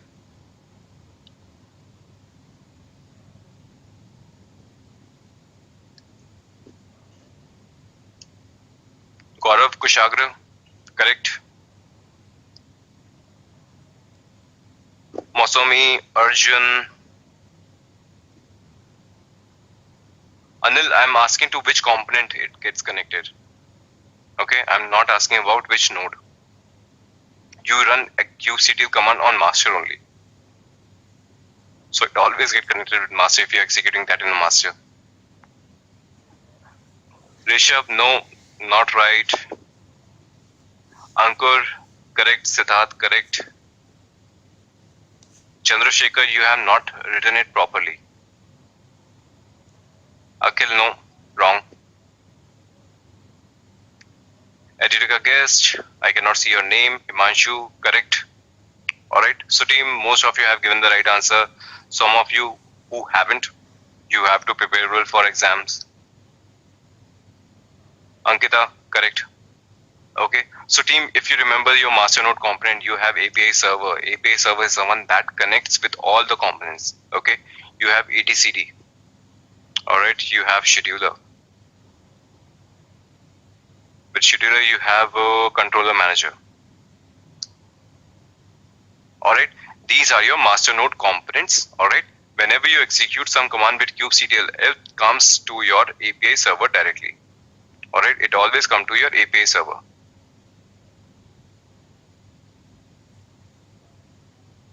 Okay, that is clear now. Alright, so team, I told you all the components inside talk to each other via API server itself. If etcd wants to talk, it talks to API server. Scheduler wants to talk, it talks to API server. Controller manager wants to talk, it talks to API server. Alright, so again, communication is happening inside your cluster also, and we need security there as well. Alright, we need security there as well. So they all have their own public key and private key and certificates. Okay, all the components come with your certificates. If you talk about API server has its own public key and private key. Scheduler has its own public key and private key. Same with etcd, same with controller. All the components have their own public key and private key. Alright, and when they communicate with each other, they share those keys and have the authentic connection, just like that. Okay, just like this. Consider this is your API server and this is your etcd. Okay, so if they're talking to each other, they will share their public key and they will decrypt the data using private key. So inside your cluster also, whatever the communication is happening, it is also secured by certificate. Alright, and certificates provide you the highest level of security. Let me show you that right in the cluster. Okay, so this is the Kubernetes cluster on which we are working. All right, you remember the manifest location, etcd Kubernetes. All right, manifest.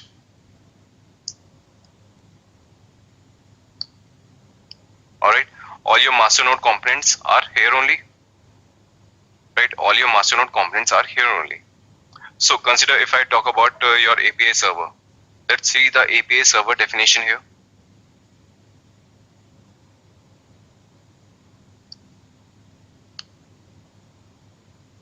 Alright, so team, these are the basic details, that what is the API version, what is the kind. Alright, you have some metadata.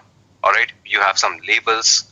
You have defined it in the proper namespace. Alright, after that you can see a lot of commands here.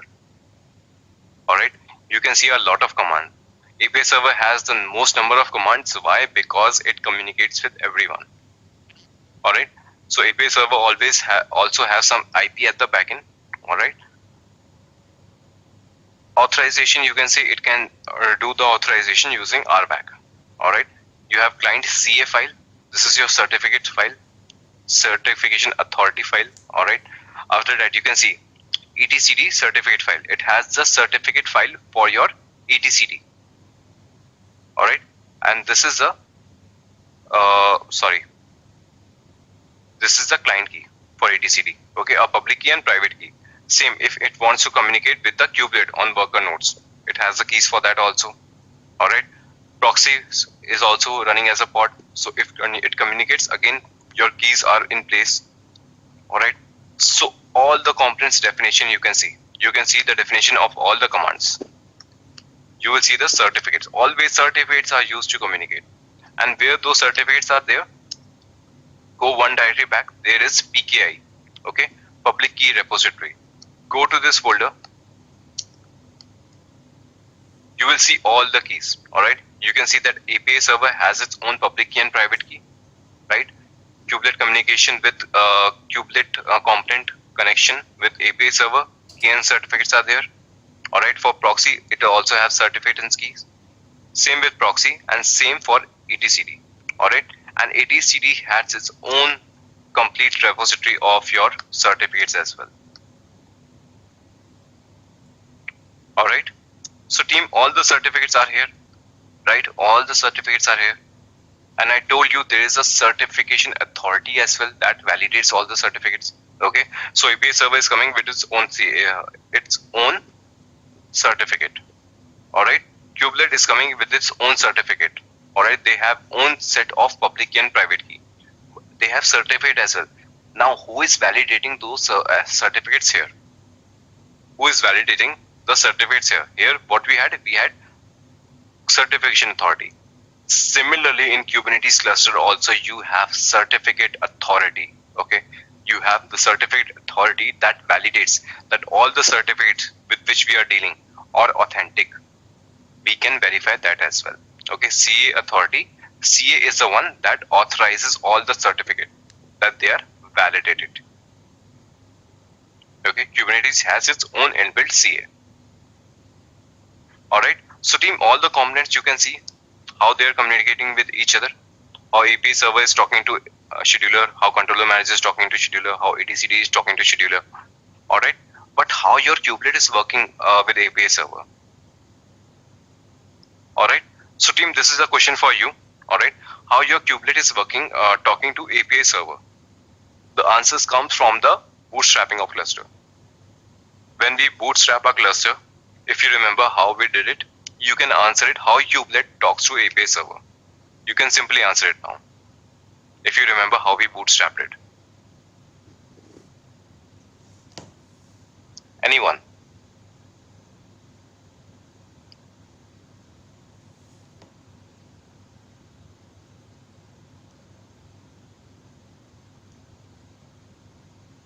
Siddharth, no. Masumi, no. Ankur, no. Nobody has answered me correctly. No, Arjun.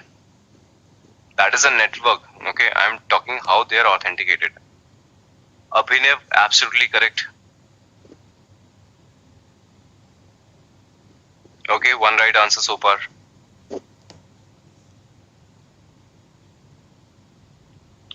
Okay, Gaurav, so did we ever set a public key and private key for kubectl?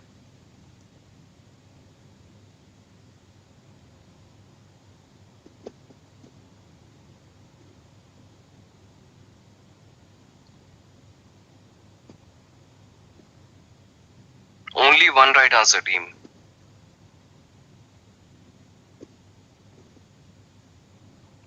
No, Himanshu. Aditya, no. No, not that case.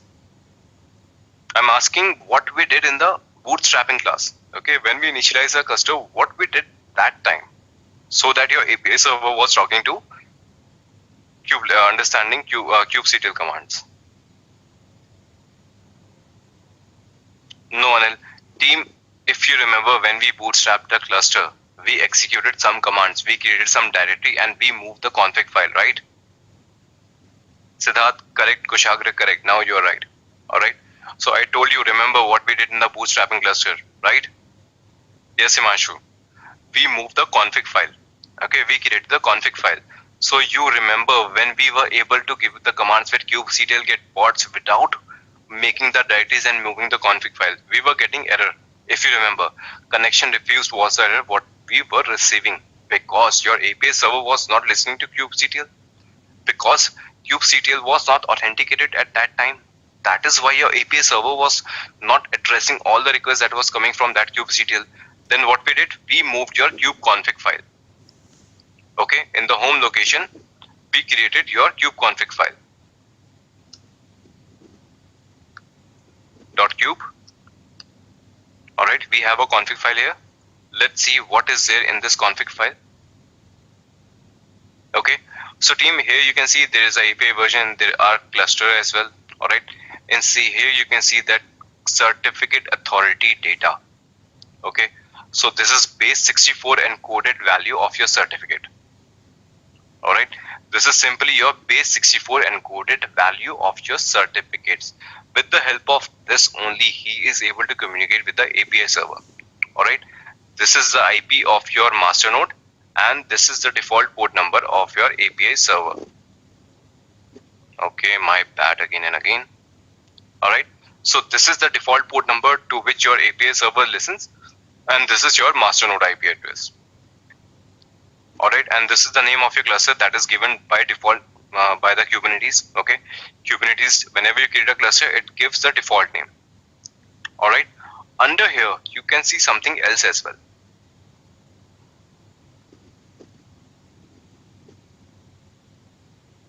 Alright, here you have the cluster name and here you have the username as well.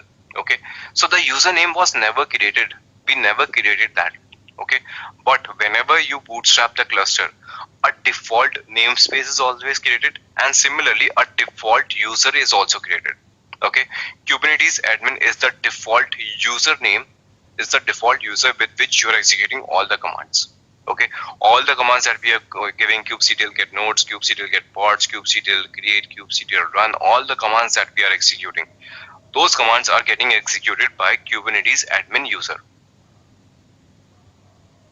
Alright, so you can create your own users as well. Okay, you can rename your cluster. That is all we are going to see today. Alright, but with this, he is able to connect with the API server. This is the CA authorization details. And if you come back a little bit, you can see the client certificate data. Alright, with all these certificate details. Okay, this is the certificate data of the user, Kubernetes admin user, whose data is this one. Okay, so this certificate of the user called Kubernetes admin is validated by this certification authority. Okay, and that is why once we had our config file, we were able to communicate with API server. So all the components talk to each other via certificates, and the kubectl talks to API server also via certificate. We have some user and we have the certificates for that. Okay, so next thing, how we are going to set it up at our own. Okay, what are the steps are going to be to have our own user and have all the certificates generated. Alright, so consider if I want to have a user who wants to talk to API server, like what we have already seen. Alright, so first of all, you're going to create a user.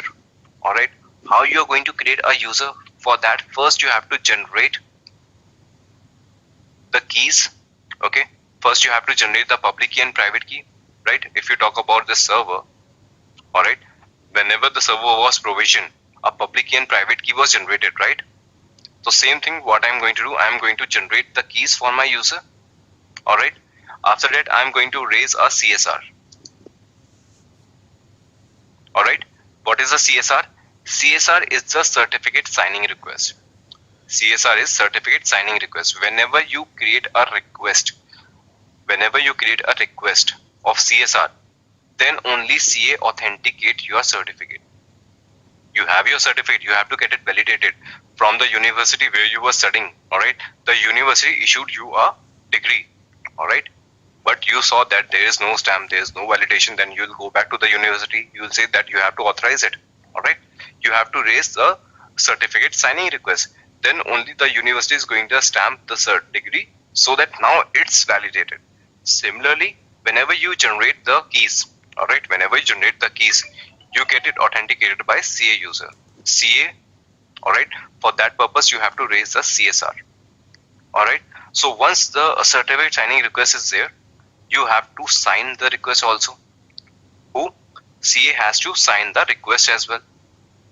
Okay, once you do all this, then you will have a user created for yourself. Okay, once you do all these things, then you have your user created, and then your authentication part is done.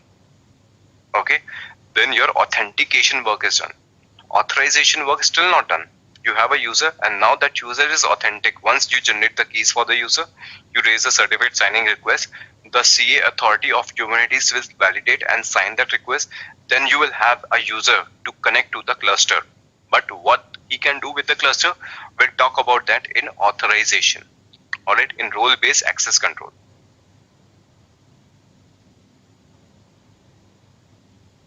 Alright, but if we set up Kubernetes on remote machine, it would require some certificate, right? Yes, Kushagra, you will require the certificate as well. Alright, so team, in the first class, I also told you that if you want to bootstrap your cluster, you have two ways. Alright, you have two ways. One way is your hard way, and second is your KubeADM way. Alright, so KubeADM is the one that who takes the responsibility of all the certificates.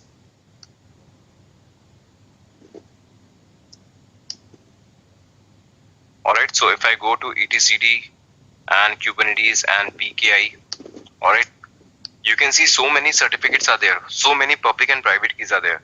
KubeADM takes care of all of this. If you do the hard way, you have to create all the certificates. You have to create your certificates, you have to get them signed, you have to have some CA's authority, alright.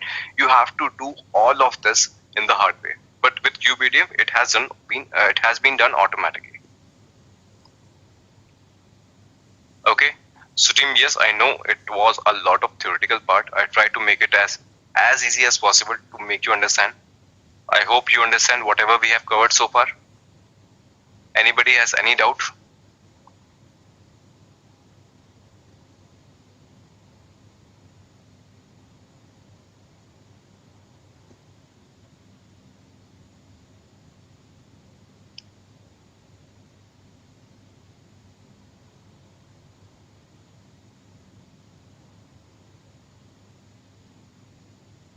Team, clear to all of you? Yes, no, maybe, anything?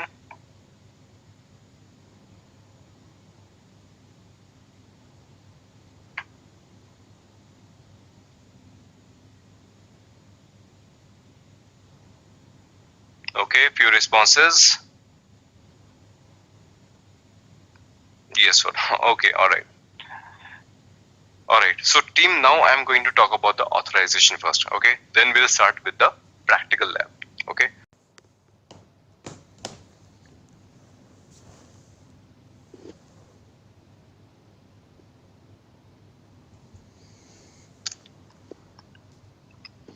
Team, very few responses.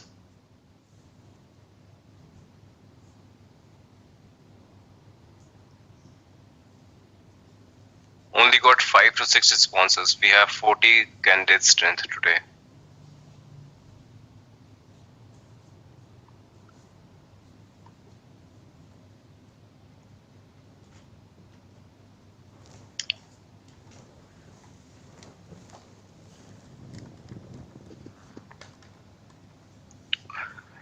Okay team, so let's get started. All right. One more small concept I want to explain you here, and then we'll see everything practically. All right, everything will be done practically afterwards. All right. So team, by all these 3 steps, okay, by all these 3 steps, you will get a user created for you. Okay, with all these 3 steps, your user is created now.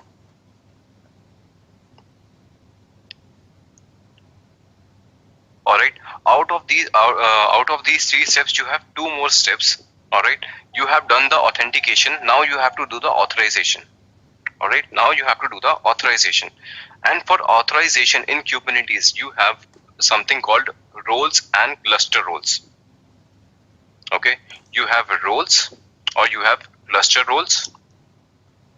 All right, and you have roles binding and cluster role binding.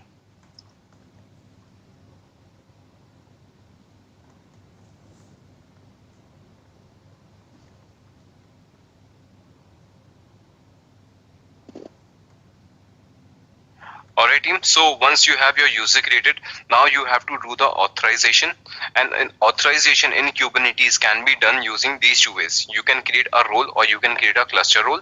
Alright, and then you bind that role to a user or you bind that cluster role to a user. Alright, so first I'm going to show you a little bit what is a role and cluster role, what is a binding, role binding and cluster role binding. Alright, so if I go to my node and if you do kubectl API resources, okay, so this is the basic command we have used many times. Resources, alright, and consider now they have there are 2 type of resources, right? One which can be namespaced. Namespace equals to true.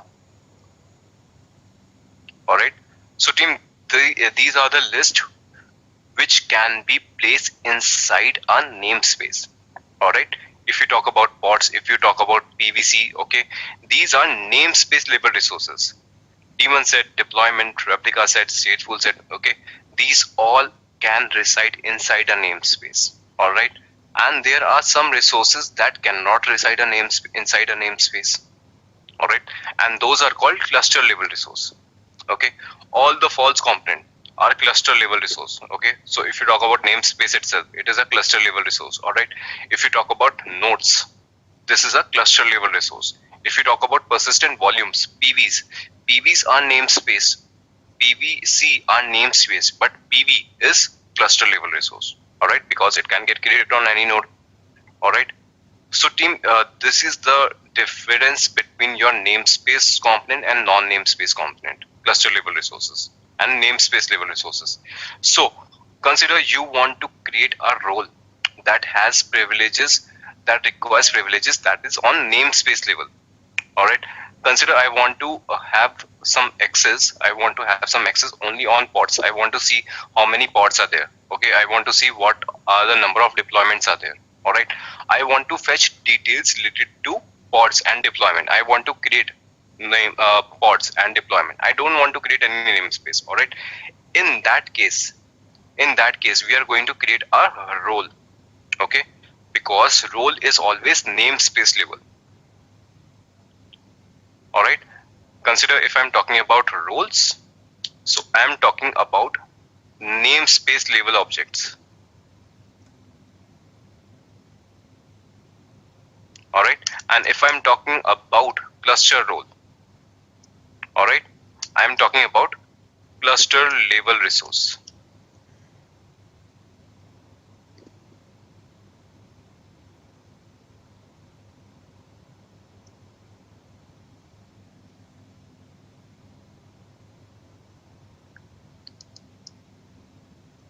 Alright, so let's see the difference. What is the difference between these two? Alright, consider I want access on your pods. Alright, or I want access on your, as I said, deployment. Alright, I want to have access on RC, RS. Alright, if I want to have access on these type of objects, and these can be namespace, so I'm going to create a role for it. Okay, I will create a role that will have access on pods, deployment, RC and RS. Alright, but consider I am a Kubernetes admin itself. Okay, so these access you are going to give to some developers. Alright, just for example, you have some developers in your team, alright, who wants to create some pod and deployments. So you will create a role for them. Alright, you will create a role because they should have access only on namespace objects, pods, deployments, services like this. Alright, but cluster level resources. Consider inside your team you have another Kubernetes admin. You are also a Kubernetes admin and you have another person who is Kubernetes admin, and you want to give him cluster level resources. Alright, maybe limited than you. Alright, consider you have experience and there is a fresher, so you don't want to give complete access on cluster, but you want to give some access that is on cluster level. Alright, for example, if you want the namespace permission, alright, that the user should be able to create some namespaces, alright, or the user should be able to create or see some persistent volumes. Alright, so in that case you're going to create a cluster role. Okay, this is called cluster role.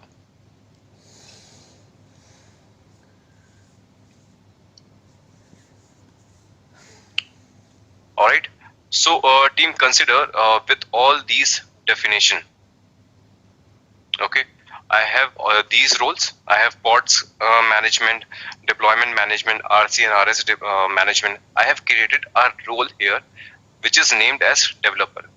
This is the name of my role. Alright, this is the name of my role. Similarly, I have created a role for namespace and persistent volume also, and that is a cluster level role. So I say that this is our admin role. Alright, I have created two roles. The developer roles have some access on pods, deployment, RC and RS, and we have a admin role. Admin role has access on namespaces and persistent volume. Alright, now consider a person named Ravi. Alright, a person named Ravi is in a developer team. Okay, a person named Ravi is from a developer team. He wants to have access on the roles. Alright, no problem. What we can do, we can give him access.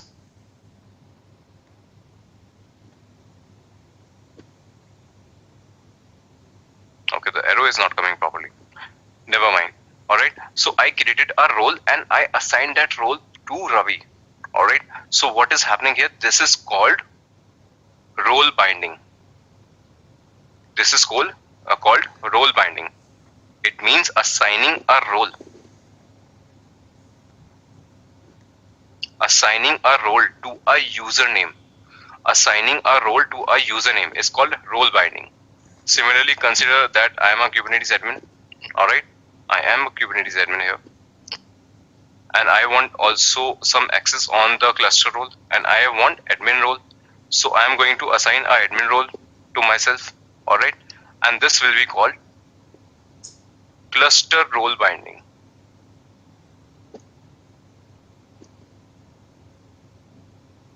Alright, and this is called cluster role binding. Whenever you create a cluster role and assign it to some username, it is called cluster role binding. Whenever you create some role and you assign that role to some user, that is called role binding. Alright, so these three parts are your authentication and these two parts are your authorization. Alright, so team, if this is clear to all of you, conceptually we are going to see this practically now. Everything from the scratch. We'll start from generating the keys. We'll first create a user, we'll authenticate that user, and then we'll create your cluster role binding, roles role binding, and then assign that to the particular user who is authenticated now. We'll provide authorization. Everything will be seen practically. Conceptually, any question, any doubt till now?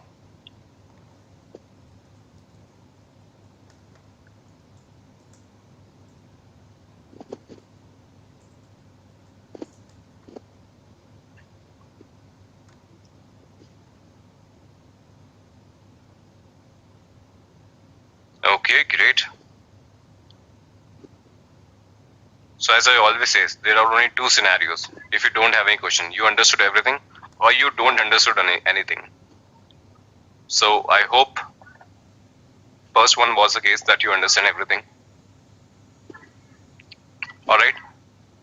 So team, now we are going to do lab on this one.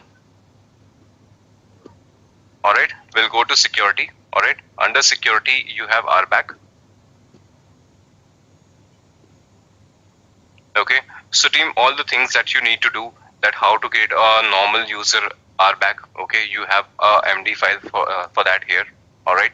How to create a certificate signing request you have here. All right. So all the things are here in Edutica security RBAC. All right. And I have made this a little more easier for you. All right. Here is a history file. Okay. All the commands are provided here to create everything from the scratch. All right. You can simply copy paste the commands and you can understand what is happening. All right. So I have created all this so that you can simply copy paste the command, because the commands are very different here. That is why I have everything here. All right. So first, as we have already discussed, all right, first we are going to have a user and generate the keys for it. All right. Then we'll raise CSR and then we'll sign the request. First, we are going to do these things. All right. For that purpose, first simply I'm going to create a directory here. All right. I'll just create a simple directory. Okay. Under home, I have created a prod user. All right. This is going to be my username. All right, team. So this is going to be my username now onwards. And I have placed a certificate folder inside it. All right. After that, I'll go to this folder. Home prod user cert. All right. As of now, there is no content here, completely blank. All right. Now you can see that I am generating the keys. Okay, I am generating the certificate with OpenSSL. All right. You want to use any other utility, you can use it. All right. But OpenSSL is also fine. All right. So what I did, I used OpenSSL to generate my certificate. All right. To generate my key. Okay. And this is going to be the name of my key. And I'm using 2048 bits. All right. So with this, you can create your keys. All right. Let me have it here. All right. Then you list. You can see the prod user key is there. All right. You can cat it also. Okay. So you can see that this is the begin of your private key. All right. If you see the diagram that I shown you. All right. First, for the authorization, I have generated my private key.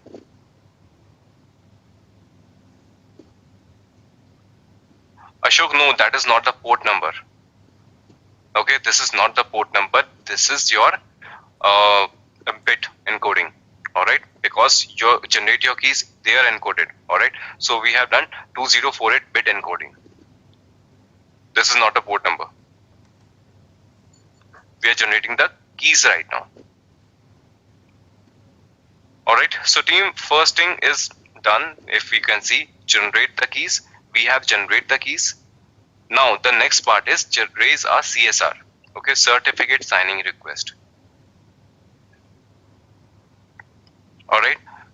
So team, this is the command again with the OpenSSL. So team, this is again up to you. If you have used the OpenSSL certificate, you have to raise a request with it only. If you have used any other SSL certification tool, you have to raise accordingly. All right. So we are using OpenSSL here. So you can see the keywords OpenSSL request. I'm just requesting a new with key. Which key? Prod user key. You will have an input as key prod key, and what you will get out, you will get a CSR. Okay, you will get a certificate signing request. All right, and this is just a subject. Okay, it contains the details. It is optional. If you want to give, you can give. If you don't, you can skip it. All right, it is just providing you the details. All right, which organization you are from, which username you are, what is your username, to which organization you belong. All right, so prod user is a username. DevOps is your organization. All right. So whenever you raise a certificate request, all right, you ask the authority, you give the details. Okay, I am this person. I'm from so and so university. Alright, so you studied from a college, and if you went to the university directly that I have my degree, you want to sign it. So you give details also, right? That this is my name, I'm coming from this college. You provide all that details. So this is that only. So now I am going to open a SSL with this command. Alright, you get a warning. That is okay, no problem with that. That is alright. You can see a prod user CSR is raised. Alright, a certificate signing request has been created. Alright, if you want to read the content, okay, you can have the content in the base encoded format.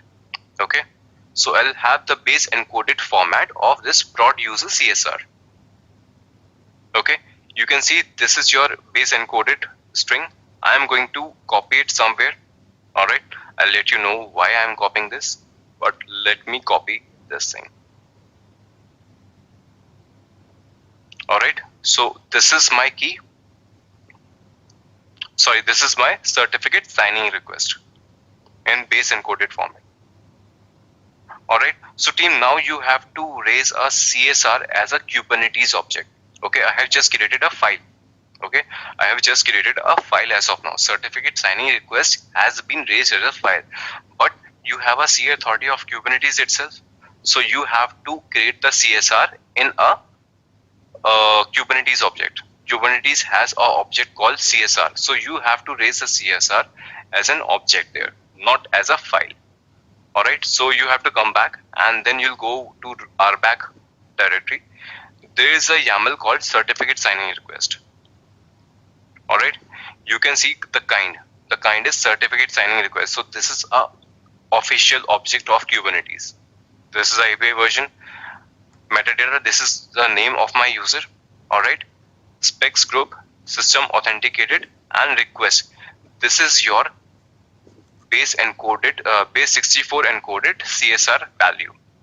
Okay, so I have to update this only. I'll copy this and I will have it in the notepad. Alright, now I am going to paste it. So team, you have to copy paste it very carefully. Okay, even a single space can mess it up. Okay, so be very careful. Be very careful before doing it.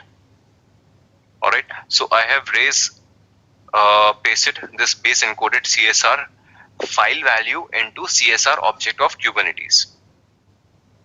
Let me have this file with me now. vi csr.yaml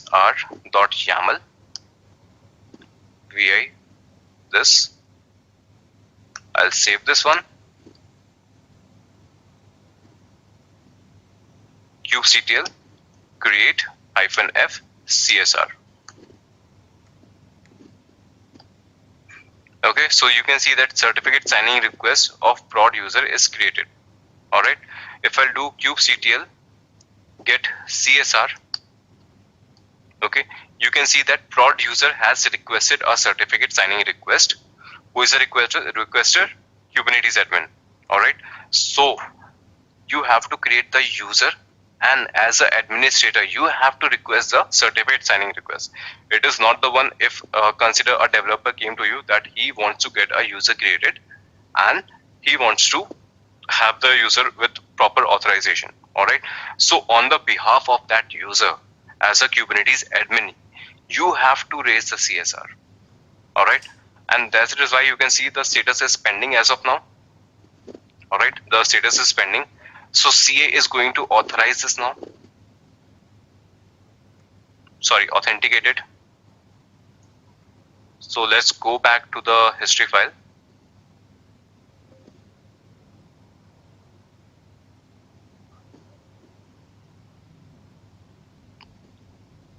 Alright, so team, this is the command with which you approve the CSR. kubectl certificate approve prod CSR.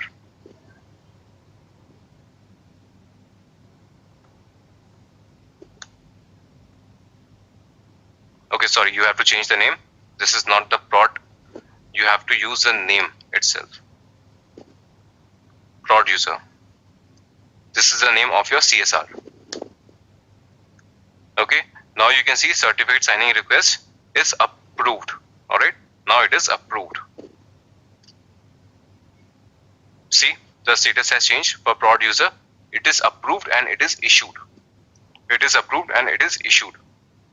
So what we have done so far, we have generated the keys, we have raised the CSR, and the certificate signing request is also signed by Kubernetes itself.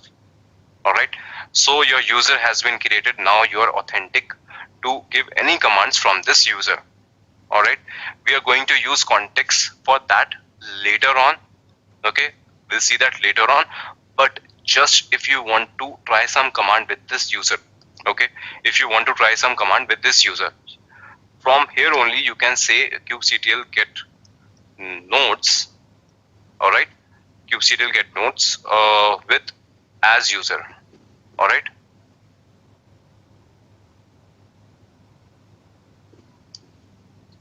hyphen as prod user. Right. Okay, so team, you see that you get an error. Okay, error from the server. Nodes is forbidden for user, prod user. Prod user cannot list the resource node in API group as a cluster scope. All right, so team, what have you seen? Your user is created. Okay, your user is created. It means authorization is done, but sorry, authentication is done, but you haven't set the authorization. All right, you have created the user, but you have not defined what this user can do. Okay, you haven't given that also. So now, once the user is created, we are going to see how we can provide your access accordingly.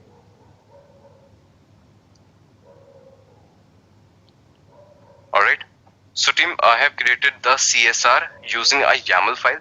Okay, I have created the CSR using a YAML file. If you want to create, you can sign the request like this only. This generate a cert file. All right, so team, now I am going to create a role.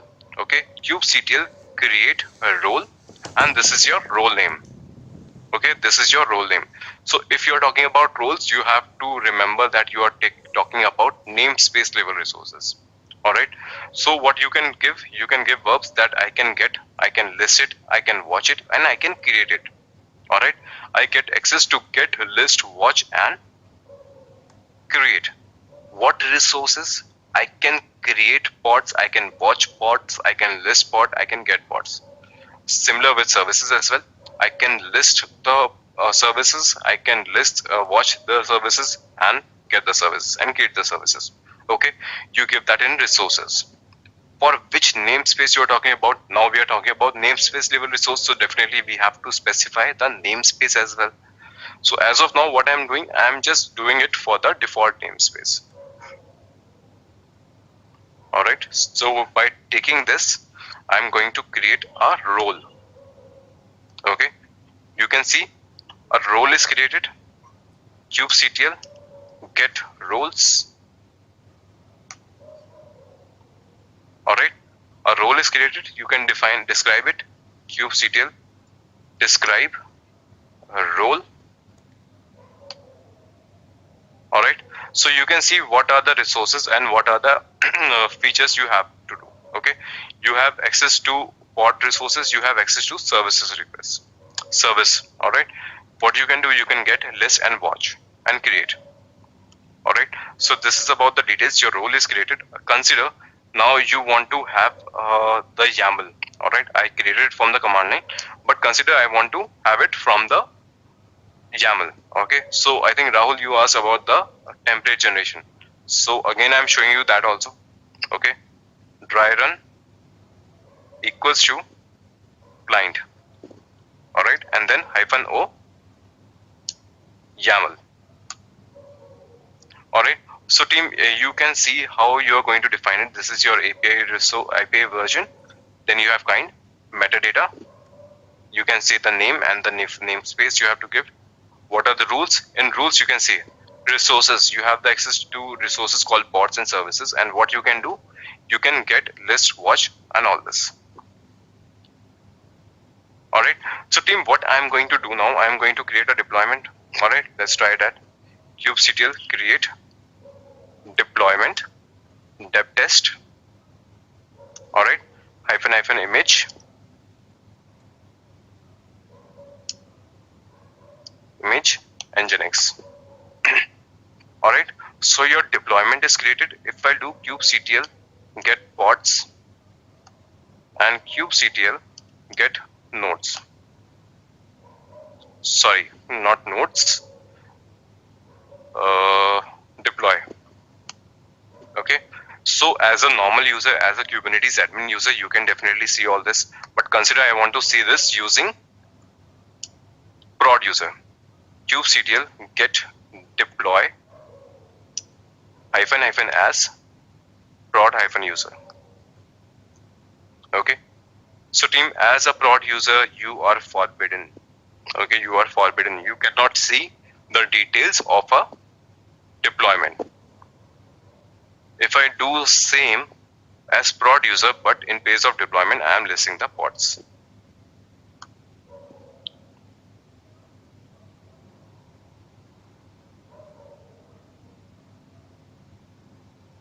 Okay, why it is not authenticated? It should be done. Team, right? It should be done. Anybody can tell me why it is not happening?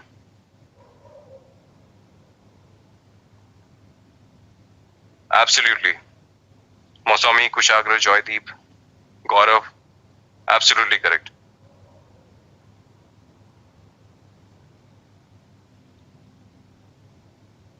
No, Anil, no, that's not the case. Alright, team, I haven't given the role to the user as of now. Alright, I have created the role, I haven't created the role binding. Okay, first I have to do the role binding.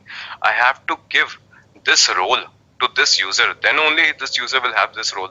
Alright, so you have done the role, you have to do the role binding as well. Okay, now I am creating a role binding. Kubectl create role binding.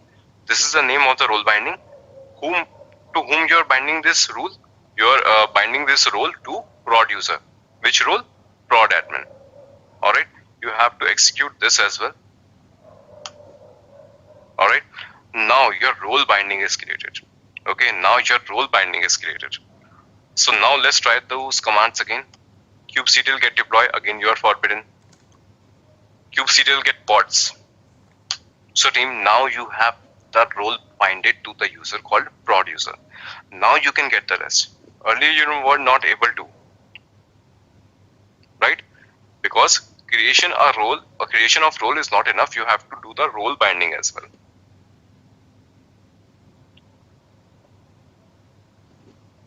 Alright, so team, this is how you have created the role and role binding. Right? This is how you have created the role and role binding. Alright, so for now what I'm going to do, I'm going to delete it. Alright, also if you want to see other namespace objects, you can see. Alright, you can get the pods from default namespace. But if you want to try to get the kube system, okay, kubectl -n kube system get pods as prod user. Forbidden. Why? Because you had access given only on default namespace. If you list the pod of kube system, you won't be able to see that. Alright, so team, we understood about the role and role binding. Now I want to show you the cluster role and cluster role binding. If you don't want to get confused, for that purpose I am deleting the role and role binding I have just created. Alright, because I am going to assign the cluster role to the same user. That is why I have deleted your role and role binding.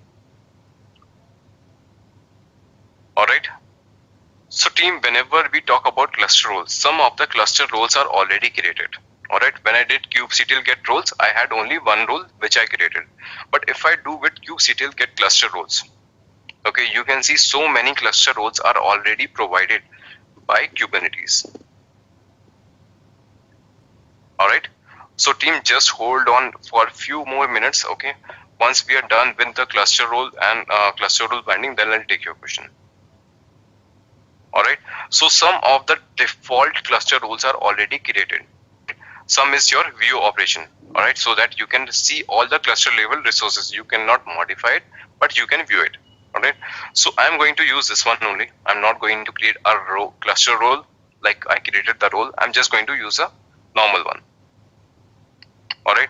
If you want to describe a role, you can do also, all right. We have already seen how to describe a role. Now I am creating a role binding. kubectl create cluster role binding, okay.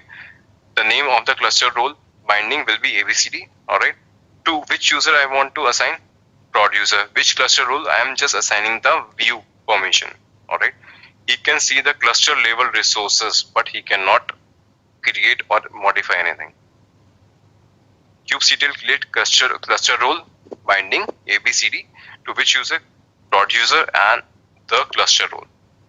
Okay, your cluster role is created. All right. Now, if you want to get the details, you can get the details of all the namespaces. All right, you can see this: Prometheus, Grafana, Matrix Server, default namespace, Cube System namespace, monitoring namespace, prod namespace. All right, you get the details from all the namespaces about all the objects. Why it is permitting you? Because you have the cluster role to view anything. All right, you can view any namespace content, but can I create anything in any namespace? All right, so let me try that. I want to create a Nginx pod 1 in Cube System. Forbidden. Prod user cannot create resource pods in API group in the namespace of Cube System. Cube System, I cannot create any object. All right, let me try to create in the default one as prod user. Again forbidden, because I have just a cluster role that allows me to view the resources. I have no permission to create any object even in the default namespace. So if I execute all these commands with the prod user, the role binded to that user matters a lot. All right, so team, we have seen all of this. All right, we have seen all of this. All right, any doubts till this point of time?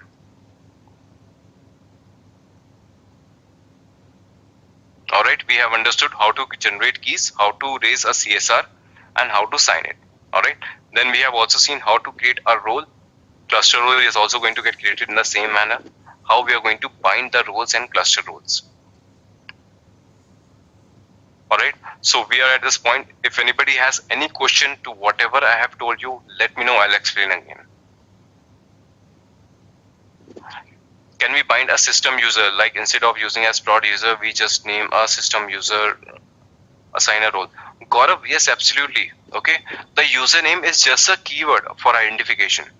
All right, you can see the prod user. I haven't created the user on the OS level or anywhere. All right, you can give ABCD, you can give your name, you can give Gaurav, you can give Shubh. That is no problem. It is just a string. Username is just a string. You can have it the way you want.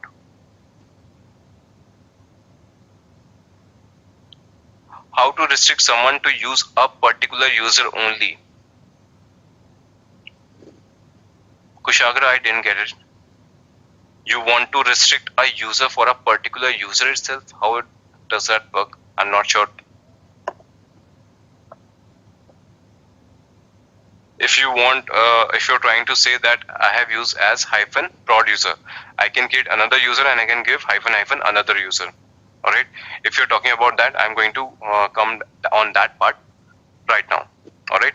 Once you have understood all this, how to use these users actually. Okay. That is the next part I'm coming to. That is the next part I'm coming to. How these users are getting used actually.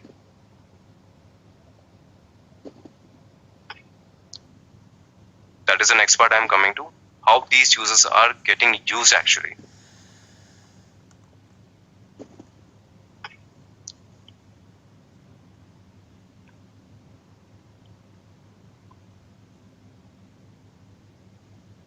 Ashok, you are saying how can I check what are the users are binding to specific role? Okay, so Ashok, you have cluster role and roles. We have already listed that. All right. Similarly, roles binding and cluster role binding are also an object of Kubernetes. You can describe them also. Okay. kubectl get, let me have the object name from here.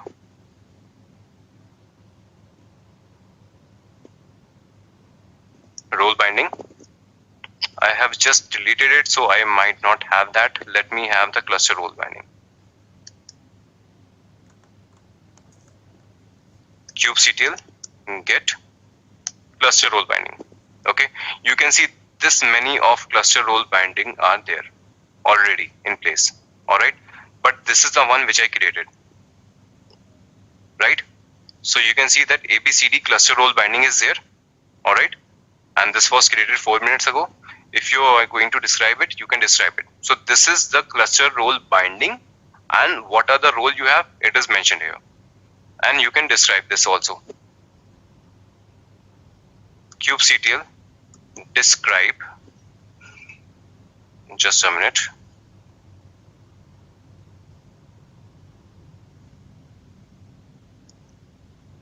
Describe cluster role binding ABCD.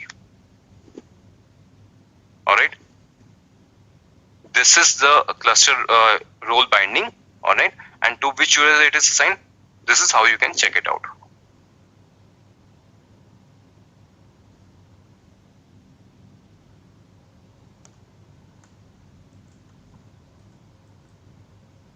All right, so team, any other question till now? Any other doubt to the whatever we have covered? Team, quick yes from all of you if you do understand. If not, do let me know, I will repeat. If I give access to someone to the master node and they can use and execute a command, what is the purpose of having the functionality done? Kushagra, yes, that is the case. Okay, so you never give access to the master node to any user. Okay, why we are creating users? Because I want to access it from some third place. I don't want to give access to my master node. That is what I'm going to show you later. Himanshu, how to see which user has deployed which pod inside cluster if they have many users with the same role.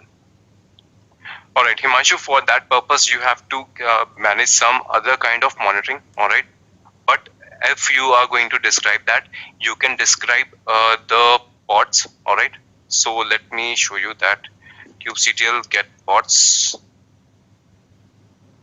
or let me get the deploy first. I hope its definition is going to the shortest one. Kubectl describe deploy dev test.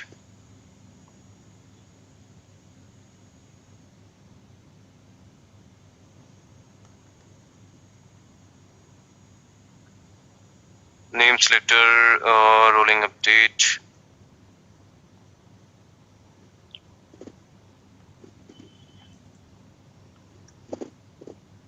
Okay, that is a part of security context. Okay, so I will tell you that later on. Okay, so I will answer your this question also.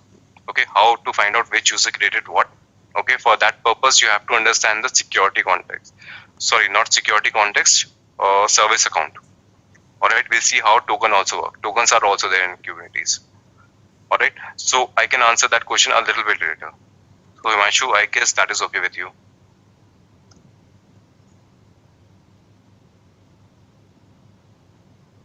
Kushagra, I'll tell you now, okay, have some patience.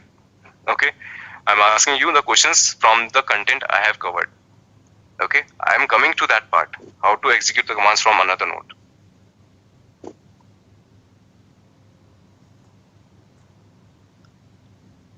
Arjun, okay, you want a high level repetition, alright. How we can target user of specific nodes and pods. Anil, as I just requested all of you, please ask the question from the content that I have covered so far. Okay, because I am going to show you everything once it is clear. Okay, you are asking advanced questions that yes, you have understood whatever I have taught now, but how I am going to use it? These are your questions. So I will show you that. But whatever I explain, if that is clear to you, then only I am going to move forward.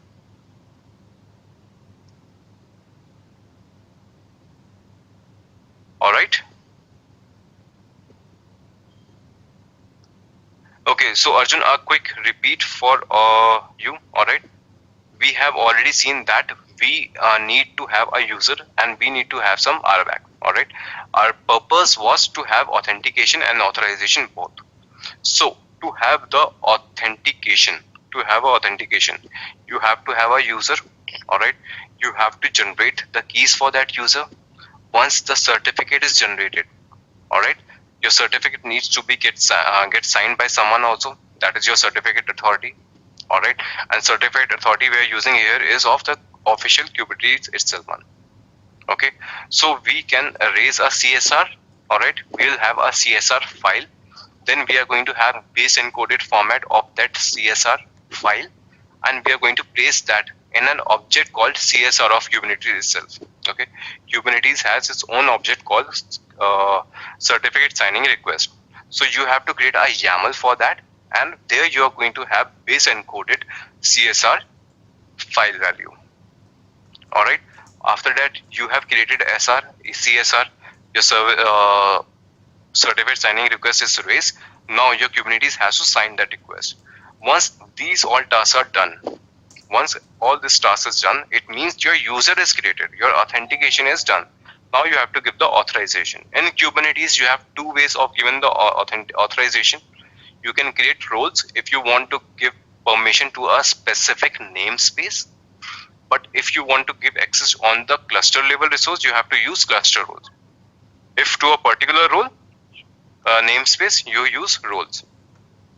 Alright, so if roles are there, you have to do role binding. If you have cluster role, you have to do the cluster role binding. It's not like you have created a cluster role and you are doing role binding. That is not possible. Alright, so team, if this is clear to all of you, we are going to move forward a little bit.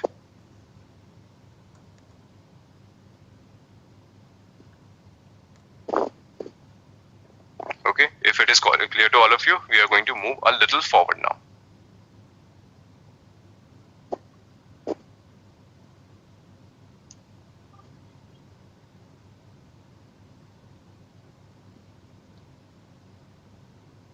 Alright, so team, this part is done. Now, as I told you, you have your Kubernetes admin as a main user. Alright, we have already seen that in the kubeconfig file. Alright, we have another way to see that also. kubectl config view. Okay, this is also there in the repository, so you don't have to worry about it.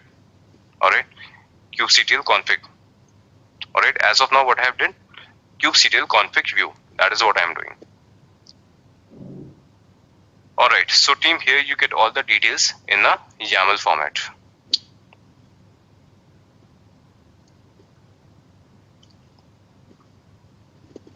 Alright, so team, what is the name of your cluster? It is Kubernetes. Alright, which user you are using? Kubernetes admin. Alright, and then with the name of the cluster and with the name of the user, collectively they are called as context. Okay, collectively they are called as context. Username @ cluster name. Collectively they are called context. So what is a context? Context just allow you to connect to a particular node. Okay, so if anybody of you have connected to some databases, okay, so I have worked on Oracle databases and MySQL databases. So just to make you understand about that, I can tell you in Oracle database, if somebody of you has worked, so how is your connection string is SQL plus, then you give the username @ /password @ database name. Alright, in MySQL you have -h hostname, then you give -u username and -p for password. Alright, in Kubernetes you give the username and @ cluster name, because we don't use password, so you don't need to give the /. You are using certificates. That is why username @ cluster name. Alright. So context defines that which user is connecting to which cluster. Alright. And you get the details that this is the current one. You can have multiple contexts also. Alright. So Kubernetes admin @ Kubernetes is connecting to this one. Alright. So team, now the next part is consider, due to security reason, like we are already discussing about the securities in Kubernetes. I don't want anybody to access my worker master node. Alright. Kapil, I showed you the command for that also. Alright, let me show you again. Alright, when you do the kubectl get CSR, alright, you get the status. If it is approved, if it is issued, if it is expired, you get all the details. Alright, so team, please hold on for your question. Okay, I'll ask you to ask question, then post your question. Alright, so because of flow breaks. Alright, so team, now you don't want anybody to access your master node directly. Alright, you don't want anybody to access your master node directly. So what you want to do, you want to have a jump server. Alright, so I am creating a jump server. Okay, a complete blank vanilla machine. Alright, so what you want, you don't want anybody to access your master node. You want to have a jump server from where the user will connect to the master node. Alright, you don't want access given to anybody for your master node. So this is what I'm going to do now. I'm creating a clearly blank machine. Alright, a small one will also work. Change this one to Ubuntu 18. Select, allow full access to all cloud APIs, allow HTTP access. Okay, nothing new. You have already seen that in the first class. Alright. So team, if you understand all the concept till now, you understand that your kubectl utility is required to use your cluster. Alright. Alright, and kubectl has some config file.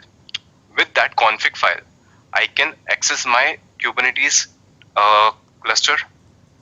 Alright, so it is all dependent on your config file, because config file has all the details about your cluster. It has the certificates, it has everything. Alright, so what I just need, I need a config file so that I can connect from another node as well. Okay, I can connect from another node as well. Let's see how we can do that.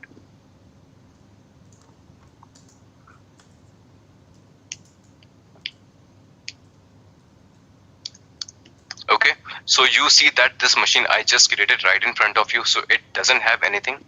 Alright, what I am going to do, I am going to place the kubeconfig file here also. Alright, at the home location, again I am going to create a directory mkdir.kube cd.kube, just like I have on the master node.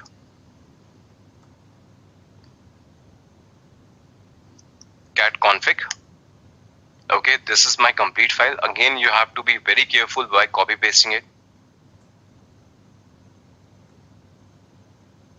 Alright, just to understand, you have API version. Alright, you have mentioned the cluster, you have the cluster certificate. Alright, here you have the name of the cluster. Alright, this is the IP address of your master, and this is the API server node port number. You have the cluster name. Alright, you have the username, you have the context, you have the current context. Okay, all the details are here. The username certificates are also. So you do have everything with you. Okay, you do have everything with you. I'm going to create same file here. vi config. So team, question for you. I have created this config file. If I do kubectl get pods, will I able to get the outputs from here?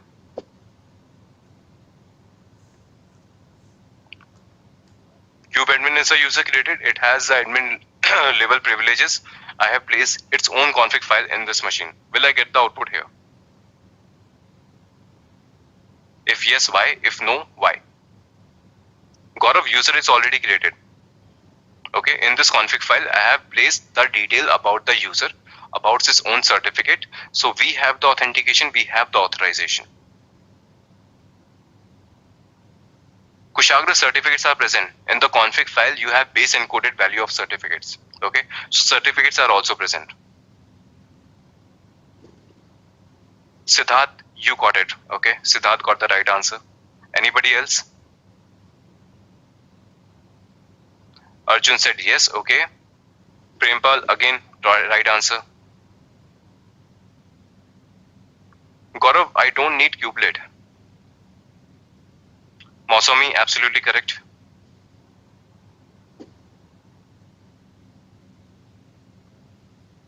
Okay, so team, let's try. It's not working. It is saying that snap kubectl first. Okay, so definitely if you are running some kubectl command, you should have that client also. Okay, so let's download that also. I'm not going to install anything. I'm not even going to install Docker or something. I'm simply going to install your kubectl. Install. All right. I'm just going to update the repository and I'm going to install only your kubectl. Okay. First, let me have the dependencies first.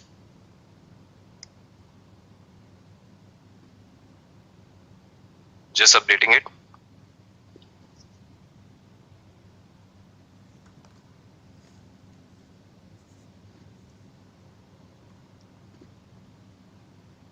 Alright. I'm just installing kubectl. No other component at all.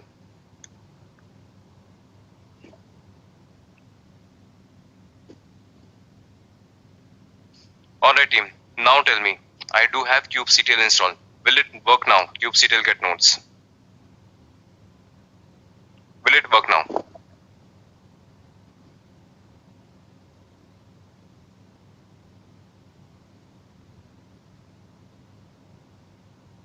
Mosumi Prempal, right? Enter.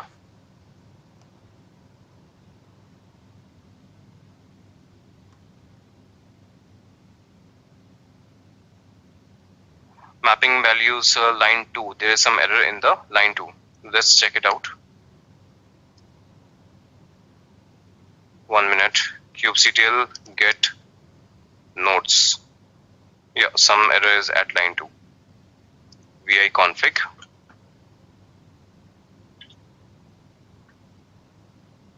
Okay, I didn't get the complete output. Let me have the kubeconfig file once again.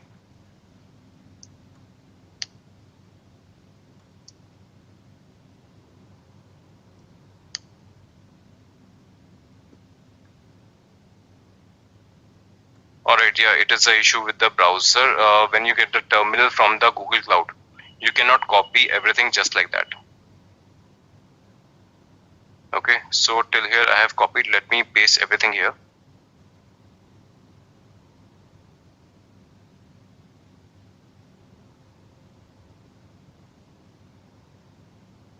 From kind to this.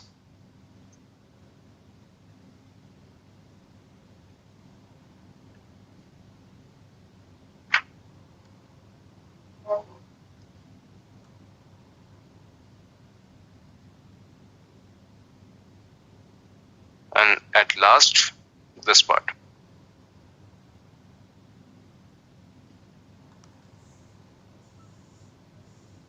Alright, so this is done now. Let's see if it is working fine or not. Alright, done.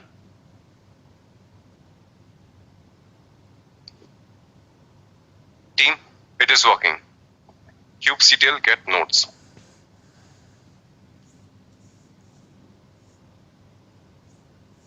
Alright, so team, now you can connect to your master cluster from a testing machine. Okay, you can connect to a cluster from a testing machine. You don't have to give the access to your master node. kubectl get nodes. Alright, kubectl get pods. Alright, you can get all the details from your testing node. Alright, so team, now you can see that I have created a context. I have created a config file. Alright, consider from this testing machine only. Okay, I want to connect to my production cluster. I want to connect to my testing cluster and production cluster and QA cluster and pre-prod cluster. Okay, can I put multiple config file at this location so that I can connect with all the clusters? Is it possible?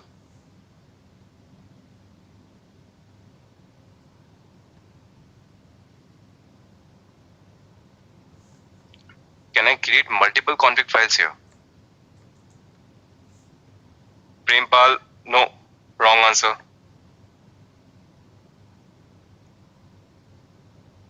Mosumi, yes, you are right. Arjun, okay, you think so?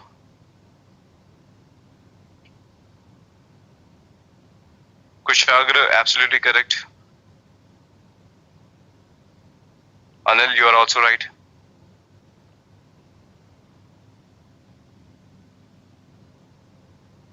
Absolutely correct. So team, if you are going to create multiple config files, okay, if you are going to create multiple config file, how you are going to define which config file you want to use? Alright, whenever you give kubectl command, how it is going to identify that which config file they have to follow. Okay, so we don't create multiple config files. Okay, we always use only one config file. What we can do is we can create multiple context. Okay, I just told you about the context, how context works. All right, under context you can see it is a list. Okay, it is a list. You can have multiple contexts. You can give multiple cluster name. You can give multiple username as well. All right. So if I'll go here, I can create multiple username and multiple cluster. All right. Consider, let me show you this diagrammatically. All right. Consider team, this is your master, this is your production cluster. This is your testing cluster. This is your development cluster. You have 3 Kubernetes cluster. This is your prod. This is your dev. And this is your test. You have 3 cluster. Now you have multiple users as well. Just a minute, please. Yeah, sorry. Consider you have multiple users as well. All right. You have Shubh. All right.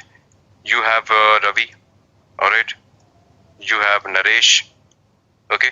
You have multiple users as well. All users have their own level of roles and role binding, cluster role and cluster role binding. All right. Now you want to connect. Consider Shubh want to connect with dev server, dev cluster. Ravi wants to connect with prod server, prod cluster. Naresh wants to connect with test cluster. So you can manage that with the help of context. Okay, you can create the context accordingly. That Shubh should always connect with dev server, dev cluster only. Ravi should always connect to test cluster only. Naresh should always connect to prod cluster only. You can do that using context. All right. So let me show you that here. All right. Consider I'm creating some dummy values here. Okay, just a minute. Okay, I'm going to have some dummy values.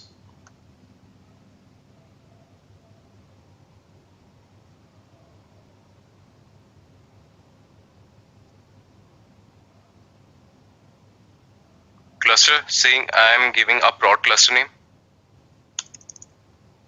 All right. Username is I am giving as Shubh. All right. And the name I am defining for this context is Shubh @prod. All right. And I have to define it as a list also. Hyphen context. Okay, so context is a list. This is your one context and this is your another context that I have created. All right, and you can see that your current context is Kubernetes admin. You have to set your current context. I'll save it here.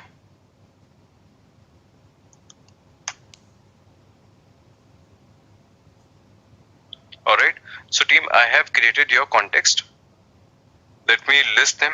kubectl config get context.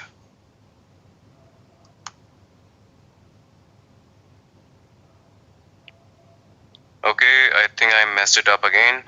There's something at line number 30. All right, let's go to line number 30.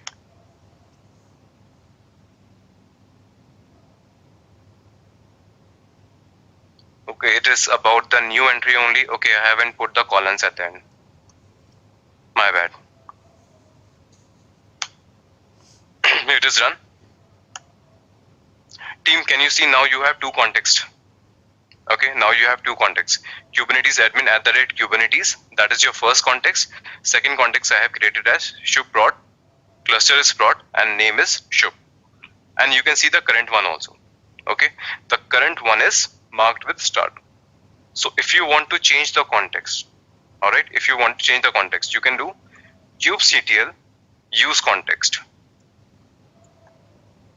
Okay, kubectl use context. Which one? I want to use this one.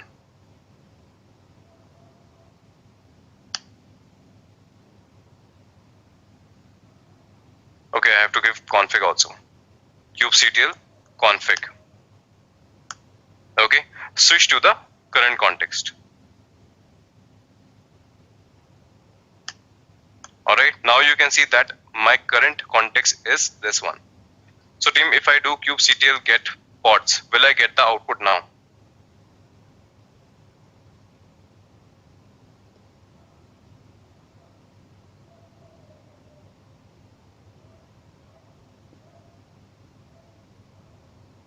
Right, it's a dummy one, so it is not going to give you output. All right, because your Kubernetes is your API server will not identify it. No keys are identified, no certificates are generated, no certificates are signed. All right, so nothing is here. So your API server will refuse the connection. Your API server will refuse to answer to this command. Okay, because it is not a value even though. All right, so if you want to switch the context again, you can switch it. All right, again I'm going to use the default one. All right, so team, you can create users. All right, and after that you can give those user details in the kubeconfig file, and you can choose your context accordingly. So team, I hope now you are able to have the complete picture how we use it. All right, we create a jump server. All right, we create a jump server. Consider a developer came to me that he said he wants to have a namespace with the privileges to create pods. All right, that is a requirement with which a developer came to me. All right, so I'll say okay, all right, I can do that. What I'll do, I'll create a jump server. I will not give him the access of master node. I will create a jump server. All right, where my master is running, I'm going to create a user for him. I'll generate the keys of that user. I'll generate a CSR. I will sign that CSR. All right, after that, the developer asks me that he wants to have the access on pods. Accordingly, I'm going to create a role. I'm going to bind that role to that user.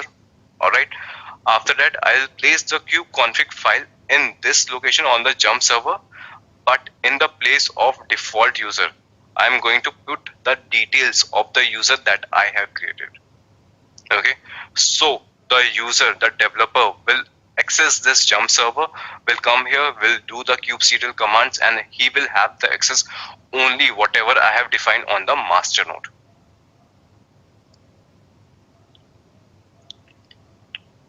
All right, team.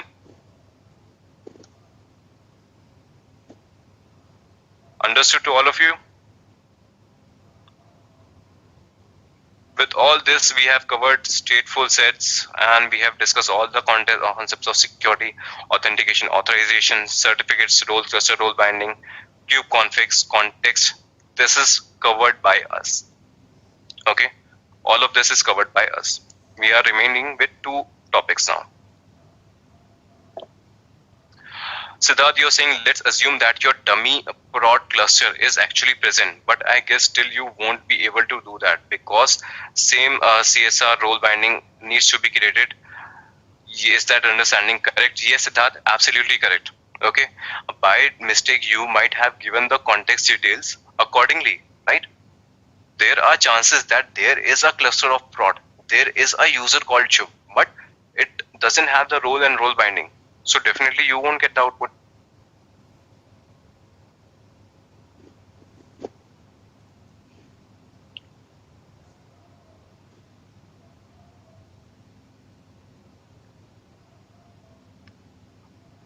Gaurav, I have already showed you. All right. I have to put the content of the prod user. I have just given the dummy values right now.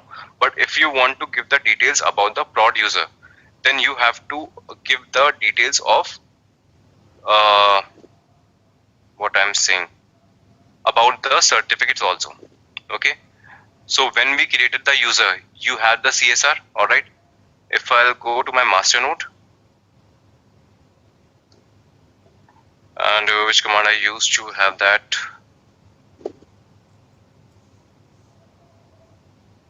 Just a minute.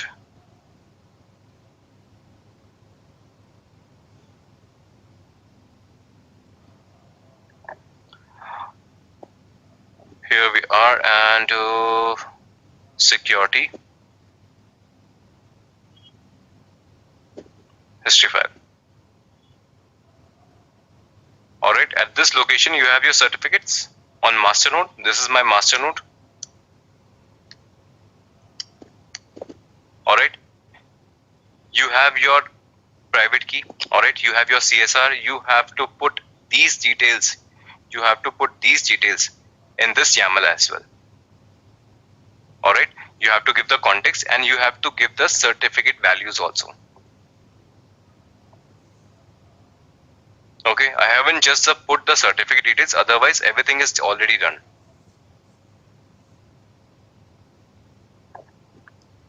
Then can you please show us how do you configure multiple contexts with multiple certificates in Jump server? Okay, Siddharth, let me tell you that. All right.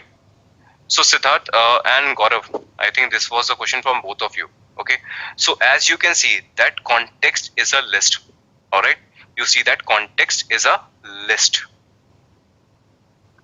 Under context, you can define multiple contexts as I have defined. This is one context. This is another context, which is the current context I have given here. All right. Now, if you want to have multiple clusters as well, you can see that clusters is also a list. Okay. Clusters is also a list. So under cluster, you have to give your cluster CA certificate details. Okay. I showed you where your CA resides. Your CA resides at etc Kubernetes PKI. Okay, from there you are going to have the CA authority data, all right, base encoded format. You are going to have that in this cluster, another next detail, all right, and you are going to have your API server, your master node IP address, and the API server port number that is going to be default 6443, but the IP is going to get changed, all right. So similarly, you are going to have, if you want to connect to two clusters, you are going to have two entries here like this. One will be your cluster and second will be your server. All right. So you can set multiple cluster details here. All right. Now talking about the user details. All right. You can see that users is also a list. All right. User is also a list. So you have to give the name of the user. All right. And you have to give the certificate details of that user also. Okay. And we have already seen how to have a base encoded format. The command is already provided you in the Git repository.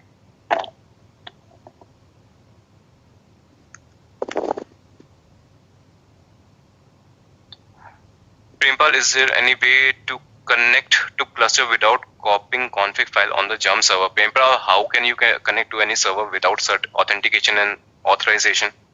If you're not going to move the config file, how you can connect to a cluster? Authentication and authorization is the main thing.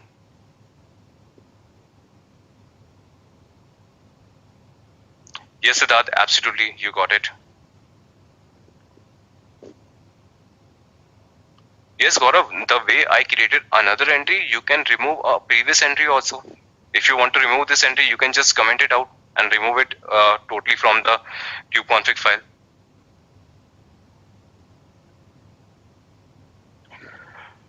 Kushagra, you want to know about external name service. Alright, so Kushagra, if it is okay, can we discuss about that tomorrow? Okay, because we already have some topics remaining from today's class. Yes, there is an external service name. It is never used, honestly speaking. In my complete experience, I have not used it any enterprise level, and in the examination also, they don't give the question with this. Can we create service account and add users to it so that we can create certificate for any service account instead? Anil, that is what I wanted to show you with the remaining topics. All right. The service account we are supposed to discuss. Okay. So team will take some time. All right. We are going to extend a little. Security context we can do tomorrow, but I want you to understand about the service account today itself. Okay. Because it is all related to your security. The flow breaks because that is the reason I kept the all security content on a single day. All right. So team, what is the service account? Certificates, you understood that certificates allows you one component to talk to each other. All right. Now, but if you want to have, and also important thing, I'll show you the dashboard also. Okay. So if you do a little overtime, I'll show you the dashboard also today. All right. So team, consider where your service accounts are used. With all the communication, you can see that I have used certificates, but consider that if you're using bots, all right, consider as I went to the ICICI Bank website, it has a small prompt at the corner with the chat option. All right. For example, if I show you HDFC, there is something called EVA, right? So this is an artificial intelligence. It is a bot. All right. You will get some details. It will fetch that details from its own cluster. All right. Consider I want to know about credit card services. All right. So what this bot is going to do, it is going to check inside the cluster and give me the details. All right. So certificates are used to authenticate the user, and service accounts are used to authenticate some automation. All right. Or you can say artificial intelligence. So if you want to give some details across artificial intelligent objects, you use service accounts to communicate between application without prompting username and password. Absolutely correct, Prempal.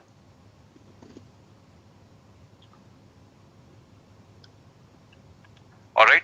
So team, with this, I am going to show you something with the dashboard also. All right. So team, what is a Kubernetes dashboard? Kubernetes dashboard allows you to do all the operation from the dashboard on the UI. All right. Not on the command line. Everything you can do from the dashboard also. So what is happening? Dashboard is also a UI. All right. You are going to give some permission. You are going to create something from the dashboard. It will be created on the node. You do kubectl get nodes on the dashboard. All right. So it will get authenticated via a service account and connect to your command line cluster and get the details from there. So if you talk about that, there your service accounts come into picture. All right. So team, service account, again, I'm telling you, it is not important for the examination point of view. All right. I'm just giving you for your own good. All right. I want to show you the dashboard as well. That is why I'm covering this. Otherwise, it is not important for exam. They never give you dashboard or service account in examination. All right. So team, I'll come to the dashboard. Under dashboard, you can see I have insecure dashboard also and secure dashboard also. Insecure dashboard you want to use, you can use it. All right. So it will not use any authentication. It will simply give you the details on the dashboard. But I want to use a secure one because I want you to understand about the service accounts. All right. So you can see this is a YAML. I'm going to create a namespace. I'm going to create a service account. So team, what is a service account actually? Under Kubernetes, kubectl get SA. All right, you can see a default SA is already created. All right, let's describe it. Kubectl describe SA default. All right, so team, with our service account, our token is already connected. Okay, you can see this token is with every place. All right, this token is in a place of everything. If I do kubectl get pods and I describe a pod, kubectl describe pod name.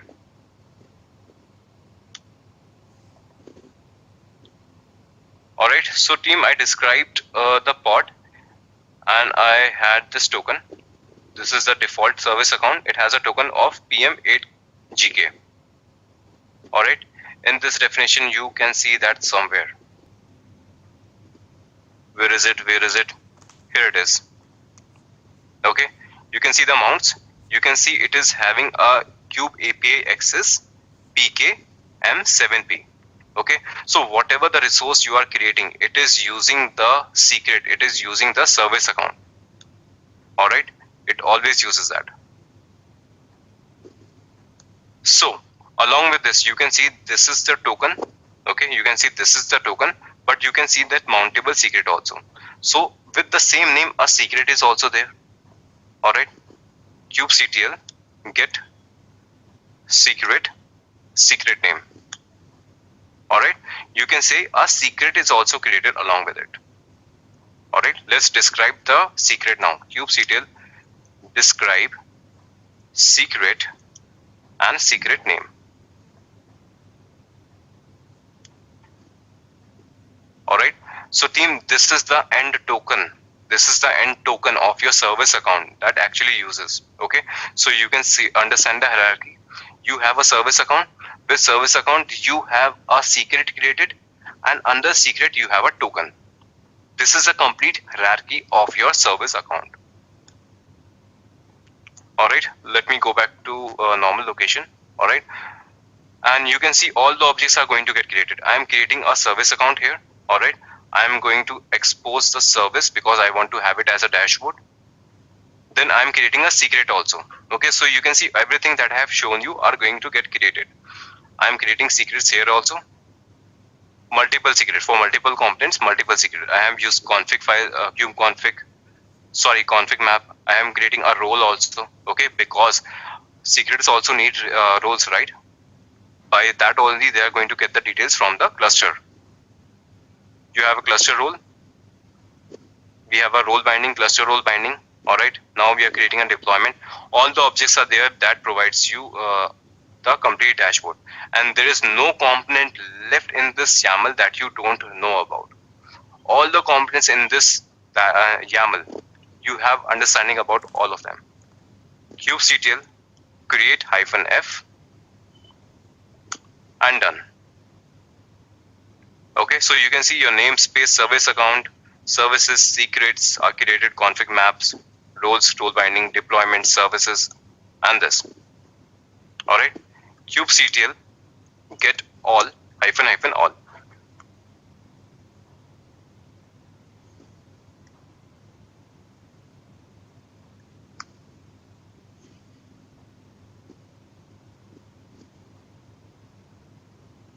Okay, -all was here.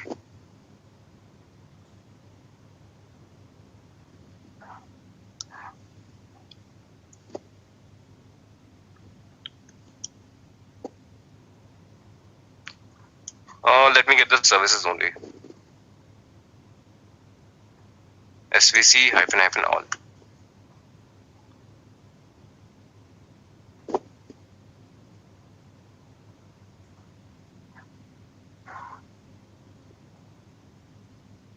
Okay, anything wrong I'm doing? No. Just give me a minute.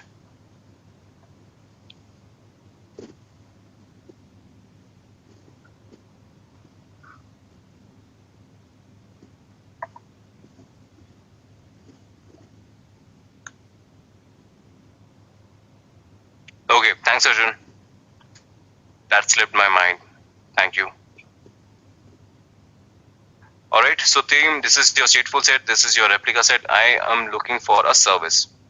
Alright, you have a service for Kubernetes dashboard. Alright, so I am going to use a node port of this one on this one. Let me see what I'm looking for. I'm looking for my master node IP. I'll paste it here and I'll get the port number 30522. Okay, so it follows HTTPS because we are talking about the secure connection. Advanced. So team, this is a secure connection, that is understood, but the certificates are not CA authorized. That is why it is asking you, do you want to continue or not? All right. So team, it is asking you to have the token. All right. it is asking for you to have the token. Let's see where I can find a token. Alright, kubectl get SA. Alright, you can say Kubernetes dashboard. Alright, I'm going to describe it. Kubectl describe SA and the SA name, Kubernetes dashboard. It has a secret. Let me describe the secret. Kubectl describe secret and secret name. Alright, so team, this is the token that you have to provide there. Okay, this is the token that you have to provide here. Then only you are going to get the sign up. Alright, so team, welcome to the Kubernetes dashboard. Alright, you can see this is about the default namespace. You want to see of any other namespace, you can see Kubernetes dashboard namespace, you can check it out here. Alright, all the objects you can see what are created. Alright, CPU utilization, memory utilization, workload, how many pods are there, how many deployments are there, how many replica sets are there. Alright, you can see about the replica set details. Alright, this is your replica set for say. Alright, this is your maximum search, maximum details. All the details when it was created, you get all the details from here. Okay, all the details you get it from here. Consider I want to scale my deployment. Okay, this one, it has as of now 1/1 pod. Click on the 3 dots, scale. Okay, consider I want 3 replicas now. Okay, I want to have 3 replicas. I'll scale it. Okay, so on the command line, if you want to see kubectl get deploy, can you see dep test has been scaled to 3. All the things that you can do from the command line, you can do it from the dashboard also. Okay, these are your number of pods. Alright, how much your pod is consuming actually. This is your RAM utilization, this is your memory utilization, and how it is fetching all these details because your metric server is installed. Okay, so you can see all the details here. You can edit anything, you can create anything. Alright, this is about your services. If you want to make some changes, edit your service, delete your service, everything you can do that. Alright, so team, this is all about your dashboard. So today you have seen your dashboard as well.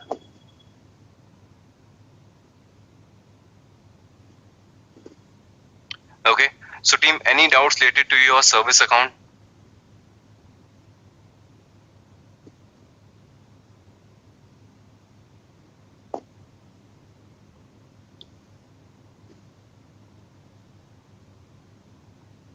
Prempal, you asked that how to prepare a project and submit in Edureka LMS. I'll request you to confirm that with the support team. Okay. As for my understanding, you have the project, you do the use cases on your cluster. All right. Have a screenshot of that, paste it in a notepad or somewhere, and then submit that document. That is my understanding, but I'll request you to double check it with the support team. Mosomi, you're asking what is a mountable secret? Mountable secret is nothing but a normal secret.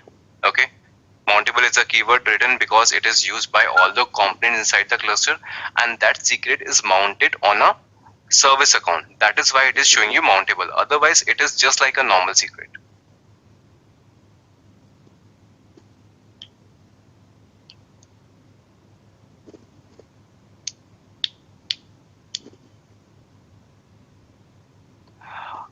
How to control read-write access of volumes using roles and service account.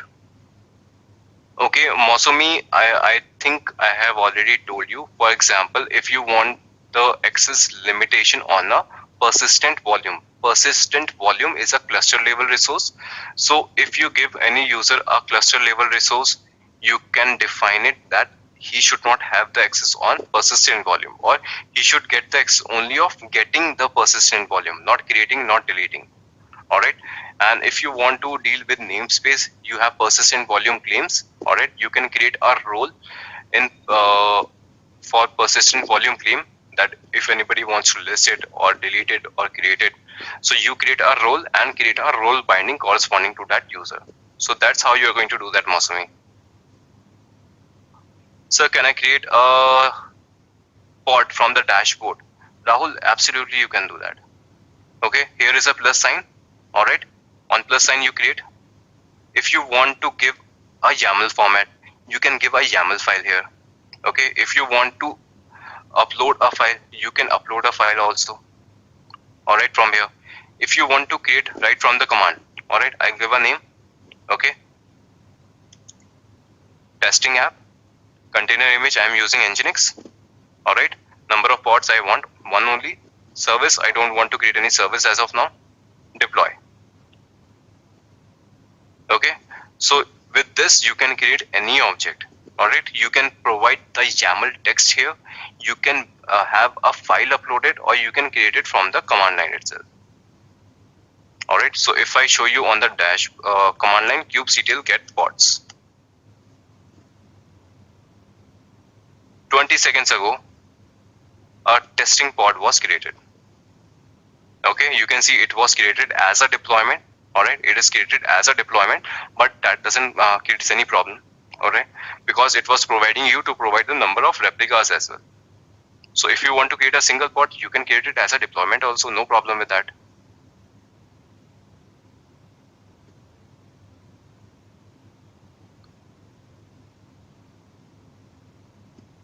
Ankur, that is the question I was not expecting, honestly. Okay, you're saying that this dashboard didn't ask for the username and password. I told you what are the ways of authentication. There are 4 ways of authentication. Okay, username and password, username and token, and you have your certificates, and you have service account. These are 4 ways of authentication. All right, and I told you in Kubernetes we always follow certificates and service account. So we logged into this dashboard using a service account. All right, I can log out, and you can see I am providing a token. With that token, I was able to log into this dashboard. If you don't have this token, how you log in? That is a alphanumeric long string. It does provide you a security. If you miss any one character, you won't be able to log in. All right, let me give you any gibberish here. Okay, I'm just typing gibberish. Let me sign in. Okay, it says invalid credential. So I have to make sure that I am providing exactly correct details here. All right, this is where is it?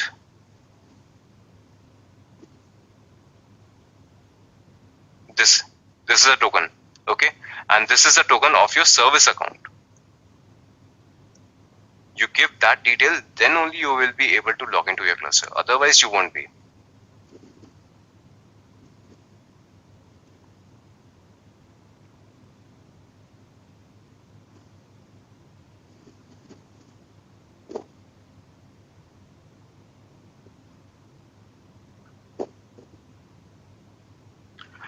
Okay, so if you want to use kubeconfig file, you have to give the kubeconfig file also.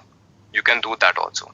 Okay, the config file, you can browse it from the local machine. All right, consider I have a kubeconfig file of Kubernetes admin. All right, so token is used by service account. If you want to use service account, you use token. If you use certificate, you use kubeconfig. All right, in kubeconfig, you have the config file. You place it on your local machine, download it on your local machine, then browse it, select that file, and then you can log in to the dashboard using kubeconfig certificates. Okay, Sarat, that is how you're going to do that.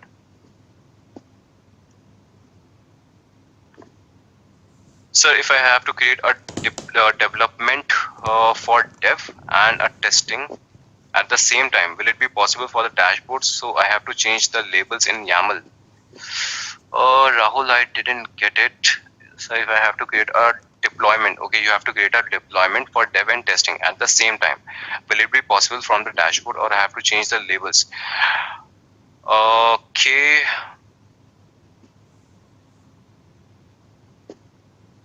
So Rahul, what you want to create a deployment, all right?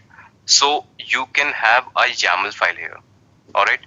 In a YAML, you can create multiple resources at the same time, right? if you see this YAML file, okay, if you see this YAML file, I am creating multiple objects, service account, and see, I am creating multiple secrets, 1 secret, 2 secret, 3 secrets. All right, all the 3 secrets are getting created in a single go. If I copy and paste it here, if I copy it and paste it here and upload, it means it will create 3 secrets in parallel. Okay, I hope this was your question. In place of secret, you can give your deployment definition. Okay, what's wrong with him?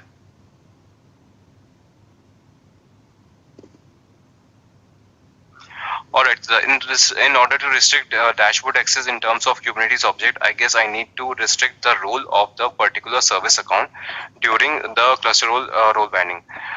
No, Siddharth, if you're talking about the cluster role and cluster role binding, what I have created in this YAML are used to fetch all the details about your cluster and see it on the dashboard. Okay, the cluster role I have created, with this YAML, I have given the permission to create the resources from the dashboard. Alright, but if you want to restrict the access of dashboard, you have to keep the YAML file with you properly. Alright, or consider you can have the multiple dashboard. You can have a multiple dashboards of the same cluster. In some, you give all the roles and responsibility with cluster role and role binding. Alright, in some dashboard you can limit the access, and you can vary, you can change those dashboard access using the port number, because you will see that always a new service is also created with a new dashboard. Okay, so yes, by that way you can also restrict the access.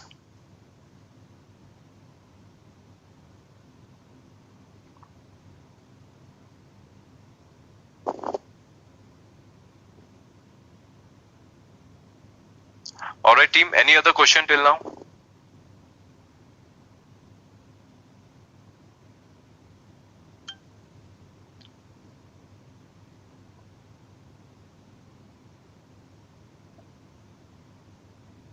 Everything is clear to all of you? Any doubts, any question?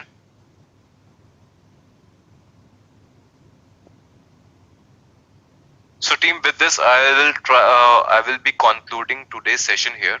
Alright, I'll be concluding today's session here. Security context is a small topic, I can cover it tomorrow as well. Alright, today we are already 25 minutes late. Alright, so team, I am getting all your feedbacks and I really appreciate all of it. Alright, so keep doing that. We are done with today's topic. If you have any questions, you can stay. Otherwise, you can leave today's session and mark your feedback. And tomorrow we are going to meet for the last time, where we are going to discuss about everything troubleshooting and your examination tips. Everything we'll cover tomorrow. Okay.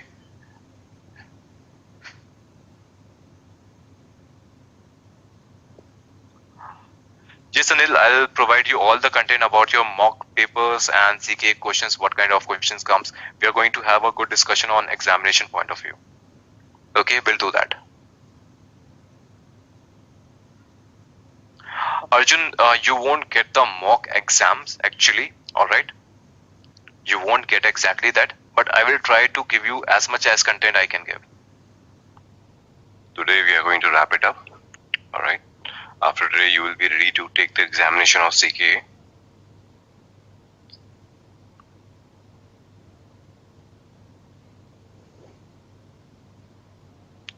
So team, please confirm if you can see my screen and if I'm audible to all of you.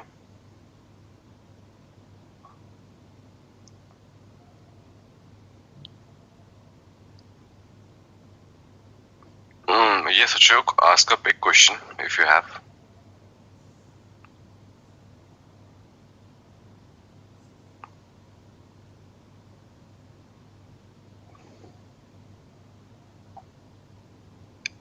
No, Ashok, for interview you don't have to remember the commands, alright?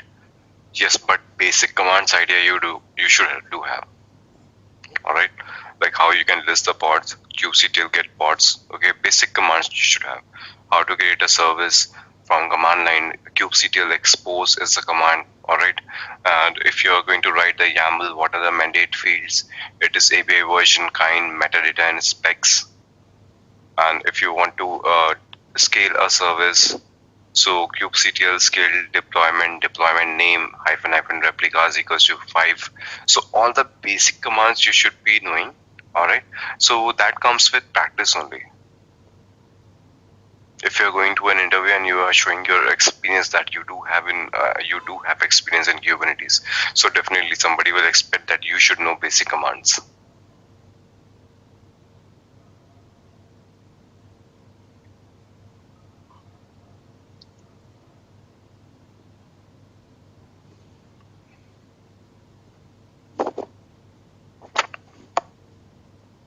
Okay. So team, anybody else wants to ask anything before we start with today's class? Agenda is right in front of you.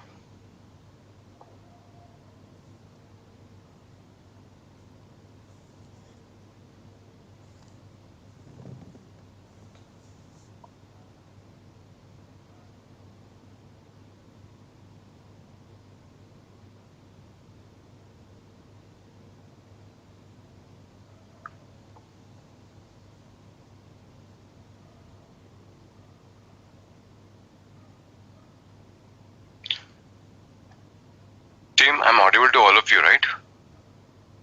I got only one response today.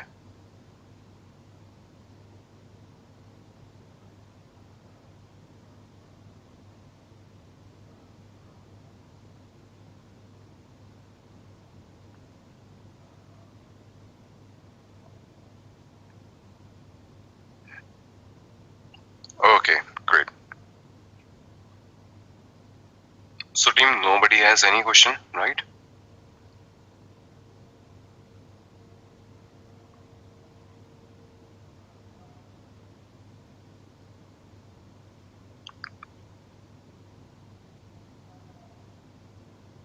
Ashok, let's discuss that by the end of the session, alright?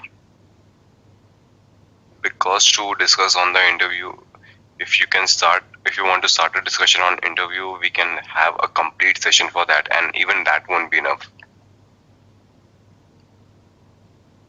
Right? Still, if you want to prepare for the interview and if you want me to give a one-liner, you should have your core concepts very strong. Alright? Today we are going to see the troubleshooting. Alright? So from there you can get an idea that your course should be strong, your concept should be clear, your basic should be clear, how the Kubernetes is architectured, and if you want to troubleshoot, how you can troubleshoot. It all comes down to the basic architecture, how much clarity you do have at that area. Alright, so we'll discuss that thing by the end of the session as per the time permits.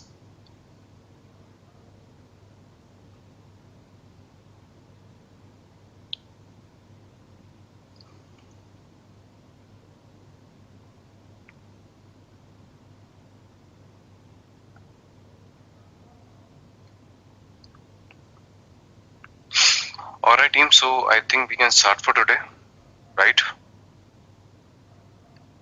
First thing is that we left on which yesterday, alright?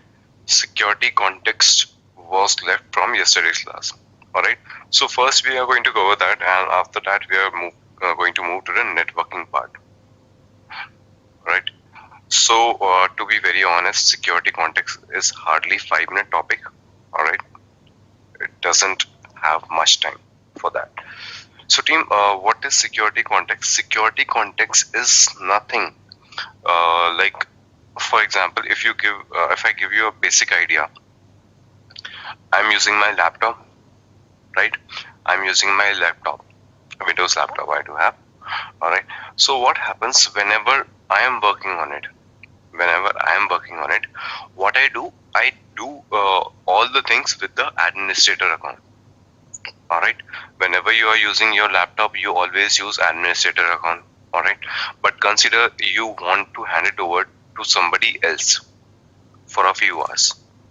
All right. If you want to hand it over to someone for a few hours, what you do, you'll lock your administrator account, and what you'll do, you'll open a guest account, right? So that if somebody wants to use your laptop, he will be using guest account. So team, don't we do that? Isn't it that the case?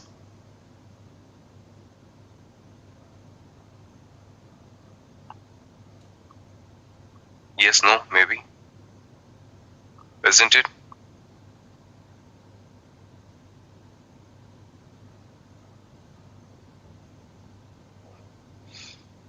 So team, come on. Are you sleeping or what? I'm not getting responses enough today.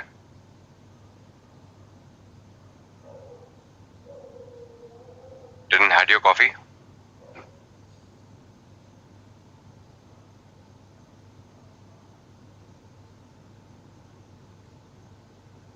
So team, today is the last class, alright? So definitely topics are going to get little complex. If you won't respond, I won't be able to help you. The session has to be interactive.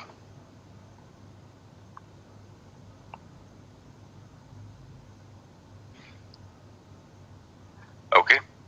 So team, few of you said yes, right? So whenever you're using your laptop and if you want to give it to someone for some few hours, so what you do, you always have a guest account so that he can use it and he won't have the complete permission of your laptop, right? That is what we do. Similarly, in your servers and containers, all right, consider your system administrator of your organization.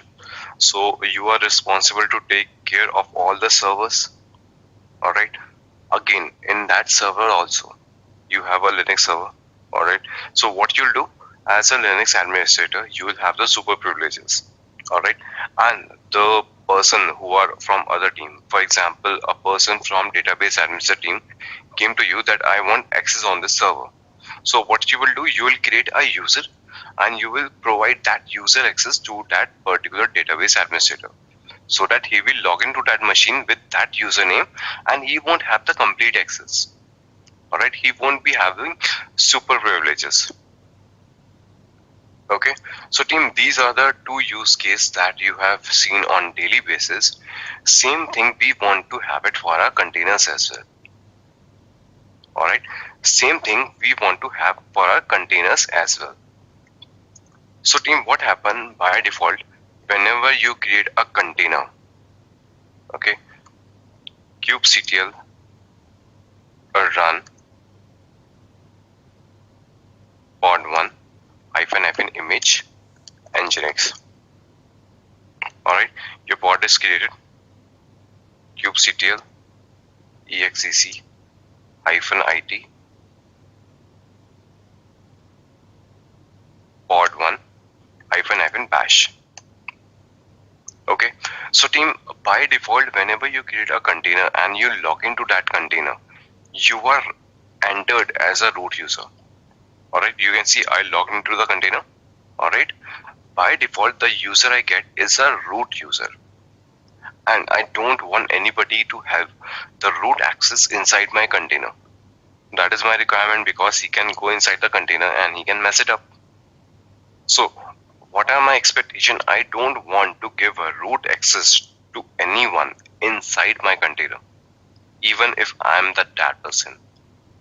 Alright, if any other Kubernetes administrator is there, I don't want to give that much access. Alright, so how we are going to avoid it?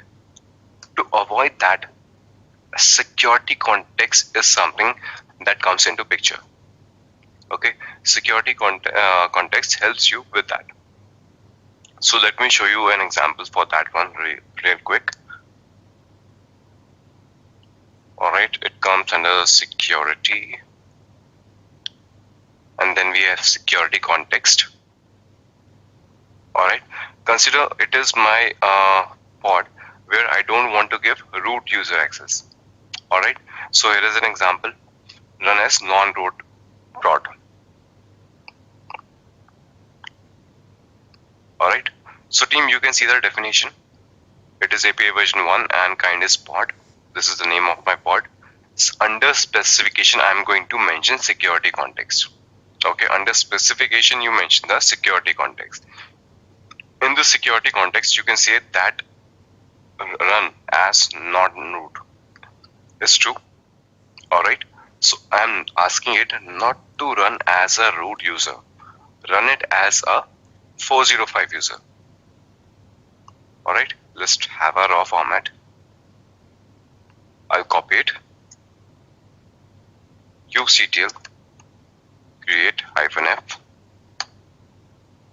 Okay, my pod is created. kubectl get pods. Okay, so many things are running. Alright, kubectl exec -it and the name of my pod -bash. So team, you can identify, alright, whenever you have the root access, you get a hash, alright.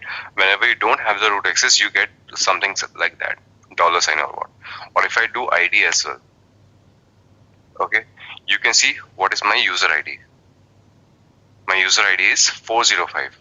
Group ID is root, that is okay. I just asked for the user, alright. So I don't have the root user access at this point of time. Alright, similarly, I have multiple examples here.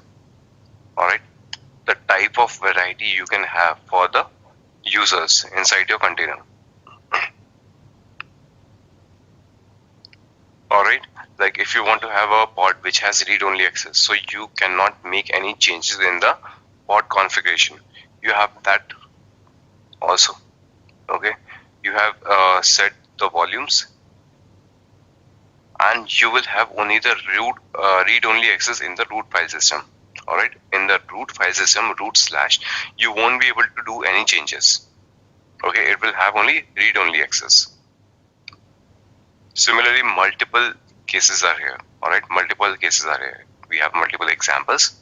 Alright, whatever you want to have, you can do with your pods and container. Alright, so team, security context is nothing, just managing the access you give to the container. Alright, that's all about your security context. This is this much only. Alright, we don't have much in the security context, that is all about it.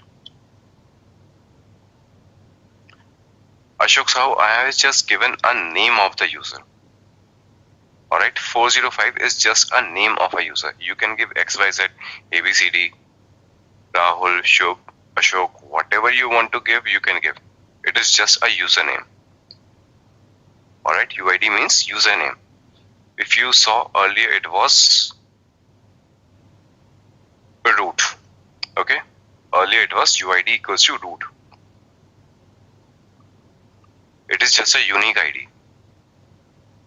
Alright, 0 is a unique ID for root. Alright, and 405 is a unique ID for guest account.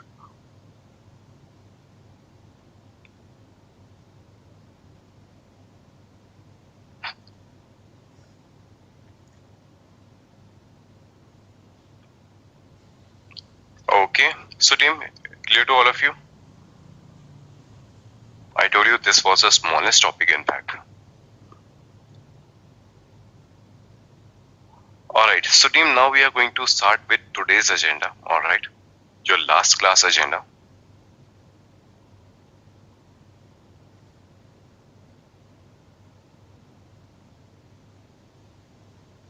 Alright, and we are going to start with the basics of networking. Alright, we are going to start with the basics of networking. So don't worry, I'm not going to start right away from the Kubernetes networking. I'll show you a basic idea of basic networking and then we'll jump into Kubernetes. And this is mostly a theoretical part. Okay, so kindly try to bear with me. There will be theoretical part much on the networking side first.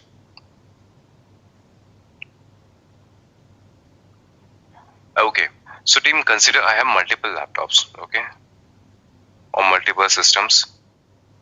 We have C1, C2, C3, C4, alright, and consider this laptop wants to talk to this laptop, alright. They want to communicate with each other, computer 1 and computer 2, basic layman language, alright. Two systems wants to talk to each other. In very basic example, layman example, how do they communicate with each other? What is a technical term in networking with which they can talk to each other?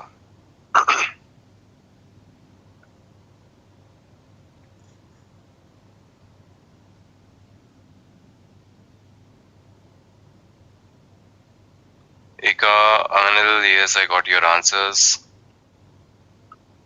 Okay. Okay, Rishabh, yes, that is true, but how? Prempal, yes, you too. But what do we need for that?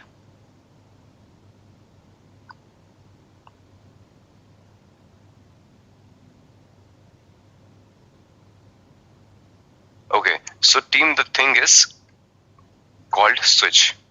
Okay, you need to have a switch if your two computer wants to talk to each other.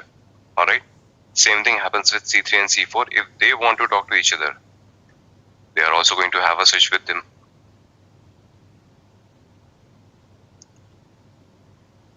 All right, again switches here. But consider if they want to talk to the other one in a crossway.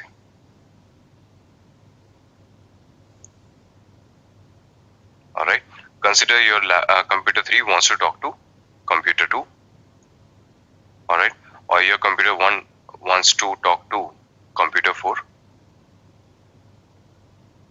All right, that could be the case. How they're going to communicate crossly? In that case, we need something called router.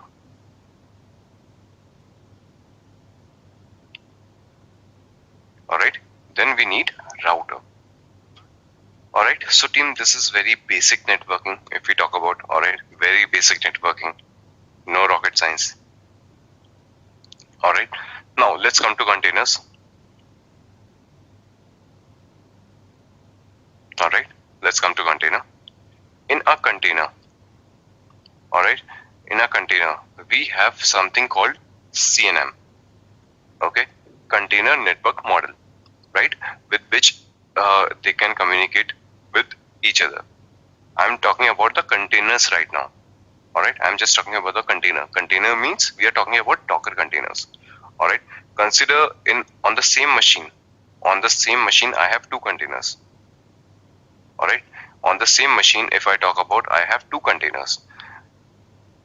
Being on the same host, they can definitely talk to each other. All right, both the containers are running on the same host. Definitely, they can talk to each other. But how they can talk to each other? What is the networking terminology that allows them to communicate with each other on the same host, being on same host?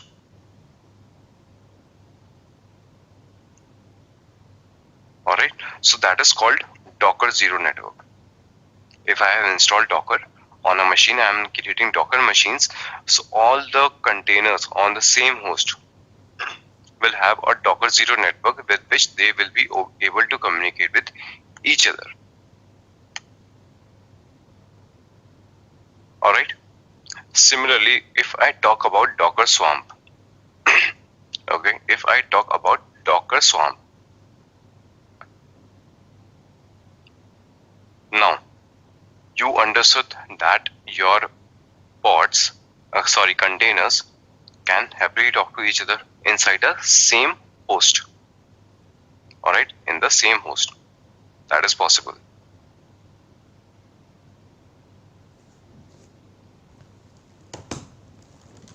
But consider now if you have Docker Swarm, okay, on Docker Swarm again you have a cluster of machines, all right, and again you want your pods to talk to each other across nodes. Okay, now you need this communication as well. Okay, this container should be able to talk to container which is residing on a different node. All right, for that purpose, if I talk about Docker and Docker Swarm, you have something called overlay network.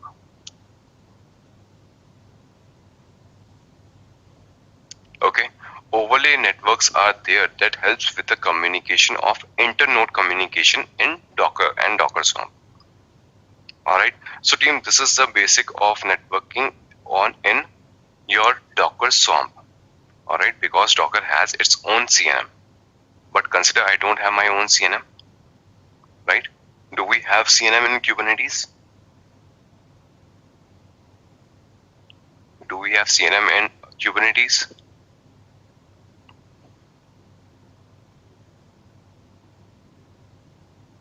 Correct? No? Right? Team, just allow me a minute, please.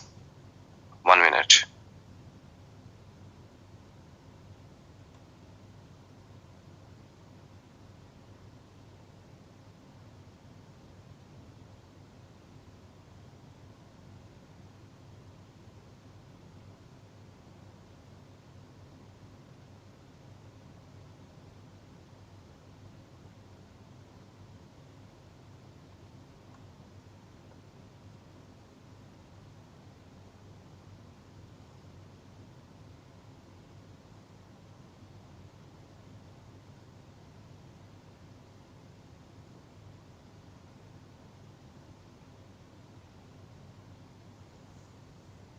Alright, yes team.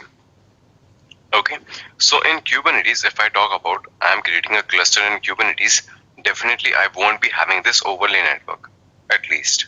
Alright, other things I might be having, because definitely on all the nodes there is a Docker 0 network, because Docker is created there. Alright, so if I talk about Kubernetes, I am not having CNM, I am having CNI. Alright, and that was completely up to me which container networking interface I am picking. Alright, Flannel, Calico, VNet, and plenty of are there. So it is again up to me. So team, in the examination as well, it is completely up to you, whichever you want to use. Alright, so as we have used VNet, you have seen how we can use it. Alright, so it is the easiest one. So that is why I suggest you to have a VNet with you during the examination. Alright, so team, now I'm going to show you practically how many networks we do have in Kubernetes if we talk about your CNI. Alright, like Docker 0 network, overlay network, how many networks we have with Kubernetes. This is my master node. Alright, simply give IP-A, IP space A. Alright, now let me show you how many networks you do have. Alright, first network is your loopback address. Alright, first one is your loopback address. What is a loopback address? Loopback address is the same address with which your host comes back to itself. Okay, this is a default IP which is given on every node. Alright, so if you want to do like localhost.com, alright, on laptop, if you do that, so it comes back to its own address. So that is called loopback address. I completely understand that you all must be knowing about this one. Very basic thing, not even a networking concept properly.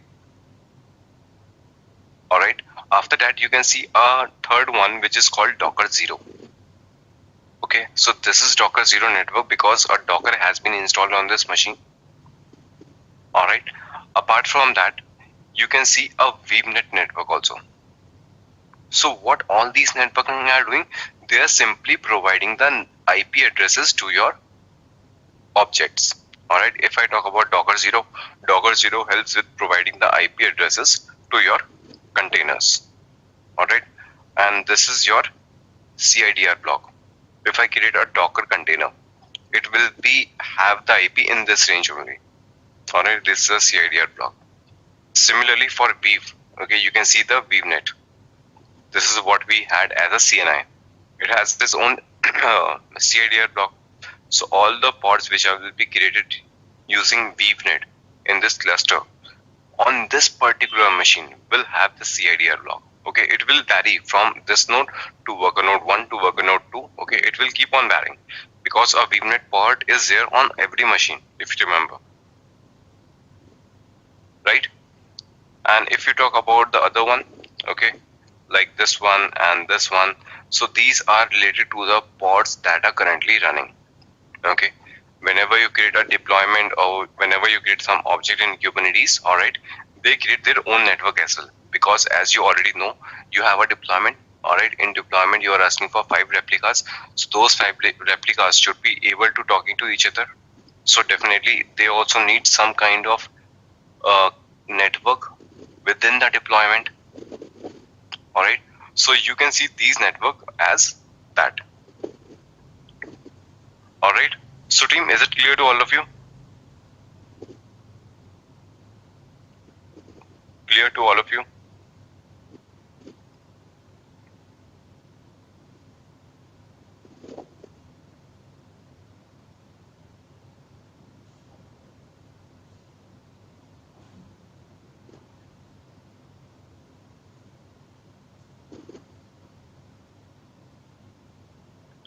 service network.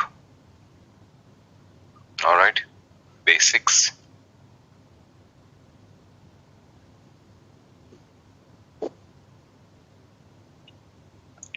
All right, so team, this is some of the theory that you already understand.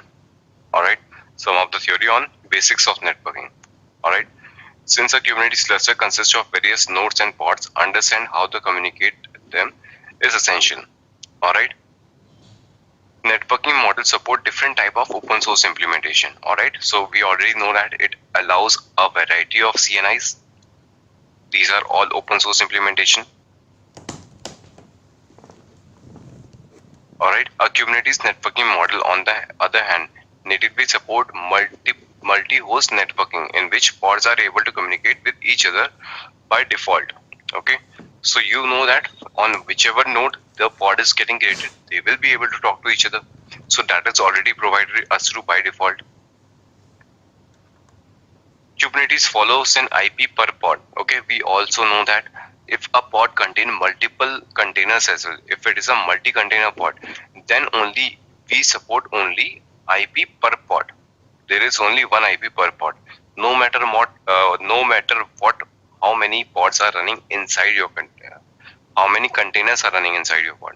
All right, there is always one IP per pod. An IP address is all the containers in a single pod shares the same network namespace and IP address. All right, containers in the same pod can therefore reach each other ports via local host and port number. All right, so the number of pod, consider if I have two pods inside my, consider I have two containers inside my pod. All right, so simply both the pods can reach to each other using local host. All right, they can simply say 127.0.0 and .1. All right, and the port number. Like this, they communicate inside a pod. It is not recommended to communicate directly with a pod via its IP due to pod volatility. All right, so now if you want to communicate with the container, we never suggest you to have the IP of the container. All right,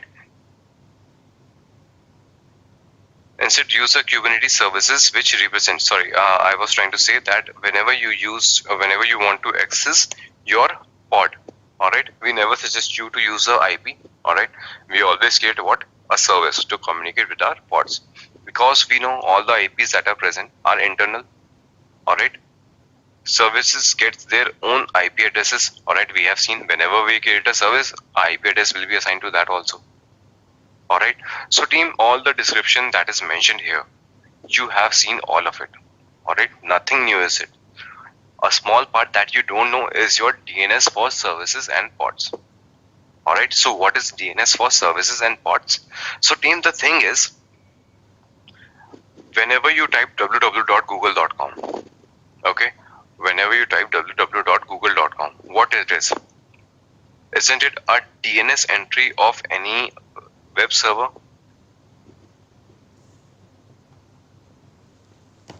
All right, consider you entered www.google.com. So what actually happened? This is our DNS name. All right, at the backend there has to be a IP.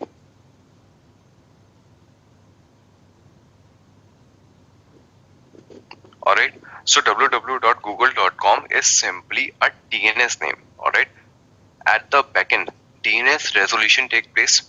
DNS resolution consists that your name, the DNS entry, the human readable characters you have provided at the backend, it should have some IP address.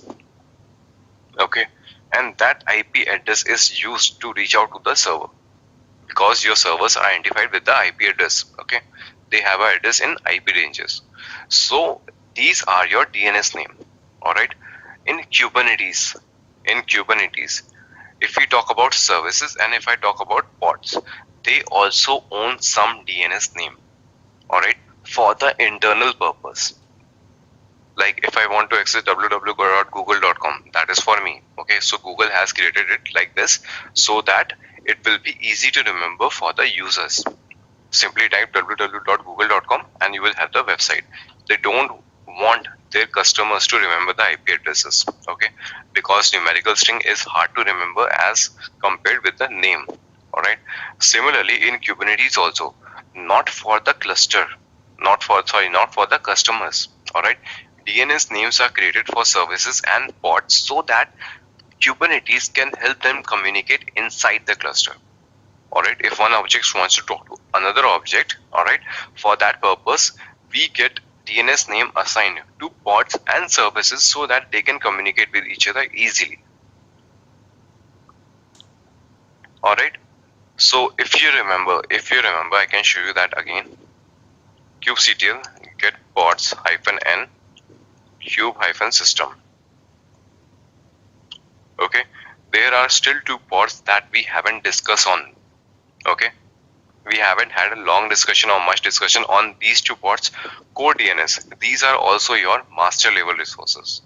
All right, you can see two core DNS pods are there always running. Okay, so what is the purpose of these pods? They provide naming convention for your pods and services. All right, a DNS name will be assigned to your pods and services. Now let me show you another thing. All right, Kubernetes provides its own DNS services to resolve domain name inside the cluster. All right, in order for pods to communicate with each other. This is implemented by deploying a regular Kubernetes service which does name resolution inside the cluster. All right, and configuring individual containers to contact the DNS service to resolve DNS name. All right, so these are the internal DNS names. All right, let me explain you practically.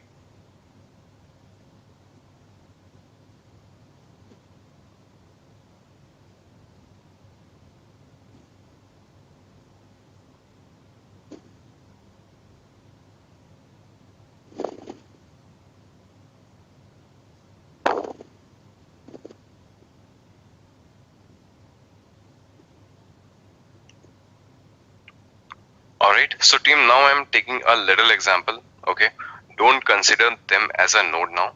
Alright, they are not the nodes, they are namespaces. Alright, consider this is my NS1. Alright, and this is my NS2. Alright, I have two namespaces, I can have it. Alright, so you can say that I have a pod running inside this namespace. Alright, and I have a service created along with it. Similarly, on your second namespace, I have a pod, and similarly, I have another service. Two different namespaces, two different pods in different namespaces, and two different services on two different namespaces. All right, that is what we have understood so far. And accordingly, consider you have another pods running outside your namespaces. That is your DNS pods. All right, you saw core DNS, they're running in the third namespace kube system. All right, system level resource, core DNS. So what we have DNS here. Now consider team that you have some file on your laptop. All right, you have some files on your laptop.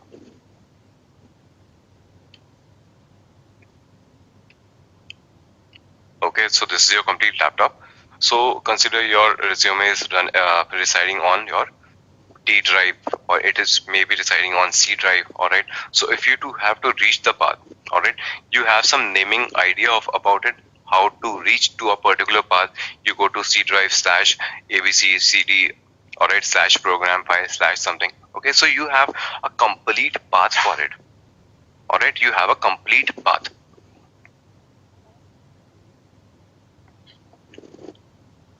In Kubernetes also, all right, in Kubernetes also we follow some naming convention.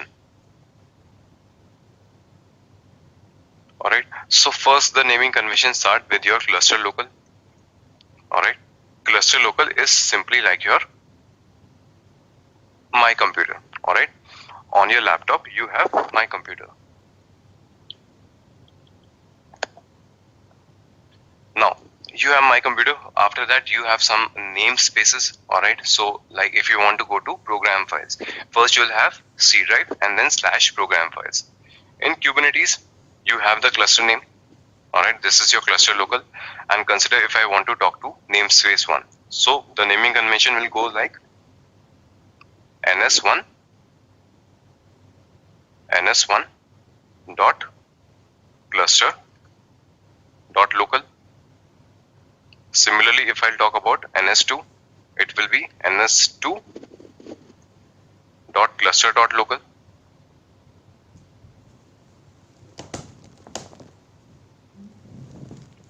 Right, team? Making sense? And now consider if I want to have the address of these pods and services. Alright, so it will again have something. It will again have something like, for say, if it will have some service name. Alright, it will have some service name. Alright, and then it will have ns2, and then it will have cluster.local. Okay, so team, this is how you do the naming convention, right? Now let's see the practical example for this also. Okay, let's try to do this practically.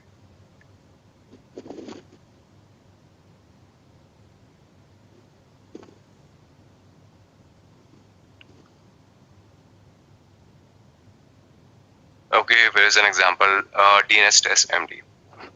Alright, so team, the same example I have given you, I am going to create it. Alright, I am going to create an Nginx pod and Nginx service in testns namespace. Alright, so first I am going to create a testns namespace. Alright, my testns namespace is created. Now I am creating a testns. In the testns namespace, I am creating a pod. Alright, I am creating a pod, and this is my image. Alright, in the same command I am exposing it also. Okay, I am exposing it also at port number 80. Alright, I am creating a service and I am creating a pod in a single shot. Okay, done. Alright, my Nginx pod and Nginx service is created. So if I want to list kubectl -n testns get all. Alright, you can see one pod is running with Nginx name and one service is running with Nginx name. Alright, good. Now consider I want to create another my Nginx pod and my Nginx service in default namespace. Alright, so in default namespace, if you want to give -n default, you can, otherwise you can skip that also. Alright, again I am creating it in the same way. I am creating a service and I am creating a pod in a single shot command. That is also done. Alright, so now I am going to validate both of it. kubectl -n testns get all -o wide.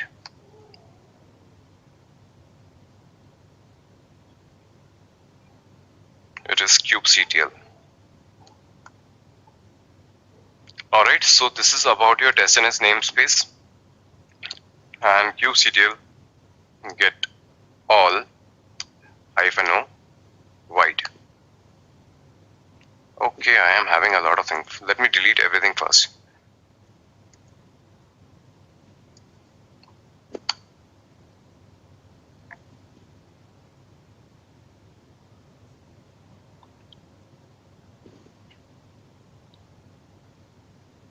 Let me clean up the system.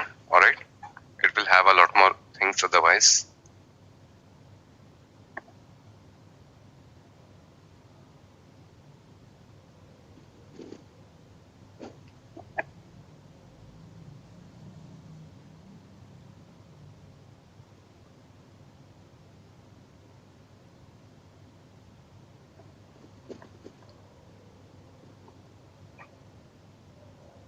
Okay, so my system is clear. kubectl -n get ns. Sorry, ns is not testns get all. Alright, so I deleted everything, but my pods in testns are still there. Alright, that's good. Let me create the default one also.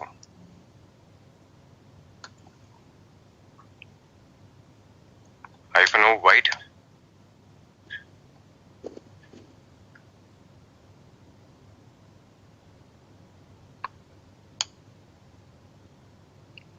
Alright team, so you can see Nginx pod and Nginx service is running in testns namespace and in default namespace.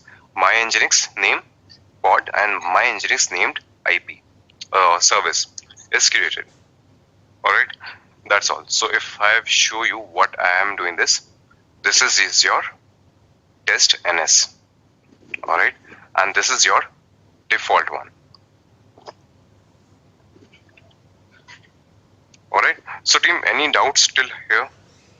Okay, as of now we haven't done much. We are just trying to understand the basic networking concepts.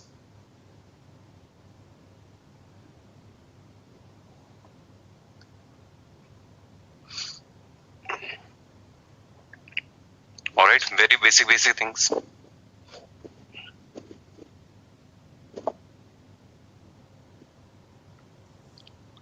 Alright, so team, now I want to know about the naming convention of this. Alright, now I want to find out what are the complete DNS name of these objects, whatever I have created so far. Alright, for that purpose you have some DNS pods just to resolve the namings. Alright, just to resolve the namings.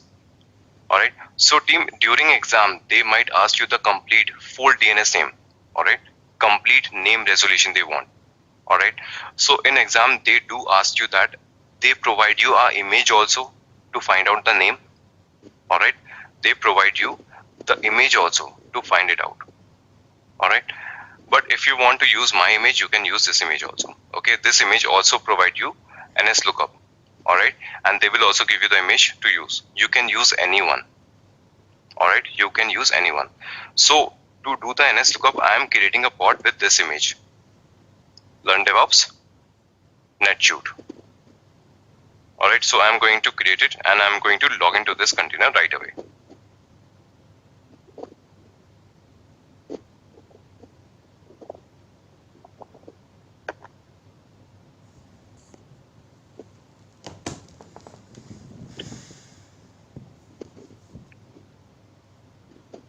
Alright, so team, you can see my prompt has changed. Alright, it is a bash prompt. Now I am inside this container. Okay, DNS test. So what is the purpose of this pod? I can test the service names.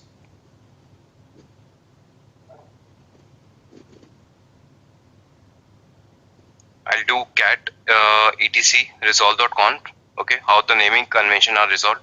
So team, can you see how it goes? First, cluster local, as I told you.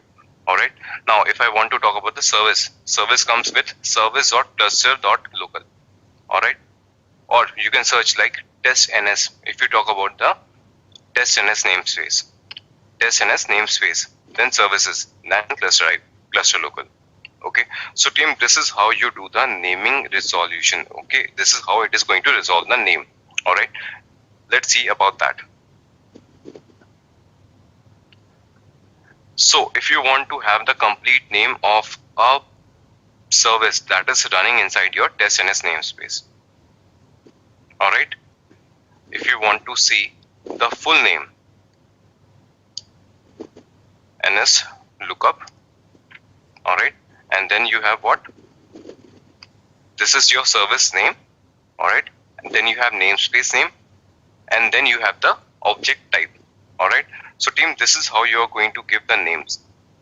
Alright, again I am repeating it. First your object name, then your object namespace, then your object type. Alright, so I have a Nginx named service in test namespace, and what is its object type is service. Nginx dot test ns, then the type svc. So you can see the complete name of it. Okay, at the last you have the cluster local. Alright, then the type of object, then namespace name, and then the object name. Alright, and you can see the IP address also of this one. Alright, if I can let you check this Nginx service.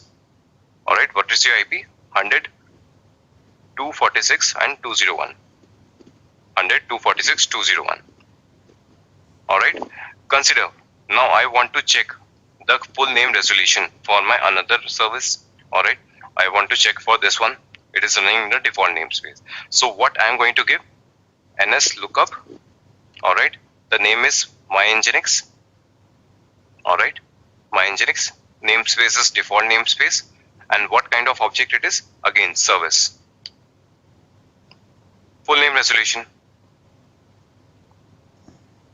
object name, object namespace, object type, and then cluster local. Alright, my computer. IP address you can verify 102.222. 102.222. Alright, so team, I guess you understand about this now. Alright, if you talk about services, how it goes: object name, alright, namespace, then object type,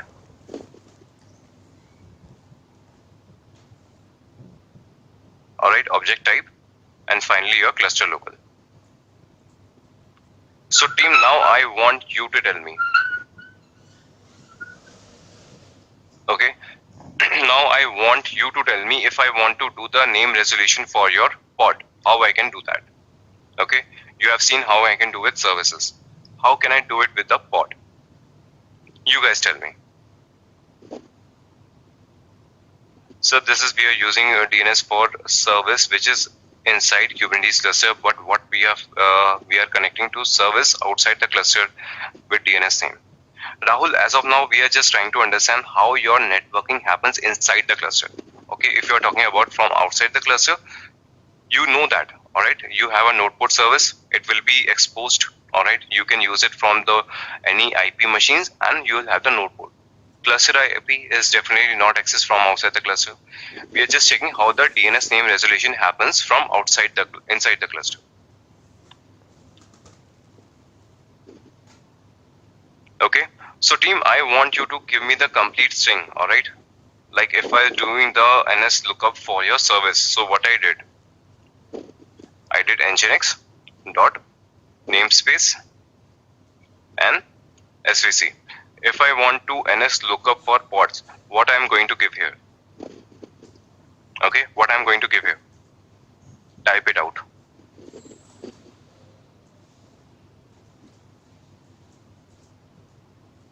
Okay, great answer, Ankur. Anybody else?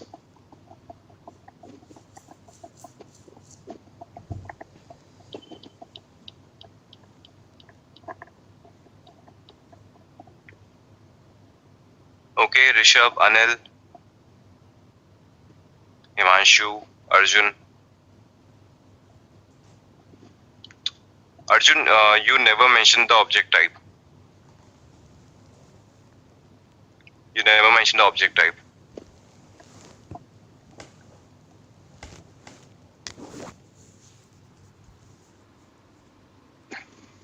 Okay, so team, most of you answered correctly. Okay, let's try it if it works or not.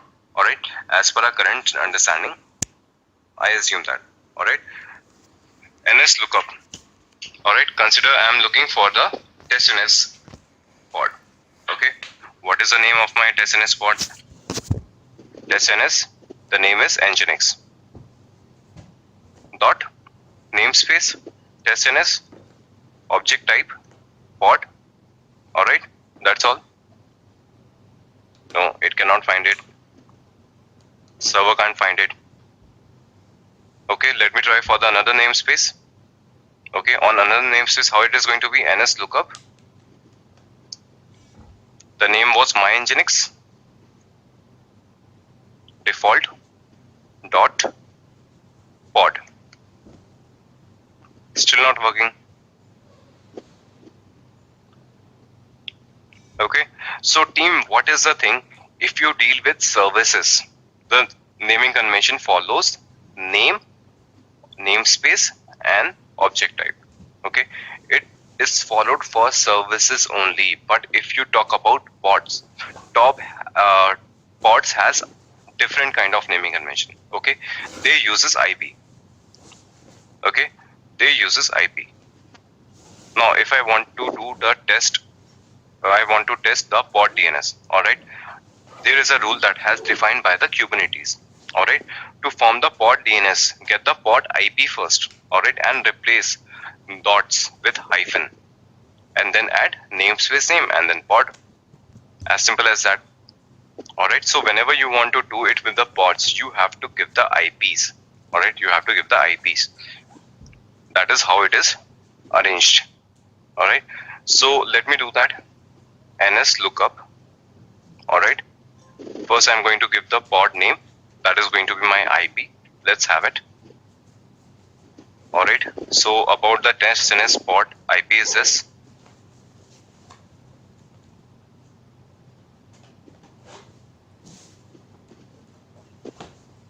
Okay, and it is asked to replace the dots with hyphen. Let me do that. And then namespace name, test NS, and then you give the type, that is pod.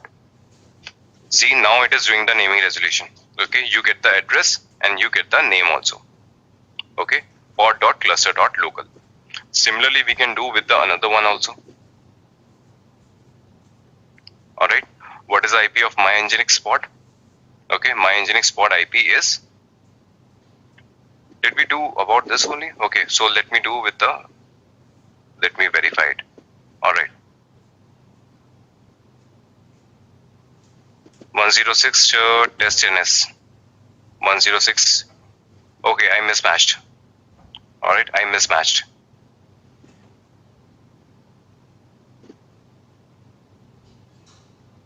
Hyphen.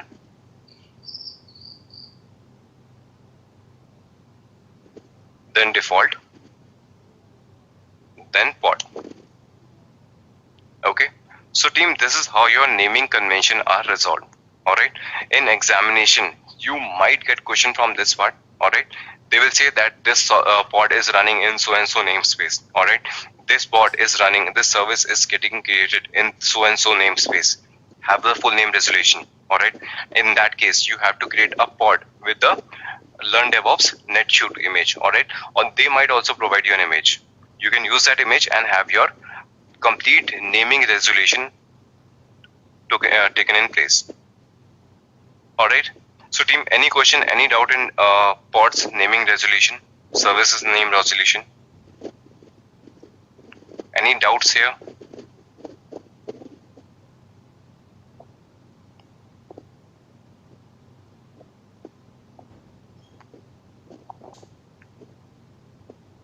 Alright, we have covered security context, basics of networking and DNS test. Any doubts, any question here?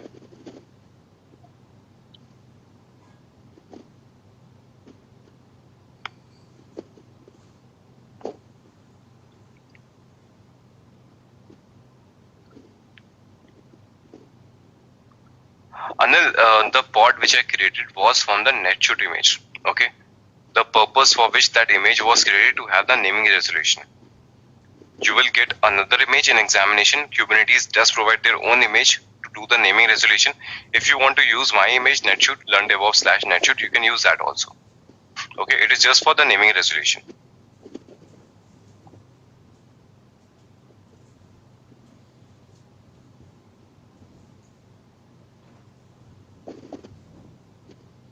Okay, team, if it is clear to all of you, give me a quick yes so that we can move to the troubleshooting part. Anil, everything in the Git repository. Alright, you have to go to your Git repository, service network, DNS test.md.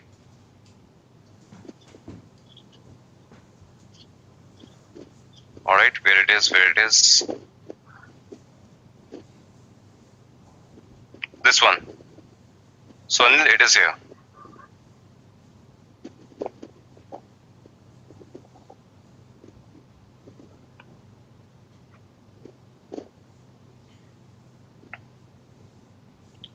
Okay, so team, now we are going to move the troubleshooting. Alright. Now we are going to move to the troubleshooting part. How we can do the troubleshooting inside our cluster. Alright.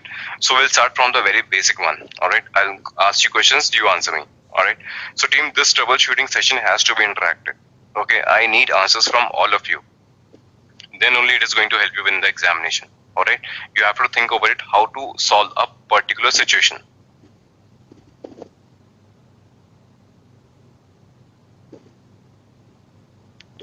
Control PQ. kubectl get pods. Alright, so team, see that your Nginx pod is running. Alright, one of your Nginx pod is running -white. Alright, so if I'll do ns lookup, not ns lookup, sorry, my bad, curl operation. Okay, I'll curl the IP.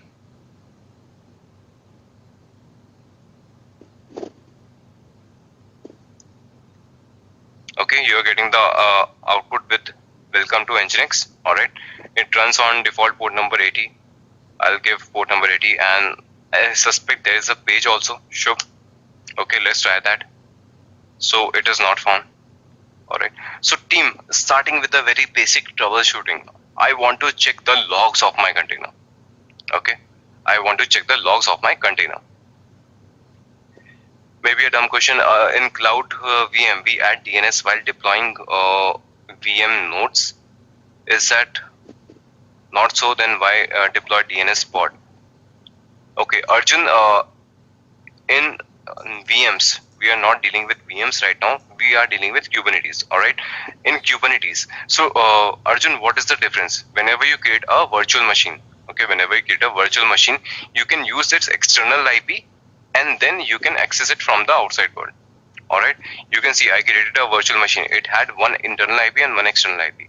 So VMs are configured in a way that they will have two IPs, one external and one internal for outside world also. But if we talk about pods, pods have internal IPs only. Pods doesn't have the external name. Alright, for that purpose we create services. So it is a collective efforts of pods and services to expose your application, and that takes help of DNS. Alright, so VMs are different with the pods and services that we are discussing. Alright, so team, for troubleshooting, I got only two answers. Anil and Edureka guest. Risha, Bankur, Prempal, great. Alright, so team, now I am getting good answers. Alright, so if you want to troubleshooting, your first troubleshooting starts with kubectl log command. Kubectl logs my Nginx. Alright, yes, you were absolutely correct. Okay, I'm getting the outputs from where I access. Alright, so team, during exam, what type of question can come from this part? Alright, so they will have you a pod given. Alright, they will have you a pod given, and they'll say a pod is running there. Alright, and find logs, find the error when there was 404 error. Alright, and save the output in a file. Save the output in a file. Alright, you can do that. Kubectl logs. Alright, I will grab 404 error. Alright, and I will direct the output it to faucet temp/error file. Okay, so in exam they might ask you that you have a pod, grab the 404 errors and place the output in a file. You can do that. If I'll cat temp and error file, see, all the errors that you had with 404 will be saved to a file. Okay, very basic one.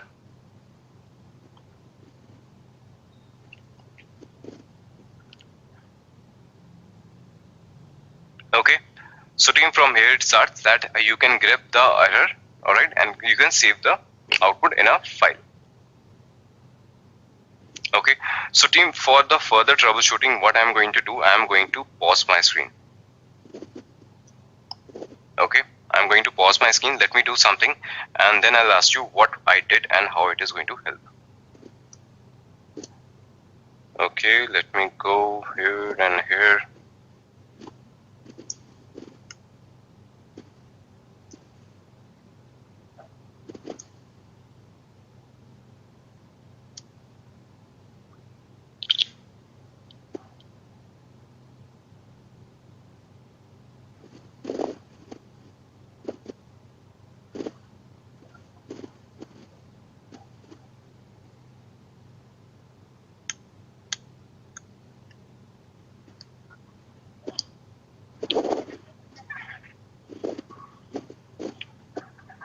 Alright, so team, I think now you can see my screen.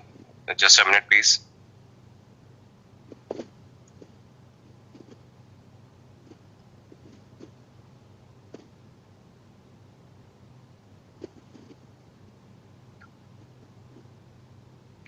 Okay, so team, what I'm doing, kubectl run. I'm creating a pod 1 -- image nginx. Okay, so team, what I have did, I created a pod kubectl get pods. So team, the status of your pod is coming like this. Alright, the status of your pod is coming as pending. Pod is created, container is not getting created. Alright, so team, now you tell me. Okay, how do I start my troubleshooting? All of you. Great answers. Alright, describe. Describe is going to be your first approach. If something is not happening, try to describe it. Describe pod 1. Alright, so team, I did the describe as per your suggestions. Okay, but in the describe, you can see there are no events. Okay, there are no events itself. Now what? Think about it.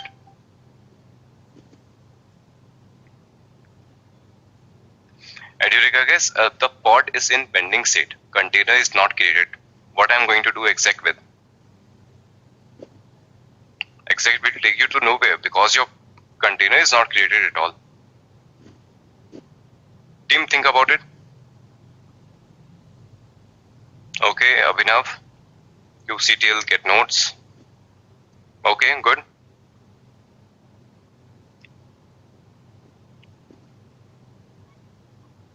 Prempal, you can do the logs only when container is created. Alright, logs are fetched from the container. Your container is not created at all. How you can do the logs? How you can do the exec? Check YAML, storage class is not ready. Okay.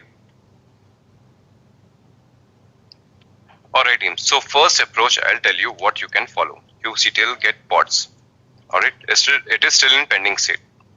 So whenever your pod is not getting created, it is in pending state. First thing what you did, you check the describe. Alright, what is the first step in the events? Okay, you know the architecture, you have seen the events log multiple times. What is the first thing that comes in events? What is the first action that happens inside the cluster whenever you request a pod? Yes, Arjun, absolutely correct. No, Rahul, you're wrong. Ganapati, yes, to some extent. No, Gaurav, no. Mosumi, yes, but by whom? Okay, you are reaching there, Mosumi. Okay, so team, the first event that happens is your team. Let me show you of this one. Okay, you don't remember. Some of you do remember now. All right, but not all of you. kubectl describe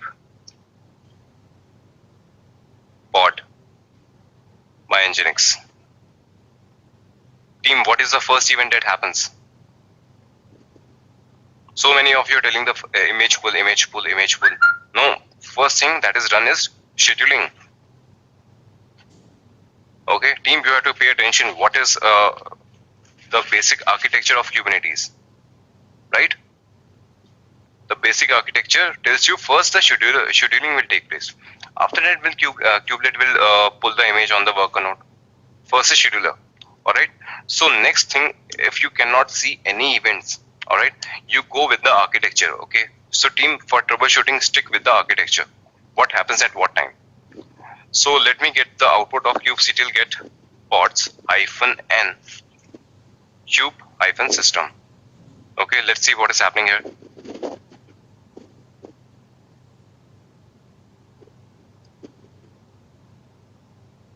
So team, what is happening to your scheduler?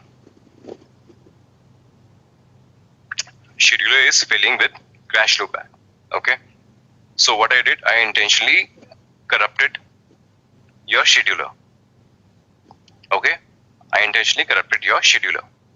Alright, so where your scheduler YAML is, scheduler runs as a static pod, you all know that. So I'll go to the static pod location, manifest. Alright, ls vi cube scheduler. So team, anything is wrong there?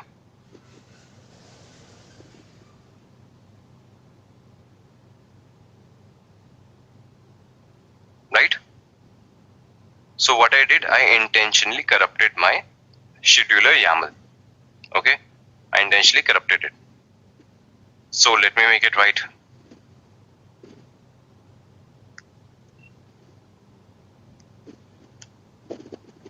Alright, so I fixed the error.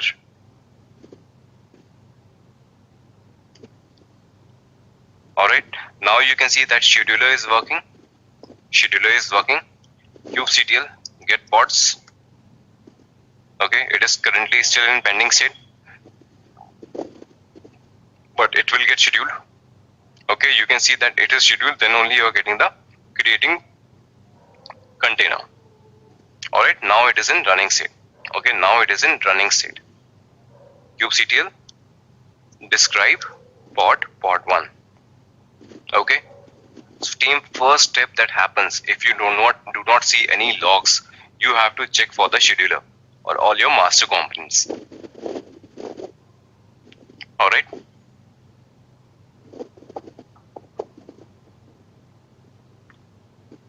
alright, so team, I'm going to pause my screen again. Okay, I'm going to give you another use case.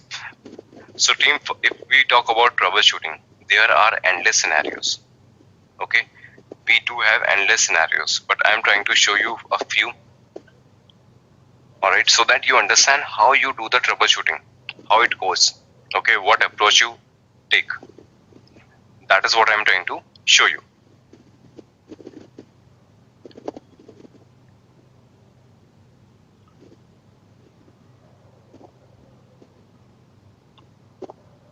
Alright, so team, in the meantime, you can tell me that if I want to create a static pod, how do I do that? Okay, the next troubleshooting scenario is coming from static pod. So in the meantime, you can tell me how to create a static pod.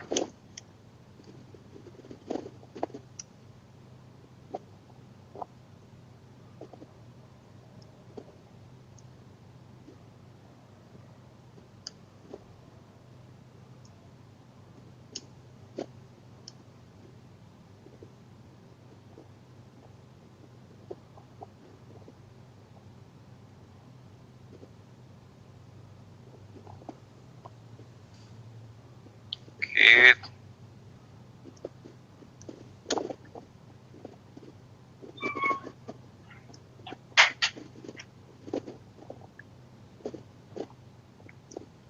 Okay, so team, I have resumed my screen now. You can see my screen.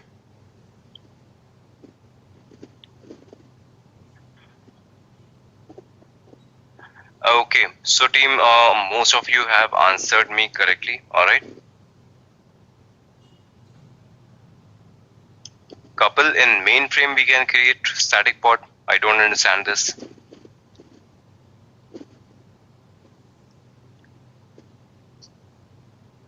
Okay, so team, this is my worker node 1. Okay, I'm coming on worker node 1.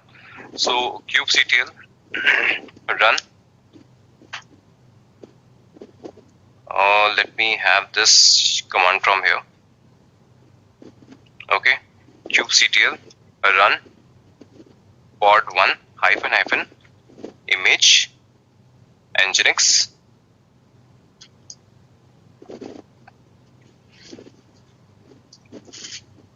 Alright, -- I'm just having the output for this. Okay, die run equals to client and -o YAML.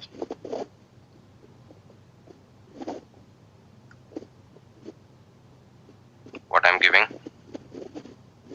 Okay. Alright, So team, this is a YAML. Okay, this is I want to get created on node 1 as a static pod. cd etc, as all of you have told me, Kubernetes and manifest. Okay, vi pod.yaml. Okay, I'm saving it. Alright, so team, now how I'm going to verify it if my pod is created or not. How do I verify if my pod is created or not?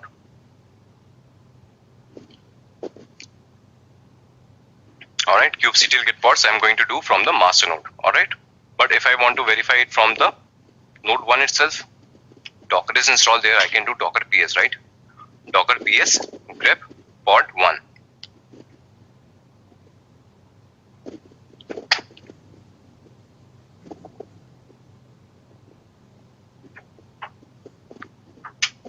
Okay, it is created.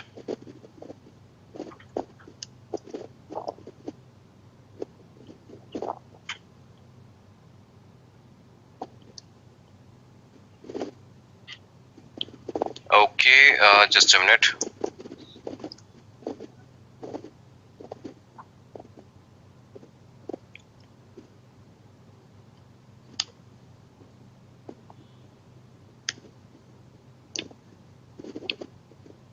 Just a minute, please.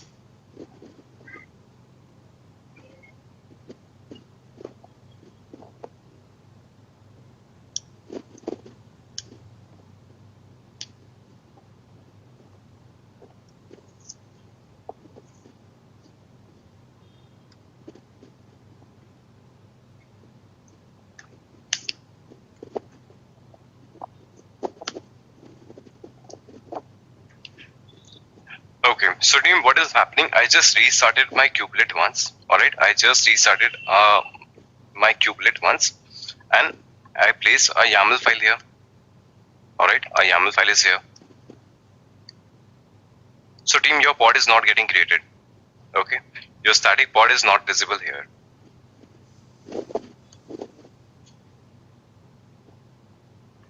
Docker ps grep pod 1.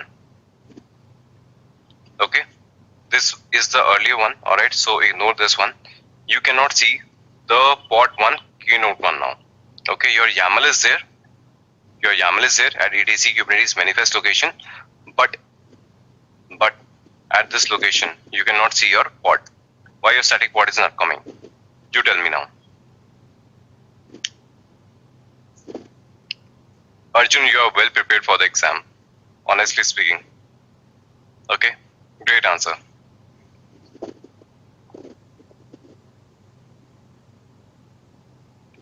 So are you, Gaurav? Correct answer. Team answers. Okay, my static pod is not coming online. I have placed the YAML at etc Kubernetes manifest location. Why it is not coming up? Help me with the troubleshooting. Okay, Ankur, you are saying check the kubelet status first on the worker node. Alright, good one. Service kubelet status. Good approach.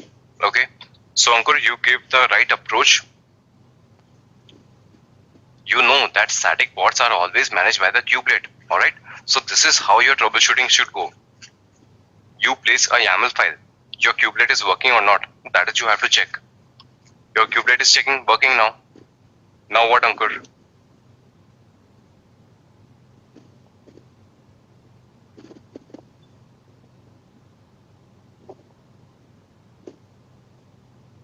Team answers. You will get these kind of troubleshooting scenarios in exam as well. Okay, so you cannot say quite.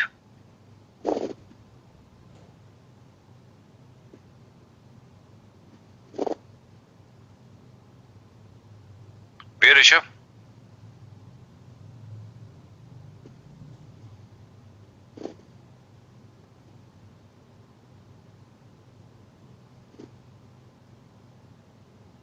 Where it can't read conf file.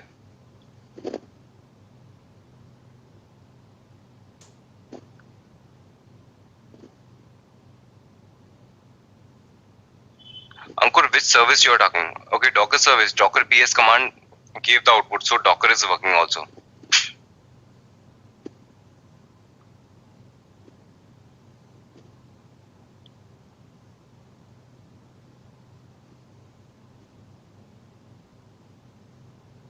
Kubelet agent enabled, present, conf.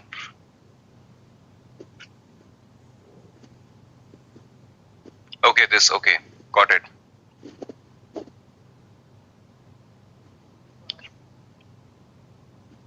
Actually, a question panel was placed at this area, so that is why I was not able to see, unable to read. Alright, so yes, right, Rishabh.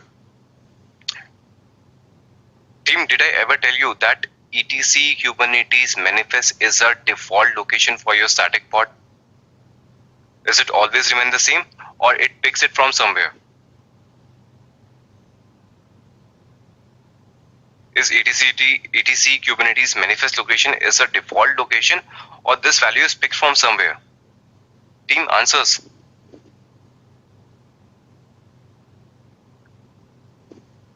No, Saurav, I never told you this is the default location. No, Kapil. I never told you that this is the default location. Yes, this is a default location in a way, but this value is getting picked from somewhere. I showed you that also. Okay, when we studied about the config files, when we studied about the static pod, I clearly told you from where this value is getting picked. Yes, Eka, absolutely correct. Prempal, right? No, Mosumi, from the YAML you cannot help it. Okay, so I told you, team, I told you that Kubelet has all its libraries. Kubelet has all its libraries at var library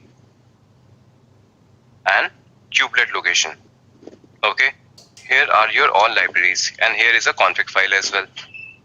Alright, here is a config file as well. Alright, I told you, you have to come down and there is a static pod path. Okay, you have to come down to this config file and there is a static pod path. You can see that is ZZZ. Okay, it is not the right value. That is why your static pod is not created. Okay, your static pod path is not given properly. Alright, so this is not the default location. Alright, this is not the default location. You can change it. So team, consider in exam, they might ask you, create a static pod. Alright, they ask you create a static pod. You will go blindly to etc Kubernetes manifest location and place a YAML there. Alright, but your pod will not come up. Then you are going to troubleshoot it this way. Alright, you will check that even if your etc Kubernetes manifest location is still the default one or somebody has modified it. Okay, so I'll save it.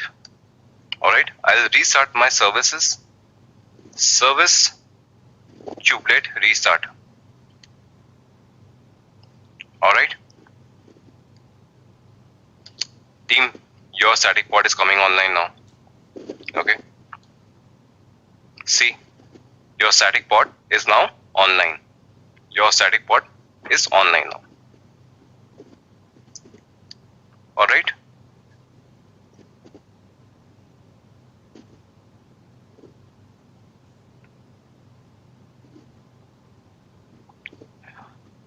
Gaurav is showing I faced one scenario where Kubernetes is using C group as systemd, but Docker is using. Is that serious scenarios? Kubelet is not working fine. What is the best approach? Gaurav, during the installation process, okay, during the installation process, I told you to have one step.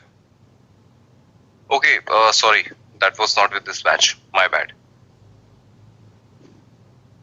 Alright, so Gaurav and team, what happened recently, version 22, alright, Kubernetes etc Kubernetes version 22 has arrived.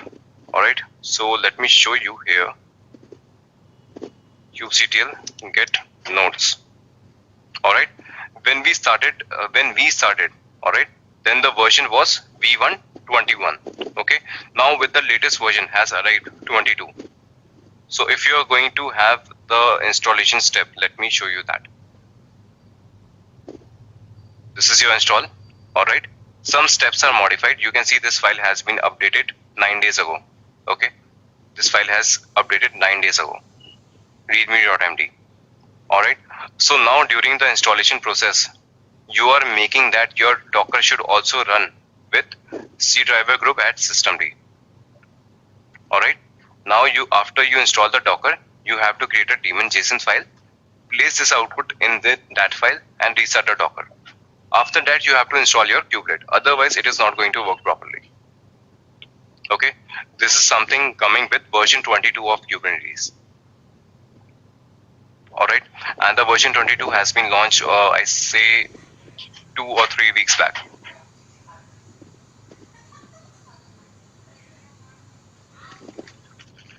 Alright, so team, let me pause my screen again. I'm going to pause my screen again. Okay, I'm going to show you one more scenario.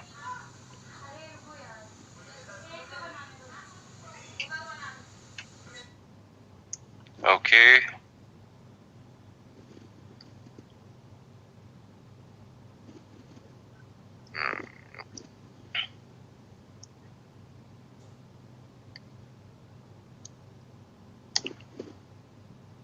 All right, just a minute.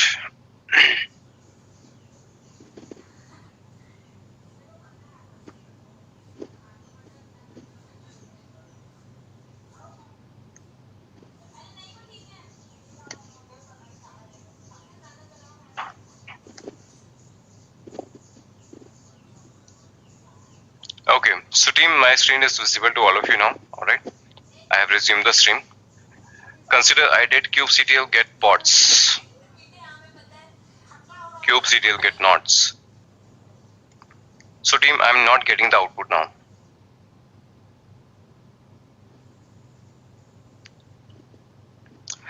Sarath, I do have in the Git repository how to upgrade your cluster. All right, I already have that in my Git repository. You will see that somewhere. All right. Otherwise, I'll let you know by the end of the class. All right. Okay, Mosumi, you say that I checked the kubelet services. All right, but it doesn't have anything to do with kubelet. All right, your kubectl should be working. That is a client. But still, if you want, I can show you. So team, till now, whatever I have told you, any doubts in that? Gaurav, I'll tell you about Ingress and Ingress. Okay, I'll tell you about it. Can ALB in AWS can be used in place of Ingress controller for path-based routing? Joydeep, no, that you cannot do. Okay, ALBs are used to do the load balancing when you have your application on servers. Alright, here we are talking about Kubernetes. If you have your application deployed right away on the servers, on the EC2 instances, on your AWS machines, then you can use ALB for path-based routing, but not here.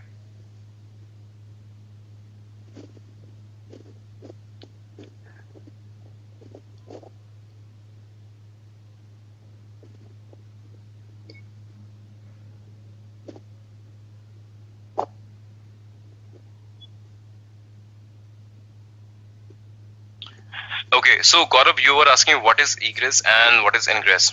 Okay, so team, there are network policies as well.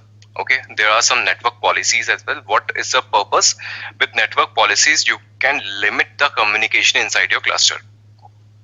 Okay, with egress and ingress, it is a small topic, so I can touch base on this one. All right, so what happens? Consider you have an application deployment and you have a database deployment. You can have the communication between them with the help of cluster IP.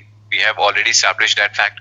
But now consider you want to limit the communication between these two only. All right, you don't want your database. You have to give the specific pathing also. All right, consider, let me show you with a diagram. It will make you understand better. Okay.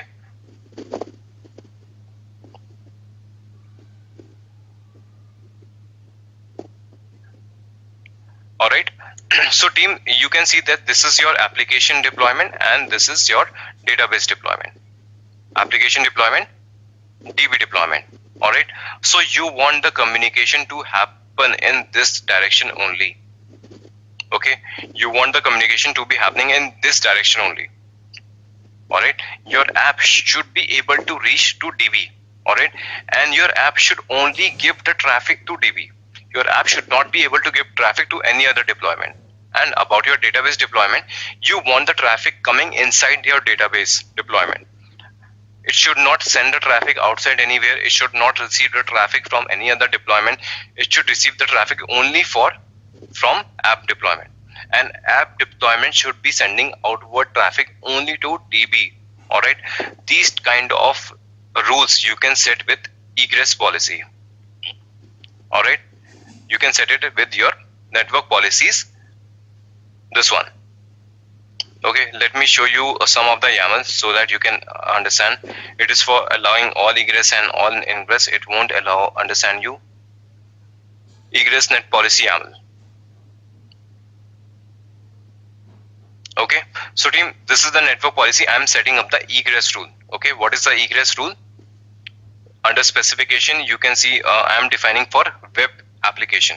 Okay, web deployment. All the ports with labels app equals to web.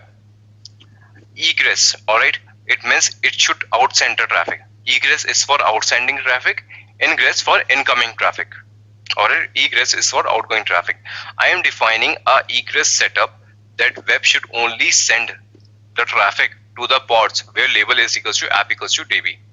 Okay, all the ports with app equals to web label should send the traffic only to app equals to DB ports. No other way. Alright, so this is about your egress. Okay, this is about your egress. Let's see what is ingress.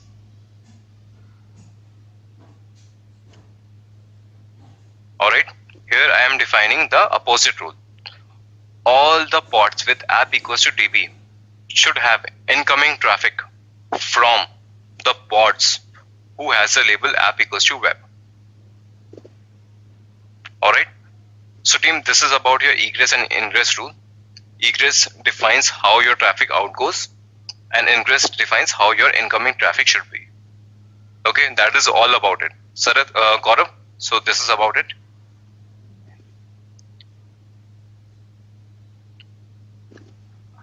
Yes, Joydeep, if you are using EKS, then you can use ALB. Alright, you saw that all the example I am showing you right now, we are everything doing on your manually created cluster. If you are using EKS on AWS, then you can use ALB. Then you can do, right?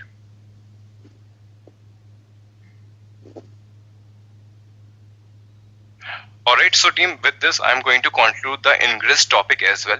Okay, I am going to conclude the ingress topic as well.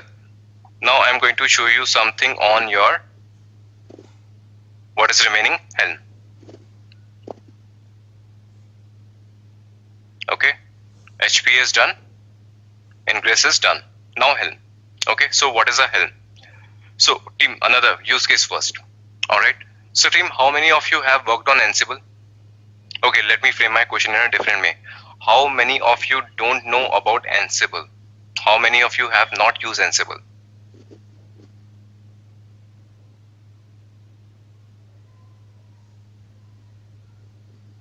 Okay, basic knowledge, not use Ansible.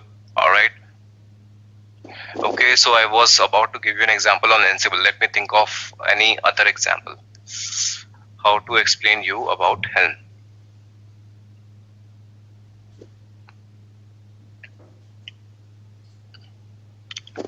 Alright, let me make you understand about this in this way. Alright, consider team that we have seen the installation of Kubernetes, right? We have seen the installation of Kubernetes. So with Kubernetes installation, I told you there are two ways. One is a hard way, alright, one is a hard way. Second is the KubeADM way, right? That is what we have seen. Now, if you understand that hard way was a actual hard way, you have to install all the components manually one by one. Alright, you have to create all the components one by one. But with KubeADM, what happened? With KubeADM, all the components were created automatically. All the certificates, all the deployments, all the pods, all the daemon set, all the components were created automatically. Okay. Similarly in Helm, similarly for Helm. Okay. What happens in Helm? Helm is a marketplace. Alright, consider that on Kubernetes I want to deploy an application. Okay, and that is a general application. For example, if I want to have Jenkins, okay, Jenkins is a CI/CD tool. All right, I want to deploy the service of Jenkins on Helm. Okay, I can also deploy the application of WordPress. All right, so if you want to create a WordPress, or if you want to create a Jenkins application on the Kubernetes on microservice architecture, so what you have to do, you have to create your namespaces. All right, you have to create your namespaces, you have to create your deployment, you have to create your role binding, you have to create your services. All right, all the objects you have to create manually. Okay, all the objects you have to create manually. But with Helm, it is called a marketplace. All right, you can simply have all the definition. All right, and you can create your service on a go. All right, so this is your official website from where you can see all the definitions. All right, this is the marketplace from where you can package. All right, artifact.hub, search your package whatever you want to. Okay, I want to have Jenkins. Okay, so there is a Jenkins. So team, you can correspond this to Docker Hub as well. Okay, with a look and feel, I just understood about the another example. All right, consider that you want to have a Nginx pod, so you can use an Nginx image directly. Otherwise, if you go with the normal way, so you have to have a Nginx, CentOS container image or a Ubuntu container image. You are going to download that container image. You are going to create your container. All right, once your container is created, you are going to install Nginx over there, and then you come out to the container, and then your container will be a Nginx container now. All right, so that is one way. But Docker Hub is a marketplace. There are already images that have Nginx installed in it. So why do I have to take that much pain that first I create the image of Ubuntu, then I create the container, then I install the Nginx? I don't want to take that pain. There is a marketplace. I can have simply an Nginx container from there. All right, why take that much pain? Simply, with all your application in Kubernetes, there are some general level application that can be used on a general level. So one of it is your Jenkins. All right, consider if I want to install Jenkins in Kubernetes cluster. First, you can see all the commands will execute from Helm. All right, so first you need to install Helm. All right, so this is the commands to install your Jenkins, but commands start with Helm. First, you need to install your Helm on your machine. So Helm is not a part of Kubernetes. All right, it is not officially from Kubernetes. You have to install another thing for your Helm. All right, there is a folder called Helm. All right, there are some details about your Helm, and this is for the installation. All right, I have to execute these commands to install your Helm. All right, and let me change the mode to 777. All right, let's give the complete permission to this file.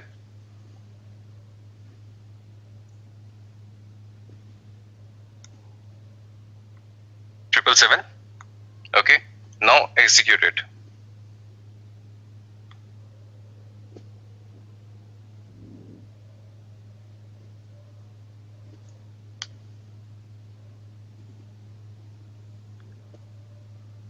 All right, so you can see that your Helm is installed. Okay, your Helm is installed. All right, so there are multiple operations with Helm as well. Okay, so team, Helm is also a big topic. I'm just giving you a basic idea. All right, so don't think that now you have become the expert of Helm. It is just giving you a basic ideas. All right, Helm itself is a big tool. All right, you can have multiple commands like kubectl commands. You can have all the commands with Helm also. Helm history, Helm list. All right, Helm repo. All the things you can see with Helm. Okay, I'm just giving you a basic idea. And then you have Helm Jenkins. All right, so these are the commands that you need to execute. All right, for this purpose I asked you to have the CKA. Okay, I executed all the commands on my normal machine. Let me connect with my Kubernetes cluster. Manage one.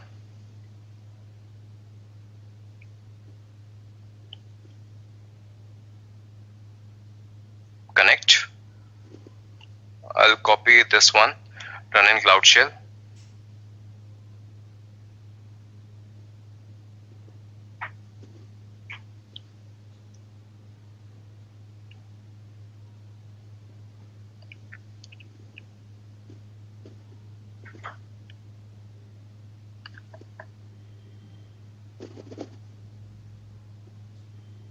So team, why I'm using GKE? Because when you are using Helm, alright, many objects are getting created, alright, you have your PV, PVC, CloudDis, many objects are getting created, alright.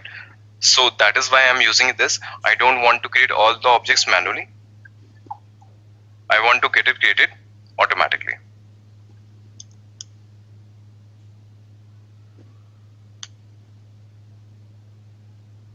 Authorize. Alright, it is done. kubectl get nodes.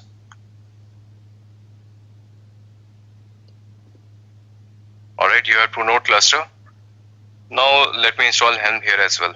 I need to install Helm.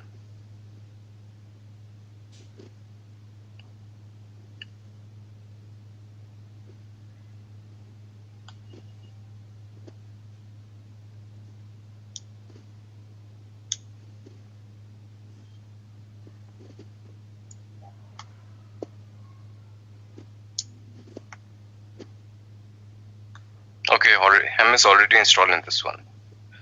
Okay, my bad again team. I had to execute it here. chmod 777 get Helm.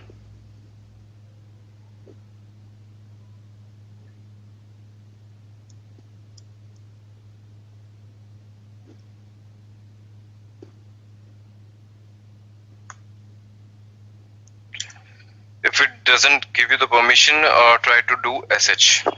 Okay. So with this, you can see your Helm is installed. All right. Now I'm going to have your chart ready. Okay. In Helm, it is called Helm charts for Jenkins. First, I need to get the repo from the Helm hub. All right. I'm just adding the repo.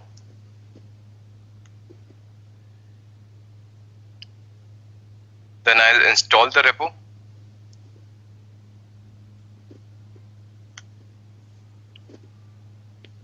Then you can do Helm list.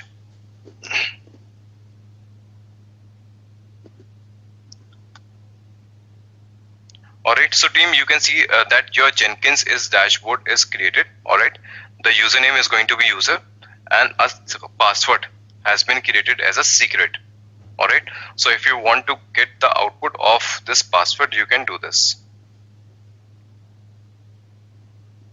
It gives you command as well to find out the password.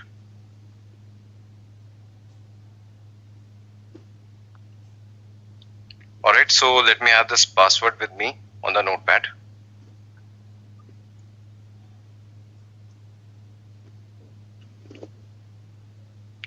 Alright, so let's see if all the things are created or not. kubectl get all -- all.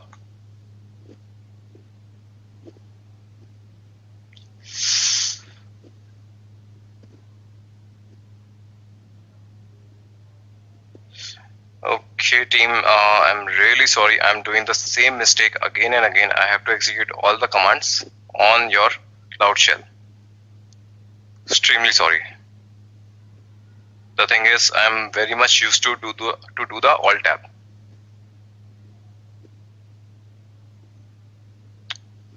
Install Jenkins.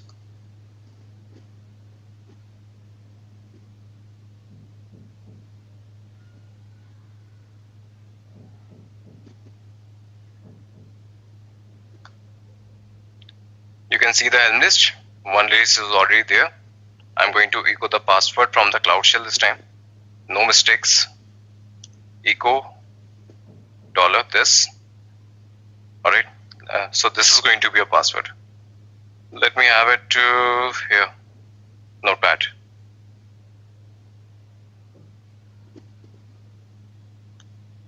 kubectl get all -- all.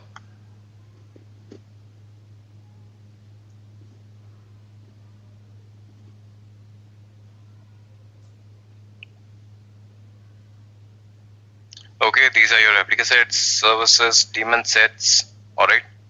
So team, here is your services. Alright. a load balancer service is created. I want to modify it. I don't want to have a load balancer service. I want to have a node port service. Alright, so let me modify this one. kubectl, edit, svc and svc name.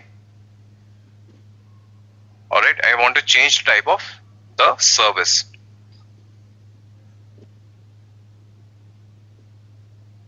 Here it is. Load balancer, I am changing it to node port. Node port.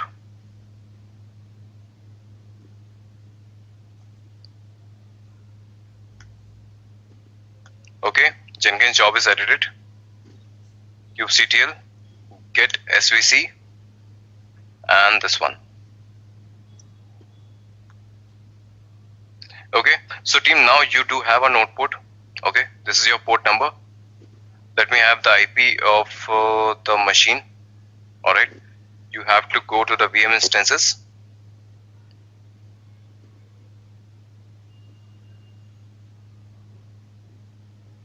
Take any of your worker node IP, copy it, paste it in the browser, colon, and then your port number.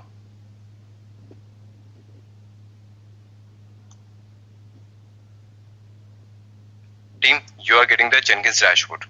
User. Alright, and this is your password. As simple as that. So you saw that we just dealt with the Helm. Alright. Alright, you understand that whenever you create some microservice or your application, you create a lot of components. You create deployment, replica sets, bots, services, ConfigMap secrets. A lot of things are created. Alright, you have to take care of all of them, but some of the applications are general purpose, so you can use the Helm chart and have it on your Kubernetes cluster. Alright, so team, this is how you use your Helm. Alright, whatever application you want to do, you can use. Alright, you can search it on the marketplace. Alright, I have some example on the Git repo as well if you want to practice. Alright, there is AWS Helm also, Ghost Image, WordPress. Alright, so many examples are here, so you can practice at your own. Alright, so team, now if you have any question with Helm or any other question, you can ask. No, Anil, license is not required for Jenkins, alright, because everything is already in the Helm. Okay, license is already there. Secrets are also already there. Okay, everything is managed by it. Rahul, in Helm I am stung how to create a template with multiple deployments is to be created. Can you be able to give idea on this? I have pod 1 and pod 2 using two different images, and how can I use template and charts? Alright, so Rahul, if you want to have the idea on chart, there is a folder called charts. Alright, and you can have the complete chart of Grafana, Prometheus, and from here you can take the example. Okay, from the Helm marketplace you can simply download it, but if you want to create a chart manually, so Rahul, this is an example. Prometheus, you can see the template. This is how you're going to create your chart file. Okay, in Helm, most important part that you create a chart.yaml and values.yaml. Under that you have the templates. Alright, so you can see that, for example, if I open a service, okay, server service. So team, can you see how the YAML is written? Okay, you have the APS version, you have the kind, but under metadata you have given condition very differently. Okay, your values are getting picked from the values file. Alright, annotation, labels also, you can see that app, from where the value is getting picked, Prometheus.name. Okay, it is coming from the charts. Okay, some values comes from the chart.yaml, some values come from the values.yaml. Okay, otherwise you can see the structure is same: API version, kind, metadata, labels, alright, specification, cluster IP, alright, all the things are same, but the way of passing them is different. Under templates you place all the YAMLs. Alright, in chart.ms you define the values. Alright, what is the API version? App version is this. What is the version? What will be the name of the chart?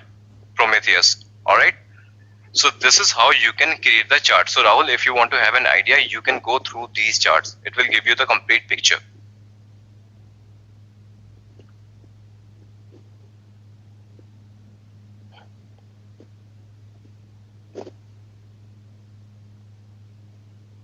Yes, Himanshu, definitely you can.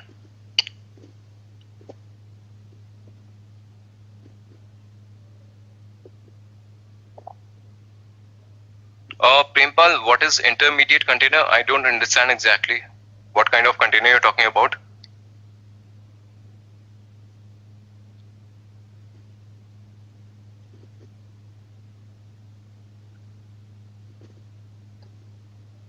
Yes, Rahul, in this example, only one pod is getting created. Alright, you can have multiple pod definition under templates. You can have a deployment file. Alright, let me see if a deployment file is there or not. It has to be there.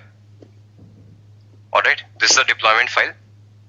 Okay, here if you want to give multiple replicas, you can give them multiple replicas. Alright, and this is one definition of your deployment. Have multiple definition.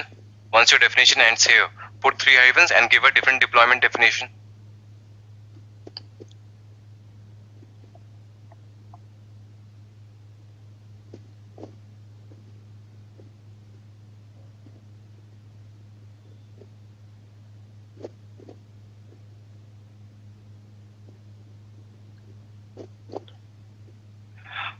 Arjun, you're asking installing using KubeADM for exam. Do we have to install Docker? No, Arjun. Docker is by default installed in the examination machine. All right. So in exam, you don't have to install Docker. Docker is always going to be there.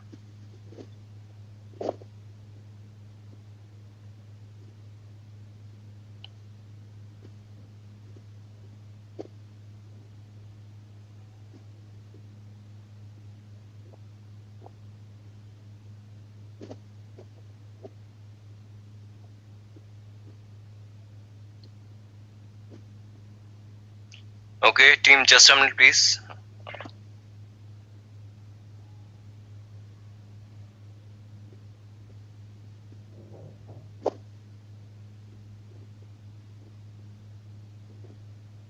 Okay, Prempal, intermediate containers, if you're asking in the Docker context, okay, so it is about the Docker files.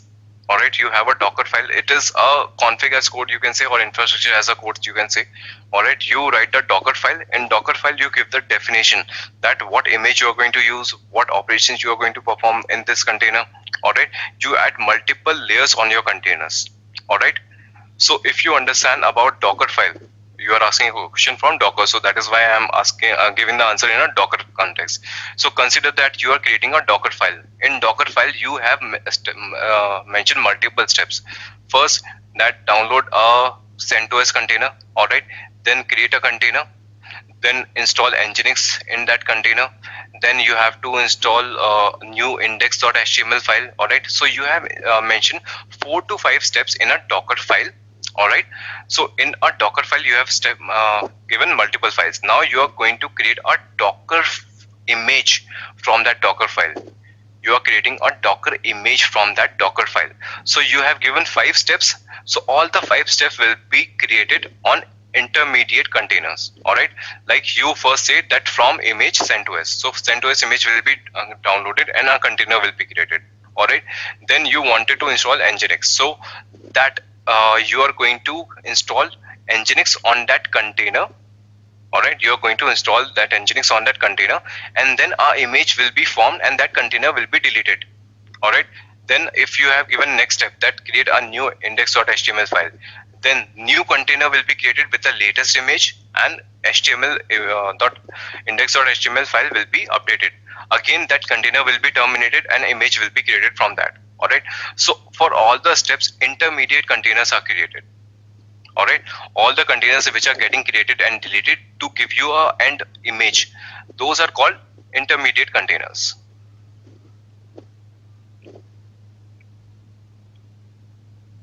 So Prempal, I hope that answers your question.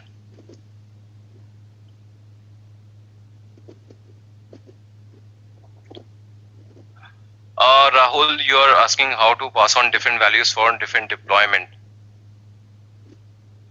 Okay, there is you having problem. So Rahul, do you have the complete understanding about the chart? That is the first question. All right. So if you want to provide different values, you can see that if else condition can be worked here. All right. I think that is mentioned in charts or values.yaml. Somewhere I know it is here. Just a minute.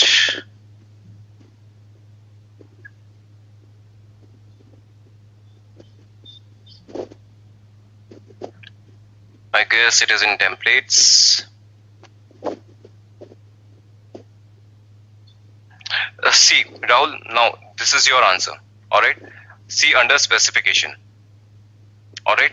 Here you can give if else condition. All right. You give the replica value. All right. Pick this number of replicas if value of server strategy is this. Okay. Depending on the strategy you have defined, you are defining the number of replicas. All right. So based on your application name, you can choose different image. All right.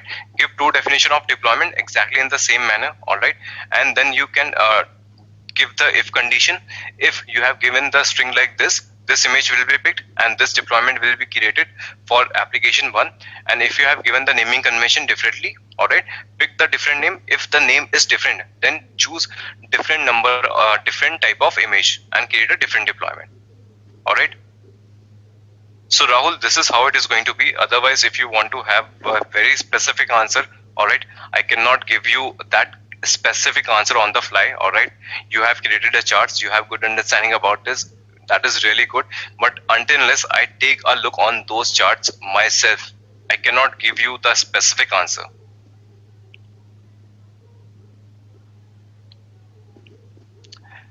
Eka, you're asking, can we still have access to the current Git repo? Yes, Eka, this repository is always going to be there. All right, you don't have to worry about it. This repo will remain always. 1 year, 2 year, lifetime. This repo is always there.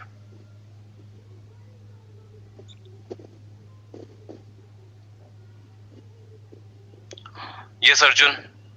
Steps are given there. All right, I'll give you some idea on the steps as well. Not steps, but about your exam. That is what we have given. Okay, great, Rahul. Good to see that.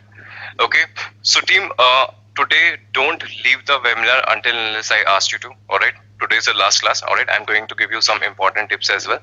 All right, so do not leave the webinar until I ask you. I'll just take few minutes more. All right, hardly 2 to 5 minutes.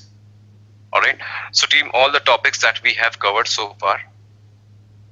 Helm is also completed. Now let's talk about your exam. All right, let's have some discussion on your exam. All right, so team, first thing first, your exam is going to be proctored.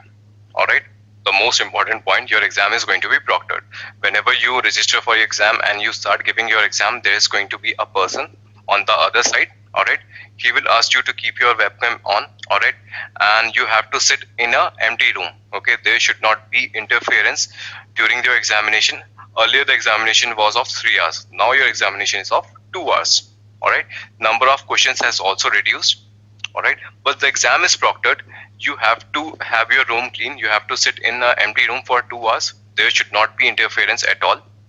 All right, you can have your water bottle or basic things without any labels or sticker over it. All right, and your proctor may ask you to show the complete room. All right, with the webcam, your examiner, your proctor could ask you to show the room overall. All right, in the beginning of the class as well, and during the end of your class, or also in the middle of the class, the proctor can ask you anytime to show you the room. All right, so you have to make sure that your room is clean and empty. All right, you should not have any gadgets around you. All right, another laptop, if it is there, another desktop is there, so it should be powered off. All right, you should not have your mobile phones allowed. You can have your water bottle with you. So basic things. All right, during the exam you can go for a washroom break or loo break. All right, that is allowed. During the exam you can go, but the timer will not stop. All right, so if you're away from the screen, if you are not in the room for some time, that is all okay. You can leave the room, you can go to the washroom, but the timer will continue to go. All right, that thing. In exam you cannot open the normal notepad. Okay, if you want to write something, if you want to write some YAMLs or copy paste something, you are not allowed to use any notepad of your own. Okay, during exam they provide you their own notepad. You have to copy paste anything if you want there only. Do not use your own notepad. Also, no other application should be open on your laptop during the exam. Okay, they will ask you to close all the application, all the tools and anything. All the things will be closed during your exam. In the exam, you will have a window where you will be performing your exam, you will have a cluster from where you're going to connect. And very important point in the examination, always use the context, all right, because you get a jump server. They don't give you the complete access on the master node, all right.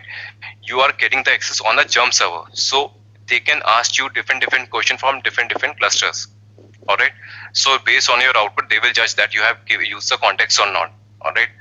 And don't worry about the context format, they will always give you the complete command, use this context and do this, all right. They always do that. So complete command will be there, so you have to make sure that you are choosing the right context, otherwise you will get the different output and your answer will be false, all right. Make sure you use context thoroughly.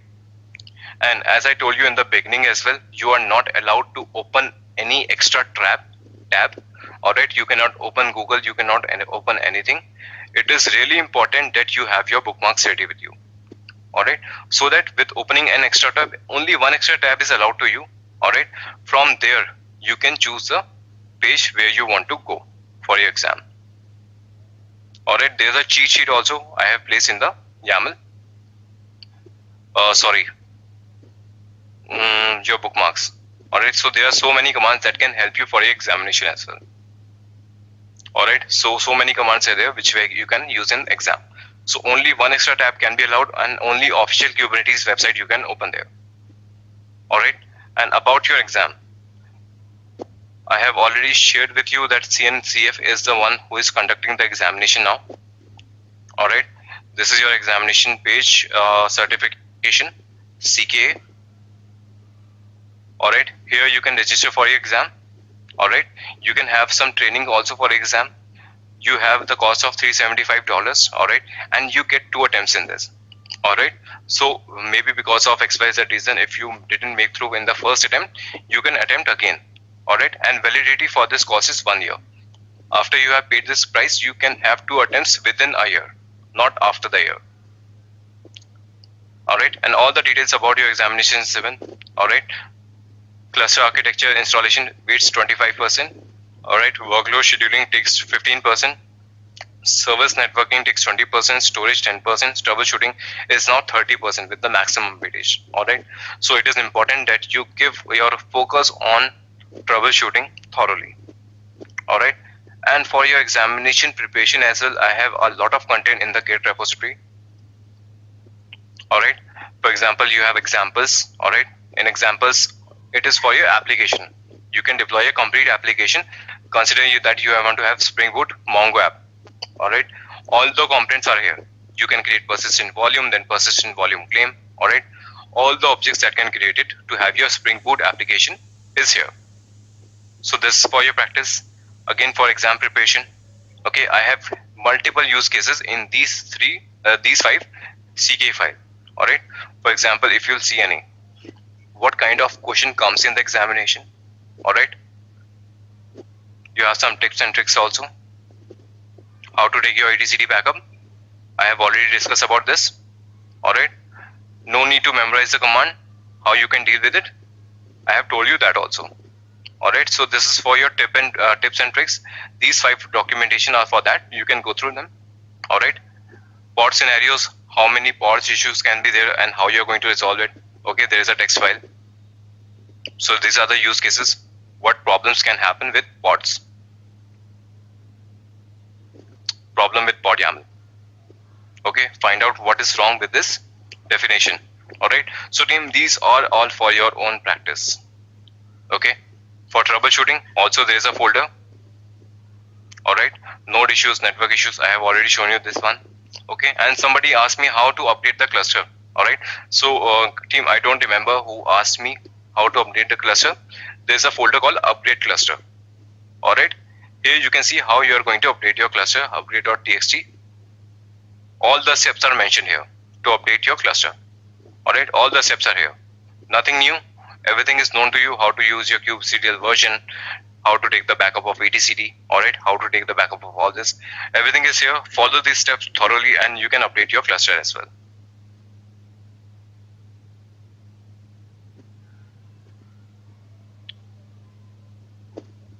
Arjun, yes, you can use your Chrome, you can use your Opera, that is okay. Okay, choose your browser at your own, but there should not any other browser open. Alright, there should not be any other tab open. Only one tab is allowed for official Kubernetes website. Can we use additional monitoring during exam? Ika, what kind of additional monitoring you want? Metric server is going to be there. Okay, metric server will already be installed. Okay, so in examination you will get the monitoring question related to top commands only. Alright, that give the top commands for these pods. Find out which pod is consuming maximum RAM. Okay, find out which pod is consuming maximum CPU. These type of questions you get, and you can find it out with a top command easily. Anil, suppose we have gone through all the exam for your repo, and what is the percentage cover? Anil, if you have covered this complete Git repo, you can clear your exam in the first attempt very easily. Okay, honestly speaking, if you have gone through all the examples in this Git repo, you are well prepared for exam.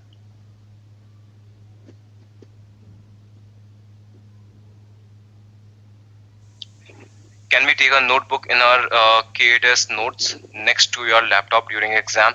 No, Kushagra, you are not allowed to have a notebook with yourself. All right, only official Kubernetes website and a blank notepad that they are going to provide you. In a browser tab, they are going to provide you a notepad for copy pasting, but no notebook and everything you can continue have with you.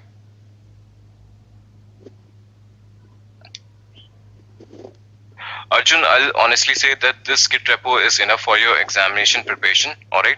But still, I cannot give you any other idea right now.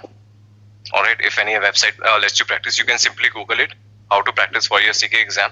Alright, there will be multiple links, but I haven't used any of them anytime.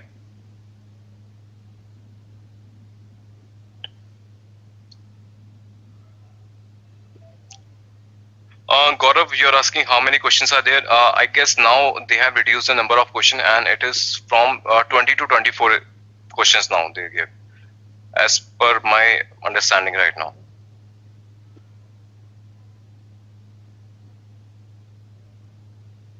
Okay, I must have seen that somewhere. Exam prep. Okay, number of questions were earlier 20 to 24 questions. Now they have 18 to 19 questions. All right, 2 hour duration is this, and now you get 18 to 20 questions. Passing percentage is also reduced. Earlier it was 74%. Now it is 66%. All right, and the results are out in almost around 36 hours.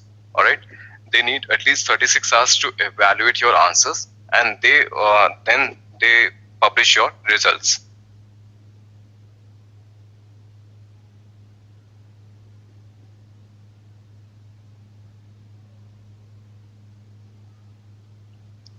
Anil, total how many questions will be there, multi-answers or single answer based lab? Anil, as I told you, it is not a MCQ type of question. Okay, you don't have to take something, you have to practice it. Okay, they are going to give you a scenario and you have to perform some operation. They are going to ask you to save the output in some files. All right, so after that they are going to evaluate what you have saved in the files. So it is not a step marking or something. Either your answer is correct or it isn't.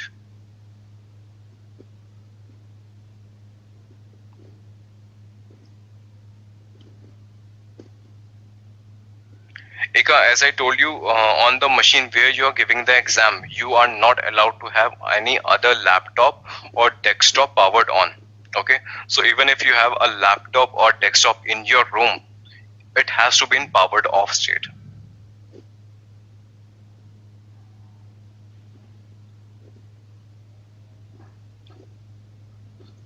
Gaurav, as I said, I don't have any mock tests available with me because as I told you, it has a subjective exam. All right, you have the use cases, you have the scenarios that you have to create a pod, you have to name a pod, you have to rename. All right, you have to get the output of top command. So these are commands that you have to execute, and the same use cases I have already provided you in my Git repo. All right, so the way questions are framed, they are there. How to answer those questions you already know now. You have understand everything about the Kubernetes. So I don't have any mock tests available with me, but all the preparation content is already here.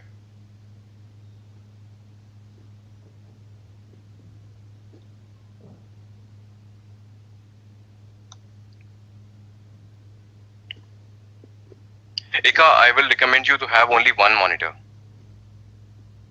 Okay, keep the other one in the powered off state during the exam. There is no need to have two monitors, and it is also not recommended. For examination point of view, you just have one.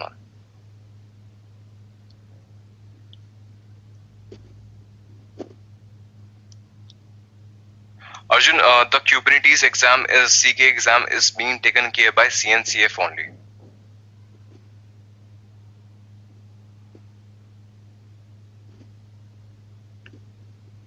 Eka, how do we measure how we are ready for the exam?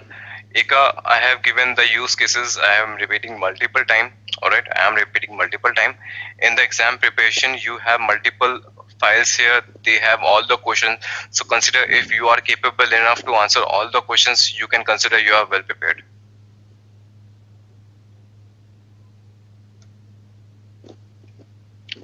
No, Gaurav, during the 2 hours of exam, you are not allowed to have your mobile as well. Okay, keep your mobile powered off state or keep it in another room. Okay, nobody should enter in your room also during the examination.